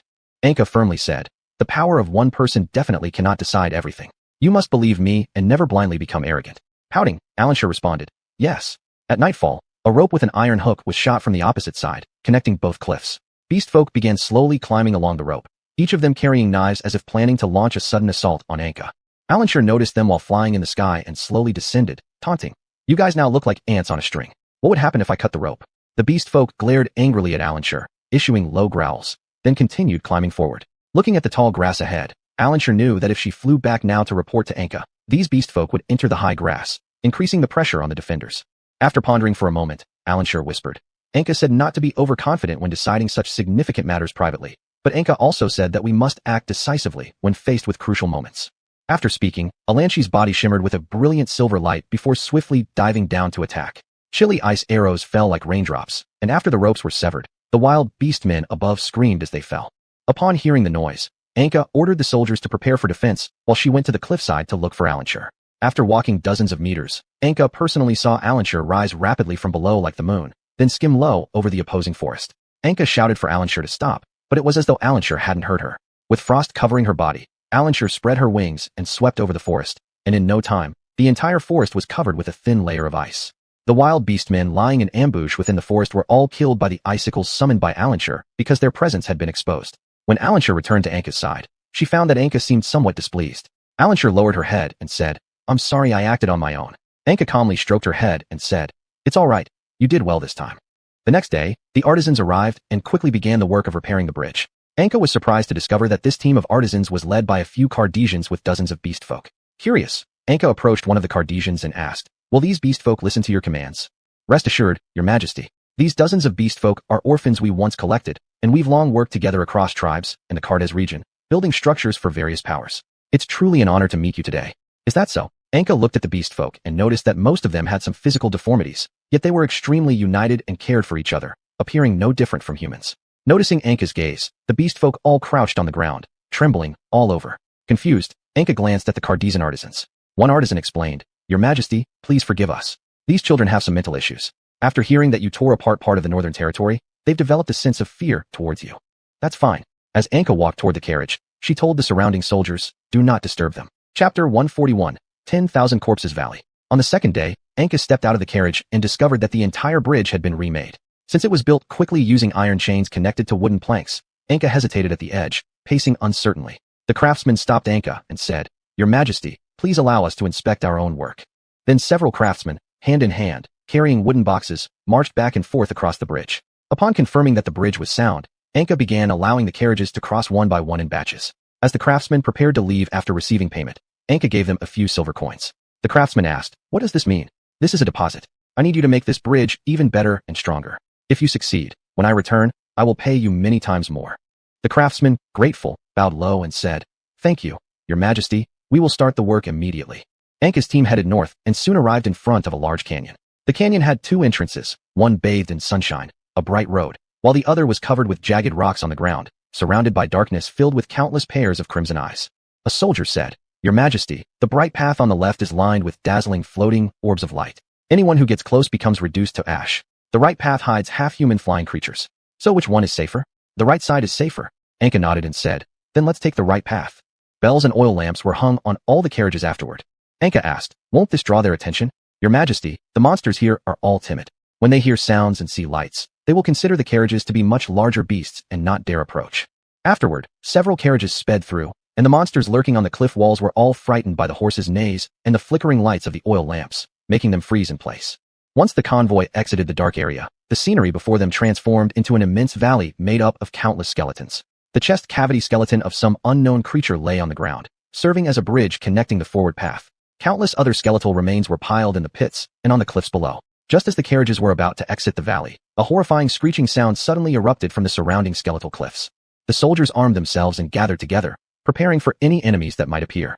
Suddenly, horrifying monsters composed of skeletal parts emerged on the ground and from the cliffs, dragging their fragile bodies and emitting crackling noises as they approached everyone. One soldier initiated the first attack, smashing its head to pieces with a single swing of his hammer. But it quickly found new limbs to attach to its broken body.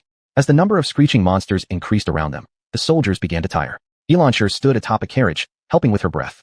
The ice wall Elanshire created effectively blocked the monsters trying to advance, but instead of attempting to destroy the wall, they started killing each other, using the limbs of their fallen foes as stepping stones.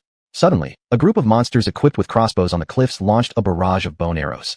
Elanshire flapped her wings, covering them with icy mist to block the arrows aimed at the ice wall above. Anka stood up and said, These monsters can rise again because there must be a wizard nearby controlling them. I'll go find him. With that, Anka leapt into the crowd of monsters, wielding a magic sword. Xiuxian appeared alongside the fiery blade and said, The puppeteer resides in the smallest cave on the cliffside.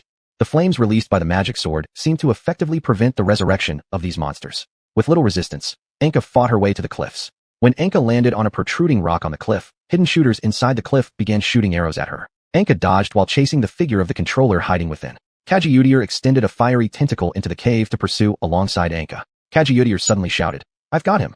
Hearing this, Anka smashed open the brittle rock pile and entered, finding a beast man trapped by the flames. This beast man looked grotesque. It had lost one eye for some unknown reason, and its legs twisted like a snake coiled on the ground. It seemed to rely on its thick arms for rapid movement. Anka asked, Why attack us? You ask as if you don't know. You and Blacktooth destroyed our kingdom. After escaping from Blacktooth's dungeon, I heard you were heading north, so I led people to destroy the suspension bridge and lay in wait near the canyon exit. Although my comrades waiting near the bridge failed their mission, even if only I am left, I will kill you. After saying this, it lunged at Anka with a sharpened bone weapon. Anka easily dodged backward, causing it to trip and fall to the ground. Anka stepped on it and retorted, Why don't you tell me how many human cities you destroyed? Humph, The survival of the fittest. It's the law of nature. So now that humans are stronger than you, can we just destroy your cities at will? You didn't defeat us head on, so I don't accept it. You won by trickery.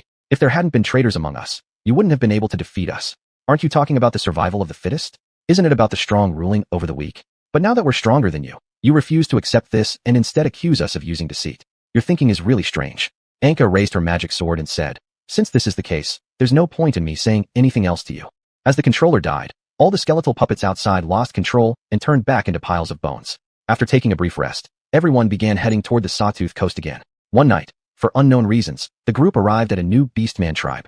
Looking at the markings on the map, Anka said, everyone, be careful. This should be the city of the gigantic Horn tribe. They love various kinds of architecture. They probably don't know we're here yet, so we can bypass them. Xiuxian gazed at the towering skyscraper in the middle of the city and noticed countless enslaved flying dragons chained together on it. The sound of whips carried by the wind ignited Alanchi's anger. Xiuxian pulled Anka aside and said, please wait a moment. What's wrong? I want to save my kin. Anka looked at the towering skyscraper opposite and said, our current forces aren't sufficient for another large-scale military action, and making another enemy out of a Beastman tribe would affect our existing plans. But did you consider so much when you were rescuing your own kin? My kin are suffering. If I abandon saving them because of some grand plan, my soul will be tormented by pain forever. Anka thought for a moment and said, all soldiers retreat to the other side of the river and prepare to defend. Then Anka turned to Xiuxian and said, you only have 7 days. After 7 days, we must leave. We cannot delay further. Understood. Chapter 142, The Tower of Heaven, Part 1. Ilangxi wandered around the city for a very long time, and until the sun rose, Ilangxi had not managed to escape from the maze-like city. Ilangxi finally decided to abandon the safe walking on the ground, and instead ascend directly into the air. Although this made it easy to be discovered, it was also the fastest way to find the exit. As Ilangxi quickly took off, she was blocked by a giant net made up of countless thin threads. Ilangxi disappointedly landed quickly. The giant net's movement caused surrounding bells to clang noisily, and creatures from nearby tunnels started rushing toward Ilangxi. After easily killing some pursuers, Ilangxi hid in a corner to lie in ambush. Anka, who had been quietly following Ilangxi, realized there were a large number of heavily armored soldiers appearing, so she stepped out to help Ilangxi deal with them. When a group of dozens of heavily armed soldiers encountered Anka, they didn't even get a word out before being burned into ash on the ground. Afterwards, Anka found a relatively complete map from their bodies, crumpled it into a ball, and threw it into the corner where Ilangxi was lying low. Then Anka darted through various alleys, destroying everything that Ilangxi would have trouble facing alone. After feeling it was safe outside, Ilangxi poked her head out and found the crumpled-up map on the ground. Picking it up, Ilangxi said, is this a map? Why throw it here? Ilangxi did not hesitate too much and began running towards the Tower of Heaven with the map in hand. Upon seeing patches of ashes and burnt armor along the road, Ilangxi wrinkled her nose disdainfully and said, disgusting. What are these beastmen doing? After reaching the area surrounding the Tower of Heaven, Ilangxi noticed the vicinity of the tower was mostly flat terrain. Above the entire tower, numerous flying dragons transporting stones and beastmen wielding whips could be seen. These beastmen held spears inscribed with runes, and most of their massive horns were fitted with metal rings. Suddenly, a series of horn sounds came from the distance. After consulting with each other, about half of the beastmen left, and the flying dragons also gained some respite as they panted heavily on the ground. Ilangxi rushed over and mingled among the resting dragon herd, saying to them, hey, perk up. I've come to save you. Most of the weary dragons looked at Ilangxi with half-open eyes, gave a light laugh, and continued resting. As Ilangxi moved among several fellow dragons hoping they would join her in battle, most thought the young dragon Ilangxi was talking nonsense. A mother dragon skillfully pressed Ilangxi down lightly with her front claw to stop her fussing. The mother dragon spoke gently, child, stop. Don't let those bad ones hear you. At the sight of the mother dragon, Ilangxi suddenly thought of her own mother. Her body softened as she was lifted by the mother dragon and placed in a big cloth bag on her back, squeezed together with many hard pieces of bread. Later, the mother dragon carried her while working all the way until late at night. Upon returning to her narrow dwelling at the base of the Tower of Heaven, the mother dragon tipped Ilangxi out. She shared some bread pieces with Ilangxi and asked, you're really cute. Are you lost? Why are you here? Holding a piece of bread, Ilangxi replied, I've come to save you, and I follow the great King Cades. After hearing this, the mother dragon did not contradict or question her, but lay there, looking at her with loving eyes, occasionally exchanging words with her in a praiseful tone. When she saw Ilangxi couldn't bite through the hard bread, she used her front limbs to break it apart and then warmed it up in front of her external flame pouch. After handing the warm bread to Ilangxi, the mother dragon asked, is this King Cades truly powerful? Of course. And you? I am also strong. I can freeze enemies with ice mist from my breath. At this point, another room's dragon stuck its head out of an iron door and said, really? Can you beat those beastmen? Certainly, I defeated some of them before I arrived. The situation I referred to is different from what you faced. Just then, some beastmen descended from the central elevator. In the middle of the elevator was a large stone trough, and those beastmen wearing rune-covered heavy armor poured food from buckets into stone troughs in front of each dragon's cell. The food, which was a mix of fruit and rotten meat, smelled nauseating, and the quantity was far from enough for the dragons. It seemed those beastmen had noticed Ailangxi and curiously approached, extending their hands to pet her. One of the beastmen asked, "Why is there a young dragon suddenly here? Is it the offspring of this dragon? How could it be? The color is totally different." At this moment, a dragon in another room roared low in dragon prophecy. "That little thing, didn't you say you could beat them? Attack them. Afraid now." After hearing this, Ailangxi angrily kicked the beastman in front of her and bit forward, injuring the limb that the beastman had extended. Enraged, the beastman opened the iron door and kicked Ailangxi, but Ailangxi nimbly retaliated with summoned ice arrows aimed at the beastman. Struggling, the beastman raised his shield to block the ice arrows. Suddenly, a bolt of purple lightning shot from his hand, striking Ailangxi directly and knocking her down. Ailangxi instantly felt as if flames were burning inside her body, writhing painfully on the ground. As the beastman prepared to fire a second bolt of lightning, the mother dragon stepped forward and took the blow for Ailangxi. Thereafter, the beastman seemed uninterested and turned away. As the mother dragon licked her wounds, Ailangxi slowly opened her eyes, looking at the burn mark on her calf and twitching in pain. The inciting flying dragon, seeing Ailangxi's injury, laughed and said, "Overestimating yourself." The mother dragon weakly covered Ailangxi with her wing and said, "Child, don't worry, we'll be fine." Then they embraced each other and fell asleep. Anka, wearing heavy armor and smeared with beastman blood to mask her scent, could act as one of the guards here fairly smoothly. After noticing the lightning used by the beastmen, Anka thought, "Such powerful force that can subdue the flying dragons. Is it a divine artifact or forbidden magic?" After pondering, Anka approached and woke up the mother dragon, handing her a quality healing potion. Confused, the mother dragon accepted it and asked, "Thank you. Is there something you want?" Anka knew that the flying dragon's perception was strong, so she didn't say much to avoid exposure and simply turned to leave. Later, Anka met the two beastmen outside. The two were holding wine glasses and supporting each other while walking down the road. Anka removed her helmet, blocking their way, and said, "Excuse me, I have some questions to ask." The two beastmen, blurred from alcohol, looked at Anka and said, "Where did this food come from?" Anka smiled slightly and said, "I can only help you two sober up first." As she spoke, Anka swiftly knocked them unconscious with a punch and dragged them to a nearby abandoned house. Chapter 143, The Tower of Babel Middle. Anka splashed a bucket of ice water over the two beastmen to quickly wake them up. As soon as one of the beastmen woke up, he started shouting and even made threats to Anka. Worried that his voice would attract other beastmen, Anka stepped forward and killed him with a single punch. The remaining beastman trembled all over, afraid to make a sound. After Anka pulled the horn from the dead beastman and placed it in her hand, she examined the runes on it and asked, "How do you manage to use lightning?" Seeing the beastman was still too terrified to speak, Anka said, "Believe me, as long as you answer my questions, I won't kill you." Slowly regaining his composure, the beastman replied, "It's the great sacrificer who has carved runes into our bodies. He said that as long as we rub our palms together, we can use lightning. Where's the great priest?" "I don't know, but after the Tower of Babel is built, the great priest will personally ascend the platform for a sacrificial ceremony." "When will the Tower of Babel be completed?" "Tomorrow, once the high platform at the top is finished." After saying this, Anka intended to kill him, but upon seeing his pleading eyes, she said, "I won't go back on my word and kill you. Just wait here for someone to come and save you." With that, Anka walked out of the room towards the Tower of Babel. Once she arrived at the top of the tower, she hid in a dark corner. And while the beastman shouted for help, until the next day when the sun rose, no one came to save him. Finally, his hoarse voice became increasingly faint. When Ailangxi woke up, the mother dragon kindly said by her side, "Here's food for you. Child, rest well." Ailangxi looked at the marks on the mother dragon's body caused by lightning strikes and said, "Let's go together."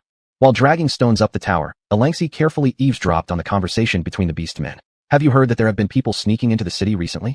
It's all nonsense. It must be the great priest performing some new spells. I wonder if the Tower of Babel, after its completion, can really connect heaven and earth. Why worry so much? We'll know once the platform is completed, right?" After hearing this, Ailangxi thought to herself, "Looks like this Tower of Babel will soon be completed, and once it's entirely finished, the great priest will surely be present. Maybe I can kidnap him then and force him to liberate all our fellow creatures." As Ailangxi was contemplating, a sudden clamor erupted around her.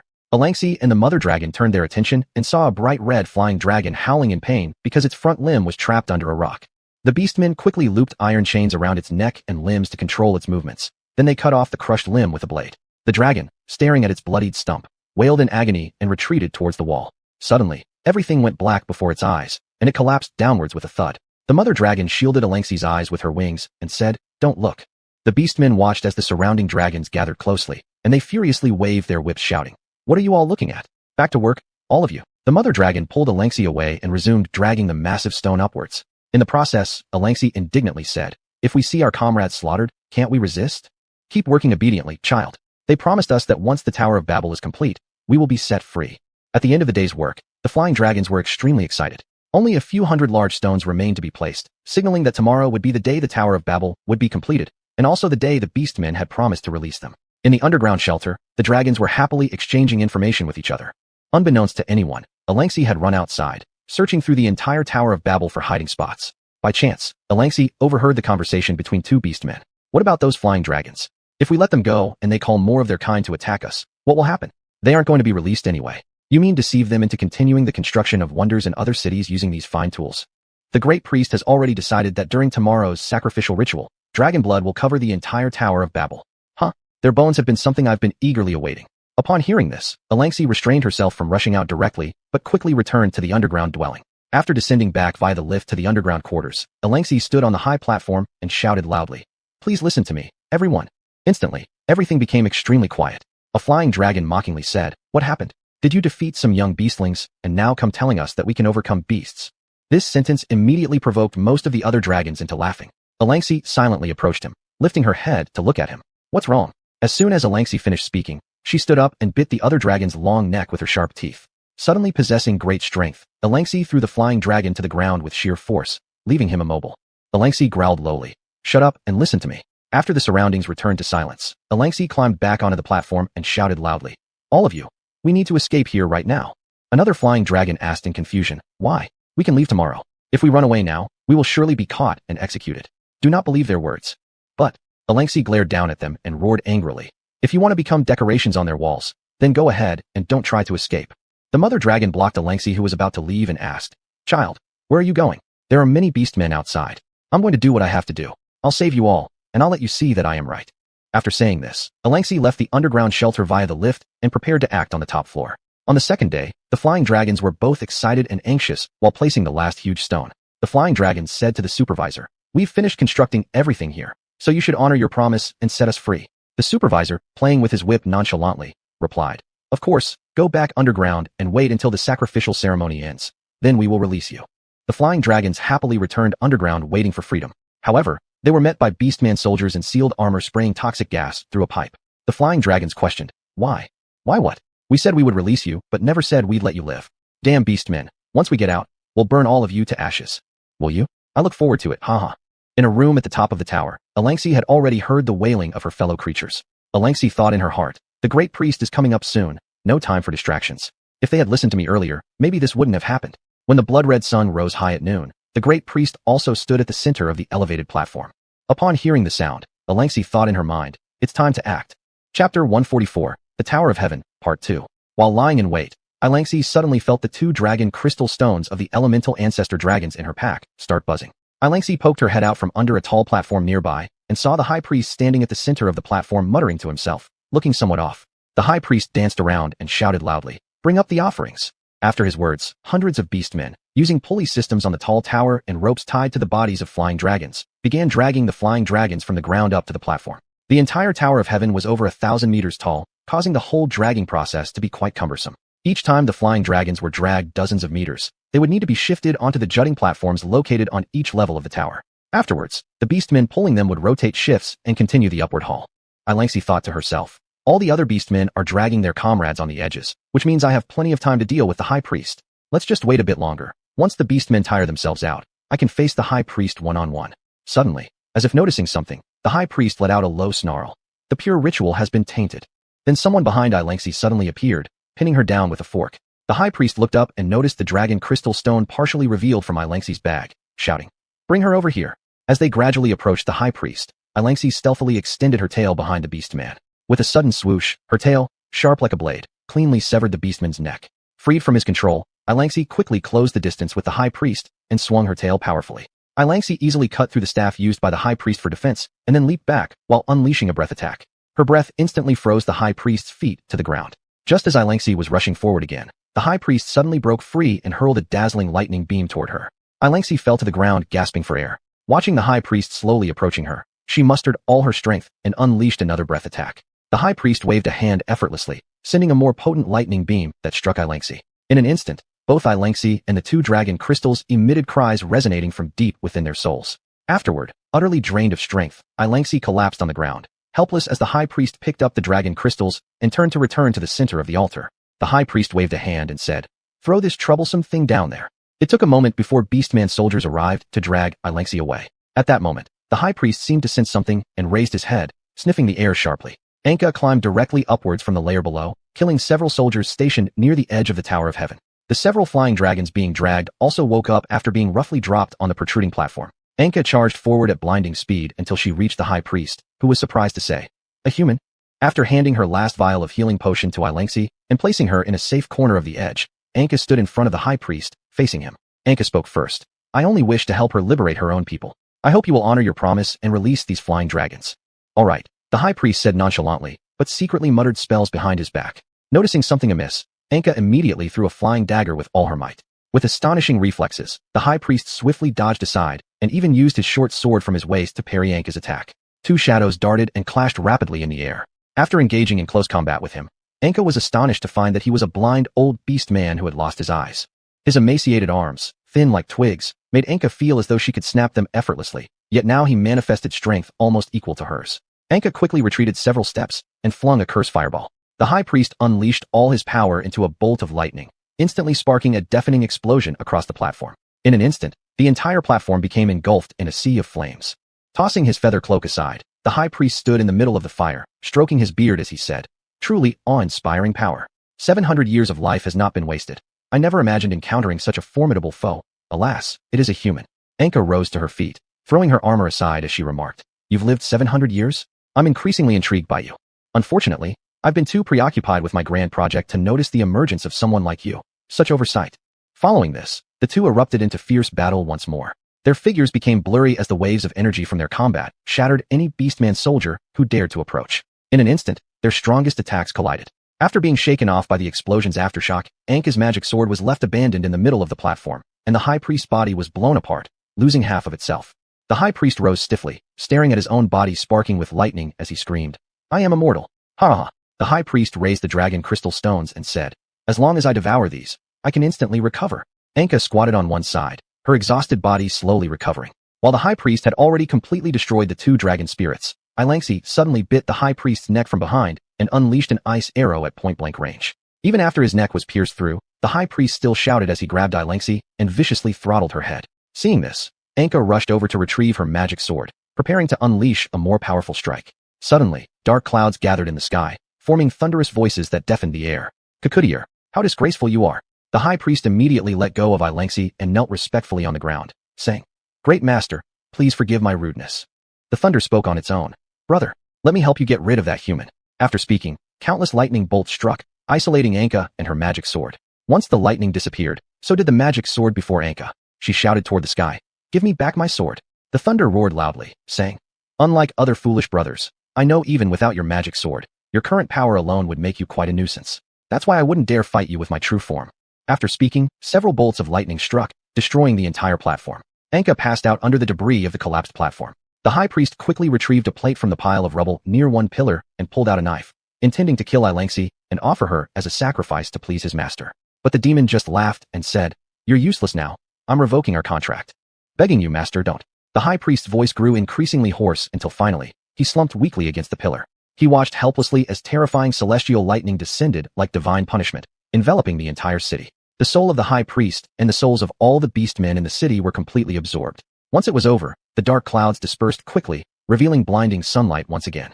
Because of the pact the high priest had signed, the demon only took away the souls of the beastmen, while leaving Anka and the flying dragons unharmed as humans. For Anka, with her enhanced restorative powers, these lightning strikes merely slowed down her recovery process. For the flying dragons, despite enduring the strikes by sheer force, half of them didn't survive in the end.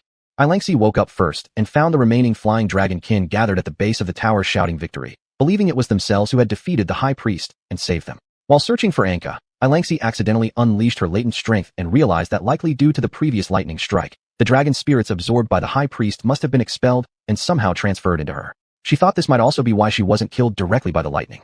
Ilangxi reflected inwardly. Could it be because I was close enough that I absorbed the dragon spirits when they were expelled? Not bad luck this time. Upon spotting Anka emerging from the rubble, Ilangxi approached with concern and said, "Let me carry you." Chapter 145, The Sawtooth Coast, Part 1. After Ilangxi carried Anka back to the camp, she stayed by Anka's side until night, when Anka woke up again. Anka's body ached as she looked at Ilangxi sleeping nearby and noticed that her powers had grown even stronger. While Anka was glad, She also worried that Ilangxi might lose control of her new strength and harm herself. Later, Anka picked up a map and began observing and contemplating where the demon might go with the magic sword. At this moment, a soldier knocked on the door, and Ilangxi immediately woke up startled.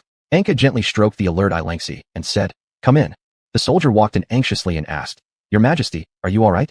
Anka nodded and asked in return, "Is that all? When will we set out? Now let's go. What about those flying dragons?" Anka looked at Ilangxi and said, "You deal with them. I need to rest for a bit." Ilangxi happily wagged her tail in agreement. Afterward, Ilangxi ran outside and looked down at her fellow flying dragons who were licking each other's wounds. When the dragons saw Ilangxi appear, they all cheered joyfully. After they quieted down, Ilangxi said, "Brothers and sisters, now you have been freed. You can choose to leave or stay." Without hesitation, the flying dragons blurted out, "We want to help you, our savior." Ilangxi enjoyed the cheers and calmly raised her head to say, "Then please pull these carts and take us to the northern Sawtooth coast." The dragons effortlessly dragged the carts, even exchanging comments among themselves like, "These carts are much lighter than rocks." An hour later, everyone arrived at the Sawtooth coast. However, some carts seemed to have collapsed upon stopping due to the rapid pulling. The soldiers, having experienced severe shaking, rushed outside after stopping, lying on the ground to steady their hearts and muddled minds. Anka swayed as she stepped out of the cart and saw the excited flying dragons and Ilangxi. Anka said, "Let's prepare a fire here and rest." Ilangxi looked at her fellow flying dragons and asked Anka, "Do they need to do anything else?" "Let them rest too." While resting, Anka climbed up a nearby hilltop and looked out over the sea. The coast was covered in large chunks of unfrozen floating ice, which from above appeared to be a huge turquoise gemstone with white edges. Anka basked in the sea breeze, enjoying this rare moment of peace. Although the loss of the magic sword made her feel somewhat anxious, Anka believed it would eventually be recovered. Anka took out a crystal and initiated communication with Heya. Heya seemed to be attending some kind of meeting. There were many moving shadows behind its curtain, and the scene was rather noisy. Upon seeing Anka, Heya bowed respectfully and said, "Your Majesty, your loyal servant is here. Tell me about the Great Horn Tribe." The Great Horn Tribe is a beastman clan living in the far north. They prefer to gather in groups and act fearfully when alone. In normal times, they clash horns with each other, with the victor becoming the leader of the clan. Once they build a large settlement, they drive away all surrounding alien races and construct tall walls and houses. They worship the thunder god of legend. Anka raised her hand to interrupt and said, "Tell me where this so-called thunder god is, and how strong is it?" It is said that the thunder god will respond to its servants' calls and appears during large sacrifices. As for how strong, that I am unclear about. I appreciate your efforts. I hope you can keep an eye on the weather and report to me at any time. "Yes, Your Majesty." At dusk, Ilangxi found Anka atop the hill.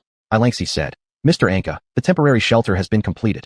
"So fast?" Anka, noticing Ilangxi's nervousness, asked, "Is something wrong? I have a request." "What is it?" "I hope you will allow the flying dragons to become legal residents of Cades."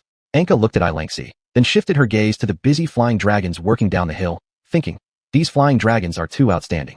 If I allow them to join Cades as citizens, they will likely demand more rights in the future, such as voting, joining the army, or even participating in politics. But if I don't give them any rights beyond citizenship, it could cause a rift between our two races." Anka, noticing the anticipation in Ilangxi's eyes, didn't want to reject her request, and after some thought said, "I'm sorry, but I cannot make non-humans citizens of the human kingdom. However, please trust me that when the northern beastmen are all gone, you can relocate there. At that time, Cades will do its best to assist you." In her mind, Anka added, "The strength of these flying dragons alone should not be enough to clear the entire north. This way, they can rely on Cades' power to an extent, and their influence over Cades can be minimized." When Ilangxi heard Anka say that the flying dragons could not become legal citizens, she felt a bit disappointed but still excitedly pouted at Anka. Ilangxi thought to herself, "The north? With Mr. Anka's help, we should be able to quickly take control here. Then the flying dragons won't have to migrate, due to various reasons, anymore." In the Karen Kingdom, the traveling merchant Muter Coerzen was caught by a group of soldiers upon entering the country and thrown into the ship's hold. After 3 days of sailing, he was dumped off the ship. Coerzen looked up and saw before him the largest port in all of Karen, built and managed by his family. His father had been waiting at the port since early morning, knowing Coerzen would soon return. Coerzen slowly stood up and, looking at his rain-soaked father, remarked, "Locking me in the cabin certainly sounds like something you would do." His father did not say much, but touched Coerzen's head and said, "Welcome home." Then, raising his head with a mocking tone, he asked, "Did you come back crawling because you couldn't make it outside and now plan to take over the family business?" Coerzen pushed away his father, straightening his uniform as he said, "Even without your support, I've achieved my life goals." "What is that? To be just a peddler?" "I am currently the manager of one of Cade's cities, personally appointed by its ruler." Before he could finish, his father struck him unconscious with his cane and said to someone nearby, "Take him back. You're as foolish as ever to speak such words on Karen's soil." Chapter 146, Sawtooth Coast Middle. Coerzen woke up to find himself locked on his bed, and Coerzen shouted, "Let me go." After hearing the voice, his mother pushed the door open and walked in. "Child, welcome home." Coerzen obviously showed some unhappiness as he held his head high and said, "You're lucky. Did my father's other concubines not squeeze you out? Just like what you did to my mother. The woman sat by the bedside and said with a tone of vein, even though I'm your adoptive mother, I raised you for 8 years. Why don't you have any feelings for me at all? Xuanhuan calmly said, I know everything. That night, I saw it all. After hearing this, the woman's face became somewhat flustered but quickly recovered. She sat there without saying a word, locking eyes with Xuanhuan. The woman received a bowl of medicinal soup from the attendant and handed it to Xuanhuan, saying, you should replenish yourself more after coming back from such a barren place as Kadasi. Xuanhuan leaned back as he took the medicinal soup and looked at the woman's stomach, sniffing carefully at the pungent perfume in the air, suddenly bursting into laughter. Xuanhuan held the medicinal soup in front of him and said, you've had another miscarriage, haven't you? Haha, karma has come, hasn't it? The woman's expression twisted visibly as she stood up without saying anything, staring intently at Xuanhuan. The nearby attendant also trembled while bringing in a second plate. After drinking the medicinal soup, Xuanhuan threw it away carelessly and loudly said, I am the only heir of the Mutal family. Do you dare harm me? Be careful not to get thrown into the sea. The woman silently turned and left, and Xuanhuan kept hurling mocking words at her. At noon, the servant brought sumptuous food to Xuanhuan, and his father still entered with a serious look on his face. After a moment of silence, his father opened the shackles and said, all your achievements are great, and just your decision to grow independently away from the family is something I support very much. Xuanhuan was somewhat shocked, but did not continue speaking. My body is getting worse day by day. I hope you can give up your work in Kadasi and focus on running the family business in peace. Subsequently, his father passed over photos of 2 women and said, these are the 2 princesses of the royal family. I've already told the king that you are allowed to marry one of them. As Xuanhuan looked at the photos, he noticed that the smaller one had a full smirk on her face, as if she would tear someone apart at any moment, while the older one had a strange expression of half laughter, making Xuanhuan extremely dislike her. Xuanhuan stood up and said, I refuse. Before he could finish his sentence, he was covered by a cloth soaked in sleeping medicine by his father, causing him to fall asleep again and be locked up once more. Later, a servant walked in and said, Master, the Royal Pioneering Team and Navy officers wish to see you. Prepare for them. Sawtooth Coast. The next noon, Anka stood on the watchtower using a telescope to look far away. Suddenly, Anka noticed a black shadow approaching from the farthest point. After observing for a while, Anka clearly identified their entire appearance. A group of completely blackened warships bore the emblem of a white dagger piercing through a skull with a mouth. Anka shouted towards the ground, there's an enemy attack. Quickly, hundreds of soldiers carrying long spears stood on the backs of flying dragons gazing at the other side of the wall, and some flying dragons capable of breath attacks crouched down waiting for the warships to get closer. Anka asked, where are the stone throwers? A soldier responded, Your Majesty, we didn't have enough materials to make siege weapons. Anka looked at the warships again and shouted, everyone, move away from the shore. The soldiers questioned in confusion, what? Instantly, hundreds of densely packed arrows rained down from the warships. The flying dragons spewed flames, covering the retreat of the soldiers and Anka. Then, when the warships were several hundred meters away, countless oil barrels and stones were hurled over. After the city wall collapsed, the crowd entered a simple fortress where Anka discovered that most of the flying dragons' wing membranes were damaged, but their scales remained intact. Anka drew a simple map of the Sawtooth Coast on the wall with a rock and pointed at it, saying, everyone, I have a plan. Now, all the soldiers dig trenches and set traps, and the flying dragons can lie in ambush around. The flying dragons glanced at Alexi and all nodded in agreement. After the pirates landed holding blades, chaos ensued without any command. Many pirates rushed to some rooms and carriages to loot treasures. Some even dragged horses hard onto ships. The soldiers lying in wait in underground tunnels noticed the pirates nearing and used crossbows and spears to attack the pirates. Relying on their numerical superiority and equipment advantages, the pirates successively captured several trenches, then followed fleeing soldiers into the rudimentary fortress. After entering the fortress, all the soldiers opened hidden doors and hid inside the city walls. As the pirates were kicking the hidden doors, several flying dragons swooped down from the surrounding mountaintops. 3 flying dragons crouched on the fortress, watching the soldiers escape through the hidden doors inside the walls before spewing large amounts of flames and deadly poison into them. Subsequently, a number of flying dragons hovered in the air and began breath attacks on any visible pirates. The pirate captain stood angrily on his ship, shouting at the panicked pirates, no retreating. When the pirate ships sailed away from the port, Alexi led some flying dragons into the sky, chasing after them. On the ship, the captain roared, cowards. Those are just flying dragons. We still have plenty of catapults. Our ships haven't been sunk yet. The first mate said beside him, Captain, calm down. Everyone is currently demoralized. The captain stormed back to his room, muttering to himself, cowards. I'm leading a group of cowards. Meanwhile, the first mate used a crystal ball to contact Kalen's naval officers. General, how disheveled you look. Did you take control of Sawtooth Coast? Our prediction was off. There weren't beastmen there, but a group of Kadasi soldiers and flying dragons guarding it. What? Why would Kadasi soldiers appear there? The reason is unknown yet. We hope we can get resupplied. Please inform the ports near the border of Kalen that our damages are quite severe. You will remain on guard duty after resupplying. Even if we cannot occupy Sawtooth Coast to encircle Xiuxian, you must ensure that navigation is impossible from that direction. Yes, General. After the communication ended, Alangsi quickly dived with the flying dragons and landed. Several flying dragons effortlessly smashed some warships and dragged them towards the shore with their tails. As the first mate took his last breath and grabbed the crystal ball intending to inform the general about the attack, Alangsi appeared. Alangsi crushed the crystal ball with her claws and then said calmly, "You've lost." The first mate struggled to rise, drawing his sword toward Alangsi. Alangsi turned around peacefully, striking the first mate with her tail, splitting him in half, and throwing him into the sea. Alangsi stood on the deck and said, "Everyone, slow down a bit. We've already won. No need to rush too much." Chapter 147, Sawtooth Coast, Part 2, Karen Kingdom. While checking the family accounts, xiuxian curiously asked, "Why is our income so much this year?" His father replied, "Just because our family was among the first to develop the new continent. You've been getting close to the army recently. What made you change your stance so quickly? Wait until you see the new continent. Right now, the entire Karen Navy is on our side." His father did not continue but lifted his eyes and stared at xiuxian. Xiuxian said, "You're collaborating with the army to monopolize the resources of the new continent, aren't you? What we're about to do will completely blow your mind. Tell me, you'll only know this secret when you become the true master of the Muter family. For now, focus on whom you should marry from among the princesses."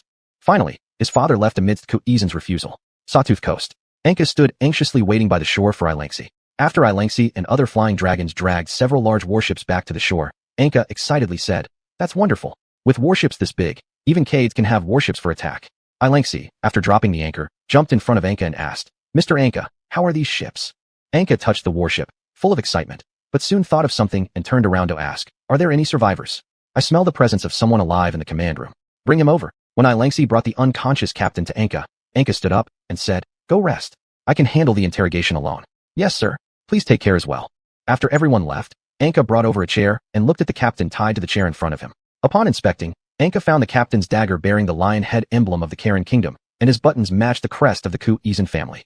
Anka thought to himself, "It seems he's no ordinary pirate. He's likely either hired by or directly controlled by a noble family from Karen." The captain slowly woke up due to the cold sea breeze, sneezed, and noticed he was bound to the chair while the person in front of him was interested in playing with his dagger. The captain shouted loudly, "Damn it, give me back my knife." After hearing that, Anka forcefully thrust the dagger before the captain's face. The captain was startled at first, but soon regained his composure and said, "What do you want? Speak up." Anka thought, "Is he mistaking me for someone like him?" Anka questioned, "Who sent you here? Give me my clothes back first. It's too cold today. I don't feel like saying anything." After wrapping the clothes around him, Anka said, "Tell me who sent you here." Seeing the captain still being stubborn, Anka threatened, "Tell me, or I'll throw you into the sea to feed the fish." Haha, didn't expect anyone would say that to me. Looks like you're not very cooperative. All my life, I've been known for being stubborn. Is that so? Do you think your stubbornness guarantees that your subordinates will be as stubborn as you? When I extract information from them, you'll be useless. Humph, are you trying to intimidate me? Let me tell you, if you kill me, my surviving brothers will avenge me. We are the most terrifying pirates on the seas. Think about your family. Perhaps one day when you return home, you'll find your loved ones dismembered. Ha. Anka chuckled and thought, "It seems I'm not suited for interrogations. I'll just use the most direct method then. Let's see if it works." Anka took out a pair of scissors from his pocket and placed it on one of the captain's fingers. Silence filled the air between the two. Then the captain suddenly shouted loudly, "Cut it already. Do you think placing that thing on my hand will scare me into submission immediately?" Surprised by the sudden shout, Anka closed the scissors instinctively, and they snapped onto the captain's finger, which caused an ear-splitting scream from him. Apparently, the scissors were blunt, so they got stuck in the captain's finger. Blood quickly flowed down the chair and dripped into the seawater below. Anka asked, "Still not going to talk?" In extreme pain, the captain emitted a groaning sound without answering. Standing up, Anka said before leaving, "It's late. I'll continue interrogating you tomorrow, of course, if you're still alive." After saying that, Anka turned and left, leaving the captain shouting curses as the tide gradually rose on the shore. Later, upon returning to camp, Anka summoned a few soldiers and said, "Take turns tormenting him. I hope you can make him talk. Thank you for trusting us." On the second day, Anka watched as the captain, half of his body already frozen with ice chips, was surrounded by soldiers holding small oil lamps. Anka asked, "What are you doing?" "Your Majesty, we're using oil lamps to keep him warm so he doesn't freeze to death." "Is it working?" "Of course. He's not dead, is he?" Anka looked at the shivering captain and asked, "Are you ready to talk?" The captain seemed to submit, slightly nodding in agreement. Afterward, the soldiers brought him to a fire stove for warmth. Anka said on the side, "Rest assured, if you cooperate with us, I think we will release you." The captain, trembling, said, "We are an irregular force outside the Imperial Navy. We are responsible for supporting the Empire's military actions and followed orders to occupy this place." "Who is your superior? What's their name?"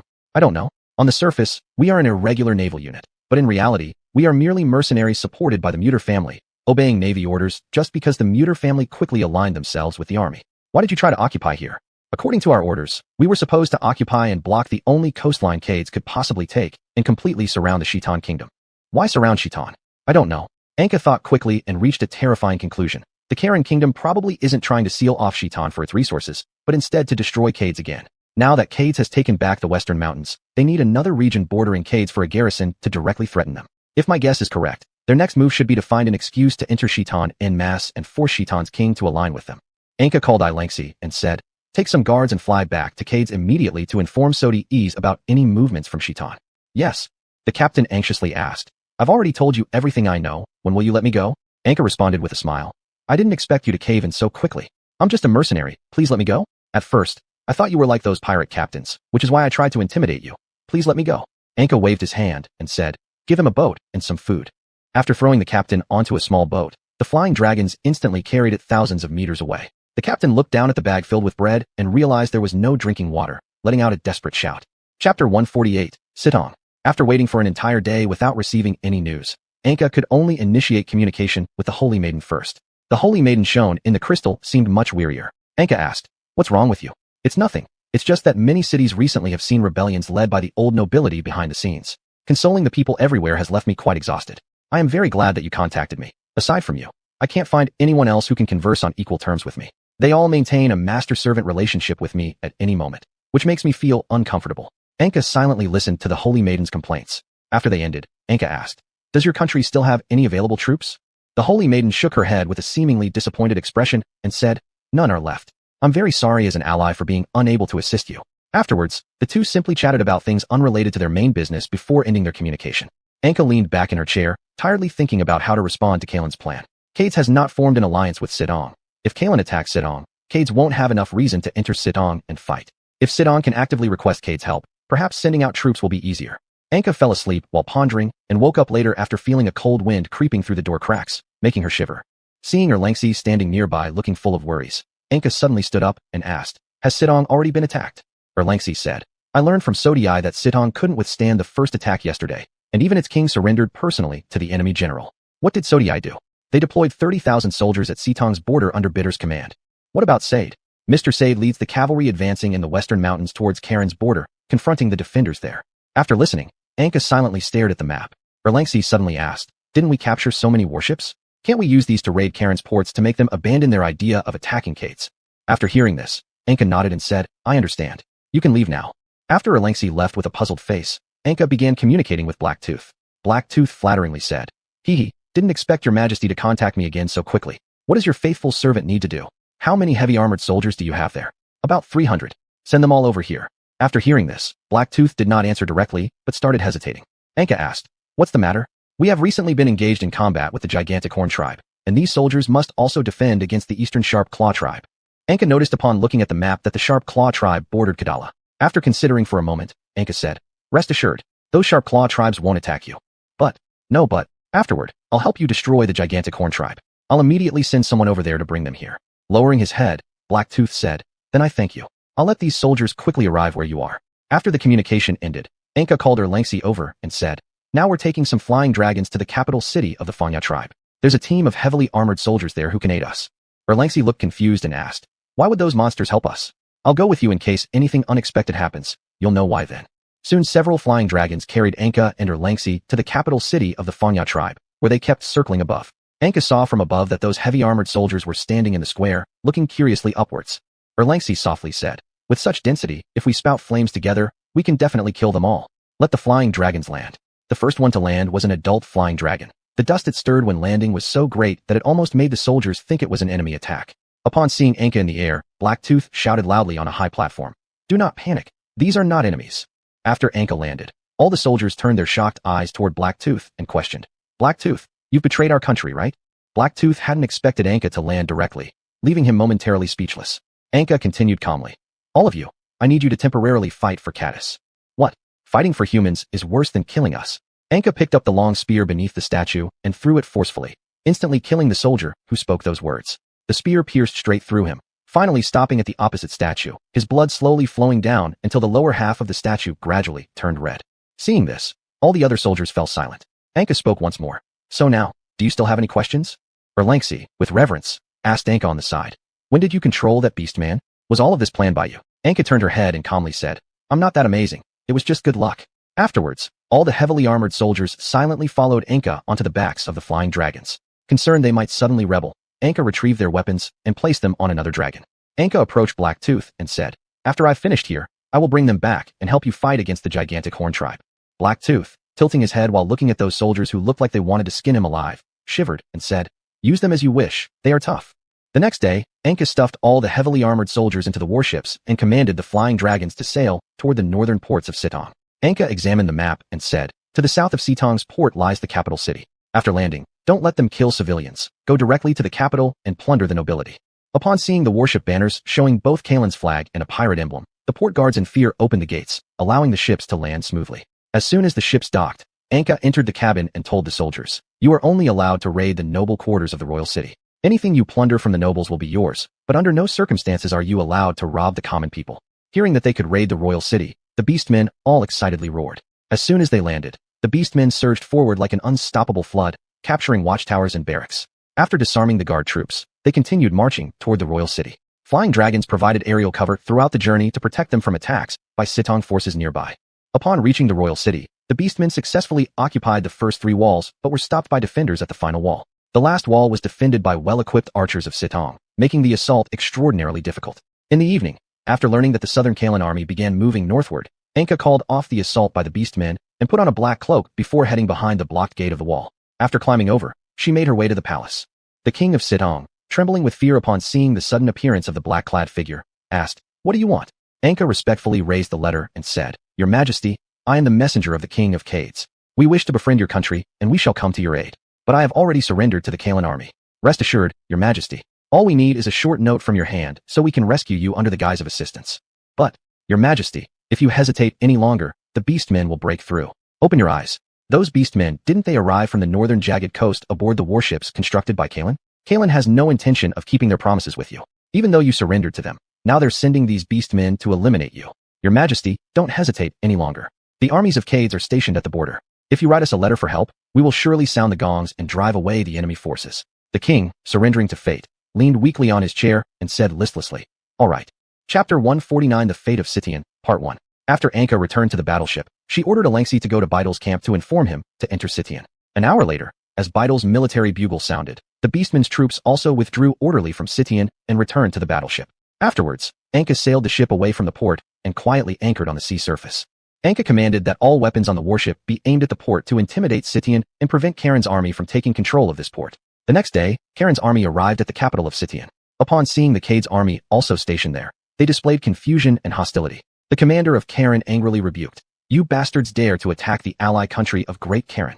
Baidel slowly unfolded a letter of help personally written by the king and said, "Look carefully. We have come to help our ally defend against the beastmen's attacks."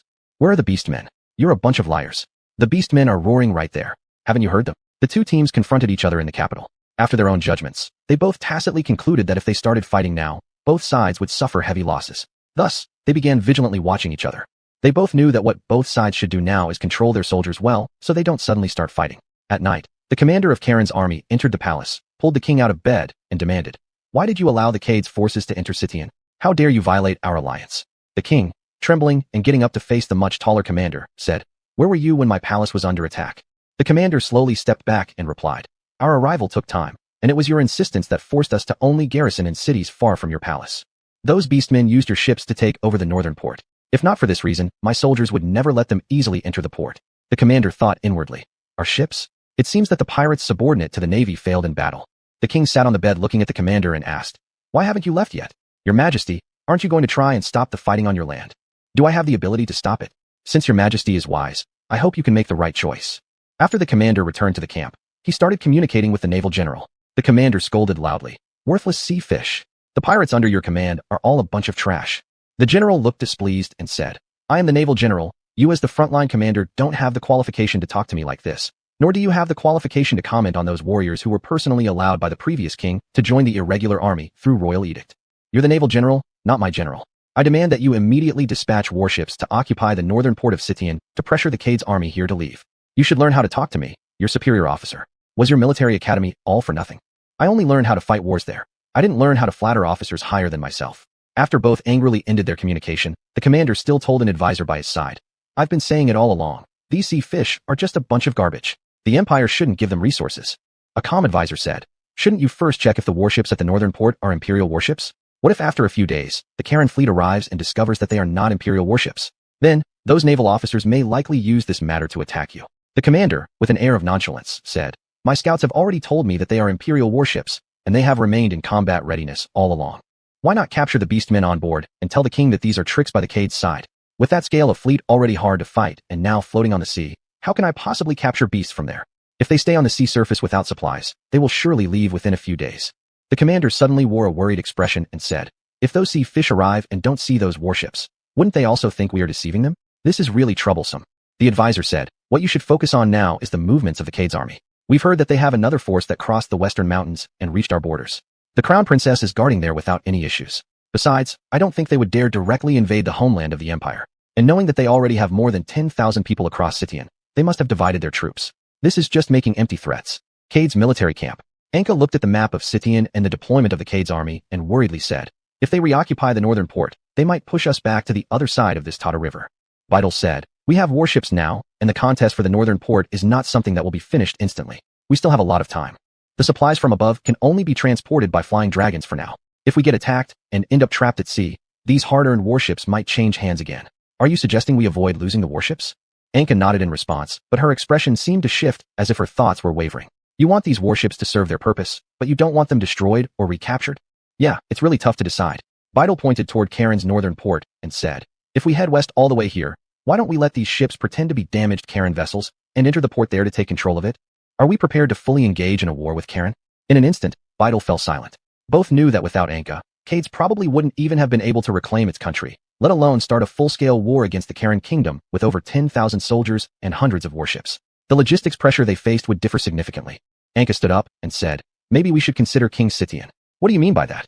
If we can build a good relationship with King Xiuxian and his people so that they truly recognize us as their best allies, in the future, when we fight against Karen, we can gain nearby logistical support and help from the Xiuxian army, which has numbers comparable to our entire national military force. Moreover, we can also tell other smaller countries that Cades is entirely different from Karen.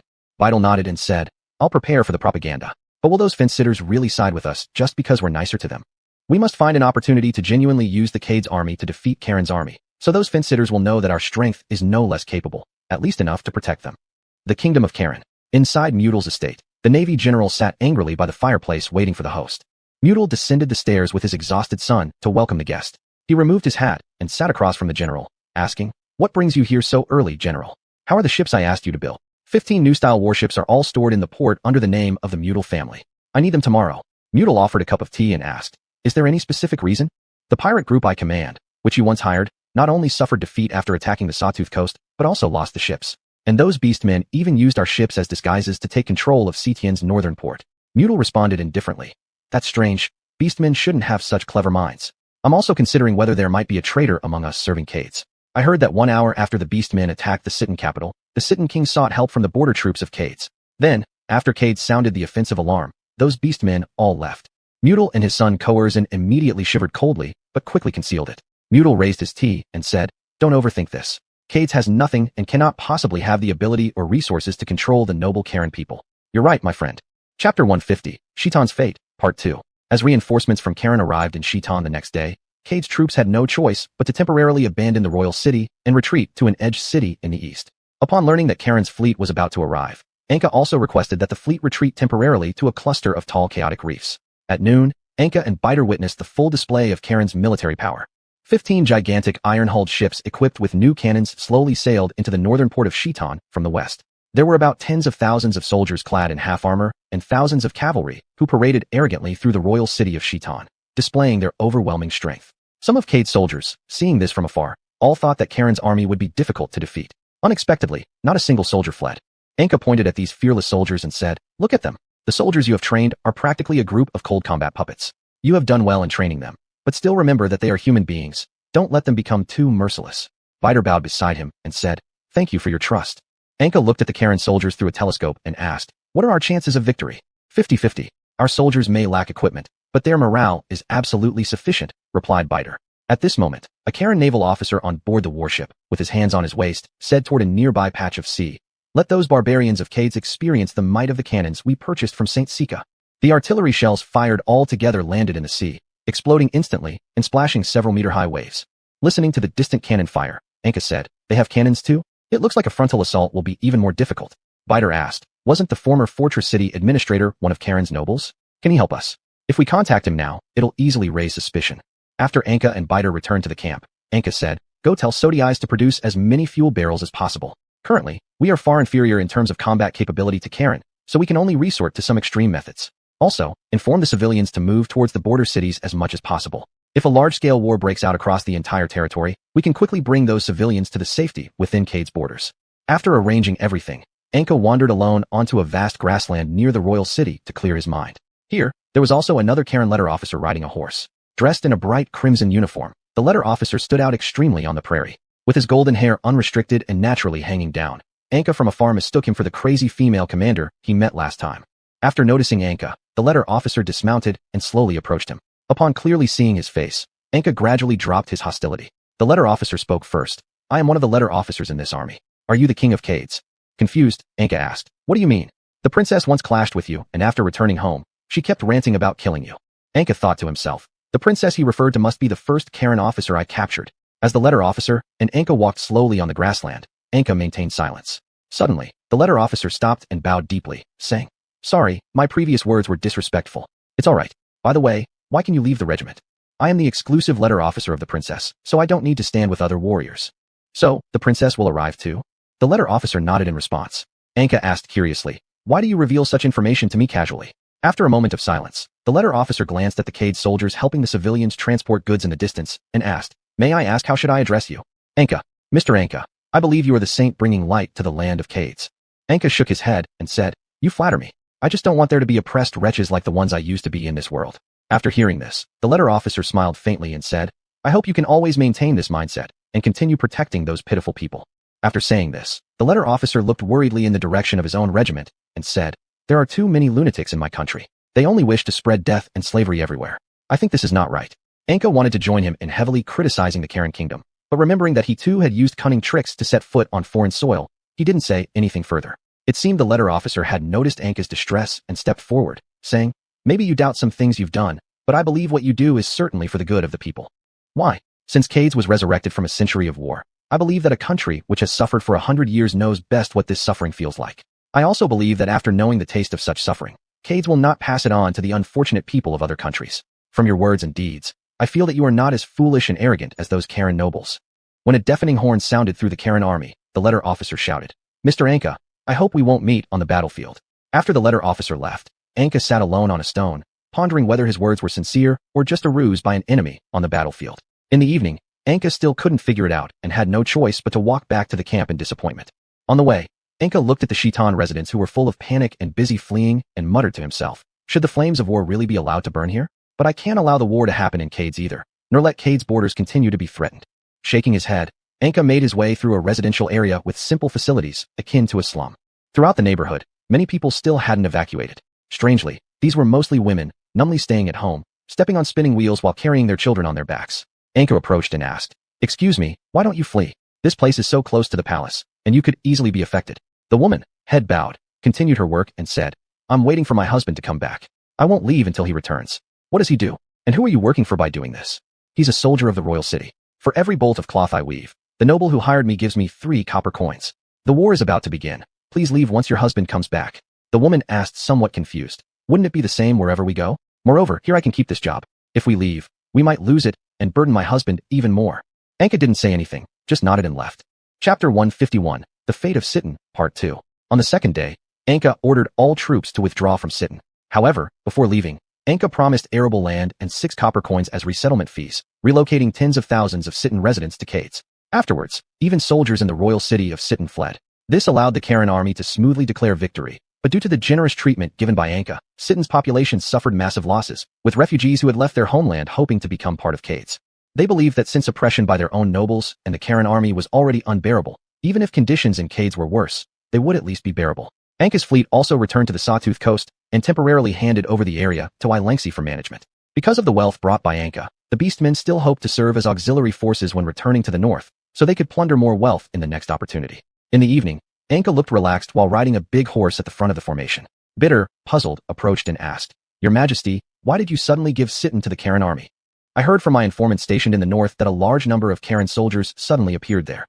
Bitter questioned with confusion, how is that possible? Anka sighed and said, the Sunwheel City and Moonlight City in the north are extremely important to us. These two cities must not be damaged. So what about Sitten here? As long as we bring 1/3 of the Sitten residents to Cades, production and life in Sitten will certainly fall into stagnation. Then, those Karen people will resort only to physical suppression without wanting to take the trouble to resolve it properly. This will intensify the conflict, at which point we can come and save those Sitten people. So all we need to do is use these preferential treatments to attract the Sitten people, solving problems here. Anka nodded and said, moreover, after the paralysis in Sitten occurs, we can use some methods to deal with the nobles and then peacefully obtain Sitten and its large labor population. Bitter nodded and asked, then how should we set the treatment for those attracted Sitten people? Publish a law telling everyone that no matter what nationality the immigrants to Cades belong to, we will treat them according to the normal standards of Cades, with no difference from native Cades residents. In that case, wouldn't the native Cades people have any complaints? Anka shook his head and said, we're all working together anyway, and the Sittens and Cades don't have deep blood feuds. I think the natives would easily accept this. After returning to Cades, Anka immediately began the work of settling the Sitten immigrants and subsequent publicity campaigns. Late at night, Anka had an all-night discussion with Sauda Isi in the fortress city, holding a map of Cades. Sauda Isi's weary eyes had already started to half close, but Anka remained energetic and continued questioning him. Pleading on the table, Sauda Isi said, Your Majesty, let's continue this tomorrow. I can't hold on any longer. Disappointed, Anka replied, we've only discussed the issue of the Sitten immigrants. We haven't talked about domestic issues yet. But Sauda Isi couldn't hold out any longer and started snoring. Anka shook his head, carried him to bed, then draped his coat over himself, holding a lantern to check recent documents in Sauda Isi's office. Anka flipped through these files, finding that the surface-level ones all reported good news, while those hidden at the bottom were full of petitions from various regions accusing new nobles of bullying the people and powerful compatriots evading easy punishment. Seeing the files filled with names, Anka felt anger burning within him. He immediately walked out to find the flying dragon he'd kept nearby to facilitate communications between the north and Ilangxi. With sleepy eyes, the dragon asked, Is there something wrong? Sorry, are you too tired? The dragon stood up tiredly and said, It's fine. There aren't many obstacles in the sky, and I can sleep while flying. If you want me to stop, you can touch the scales on my neck. Great, let's fly south now. Sitten Kingdom. Excited, the princess sat on her throne, raising her glass and saying to the king, Old man, see how powerful our Karen army is. Without even fighting, they've scared those garbage away. Sitting beside her, the king anxiously asked, But they took away a lot of people. Could this affect us in any way? Nonchalantly placing down her glass and relaxing her body as much as possible while leaning back, the princess said, Then I hope you can tell the Sitten people that if they go to Cades and are caught by us, they will be burned alive. The king looked shocked and asked, Won't that cause a rebellion? The riots here just show that the nobles haven't oppressed enough. Otherwise, how could those lowly people have the strength to riot? After speaking, the princess gestured for the scribe officer to step out from behind the curtain. The scribe officer looked full of worry, holding paper and pen as he looked at the princess. The princess said, Tell the Sitten nobles to collect as much taxation as possible from the commoners. If they can't produce anything, let their children be taken as hostages. The scribe officer wanted to say something but fell silent after seeing the excited look on the princess's face and lowered his head to write down her orders. Later, the princess celebrated with the officers, boasting about Karen's power. At one point, an officer said, Your Highness will soon sweep the world with force. After you receive permission to enter the Supreme Council, your strength and achievements will certainly make you the first Grand Chancellor. Another officer chimed in. That's right. Your Highness is a genius in both military and politics. If you don't become the Grand Chancellor, it can only mean those old men are too rigid. Sitting on her throne, the princess swayed her wine glass casually and said, My father always says my brother and sister are far more talented than me. But this time, without using any force, I drove away Cage troops and even seized Sitten. Let's see what those old things have left to say now. The officers agreed, saying, That's true. Your Highness is better than all your relatives. However, your sister has extremely high prestige at home, and your brother is also responsible for the important task of developing the new continent. If you want to easily become the Grand Chancellor, it might be somewhat difficult. In an instant, the entire hall fell into dead silence. Through her wine glass, the princess grinned down at the officer who trembled as if realizing he had spoken out of turn. You're right. So I need to achieve even greater accomplishments. After finishing her sentence, the princess started drawing recklessly on the map behind her. I won't just take Sitten, I'll take back Cades again. I'll make all my competitors kneel and lick my shoes. Hearing this, all the officers glanced worriedly at each other, yet no one dared to step forward to correct the princess's thinking. As the scribe officer was about to speak, the princess immediately interrupted. Sorry, it's not question time right now. Chapter 152, The Madness of an Ambitious Person, Part 1. The next day, the princess allowed the third heir to become the new king after poisoning the king of Sidhan who attempted to secretly contact Cades. The princess also withdrew the army stationed in northern Cades and ordered them all to go to Sidhan Kingdom and its vicinity. Soon, the entire Sidhan was filled with nearly 100,000 Karen soldiers, and various siege weapons were slowly being pushed to the front line. Although her older sister, the first princess, had many complaints about this, she did not directly intervene. Meanwhile, at Cades, Anka boarded a flying dragon and arrived at the bell tower city, described as having the most severe problems in the letter during the early morning. Anka asked the flying dragon to rest in the valley and investigated the city alone. When Anka arrived in the city, she was surprised to find that it looked completely different from when she had left. The tidy roads and the abundance of shops made Anka feel that what was written in the documents was false. However, after the first bell rang in the morning, Anka noticed that these people all walked out of their homes like zombies and lined up to walk towards the central square. Anka noticed they all lacked any vitality and followed them curiously to see what was going on at the square. Upon reaching the square, Anka saw that the newly appointed manager was standing with his hands behind his back waiting for the crowd at the center platform. When the official saw that the crowd had gathered, he loudly asked, "Today's morning meeting has only one question. Who wrote the letter to Fortress City?" Seeing no one responding, the official then pulled out a list from his pocket and shouted, "Don't think there's nothing I can do about you." He instructed the soldiers to drag the listed civilians one by one onto the platform. At this point, Anka could no longer bear it, rushed forward, pushed away the guards blocking her path, and confronted the official face to face. Upon seeing this, the official shouted, "Guards, guards." Anka pointed at the official and questioned, "Where do you get the authority to do this?" The official, sticking out his belly which couldn't be concealed by his clothes, replied, "From Empress Anka." Confused, Anka asked, "What?" Smiling, the official pulled out a sheepskin document from his pocket. Upon close inspection, Anka discovered it was related to the transfer of the official here, and indeed, it bore Anka's signature and seal. Anka said, "Even so, you should not treat the people this way. No one would allow you to do this. I am merely executing the duties given to me by His Majesty. And where is it explicitly stated that this is illegal?" Anka was temporarily at a loss for words and was dragged away by the guards. After watching the captured citizens beaten until blood seeped through their clothing, Anka broke free from the control and fled out of the city. After returning to Fortress City riding the flying dragon, Anka went down, grabbed Sidithus, and brought him onto the dragon's back. Sidithus asked with confusion, "What's wrong, Your Majesty?" "You'll understand once we get there." Upon arriving at Bell Tower City, Anka commanded the flying dragon to land in the middle of the square.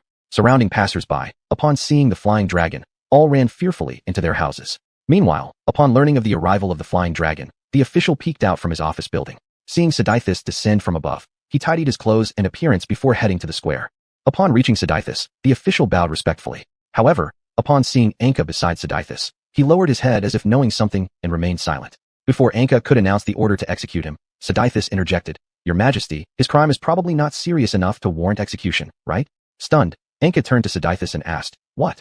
"He was just too aggressive in carrying out the responsibilities granted by you. I believe he will correct himself." Anka always trusted Sidithus deeply. Even when he had forcefully placed her on the throne, she never considered abandoning him. However, this statement made Anka realize the possibility of betrayal from those close to her. Anka then declared, "Let him compensate the citizens listed on the list by distributing part of his property." The official trembled while lowering his head to thank her. Upon returning to Fortress City, Anka asked Sidithus, "I hope we can compile Cadus's laws and establish a department to supervise officials. What do you think?" After hearing this, Sidithus nodded in approval but still refused, saying, "Unfortunately, what you wish to accomplish now cannot be immediately realized. Is Cadus's departments already bloated to such an extent?" "Not exactly, but currently, there are too many matters to handle. We need to create new weapons, construct shipyards, and open the Sawtooth Coast. We also need to accommodate a large number of refugees and defend against Karen armies from Sidon. With our current manpower, we can barely maintain everything, making it impossible to carry out other actions." Anka felt somewhat dissatisfied but didn't say much more. Looking at Sidithus, whose face was full of exhaustion, she said, "Go rest." Afterward, Anka came alone to the border of Cades and sat on a hillock, looking at the crowd stretching to the horizon and their makeshift tents. Anka scratched her head and asked a soldier standing beside her, "Are you arranging them so slowly?" "Your Majesty, there are just too many of them. All current positions are filled. If we continue to arrange them, we don't even know what work they could do. Isn't there enough space in the Western Mountains? Do you wish for them to become miners? There's enough space and work there. Send them over." "Yes, I'll notify the officials there right away." After hearing this, Anka stood up and called to the soldier, saying, "For the management structure there, I hope it can be constituted by a small council made up of 10 people. Why is that? These Sidhan people should also have a place among them, so that they know we are very fair. Moreover, doing so will allow the new Sidhan arrivals to feel reassured when they find members of their own group within the management council." "Yes, I'll inform Mr. Sidithus to begin organizing it immediately. No need to tell him now. You go first to organize the council and settle the people. After everything is finished, then tell him. He has other things to attend to recently." After finishing her exchange with the soldier, Anka walked into the crowd and curiously asked them, "How is the Sidhan kingdom doing?" "It's like hell. Otherwise would we run? Those Karen soldiers rob our belongings like wild beasts and arbitrarily kill our compatriots. We couldn't bear it anymore, so we split into two factions. One faction ran out to seek survival, which is us, and the other faction took host to fight against the Karen army." After hearing this, Anka was very pleased inside because she had obtained crucial intelligence quite easily. Anka thereby knew that the Karen soldiers stationed there were nothing more than bandits with extremely lax military discipline, only equipped well. And thus, she realized their commander must be a fool who only knows brute force, blindly charging around without any capability in administration. Anka carefully pondered and wove a new plan in her mind. Chapter 153, The Madman's Ambition, Part 2. In 7 days' time, Anka had gathered some Khitan people who had no families to form a team dedicated to propaganda and inciting rebellion within the borders of Khitan. 3 days after Anka deployed them into Khitan, she clearly sensed that the number of Karen border patrols began to decrease. Those teams faithfully carried out the missions entrusted by Anka. They quickly stirred up a rebellion involving tens of thousands of people in a country under prolonged oppressive rule. But the princess still showed no concern. She sat on her throne lightly saying, "Kill those who rebel. Such a simple issue doesn't need to be reported to me."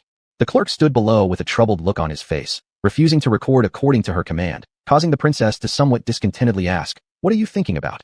"Your Highness, perhaps if we temporarily reduce taxes, it might ease the rebellion." "You're too naive. Those riders must all come here just to kill everyone in the royal city. They surely envy that the people of the royal city live better than they do. We only need to use the army to destroy their rebellion and can easily resolve this problem. Perhaps you should listen to what those citizens have to say." "I don't have the time to listen to what those riders say. We now just need to wait for reinforcements and then threaten Kadesh to let their ruler personally kneel before me and surrender." After hearing this, the clerk stopped further persuasion and simply returned to his position to document the events happening there. As the princess was strolling around, she saw those soldiers training and suddenly said, "That person, bring me the sword." The soldier verified twice, then cautiously stepped forward, offering the sword with both hands. The princess' martial skills were extremely powerful. Even with this ordinary training sword, she could effortlessly defeat 3 fully armed, sword-wielding soldiers. The soldiers standing aside exclaimed, "Your Highness is truly the strongest warrior in Karen." The princess nonchalantly threw down the sword and said, "If the sword was of better quality, maybe the time would have been shorter." Suddenly, one soldier said, "Your Highness, I've heard that the king of Kadesh owns an extremely powerful treasure sword. If you could obtain that, you would certainly achieve victory in every battle." The princess brightened and asked, "Is that true?" "Of course it's true. That sword can even burn with fierce flames when swung. But recently, it seems like the king hasn't been wearing the sword." The letter officer blurted out, "It can't be lost, can it?" One soldier said, "How could that happen? A warrior must cherish his weapon like a lover. Such a powerful warrior should take even better care of his weapon. How could he lose it?" The princess, standing beside, said, "Anyway, letter officer, go and summon some people from the Eye Legion to help me search for this sword with treasures. If found, I'll give each person 5 gold coins as a reward." At this moment, Anka was sitting stiffly on the border watchtower, staring blankly at the distance. A soldier slowly climbed up and said, "Your Majesty, we've already followed your will to establish a council involving Khitan people in the Western Mountains, and Mr. Sodiezi just learned about this matter recently." "What's his reaction?" "Mr. Sodiezi seemed a bit sad, but didn't say much to us." Anka waved a hand dismissing the soldier. "Does he think I deliberately avoided him? After everything's over, I'll talk with him about Kadesh's situation." After being attracted by the sound of clanging weapons from boredom, Anka stuck her head out to watch these warriors training. Unable to bear the boredom anymore, Anka also went down to join them. They handed a normal sword to Anka, then retreated a few steps, leaving a very experienced fencing instructor to fight with Anka. "Go on, Your Majesty." Anka fiercely swung the sword towards the opponent. The fencing instructor struggled to defend against the storm-like attacks. When Anka's blade touched the protective gear covering the coach's heart, the first round ended. Panting heavily, the fencing instructor asked, "So this is your attacking style? It's a bit chaotic, but indeed hard to deal with if it's the first encounter. However, such a method requires higher demands on both the sword and your own stamina. You should focus more on technique." Anka silently thought for a moment and raised the sword, saying, "Tell me your techniques." The second round started with the beat of drums. Anka continued her storm-like attack, but the coach remained outside the range, waiting for an opportunity. The coach intended to strike when Anka became tired. But after waiting for some time, even when he was forced back to the edge of the field, he still did not see any sign of fatigue from Anka. The coach had no choice but to adjust his posture and keep testing Anka with his sword. Soon, Anka experienced the powerful skills of the coach. Finding a gap in Anka's defense, the coach struck swiftly and then retreated again.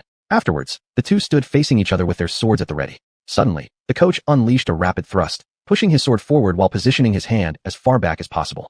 After Anka blocked the attack, the coach gripped the hilt and spun, forcefully swinging the sword. The 9th round of their fight ended with both of their blades snapping simultaneously, prompting cheers from the surrounding soldiers who were shouting in support of Anka. The coach praised her, saying, "You learned swordsmanship quickly. I wonder how you fare with other weapons." Anka looked towards the twilight and said, "We still have plenty of time." Later, Anka engaged in several rounds of combat with other instructors using various weapons. Among them was a whip, a weapon that occasionally brought back painful memories for Anka, but one she wielded most skillfully. With a wry smile, Anka remarked, "It's strange, my experience with this thing has only ever been getting hit by it." As night fell and everyone else rested, Anka sat alone, gazing in the direction of Khitan, suddenly feeling a chill run down her spine. "Why does it feel like something is about to happen? Must be because I've been too tired lately." Xitan Kingdom. The princess sat in her palace, watching two naked slaves brutally fight each other. Feeling bored, she tossed two swords down and shouted, "Pick them up and kill each other." One of the slaves grabbed the sword, glanced at his companion, and then at the princess, and without hesitation hurled the sword directly at her.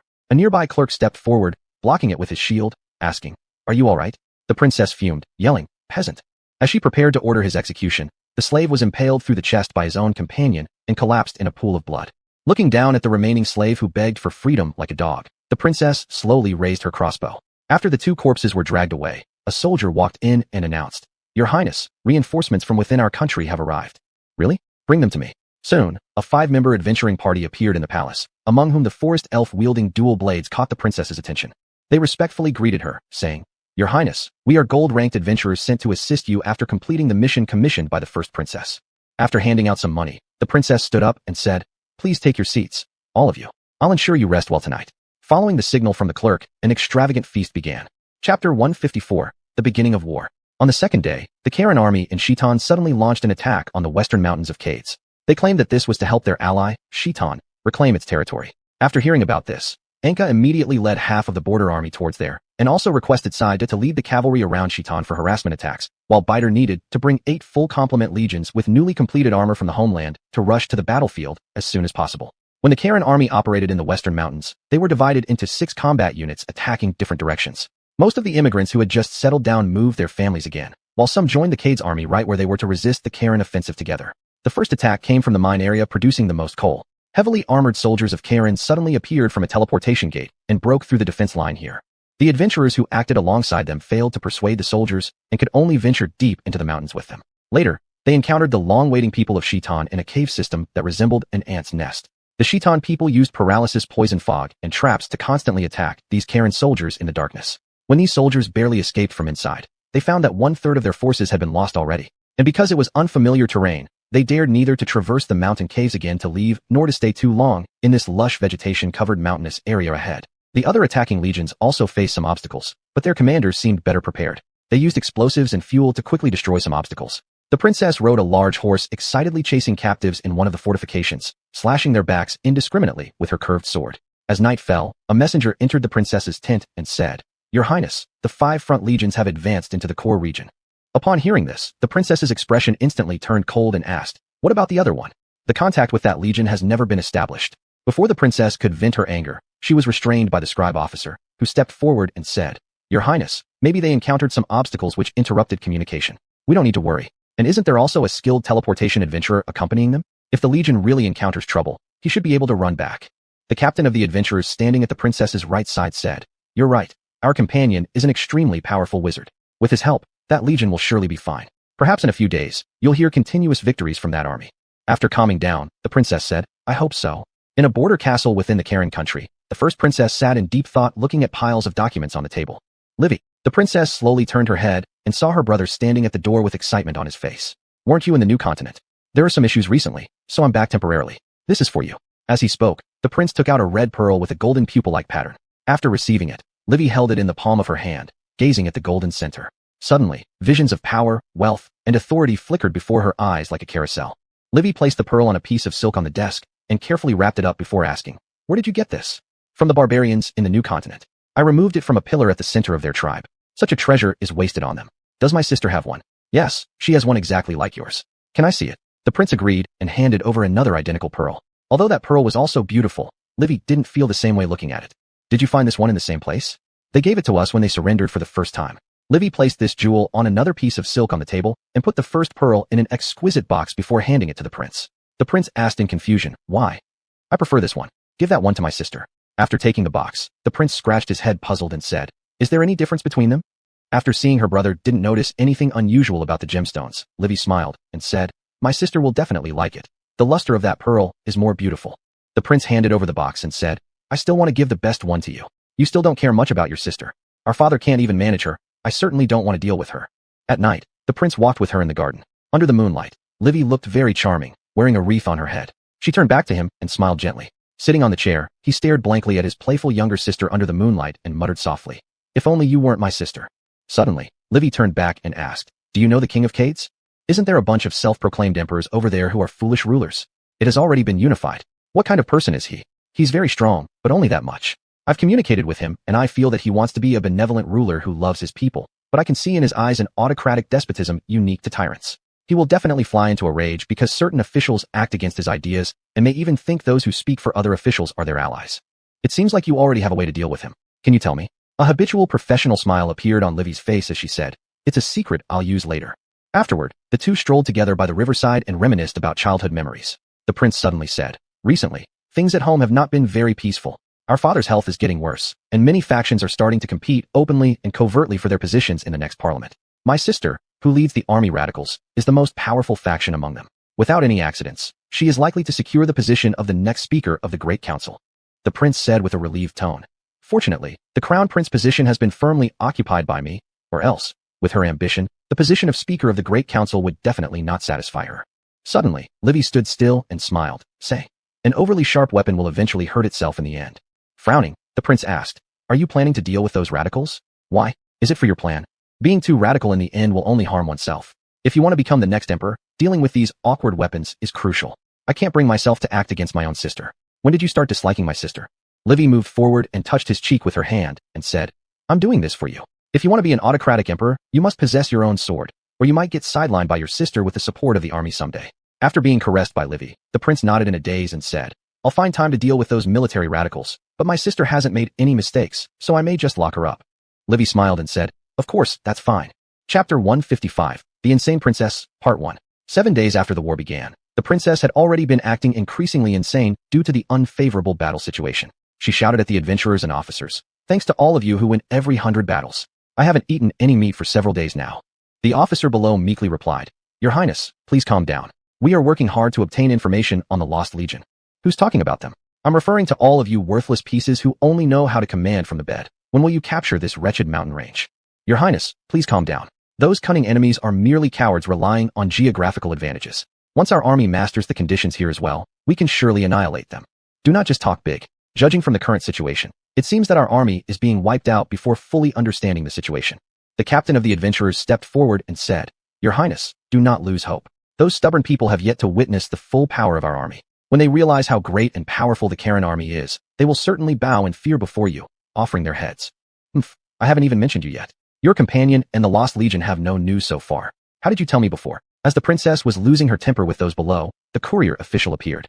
He respectfully bowed and said, "Your Royal Highness, your brother Karen's crown prince has arrived at the camp and waits to meet with you." The princess said nonchalantly, "My brother? Is he coming to see me? Perhaps he's visiting sister and just passing by." After hearing this, the prince walked in laughing and said, "Is my sister blaming me for not coming to see you for such a long time? Aren't you always staying by sister's side? Why are you coming to me now? Our prince just returned from the new continent, bringing you a present." The princess looked curiously at the wooden box in her brother's hand. As the wooden box opened, the satin was gradually revealed, exposing a round and beautiful crimson pearl. The forest elf among the adventurers group suddenly lost control, shouting, "No, this cannot be." Before finishing, he was knocked out by his captain. The captain apologized, "Sorry, Your Highness, this team member of mine has some mental issues." The princess carelessly waved her hand to let them leave and rest. Afterwards, the princess took the pearl and placed it in her palm. As she gazed at the golden pupil at the center of the pearl, she instantly felt an overwhelming sense of comfort.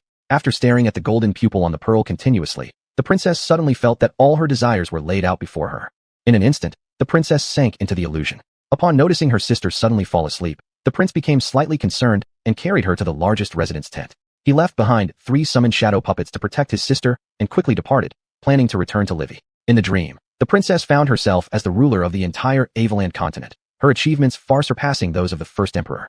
The rulers of various countries knelt on the ground reciting hymns for her, while the pure saintess personally offered the crown of the religious world leader. In the dream, the princess indulged in everything she couldn't get in reality. Her city was made of platinum and gold, and the streetlights used rare mermaid oil as fuel. The princess could smell the pleasant aroma when walking past. Countless beautiful men and women rolled naked in the pool, while the princess lounged on a soft bench teasing her letter official. Her father, who never agreed with her getting so close to the letter official, was hanging upside down above the throne. Suddenly, the princess woke up. She sat on the bed, cold sweat soaking through her clothes. Then came an endless feeling of emptiness. The princess took out the pearl hoping to fall asleep again and return to the wonderful dreamland. After repeating this several times, the princess woke up again. She looked at the moon outside the window and shouted, "Courier official, come in." The courier official entered and dared not look up at the disheveled princess. Instead, he just stood there. Then the princess moved forward and forcibly pulled him in. In the adventurer's tent, the captain asked his forest elf teammate who had just woken up, What happened just now? Trembling, the forest elf hugged his body and said, I can feel the terrifying power of that object. I once read in an ancient book that if the user keeps looking at the golden pupil inside, they will be tempted by endless desires and quickly become a tyrant obsessed with desire and power. The captain worriedly said, the princess is already brutal enough. If she really falls, won't a wrong word get us torn into two halves? Another member looked outside where no one was left and responded, let's use the teleportation gemstone to bring her back forcefully. I feel that staying longer puts us all in danger. The captain nodded and said, yeah, this money isn't easy to earn. Let's run for it. Western Mountains. Anka squatted in the cave conducting tactical analysis with Biddle. Biddle pointed at the map and said, judging by what we've learned from those Karen soldiers we captured and that adventurer, the range of activities for the other Karen armies should be here. Biddle marked many small circles on the map. Anka noticed they were almost all in wide open areas and curiously asked, won't they risk being discovered staying in these kinds of areas? They probably don't know much about the deeper areas, so they dare not venture in recklessly. Besides, they've been stationed in these areas for a while now, where they have set up numerous siege weapons and explosives. Our forces cannot directly launch an attack. Anka pointed to 3 narrow mountain roads on the map and asked, these must be their supply routes for transporting food, right? Biddle shook his head and replied, maybe not. Our scout team has never detected any supply or logistics units. It's already been so many days. Unless each of them carries dozens of pounds of food, there's no way they could last this long. Send out more scouts for reconnaissance. Afterward, the two walked out of the cave together to inspect the progress of the defensive fortifications. During the inspection, Anka repeatedly hinted at her desire to form a council. After some thought, Biddle asked, do you wish to distribute power among various departments so they can check and balance each other to avoid any one person gaining too much power? The extreme concentration of power like that of an emperor should gradually disappear. While Anka said this aloud, deep down she simply hoped her responsibilities could be delegated to others so she could rest without worrying about anything. Biddle said, I hope you can place a military representative in the new council who can supervise the other departments. No, I won't allow any department to gain more power. Please rest assured, I have other plans. The military can enter the council, but it can never hold permanent seats. We need to establish rotating seats to placate some important institutions that cannot obtain ultimate authority. Chapter 156, The Insane Princess, Part 2. During the 3 days the princess was beguiled by the gemstone, she became increasingly deranged, her thirst for power reaching a terrifying degree. The adventurers had long since left, and due to this incident, the princess had issued an arrest warrant against them. Now, the officers dared not inform the princess about the military defeats, leading to the loss of several battlefields without her knowledge. Said led his cavalry unit alongside the resistance army within Shitan's borders and swiftly arrived beneath the royal city, as if entering an unguarded territory. At this point, the princess's forces were completely caught between a two-front attack. The princess, after drinking a cup of water, wearily asked, how are the war efforts going? An officer replied, our troops have achieved successive victories. The princess, observing the noisy crowd outside, inquired, why do they carry luggage? Seeing the officer hesitate, unable to answer, the princess flew into a rage, unsheathed her sword, and went down to slay him. She then threw his head at the crowd and said, any who flee shall be killed by their comrades, and whoever brings their severed heads to me will be rewarded. After that, the princess ignored the terrified crowd and returned to her tent to continue drinking. The officers carefully glanced around before entering the farthest tent from the princess's quarters to discuss matters. The princess has gone mad. Should we assassinate her? Suddenly, everyone fell silent, looking at each other uneasily, and said, with the monster's prince left behind and her highness's innate magical talents, how could we possibly succeed? What about fleeing? Where can we go? Unless she dies, our return home still means execution. How about surrendering? In an instant, the group calmed down, nodding in agreement to this method. Afterwards, they quietly left the encampment and ordered their confidants to place torches filled with gel and blue-green fuel along mountain paths.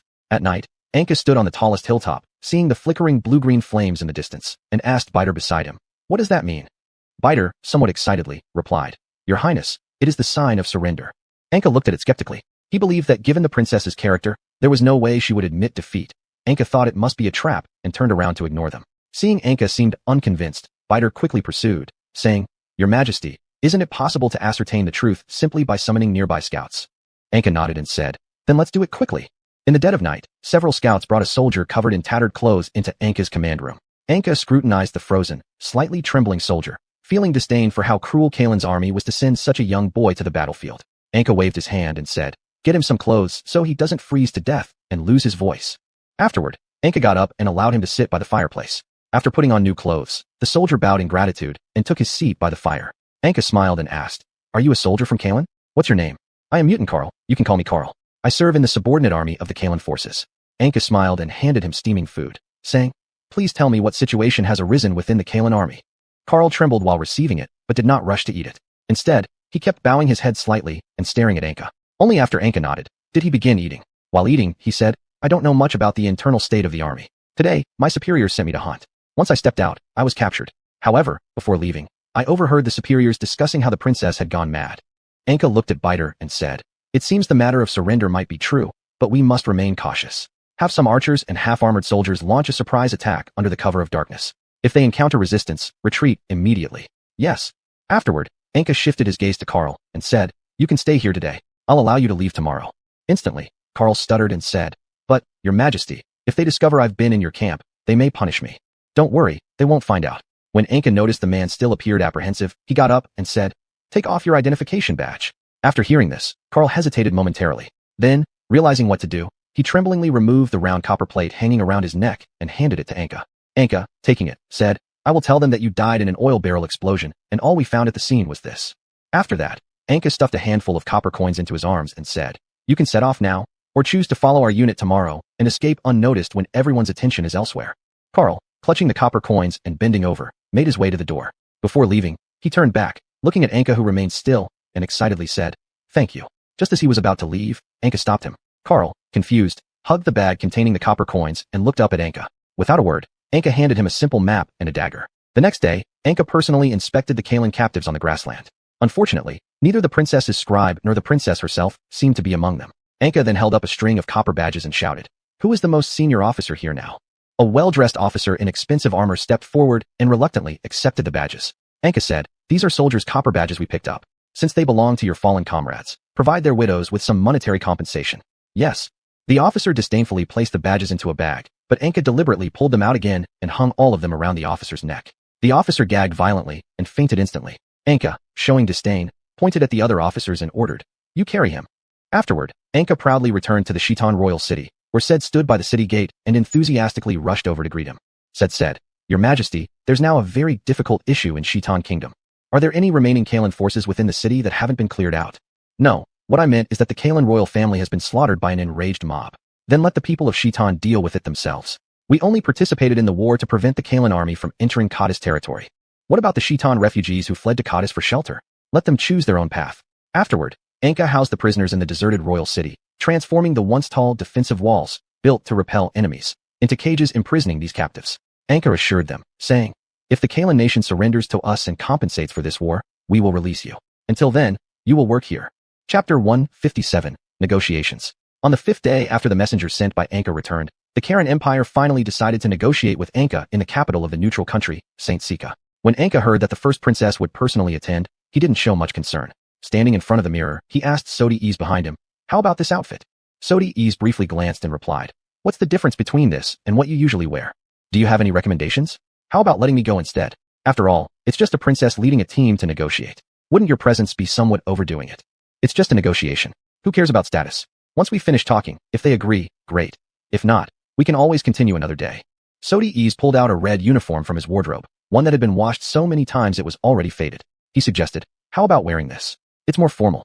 Anka caught sight of the uniform, noticing the luxurious gold embroidery and various symbols of majestic rulers on it. He shook his head and said, "I'll stick with this one." The next morning, Anka and Sodi E boarded a flying dragon and arrived at the largest church in St. Jiang City. The holy maiden, dressed in a white silk robe, stood on a high platform holding a wooden hammer and a scale as she watched the two men approach. Anka apologized, "Sorry for disturbing." The holy maiden smiled kindly and said, "It's no trouble at all. I'm actually delighted to witness the arrival of precious peace." By noon, the first princess finally entered through the door. She wore simple clothing like Anka, but did not bring any attendants. As soon as she stepped inside, Anka and the holy maiden could clearly feel the sudden flow of magical waves around them. After sitting opposite Anka, the holy maiden struck her wooden hammer against the table to announce the beginning of the negotiation. The princess spoke first. "Mr. Anka, please state your demands. I hope Karen can cooperate equally with Cades and apologize for its previous colonization of Cades along with compensation." Apology and compensation might be difficult. The domestic reaction to such matters could be very intense. Anka looked at her and said, "If that's the case, perhaps there is nothing worthwhile to discuss. Let the soldiers stay and sit on a few more days." The princess stopped Anka and said, "Maybe we can talk further. Your time wouldn't be so tight, right?" Sodi nodded at Anka, who then sat back down and said, "If you don't compensate Cades, I don't see anything else to discuss. The discussion can continue, but the amount," Anka directly stated, 50,000 gold coins.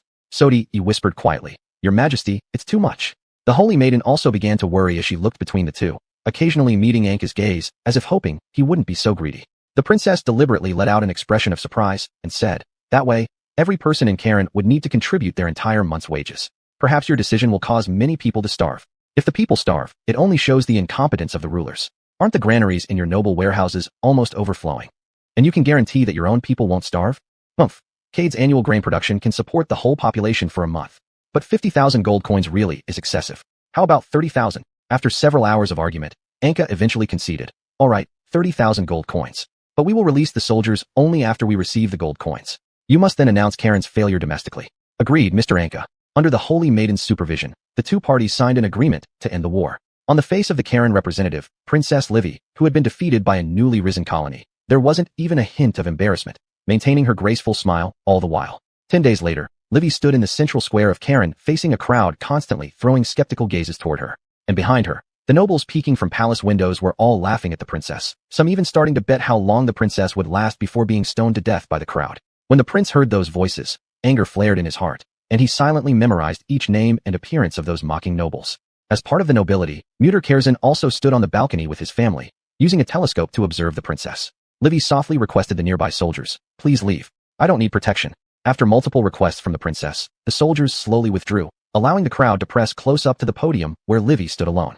Seeing this, Livy showed no fear, continuing to maintain her smile as she faced the angry crowd. The crowd shouted loudly, "Traitor!" Livy smiled faintly and relaxed in her seat, a flash of purple light passing through her eyes before she began her speech. Half an hour later, it seemed the crowd had accepted Livy's proposal, and Livy returned to the palace unscathed. Mutter stood on the balcony, just as stunned as the other nobles. Mutter said to his father, "She's too dangerous." His father also nodded slightly in agreement. Afterward, the princess walked through the skeptical crowd and entered the parliamentary hall on the top floor of the palace, sitting down at the head of the chamber. The nobles, accompanied by soldiers, closed the door and said to Livy, "How dare you, a traitor, sit in this position? I just randomly picked a seat. Why are you so excited? You, the traitor, should be exiled." Livy replied with complete nonchalance, "I've already said enough today. Can you all shut up now?" Damn it. Seeing that the nobles continued to persistently argue, Livy simply sat there and did not appear overly angry, instead sending them a gentle look. Suddenly, the noble who met her gaze exploded, his blood and flesh instantly spreading throughout the room. Soon afterward, a whirlwind appeared in the same spot, reassembling the blood and flesh, and the revived noble crouched on the ground, too afraid to meet Livy's eyes. Livy apologized in surprise, "Sorry, everyone. My powers cannot be controlled when I am agitated, but don't worry. I will try to minimize such occurrences." Now utterly terrified, those nobles began to scramble backward desperately. As Livy pretended to approach out of concern, these nobles ran madly toward the exit. At noon, the prince entered carrying some pastries. Livy took them and said, "Thank you." Worried, the prince asked, "Did those nobles do anything to you? They fled in panic after coming out of there. Did you do something to them?" Livy gazed at her brother, who looked down and gently touched his cheek with tenderness. She replied, "Nothing happened. Please don't worry." The prince pounded the table in frustration and said, "If only our ancestor Karen 9 hadn't reached an agreement with those nobles that dispersed the king's power among them. How could we, as the crown prince, possibly be humiliated by such scum? My dear brother, there is no need for you to worry. Perhaps everything will get better once you become the king, and since I lost the war, I shouldn't come out for the next 2 years. So, you won't have to worry about military hardliners influencing you either. Becoming king or not isn't really important because I have a sister like you, and father is still in good health. I am quite content. If only those nobles wouldn't frequently insult us, the royal family without any military support, then everything would be much better." Seeing that her brother didn't care at all about the position of king, Livy sighed silently in her heart. She continued caressing her brother's cheek while her eyes turned cold and ruthless, picking up a more malicious plan from the dark corners of her mind. Chapter 158, A Visit to Karen. After the gold was brought to cadres, Sodi ISS used these coins to renovate the entire city over a month. The wide and clean roads now connected all cities. After purchasing an expensive steam train from Karen, after Sodi ISS's intensive modifications, cadres now also had the independent capability to manufacture this mode of transportation. In the 3 months after receiving the gold coins, the first independently produced cadres steam train officially went into operation in the Solar City. And thanks to these gold coins, cadres could finally launch large-scale compulsory education and universal conscription, policies that require substantial resources. Relying on these coins, various facilities in cadres began to quickly catch up with those of other old empires. However, due to Anka's insistence that everything should ensure the country could independently produce its own products, many research projects advanced very slowly. At the start of autumn, Anka woke up early. He learned from Blacktooth that large clusters of thunderclouds had appeared recently in the southern regions of Karen. Anka worriedly paced back and forth in his room. He was not only concerned about how many people demons might kill, but also feared that Kadoodle, who possessed the cursed magic sword, would tempt local residents to sign unfair contracts with it. If that happened, Kadoodle might quickly restore its strength and gain a powerful puppet body. At that point, Anka might have to deal with 2 powerful demons at the same time. To avoid being outmatched by his weapons later, Anka spent some time obtaining new weapons and armor from the mysterious existence in hell. However, it seemed as if Anka had asked for too much all at once because that individual kept appearing to urge Anka to find demon traders. During a meeting, Sodi ISS and Bitter quarreled. Anka held his head and said, "You two argue every time we hold our twice-a-month big meetings. It gives me a headache." Having enjoyed a long period of peace, Anka looked at the arguing group and knocked on the table a few times, saying, "Clarify all your matters at once. Tomorrow, I will visit Karen." Sodi ISS felt strange and asked, "Why didn't you tell us about this? Isn't this telling you now? Quickly, tell me all your concerns." Bitter stood up and said, "I think we should direct more resources towards the army." Sodi ISS waved his hand and said, "But there are fewer wars now. We have enough soldiers, and now resources should focus more on public infrastructure and the implementation of new machines." Anka again raised his right hand and supported Sodi ISS. Though Bitter's military factions seemed to have complaints, no one dared to say anything more when they saw Anka's current strong demeanor. On the second day, Anka first took a flying dragon to patrol the Bell Tower City and the Industrial High Wall. After confirming that the residents of the two cities had indeed escaped their previous hardships, Anka came to the Sawtooth Coast. Elancher at the Sawtooth Coast warmly ran over to welcome Anka. Anka looked at the prosperous port and asked, "Are there any problems here?" "There aren't any anymore. And I want to thank you." "What?" "Thank you for allowing us to survive on the territories we conquered in the north. Recently, we destroyed the giant Horn tribe, gaining a great deal of living space and a large number of laborers." Anka did not appear surprised after hearing this. After exchanging a few pleasantries with Elangia, he mounted the flying dragon again and headed to Karen. In the capital of Karen, Livy, who had become the Grand Assembly president, warmly welcomed Anka into the palace after learning of his sudden visit. Sitting at the banquet, Anka straightforwardly said, "Your empire may harbor a powerful demon. I'm not talking about the small demons we see often, but the kind capable of easily destroying entire cities." Livy accepted Anka's statement very casually and expressed her intention to personally accompany Anka to the location to investigate. Anka stood up and thanked her, after which Livy laughed and said, "You once seemed to say that if you ever caught me, you'd certainly kill me. I didn't expect we'd be sitting together now. We were adversaries at that time." "Oh yes." As Anka watched the laughing Livy in front of him, his heart raced. Anka was extremely frustrated by the politicking skills displayed by this woman far more skilled than himself. Cadres was now left with only about 5,000 stored gold coins due to unequal contracts signed by personnel buying goods below him with Karen. Moreover, those damned contracts were all signed without his knowledge. As Anka looked at the woman in front of him, he knew inside that she was involved in many of these things, yet he couldn't accuse her. Livy stood up and said, "Let's go." After coming back to reality, Anka nodded in response. Livy stopped suddenly in front of the troops and turned around to ask, "Mr. Anka, do you still have enough gold coins?" "Of course we do. If not, you can borrow from me." "What's the interest rate?" "It's very cheap for you." Later, the two rode a flying dragon and rushed towards the distant black clouds, during which Livy kept instilling some twisted ideas that Anka detested. 10 days before Anka's visit to Karen, mutant Cal in a southern village of Karen was weaving cloth with his sister. Cal kept praising Anka while his sister kept nodding in agreement. She looked at the piggy bank on the cabinet in the distance and said, "Almost there. Finally, almost saving up enough money for you to go to the academy in the capital." Cal looked at his delighted sister and said, "I won't let you down." Sister said, "I worried to death when you were taken away last time, but fortunately, you met a good person." Cal nodded and said, "Next time, I'll work at the Lord's house. If I work there for half a year, perhaps sister can also go to the academy." The sister shook her head and said, "My illness is too severe, and your memory is better. You should go. If I go, it would be a waste. Having money alone is useless. I don't know if I'll pass the exam." "Don't think you're incapable. Be more confident. You're my brother." Cal nodded and responded happily. At dusk, Cal took the woven fabric to the Lord's house to settle his debt. After much haggling, Cal clutched 8 copper coins and hurried home under the cover of nightfall. In front of the village, Cal noticed the firelight inside and immediately felt something was amiss. He quickly ran home and found out the villagers had reported him for being a former servant soldier who had returned from the camp prematurely. Now, a large group of soldiers gathered at his doorstep, and his sister clung tightly to the piggy bank, refusing to hand it over. "You don't need these. Please don't take them, I beg you." Cal pushed through the crowd and stood protectively in front of his sister, but the soldiers beat him severely, tied him up outside the door, and ransacked all the scattered copper coins from the broken piggy bank. After cursing Cal as a deserter, the soldiers entered the house. Cal could hear his sister's desperate cries and the surrounding villagers' mockery as he struggled to break free, but the ropes only tightened further. A spark of magical power ignited in Cal's palm, creating a small flame, which was swiftly extinguished by the villagers. By nighttime, the crowd dispersed, yet the house was still bustling with noise, but his sister's voice was completely gone. At this moment, a sword blade glowing with a cyan blue light appeared in front of him. "What is this?" "I am the great Cadudo. I smelled your delicious soul, endowed with powerful magical talent, so I traveled far to get here. Do you intend to kill me? I wouldn't waste such an opportunity. Offer me your soul to become my tool in reaping other souls, and I shall grant you godlike strength." Cal looked up despairingly and said, "If it's true, then come." Instantly, Cal obtained unimaginable power, burning with flames as he rose and stormed into the house wielding the magic sword. After seeing the crimson scene inside, Cal went berserk, screaming and setting the entire house ablaze. Afterwards, after burying his sister respectfully, he hung the pleading soldiers upside down on crosses. Hold on a minute, Cal said, turning towards the deep end of the village. By the end of the night, the entire village and nearby castles were reduced to rubble. Every 10 meters along the road were crucified thousands of people whose skins had been flayed alive. Their anguished screams echoed through the forest, and their blood scent attracted some wild beasts.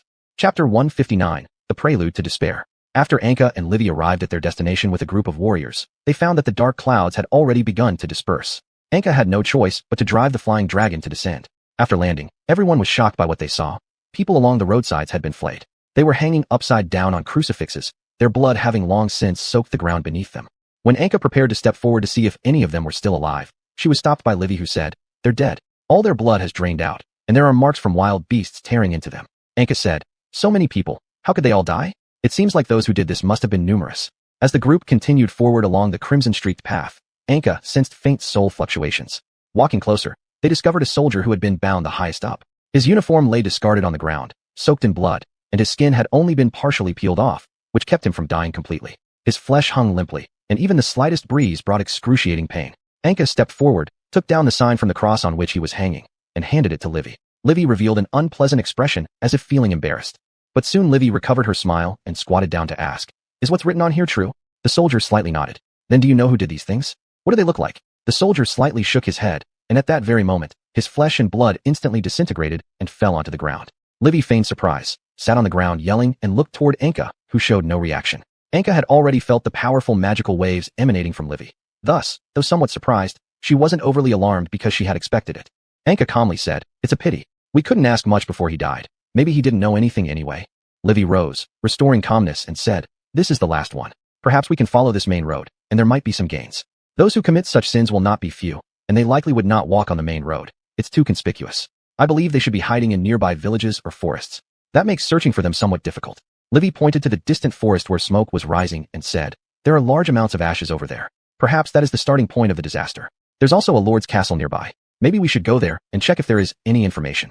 After hearing this, Anka nodded and agreed. The group soon arrived in front of the castle, which had turned into ruins. Fortunately, the castle was built with stones, so it left more traces than a village would. At the location of the former Great Hall, they discovered twisted writings woven from human skins. Livy, sensing some slight magical flows inside, asked, "Is this a magical array?" Anka nodded and said, "This should be Hell script. Translated, it means speed. I didn't expect you to know Hell script as well.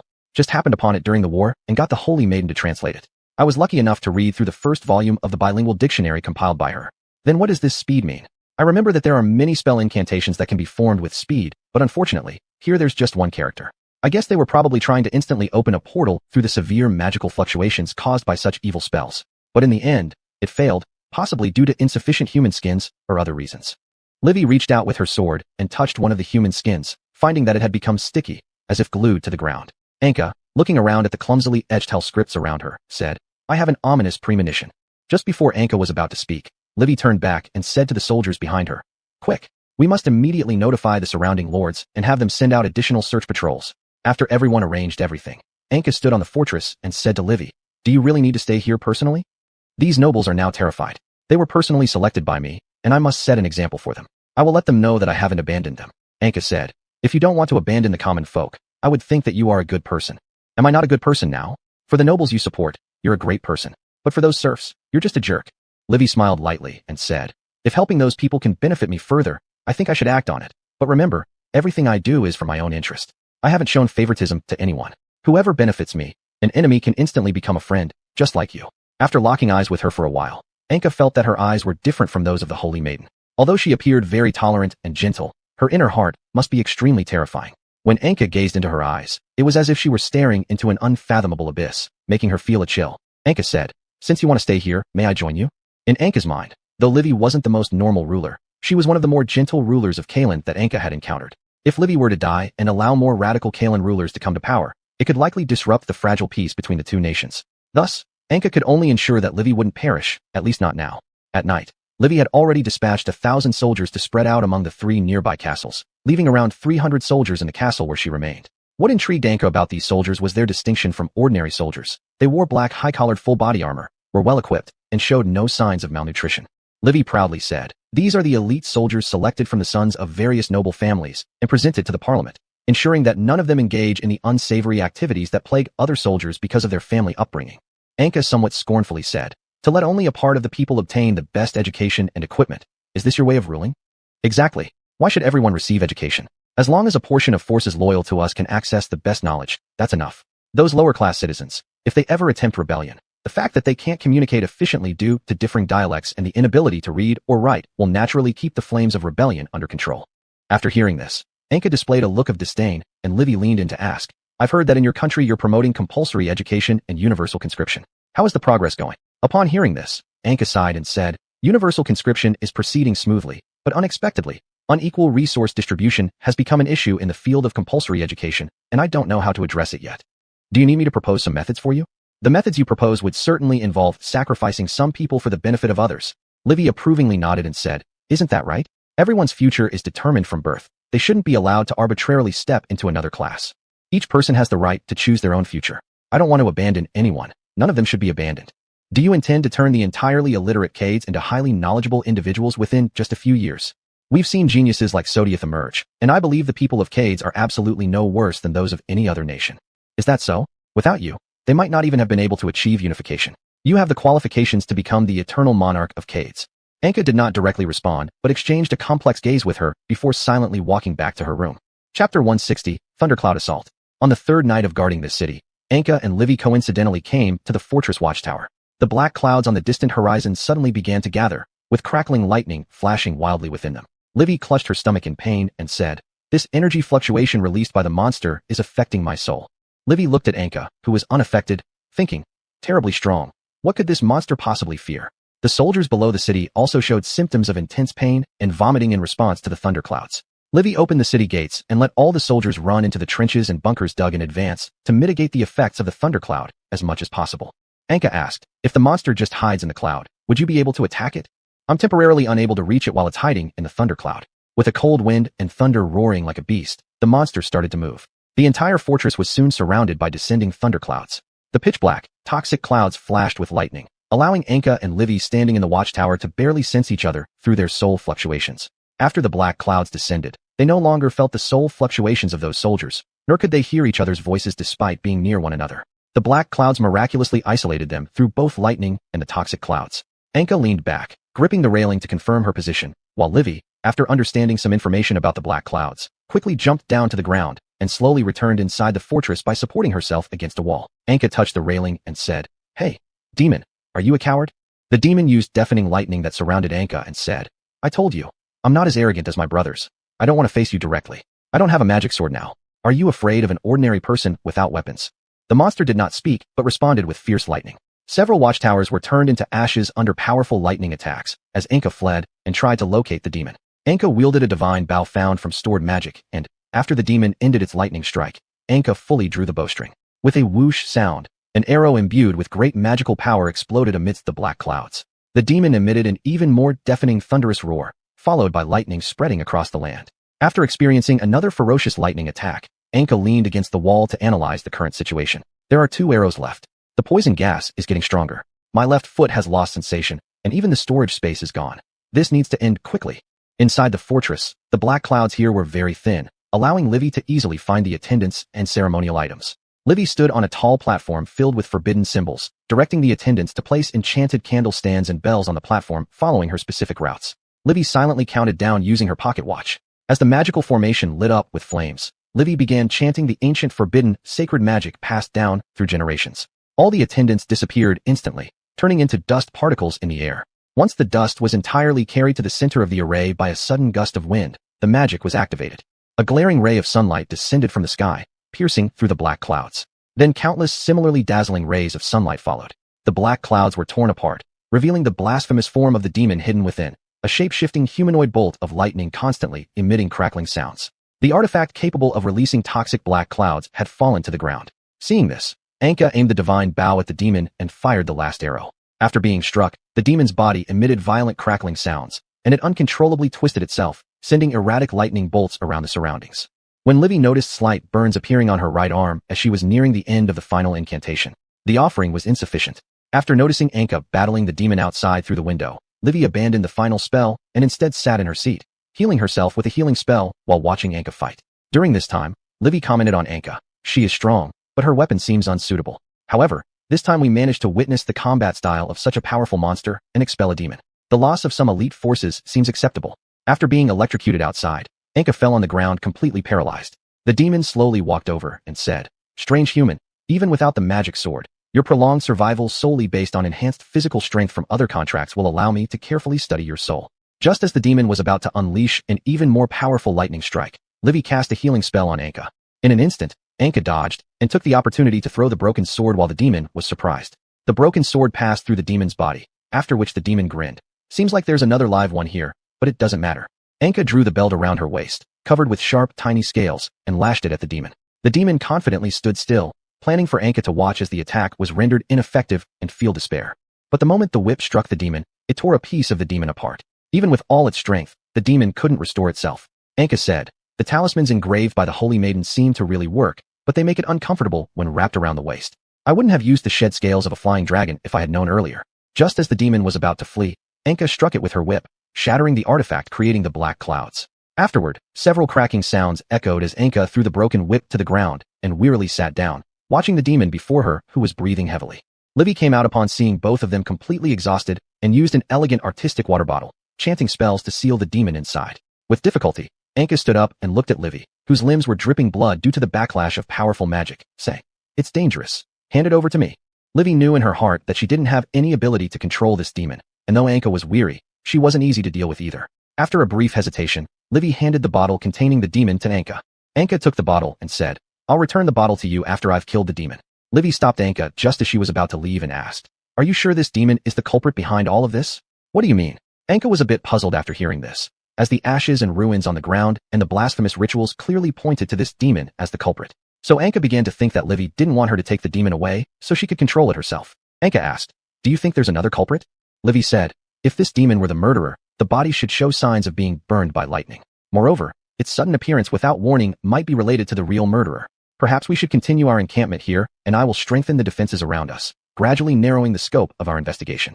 After listening, Anka realized that no significant problems requiring her presence had occurred within Cadis's territory, and staying here would indeed strengthen defense. If the next attacker is as strong, or even stronger, Livy and the soldiers may not be able to win on their own. Considering these factors, Anka returned the bottle to Livy and watched with her own eyes as she placed it in the stone cabinet in the basement. Chapter 161, The Incident of Karen, Part 1.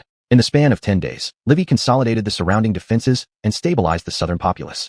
She temporarily freed the commoners from the rule of the local nobility and reduced their taxes to half of what they were before, thus securing stable logistics for herself. The nobles were permitted to take their families and followers to a northern enclave to continue their governance. Although these nobles were discontent, they were merely minor nobles with little influence in Karen. As the princess and the head of the Great Council, Livy had already made some concessions, so they had no choice but to accept their relocation to the barren northern region. Anka, after witnessing Livy's thorough deployment and her ability to wear a false mask when dealing with the people, said, "If I were just an ordinary monarch, I might not have been able to match her at all." Moreover, Anka was also impressed by Livy's political talent. She could remotely govern the entirety of Karen through just a few important representatives.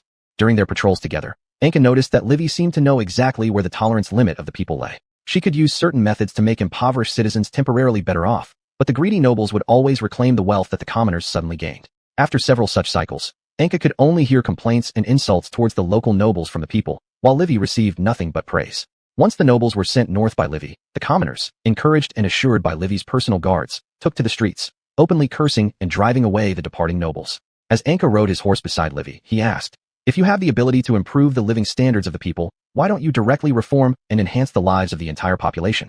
Wouldn't that gain you even more admiration?" "I'm doing all this not because I want someone to sing my praises. I just don't want the nobles ruining my precious logistic space. The people now only hate the nobles above them and believe that I stand with them. But in fact, above those minor nobles are greater nobles and the parliament and royalty I am part of. These people have short-sighted views. They only see what is right in front of them and completely miss the truth. When everything settles down, their lives will return to poverty, and at that time, they will still blame the newly appointed nobles rather than me, the one behind the scenes." After saying all this, Livy even chuckled arrogantly. "They will definitely build statues in my honor and yearn for my presence. Don't you think these people are quite foolish, Mr. Anka?" Anka looked at the grain on the carts and said, "No, I think the people are relatively pure compared to the nobles. They will thank those who bring them a better life. Look at this grain. Those nobles burned their own warehouses to prevent you from gaining access to their grain as revenge for your actions against them. But these people can endure hunger themselves and still support your cause, sending their scarce food supplies. They love and trust you so much. I feel that you shouldn't be using them like this. Livy's laughter gradually faded as she looked at Anka's troubled expression and said, we are rulers and don't need too much sentiment towards our subjects. Everyone, including ourselves, is merely a tool for maintaining governance. What if the policies you implement are blocked by important local officials or nobles, and you cannot handle them? Transfer them or compromise, because if commands issued from the royal city start becoming ineffective, it indicates the end is near for the dynasty. Anka was shocked, his mouth wide open, asking, is there no solution then? I don't know, nor do I need to know because I don't need to worry about things 100 years down the road. Even if my reign is unbearable, I won't let the people start revolting now. At least I see the conflict has not yet grown too large. Seeing Anka's worried face, Livy seemed to sense his thoughts and said, if you're confident in your own abilities, kill the corrupt officials and personally protect those people. With your accomplishments now, no one would dare criticize you. But maybe you can also learn from me and find ways to balance their powers. Anka nodded and said, if I had half your capability, I might be able to work more easily. Livy laughed in response. I hope I can acquire your immense power to better intimidate those people. Upon returning to camp, Anka's attention was drawn to two towering black spires standing at the entrance. Anka curiously asked, what are these? Livy stopped several meters behind Anka and said, these are magical devices modeled after an ancient artifact. What are their abilities? They weaken the strength of powerful soul beings and slowly absorb their souls and vitality, with very little effect on ordinary people. Afterward, Livy and Anka took a detour through a hidden passage to enter the inner fortress. Anka said, with these divine artifacts aiding us, we will surely be able to easily defeat the hidden enemies. After that, the two approached the map and began devising their battle plan. Livy looked at the forest on the map and said, we should burn or massively cut down the forest here so that those murderers cannot hide. But what about the residents living in the forest?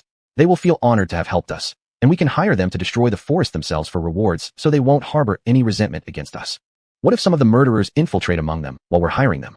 Then we'll make them all collect their money under the spires. Whoever acts most pitiful is likely someone aided by demons, thus an actual murderer. What if there's an accident, like an innocent villager with strong magical talents? The chance is small, it's not something to worry about. After that, the two attended a brief banquet. During this time, Livy's slightly drunk demeanor even made Anka feel moved, but whenever such feelings arose, Anka would harshly strike his chest to suppress them. During the banquet, a soldier suddenly walked in, looking nervous as he wanted to say something but kept glancing toward Anka. Livy smiled and said, just speak. Mr. Anka is no outsider. He whispered softly. The second princess has suddenly led troops to force the king to announce her as the new crown princess, and the prince was ordered killed during the debate in the Grand Hall. The king has been placed under house arrest. After hearing this, Livy turned to Anka and said, I apologize for your having witnessed this. Anka, facing her loss, didn't know how to console her and could only remain silent, locking eyes with her. Though her face showed sadness, secretly Livy felt delighted. It seems the bead truly influenced my sister, making her more arrogant and insane. Brother, you've truly given me a fine gift. Rest assured, brother, I will honor you after I eliminate my rebellious sister and become the sole heir. If father also accidentally passes away, then I will become Karen's first queen and head of the Great Council. What a pleasant surprise. While she contemplated silently, Anka said beside her, why don't you lead a team back to quell the rebellion? It is sufficient for me to stay here. After all, I wouldn't want Karen's next leader to be a madman. Livy bowed her head and said, thank you for your advice. I shall depart at dawn tomorrow. Until then, I leave this place in your care. Chapter 162, Karen's Incident Middle. After rejecting Anka's suggestion of using a flying dragon for fast travel, Livway set out with a black armored group of 100 people in great fanfare. Along the way, most of the urban crowd knew about the rebellious actions of the second princess due to Livway's grandiose propaganda. At the same time, Livway began forcing many nobles to choose between the second princess and herself. And those indecisive nobles were labeled as rebels by Livway and thrown into the central square of the locality where they were killed by the common people. The major indecisive nobles, upon witnessing the support from the southern populace and numerous ordinary nobles that Livway currently possessed, soon made their choice. They started to compete in contacting Livway from the capital city. In Jining City, the commercial city south of the capital where Livway was stationed, a continuous stream of nobles and representatives of various circles came to negotiate with her. A soldier rushed into the tent and informed Livway, the eldest son of Council President Muter requests an audience. Livway waved and nodded, indicating that the soldiers should go and welcome him. Xuanhuan slowly walked into the tent and glanced around, discovering that despite Livway's noble status, her lifestyle appeared quite ordinary. The room contained only some chairs and ordinary utensils, without anything extravagant. Moreover, there was no strong smell of perfume commonly used by the nobility, which made Xuanhuan curious about Livway. Finally, he fixed his gaze on Livway who sat opposite him. Livway, clad in silver armor, had one hand on her sword as if she was constantly vigilant. Despite this, a smile remained on her face as she said to Xuanhuan, who looked curiously at her, "Are you the eldest son of the Muter family? Please take a seat." Xuanhuan opened the conversation by asking, "Is your visit aimed at stopping the actions of your younger sister?" Livway replied with a hint of sorrow on her face, "My sister is too ambitious. I never expected her to do such things just for power. This time, I am only returning to restore order and ensure that my sister receives appropriate punishment. While watching Liv Wei with sadness on her face, Xuanhuan mentally thought of her as a skilled performing noble. Xuanhuan asked, now all the nobles are on your side. When will you launch an attack on your foolish sister? I believe we should give my sister a chance to apologize. Besides, starting a war could easily cause civilian casualties, and I can't bear it. After finishing her statement, Liv Wei wiped her eyes with a handkerchief. Then, Xuanhuan stood up and said, if there is anything you need, please inform us. I have nothing more to ask. Take care. After personally seeing Xuanhuan out, Liv Wei returned to her tent with disdain written all over her face. Meanwhile, Xuanhuan began analyzing what Liv Wei had just said. After returning to the port controlled by his family, Xuanhuan began recording his analysis results in a notebook. President of the Great Council, Karen Liv Wei, is a cunning opponent who can perform convincingly before anyone to show them exactly what they want to see and hear. It may be that all of this is a deliberate setup designed only for her easy ascent to power. I suspect that she will burn the palace and become the new queen when the time comes. After writing all this down, Xuanhuan slowly emerged from the doorway and said, this room smells so strange. Sorry for troubling you to bring this to Mr. Anka. This notebook records my analyses of the major nobles, and I hope Mr. Anka can use it to avoid future possible wars and political traps. I don't wish our two countries to fall back into conflict, and I hope Mr. Anka can use this as some leverage so the greedy nobles and Karen will think twice before acting. Is it really necessary to call me just to deliver a message using valuable communication gemstones? But seeing Mr. Anka again makes it worthwhile. There's no other way. If I contact Mr. Anka directly, the Magic Association might notice. Therefore, I have to rely on many people to pass the information to you, like a relay race. Xuanhuan stuffed the notebook into a package, exchanged a few pleasantries with him, and then boarded a ferry out to sea, later taking a detour to Xuanhuan's given detailed destination to find Anka. In the evening while resting, Liv Wei also began analyzing the nobles she entertained today. Liv Wei kept looking at the photographs of members of the 8 most important noble families and muttering continuously. Finally, after seeing Xuanhuan's photo, she whispered, visited Cadiz, must pay extra attention. At night, when sleeping, Liv Wei became alert upon hearing rustling grass outside, opening her eyes quickly, grabbing the dagger on the table, and placing it under the pillow before closing her eyes slowly with a smile. The assassin quietly pushed open the door to her room and thought upon seeing Liv Wei smiling even in her sleep. What a pity. Just as the assassin was about to strike, Liv Wei suddenly woke up and deliberately let out a loud scream. Taking advantage of the assassin's moment of panic, she swiftly drew the dagger from under her pillow and plunged it into the assassin multiple times. The guards outside rushed in to see Liv Wei tear-streaked and the blood-soaked assassin lying on the floor. Hastily, they seized the assassin and dragged him outside. The guards knelt before Liv Wei's bed and said, forgive us, my lord, for failing to protect you properly. Please punish us. But instead, I want you to protect the assassin well. After confirming her commands several times, the guards left full of confusion, and Liv Wei let out a deep sigh, leaning against the wall. Is the influence of the bead so great? My sister is already this eager to meet me. The next day, the assassin was bound to a high platform and watched by curious citizens. Did you hear? This is the assassin sent by the second princess to kill the Great Council president. The second princess must be crazy. She killed her own brother for power, and now she's trying to kill her own sister. I've heard the second princess is insane. It's said that she used to slit the throats of captured Cadiz people and drink their blood. Subsequently, Liv Wei tearfully recounted her misfortunes to the crowd. How unfortunate am I, born a princess, only to face endless aggression from the nobility and betrayal among siblings. Fortunately, after reaching adulthood, I could leave my terrifying family. But now my foolish, arrogant sister has already murdered our father and brother, and now she wants to take my life too. Initially, I merely hoped that she would stop her rebellious actions and offer sincere apologies, but I have come to realize how deeply she has been corrupted by power. Regrettably, I must now raise arms against my blood relatives. However, rest assured, I will do my best to compensate for the damage caused by my sister once all this is over. After these words, the people filled with sympathy and support for the seemingly helpless and pitiable Liv Wei. In an instant, Liv Wei truly won the full backing of Karen's most crucial class. Meanwhile, in the southern fortress, as Anka patrolled with soldiers, Xuanhuan suddenly descended and secretly handed over the notebook to Anka. Anka said, you should return to the Sawtooth Coast with the flying dragons I've brought. The Holy Maiden informed me that Kardala has been fully pacified, and they will surely expand northward. Your task is to go back and assist them in their operations. If the territories conquered by the flying dragons can be governed independently? Anka paused momentarily before replying. As long as the flying dragons continue to provide assistance to Cards, I allow you to establish your own kingdom. Go quickly and fight alongside Kardala, securing as much land as possible. Xuanhuan, excited, responded, yes. Chapter 163. The Turn of Events in Karen, Part 2. In 5 days, Livy arrived with a large contingent of soldiers under the walls of the royal city. After receiving Livy's promise that she would absolutely protect their families, the defenders opened the gates to her. The citizens within the royal city all thought Livy had come to save them, and thus ran onto the streets to welcome her troops. Livy warmly embraced the people and promised that her arrival would improve everyone's lives. The people all hailed Livy with cries of hail and other praises. Soon after, Livy made her way to the palace walls. After settling the civilians outside, Livy entered the palace with a team of 8 people. To everyone's surprise, the palace had been so defiled in just a few days. The throne, once a symbol of royal authority, was drenched in wine. The sacred eagle banner lay discarded nearby, neglected. Even the most solemn parliamentary hall appeared completely destroyed except for the chair of the Grand Speaker, which remained intact. Suddenly, several hidden weapons emerged, killing Livy's guards. Calmly sitting on the unbroken seat, Livy said, "Is this your way of welcoming me?" Her younger sister slowly stepped out from the shadows, striding over the corpses with an arrogant gaze fixed on her older sister. Livy said, "Stop this. Is this really what you want? What are you talking about? Aren't these things exactly what you desire? I initiated the rebellion and killed our brother and father, and now you've come here to kill me and take my place."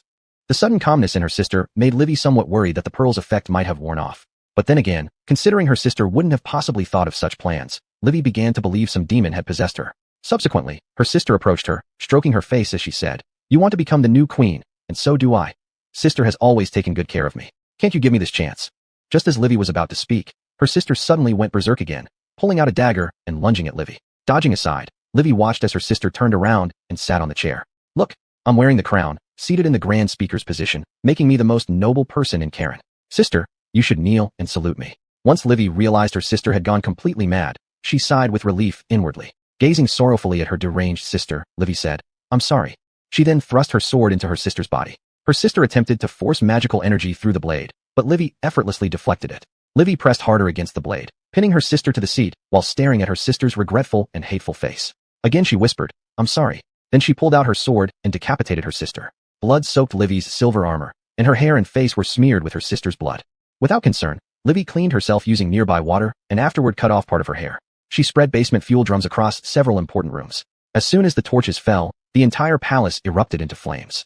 Using isolation magic, Livy protected herself from the fire and smoke, remaining seated on the throne with her eyes closed, waiting for the external soldiers to arrive. Seeing the rapidly burning palace, the soldiers panicked and rushed to put out the fire and rescue people. They encountered Livy near the throne at the end of the grand hall. Her blood-stained figure clad in snug clothing stood stark against the destruction. Her shattered armor had been thrown into the pool of water, leaving her sitting there like a divine statue. The soldiers worked hard to escort Livy outside and provided her fresh clothing, allowing her to rest in a tent. Upon hearing of Livy's victory, many nobles and commoners came to congratulate her. When Livy woke up and saw the crowd, she smiled, adjusted her posture, and walked out. She soon asked the crowd in front of her with a sorrowful expression, "Where are my family members? Were they rescued? I fainted when I entered and woke up only to find myself here." Instantly, the crowd fell silent. A soldier said, "We're sorry, my lord. Your father and brother were found dead, and we could not trace any signs of your sister. We're very sorry." Upon hearing this, Livy acted overly dramatic, leaning backward as if about to faint. At this moment, a noble stepped forward and said, "Majesty, now that the royal family has only you left, why not assume the throne early and maintain the situation? I am merely the Grand Speaker. Moreover, the Crown Prince was my brother, and father never showed any intention to change the heir. How can I arbitrarily become the new monarch? Becoming the new queen will not conflict with holding the title of Grand Speaker. Your abilities are evident, and we trust that you will certainly restore Karen's former glory. Let me think about it." Back in her tent, Livy excitedly tossed around on the bed, unable to hide her joy. Southern Karen. Using the information about a noble recorded in a notebook, Anka contacted him, and, through secrets noted in the same book, forced him to offer large quantities of food and treasures. Among these, numerous cannons were Anka's favorite.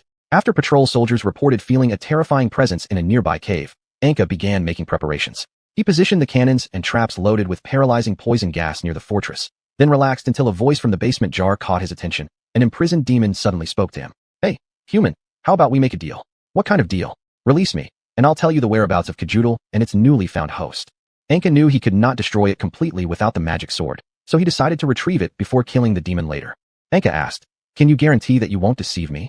What can I do to trick you while I'm in this state? Come closer." Entering the basement, Anka faced the bottle protected by an array and said, "I will trust you for now, but don't disappoint me." Holding the bottle cautiously, Anka slowly opened it. The moment it was released, the demon cursed, "Foolish human, I am free." But what the demon didn't realize was that Anka had prepared another bottle and caught it swiftly. As soon as Anka sealed both bottles, the demon started panicking. Seeing its soul split in half, the demon pleaded, "Forgive me, my lord. I dare not deceive you anymore. Please spare me. Tell me where Kajudal, the magic sword, and its new host are. They're here. You'll encounter them soon enough." "Who is the new host?" "I don't know exactly, but he possesses strong magical talent, and I once heard him mention your name."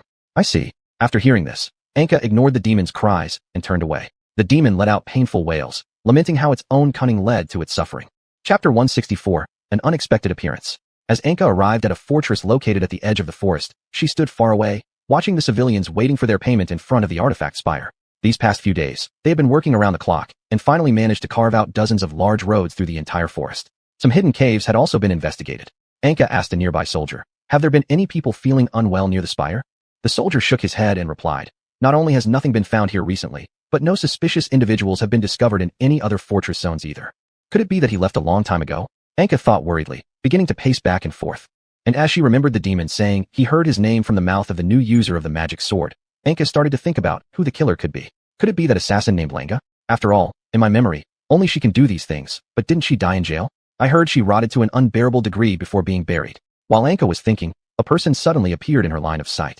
Anka focused her eyes, thought for a moment, and then recalled that this person was once Mutant Cal, a servant of the Karen army. Anka walked over and asked Cal, who was sitting on a chair eating rations, "Do you remember me?" Cal seemed somewhat excited and nodded. Anka followed up with, "Do you live here?" Cal said sadly, "I used to live here. I wanted to leave, but due to the sudden lockdown, I can only stay here temporarily.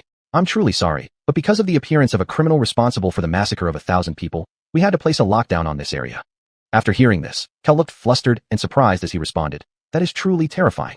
After calming Cal down, the two began an idle chat. During their conversation, Anka noticed that whenever the topic of Cal's family came up, he would avoid talking about it and show a very sad expression. Suddenly, a soldier called Cal over to collect his wages. After returning, Anka could see that Cal looked extremely tired. Anka asked, "Do you know magic?" Cal nodded and then demonstrated by conjuring a fireball and lightning in his hand. Anka applauded him accordingly. As Anka and Cal were chatting, a huge twisted monster suddenly appeared in the sky. It resembled a newborn baby, but lacked skin. It hovered in the air, using its wing-like arms on its back to generate hot winds. Anka immediately recognized the creature as a demon from hell. She quickly rose and began directing the soldiers to protect the civilians and assist them in retreating. "Cal, you should leave too. Where did this monster come from? Was it due to the magical array we found earlier?" Holding multiple long spears, Anka hurled them towards the monster. Pierced by the spears, the monster emitted a shrill infant cry. Instantly, another similar-looking monster, but taller, leaped off the main one and attacked Anka. Standing far away, Cal prayed, "Please help me again." Instantly, the flames and lightning in Cal's hands transformed into a magic sword, and the voice of Kajadil inside it growled, "Great. I didn't expect to really summon such a monster." Cal questioned, "So why don't I remember anything from after last time?" "You fell asleep. Don't worry about it now. Just go kill this monster so we can absorb its soul." Holding the magic sword, Cal plunged into the group of monsters.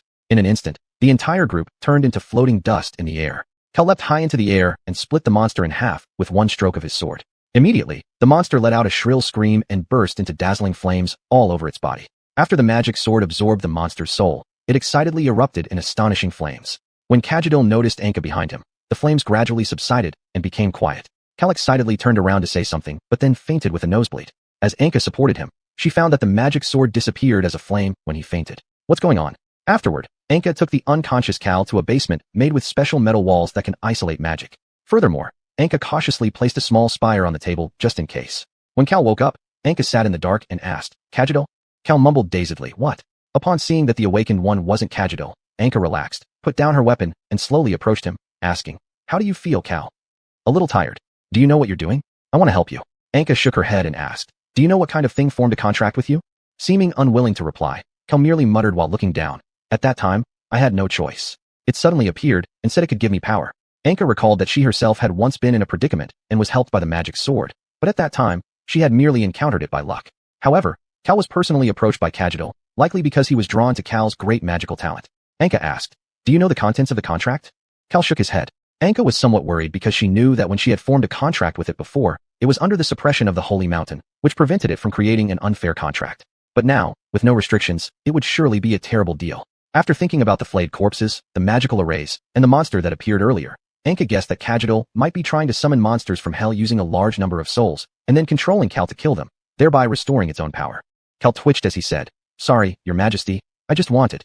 Anka interrupted him, saying, "It's okay. I understand how you felt at the time." Anka then patted Cal on the head and said, "Don't worry. I will find a way to dissolve this contract between the two of you." Before leaving, Cal trembled and asked, "Your Majesty, what exactly has that demon done?" Anka guessed that Cal's body might not currently be entirely under his control, so she asked, "You remember nothing?" "I just wanted to protect my family. After killing those soldiers, I don't recall anything after that." Anka placed the small spire in front of him and said, "Don't worry. That demon won't come out now. I'll be right back." Before leaving, Anka didn't close the last iron door for fear that Cal would fall into fear due to the dark, narrow room, causing him to faint again and be controlled by Kajadil. Keeping the door open also made it easier for the guards outside to observe the situation. After Anka left, Kajadil appeared as a flame in Cal's palm and began to tempt Cal. Chapter 165, The Bewitched Carl. Kajudal, with flames like a venomous snake, coiled around Karl and said, "You don't have to be so humble. You've already obtained the strength of a demigod, try it out." After finishing, Kajudal extended a tongue of fire that destroyed a nearby small tower to showcase his power. "Can you resurrect my sister?" "That's easy, just do as I say." "What must I do?" "Kill all the bad people, like those villagers who reported you as a deserter out of jealousy for your survival, and those soldiers who wanted to kill you." "Is that all?" "Of course. Doing this will not only resurrect her, but also allow you to seek revenge on those who suffered the same fate as you before. Isn't that great?" As Karl nodded blankly, Kajudal quickly took over his body. The guards at the door, noticing something strange, rushed in with their weapons drawn. But Kajudal merely waved his hand, summoning an enormous amount of lightning throughout the room, frying the running soldiers. Afterwards, he roamed recklessly through the fortress, wielding a magic sword, moving as if he were alone in an empty realm. When he attempted to rush out of the fortress, he was swiftly suppressed by two large towers at the entrance. And when he planned to dash away quickly, he stepped on a trap, causing Karl's body to sustain serious injuries. Just as Kajudal decided to abandon Karl, Anka appeared. Fearing being captured by Anka once he retreated from Karl's body, he had no choice but to spit out a great deal of soul energy to heal Karl. Karl, now recovered, got up from the trap, killed a cavalryman to steal his horse, and then fled. Upon seeing this, Anka commanded the soldiers, "Go notify Rivi and the lords of the fortresses everywhere else. The rest of you maintain order among the fleeing civilians." Afterward, Anka personally rode the fastest horse in pursuit of Karl. At dusk, Anka caught up with Karl at an abandoned marketplace. His horse seemed utterly exhausted and could hardly move. Karl dismounted lightly and killed the horse with one stroke. Anka raised her weapon and asked, "Are we going to fight?" Karl slowly turned around. After absorbing the horse's soul, he slightly regained some stamina. Anka noticed that Karl's expression seemed off and directly shouted loudly at him, "Kajudal, get out!" The other side did not respond but instead drew the magic sword, flinging many long, hot tongues of fire. Anka dodged swiftly, drawing her whip and attacking. Repeatedly baked by the flames, the scales on her whip curled and shot forward. Seeing Kajudal, who hadn't fully adapted to Karl's body, fall, Anka breathed a sigh of relief. "Fortunately, I brought more weapons enchanted by holy maidens. Otherwise, normal weapons probably wouldn't harm this demon much." Anka retracted her whip and swung it forcefully, fixing it into a meter-long blade. Kajudal slowly rose up and discovered that after the previous attacks, Karl's body couldn't heal itself, blood soon covering his entire body. Kajudal himself also sustained severe wounds at the soul level, leaving him entirely incapable of battling Anka. He could only hurriedly devise an escape plan. Kajudal pleaded, "I can give you the magic sword, but can you spare me considering our past cooperation?" Anka saw through this delaying tactic and didn't bother speaking further, immediately charging towards him with her sword. In panic, Kajudal took several steps back and hurled a large amount of flame powder at Anka. An explosion followed, after which Kajudal continued retreating to a safe distance before starting to recite a teleportation spell. At this moment, a cold arrow shot from behind, hitting Kajudal's back and interrupting his incantation. "Who is there?" Kajudal abruptly turned around to see Rivi, clad in silver armor and wielding an enchanted spear, charging toward him. Kajudal easily evaded her, punching and killing her mount while throttling her throat. When Rivi attacked him with a dagger, he felt pain and violently threw her toward Anka. Anka remarked, "Good timing. I was ambushed by heretics when I returned to the fortress. They stole the bottle containing the demon. Afterwards, I heard you were chasing the murderer here, so I came along." After these words, Kajudal burst out laughing, saying, "Haha, looks like my brothers have already saved that fellow. My mission is accomplished." Anka noticed Rivi's odd expression and said, "Don't trust it. Its comrades are trying to kill it. How could they collaborate? It's merely different forces coincidentally appearing here." "Ugh, Anka, you really love ruining my schemes."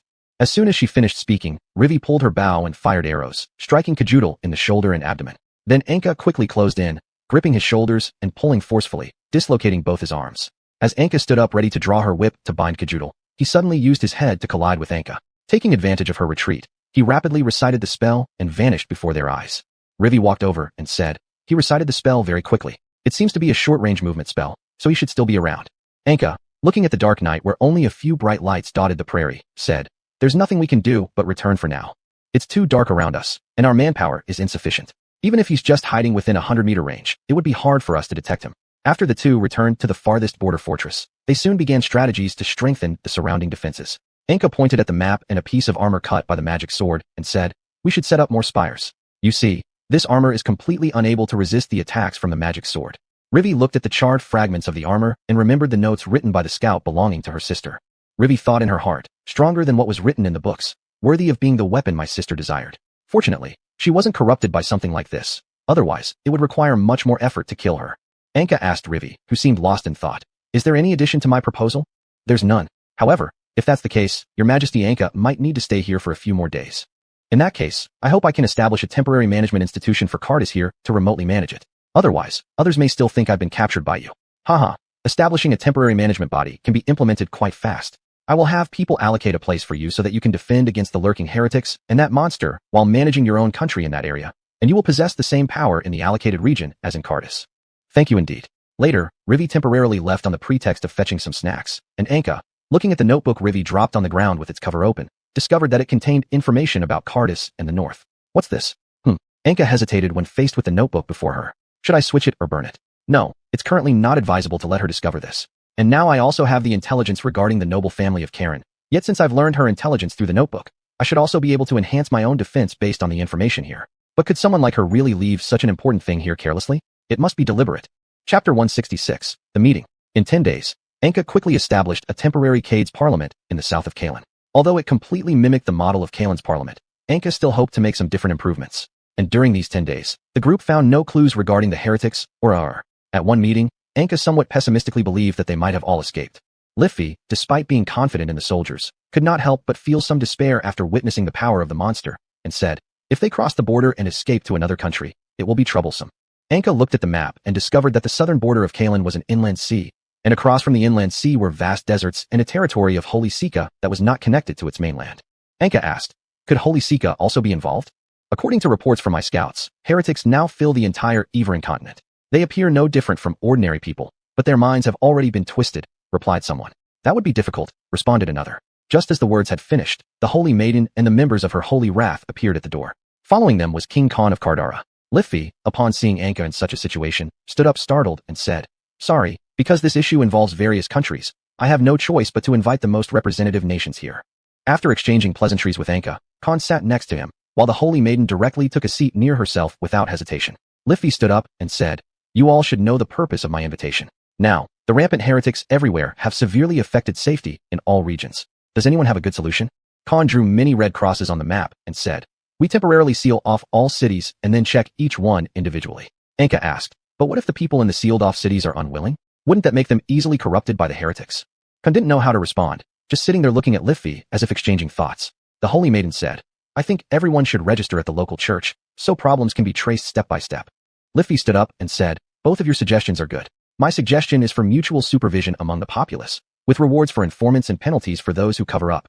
Anka seemed to dislike this suggestion. His expression turned awkward as he looked at Liffey and said, I believe we shouldn't give the people such power, because that could easily lead to the indiscriminate killing of so-called witches hundreds of years ago. I think we should improve the living conditions of the people. Only by satisfying their material lives can the heretics fail to easily tempt them. The four argued back and forth until nightfall before reluctantly reaching a suggestion that everyone could accept. After combining their individual proposals, new issues arose. Where exactly should the headquarters of the new patrol organization, formed by the supplies donated from various countries, be located? After all, given the current scale of the heretic wave, if each country handles it on its own, it would be easy for them to act out of self-interest or even conceal information after being corrupted. Therefore, the patrol institution should have absolutely no national boundaries, and its headquarters should be set up in a safe place acceptable to all parties. Liffey stood up and said, everyone rest here tonight. I've already prepared a banquet. During the banquet, Khan kept subtly probing around various nobles about the Chamber of Commerce matters. After learning that the chamber was indeed in decline, it seemed he had some other ideas. In the dead of night, the camp was suddenly attacked by heretics. Countless tents turned into scorching fireballs, people panicking as they ran out. Outside, the heretics let arrows fly once they saw someone run out. When Anka emerged from his tent, weapon in hand, those heretics disappeared instantly as if they recognized him. Liffey came out and looked at the disheveled crowd and said, anyone injured can come to my tent. Afterwards, Liffey looked at Anka, who said, the Holy Maiden has been discussing matters with me, and there are Holy Wrath members protecting Khan. Anka seemed somewhat worried when he glanced towards Khan's tent at the edge and noticed how unusually quiet it was. Soon enough, Khan walked over with a person draped in a hemp robe. Khan told the group, caught a heretic trying to sneak into my tent. He's not from Kardara, so you all can interrogate him. As he spoke, he intentionally made eye contact with Liffey. Liffey knew in her heart that this captive must definitely be from Kalen, otherwise, he wouldn't have deliberately looked at her like that. Liffey stepped out and said, apologies to everyone for the weak defenses here which resulted in your injuries. Anka said, no one expected them to suddenly appear.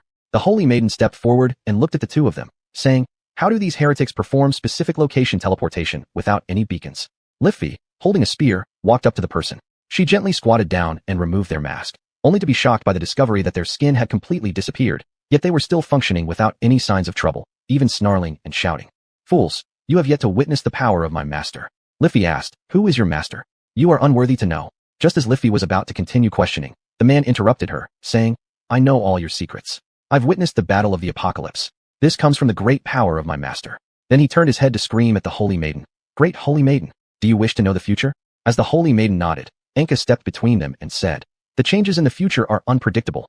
How can we listen to a heretic? Ha ha ha, O chosen hero. Among all these people, your fate is the worst.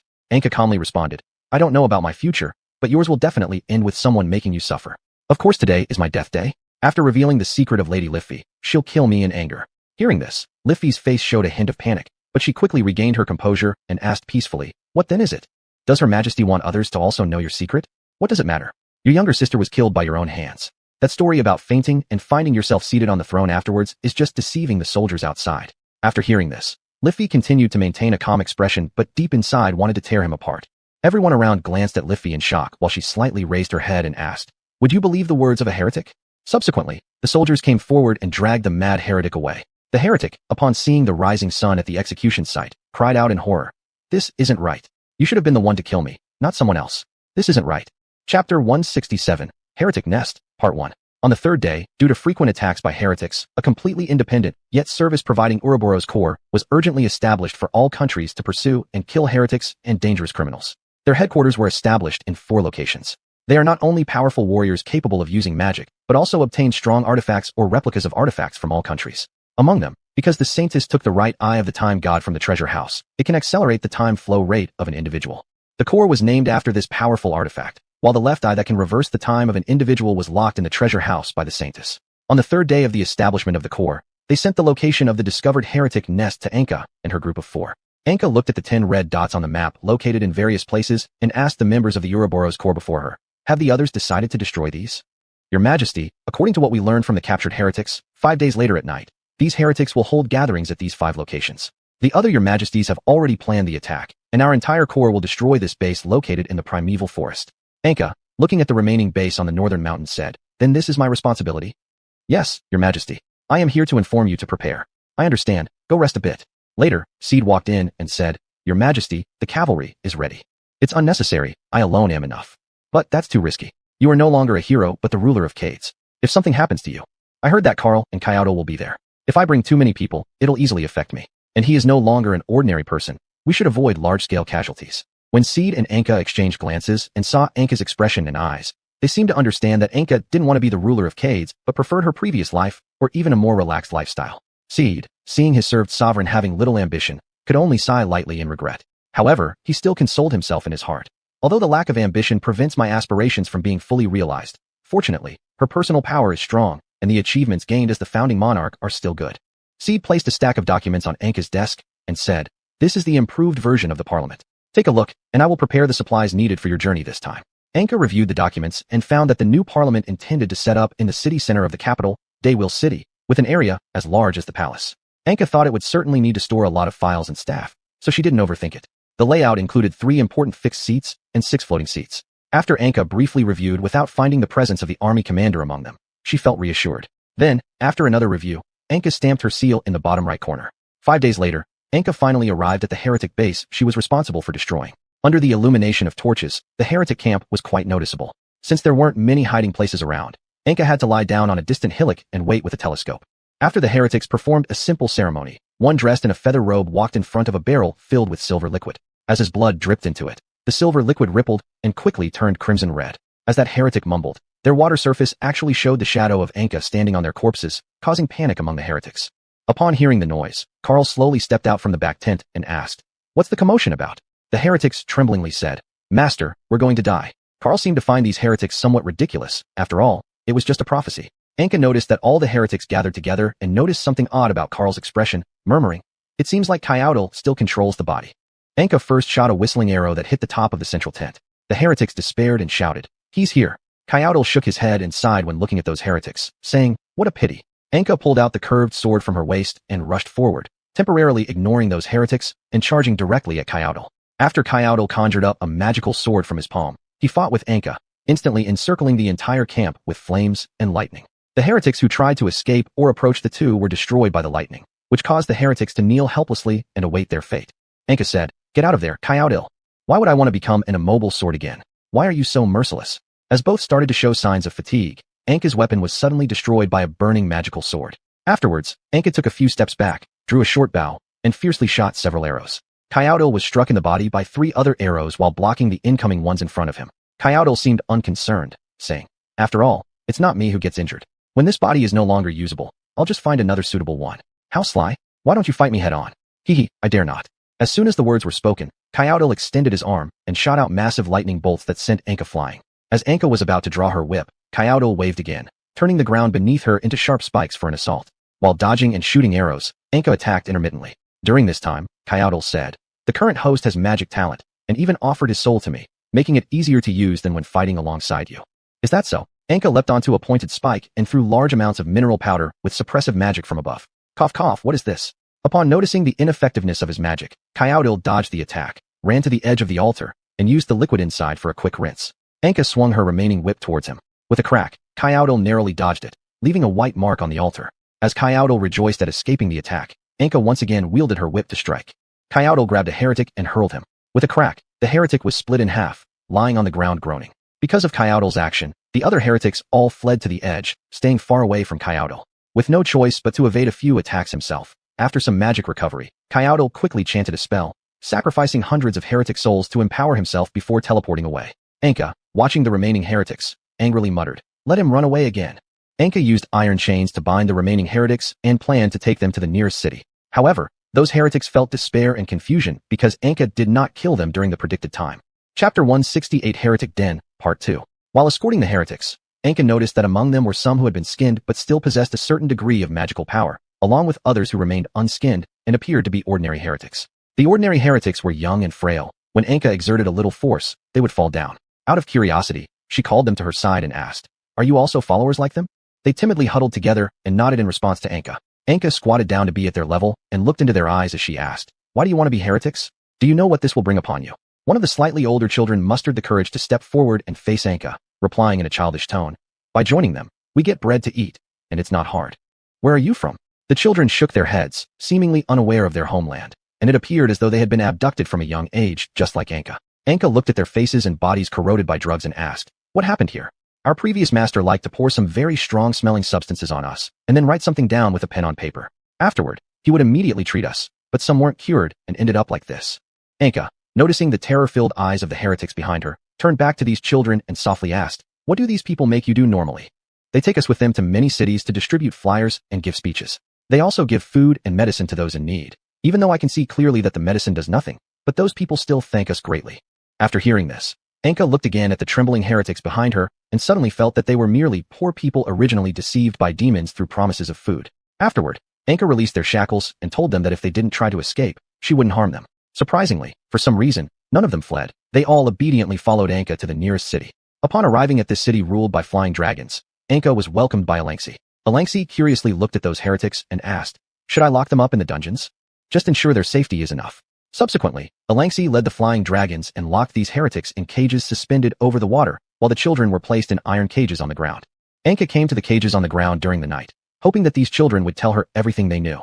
In the end, Anka exchanged some food and a promise that they could live here in return for obtaining the intelligence they knew. Our caretaker said that once we formally joined the church, we would be taken to a palace to undergo a transformation ceremony. Just a palace? That's a bit difficult. There are countless buildings in Ivaland that can be called palaces.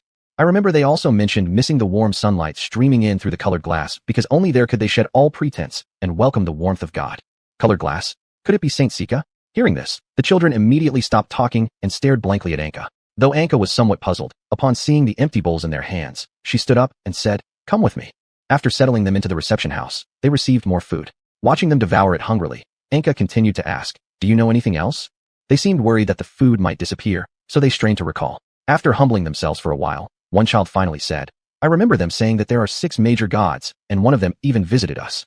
However, they often wear long robes and masks, so no one has seen what they look like, but their bodies are much more robust than ordinary people, like giants." Anka nodded and arranged for the children to stay on the 3rd floor of the reception house, saying, "Stay here and don't run around. I'll take you away tomorrow." After returning to Alangsi's residence, Anka immediately planned the next day's schedule. Anka said to the messenger, "Please go immediately and inform the others to be on the lookout for any palaces with stained glass." Just as Anka was about to explain further, she suddenly paused. "That's strange. Why do I suddenly forget?" The messenger stepped forward and asked, "Your Majesty, are you all right?" Anka shook her head and said, "There's nothing else. You may leave now." The next day, members of the Ouroboros arrived at the reception house to wait for Anka. When Anka met them, She instantly sensed that their expressions seemed somewhat off. They fought back tears and said, "Your Majesty, last night we were attacked by a sudden appearance of a youth while raiding one of the heretic camps. He pulled out a burning sword from thin air, and we barely managed to escape. When we returned to check, all the heretics in that camp had disappeared." Anka immediately became alert and asked, "What about the other camps?" The groups responsible for attacking the other camps were all injured to some extent, except for Lady Saint's group, who returned unharmed. How did Lady Saint manage that? Lady Saint seemed to lead a group of hundreds of heavily armored holy knights and hundreds of members of the Fury of the Saint. She also brought over a dozen cannons. After hearing this, Anka wiped away the cold sweat on her forehead and thought to herself, Lady Saint is as cautious as ever. However, it seems Kajudal can teleport between the camps, probably because they have set up a teleportation array or beacon. Next time I should remember to bring the Black Spike Tower with high-intensity suppression capabilities. Members of Ouroboros whispered, "Your Majesty, Lady Saint hopes everyone can meet in 3 days at Golden City of the Holy Words to exchange experiences from this mission." "I understand. I will prepare immediately." After seeing off the members of Ouroboros, Anka brought the children out and asked, "What kind of work can you do? As long as we feed you, you can do anything?" "Any kind of work as long as there is food." Anka nodded and took them to the backyard to wash the flying dragons. Anka thought that such work should be easy for these skinny children. Later, Anka went under the aerial cage to interrogate the heretics, but unfortunately, these heretics all started fasting and kept praying to the sky without responding to Anka. Anka angrily told them, "To give everything to an unknown so-called deity is nothing but foolishness." The heretics paused briefly before continuing their prayers. Feeling annoyed, Anka returned to Alanxi's palace to vent. Annoyed, Anka said, "I don't know what these heretics are thinking." Alanxi lay down next to Anka and said, "Heretics are believers too. Their thoughts must all be the same. Don't bother with these stubborn ones. We should focus on interrogating those who aren't deeply entrenched, like the children." Anka nodded in agreement. Chapter 169, Heretic Nest, Lower. After instructing Soder to improve the lives of the citizens as much as possible, Anka boarded a flying dragon and headed to Saintly Gold City. During this time, Alanxi had hoped she could go along, but was rejected by Anka on the grounds that Alanxi needed to guard the northern territories. On the back of the flying dragon, Anka could clearly see the situation on the ground through a telescope. The entire Northland looked like it hadn't been developed yet, with exposed mineral deposits and primeval forests visible everywhere, and sparse settlements dotted across the land like spots. At a remote mountaintop on the border of St. Sika, Anka discovered a shiny object ahead and commanded the flying dragon to place her at the base of the mountain. Anka climbed to the top and found herself standing in front of a gate over 10 meters tall. She realized this was actually an entire small palace embedded inside the mountain, and the earlier brightness was caused by sunlight reflecting off its stained glass windows. After squeezing through broken walls, Anka passed through several empty rooms and arrived at a place that resembled a warehouse. It was filled with an unbearable stench of blood that made her feel sick. Upon uncovering the lid of a wooden barrel, Anka discovered it was full of human skins soaked in blood, and these barrels were engraved with text information. Anka noticed that the information on these barrels pertained to members of various families from different countries, with the most being from St. Sika and Karen. Suddenly, faint footstep sounds came from outside the door, prompting Anka to quietly hide behind some barrels. Soon, 2 heretics walked in, and while processing the human skins, they chatted idly. "Did you hear that some gatherings were attacked?" "Yeah, they formed a new legion just to chase after us." "How rare. So they've united temporarily because of us." "That only shows how much they fear us." "You're right." As they placed the human skins into new barrels, one of the heretics stopped and said, "Something feels off." As he moved towards Anka's direction, Anka had already prepared for battle when suddenly the other person stood in front of him and said, "How did one of the barrels fall here?" After speaking, he bent down and rearranged the barrel in front of Anka. Then, pointing to a hole in the wall, he asked, "Are rats getting in?" After examining the hole, the other person responded, "Probably not rats. I'll get someone to check later."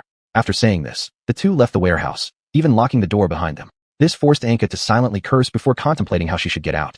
Anka noted that the gate was made of sturdy rock encased in iron plates, making it highly improbable that she could break through using just her weapon. While experimentally pushing against the gate, Anka suddenly sensed movement behind the door and quickly stopped. With a click, she drew her weapon ready to rush out immediately. After waiting for a moment without hearing any further noise, Anka approached and tried to push the gate again. As the grating sound of friction sounded, the heavy gate was opened. After carefully trying several times, Anka slowly stepped out and noticed a bright red light emanating from the end of the corridor room. With caution, Anka pressed against the wall and approached the end of the corridor. At the entrance of the room at the end of the corridor, there were 5 large stained glass windows. When passing by them, Anka was shocked by the scenes depicted there.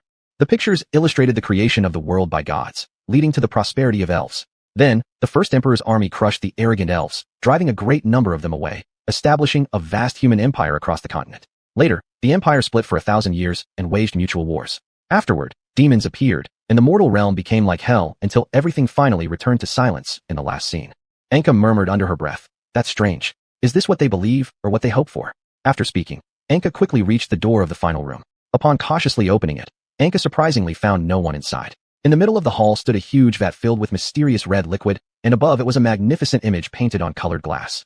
It depicted a scarlet sun submerged in the ocean, cracked earth drenched in blood, and horrifying piles of bones everywhere, while a majestic angel with many wings held a fiery sword in the sky. In the next painting, this angel tore off his splendid robes and broke his own white wings, revealing a monstrous face surrounded by giant demons bound by iron chains.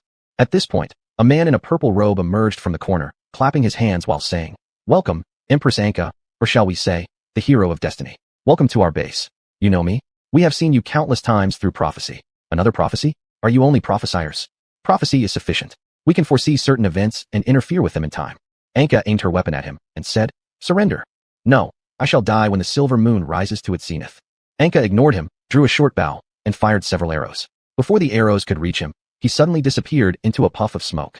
Then he reappeared and applauded, saying, "Your reflexes are impressive, befitting a hero of destiny. You don't seem worried that I'll break your silly prophecy and kill you outright.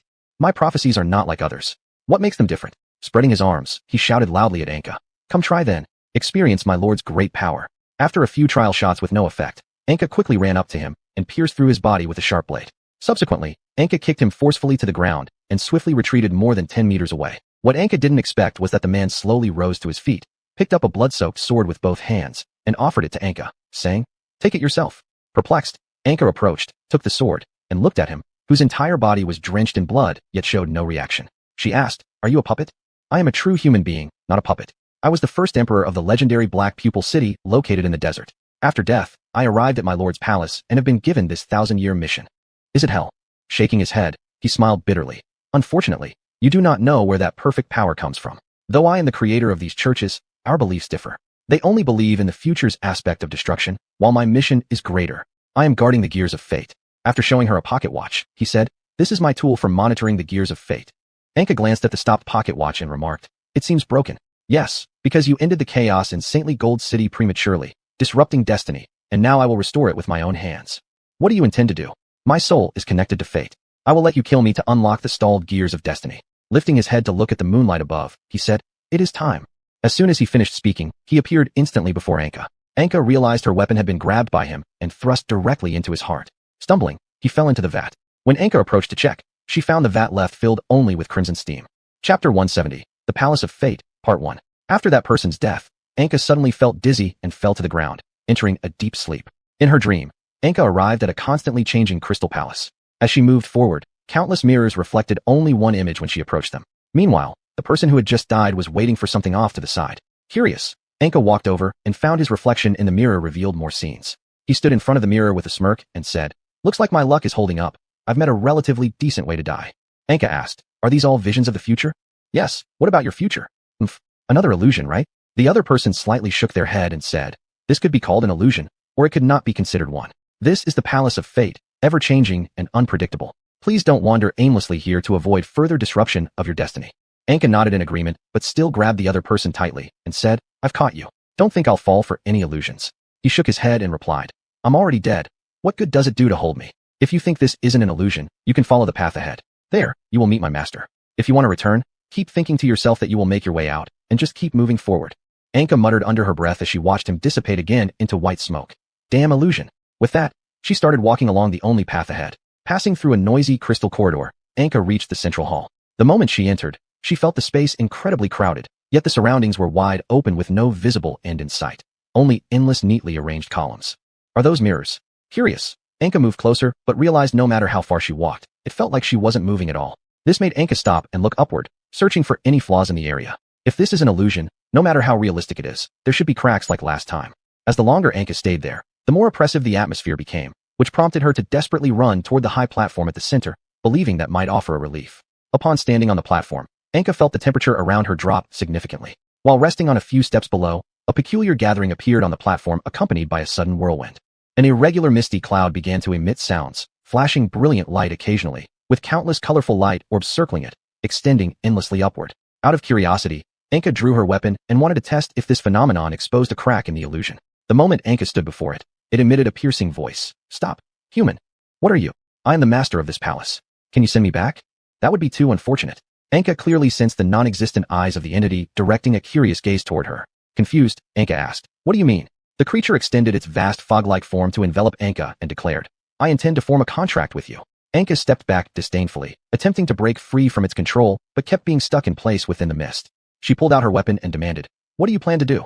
"Don't worry, relax a little," it responded. Then it conjured an endless field covered in pleasant-sounding sweets. Its humanoid avatar, a tall figure without a face, sat on the grass and gestured for Anka to join. Calmly, Anka approached and sat down, asking, "What exactly are you trying to accomplish?"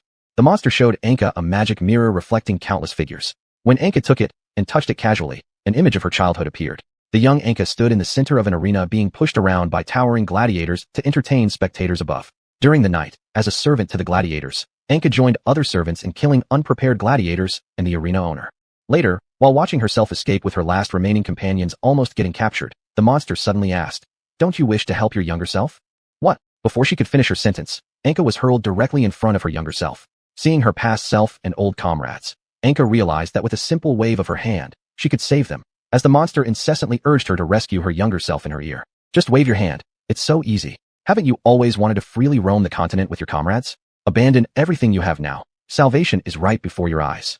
Suddenly, the entity from hell that had formed a pact with Anka began fiercely preventing her decision, but its voice came through the barriers of space and time, turning into faint roars in her ears, making it impossible to understand what it was saying. When the pursuers arrived in front of Anka, they did not rush to make a move. A centurion-like figure walked around Anka and then asked while bowing his head, "Did these slaves cause you any trouble? Would you like us to escort you back to the city?" Anka looked at him in confusion and then glanced at her own attire, thinking to herself, "Maybe my outfit makes me look too extravagant for an ordinary person, so they think I'm a noble?" Pretending confidently, Anka straightened her posture and said, "I want to buy all of them." The soldiers looked worriedly at each other and replied, "It might be impossible to sell all of them. These slaves killed important gladiators and noble guests, so we need to execute them. But selling one or two wouldn't hurt." Anka took out a gold coin and handed it to the soldier, saying, "I want them all." After receiving the coin, he glanced at his comrades and gave a signal to release the slaves. Afterwards, the centurion knelt down on one knee and said, "My lord, shouldn't you have some guards accompanying you outside?" "I don't need any." Anka noticed those soldiers looking at each other with doubt after she turned to take the slaves northward, but the soldiers just stood there as if frozen, not chasing after them. During this time, one soldier asked, "Centurion, aren't we going to pursue them? What should we chase? With these coins, we'll go have some drinks soon." But what? If that person's rich clothes mean anything, he could very well be a real noble. Do we really want to risk offending a possible aristocrat and get ourselves into trouble? But how could a noble not have any guards around? You know nothing. What if everywhere around here is part of their fiefdoms? Besides, they're heading towards the Holy Knight's base.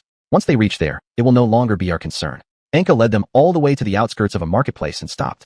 She handed over the copper coins in her pocket and said, "You can do whatever you wish now. Hurry up and go. There are many benevolent traveling merchants here right now. They're hiring guards and attendants. You can try applying." After thanking Anka, the slaves left one by one, but young Anka remained still and didn't budge. Chapter 171, The Palace of Fate, Part 2. Anka chuckled softly and said, "Sorry, I can't believe I'm asking you, a little kid, to run to the market all by yourself."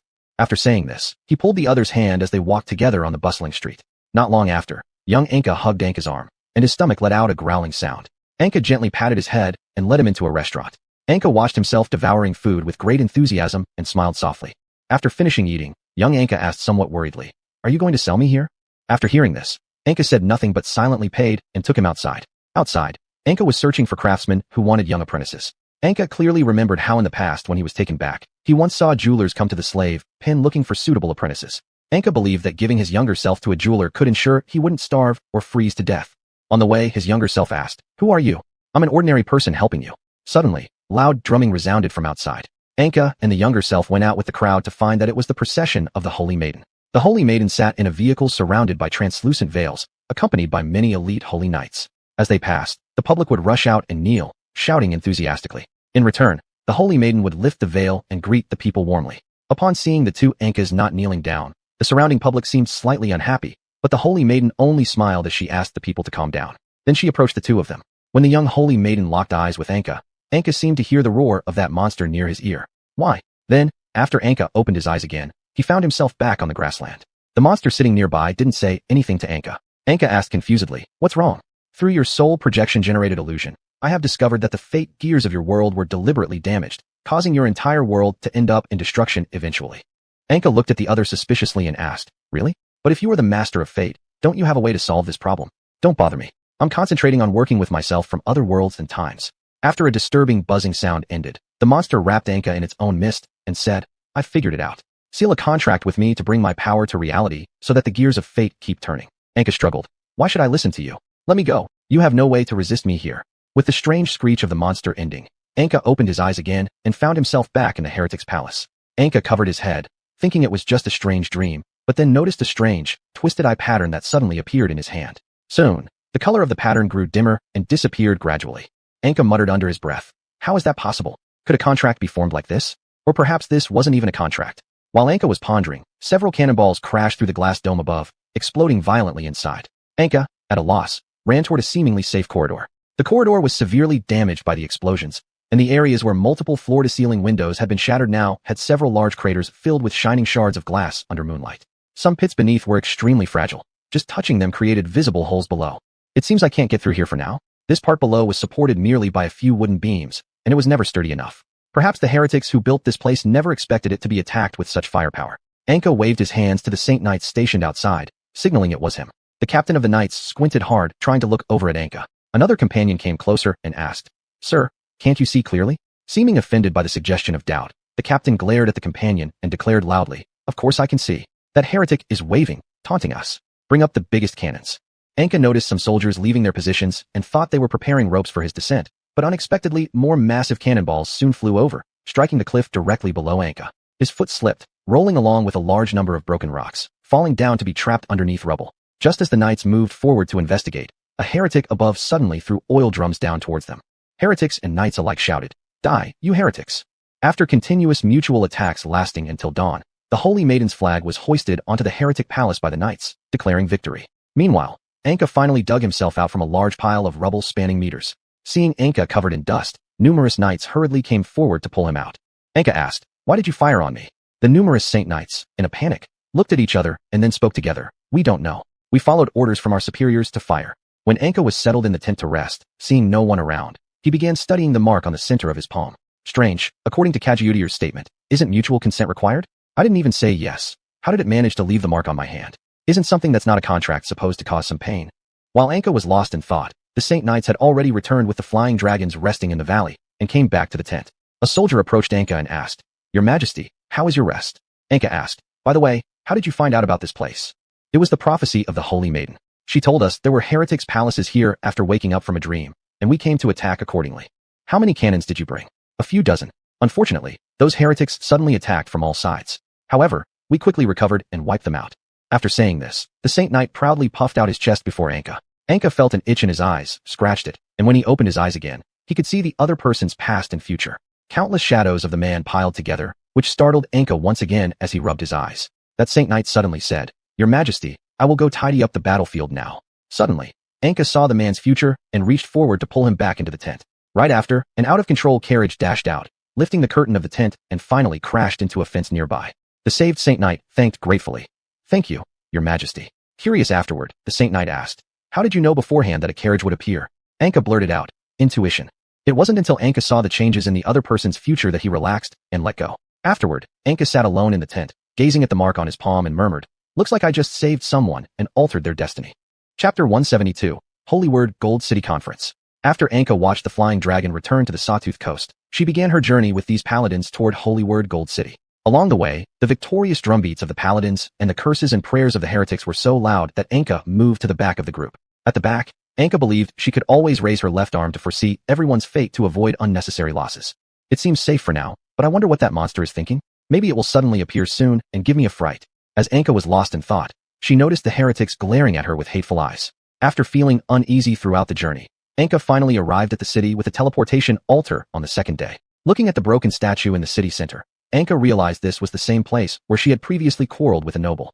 However, most traces of that noble's rule had disappeared. Suddenly, a man dressed plainly recognized Anka. Anka also discovered that the slaves she had freed had not entirely left the city. Some of them had returned later.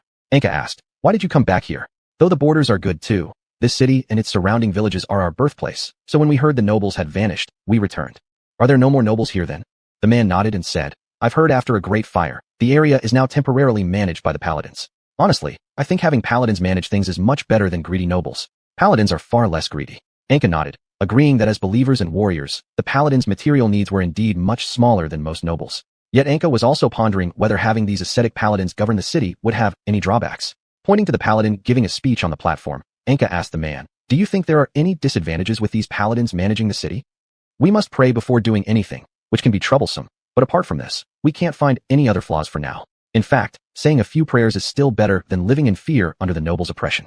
Suddenly, the paladins killed all the heretics who had suddenly rebelled. Anka ended her conversation with the civilians and entered the teleportation altar as one of the first.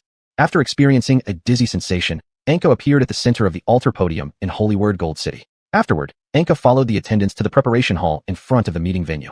After changing into a cleaner outfit, Anka started pacing around the hall. The walls and artworks made Anka feel that this place was somewhat different from others. Everything here gave Anka an inexplicable sense of pleasure. As Anka contemplated why, the Holy Maiden appeared. Mr. Anka has arrived early.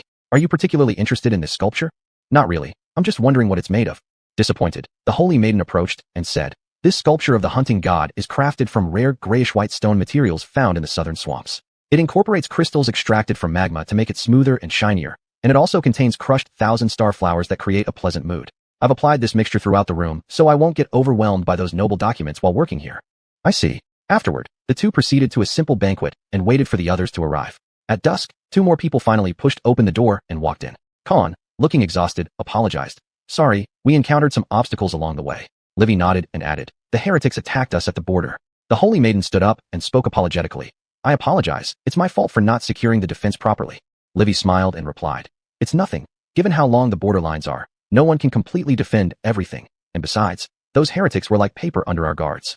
Subsequently, the four returned to the hall and took their seats at a square stone table, while members of the Ouroboros group divided themselves into four representatives standing near the four individuals. The Holy Maiden stood up first and brought out maps and documents to introduce the intelligence she possessed. We've discovered that there are large heretic settlements in various borders and secluded villages and towns. Just recently, my paladins destroyed a heretic palace-like structure, and this is the current distribution of the heretic settlements I have found. Khan looked at the map and asked, most of the heretics in my area were protected by local nobles and rich merchants in the towns, making it difficult to root them out. So, I killed those nobles and merchants. How did you handle it? Livy said, I made the citizens of Karen supervise each other. Those who find heretics will be rewarded, and those who find but don't report will be punished, as well as their families. But there will also be many officials who, for rewards and achievements, wrongfully torture innocent people into false confessions. After hearing both of their methods, the Holy Maiden felt somewhat uneasy and said, I think turning everyone into steadfast believers could effectively solve the issue of heretics. As Anka listened to their debate, he had already formulated an appropriate solution for Cades, but chose not to join their argument. Deep into the night, the group finally settled on a better resolution than before. After everyone dispersed, the Holy Maiden followed closely behind and came to the guest house where Anka was staying. Upon entering, the Holy Maiden sat down directly and asked, Why were you silent earlier, Mr. Anka? Anka put down the magic trainee handbook in his hands and said, What both of you said was excellent. I feared that what I might say would confuse you. Smiling, the Holy Maiden looked at the slightly apprehensive Anka before her and said, You seem to be hiding something from us. Anka suddenly shifted the topic and asked, You clearly know that such meetings are utterly useless. Why then did you go through so much trouble to gather us here? Everyone actually knows this matter. The Holy Maiden paused mid-sentence and continued, I just wanted to use the issue of heretics to better examine other countries. The Holy Maiden paused again briefly before continuing, to examine the living conditions of the common people in various countries. As Anka and the Holy Maiden stared into each other's eyes, they seemed to know what the other was thinking and shared a knowing smile. Before leaving, the Holy Maiden held back Anka and said, Could you stay here after tomorrow's meeting ends? There are some things I wish to discuss with you. Anka nodded in agreement and, looking into the Holy Maiden's eyes, foresaw her future. It was a pitch-black void unlike anything Anka had ever seen or sensed in others until now. Anka, staring at that darkness, suddenly felt as if his soul was tightly gripped. His head went numb instantly, and he quickly looked away. The Holy Maiden, concerned, moved closer and asked, Mr. Anka, is your headache acting up again? Anka gently pushed the Holy Maiden aside and said, Please excuse me, Holy Maiden, but I'm quite tired. Please leave now. After the Holy Maiden departed, Anka fell to the ground, breathing heavily and muttering, How strange. Chapter 173, Preparations for the Grand Voyage. After the meeting concluded on the second day, the Holy Maiden found Anka standing on the balcony of the second floor, taking a break. Mr. Anka, could you follow me? The Holy Maiden didn't give Anka a chance to speak before turning and walking out of the room. Having no choice, Anka hurriedly followed. Anka asked, What is it that you need to tell only me? You'll find out soon enough, don't worry. The two quickly arrived at a port where a giant warship was docked. Standing in front of the warship, Anka felt an overwhelming sense of pressure. Anka asked, Is this what you wanted to show me? Yes, it's the largest and strongest warship in history. This is impressive. What do you plan to do with it? Embark on a grand voyage, to explore new continents. Anka tried to peek into her fate by raising his hand, hoping to know what she planned to do, but once again, he saw nothing but a terrifying darkness, leaving him intrigued. Without looking back, the Holy Maiden continued, Kalen has already set sail ahead with their vassal nations, discovering many new lands and sealing off all information from us. We cannot allow a nation that repeatedly initiates wars to obtain any terrifying weapons. Do you intend to explore the outside world for stronger weapons or expand your territory? I merely wish to secure a safe haven where we can survive the apocalypse, somewhere that remains untouched by it. Why are you telling me this? Kalen will never share their discoveries with us, while Caldara enjoys the protection of the Holy Mountain. Therefore, we must rely on ourselves to claim our own new continent. Upon hearing this, Anka remained calm inside and replied, "Thank you for the invitation. I need some time to consider." With that, he turned and left. Later, while resting in the Daywheel City, Anka noticed Sodi eyes with a troubled and conflicted expression. "What's wrong?" "I apologize, Your Majesty. My negligence allowed large numbers of heretics to settle in some southern cities. Can their locations be confirmed? That's difficult. They have no fixed abodes and often disguise themselves as ordinary people in everyday life. Prepare everything for me. I'm going to inspect the area." But, there's no but about it. At that moment, Alangsi walked in and asked, "Mr. Anka, may I join you on your mission?" Anka very firmly said, "No." But seeing Alangsi's disappointed face, Anka softened and added, "You may come with me, but you must stay close to me all the time." Okay. During the 5-day journey south for pacification work, Anka noticed grotesque statues of twisted gods appearing in some cities, which made him extremely angry. He immediately ordered them removed, and those unaware citizens instead began blaming Anka for desecrating the gods. Over the following 5 days, Anka focused on removing these disgusting statues and worked with craftsmen to restore the cities. For the uninformed public, Anka had to patiently explain the truth. However, when they learned the truth, many seemed unwilling to accept it. As a result, Anka had no choice but to reveal his weapons to deal with the mobs. Over the course of a month, Anka found himself constantly caught up in violent riots, not unlike the situations other countries were dealing with. Sudden and increasingly frenzied riots erupted across various nations, and vicious heretics even used brain-eating worms to control followers, making the situation even more sinister. Anka also began uncontrollably seeing and hearing the fates of increasing numbers of people. Every appearance left him exhausted, prompting everyone around to grow concerned for his health. After resolving one riot, Anka sat down wearily inside his tent. He noticed several soldiers and officials waiting for him there. "What is it?" An official stepped forward, bowing deeply, and said, "Your Majesty, this is a gift from the Holy Maiden, discovered in the newly explored continent." Anka took the gift, which turned out to be a small bottle of transparent liquid. The official, noticing Anka's confusion, stepped forward and explained, "Your Majesty, this potion was discovered in ruins. It's the rare tears of the Holy Maiden, capable of curing all diseases." Anka nodded and put the medicine away before saying, "Please return to the banquet and rest. I'll join shortly, and please inform the Holy Maiden that I will certainly reciprocate her kindness." After everyone left, Anka half believed its efficacy and applied a drop to the injured wing of a pet parrot. Just a single drop restored the parrot's vitality, enabling it to flutter its wings again. It seems it really works. Anka drank a bit of the liquid, hoping it would soothe his troubling emotions. Soon after drinking it, Anka felt relaxed and his mood gradually stabilized. During a late-night banquet, a large number of heretics suddenly appeared and launched an attack. To protect Anka from the deadly poisonous blades of the heretics, Alangsi rushed forward directly. After the riot was suppressed, the wounds on Alangsi's body began to rot and exude large amounts of filthy blood. While watching the panicked doctors treat Alangsi, Anka suddenly remembered that he still had half a bottle of tears of the Holy Maiden. Without hesitation, Anka handed over the medicine to Alangsi. The potion was very effective at first, quickly reviving Alangsi's spirit. However, after returning to Daywheel City, Alangsi completely lost the strength to move. Anka excitedly opened his pocket watch to communicate with the Holy Maiden, but strangely, all the communication crystals in Anka's possession failed for unknown reasons. Thus, Anka could only follow the officials of St. Sika and ride a flying dragon to Golden Word City together. The Holy Maiden stood anxiously in the middle of the square as Anka landed. Curious, Anka asked, "Holy Maiden, did you know I was coming?" "Yes, the patrolling soldiers saw your flying dragon in the sky. I need more tears of the Holy Maiden."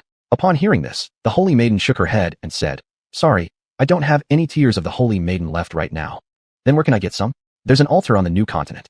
After saying that, the Holy Maiden handed the map marking the location to Anka. As Anka was about to turn and leave, the Holy Maiden spoke up. "Sorry, Mr. Anka, there is a great dense fog to the south. The flying dragons may not be able to penetrate it. In that case, please allow me to sail to the new continent with you." Subsequently, the Holy Maiden led Anka to a ship made of iron plates, which looked freshly repaired. Anka asked, "Where is that largest warship?" "That one is stationed in the south.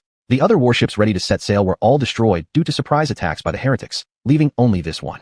That should be sufficient." When Anka boarded the warship, he noticed that the Holy Maiden hadn't left but came onto the deck with him. "Is the Holy Maiden also going there?" The Holy Maiden nodded and said, "I've persuaded the 6-person council. Everyone feels that setting sail with you will surely not cause problems." "Is that so?" Saying that, Anka glanced around and noticed 12 cannons on the deck, around 100 heavily armored soldiers, and about 1,000 attendants. This made Anka think silently. Such meticulous preparations. Is it that dangerous there? Chapter 174, The Prophecy Story. On the second day, Anka met the northern flying dragon before setting sail. The already submissive beastmen tribe and Codis's messenger were also present. Meanwhile, the Holy Maiden was in a private chamber briefing her confidants on what needed to be done in her absence. After that, the warship, Xiuming, carrying Anka and the Holy Maiden officially departed from the port, heading towards the new continent in the south. A few hours after leaving the port, Anka felt extremely bored, standing on the deck gazing at the empty sea ahead. The Holy Maiden then approached and said, "Mr. Anka, it will take us at least 10 days to reach the new continent. I have some books in my room. If you'd like, you can borrow them to pass the time." Anka thanked the Holy Maiden with a nod and followed her to her quarters. The Holy Maiden's room was filled with a pleasant fragrance and an abundance of various books. Among these, Anka found a book recording destinies and out of curiosity opened it. After reading for a while, Anka felt that the entire book was too obscure and cryptic, so he closed it again. Seeing this, the Holy Maiden took the book, flipped through it several times, and said, "This is the story of a man who knows everything. Please explain it to me. I'll try to keep it as brief as possible." With that, the Holy Maiden solemnly lit the incense burner and began to have the surrounding paladins rhythmically strike their copper bells. Long ago, in a country located in the desert, there was a benevolent king under whose rule the entire nation thrived and soon unified the northern desert. After destroying the last opposing nation, the king contracted a terrifying illness. His flesh swelled high in the north, his skin gradually hardened and peeled off. Everyone believed it was due to the king's excessive killing intent. The kingdom's doctors spent a long time, but failed to cure the king's illness until a man cloaked in yellow appeared before the king. After being cured, the king began to appear melancholic, yet full of wisdom. Countless wise scholars could not gain any advantage from the king. Countless brilliant generals could not surpass him in strategy formulation. Therefore, he was crowned with the title omniscient, all-seeing, eternal sovereign. However, one night, the king suddenly disappeared. Afterwards, in the 9th year, the kingdom he established vanished. Anka curiously asked, "Where did the king go?" The Holy Maiden closed the book and said, "No one knows. Why did he leave? Why did his kingdom fall? This is too brief. Sorry, the valuable information recorded in the book is only this much. As for why he left, I guess it's because he knew everything but couldn't change it himself, so he didn't want to witness his own country's destruction." After saying this, the Holy Maiden picked up a picture book and handed it to Anka, saying, "This records the appearance of the most prosperous city. It was very prosperous. Unfortunately, they disappeared without a trace." Disappeared without a trace? Yes, completely disappeared without a trace. The entire city and its people were gone. Later, during the evening banquet, the Holy Maiden asked Anka, "What would Mr. Anka do if you knew the future?" "I would curiously examine everyone's fate." "So, do you think destiny can be influenced by personal strength?" Recalling that he had indeed influenced others' fates, Anka said smugly, "Of course it can. Destiny is definitely not completely fixed. Why do you know so much about it?" "I'm guessing." After the banquet, as the two strolled on the deck, the Holy Maiden kept passing on her infinite knowledge of mysticism to Anka, as she thought Anka was very interested in it. Anka merely silently nodded. The Holy Maiden suddenly said, "If only I knew everyone's fate. Why? Then I could avoid many terrible things." At that moment, a grinding sound from the bottom of the ship caught their attention. When the ship was adjusting its position, the Holy Maiden found an attendant and asked, "What happened?" "It's a rock pillar that suddenly appeared on the water surface." A knight walked over and said, "It's not just one, but many. Our warship has to adjust its position and find a way around. Let's hope it can be done quickly." In the middle of the night, when everyone was resting, Anka, driven by curiosity, took the rock out of the warehouse. Placing his hand on the rock, Anka sensed everything it had experienced.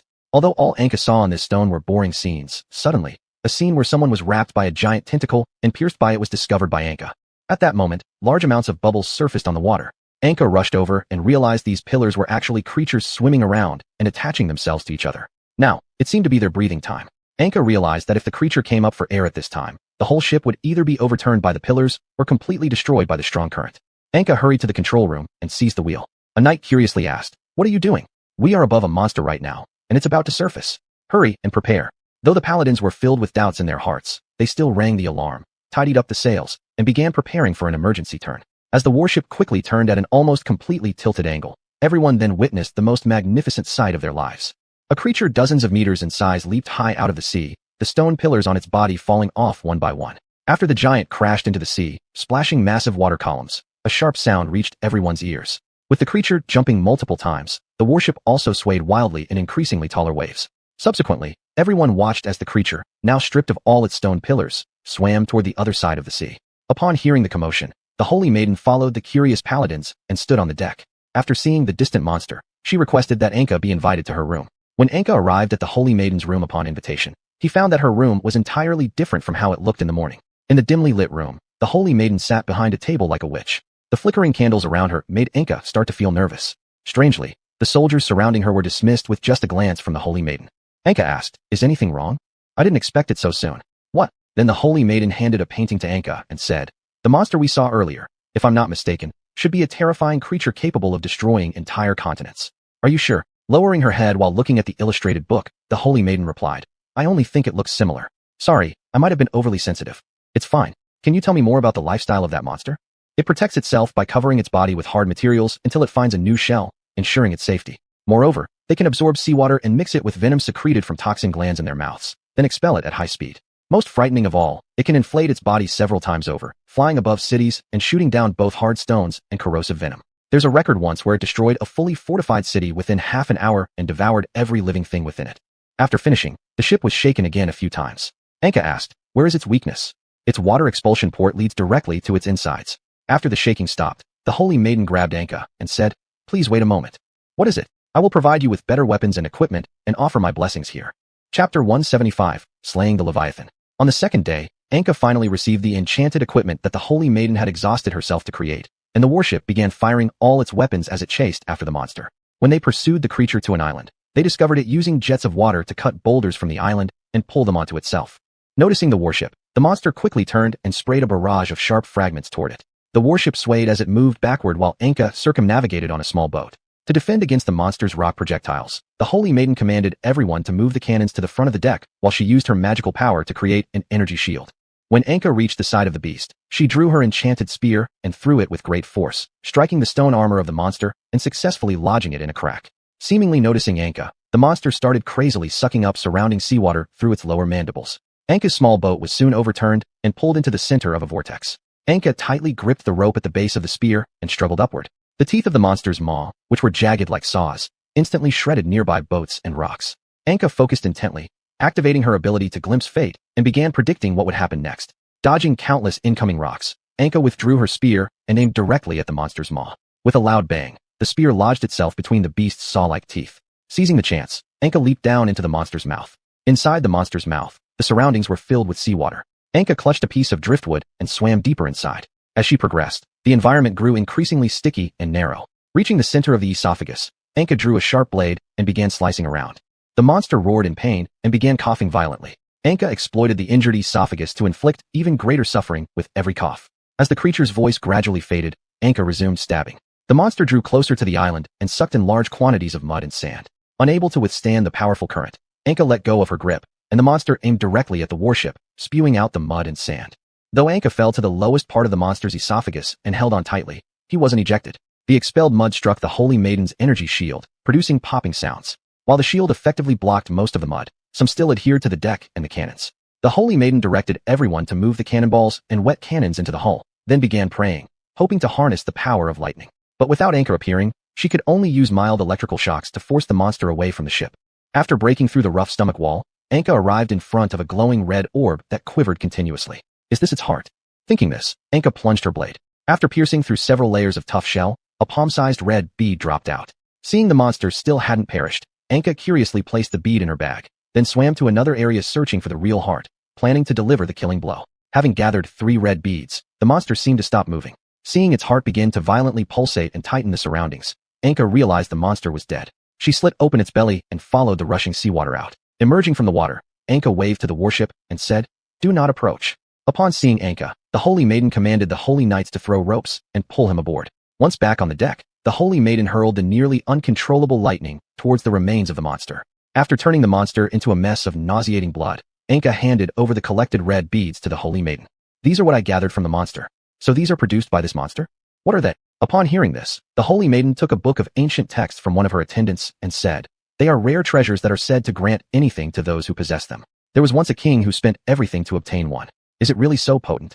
Shaking her head, the Holy Maiden replied, "This pearl is recorded in the magic codex as becoming clearer near dead objects, yet causing greed and an obsession with power in those who use it when near living beings. That's truly dangerous. I hope no one else gets their hands on this." At night, the warship docked on the island for repairs, and Anka found the Holy Maiden. Upon entering her quarters, he was amazed by the devices there. Several red beads floated in a central glass container surrounded by metal rings flashing with lightning. Anka asked, "What is this?" The Holy Maiden placed her hand on the lever and said, "It's an experiment I've been conducting. Please observe carefully."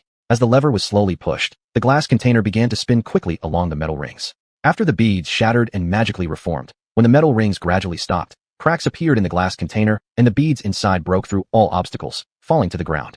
The Holy Maiden excitedly picked up the electricity-storing beads and said, "It's temporarily successful." Anka asked with some confusion, "What is this?" "This is my recreation based on the ancient secrets of Kardala for storing massive amounts of magical energy. Due to parts of Kardala's techniques being lost, their storage rune stones often lose magic during storage. However, mine, due to its superior materials, can achieve minimal loss when storing magic."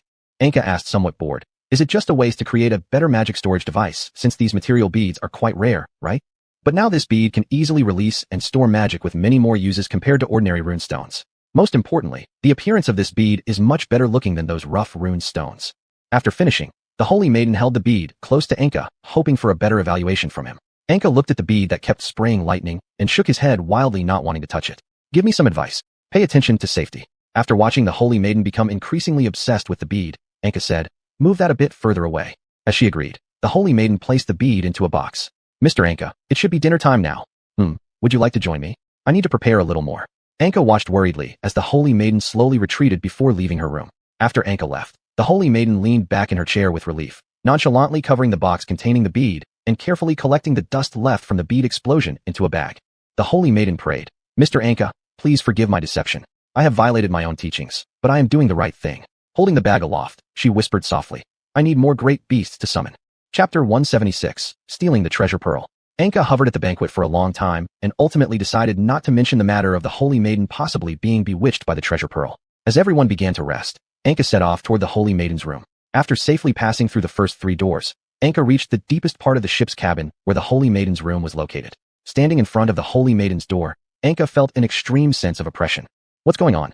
After using wire to pry open the door to the Holy Maiden's room, Anka found it unusually calm inside. The Holy Maiden lay quietly on the bed, while the treasure pearl sat atop a cabinet. With difficulty, Anka made her way toward the cabinet. With each step, she felt as though another massive stone had been placed upon her back. By the time she finally managed to reach the cabinet, Anka could already feel the surrounding air violently trembling. The cabinet emitted faint creaking sounds. Turning around, Anka noticed the Holy Maiden beginning to toss and turn as if caught in a nightmare.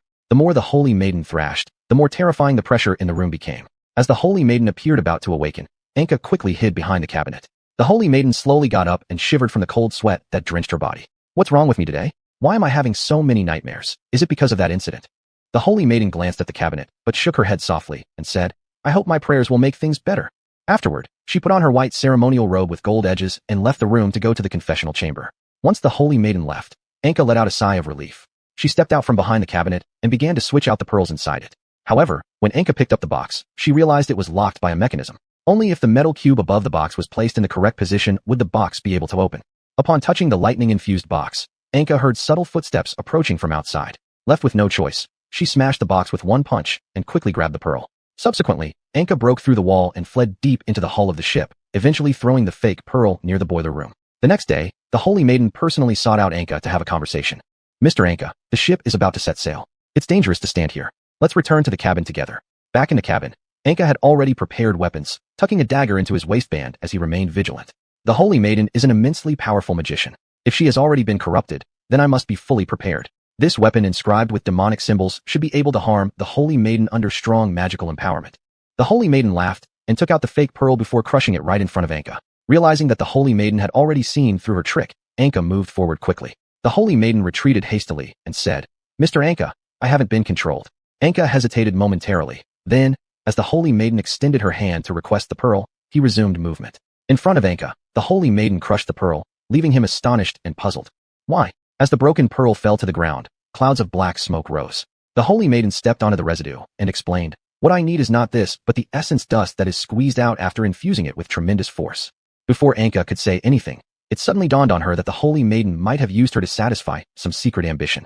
Furthermore, it was entirely possible that Alanchi's severe poisoning, the tears of the Holy Maiden, and even the attacks by heretical followers were all orchestrated by the Holy Maiden herself, intending for Anka to accompany her on the voyage and help obtain more pearls to extract the so-called essential powder. Noticing Anka's emotional fluctuations, the Holy Maiden had no choice but to pick up a sword leaning against the wall, placing it against her own body and handing the handle over to Anka. Then, kneeling down on one knee and opening her arms, she declared, "Mr. Anka, please believe me. Everything I do is solely for the purpose of saving everyone." After calming down, Anka asked, "What are you planning to do? I cannot reveal it until the last moment. If that's the case, I cannot trust you. You are much more mysterious than Cain or Livia. I can't fully trust anyone either. Please forgive me. Besides, we should put aside our misunderstandings now because I've summoned giants." "How many?" 5. The remaining 5 in the world. Now, I only hope there are enough pearls produced by them. Are you insane? As the warship was overturned by the sudden emergence of the giant creatures, Anka lost her footing and collided with the Holy Maiden. When Anka stood up, she discovered bloodstains from the wound caused by the blade. Supporting the Holy Maiden into a narrow safe room, she pushed Anka and said, "Please give me their pearls. I'll tell you my plan." Looking at the blood splattered all over the floor, Anka was somewhat at a loss and asked, "Can you heal yourself now?" The Holy Maiden pulled out the sword indifferently and handed it to Anka, saying, "Don't worry about me. I won't die until my mission is completed." After stepping out of the cabin with the sword in hand, Anka faced the 5 more terrifying and gigantic monsters before her and said, "Why am I always used by others?" Having finished speaking, she swung the sharp blade and leaped onto the monster to fight them. The lightning constantly flashing in the sky and the surging sea made everyone tensely watch Anka, and everyone was praying for Anka. The fierce collisions and frictions occurred between the sword and the sharp teeth and hard carapace of the giant creatures. Time after time she fell into the sea, but every time she would return to the back of the giant creature and attack the soft part. Crimson blood soon dyed the surrounding sea red like the thunderous roar of the huge creature, which made everyone tremble. As the first creature fell down, one after another were the second and third. When Anka finally could face the last 2 creatures, she suddenly found herself on the beach while the creatures had disappeared. Anka anxiously looked at the warship. In the pitch-black night, Anka could only see a few lights flickering in the black sea under the night sky. Instantly, with dozens of tearing air sounds coming, countless pebbles flew toward Anka. Failing to dodge, Anka's whole body got pierced by the sharp pebbles. Then a sticky, disgusting tentacle wrapped her up and pulled her into the sea. The tentacle tightened and slammed her toward another creature. The rough body of the creature and the intense shock left Anka full of injuries and almost rendered her unconscious several times. But every time, she was woken up by pain from new wounds soaking in seawater. The strong physical stamina Anka initially gained from Kajudir now became her burden. Every time her wound healed, it got torn again. Gradually, Anka felt numb from the pain and her eyelids got heavier.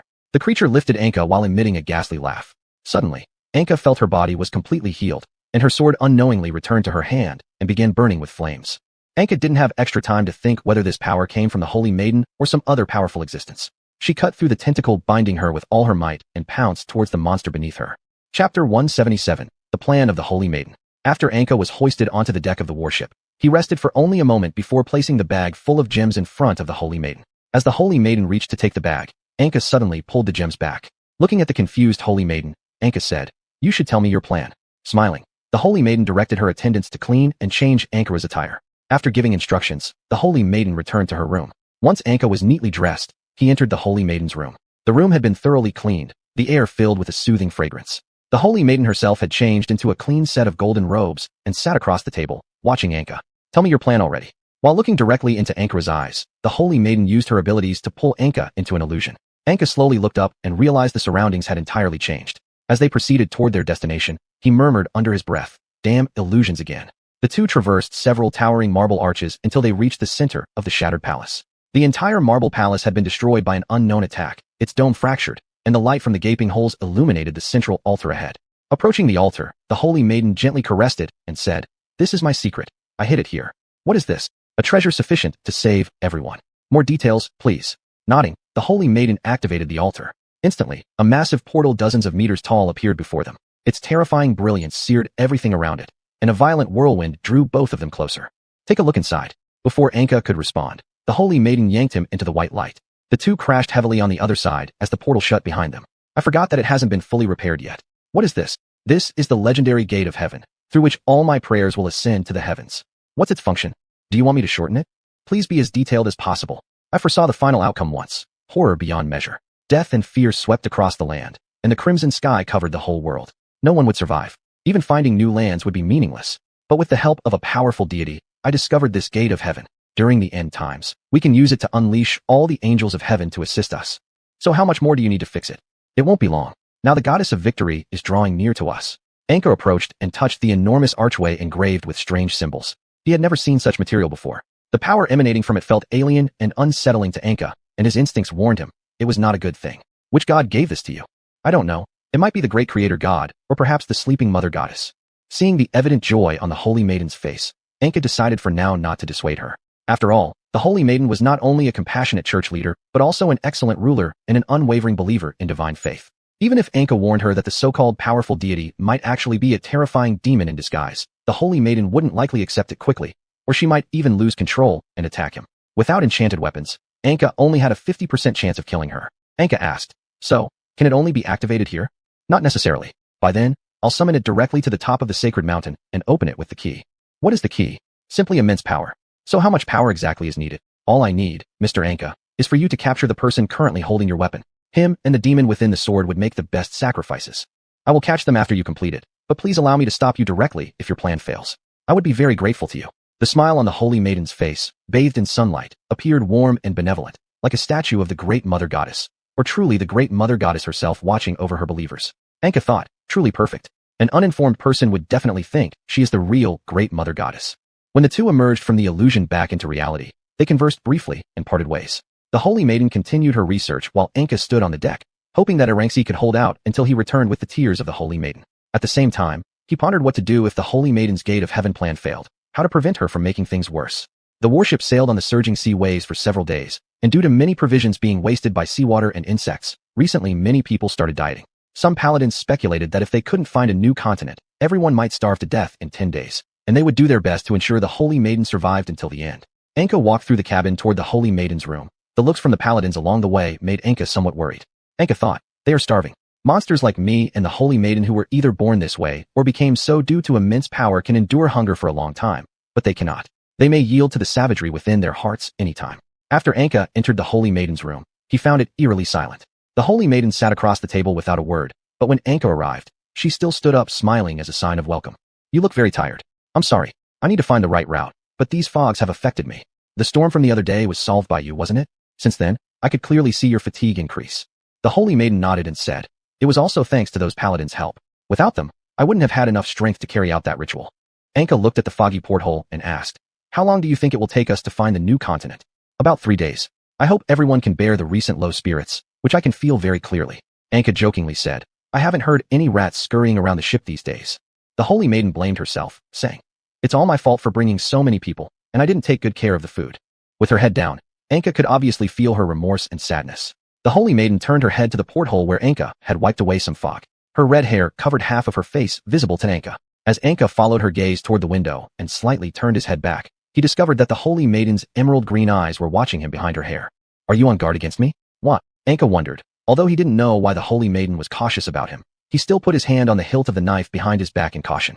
Upon seeing this, the holy maiden immediately turned her head and said to Anka, I saw land. Really? Anka leaned on the porthole and looked outside, indeed discovering faint glimmers at the end of the horizon. If it were daytime now, they might have passed it by. Anka was relieved that it was such a dark night. The holy maiden said, Mr. Anka, please go inform everyone. Of course. And now you can rest for a while. Sweet dreams. After Anka left, a tall monster dressed neatly in formal attire emerged from the dark corner and said to the holy maiden, look, Anka just placed his hand on his weapon. Maybe it's just his personal habit. Trust me, holy maiden. Chapter 178, The New Continent. While Anka and the paladins were working hard to dock the warship, the holy maiden began a conversation with the monster that had stepped out of the shadows. The creature stood cautiously in the darkness, saying, Lady Holy Maiden, sacrifices must be made by all to save everyone. He will be very honored. Faced with the cacophony of the creature's words, the holy maiden merely slowly turned her head and stared at it, replying, I have already decided everything. There is no need for you to make another proposal. The creature strained to block the light in the holy maiden's eyes, retreating until it hit the wall. The sacred light was like the scorching sun, causing immense pain to this beast. Well then, Lady Holy Maiden, I'll reappear when you need me. With that, it retreated back into the shadows without making another sound. When the sudden fog appeared at noon, enveloping the island, the Holy Maiden had just finished washing up and stepped down from the warship. On the beach, everyone had already set up a temporary camp. You've worked hard, the Holy Maiden said gently to the paladins who were looking at her. A paladin respectfully approached and handed over a map to the Holy Maiden. It was a very crude map drawn on parchment paper.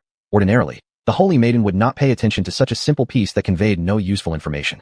But since they were now on the new continent, she had no choice but to use it. Lady, through both magical and normal scientific exploration, we've discovered that our current location is opposite the beach where we landed last time. We just need to cross the forest ahead, and we should see our flags on the other side of the beach. How far away is it? The paladin gestured on the map and said, about 10 days distance. The Holy Maiden looked around and noticed that Anka was not present. Where is Mr. Anka? Master Anka has taken people to search for dangerous creatures nearby. All right, everyone needs to be more cautious. In the depths of the forest, Anka and some paladins trudged along a muddy trail. After hours of marching, they had only killed a few wild beasts. The surrounding paladins all revealed their desire to return to the camp, but Anka remained silent and continued moving deeper. Anka could clearly feel the fluctuations of power emanating from ahead. Anka prayed silently that the source of this power was the location of the tear of the Holy Maiden. As they ventured further, the surroundings grew quieter, suffocating. An intangible force pressed down upon them all. There must be something lurking in this forest. The paladins had already begun to tense up, their armor occasionally clinking together. They looked at Anka with pleading eyes, hoping he would give the order to retreat. Anka glanced at them before looking toward the sky. Pitch-black clouds, as dark as ink, had begun gathering above the forest, and some raindrops started dripping through the gaps in the leaves onto their heads. Let's retreat. We won't make much progress today. Upon returning to the camp, Anka quickly found the Holy Maiden. She sat behind a table, her head lowered as she looked at the mythological legends in her hand. When she saw Anka approach, she extended her finger and pointed to the chair beside her, inviting him to sit. Mr. Anka, did you go searching for the tear of the Holy Maiden? Anka nodded in response. Afterward, Anka didn't immediately ask the Holy Maiden to lead him to the tear, but instead quietly waited where he sat. For a moment, the entire room became extremely quiet. All Anka could hear were the noisy sounds of the rain and the pages of the Holy Maiden's book flipping. When the candlelight suddenly flickered, Anka caught sight of an area of shadow within the Holy Maiden's silhouette that wasn't influenced by the flickering light. Anka rubbed his eyes and looked again at the dark area, but didn't discover anything unusual. After closing the book and placing it on the table, the Holy Maiden spoke to Anka, saying, Mr. Anka, I apologize for making you wait so long. To make up for deceiving and hiding things from you these past few days, I'm giving you this. Then the Holy Maiden handed Anka a bottle of purple magical solution. Before Anka could ask, the Holy Maiden explained, This potion I created to resist the defenses surrounding the tear of the Holy Maiden. There isn't much left. Why don't you make more? The time and materials simply weren't sufficient enough, so I could only create this one bottle. However, strangely enough, during my previous visit, I wasn't affected by the defensive mechanisms around the tear of the Holy Maiden. This time, perhaps I can join you. After all, I also want to obtain more tears of the Holy Maiden. All right, we'll depart tomorrow. I'll entrust the craftsman with making more barrels. With that, Anka took the solution and left the tent. Before he'd walked far, he sensed someone following him. Anka turned around, glancing at the open space in front of the tent, and felt puzzled. Upon reaching his quarters, Anka suddenly felt a strong gust of wind. As he swiftly returned inside, he saw what seemed to be a large black mass rising in the night outside, swept up by the wind and disappearing into the night sky. Did I imagine it? The black cloud followed the storm all the way to the sky above a small kingdom hidden deep within the forest. Below, a grand sacrificial ceremony was being held. Hundreds of people adorned with masks and wearing outfits made from various feathers and animal skins were swaying their bodies around the altar, dancing strange dances. As the altar was filled with rainwater, a priest dressed in ceremonial robes stood upon it, reciting intricate prayers. The creature coiled its body in the dark cloud, laughing wildly as it watched the activities below. Mistaking the monster's twisted laughter for a divine sign, the people knelt down to pray, imploring for the blessings of their god. Where are the offerings? The monster's loud voice cut through the air like shattering glass, making everyone hold their breath in anticipation. The priest waved his arms backward forcefully, directing his companions to slay and clean the sacrificial animals before presenting them.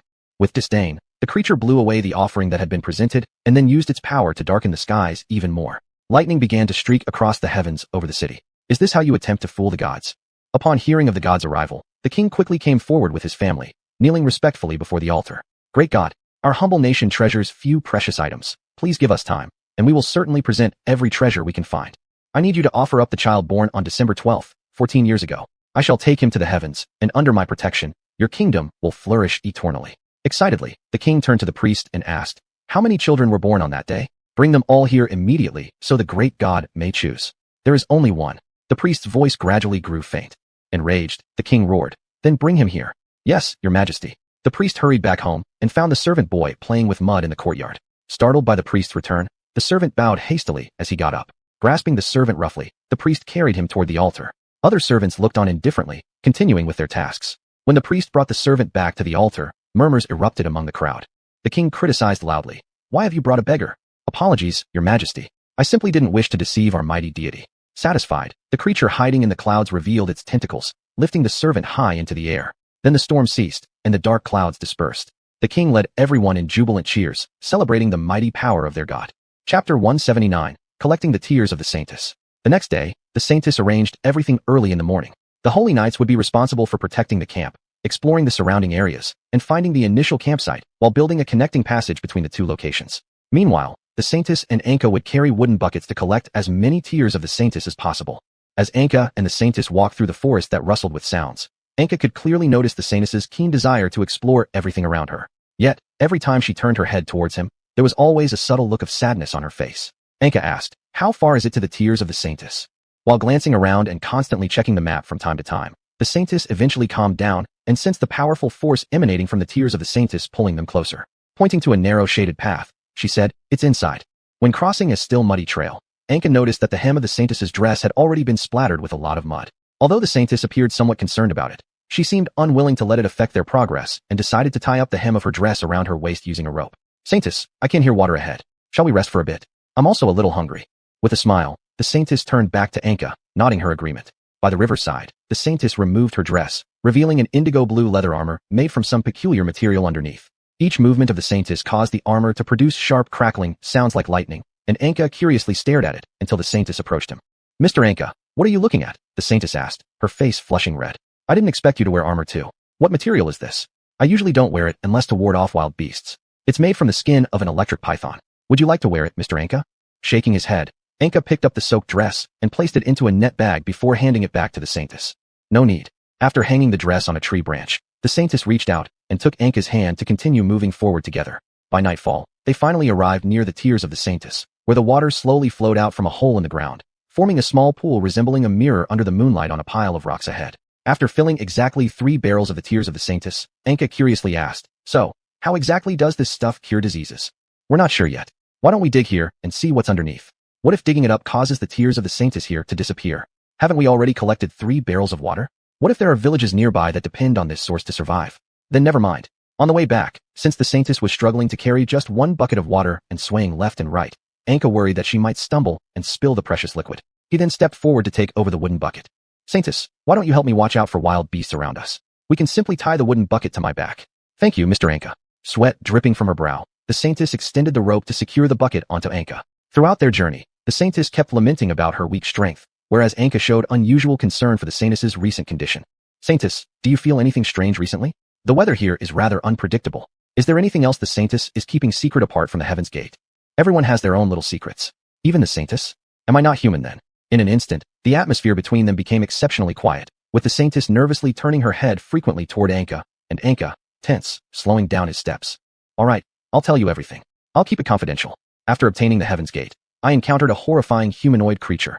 It possessed powerful magic, and it revealed to me the method for creating the highest-level secret realms and repairing the Heaven's Gate. But it didn't tell me more about itself. What did it look like? Do you think it's a good entity? Faced with Anka's stern questions, the Saintess lowered her head, hesitating for a long while before speaking again. It looked completely black, with a tall and thin figure. Although it continuously showed me various strange future prophecies, it still informed me about the matters concerning the Heaven's Gate. Can you call it out? It has left now. Nodding, Anka continued their journey. Upon returning to the camp, they discovered the holy knights gathered around an injured man whispering amongst themselves. What's going on? The Saintess quickly stepped forward, her blue eyes scanning the tense crowd. The holy knights remained silent, merely stepping aside without a word. What shocked both the Saintess and Anka was the person sitting on the ground eating fruit. Aside from her hair and eye color, she looked exactly like the Saintess in every way. The Saintess bent down and gently helped the girl with the large fruit that was difficult for her to handle. Milady Saintess, we found this child in the forest. Upon noticing how much she resembles you, out of curiosity, we brought her back. Anka, after storing the tears of the Saintess in the cabin of the warship, retrieved a small bottle and approached the girl, offering it to her. Drink this. It will help your wounds heal faster. Thank you. Tentatively lifting her hands, but trembling with fear, the girl moved slightly before the Saintess gently grasped her hands, stopping her motion. The Saintess then took the tears of the Saintess and softly dropped it into the girl's eyes. What is this? Looking troubled, the Saintess noticed the tears had no effect on her eyes, so she applied them to the scars on her body. Still, oddly, to no avail. Finally, the Saintess gently fed the tears of the Saintess into the girl's mouth. How do you feel? It's sweet. Thank you. At this moment, both the Saintess and Anka were left utterly perplexed. The tears of the Saintess are useless? This thought immediately crossed their minds. Anka, picking up the remaining tears, cut himself with a knife and poured the liquid over his wound. As soon as the medicine covered the injury, the wound healed instantly. After exchanging glances, the Saintess carried the girl toward the tent while Anka instructed the holy knights to form groups and patrol near the edge of the forest. When Anka entered the tent, he found the Saintess behind a curtain at one side, washing and dressing the girl, while he sat anxiously on a chair. The fact that the tears of the Saintess had not worked on the girl made Anka both extremely curious and worried. He was concerned that the tears might also be ineffective against Ilangxi's current poison. At the same time, he started to wonder about the mysterious origins of the girl who so closely resembled the Saintess. Chapter 180, The Mysterious Girl. The saint carefully washed the girl's body with warm water, during which the girl often used her arm to cover the places where she had been injured before. Here, it hurts a little. Sorry, may I ask how you got this wound? It was a monster, revered as a deity by the king and his men, who offered me as a sacrifice. It brought me to a pitch-black church where, while I prayed, it took my eyes and other parts of me. The saint placed her hand on the girl's shoulder and began to concentrate, attempting to trace the source of the curse through what the girl had endured. Suddenly, an electric sensation surged through the girl's body, making her tremble violently before the saint quickly soothed her again. The saint's soul followed the girl's memories to the blackened church. Statues and domes were damaged by unknown attacks. Flames erupted uncontrollably outside, and the saint noticed that the location of this palace was not in reality, but in a place similar to a dreamlike realm. The saint shouted at the shadow, "Come out! Who dares impersonate a deity?" Trembling with fear, the shadow stepped forward, surprising the saint. It was the humanoid creature who had promised never to betray her.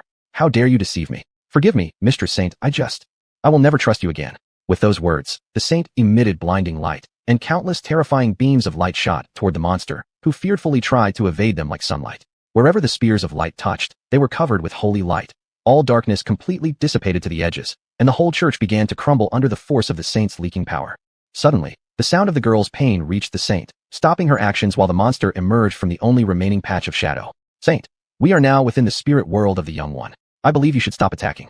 Why did you break your promise and harm an innocent child? This child is closely tied to the end times. By taking her sight and latent magical powers, I was trying to help you.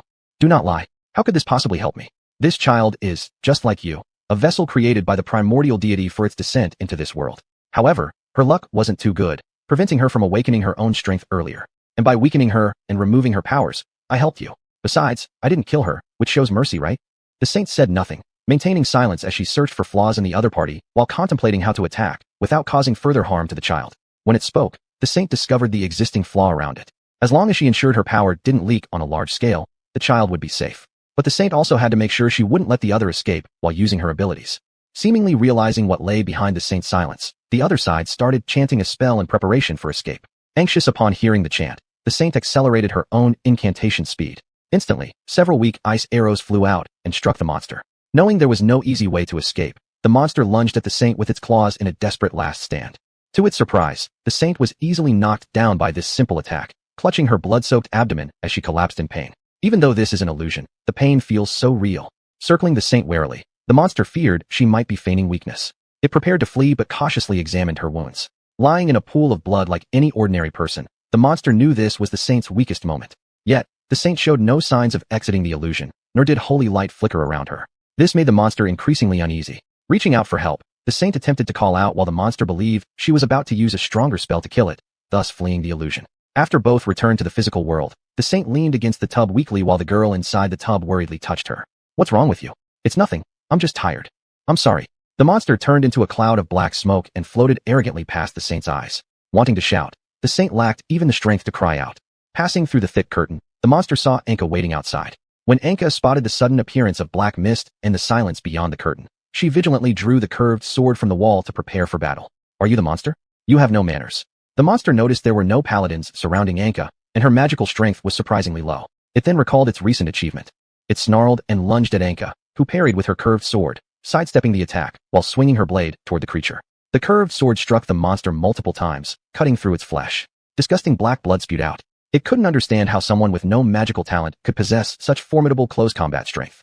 Taking advantage of Anka slipping on its own blood, it cast the most malevolent spell it knew, intending to obliterate Anka's soul instantly. Its mind connected swiftly to Anka's, but, as it delved deeper into her soul, a pair of crimson, magma-like eyes stared back at it. Terrified, it fled toward another direction, only to find itself in a crystal palace filled with mirrors. Panic-stricken, it banged against the walls inside the mirrored chamber and was eventually flung out. Horrified, it turned to see Anka standing before it, screaming in terror. Meanwhile, Anka felt utterly perplexed and simply punched it, splattering it with its own foul blood. Do all monsters enjoy screaming so much? Mumbling under her breath, Anka tied the beast up with a rope, just as a faint cry for help reached her ears from behind the curtain. Without hesitation, Anka burst in and discovered the holy woman who had called out, along with a young girl now freshly dressed in a loose robe. Anka lifted the girl gently out of the wooden tub and helped the holy woman rise to her feet. "How are you holding up?" "I'm just a bit tired." At that moment, some paladins heard the commotion and rushed into the tent, meeting Anka supporting the two women emerging from behind the curtain. "Milady, are you well?" The saint looked concernedly at Anka and the distant figure of the bound monster. Anka spoke up first. "This monster tried to attack us, but I stopped it." Upon hearing this, the saint gave Anka a grateful glance while the enraged paladins moved to kill the creature. Anka blocked their path. "We can't kill it yet. There are still many secrets we need to extract from it. Go fetch a container for sealing souls." After the paladins left, the saint expressed her gratitude. "Thank you, Mr. Anka, for lying to cover up my involvement with the beast." Anka turned around, facing the creature. "Our priority right now is to learn more from it." When the paladins returned later, the saint extended her appreciation once again. Chapter 181, The Death of Destiny. The creature twisted its pitch-black, shiny body, struggling relentlessly to escape as it menacingly faced the holy maiden. "Our pact was a fair one. You cannot treat me like this. I have done nothing wrong. Anka, to prevent the holy maiden from being deceived, stepped directly between the two and pointed her sword at the monster. Hand over the contract. The creature painfully expelled a crumpled piece of parchment from its mouth. After Anka unfolded it, she finally understood the nature of their deal. On the sheepskin paper, there were no overly complex terms, just a simple sentence. It briefly stated that the holy maiden would receive its help to evade the death of destiny and repair the gates of heaven in exchange for helping the creature hide within her shadow to recover. During this time, it could not act without the holy maiden's permission. It seems you indeed violated the terms of our agreement. Tell me, what is the death of destiny? The creature looked at the holy maiden, hoping she might save it, but she merely leaned wearily against the chair, showing little reaction. Knowing it couldn't survive having breached the contract, the creature turned to Anka in supplication. Please use your enchanted weapon to kill me. I don't want to be pursued by those things back in hell. Tell me what the death of destiny is. Are you saying, as the chosen one of the god of fate, you don't even know? What do you mean? So you truly know nothing? Then allow me to mercifully share these secrets with you. The creature writhed and beseeched Anka with pleading eyes. Anka stepped forward, bound it, and allowed it to sit on the ground. The creature did not attempt to flee again. Instead, it began to converse normally after moving a few times. The fate of the holy maiden and yourself differ entirely from others whose fates constantly change. Both of yours are completely fixed and cannot be altered. Why? I don't know. All I know has already been told to you. Suddenly, the creature lunged toward Anka. Naturally raising her sword, Anka met it head-on. In an instant, the creature was impaled, its body slumping into a pool of blood. Soon, thick plumes of black smoke rose from its form, causing it to vanish. Afterward, Anka stepped out of the tent and found the holy maiden outside discussing religion with a young girl. As Anka looked at the holy maiden, she was astonished to discover she could now see her destiny. A vast web of countless delicate threads encircled the holy maiden, each line hanging from it representing her ultimate fate, entwined with the destruction of the two worlds together. Stunned by the future fate of the holy maiden, Anka stood frozen until the holy maiden approached her. What's the matter? Did you resolve the situation with that monster, Mr. Anka? Anka silently nodded in response. Recalling the prophecy book handed to her earlier, which had claimed the holy maiden would die upon learning her destiny, Anka vigorously shook her head, deciding against revealing anything about fate to the holy maiden. Is something wrong? Are you unwell, Mr. Anka? I'm fine. How do you feel after that monster was killed? I feel great. Relieved, Anka sighed deeply and returned to rest in her room. Meanwhile, the holy maiden took the girl toward the nearest temple. The temple, a temporary structure built by the holy knights, was nestled within the mountainside, constructed of wood. Inside, several important shrines were placed. Upon entering the temple, the holy maiden exhibited utmost devotion before stepping into the confession room, while the girl remained seated, lifting her gray, sightless eyes upward to stare blankly at the shrine above. Once the holy maiden completed her daily confession, she walked over to the girl, who immediately and keenly grasped her hand as it dropped. What is your name? Praying without stating your name will leave the gods unaware, said Phil. A good name. Sensing movement, Phil tilted her head slightly upward and asked the holy maiden, Have you, holy maiden, ever seen the gods? The holy maiden did not answer immediately, prompting Phil to continue speaking. What exactly are the gods? After reflecting for a moment, the holy maiden firmly replied, They can mean many things, powerful entities capable of being worshipped or revered. But do the gods really exist? Of course, there's no doubt about it. If not for the gods, where would we come from? If they really exist, then surely they must just be bad beings or extremely lazy ones. After creating this world, they abandoned all responsibility. No matter how humans pray, the gods always remain silent from above, ignoring every disease, famine, and death that spreads across the land. The holy maiden felt a surge of anger in response to Phil's sudden rambling complaints and doubts. For a devout believer, having one's faith questioned outright was akin to being slapped across the face. The holy maiden silently looked at Phil without saying a word, but her anger quickly dissipated. It makes sense. This child has experienced things I've never had to face. It's normal that she would have these thoughts, the holy maiden thought to herself. She bent down and hugged Phil from behind, which caused Phil to abruptly stop talking. Phil knew what she said could easily offend the holy maiden. She trembled all over, resembling a drenched stray cat. You don't need to tremble. I am the messenger of the gods, and I will save all those who suffer. Afterward, the two walked out of the temple and headed toward the camp. During this time, the sky suddenly gathered dark clouds and began resonating with terrifying loud sounds. The startled wild beasts also emitted disturbing noises due to the thunder. Phil trembled all over as she threw herself into the holy maiden's embrace. The holy maiden joked, Listen, the sky god and the hunting god are wielding their divine powers because of your doubts. The holy maiden gently picked up Phil, showing a kind expression as she looked at her. Phil seemed to feel the warmth from the holy maiden and pressed tightly against her. So they're just petty. Everyone prays for so long and they ignore us. But as soon as I say a few words, they send thunder to scare us. After returning to the camp, the holy knights worriedly came forward to greet the holy maiden, but she made a shushing sound and sent them away. After the holy maiden brought the sleeping Phil back to her tent, she received an audience with the captain of the holy knights. The captain of the holy knights appeared extremely excited, his expressions and words filled with joy. Great holy maiden, we have found a city within the forest. We can pass through one of its waterways afterward. allowing us to continue straight ahead without turning back until we reach our first landing camp. Upon hearing this, the Holy Maiden's face lit up with joy. That is wonderful. Finally, after exploring the southern continent, we have found a human settlement. Please prepare accordingly, so we do not appear awkward when we meet. Yes, Holy Maiden, we will prepare the most suitable gifts for them. Chapter 182, Diplomatic Failure.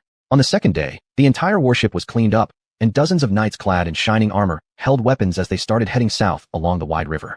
When they sailed near the city's channel, it quickly drew a large crowd gathered on the riverbank to watch. Faced with the towering warship and its dazzling knights that they had never seen before, the people fearfully huddled together. Soon, the commotion among the crowd attracted the king's arrival. The king came with several ministers and priests to the riverbank. The grand warship and the knights aboard left the king both amazed and terrified. He stood at a distance of 100 meters from the warship, trembling and not daring to move forward. Soldiers, soldiers! The king cried out in terror as the knights approached. The knight waved his hand and asked, "Please let the ruler here come out to meet our lord, the great Holy Maiden." The king trembled and said, I am the king." The knight muttered, "That sure doesn't show much regal dignity. Please wait. The Holy Maiden will come down soon to talk with you." The king shakily rose and blocked the knight's path, stopping him and saying, No, how can the Holy Maiden meet me in such an unprepared place? Why don't we go to the palace?